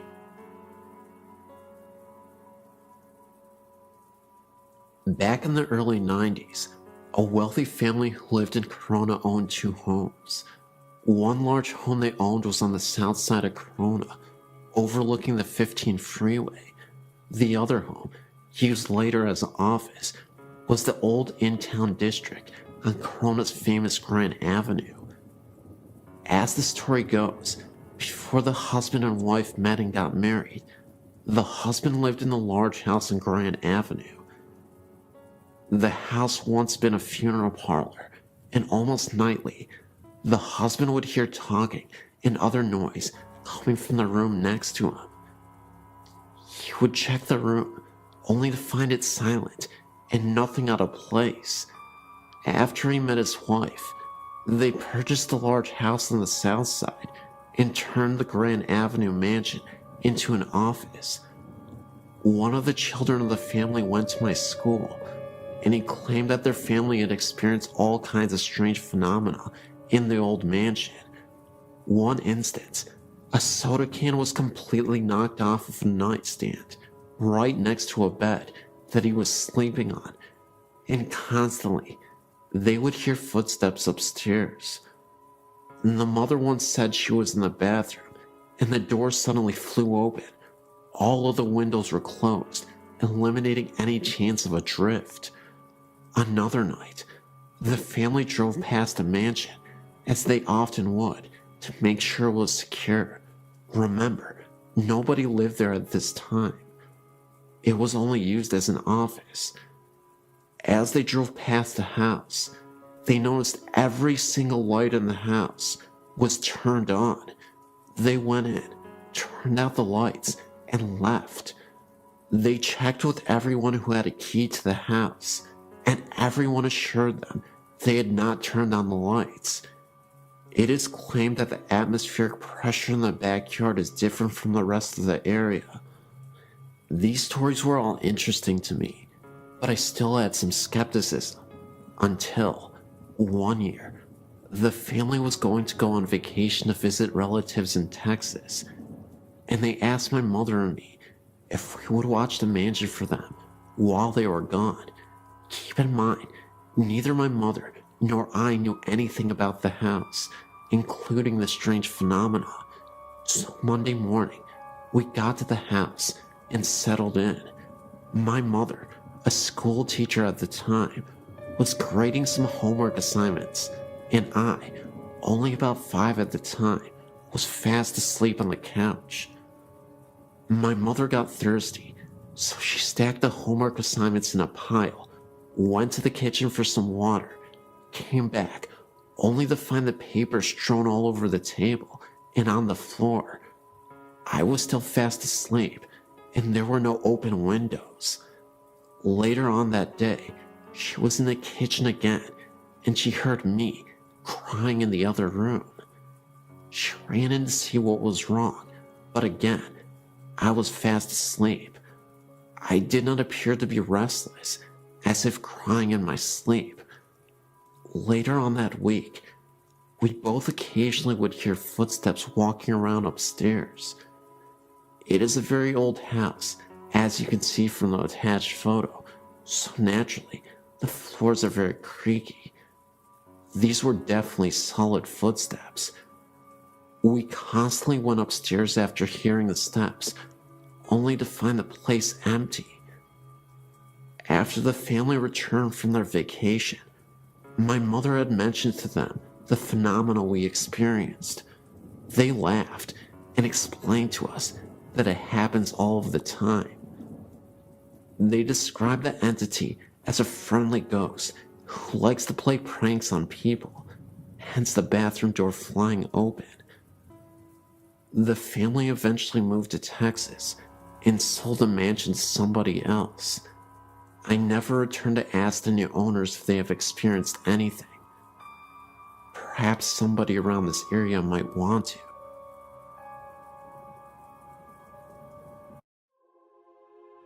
My name is Prenta. I lived in Hamtramck, a suburb of Detroit, Michigan, in a 2-story flat on Grayling Street.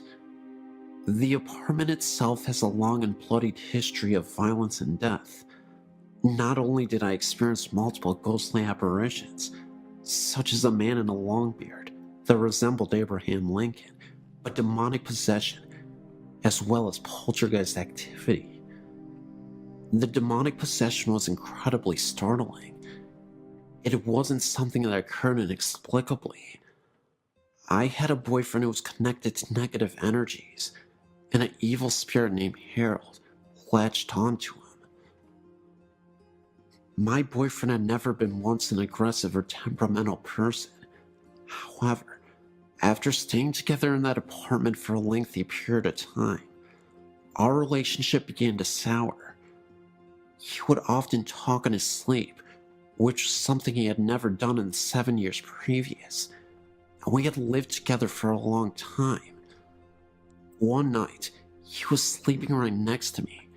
For some reason, I remember I had a difficult time trying to rest, so I was tossing and turning in bed. My boyfriend was dead asleep. Not a second later, he starts whispering. He keeps repeating, "Harold's here. Harold wants to play." Although it scared me half to death, what he said after that truly shook me to my core. He uttered some unnerving words, something about how he was going to take care of my suffering soul. At that point, I couldn't take it anymore, and I woke my boyfriend up. He was in a pure state of delirium. I told him he was talking in his sleep, and when I told him what he said, he looked at me as if he were terrified. That's because he said he had a dream about a man named Harold. My boyfriend told me that in his dream, he was in the mafia, and Harold was his mob boss. He wore a pure white suit and looked like a traditional mobster from the 1920s. Well, a couple days later, I was cleaning my apartment when I discovered a secret room that I never noticed before. It was basically a walk-in closet. The room was empty, except for a small cabinet with a drawer. I opened the drawer, and in it was an old newspaper from the 1930s. I kid you not. In this newspaper was an obituary about a man named Harold. The obituary didn't say he was part of the mafia, but he was a World War I veteran. I believe that Harold used to live in this apartment. My boyfriend told me that Harold appeared once while he was in the shower, and I was away at work. I often worked the night shift at a hospital, so I'm often away at night. He heard a crash coming from the kitchen that startled him.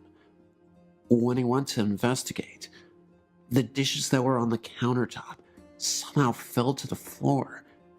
He then returned to the bathroom to brush his teeth, when he saw the face of a young man staring back at him in the mirror for a second, right behind him. It was so quick, but long enough to notice. He then had an idea to photograph the bathroom, a picture directly facing the mirror, and then the bathroom itself while standing from the doorframe. What he saw was incredible. It was an orb, clear as day, appearing right in the mirror. Either way, I was convinced that later on, my boyfriend was possessed by Harold. He became a shell of his former, laid-back and friendly self. He transformed into a vicious, aggressive, and easily agitated person. We eventually had to have a priest come over to bless the apartment and to perform a prayer on my boyfriend to release the spirit who could be inside of him. After we moved out of the house, the feeling of intense rage and negative energy seemed to subside almost entirely. He stopped talking in his sleep. He was more easygoing, and he started to become the man I fell in love with years ago. Still, there was one experience that I had while in that apartment that I'll never forget as long as I live. It was the evening, and I was starting to settle down on my first night off from the hospital in days. I walked to my bedroom to change. In the bedroom, there is this huge mirror that I often use. As I was walking through the bedroom, I was looking at myself in the mirror. That's when I saw a woman dressed all in black with a scarf. It must have been some kind of babushka woman. I instantly closed my eyes out of pure fright, and as I opened them back up again, I returned to look back at the mirror, only to see that this woman had disappeared. I only saw myself. All of these events are 100% true. I know sometimes when people tell these types of stories, they are often met with a high degree of skepticism.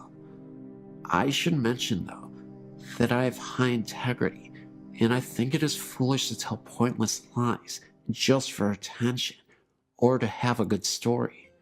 The possession, Harold, the poltergeist activity, and the babushka woman were all signs that something awful wouldn't leave that apartment. At this point, I'm just thankful that I don't have to experience that ever again, and that my boyfriend isn't being used as a vehicle for paranormal entities. I would say this is a story of a haunted house, but it isn't. Until about 10 years ago, it was just a haunted house in my book. I met my husband over 30 years ago. He told me about a house that he used to live in that had some very strange things happening in it. It was local, but he never wanted to go anywhere near it. He said that it was very old and had been built by a young person who had some of the wood and granite that made the fireplace sent from Ireland. Anyway, the story is that when he married his wife, she came with her mother, a real shrew. She harped at him and distressed his wife to the point where he went mad and killed them both, then ran screaming that the demons of the house had made him do it. My husband's family moved into the house in the early 60s. During the years they lived there, they heard doors closing and footsteps on the stairs, as well as the smell of coffee and frying bacon in the middle of the night. His mother was quite a gardener, but could never get flowers to grow in the yard. He said the whole family was quite uncomfortable in the home and eventually moved. We had been together for a few years when we heard that the property had been sold for a mini storage lot. We were talking about it with my sister and some friends when my husband told the story. The friends asked to see the house. I'd never seen it to this point, and I'll admit, was more than a little bit curious. We finally talked him into going, and away we went. When we turned onto the street, we got a really creepy feeling, but when we pulled up to the house, I was absolutely terrified. There was not a living blade of grass or anything else on that lot. We live in Washington State, and this was March. The house was dark and very ominous. I refused to get out of the car. So did my sister. The guys, 3 of them including my husband, took a flashlight and headed around to the back of the house to see what they could see.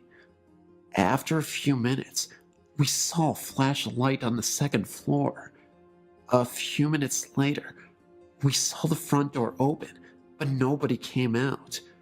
After a few minutes more, they returned to the car. We commented on the fact that we had seen the light, and they told us that they had never turned it on. Then we asked them why they didn't come out the front door. They told us it was locked, and that they tried it before going around back. I was always skeptical about the stories connected with the house, but after they tore the house down, the mini storage was plagued by problems and eventually went out of business. The property sits abandoned and barren. Still nothing lives there, and it's still as creepy as it was years ago.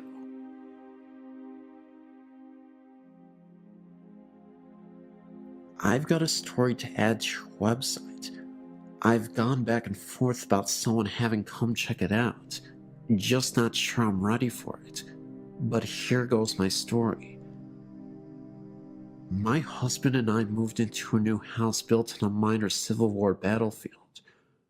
We know there was another house in the vicinity. There was also a tree that was referred to as the hanging tree, not far from our backyard, on which about Union soldiers were hung. Soon after moving in, we noticed odd shadows and white lights that seemed to move across rooms with no apparent source. We tried to account for them by cars passing on the road, but never could pinpoint anything. One evening, we were watching TV when a shape ran past a door to what eventually would be our deck. The door was a good 4 feet off the ground, but the person running past ran level with the door itself. My husband and I ran for the door, flung it open, and my husband jumped down and ran in the same direction. At that time, we were the only house on that end of the street, and, being a very small town, it's very quiet at night, and sounds carry for quite a distance. We didn't hear anyone running, nor did we see anyone. We were spooked, but figured it was a kid, and our eyes played tricks on us. Not long after that, my husband jumped off the couch and ran for the door again because he said someone was standing there looking in. Again, level with the door and no deck. There was no one we could see when we went outside. Some months later, I was up around midnight cleaning the kitchen. My husband had gone to bed and shut the bedroom door. The bedroom was at the top of the steps and the door in plain sight. I was watching TV across the great room when I saw out of the corner of my eye a man leaning around the corner of the hallway wall and smiling at me. As I turned my head, I was ready to yell at my husband for sneaking up on me when I realized the man's hair was long and blondish, and my husband's is dark brown. In short, I also realized the man was wearing a white t-shirt with full sleeves, nothing my husband owned. I couldn't see anything from the waist down. While I stood there staring, he simply vanished. I immediately ran to the hall and noticed that the bedroom door was still shut, and if anyone had gone out the front door, I would have heard it. There was nothing, no sign of anyone. When my husband got up for work, I told him what happened. He said it was my imagination. I didn't think so, but we left it at that. However, I started turning on the lights when he left the house for work, since he left at 3 a.m. A few weeks later, though, my husband was in the front room at the computer. To the left is a table with an antique mirror hanging over it. My husband saw movement in the mirror, in turn thinking it was one of our cats on the table. Instead, he saw a man's shoulder and arm, wearing a white shirt, walk past in the mirror. My husband simply got up and walked outside until I got home. During this time, my son, who knows no fear, would never stay downstairs at night by himself. He said he was creeped out, like someone was watching him from outside the door. My daughter, a typical teenager at the time who kept to her room, would often come downstairs to hug me and sit close to me. When I'd ask her if something was wrong, she told me that sometimes she felt someone was sitting on her bed, and that she saw things move out of the corner of her eye. The strange thing is that my husband and I never told the kids what we saw until they were 18 and 19. There was a time when activity seemed to stop after my husband, getting the idea from my friends, stood in the center of the house and asked whoever was there to not show themselves to him. He was left alone after that. However, recently, we've been experiencing marital problems, and my husband moved into another bedroom. I'm now hearing footsteps in my room, and I'm constantly woken up by what feels like someone sitting on my bed. I'll roll over, but there won't be anyone there. One night was unusually bad, and I had to get up earlier than normal the next day for a class. Around 10 p.m., I said out loud that I needed to sleep, and he wasn't letting me. If you wanted to bother someone, to please go harass my husband. Strangely enough, it got quiet, and I fell asleep, only to be woken at 11 p.m. by my husband, who was in the bathroom, frantically looking for someone to stop an area on his leg from hurting. He has psoriasis, but this particular time, he said it felt like someone was poking him with needles. The area was deep red and gave off heat. A very odd coincidence to say the least. We've also had things go missing: a tablecloth, a 15th century style costume, and various little things that turn up in different areas. We have yet to track down the tablecloth or the costume. I did tell the ghost not to hurt my husband.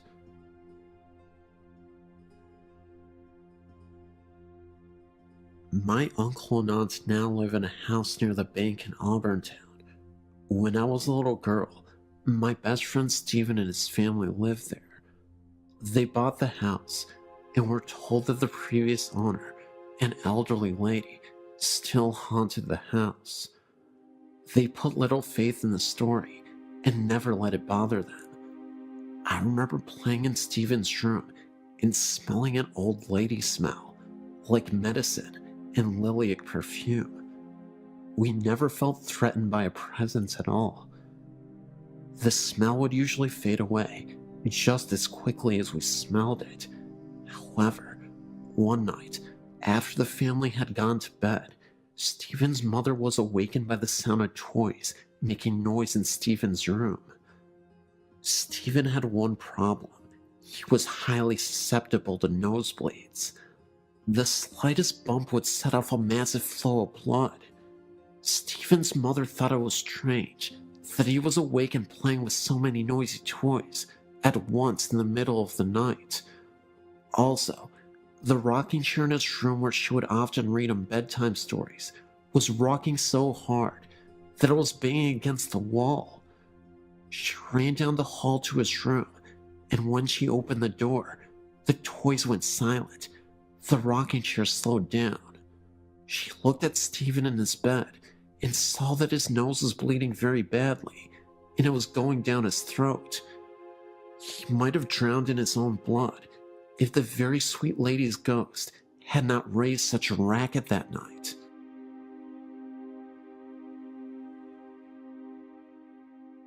My grandmother Emily was a hard-working wife and mother, and during the Great Depression, she held her family together even when her husband, Grandma William, died suddenly.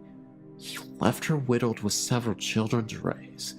She was a down-to-earth person and a practicing Catholic, so was not given to superstitions, but nevertheless had some encounters with the otherworldly. One time, for example, she was on her way to visit one of her brothers, an elevator repairman. On the way there, getting off the train, she had a sudden premonition of his death. She got a hold of herself and rushed to where she was supposed to meet him. It didn't take long for her to arrive at his workplace, an elevator station, where he had to do a repair job. She saw a noisy crowd assembled there, and she inquired what was happening. She was told that a repairman had been killed in an accident. It was her brother, the very one whom she had gone to meet, and about whom she recently had a deathly premonition about. I explained this as a prelude to her ghost story. Among her other siblings, she had a brother who was a decent man and a barber by profession. Unfortunately, they had a disagreement, which escalated into a parting of ways. He uncharitably held a grudge against her all the while. Time passed, and one night, while she was asleep and her husband were asleep in bed, she was suddenly awakened out of a sound sleep and noticed a person kneeling near the side of the bed. It was her estranged brother, garbed in his brother's smock and weeping bitterly. He was apparently suffering. She was startled and confused and didn't know how he got in her house and bedroom in the middle of the night and why he suddenly showed up after choosing to cut himself off because of a silly grudge against her. She began to speak to him and ask him what was wrong, but he interrupted his sobs to say, "I'm sorry, please forgive me." And with that, he completely vanished. She was amazed and woke up her husband, relaying to him what had just occurred. As they lay there discussing it, the telephone rang. Her husband answered, and it was for her. When she got on the phone, she was informed that sadly, there had been a death in the family that very night. It was her estranged brother, the barber. They understood this ethereal visit from beyond the grave to be the soul of the departed brother, and that he was given the grace to appear from his purgatory to his sister in order to make up for his uncharitable bearing of a grudge. A requiem mass was offered for him, and they prayed for his soul. He never appeared again. I come from a long line of psychics, and I must have been about 7 when during an afternoon nap, I woke up after a very frightening dream. At the time, we were living in Mount Butler in Hong Kong Island, and Mom's family lived in Capiz in the Philippines. I ran out of my bedroom into a room full of family and friends to tell my mom about it. I saw this Filipino man in a wooden box, dressed in a cream shirt and brown trousers, and lots of our family were around him crying. As a young child, I'd never seen a dead person before and was distraught by the experience. My family consoled me and told me not to worry, but it brought to their attention that I too had the gift. It was only a few years later that I was told that the person I saw was my uncle, who had been shot by the local militia in my mom's village in the Philippines, and it surmises that the clothes I saw him in were the clothes he was buried in. So it turns out that I had a psychic snapshot of the actual Filipino funeral rites, whereby the body is kept in the family house for a period of weeks so grieving people can pay their respects to him. This brother of my mom's, she had been having prophetic dreams around the time, warning him to leave town because something bad was going to happen to him. He didn't believe her and was shot by the local militia after a dispute. It is Filipino superstition that during this period that the body was stored in the family house, the spirit visits the family on the 3rd, 5th, and 7th day after their death. This, as it turns out, was during this time that we both had these visitations. Mom was in the kitchen washing dishes when she heard who she thought was Daddy coming back from work. That's when she saw a man from the corner of her eye, standing in the doorway, wearing a light shirt and brown trousers. So she chatted to Daddy for about 5 minutes about his day and what he had been up to, when it occurred to her that he didn't answer her back once. She turned around to ask him a question, and then she realized that there was no one in the doorway at all. It was at this point she was a little bit spooked, as she remembered my description of Uncle Fred in his coffin, and hurriedly went to check on Daddy. He had come in when she had heard him come in, but had just fallen asleep on the bed, fully clothed, in knit-wearing brown trousers and a light shirt. So it was her brother's way of saying goodbye, and I guess to say sorry for not having listened to her when she warned him. A few years later, it was 1987, around about the time that Edward Yule, Hong Kong's governor at the time, passed away. We were still living in the same flat in Mount Butler, but my sister and I had moved from the room we were in, as that had been converted into Mom's nursery, where she looked after preschool children during the daytime. We were now in the room where I would have my bedroom, until we moved over to the new territories. I must have been about 9, so my sister would have been 4. We shared a bunk bed, and her being smaller, stayed on the lower bunk. I awoke to pitch black, and the sound of flip-flops walking up and down our corridor. I thought, this is strange, as it is custom to remove your shoes at the front door, and to wear slippers around the house. As I heard these flip-flops getting closer and closer to my door, sheer terror took over. I whispered to my sister, "Chris, can you hear that?" No one answered back, so I was trapped on the top bunk with nowhere to go, with this noise coming closer and closer. I hid my head under my blanket, like most kids do, wishing it to go away. I said this time, more incessantly, "Chris, can you hear that?" And something hissed back at me, "Yes." That did not sound like my sister at all. At this point, I was terrified. I tried to gather all my strength to get out of the bed, but I was too scared. After what felt like a millennia, I eventually gathered enough courage to jump off the top of my bed, ensuring by no means that I touched the lower bunk and charged into my parents' room across the corridor from our room. I was so embarrassed being so old and being scared, I didn't actually get into their bed, but spent the rest of the night curled up in a ball at the foot of their bed. It turns out that my sister wasn't in our room at all that night. My question was, what was that in the corridor and in the bunk bed with me?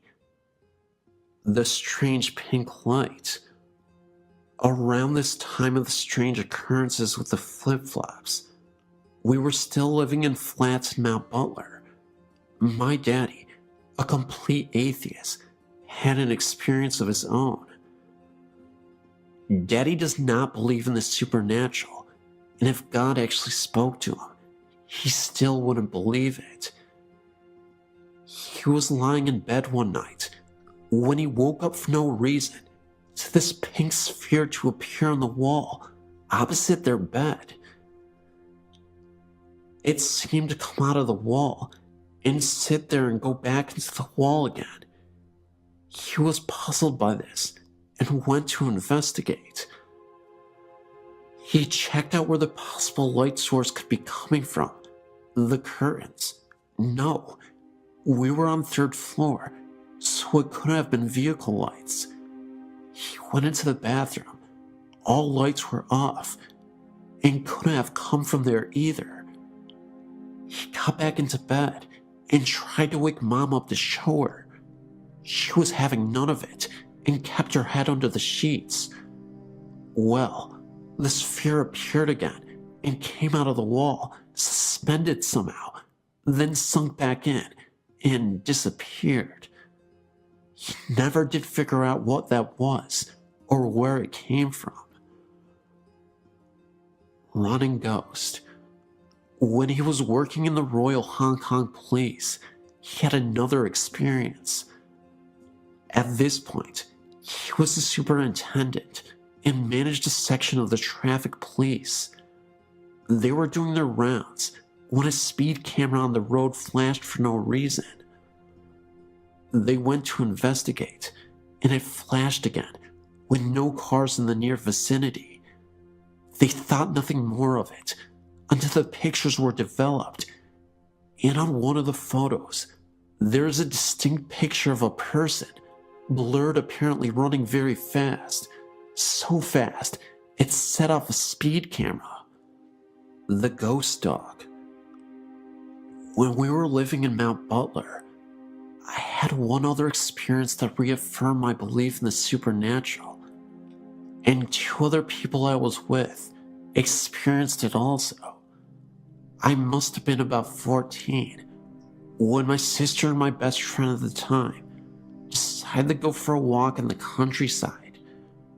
So where we lived was surrounded by Hong Kong countryside, which was perfect for me as I was a tomboy and spent as much of my time as possible out and about, exploring and climbing trees. Just before I started university in the UK, I was visiting some friends in Cardiff. I was feeling very odd that night, and as we were heading out into town, a premonition hit me. I turned around to my friend and said, "Something very big is going to happen tonight." He just looked at me like I was stark raving mad, so I dropped it. So when we went out and had a lark and came back, thinking nothing more of it, imagine our surprise when we woke up in the morning and splashed all over the news was coverage on Diana's death. This, of course, being the famous Princess Diana of Wales, who died tragically in a car accident. But I predicted it the day before. At least I feel like I did. Could be a coincidence, but I don't think so. Oodalexer Cemetery experience. So, I started uni in Derby in the Midlands, and where I was living was Student Digs on Ulexer New Road. I was heavily into my goth influence back then. Not so much now, but I still love old cemeteries and dramatic clothing.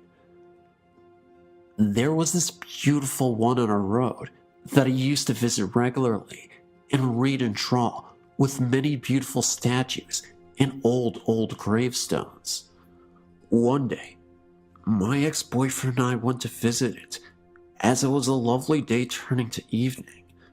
So I wandered around looking at all the gravestones and the statues, trying to find the oldest tombstone we could find.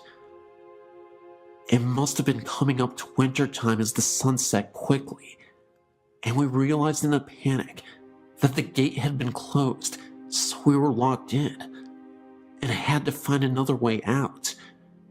So we walked along the perimeter, looking for a likely tree to help us over the wall, when the sun just disappeared, and we were pitched into almost complete darkness. Then, for no reason at all, the mist appeared over the headstones, so it was hard to avoid the graves themselves. So it suddenly looked just like a horror movie set, trying to avoid broken tombstones and holes in graves and that danged mist in the dark. By this point, I was pretty panicked, frantically trying to get out, with this feeling of overwhelming dread descending over me, and all cells in my body telling me to leave right now. We eventually scrambled over a wall into the student bar, and that feeling just lifted, just like that. It's only a few months ago that I was looking online about ghosts in Derby that I found out that the very cemetery is haunted. Brilliant. My dreams. I thought that was the end of my experiences, but looking at the dreams section, I've remembered some more I want to share with you.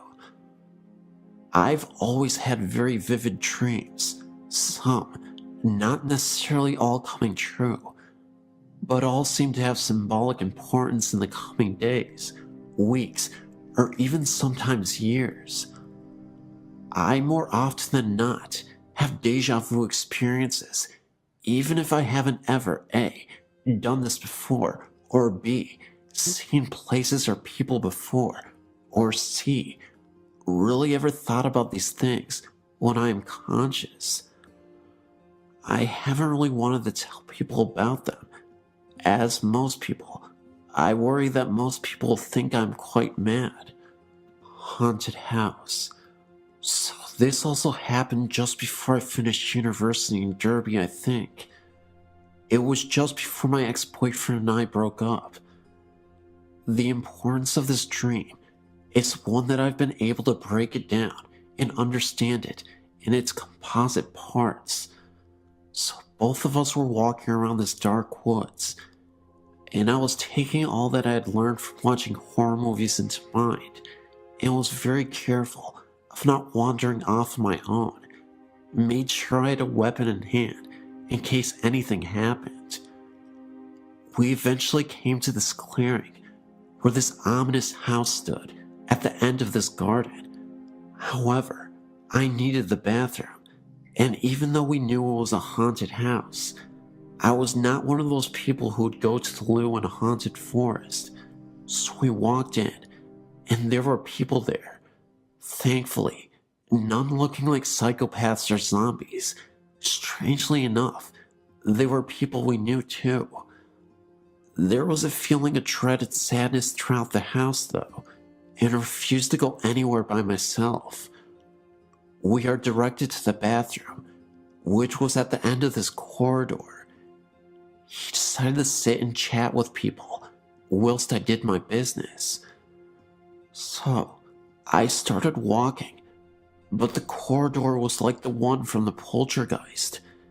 It just kept getting further and further away, until I had to break into a run, desperately needing to go, and leave this house as soon as possible.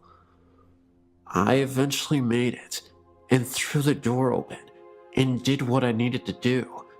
Then I woke up and realized that I still needed to go, so I ran for the loo. Luckily, I had the foresight to write this dream down once I had gotten back to bed and knew that we were doomed. The haunted house was a reflection of our relationship, being hounded by our mutual bad doings, and that the end was near. It was just a matter of time, and so it was.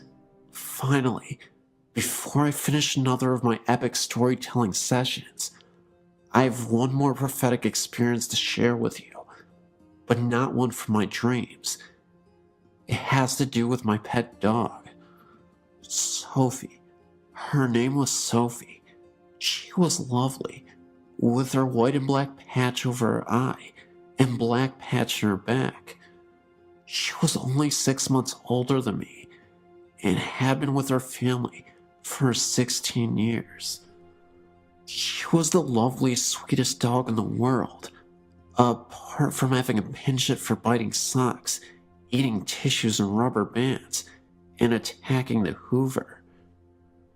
She was suffering from basically her insides giving in. She had serious kidney problems, and she couldn't walk very well because of arthritis in her back legs.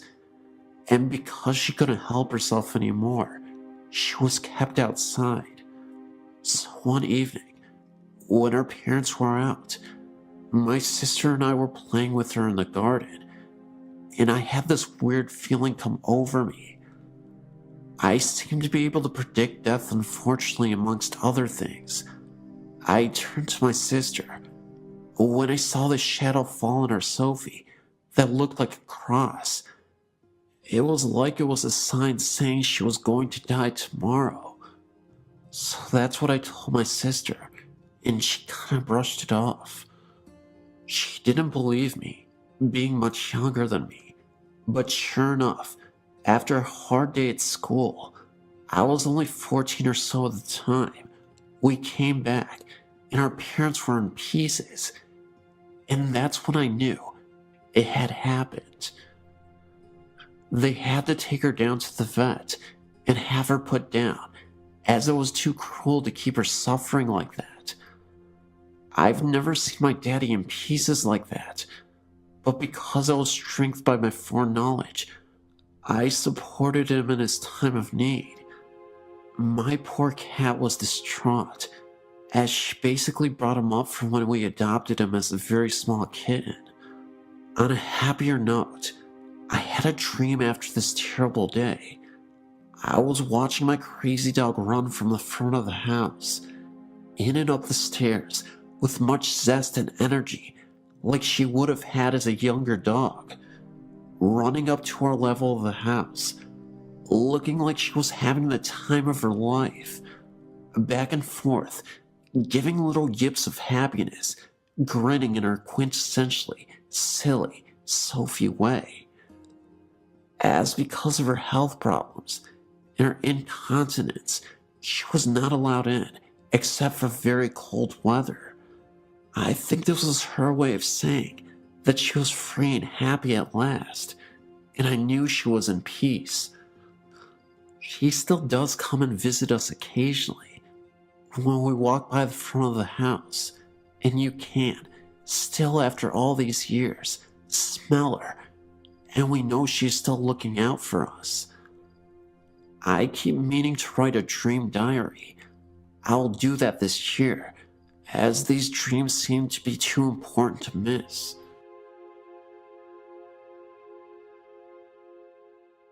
My husband and myself and my brother were all watching our mother's house while she was out of town on vacation. We had been there for a few days, and all happened to be on this particular evening and night. Well, we had finished dinner, and we were all just hanging out in the living room watching TV. My brother said he was just going to sleep on the couch, and my husband and I said goodnight and went to bed in my mother's bedroom, because that's where we had been sleeping. We kissed goodnight like usual, and turned off the bedside lamp. I myself just can't close my eyes and go right off to sleep. So I was just laying there, looking off into the darkness and trying to wind down. Suddenly, I noticed a very dark black mass right by the bedroom door. I blinked my eyes a few times, trying to make them adjust to the dark better, but realized they already had, because I could make out the mass that was so much darker than the dark. I began to feel afraid when I saw it moving. I laid there and watched it approach the bed over our bodies. It looked larger than it had by the door. I began to nudge my husband, but I decided to lay there a little bit longer to see if it continued to move or even get larger. I laid there and marveled at its darkness and its extremely dark color as opposed to the regular darkness. It was pitch black and just floated there above us. Unbelievably, I fell asleep. The next day at lunch, my brother said, "Hey, last night I saw the weirdest thing when I was trying to fall asleep. A large black mass was hovering above my head and scared me half to death." I stuck my hand in it and it was freezing cold. Before I had a chance to speak, my husband said, "Me too. I thought I was seeing things." I spoke up and I said I saw it as well and was frightened by it. They both said, "Wow, I wonder what it was." I had read somewhere that these could possibly be evil. Needless to say, we didn't spend the night there again. I'm a nurse and run our family's assisted living, and recently we had some strange things happen in our care home.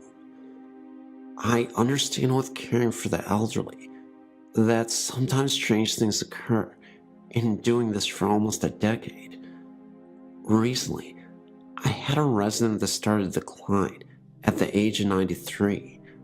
One night, after helping her get into bed, she asked me if Bernie, her husband, who died 10 years before, knew where she was. I reassured her that he did. It caught me off guard, since her mind was intact and she was not forgetful. A week went by, and again, I assisted the woman into bed. She says to me, "I hear Bernie in the hallway. Can you tell him that I'm in here?" I told her to call for him and he would come in. She refused and asked me to. So I went out to the empty hallway and said, "Bernie, E is in here if you would like to visit with her." As a nurse, sometimes you do things out of the better judgment for yourself, as long as it helps your patient. Later that night, I heard the elderly lady talking to no one quietly. I've had some odd things happen in my personal life through the years since childhood, but that is another story. I was once told by an elder Japanese woman not to talk to the dead or invite them into my home. Another week goes by, and my resident took a drastic turn for the worst by refusing to eat or drinking fluids. After a week's stay in the hospital, she returned on comfort cares and hospice. The end was near, and we knew it. However, while she was in the hospital, I received a frantic call from one of her nursing assistants asking if I would please come back to work because she was really scared. When I got to work, all the lights in the house were on, and she was sitting on the couch with her back up against the wall. When I asked what was wrong, she told me wide-eyed and pale that she had seen a mist down at the end of the hallway and was hearing weird popping noises coming from the residence room that was in the hospital. After checking the entire house and silently saying the Lord's Prayer, the house felt calm. E spent her last days being pampered and showed care and compassion from staff and family. Many of the staff came in on our days off to sit with her, including myself. The last couple days of her life, she was sedated for pain and hallucinations. When no one was in her room and she didn't know we were checking in on her, she was reaching up towards the ceiling and mumbling. The day before she died, we had XM music playing on our TV. A couple of the nursing assistants were performing for their evening cares when the TV changed to CNN for 30 seconds and turned back to the music by itself. The TV remote was on top of the TV. Since our favorite lady passed away, things have stopped for the most part.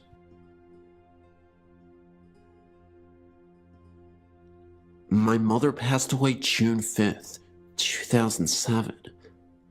Me and my husband were in New Jersey at the time, waiting to get unloaded. We drove an 18-wheeler for a living.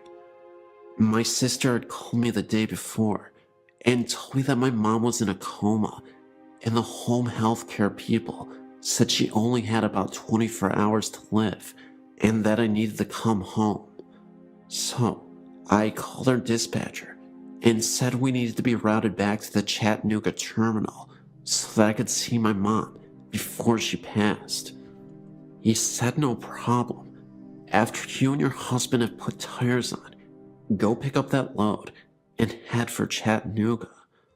Well, while they were putting tires on our trailer, we decided to get some sleep. The cell phone rang, and it was my sister. She told me that Mom had come out of it and was sitting up and laughing and talking to everybody, and that she was okay. So I called my dispatcher and said we don't have to go home. We can do one more load out here. So it was late that night when they finally got the tires on the trailer, and we decided to just stay there in the parking lot till morning so we could get some much needed sleep. We get up that morning and pull out. As we're heading down the highway, my cell rings, and it's my sister. She's crying. She tells me that Mom passed away that morning early.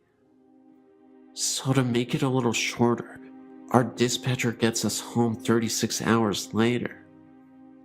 Now at this time, we are at my mother's house, and she has already been picked up by the funeral home before we got there.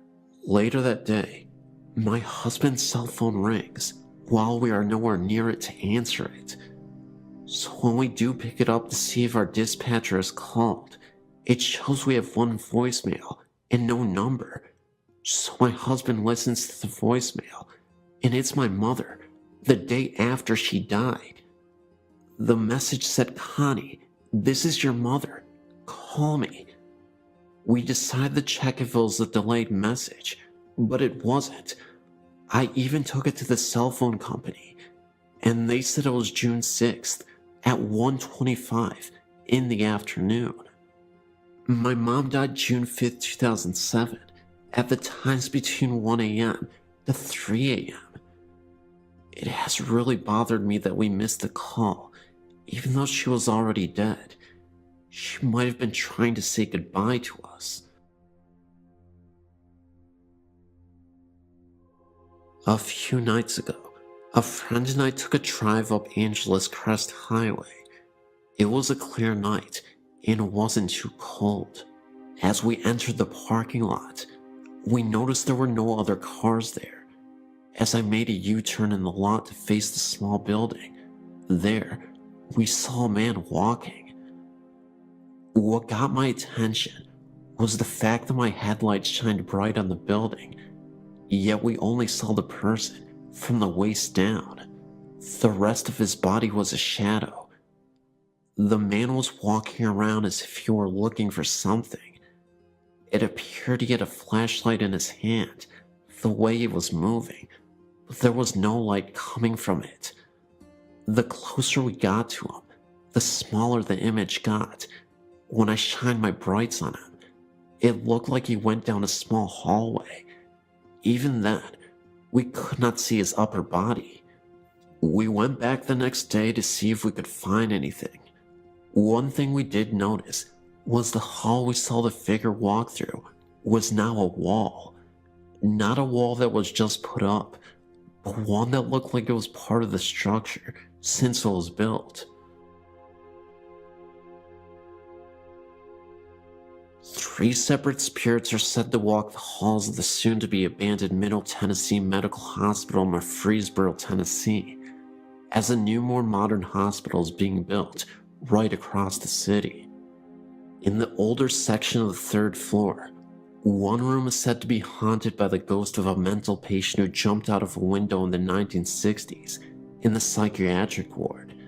30 years later, in that section, administrative offices were constructed, and employees reported hearing running down the hall of someone with bare feet, and a light outside the room where the man was said to have jumped turns on and off periodically on some nights. The switch that turns that light on can be found only inside the room, which was not even in use at the time. When the lights were checked by maintenance, they seemed fine. Later, some orderlies enjoying lunch on that same floor reported seeing an IV stem being rolled up the same hallway. They left their food there and didn't return. In what was the pediatric area, the ghost of a red-haired girl in her early teens in a white hospital gown has been spotted at one point by a nurse who also had long dark red hair when the room was used for pharmaceutical storage. She claimed to see the spectral image of the girl staring at her through the glass observation window of the room. The nurse was also a redhead. Finally, the 3rd spirit has been chronicled by the hospital's own sad history and has been spotted in the newer section. A young nurse who had just started was leaving for the night to go out with friends. As she hurried down the stairwell, she dropped her purse over the guardrail, a lunge too far, and fell down the center of the stairwell, landing on her head. She died 3 days later due to massive brain trauma. Ironically, one of the hospital's employees who had the task of cleaning up the bloodstains was the son of the woman who had seen the red-haired girl's ghost, as her family worked in the hospital. It is sad that sometimes you can see the girl repeat her fatal fall.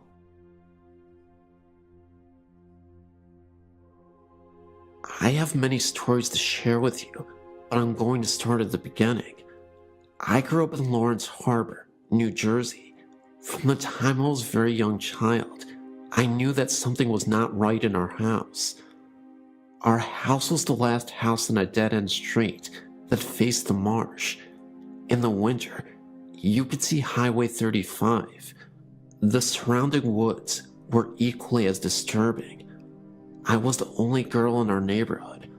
All my friends were guys. They were like brothers to me. I was a tough kid, and I did not scare easily. However, being alone in our house and going to sleep at night frightened me to death. My father died when I was a baby, and it was just my mother, brother, and myself. There was quite a difference in age between my brother and I.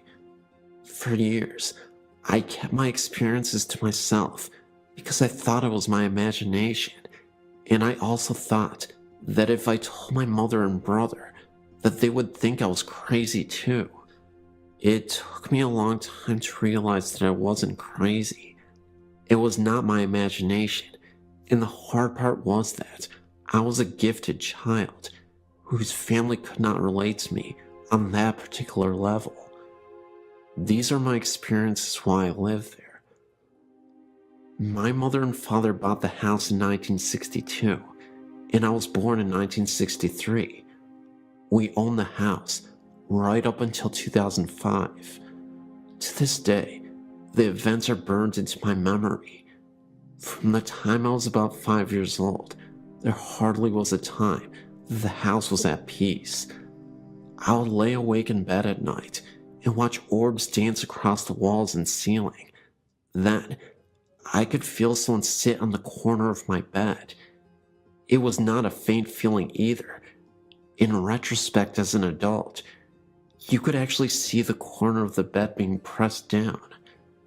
My heart would pound in my chest so loudly that I couldn't hear anyone else, and I could feel every hair stand up on my entire body. I would pull the covers and pillows over me in such a way that only my eyes and nose would stick out, even in the summer with no air conditioning. Shadows were commonplace everywhere in the house. You could smell flowers in the middle of the winter as well. Then, just as I would start to fall asleep, I would be jolted awake because something pulled the covers of me so violently that they were on the floor at the foot of the bed. That would send me screaming out of my room to my mother. There wasn't a time that you didn't feel as though you were being watched, or that you didn't feel that something was following you from room to room. If you came home and put your car keys down, turn your back for 2 seconds, they were gone, and then after searching the entire house, they would suddenly reappear where you originally put them in the first place, and you were the only one home the entire time. When I was in high school, I would come home and shower because I played sports. I always locked the bathroom door. Every time I would pull the curtain back when I was finished, the door would be wide open. Once again, no one was home, and our interior doors had no keys. Until now, I've been very vague with you about my experiences, but now I will tell you in detail my most frightening experience. I was engaged to Mitch. We were just both out of high school. My mom was out, and so was my brother. Mitch and I decided to go to my house, watch TV, and eat some pizza. From the time we entered the house, I could feel that something was really wrong, really out of sync. The air seemed electrically charged. It was as though us being there had interrupted some unseen gathering. I ignored it, even though I was goose flesh from head to toe. Even with all the lights on, my mother's house always seemed dark. Mitch was sitting in the room watching television, and I went into the kitchen to heat some frozen pizza. We were having a conversation as I did so. My back was to the living room as we were talking, and I was placing the pizza on the baking sheet. I heard what I thought was Mitch leave the living room and walk into the kitchen. I became aware that he was standing directly behind me as I was still talking. I turned around to ask him something, but to my shock, it was not Mitch standing there. I felt all the blood drain from my face. My knees went to jello, and I gasped and screamed at the same time. Standing face to face with me was a huge black solid apparition. I could make out a head and shoulders, but the rest became more see-through as it went towards the knees and feet area. It felt like slow motion. I think that when I turned around and screamed, I scared it as much as it scared me. As I stood there screaming, the black figure literally whooshed through the kitchen wall.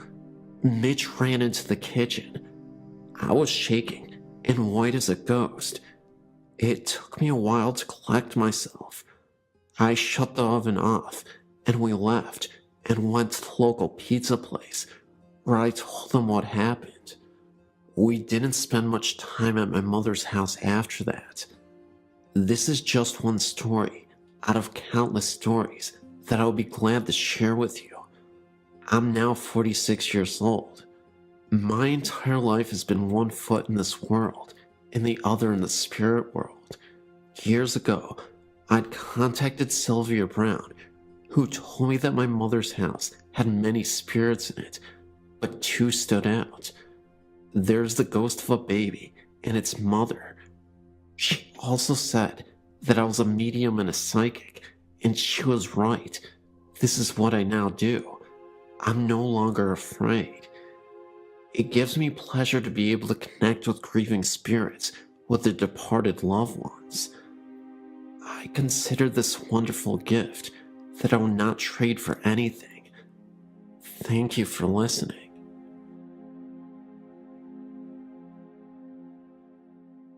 All of my life I had reoccurring experiences of the paranormal, starting at age 7, as far as I can remember, when my father died.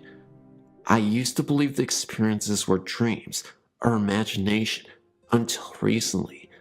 I was telling my fiancée of my experiences, voices, mists, noises, marks on my body, being touched, shirt tugged on, hair pulled, etc. His suggestion was that maybe I am a sensitive, so I started thinking about this possibility and decided to explore it further. My fiancé and I previously tried going to paranormal meetings, which would go on ghost hunts. There was one in particular that appealed to me, and we signed up. The building the group was going to was in Newcastle, Pennsylvania, at an old building that was previously the Elka Club, built in 1914. This information was given to us by the leader of the hunt. When we arrived, we went into a room to get the speech about which rooms to be careful of. They would be marked by the yellow tape.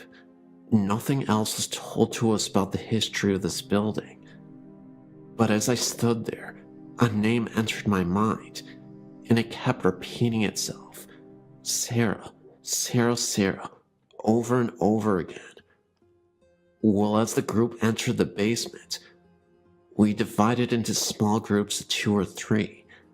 My fiancé and I were in a small room, in the back, and I felt nothing, so we decided to head out into the main part of the basement.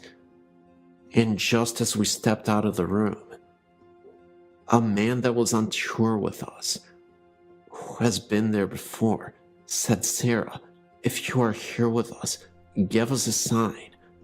I was flabbergasted. I looked at my fiancé and explained the utter shock on my face, and we continued in to other parts of the area.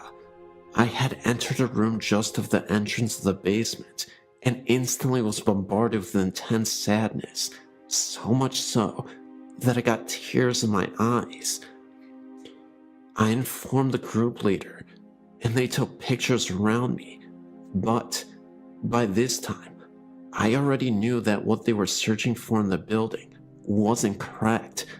I knew that what I was feeling was the past, and the child Sarah intended on proving just that to me. She, in what I would call it, attached herself to me. She started flashing images in my mind about what the building was before the Elks had been built there. It was her home. It was a beautiful Victorian with a large porch, parlors, a library, you name it, she showed me. She told me that she was sad because of the remodeling that was about to happen in the building. She got her point across by telling me certain rooms did not belong. I also picked up a persistent man in a room on the first floor. I was flashed an image of a podium and people sitting and listening intently to this man. In the ballroom, I was given images of people dancing, only black shadows of such. And at last, the third floor, I approached the end of the main hall and was shoved by something not seen. I took a moment and continued on into a grand circular room with benches attached to the circular walls, and had the feeling of being watched. And I kept saying, "This feels like judge and jury." It was like you were being persecuted, watched, and the spirits were getting angry. So I wanted to step out of the room for a moment, and I took a step forward towards the door and received a sharp blow to my middle back on the left-hand side. I went out of the room and was telling the group about the incident and decided to give it another try. And as I entered, I again got another blow to the right side of my back. At that point, I wanted out of there for good, so the group agreed to leave the third floor. And as I entered the hallway again, I got pushed in the same spot as the first time, which happened to be in front of a very large window. The interesting part was, I said before, I knew nothing of the place, but when we were leaving, I told the owner all the stuff Sarah had told me. I told her of the man in the room that in my mind, I'd seen the podium. I told of getting pushed and hit in the back. Well, she surprised me. Not only, but many in the group as well. Come to find out that this is where Sarah's home was. The rooms I was seeing were the rooms in her home. The man at the podium would have been the black preacher that occupied that room after the Elk Club closed down. That night, I came home exhausted. I fell asleep and dreamt of Sarah. In the dream, she told me her last name, so I searched for her on the internet. I then found something more shocking. Not only did I find her, the year she was born, but I also found the names of her parents. Well, I'd spoken with someone that has been to the club and knows things about it, but they never knew her parents' names, which happened to be the same names I came across.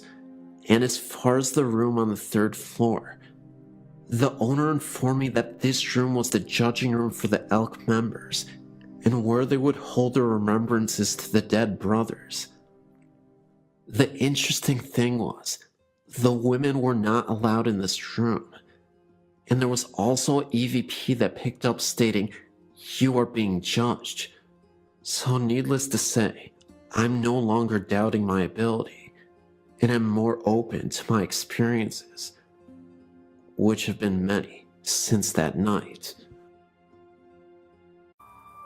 My parents own a lake house in northern Indiana, and we used to have a neighbor named Mr. Campbell.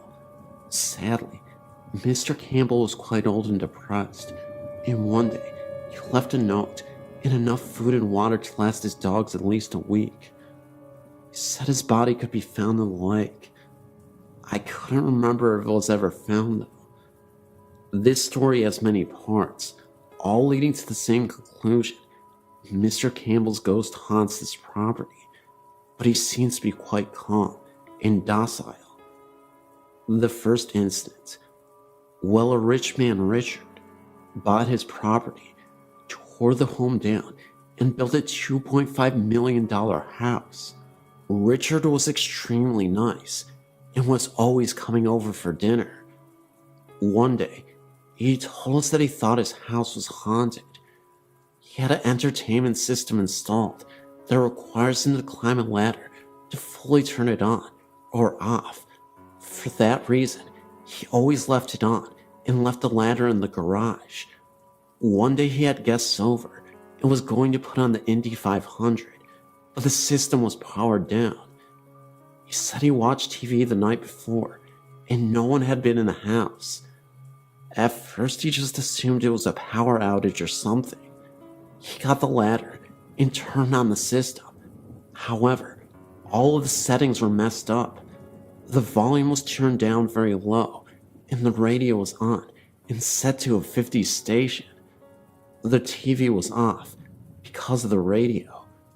When he turned on the TV, it was tuned static rather than the Discovery Channel Richard had been watching the night before. He said he played it off as an accident to his guests, but that it kinda spooked him. Later, after this happened, again Richard assumed Mr. Campbell wanted to listen to music, but didn't want to disturb anyone, because no one had heard the music. Richard also had a roommate named James.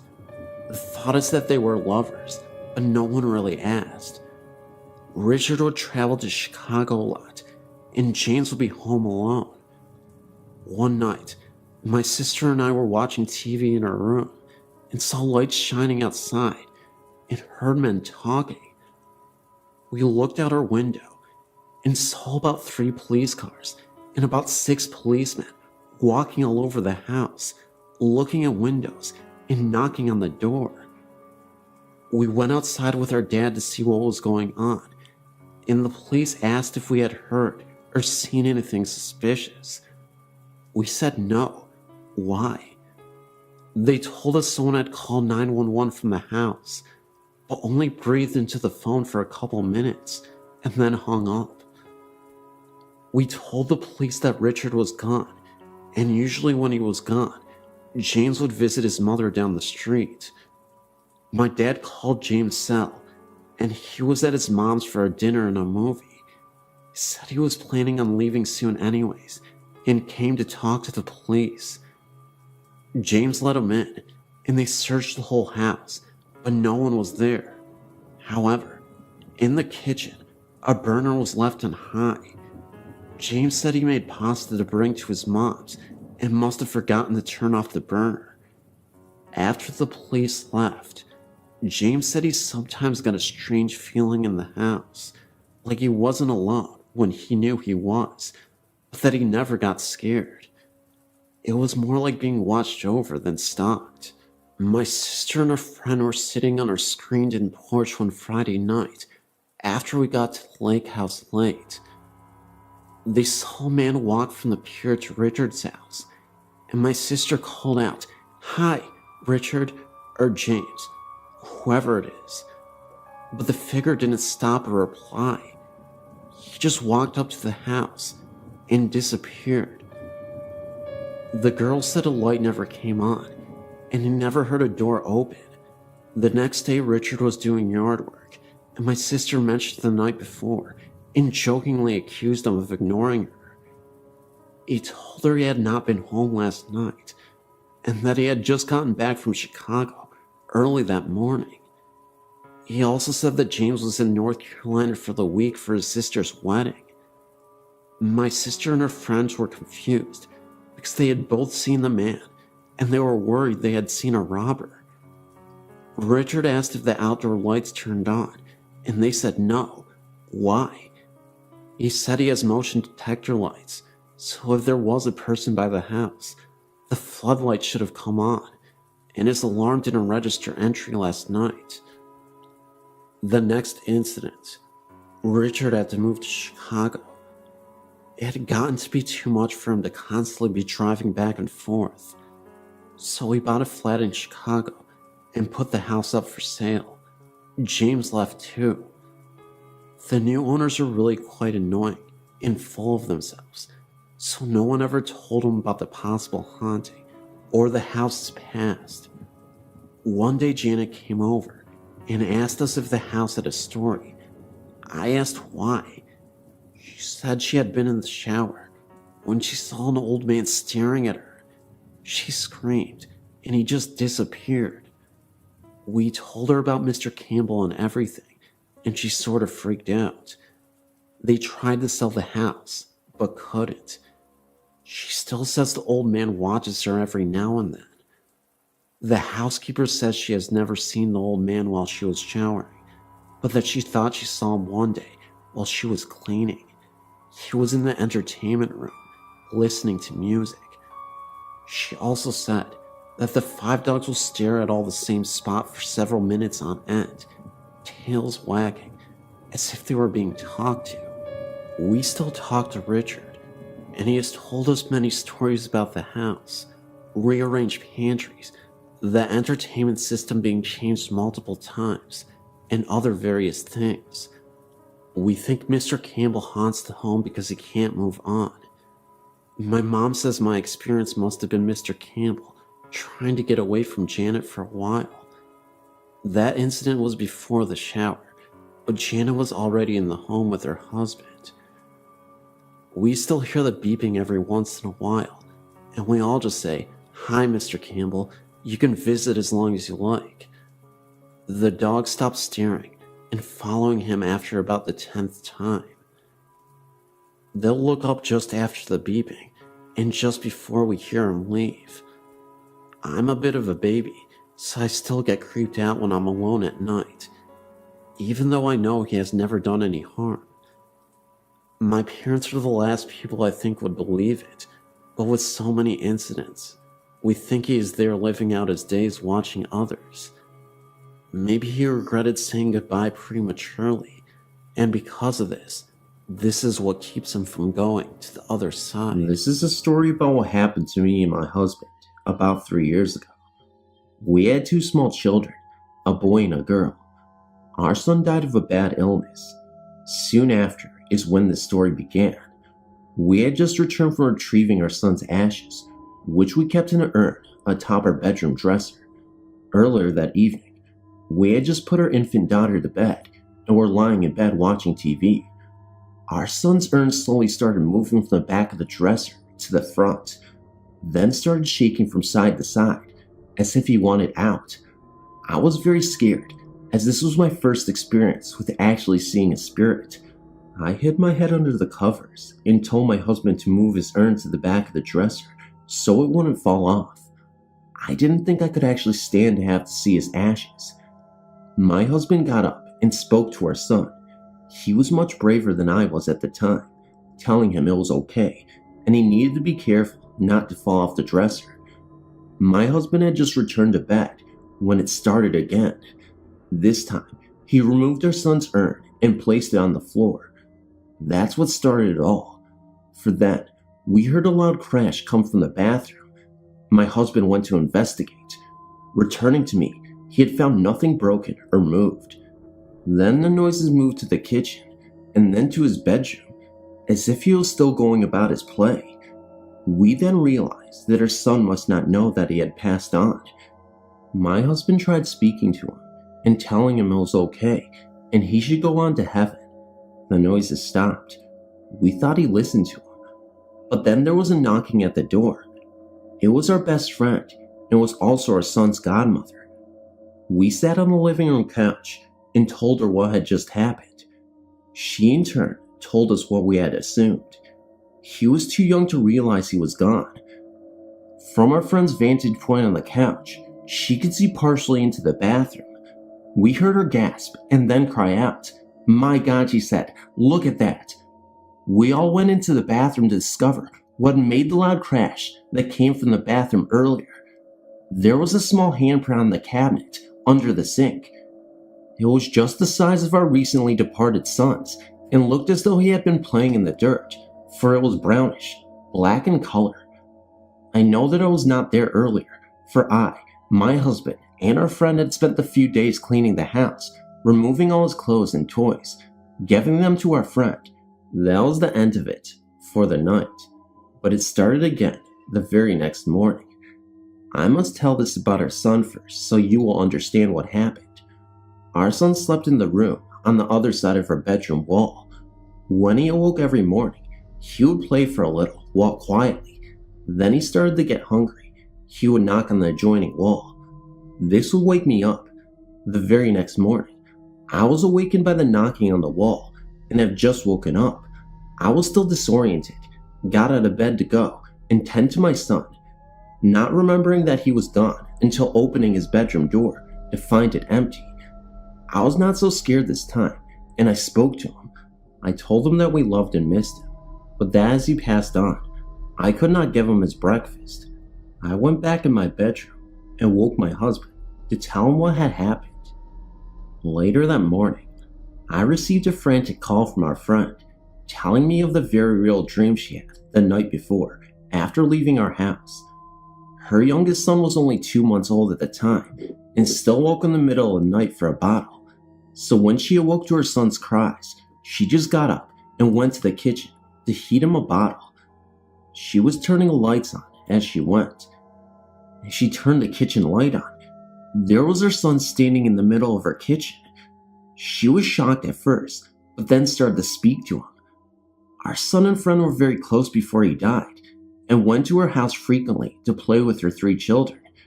She was a strong believer in the supernatural. It didn't bother her at first. A game that they used to play was my son would run around her house with a beach ball, and she would chase after him. In this dream, he had the ball and was calling to her to chase him. She went after him, calling his name. After a few minutes of chasing him, he ran into our youngest son's room and disappeared. That's when she woke up to, you may have guessed it, her son's nightly feeding. So she was very frightened, then thinking she had dreamed what was about to happen. It didn't though. It was our son's best way of telling his best friend goodbye. All that day, we heard noises, much the same as the night before. Only his spirit was no longer in his urine, so it didn't move anymore. But the strangest of all was to happen to me that night while I slept. My husband and I were babysitting our friend's 3 children at her house, while she and her husband were out at a restaurant. We were in the living room with our daughter and her 2 older children playing video games. Her youngest son was taking a nap. A few minutes later, he awoke from his nap and started to cry for a bottle. So I went into his bedroom, and there, in his doorway, was my son, the exact spot that he had disappeared from in my friend's dream. I yelled for my husband to come to me. Just as my husband was coming down the hall, our son ran out of the bedroom and down the other end of the hall. When we started to walk towards him, he showed us he had the beach ball in his hands. Then he spoke, "Mama, Daddy, want to play ball?" So we all sat down in the hallway and rolled the ball back and forth.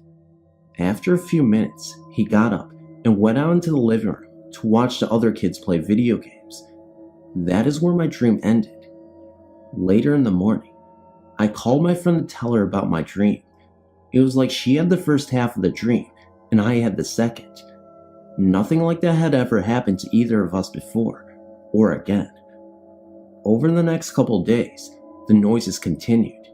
My husband and I felt very bad, not able to really get over our son's death because he was still with us, which was a good thing, and a bad, I guess. Our son had a little bit more time with us, but we knew we had to help him move on. We just didn't know how. Later that night, after my husband had left for work, I was home alone with our daughter. I'd just put her down to sleep.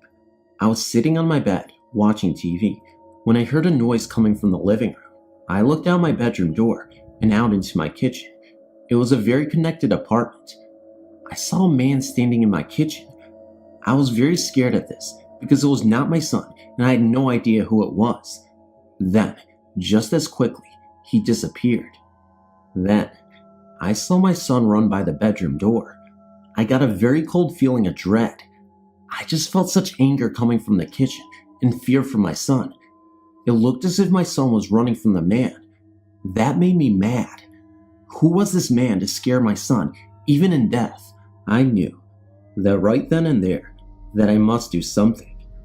I called my husband and friend and they both came to me. My friend said that we should get a Ouija board and try to contact this man and find out what his problem was with our son. So, she left, and my husband and I went to buy one.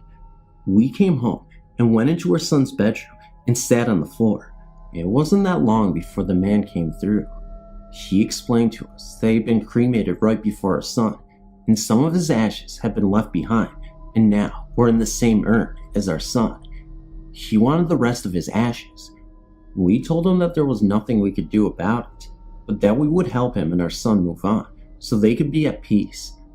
The man explained to us that since he was trapped with some of his spirit in our house, and the rest of it elsewhere, that I would have to guide him through the Ouija board.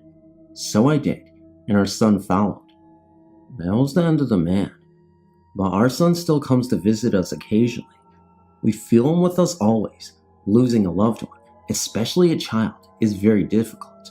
But by our son hanging around for a while, it did help us by getting to say goodbye one last time.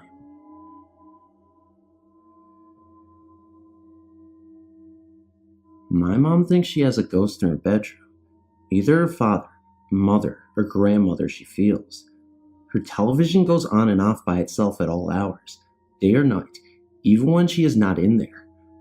We will all be in the living room and hear something all of a sudden. One or two of us will go check the noise, and it's the television. It's been turned on, and the volume has been turned up loud enough to hear in the living room. She, my mom, double checks before she leaves the room to make sure the TV is off. The TV also gets turned off when she is in her room watching it, or turned off when she is in there asleep. All of us get the feeling someone is watching us sometimes. It's never a threatening feeling. It's just like someone familiar is with us. I've had a few dreams of events that have taken place within a week of the dreams also. Things like, I dreamt I was standing in our backyard and you can see our neighbor's front yard from there. In the dream, there were about a dozen cars parked in front of their house, and people going into the house were dressed in like Sunday clothes. I went back in our house and told my mom that old lady Rogers must have died there because there were a lot of people over there. When I woke up that morning, I looked at the obituaries and there was Miss Rogers' name. I never even knew she was ill, and we all thought her husband would go first. Then, there was the dream about an airplane crashing into my aunt's truck with a parking lot full of cars, and hers was the only one that was touched. I woke up when the plane hit the truck. It was about 1:45 p.m. My mom got a call from my aunt that night. She said she had been in a wreck just before 2 p.m. that day. Weird, huh? Just wanted to share. I am from Ann Arbor, Michigan, and I'm giving you information about my grandmother's house at Sunset Road. This house is directly across from a street from an old cemetery. I grew up in this house and have seen many scary things. I was about 11 years old, and I saw a man's figure appear on the side of my grandmother's bed. A very large man, and keep in mind that it seemed to look like my grandfather, who I never met. My grandmother was blind and saw him. I've heard footsteps in this house when I was the only one there.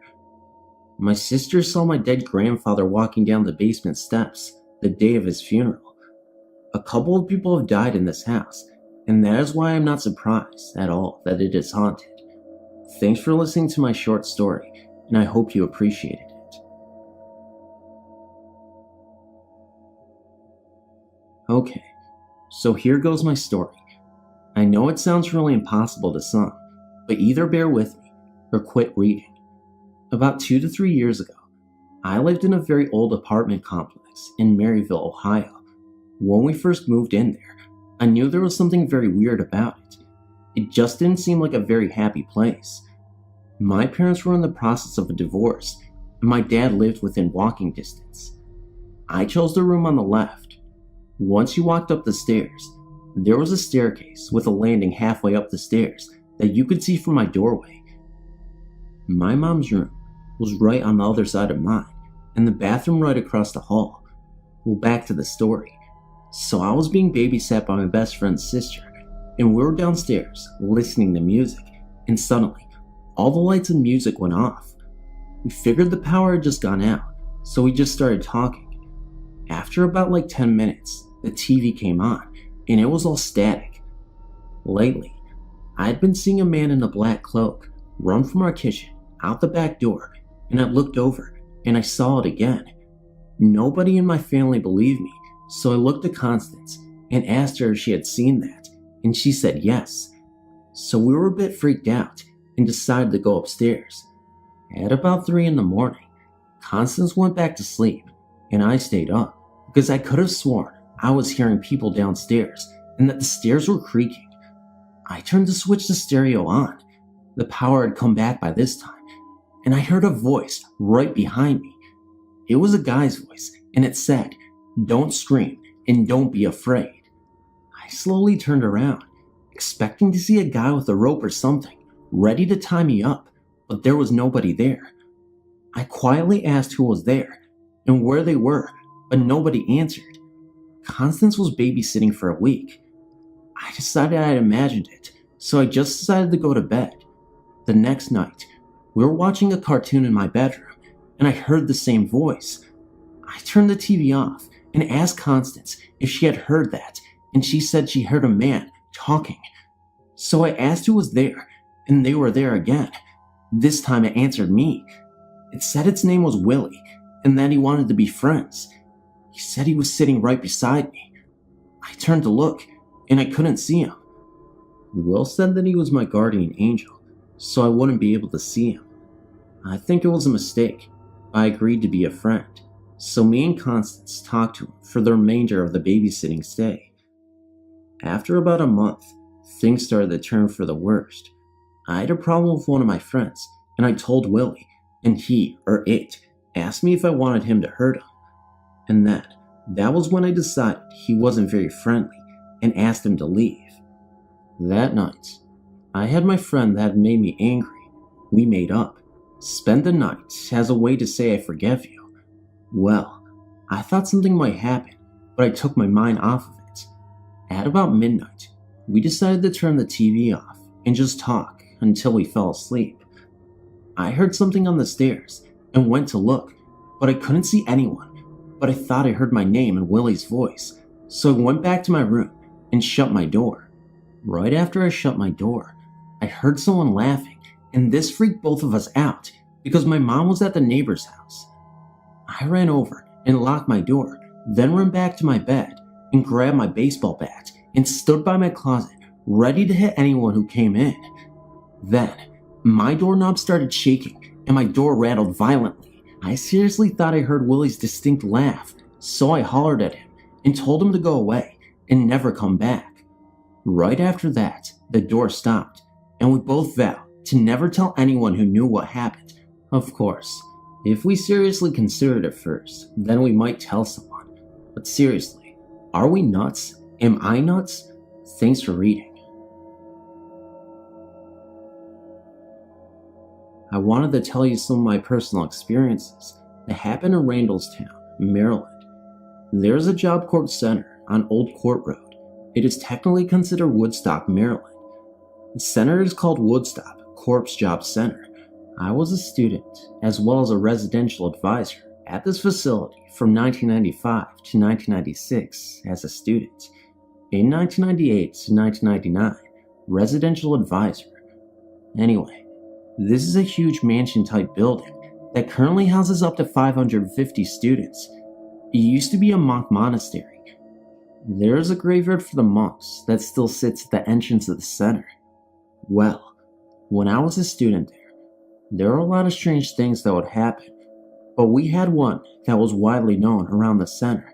He was called the Black Monk, not because of the color of his skin, but because he had no face, and under the hood of his cloak, you could see only black.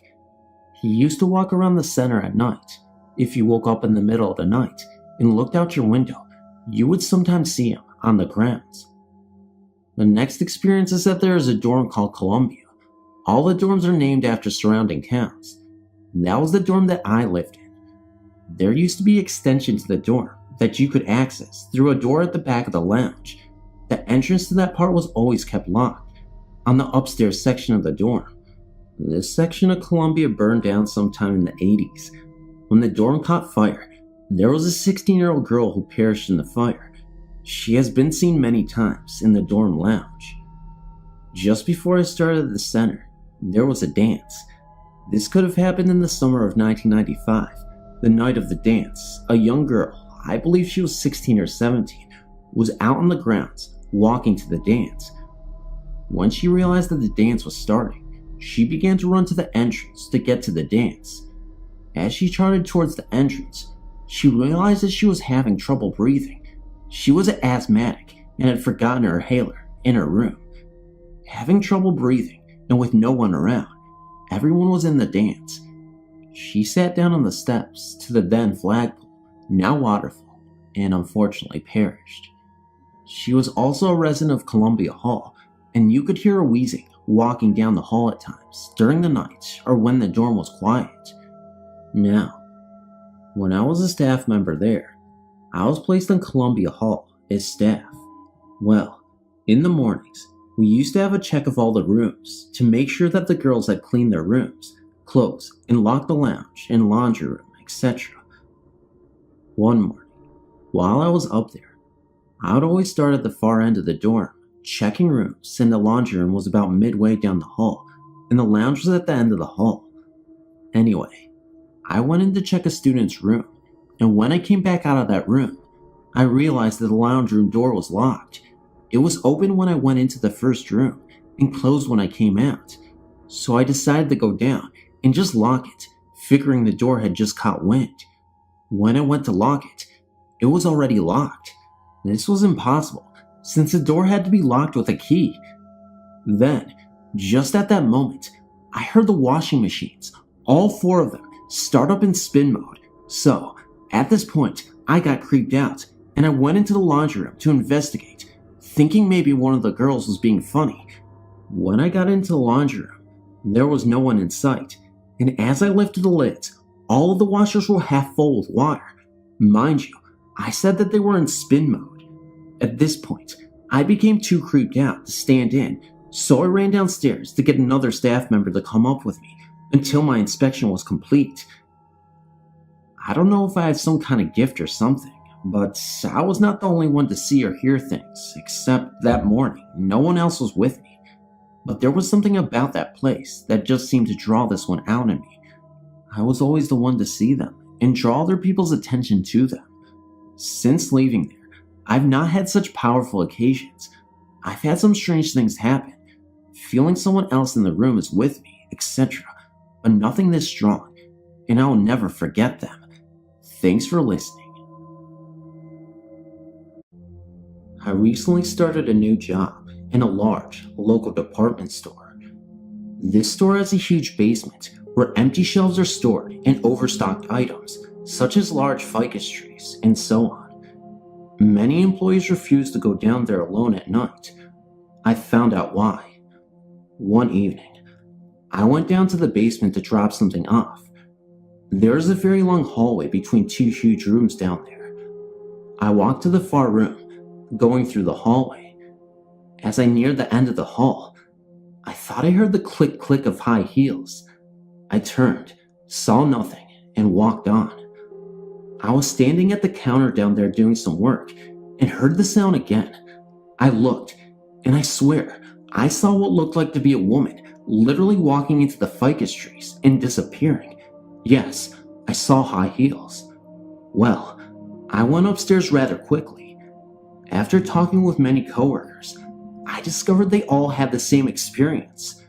Come to find out, the woman who used to handle the incoming trucks died suddenly about 2 years ago, and yes, she always wore high heels to work. The woman who replaced her made management move the warehouse desks upstairs, as she always felt so creepy sitting downstairs. Did the former freight manager love her job so much that she hates to leave? Who knows? I just know I've joined the ranks of, I'm not going down there by myself.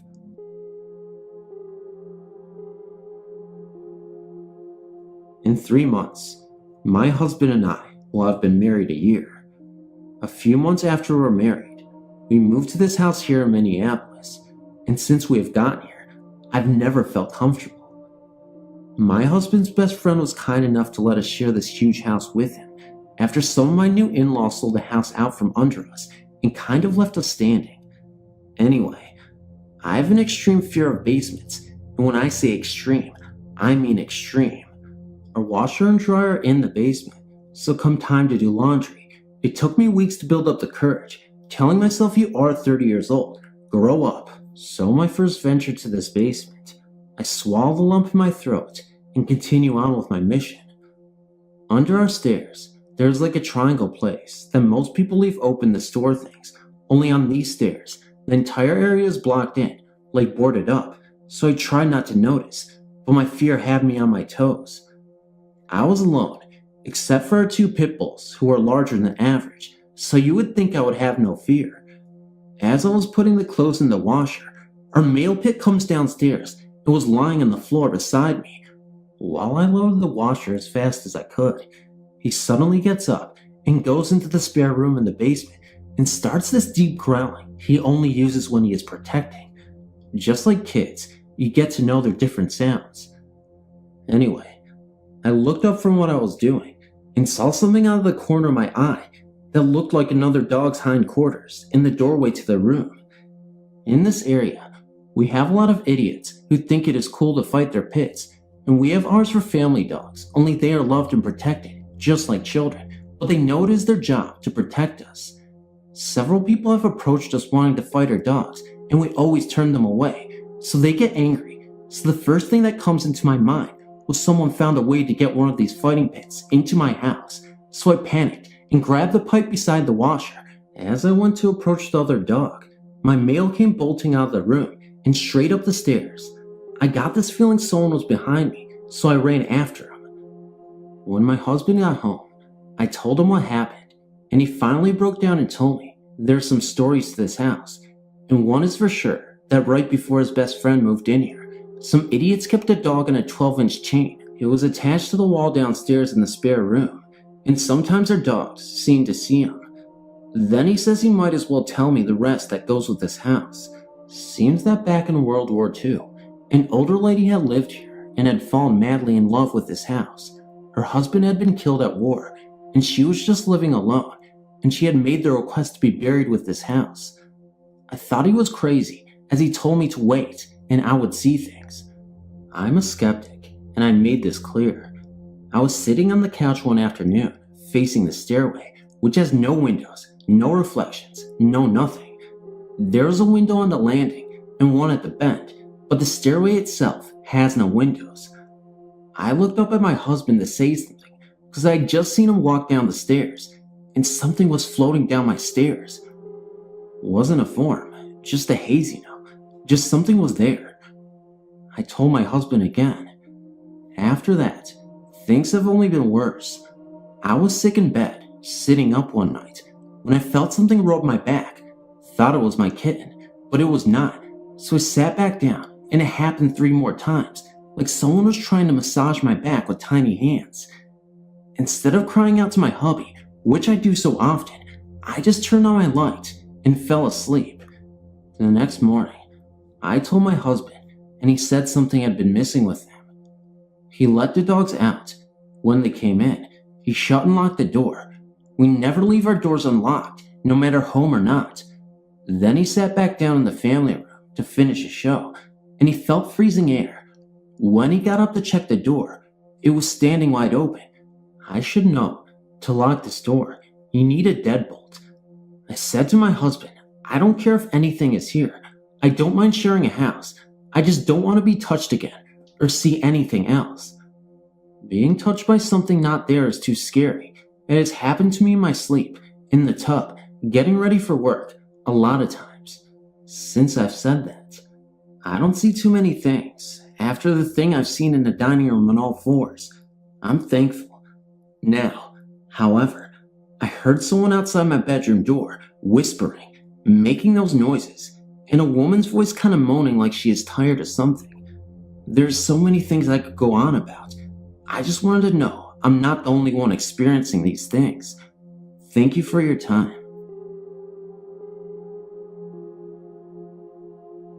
When my mom was 17 and her twin brothers were 15, they lived with my great-grandma, whom I call Nanny.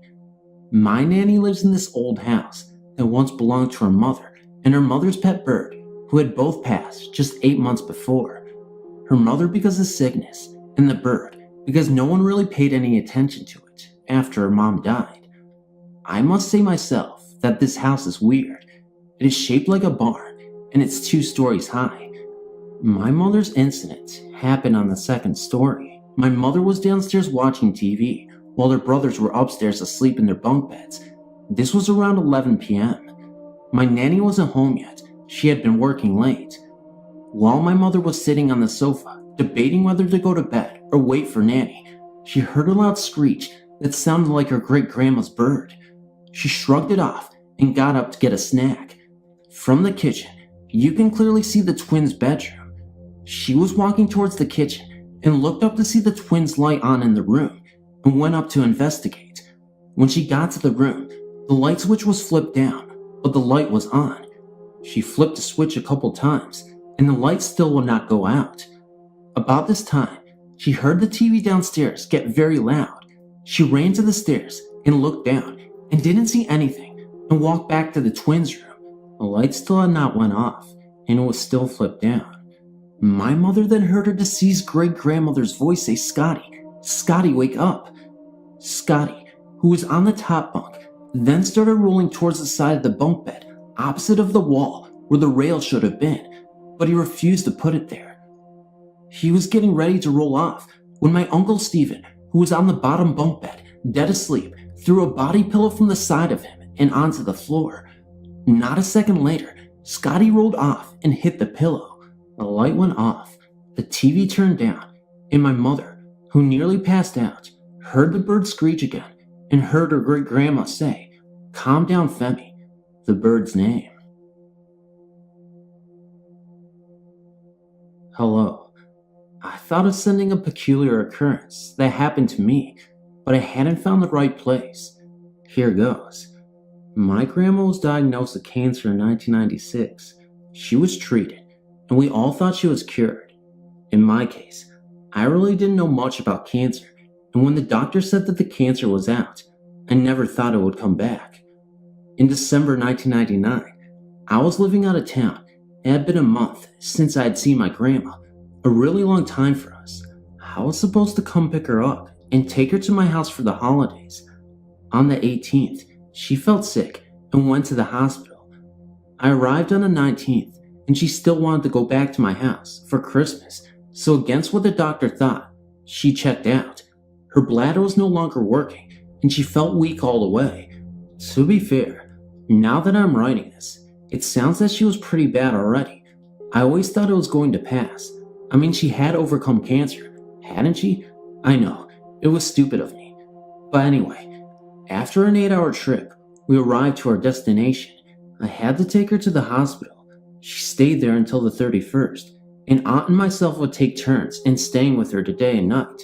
All through this, I thought she was still okay. On the 30th, my grandma had been in a great mood. She had been joking and playing with me all day, and so when my aunt arrived, I headed home.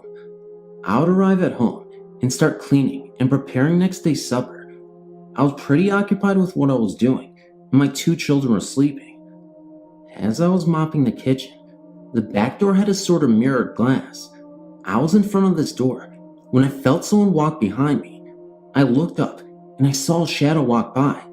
The feeling was more intense than what I actually saw. What went through my head as I saw this shadow was the memory of my grandpa, deceased for 5 years at the time. I dropped the mop, forgot about everything, ran up the stairs, and cuddled in between my sleeping children. I would love to say that when I thought it was my grandpa, I felt at peace. I was scared, honestly. I woke up at around 6 in the morning to the smell of roses. My aunt phoned at 7 to let me know that my grandma had fallen into a coma. All this day, the smell of roses persisted, and I would smell it everywhere. She died on January 1st, 2000. She never made it out of the coma. Unfortunately, the cancer had invaded most of her organs. I know it's not really scary, but it's the only experience I could not explain logically. I've never read of anything that has to do with the smell of roses. If anyone has had a similar experience, please let me know so I can understand this better.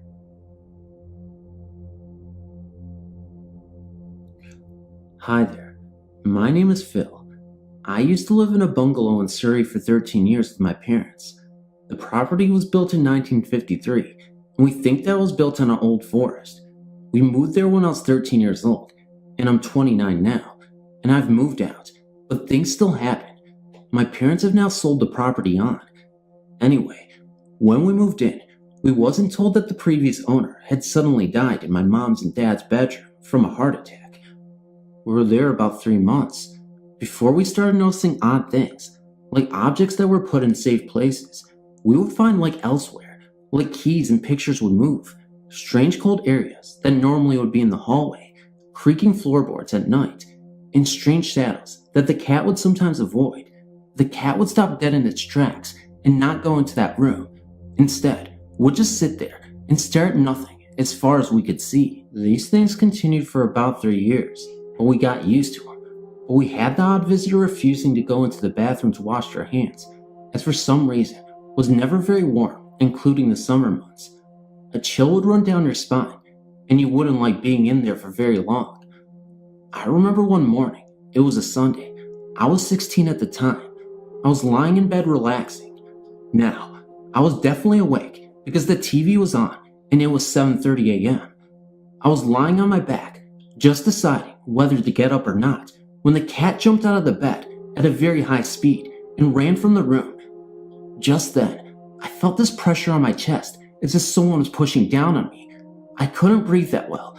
I couldn't shout out for help, nor could I move, as if I was paralyzed. This must have lasted for about maybe 2 minutes, then whatever it was lifted off of me. I jumped out of bed and went into the kitchen where my mom was making breakfast.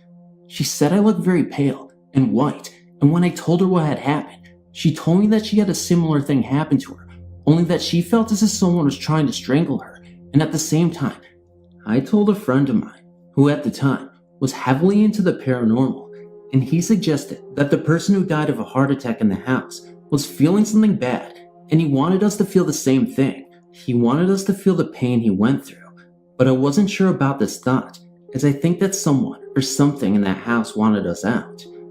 A few strange things happened for us the next few years, but generally it was quietish, but things started happening to me again. When I was about 20ish, I had the same experience as someone pushing down on me at the same time as before. Also, I'm sure it used to follow me about, is sometimes I would get this feeling of someone being right behind me. I then saw a dark, tall, gray-haired man standing in the hall when I came home late one night, and when I said who's there, because my mom and dad were on holiday at the time, it disappeared in front of my eyes. Naturally, I didn't stay there that night, as I was by myself. I then started seeing faces in the wall, shadows moving at night, doors blowing open, even though there wasn't any kind of wind around. So a friend of my dad's, who was a born-again Christian, brought a clergy around to move through the house and said prayers in each room. He didn't like the hall, bathroom, or my mom's and dad's bedroom whilst in this room because he had a picture thrown at him which smashed against the wall. He then left simply a bit shaken, but not sure about what quite happened. Things were bad for a while, but then got better. I stayed another 6 years in that house, but had to leave as didn't quite feel happy there. My mom and dad have now sold the property onto someone else, and naturally, we didn't inform them of the problems there.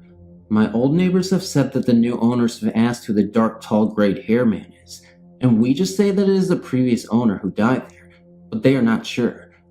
I was just wondering what sort of ghosts or ghosts we had there, and why I has not found peace, and why I was not happy. Maybe you could answer these questions.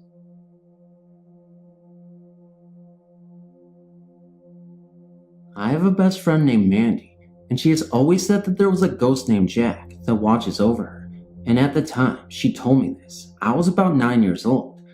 I was invited to her house on a Saturday just for the day, but I ended up staying there till after dinner.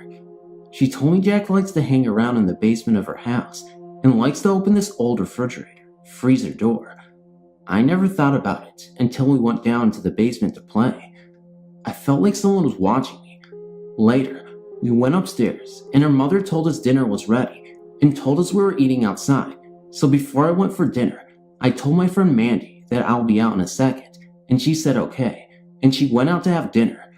I forgot my toys downstairs, and I remembered when I looked downstairs, the lights were off, and the freezer door was wide open. At this time, I was thinking of whether or not I should go down there, so I just stood there for about a minute. All of a sudden, I heard someone call my name. It was like a soft whisper voice. I thought it was my friend Mandy. I knew she was outside with her parents having dinner, but I thought maybe she came back to get something. So I went downstairs. I looked all over for her, but couldn't find her anywhere. Now, I felt very scared, and I grabbed my toy and ran upstairs, thinking someone was watching every move I made. I went outside and saw my friend Mandy and her parents out there having dinner. I didn't want to bring up anything about it in front of my friend's parents. So after dinner, I told my friend Mandy what I heard and felt, and she said that it was our ghost Jack. Then she started to bring up how Jack communicates to her, and she sometimes sees him walking around down there. She doesn't seem to be startled at this, because she believes that Jack is there to watch over her. This past September, my sister and I visited this place. I've noticed it is no longer on your website. The place is truly haunted. I'm no ghost hunter, but we thought we would give it a try on our vacation. This place I'm referring to, of course, is Knoxville, Tennessee's Evil and Copper Ridge Road. When we got there, no sooner than we got out of the car and crossed the street, I was overcome with fear. We went into the graveyard and was looking around. I looked at the building and saw a glowing light, I just thought it was from a streetlight on the other side of the building, but my niece was standing beside me and never saw it. I was taking some pictures of headstones when my sister started running towards me, yelling, "Did you hear that?" I then proceeded to tell her that I didn't hear anything, so we all ran scared, and she said she even heard a dog growling. We left and went back to our motel. We got brave and decided to go back. When we got back, we went into the building and not the graveyard. This time, it was like I couldn't breathe. After a few minutes, I was okay. We walked around the outside of the building. My sister wanted to go inside, but only if one of us went with her. I said I wasn't going in there, so we ended up back in the graveyard. We start looking around again when we noticed something really strange. What we saw in the distance of the graveyard, all the way in the back, was the faint image of a black shadowy figure approaching us. I started yelling, "Run, it's going to get you." Everybody sees this thing, so we run for my car and refuse to get back out. Now, my sister, for whatever reason, wanted to get back out there and investigate, out of curiosity, I guess, but I told her not to go out there. We drove away, and that was that. I live in a small town in Texas. For as long as I can remember, everyone has told stories of our high school being haunted. Before I begin, I will give you some background info. The high school was built, I believe, in the 1920s. As the years have gone by, the school has been expanded on, but the original building is still there. It is in the part of the building that most of the weird experiences have happened. These are all stories told to me mostly by the teachers. I've never experienced anything myself. I will try to remember everything. As a side note, this all occurred in the original part of the building. On with the stories. To start with, one of the classrooms in the old building belongs to Miss P. I won't mention anyone's name for privacy reasons. She has told me that there is a cold spot in the corner of the room. She has placed a large cabinet in the corner because her students will frequently mess around there. She also told me of a time when she was picking up for summer vacation and had neatly stacked all her books up on the desk before leaving for the night. She was the only person there at the time, and she locked the room up. The next morning, she returned to her room and found all the books she had stacked open, thrown throughout the room. I've taken her class, and sometimes without warning, the mobiles on her ceiling will move, but there is no breeze to move them. Also, the smell of lemons can be smelled by everyone every once in a while. Sometimes when she has her own scented candles, of which are never lemon. The main hauntings, I guess you could say, come from the gym. For years, people have had strange things happen. About 4 summers ago, we had a teacher bring in some paranormal investigators to have a look at the high school gym. They told us that the center of energy, I guess, is located under the gym in the girls' weight room. This made sense on several occasions because the punching bag down there, which is very heavy, will swing violently on its own. Also, in pictures taken of the girls' basketball team, a white haze can be seen in the top corner of the picture near the basketball goal. I've seen this picture. My friend is a photographer for the yearbook, and in a lot of her pictures taken in the old high school, white balls called orbs can be seen floating around, and even my teacher has seen them floating around as well. Anyway, the investigators took video of the gym while they were walking around, and twice, when they crossed the gym, they were followed by a burst of light, I guess is the best way to describe it. They also left a tape recorder in the weight room during the investigation, and upon listening to it, heard voices that sounded raspy and so far off of what a usual voice would sound like. I will never forget what the voices said though. The reason we view the tape and listen to the recording is because the head of the investigation has a website that she has posted this on. They said, and I quote, "No one hears us." I just thought I would share this with you all after reading the many experiences of others on this website. I attend this high school currently. Many rumors fly around about who the ghost can be. The most reasonable is that of an old janitor who died. And also, some of the high school students who were involved in a car crash, I don't know what year that was, but many people believe that they could be there as well. The investigator doesn't believe they are harmful, but she also recommended not trying to contact them as well. She believes they inhabit the gym because that used to be a high source of energy, with pep rallies, athletics, and such. That is all I know.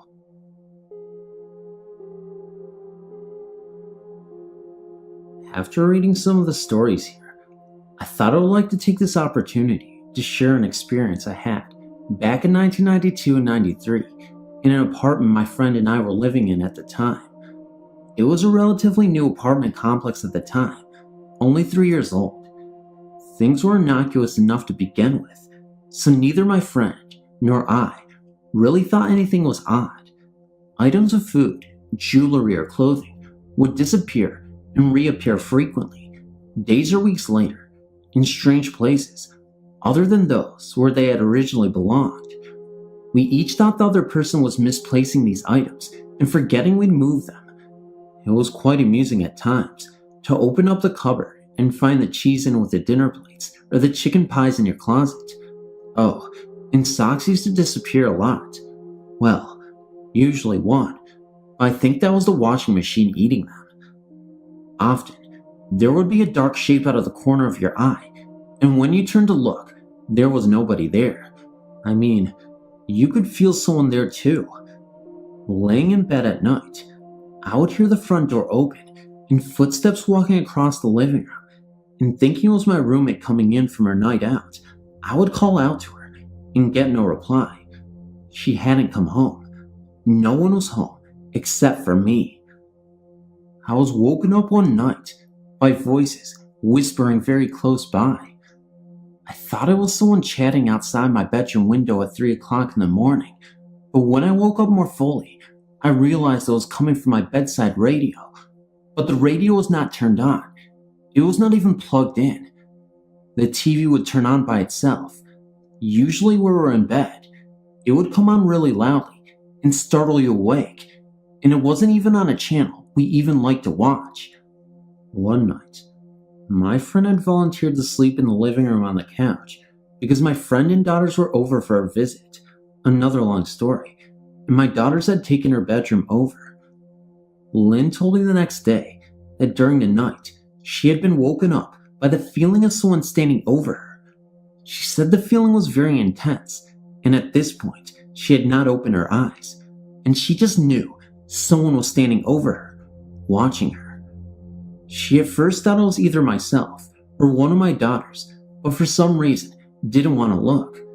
Eventually she said she had to look, and as soon as she opened her eyes, the feeling was gone, and nobody was there. My family and I were all fast asleep. Then, over a period of time, things became even more weird. We had some fresh skim milk in the fridge, just bought that morning from the local 7-Eleven, which was only across the parking lot of where we lived. A short time later, we went to use the milk, and it was curdled. No harm done. We took it back to the store, and they gave us another fresh carton. We took the carton, and it sounded normal, so off we trotted home for our tea. We opened up this carton to pour into our tea, and lo and behold, curdled again. I mean thick, lumpy, sludgy goo. Not weak, watery, skimmed milk. So, thinking this was just bad luck, when all we wanted was a cup of tea, we took it back again. The store clerk must have thought we were boiling it or something, but gave us another carton, and after we shook it a few times and squeezed it to try and determine if it was fresh, we took it home. But that one was curdled too. We gave up on having our cup of tea at that point. Not long after that, I awoke one morning, and my ring finger felt sore. I looked down at my hand, and my engagement ring was buckled. It wasn't a little bent, but completely buckled into a triangle shape. It had been perfectly fine when I went to bed, and my wedding ring was normal. It was extremely hard to get off of my finger, and when I did finally get it off, it wasn't not only bent, but actually broken almost completely through the gold band in 3 places. I don't know how a ring could even be broken, even if I had laid on my hands. I mean, they would only have pressed a ring into the mattress, and maybe I'm wrong, but I don't think that is enough pressure to bend a diamond ring. Of course, maybe hubby had bought me a ring out of a lucky bag. Never thought of that. I took it to a jeweler for repair, and he said in all his years as a jeweler, he'd never seen a ring broken like that. After having it repaired, a short time later, I somehow managed to drop 5 rings in the shower, and the only one that disappeared down the plug hole, never to be seen again, was this engagement ring. All my other rings stayed in one place. I realize none of these events are horrifying. Apart from the curdled milk, have you ever seen skim milk curdle in 2 minutes or less? But this one is the only house or living quarters that have experienced any strange occurrences like this, so I thought this was the place to share it. We do. Both my friend and I believe that there is something wrong with that apartment, as the feelings and events were getting stronger and less friendlier the longer we stayed there. Eventually, we moved out into another apartment in the same complex and never had any other things like that occur. I was often tempted to go and ask the new occupants if anything weird happened to them, but didn't want them to think we were crazy.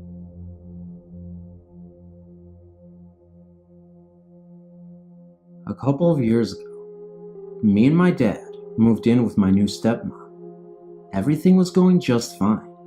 I just got a new horse, so everything was perfect. Well, one night, when I went to bed, everything was normal. And just so you understand the story better, I'll explain what my room looked like. I had my rat cage by my bed, and at the foot of my bed, I had my computer that I always left on. And on this night, I had an extra blankets on my computer chair. Well, I just turned off my bedside light and was staring at my screensaver until I fell asleep. But while I was staring at the computer, something seemed different. It seemed closer than usual. It seemed to be getting even closer.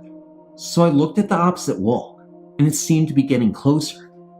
Then it stopped abruptly, and everything seemed to be back to normal. I just thought maybe I fell asleep. So I shook it out of my mind. Then everything seemed to be not normal again, and somehow I seemed to know what was coming, because all I could think of was to keep an eye on that door, the bedroom door. Then, a black-shaped, shadowy man came in. Well, of course I was scared. Then he walked to the side of my bed and just stood there, did nothing but stand there. He then walked back to my doorway and then turned to stare at me again. So my thought was run past him and get to my parents' room. I thought this was all a dream. So I got out of bed and started to run to my door and get past this man. Well, I wasn't able to get past this man because it felt like an invisible force field, and I was frozen there, like I couldn't even move. I tried moving, but I was paralyzed. The man just stood there for about 2 minutes. Then my light turned on, and my dad walked into the door, and the man vanished. He asked me what was wrong, and I told him about the man that was in my room. Then I asked him if he saw me paralyzed and that I couldn't move, thinking maybe it was a dream, and I dreamed I walked into him. But he said no. He woke because he heard me scream, "Please, Daddy, help me! Dad, help!" I can bet my life I never said that. This isn't the only time I've seen this man. When me and my family were vacationing in Mexico, I had a nightmare, and my parents woke me up and brought me over to their room. This hotel room had 2 rooms and a bath to calm me down. The lights were off, of course, but they had the bedroom light on, so there wouldn't be too much light in the room, and I was sitting on their bed. Then, I looked over at a couch that was in their room, and there was a shadowy man sitting there, laughing at me. So I started screaming, because of course, I was scared, and my parents didn't know why I was screaming, but the man was still sitting there and laughing, and I was trying to point this out to my parents, but they couldn't see him.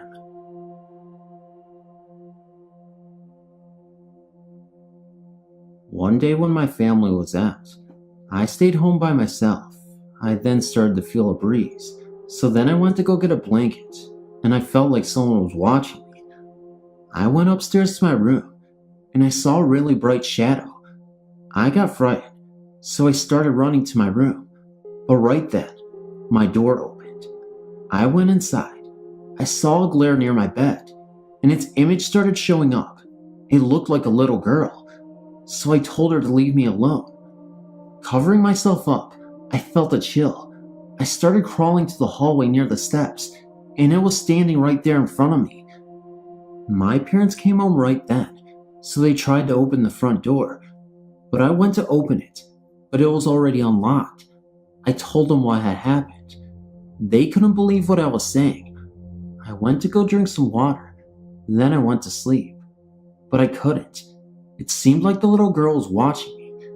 I can still see her to this day, but it does not frighten me. It sometimes seems like she is talking to me. I can tell when she is there because I either get the chills or I feel as someone is touching me. I moved not too long ago, but I will always remember her. I wish I knew what she was trying to tell me or leave me alone. I will remember that forever. My family had moved into this house. The old owner, a middle-aged man, moved because of the memories. 2 years earlier, his wife had died giving childbirth. Soon after that, we moved in. My older brother decided to move back in and took the room across from mine. I hated my room. It was always cold, and I was scared to be in it by myself. I would lay on my bed and watch TV. 2 times I saw ghosts. My dad sometimes went in my brother's room to play his PlayStation, and out of the corner of my eye, in broad daylight, I would see an older man, slightly bald, wearing a white shirt, and walk into my brother's room. I thought it was my dad, but the lights didn't turn on, and my dog started to cry. Soon after, I saw a young girl walk into my brother's room. She had long, dark brown hair, and was wearing a white nightgown. We have a mirror at the end of the hall, between our rooms, and while walking down the hall a couple of times, I would see people behind me. One time, there was a very tall, skinny man standing behind me, about 10 feet, staring into the mirror. I told my mom, and she thought it was funny. She gave him the name Frank.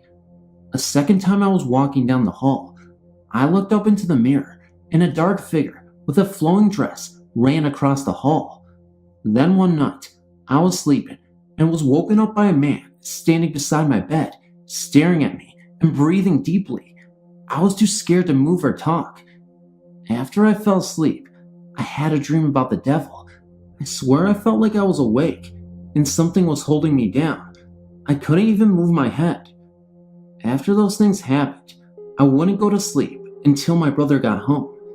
And one night, after he got home, I decided to sleep on the couch in the living room.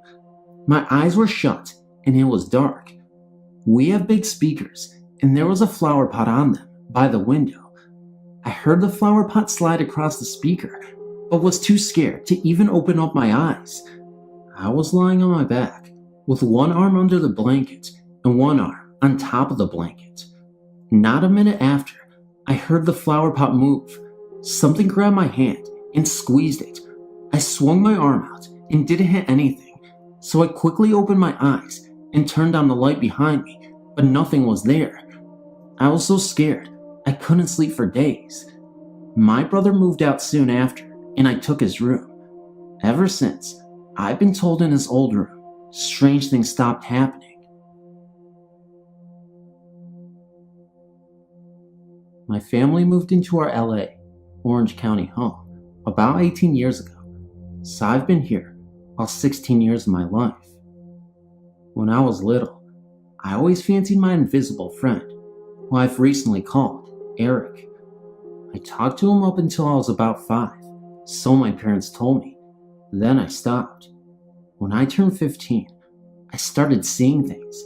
Out of the corner of my eye, while I was on the computer, I would see a figure in black standing in the doorway to my room. My computer is in my parents' room, being they have the alternate phone line. Their door is directly down the hall from mine. You can look through my door from theirs. I would also smell odd smells, like death or some sort of fish, when none is cooking. There will also be cold spots in the same part of the downstairs hallway, where most of the activity has taken place. Occasionally, even, I will feel a hand on top of mine while I'm waiting for something. such as when my parents were yelling on the phone when they found out my mom was unable to get a much needed surgery. Luckily for me, that's not all. There was an instance where I actually heard something. I sat in the salon, doing my homework as I normally did. I was home alone. Out of nowhere came a thud, thump, thump, repeatedly from our den. It was rhythmic and rather loud. I let it run its course, and for a moment, before becoming frustrated, I yelled, "Eric, please, I'm trying to do my homework." It stopped, and I swear, that was almost regretful sigh afterwards. I've also seen the same spirit in several places, which has led my friend to believe he's my guardian.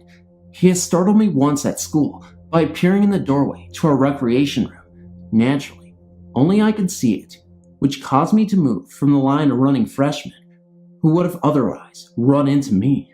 I'm planning to do an EVP as soon as I get an external mic for my recorder. In another story, a small home located in the suburb of Chicago houses a very strange spirit. The room I stay in while visiting my grandparents' house is across the hall from what used to be my uncle's and now deceased. Every now and then, the hanging doors in the closet will sway, even when there is no draft nor air conditioner. In the night, there will be occasional whispering. The spirit has never appeared to be malicious, which has led me to believe it is the spirit of my uncle. Though the house was built during World War II, there is no other reasonable explanation. Another story I have is a story I'm sure many people have. It begins on a warm summer day upon the Queen Mary, which is permanently docked in Long Beach, California. I was visiting with my grandparents from above story, and my parents and brother, since I've been begging to go for a long time. My grandmother and I just passed the closed-off fitness room, which my parents, brother, and grandfather had stopped at to gawk at. Gran had gone ahead a bit, so I was walking virtually alone. I descended the stairs at the end of the hall, slowly, half because I was tired, half because I was waiting for the group of four to catch up. As I went down, I felt a violent jerk on my backpack, as if someone didn't want me to progress any further. I turned immediately, believing it was my brother being a jerk. There was no one there. As we left, I turned back to the boat to take a final snapshot before departing, knowing it would be a long time before I'd see it again. On the highest point of the boat, closed off to the public, I saw a woman in white with dark hair, her dress blowing in the wind. I thought it was an employee until I looked again, and there was nothing there, and no door through which she could have gone through. Now this last story, I'll refer to as Purple and Gold. Luckily for me, this has only happened today, so the details are easy to remember. Of course, every ghost researching person, serious or phony, in this country has heard of the Whaley House, the most haunted house in the United States, whose residents include the playful Yankee Jim and Anna Whaley, whose lavender perfume can occasionally be smelled by visitors and employees alike. I had gone upstairs long before my family did, eager to view the house I had heard so much about. There were only a few of us upstairs at the time, one woman and 3 men, only one of which was wearing any kind of body spray. I sniffed as I passed them. Don't ask why. Impulse, I suppose. Which was Axe, worn by one of the men. I entered the room, which had once been a playhouse, and froze in my tracks. The unmistakable smell of lather perfume hung in the air for a moment, then disappeared. This happened in several points in the house, which can also be confirmed by my mother, who later smelled it in a different area. We also witnessed a moving curtain, which I checked for a draft. There wasn't any. No one had been in the room for a while either. I would have seen them, being I was in the room when the curtain started moving. And those are all my stories. I've wrote to you before about my other experiences. I've one about a haunted house a friend of mine lived in a few years back. A bunch of us used to hang out there. He had a lot of bonfires over the summer. The first time I'd ever went there was a few months after he had moved in. I was dating his best friend, and he told me that he thought it was haunted. I in turn did not believe him at first, Then things happened. We were in the kitchen, and all of a sudden, we heard something from the basement, like someone was using a broomstick and hitting the ceiling from the basement. I laughed at first and asked who was down there. Then I saw the look on my friend's face. He was terrified and suggested we go outdoors for a while. While we're outside, I asked what was going on. He said that was the ghost's way of letting him know he was annoyed, so he leaves the premises for a while. I still was skeptical until I looked up and could see into the front door, and standing there in his living room was this old guy who was somewhat glowing. I almost hightailed it out of there when they decided it was safe to go in. I told them I was leaving, and they insisted I go back in, so I did. I then asked my friend if he had ever seen this ghost before, and he said no. I described to him what he looked like, and he looked into the previous owners of the house. Well, it turns out there was a guy who died in that house who looked like the same man I described. I freaked after that, as well as my friend. Things were going good at first. Like every time my friend came back home from work, he would announce himself, and the guy never bothered him anymore. There was always this room upstairs that every time you walked by it, you could feel a cold draft from the door, and it was locked. We never thought anything of it, till the man started to get mad. There were many more parties going on because of the summer. Well, the man seemed to not like the parties, and he started showing himself to me and my friend. I knew he was getting mad, and things got bad when he started attacking my friend at night. He would wake up to slashes across his back. We checked into the history more, and found out that the man was not friendly when he was alive, and worse when he was dead. It did not take long for my friend to move. The beatings were worse by the time he left. Although he never attacked me, I always feel threatened by him. I would wake up to him right in my face, and he would disappear when I would scream. I still think about the horrors that man would do to anyone, and how my friend survived actually being attacked by a ghost. Sometimes I still have dreams about this man, and how he chases people out of the house. To this day, the house is still empty.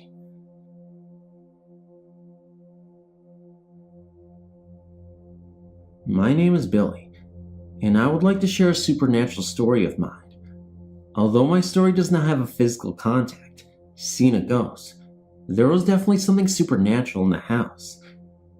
It was a few years ago, back in 2001 or 2002 I believe, in Mississauga, Ontario. Mississauga is a fast-growing suburb just outside of Toronto. The place in question was your very typical haunted house on top of a hill surrounded by vast land, which in turn was surrounded by industrial and commercial land. The house was deserted, only of its occupants, as its remains lay trapped behind boarded windows.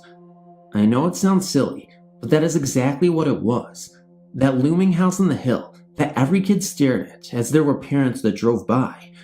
I was one of those kids who, while in the backseat of my parents' car, stared silently at the house as we drove by. But it was more than just the stereotypical view of the house that captured me. There was something there, something odd that pulled me in. It was not until a few years later that I had the guts to go to the house. I'd moved away from Mississauga to Toronto, but I never forgot the house. I'd always told myself that I would go back, alone, and take photographs of the house. So one day, I grabbed my camera and I headed back to the house. It was early spring, and the leaves have yet to grow on the trees. The house had the most scary driveway I'd ever seen, probably the length of 2 to 3 football fields, and that is no joke. Now, from what I know, the house remained deserted and the land untouched by commercialists. I guess sometime, someone managed to get inside because the roof was burnt completely off. Most of the window boardings were torn down, and the insides of the room were completely overturned and damaged. From the beer cans all over the place, there must have been a party. The property around the house was littered with about 3 to 4 sheds and about 4 to 5 old rusted cars and scraps all over the ground. I forgot to mention that for some reason, I decided to go in the house in the evening, dusk to be precise. I had less than an hour to take photographs before darkness settled in. So, I entered the house from the back because it was the only part of the house with an open door. The floor was littered with papers, overturned chairs, and a lot of other rubble. I took some photos in the entrance and made my way inside. I went into the room that was the furthest into this part of the house. The first floor had 2 sections to the house that could not be reached from inside. This room had an overturned couch, a fireplace, and a littered floor. This room gave me very strong thoughts about entering it. I don't know what it was, but there was something that felt like I wasn't supposed to be there. But I entered, and I stood at the far right corner behind the couch and aimed my camera towards the fireplace. The light on my camera flickered on and off rapidly, and my camera refused to take the photo. I tried and tried, but my camera would not take it. Instead, I stood there and watched as the room went from total darkness to light as the camera flickered on and off. Afraid of what might appear, I left the room and stood looking into it from beyond. From there, I went to the upstairs to where a previous fire left the entire floor naked to the sky. This is where I noticed something odd. The house's main floor, as I've said before, was divided into 2 parts. Neither could be reached from inside the main floor. You either had to leave the house, go around, and enter through another door, or, as I just had learned, you had to go upstairs, cross over to the other side, and take another set of stairs down. Unfortunately, the stairs that led to the other side of the house was blocked by fallen timber, but this layout of the house was very, very odd. It did not make any sense. So, I went back downstairs and went around to the other side of the house to enter. I found an open window and pulled myself up onto the ledge. I froze right on the spot, staring deep into this part of the house. I have no idea what it was, but something was telling me to stay the hell away from the house. I felt this deep fear, this huge warning of not to enter this part of the house. So I pulled myself back down and walked away. Now, here's the interesting part. I've dreamt much of this house before I had gone to visit it. In my dreams, there was another entrance to the house, or another part of the house, a tunnel carved into the house from the ground. As I walked away, I saw it, about 50 feet from the house. 5 feet down the portal of it, cemented there, lay another path wide enough to crawl through that pointed to the house. Now, you can believe this or not, everything I've said is true. Just thought you would like to hear it. In the late 1970s, I attended college in New York State, around the Finger Lakes. The building I described was first built in the 1890s. Since we're in the middle of the first oil crisis, students who remained on campus spent the short winter term in the old main dorm to conserve energy. As it happened, some friends and I were assigned a large, empty room on the top floor. It was 4 floors up and 1 below the attic, and 1 end slanted along the roofline. The room had been primarily used for storage. The gloomy winter sun had a hard time shining through the one ice-upped window facing the lake. Dark as it was, we cheerfully shoved a desk to one side and slept on the floor to give us more room. We were having a good time camping out and weren't inclined to do much schoolwork until our papers were due. After 3 weeks or so, a winter storm was approaching, so we decided to stock up on necessities and have a little party just amongst ourselves. I'd like to say that we were all sober as judges and went to bed early after saying our prayers. However, it being the late 70s, we indulged in smoke and alcohol. We had the stereo up loud, but the music couldn't completely cover the growing sound of the wind. Our window was frosted up, and a tree branch scratched the glass. Every now and then, someone wondered whether we'd be snowed in. Someone said we would at least be able to get down on the tree. Eventually, we turned in. Unsurprisingly, that night, I had a very spooky dream. A woman hovered over me and was trying to say something to me. God knows I tried to understand her, but her fluid outlines and vivid colors made me feel a bit queasy. I woke up, certain she was still in the room. I saw nothing, just the shadow of the tree limb swaying outside. Too much party, I thought to myself, and went back to sleep. We were quiet the next morning. I suppose it was due to too much of a good thing the night before. The snowdrifts were impressive, as the wind had been so wicked, but the sun was out, and the sky was clear, and the snow was pristine. It was so much different than the storm that I felt up to sharing my spooky dream. It seems that two of the others had strange dreams as well. Since we all dreamed different things, I was certain nothing occult had happened. I was very relieved, since we still had 3 weeks to live in that room. Being a Florida girl, I was still curious about snow still, and wanted to have a look around. I dragged a willing soul with me, and we make a quick trek around the yard. Finally, I wanted to see about our tree.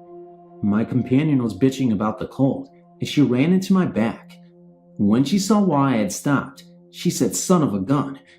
You may have guessed by now that there was no branch, no tree, no vegetation within 15 yards of our window, and nothing was 4 stories high. We dug in the snow a bit to see whether it had fallen. Nope, no trunk, no hidden limbs in the snow. We ran up to the room to look out and make certain we had the right window. When we heated off the frost with a hairdryer and we looked down and saw nothing but our tracks, every one of us marched back down to try and find our tree. Nothing. We went back upstairs and talked a bit to get over the shock. We were all skittish, but managed to sleep in the room, but with our mattresses shoved much closer together. After that, we never mentioned much. Why bother? There was no rational explanation. I'm just glad I wasn't the only witness. That would have been crazy making. Hi, I live in the United Kingdom and have had a few ghostly experiences.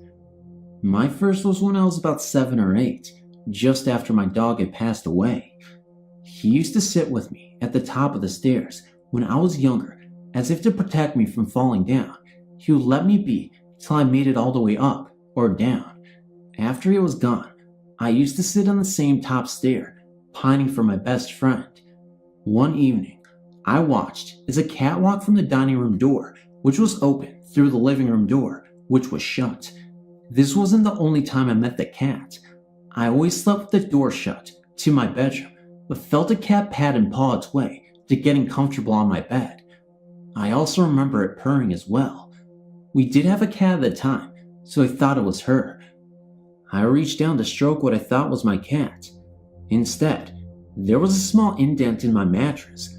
When I turned the light on, there was nothing there. My door was still shut, and my cat wasn't in the room. During my teens a few times, I woke to find my light on and television turned on. This stopped when I moved out of the family home while I went to college. I suppose more disturbingly is what has been happening to me for the last few years. In 3 different properties I've lived in, my bed has been shaken. The first couple of times it happened, I was really scared, but have gotten used to it now and have accepted it. If I had the courage, I would ask it what it wants, but it's never hurt me, and I believe it is there just to let me know it's looking out for me. Whenever it has happened, it is usually when I've been upset. It happened after I broke up with my ex-girlfriend, for example.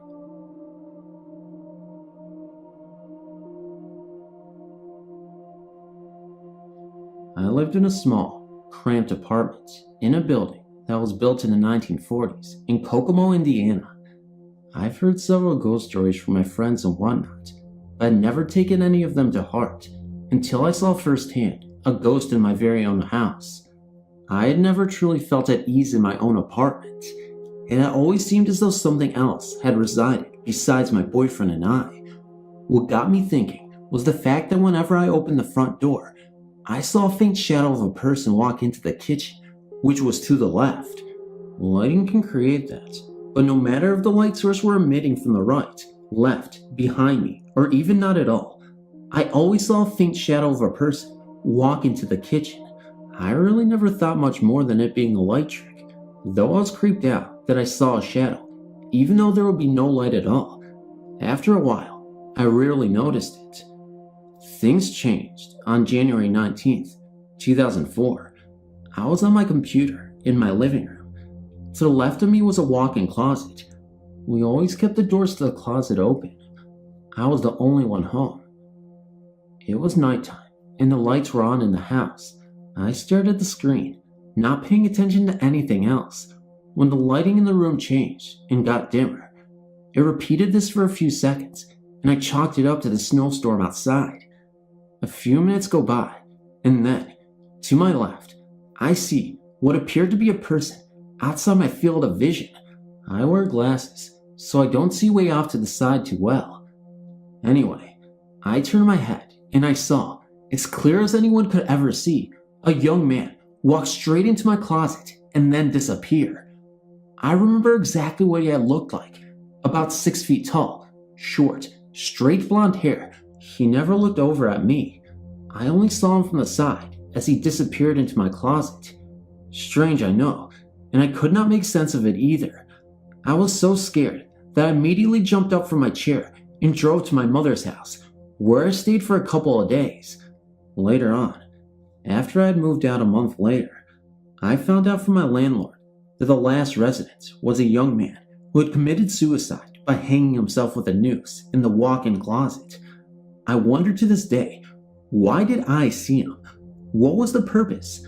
I don't know if I'll ever know, but I've been both fascinated and frightened by my experience, and from the day it has happened, it has always captivated me. I was going through a very difficult time in my life. I'd just been furloughed from a company where I thought I could retire from comfortably after 5 years of service. I was separated and soon to be divorced. I had a young daughter to provide for. I'd been asking God to come into my life to help me. A job opened up in another state, 300 miles from my daughter and parents. Normally, I would have never considered such a move, but it felt necessary. I rented an apartment in a very small town, moved in the first few belongings that I had, and started the first job. Every night I would cry out to God, proclaiming Jesus Christ as my Lord and Savior, and asking for guidance. I was extremely depressed and had a difficult time. Even thoughts of taking my life entered the picture. One bright sunny Saturday afternoon, I awoke to the ominous feeling of a presence in my room. Lying on my stomach diagonally across the bed, I could sense someone or something behind me. My normal reaction would have been to jump out of the bed and confront this intruder. However, I couldn't even move. It was as though I was paralyzed, not from fear. I just couldn't move. I was not panicked in any way. In fact, I was quite calm and amazed myself of that fact. Suddenly, I felt what could only be described as a large hand, cradling the back of my head. Much the same as my father did when I was a child. Much the same as I had done with my daughter. There was no possible way that a human could have done so without kneeling on the bed, or standing directly in front of me, in my sight. From that point on, I knew firsthand that God was present and working in my life. I then began trusting in Him and allowing the difficulties in my life to be worked out. Several months later, I quit the job, moved back home with no job to go to, and found one, a good one, within a month. There are still moments that occur in my life that cause feelings of hurt and betrayal, but I always think back to that awesome moment when God laid His hand upon my head. If it wasn't God, then it must have been one of His angels.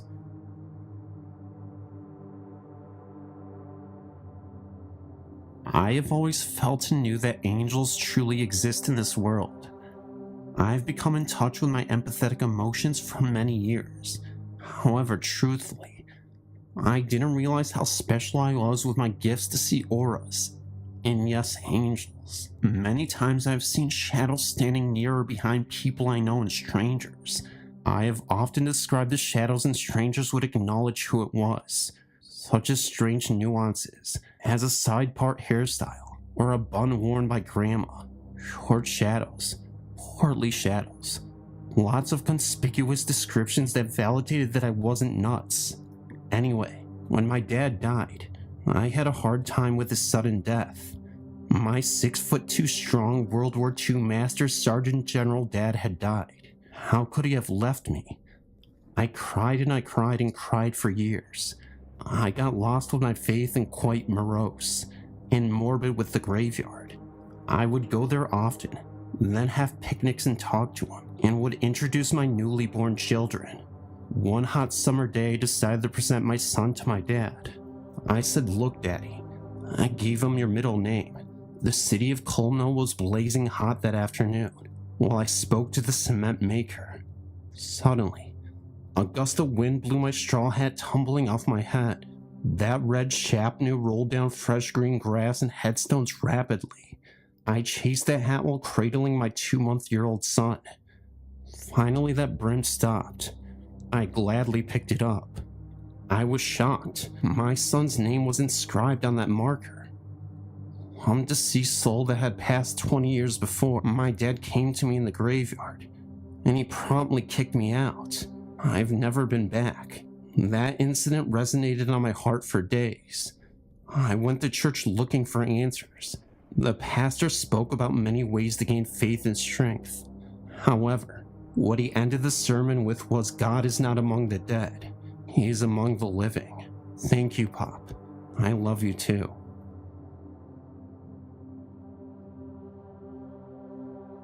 I would like to think that my story, my experience, will persuade at least one non-believer. But let's face it, most of who don't believe won't until something extraordinary or divine happens to them. I think for the most part, objects like angels and Christ and Satan are like subjects of UFOs and afterlife and reincarnation for me. Its existence is believed in, yet I can't definitively say it is real, because I've never actually witnessed it.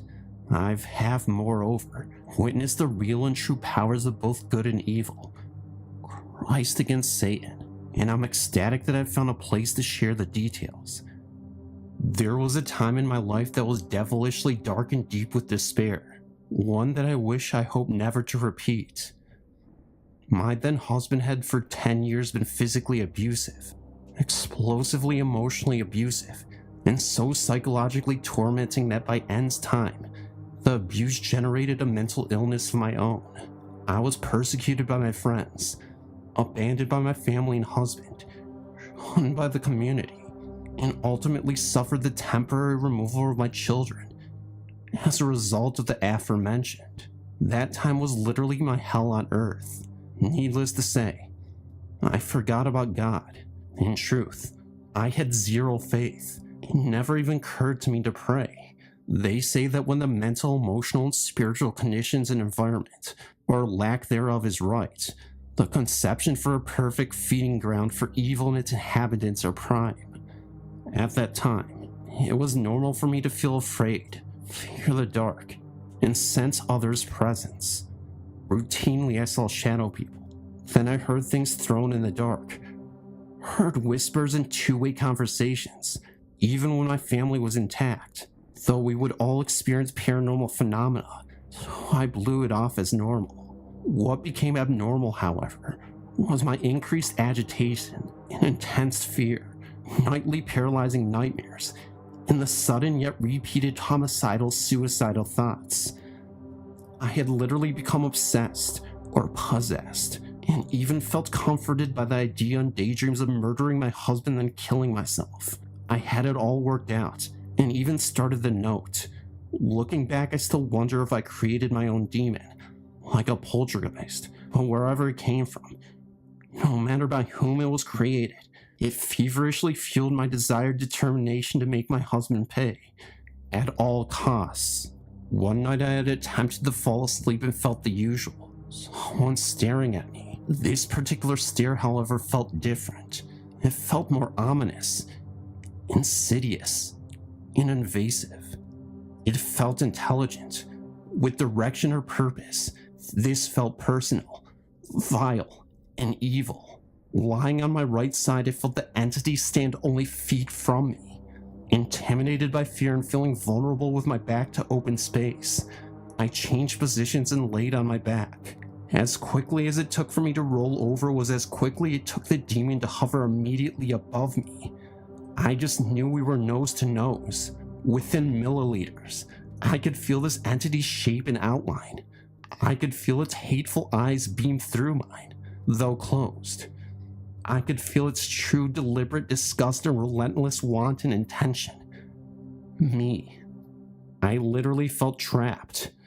I felt oxygen escape me. I felt my heart pound so heavily that I remember thinking I'm going to have a heart attack. Unable to clutch my blankets or shut my eyes any tighter, I prayed to every single man, woman, and angel in heaven. I prayed like never before. I prayed to Jesus. I prayed to God, the Holy Spirit. I prayed to every angel I could remember. Michael, Gabriel, Raphael. I prayed to and begged Mother Mary, my guardian angels, my spirit guides, even my deceased grandfather, whom I've never even knew. By God, I was understandably petrified. After what felt like a handful of time, I suddenly felt this overwhelming, radiating, most intensifying, comfortable, beautiful, flawless warmth that encompassed my entire body. It began in my chest, assumedly because that's where I prayed, and it extended to and through every fiber of my being. Instantaneously, I felt perfectly protected. Complete trust, relief, relaxation, and above all, I felt pure, unadulterated, unconditional love. There was this inexplicable and indescribable feathery lightness too, and in the air, that magically erased the most horrific moments of my life. In fact, so captured and captivated by the events, I think for a moment's time I forgot about the danger that just seconds before nearly sent me over the edge. I don't know how long the battle really lasted, but I do know it seemed almost immediately when I felt safe. I never felt as if I floated, but I did feel like I was sheltered in an impenetrable bubble. That's what it must feel like for a newborn to be wrapped and nestled into his mother's arms after birth. I thought that anyway. Complete contentment and happiness and joy. I never saw light, but knew what had just happened was from the light of God. I never heard voices. I knew it was God's words that saved me. I never felt a physical touch. I knew God touched me in every imaginable way. And for a lifetime, I seemed to instinctively know these things, like a mother instinctively knows when her infant is hungry. And still to this day, in fact right now, I become teary-eyed remembering the beautiful, peaceful works of the Lord. Still today, I have trouble comprehending how and why Jesus Christ saved literal me. But whatever the reason, I'm eternally grateful and literally owe my life and sanity to the Lord. You can imagine how still I slept that one forgettable night. Talk about waking up and feeling rejuvenated. After that night, uncomfortable life briefly continued on for me, but my negative attitude and outlook did not. I was suddenly able to see the good through the bad, and was able to maintain love where once surrounded in hate. In time, I transformed into a healthy spiritual being. After the years, many passing events, I am today convinced I know why all of the evil and hardship and loss happened, and for whom it was intended to help. And while I never wish to endure the pain and humiliation again, I wouldn't change a single moment in time or the appreciation of the thereafter. Shamefully, I do sometimes allow life's stresses and surprises to get the better of me, but that's partly why I'm writing. Rediscover all of my life's lessons so that I will be prepared for my next demanding journey. I would love to have discussions and such with those who are serious. Thank you for reading my story. On the evening of Sunday, May 2nd, 2009, around 8:30 p.m., I pulled away from a friend's house about 100 miles from my home. We'd spent the day eating, sightseeing, and eating again. During dinner, I drank a tall glass of iced tea, something I don't usually drink. My friend had suggested I go a different route home from what I intended, simply because it was all interstate instead of two-lane winding roads. As I got out on the highway, I remembered to pray that God would give me a safe drive home. Lord, please give me some traveling mercies. I prayed. It was extremely unusual for me to be able to drive very far, sometimes even across town, without getting sleepy, but I guess the caffeine in the tea was keeping me alert. I put a favorite Christian accompaniment track CD in the player and started my 2-hour trip home. My thoughts wandered to thinking about how quickly one could get into a serious car accident while traveling at high speeds down the interstate. There was bad weather ahead of me, but I was confident that I would miss it. I never even ran into any rain. I don't know how far I was from home when I started thinking seriously about dying from an automobile accident. My thoughts about how quickly I would die as opposed to feeling a lot of pain. I wondered how it would be. The next thing I knew was that I was starting to have problems with my vision. In the past, I had experienced something referred to as optical migraines that had occurred probably about 25 years ago, and I might have had a half a dozen of these experiences since that time. Well, this time I saw some little zigzag flashy lights, or like lightning bolts of lightning, on the outer corners of I think each eye. I thought of pulling off to the road, and then I decided I was doing alright. I concentrated very hard on staying in the outside lane where traffic was moving, about 80 miles per hour. This is the last thing that I remember until I was very suddenly aware of a vehicle in front of me, and that I was approaching it very fast. I quickly said, "Oh God," as I hit my brakes, causing my car to spin out of control. I do not know whether my eyes closed or whether I fought with the steering wheel. All I knew is that I was getting ready to take my last breath, and I wondered if it would be quick, or if I would feel the pain. Then I felt a jolt from behind, and another severe jolt from the front. The front end of my car had smashed head on to the guardrail. This happened at around 10:30 p.m., roughly 2 miles before I was to take the exit that was only 1.5 miles from my home. I quickly opened my car door and got out because I had always feared being trapped in a burning car. I walked along the guardrail while I thanked Jesus over and over, when someone stopped to help and asked me if I were okay. I had to look down to make sure everything was intact. We've all heard of stories that people go through harrowing experiences and don't realize how badly they've been hurt. The only thing that was hurting was my left arm and hand. They had apparently been hit by one of the airbags that deployed.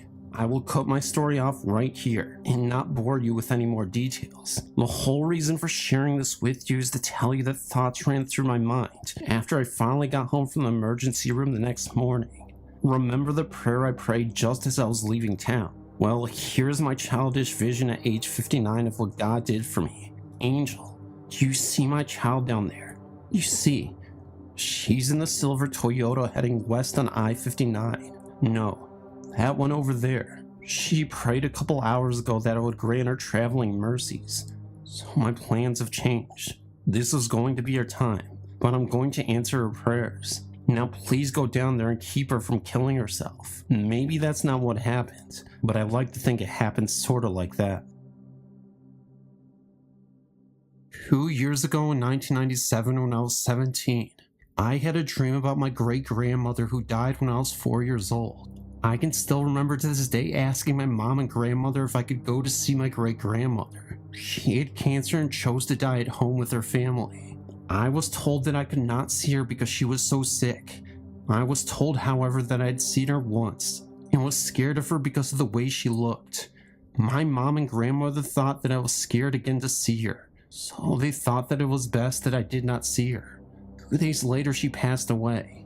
It was May 5th, 1997, which by coincidence was also my grandmother's birthday. I had the dream early that morning, and I remember it very well. I was at this park and was on a play structure running around and being a kid again. It was strange all of a sudden, because now that I look back on it, it was almost like a force guided me to sit down at the top of the structure. When I sat down on the structure, I noticed that there was still stand, but when I looked up, I saw that there was a curtain in the corner, and was blowing, as it would have. Had the windows in the house been open? I was quite puzzled. When the curtain moved, I saw my great-grandmother, as I had remembered. She was wearing a long maroon dress with a brownish-colored sweater. Her black shoes and her gray hair, which went all the way down to her ankles, was tied up in a bun, like she always had it. She always seemed to be standing, but at the same time floating. I was so shocked that I was scared but also excited. I said in a scared and excited tone, "Right, Grandma?" I remember her smiling, then the curtain blowing in front of her, and then she was gone. I often feel a really strong presence around me, and believe that it is her watching over me. I am thankful and grateful that she watches over me. I want her to know that I miss her, and think about her every day, and also that I love her. I know angels do exist. I have a lot of mini encounters about how angels actually save us from danger, but this one that happened last night was the most memorable one of all. Me and my family, my 4 kids, My mom, my sister, my husband, and our nanny were driving last night after watching a movie. We were in 2 separate cars. 3 of us kids were with my husband in another car while I drive my car. And with me were my sister, who was sitting up with me in front. My 7.5-month-old baby, with her nanny and my mom. I told my husband to stay with us and lead our way. We were both driving at a speed of 80 kilometers an hour. Distance between our cars was like a car and a half apart. As I was slowly driving, watching my husband drive ahead, I suddenly felt weakness, trembling, and something was like telling me that something is going to happen. I don't know how to call the feeling. They were like the sights or manifestations of events that showed something's really about to happen. While I watched my husband's car closely, 3 of my kids are with him. As I felt this and as I saw these manifestations, I started whispering prayers to myself over and over again, saying, God, please protect us. Please protect my children. Please keep us alive. Repeatedly for about 3 to 5 minutes. While trembling and feeling weak at the same time, this car suddenly appeared from nowhere, swerved to where I was, hit the front of my car, because I saw and felt it as my car kind of lifted from the ground to the right for a few seconds, and we were all shaken inside. I don't know what happened next. All I felt was that my feet didn't move an inch. Even my hand were still on the steering wheel, motionless, but my car was gliding smoothly, and I was just like waiting for something to happen. Suddenly I heard my sister and my mom say, go to the side shoulder because you have been hit. Only then that I realized that I needed to move my hands and my feet so I could slowly shoulder to the right of the highway. While doing this, another car was doing the same thing since he was also hit. I told that man to check my car because I couldn't do it myself. I was still trembling with what happened. He said no damage and asked me if I was okay. I saw their car with dents on the right. My husband checked on me too. Fortunately, they were not hit.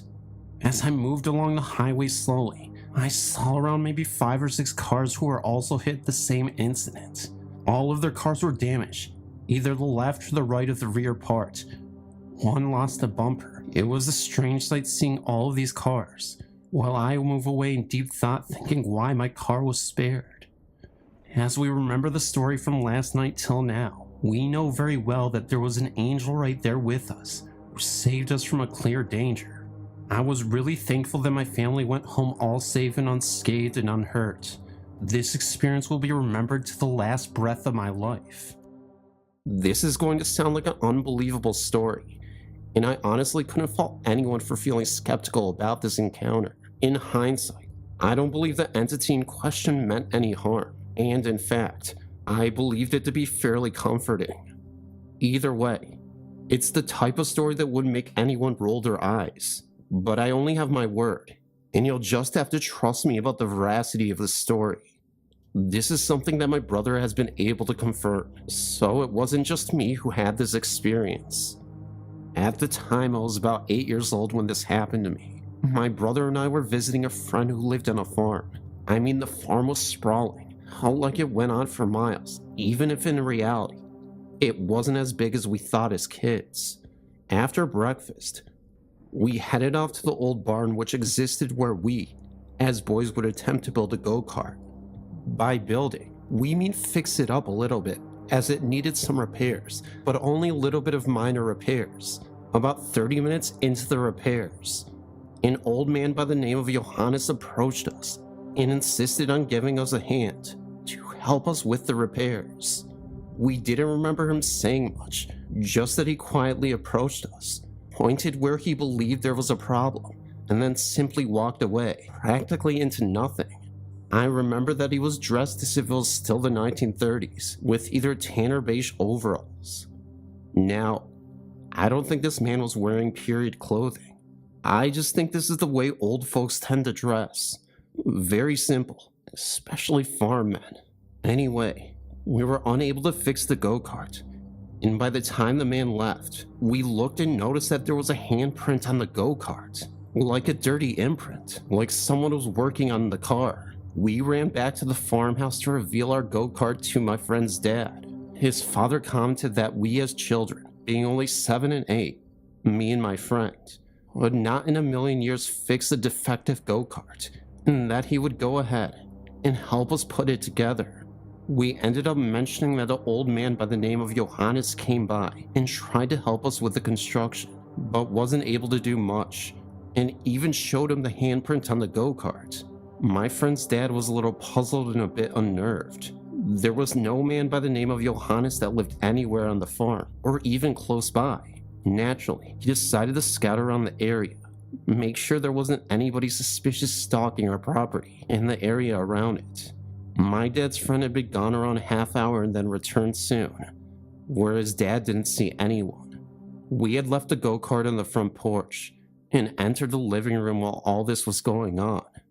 As we were all sitting around, his parents included, I looked up and noticed this old man's portrait hanging on the wall. This was the man that was wearing these strange tan and beige overalls.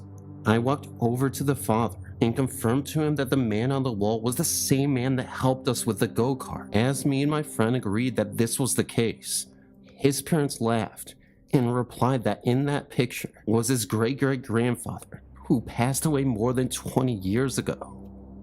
Clearly my friend's parents didn't believe us, but it really did happen. Now I'm 18 years of age. Until the day when I visit Richard, we talk about that day, and yes, the portrait is still hanging there. In the meantime, they've added 2 new siblings, who are according to them also interacting with old Johannes. So I guess maybe they came around and believed us now. I don't think anybody has shared a story so unique, although I previously believed that many of these encounters do exist. But for some reason or another, they never get told. I live a few miles out from London, England, and I'm sure many of you are very aware of the famous stories and reputation that the city has for its creepy and unusual hauntings. But what if I told you that there are ghost sightings that happen in the London Underground? Well, I can only speak for myself. What this story has to do with my creepy experience with a passenger in the London Underground. But I also have another story that is just as creepy in Whitechapel. Now, of course, London is an international city, and it's very difficult to get away from people. It's congested and overpopulated, and so there really isn't an opportunity where you get to be alone, even until late hours of the night. But anyway, I have a deep fascination with Jack the Ripper, and have always wanted to see the area where he committed those crimes. If you aren't aware, Jack the Ripper was an earlier serial killer from London who went after his victims in the Whitechapel district of London, England. This happened in the late 1880s. Unfortunately, this killer's identity to this day has never been identified, and even though we have a better idea of who may be responsible, we still don't truly know who did it. Even though I live fairly close to the area, I never really had a chance to go and explore it, to see it for myself. So I went to decide to explore the area for a bit late at night. That really wasn't my intention, as I had planned on getting there much earlier, but train delays and other homely obligations held me back. Well, I ended up getting there around 8 p.m. at night, in the middle of winter. I was a bit gutted at the fact that I missed the Jack the Ripper tours, which they put together in Whitechapel. I booked a nearby room to stay the night, and decided to just wait the next day for the tours. But while I was there, I wanted to make the most of my night. Well, I decided to have some dinner and proceed walking through the dark and narrow famous alleyways afterwards to sort of explore, but also head back to my rental. At this time it was closer to 2 a.m., maybe closer to just 3. And not one person was in sight on a weekday. Now, Whitechapel isn't what it used to be. Back then, this was considered the poor part of town. Not only derelict, but crime-ridden. These days, it's more of a tourist attraction. So believe me, I was completely safe venturing around this district on my own, even late into the hours of the night, after all the shops had closed up, and everybody disappeared. So as I'm walking around the district, I was stopped by an unusual man who was standing a few feet ahead of me, down in the direction of where I wanted to go. I could see him at the end of the alleyway and started coming closer my way. "What are you doing down here? It's late. Go away." I heard the man suddenly yell to me from the distance. The funny thing was, it almost seemed like he would be walking to catch up to me, and my initial reaction was to turn around and walk away from that man. Now obviously, I'm not going to entertain some creepy guy shouting at me from afar. It would have been drug related. I have no idea. I'm not taking any chances. But every time I'd look back, as I got further away from him, he stopped following me after I walked a certain point. I know this because every time I looked back, he'd be further and further away. It was just bizarre. The weird thing was, it wasn't like he was really chasing me either. So 5 minutes would pass, and I'd figured he'd be gone, and that this would be over with. Not 1 minute later, this young couple passed me by walking home from the pub, and frighteningly I asked them if I could walk with them. I felt a little safer crossing back down the road. There's a really creepy guy down that street, and I don't feel safe going down there alone, I said to them. Thankfully, they were kind enough to let me walk with them, so we walked, and the guy had disappeared. They were wondering why I was walking around at night in this district for no reason, and told me that I shouldn't be doing this, even though Whitechapel is still a safe area. I told them about my fascination with Jack the Ripper, and they proceeded to tell me that the area where I saw that man who shouted at me was the same spot where Mary Tabro, one of Jack's victims, was discovered lifeless in 1888. The thing was, the guy who I noticed in that area wasn't dressed old-fashioned. He seems out of place and creepy, but it wasn't like he didn't belong there. He did have a white-collared shirt on and a tie, but that was about it. He looked to be in his 40s maybe. That's all I could really make out. He wasn't too far away where I couldn't make him out, but also far enough away where I couldn't clearly see him. All I'm thinking in that moment is that that guy is creepy. I'm going to turn around and hope that he doesn't follow. The connection is what makes this unbelievable. Now, I'm not saying that this was some sort of ghost of Jack. It could have been anyone, or it could have been an actual person. But to me, it really felt a bit ghostly. Sure, I'm into the paranormal, but I'm not one to jump to conclusions. I feel that he was a ghost now that I think about it now, but I didn't really think about it at the time. That was also a weird night, because when I finally got back to my rental to go to sleep, I could have sworn in the big mirror in the flat, I saw a face looking at me in the background of it. Was it the man's face I saw earlier? I have no idea. Or maybe I ended up getting a spirit attachment that night, because there's one more encounter that I have to mention. I had just returned from leaving on the London Underground Railway. We call it the Tube. Americans would call it the subway. I changed trains at Leicester Square and managed to get on board on southbound Northern Line just before the doors closed. As I sat down, I realized that there was only one other person in the carriage. I took no notice of him and started looking at my phone and reading up on some websites. As we approached the next station, Charing Cross, I looked up and realized that I was alone. I've tried to tell myself that the other person had just got off the train, but of course he couldn't have, as the doors remained closed until the train stopped in the station. London Underground trains and stations are reputed to harbor several ghosts, and despite my often voiced skepticism, I'm now wondering whether I encountered one of them there.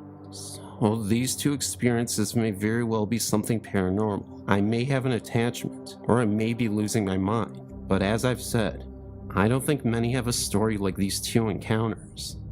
I'm not even sure if anybody would believe me. I wouldn't if others heard this. I wish I could have filmed this with my phone, but I wasn't thinking. I used to deliver papers at the Madison Barracks in Sackett's Harbor, New York. Of course, this is their old military barracks. When I was in one of the buildings to drop off a paper, I was walking up the steps to the apartment when I felt a hand on my shoulder. I turned around, and nobody was there. As I started back down the steps, I saw a figure walking downstairs in front of the door. He was dressed as an old army soldier and had his old rifle over his shoulder. As I walked down the steps towards the door, he turned and looked at me and was suddenly out of sight.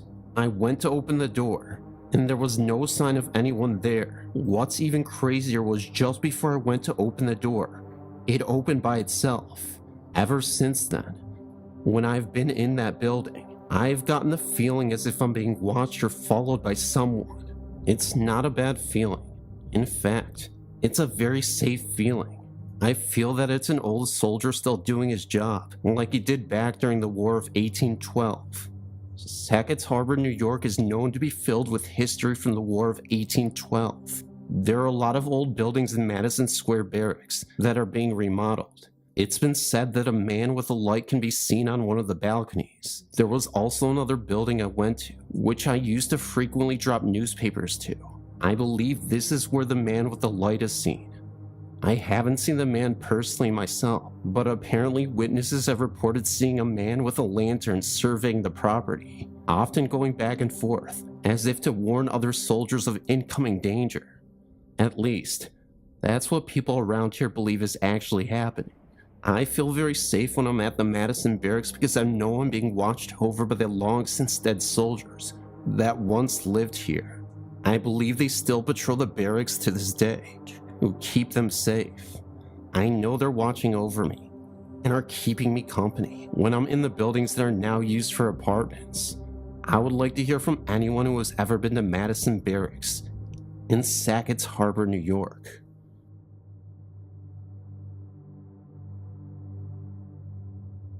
Dad was told he had cancer in May of 1999. He had always taken care of my mom. Mom had been sick most of my life. Dad passed away on July 14th of 1999. The ball dropped in my lap into what to do with my mom. He had always asked me not to put her in a nursing home, so I left my job and brought Mom to live with me and my husband Sam. The night my dad died, we went back to my parents' house to stay. My son Brad and my husband got a beer and went out to the patio to eat. My dad had never drank a beer with Sam, and Sam took the beer and made a toast to my dad saying, "Here's to the beer we never had together, Walter." At the time they popped the cans of beer, the two coach lights in the garage flashed blue, and shots of blue came from them, and then they went out. Sam and Brad never did take a drink of their beers. After the funeral, we were able to put our thoughts together. We brought Mom to our home to live. We have a manufactured home, so no one had ever lived in it but us. Things had been so crazy in our lives that I felt I had not been giving my husband attention he needed. I made a bed in front of the TV after Mom was put to bed, and a little soft music. Things started to heat up when we heard this very loud thump on the wall behind us. At that same time, my mom says in a loud voice, "Did you just see a man coming down the hallway?" Needless to say, the night was over for Sam and I. A week later, Sam and I had been in bed when Sam says, Deb. All I could say was I see it. There was a shadow on the side of the bed, and then moved to my side. We couldn't believe what we had just seen. The next morning, my mom says to us, "Did you see your dad last night?" We both said yes. The phone rang, and it was my son who was with a friend down in Southern Illinois. He says to me, "Mom, last night I woke up, and Grandpa was standing over me right by my bed." The only thing I could say was I know he was here also.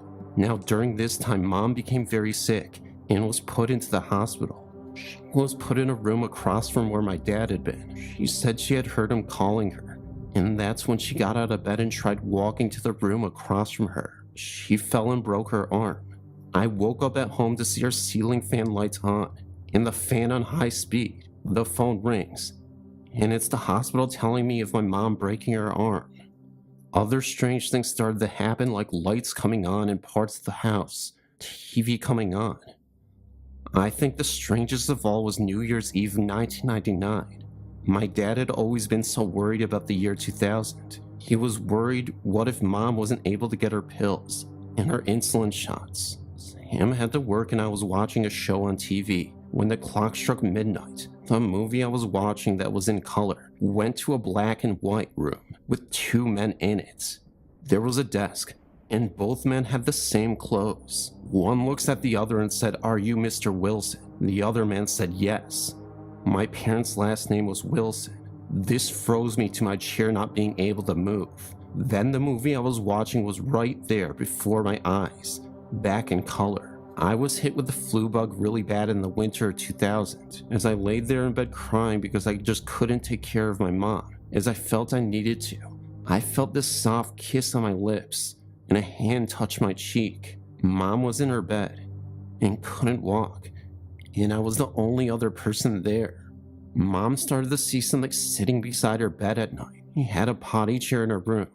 She said the man sat there for hours and looked at her. One night she screams out the name Sam. Sam, Sam. Oh God, he is putting me by my arm. As we ran to her room to turn on the light, you could see the fear in her eyes. Sam asked where the man was, and she says right beside you by the stairs. We didn't have stairs in our home. I felt so bad for Mom, as I started to think Dad was there to take care with him. I called a paranormal group from Southern Illinois to come to the house, but was asked by my son not to do this.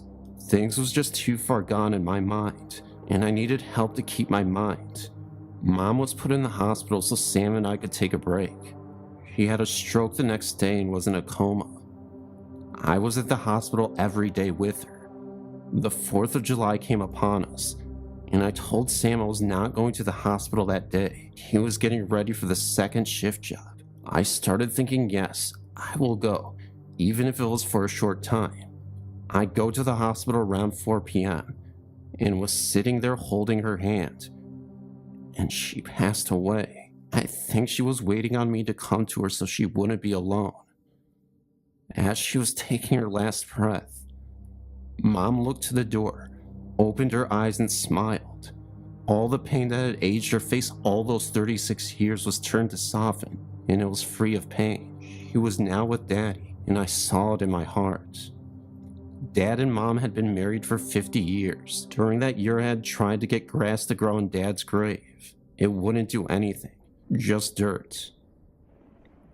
After Mom was laid to rest beside him, the green grass grew.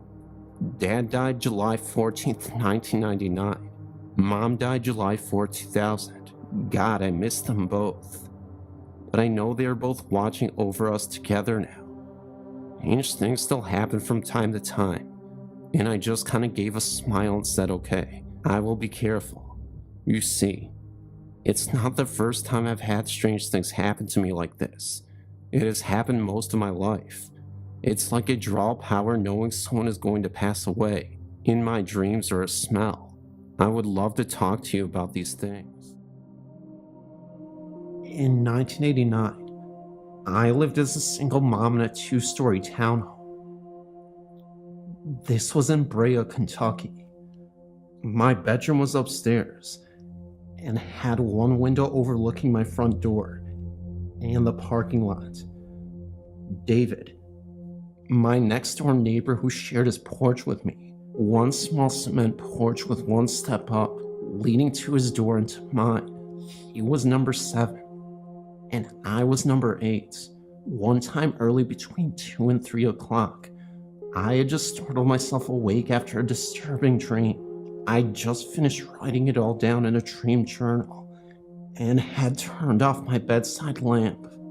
I lay there in darkness with my bedroom window as a nightlight. A bit of streetlight shone through the slightly elevated shade, and if a car happened to go by, I'd see a quick flash of headlights roam through my bedroom walls. The roads were mostly empty, and it was all stillness outside. My window was partly open, and I remember the sound of wind, and an occasional instinct amidst all the quiet. It was summer, or maybe the end of summer, and the fresh air smelled like honeysuckle. As I lay there trying to fall back asleep, I suddenly hear the low growl of a car engine in the parking lot below. It idled for a few minutes, and then turned off. There was silence. Next, the click of a door handle, then the sound of a door creaking open and slamming shut. I heard shoes hitting the pavement. They had loud, distinct heels on them, pacing each step like I would imagine a sharply dressed woman would do. clop, clop, coming closer to David and my porch. They made a distinct noise, which echoed in the night air. They walked just below my window. I wondered if the person would knock on David's door, or mine. There was a pregnant pause as I listened for the knock. I guessed the knock would be on David's door, as he was a big late-night partier and had frequently night friends. The knock came, but on my door. I heard it loud and bellowing through my open window from right below it, and simultaneously, it echoed through my apartment. 5 knocks on my front door, sharp and determined. I immediately leaped out of bed and was at the window for a few seconds later. I yelled down to the visitor, "I'll be right there." I had several friends or family it could be, despite this odd hour, so I wasn't concerned. I turned from the window and bounded down my stairs, in the dark, and sprung open my front door. I opened it part way, and then all the way. Only darkness. Just an empty porch. There was no car in the parking lot, as far as my eyes could see. Wind howled through the trees. It just shrieked past my door and blew branches across the pavement. I shuddered. Not from cold, from the lightning bolt of the creepy chills that were traveling like ice down my spinal cord. I shut the door again and then locked it. Then I stood there for a minute or two and checked the lock again. Slowly I moved again, back up the stairs again, taking each step backward, keeping watch on my front door. Then stood there for a minute or two and checked the lock again. I moved slowly back up the stairs again, taking each step up backward, keeping my watch on my front door.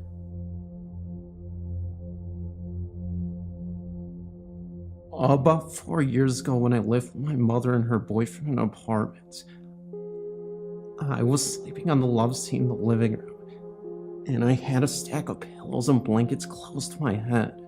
It was about 12 a.m., and suddenly the pillows and blankets fell over. I shrugged it off. There were a lot of pillows and blankets, and the pile was a bit lopsided. That was, until I got up in the morning. When I woke up, I saw that the pillows and blankets had been made into a little pallet on the floor next to me. Also, in that apartment, it was about 10 p.m. I was trying to get some sleep, and I saw a lady in one of those button-up high-collared dresses from a long time ago. I was a little bit freaked, but when I saw her, I was so scared, but kinda happy to see her anyway. Also, about 2 years ago, I was living in a home with my father and my stepmother, and I was walking to my room, and that's when I saw a blonde lady laying on our couch. She was wearing a long light blue dress. At first I thought it might have been my stepmother. Then I realized that she didn't have a light long blue dress. That was when I looked back, and the lady wasn't there anymore, and my stepmother was all the way at the other end of the house on the computer. This time it happened to my father. He was sitting in his chair watching television, and for some reason he looked behind him and saw this little old lady with her hands in her hips, giving him a disapproving look. I'd also see things disappear and turn up in weird places. At first I thought I'd done it. I'm always leaving stuff in odd places, like my shoes in the bathroom behind the towels. But then I realized even I didn't leave things in that weirdo places. Once I lost my house keys, I knew I'd left them on my bed, and I was getting ready for bed, and I was getting all the crap off my bed. I realized that my keys weren't there. I looked for them for days, but I never even found them. That is until about 6 months later. We were moving out of the house, my dad was moving the big desk out of my room, and there were my keys. There is no way that I could have kicked them under the desk by accident. It had this weird decoration on the front. The only way that it could have gotten there was from the back, and that was also impossible. My desk was too close to the wall for that. This also happened to my father a few months ago. It was really late at night, or really early in the morning. I don't know, but my father woke up, and then he saw his father standing in his room. He called my aunt, and she told him what happened. This happened about 5 months ago to me. I was sitting in the church during the prayer. I don't know why, but I looked up, and I saw my best friend's dad standing right there, which I knew to be impossible, because he had been dead for about 2 years before the occurrence. This happened about 4 months ago. I was really late. I mean really late. I was having trouble trying to sleep, and I was looking at my window, or rather glaring. But yeah, I was glaring at my window, and I looked at the end of the bed and saw this weird demon-looking creature. Anyways, I totally freaked. I mean, you don't see these weird little creatures every day, you know. Well, ever since I've seen this thing, my favorite clothes have been disappearing. At first I thought they might have been under my bed or in my closet, but they're not. There's nothing under my bed, and I've been through my closet twice. Do you know what that little freaky creature might have been? About 3 months ago, I was at my friend's, and they have crosses everywhere. I mean everywhere. The reason being is that they have problems. These weird glowing like orb ghost things. Well, my friend and her sister and I were sitting on her bed. We were just talking about Stephen King movies, and then I say, "Have you seen It?" And then we hear a creepy voice that says yes. We freaked out. We all jumped into the middle of the bed and didn't move for a long time. Well, the glowing orbs or thingies that we mentioned are supposed to be ghosts, I suppose, because a lot of people have died in that house. My friend was up late one night watching TV, and she looks out her window and she sees 3 glowing heads. Well, one day I had come home with her after school so she could give me a ride to church. I put my backpack in the middle of her bed and sat on the floor. That way I could watch some televisions before we could go. That's when she was on the other side of the room, by the window, where she saw the glowing heads. And all of a sudden, my backpack flies off the bed and into her closet. It was more like it moved a little bit, and suddenly it was in her closet. It's kind of hard to explain. About a year ago, I was in my friend's grandmother's bathroom. My friend had to shave her legs, and that's when I see this old dog lying on the floor. And that's when I asked, "Did you have a dog that died?" And she was like, "Yeah." "How'd you know?" Then that's when I said, "'Cause it's lying there right on the floor underneath the sink." Turns out that they have several portals, so to speak, in her house. And then there's a ghost and a Ouija board. We don't mess with that.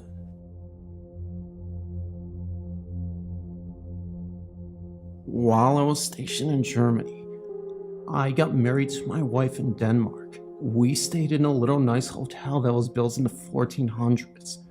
We stayed a total of 3 nights and never had a problem until the last night. Late in the last night, I was lying in bed with my new wife. We were both facing a wall away from the door. I said something along the lines of, "I'll always keep you safe." And at that moment, an overwhelming fear came over me at the same time. My wife said, "Why did you just say that?" It had no real reason.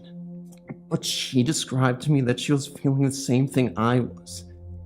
And we were able to determine that the source of our unexplained fear was coming from the doorway right behind us. Neither I nor my wife wanted to turn to see if anything was there. When I finally mustered up the courage to look, I was convinced that I was going to be looking directly into the eyes of the devil.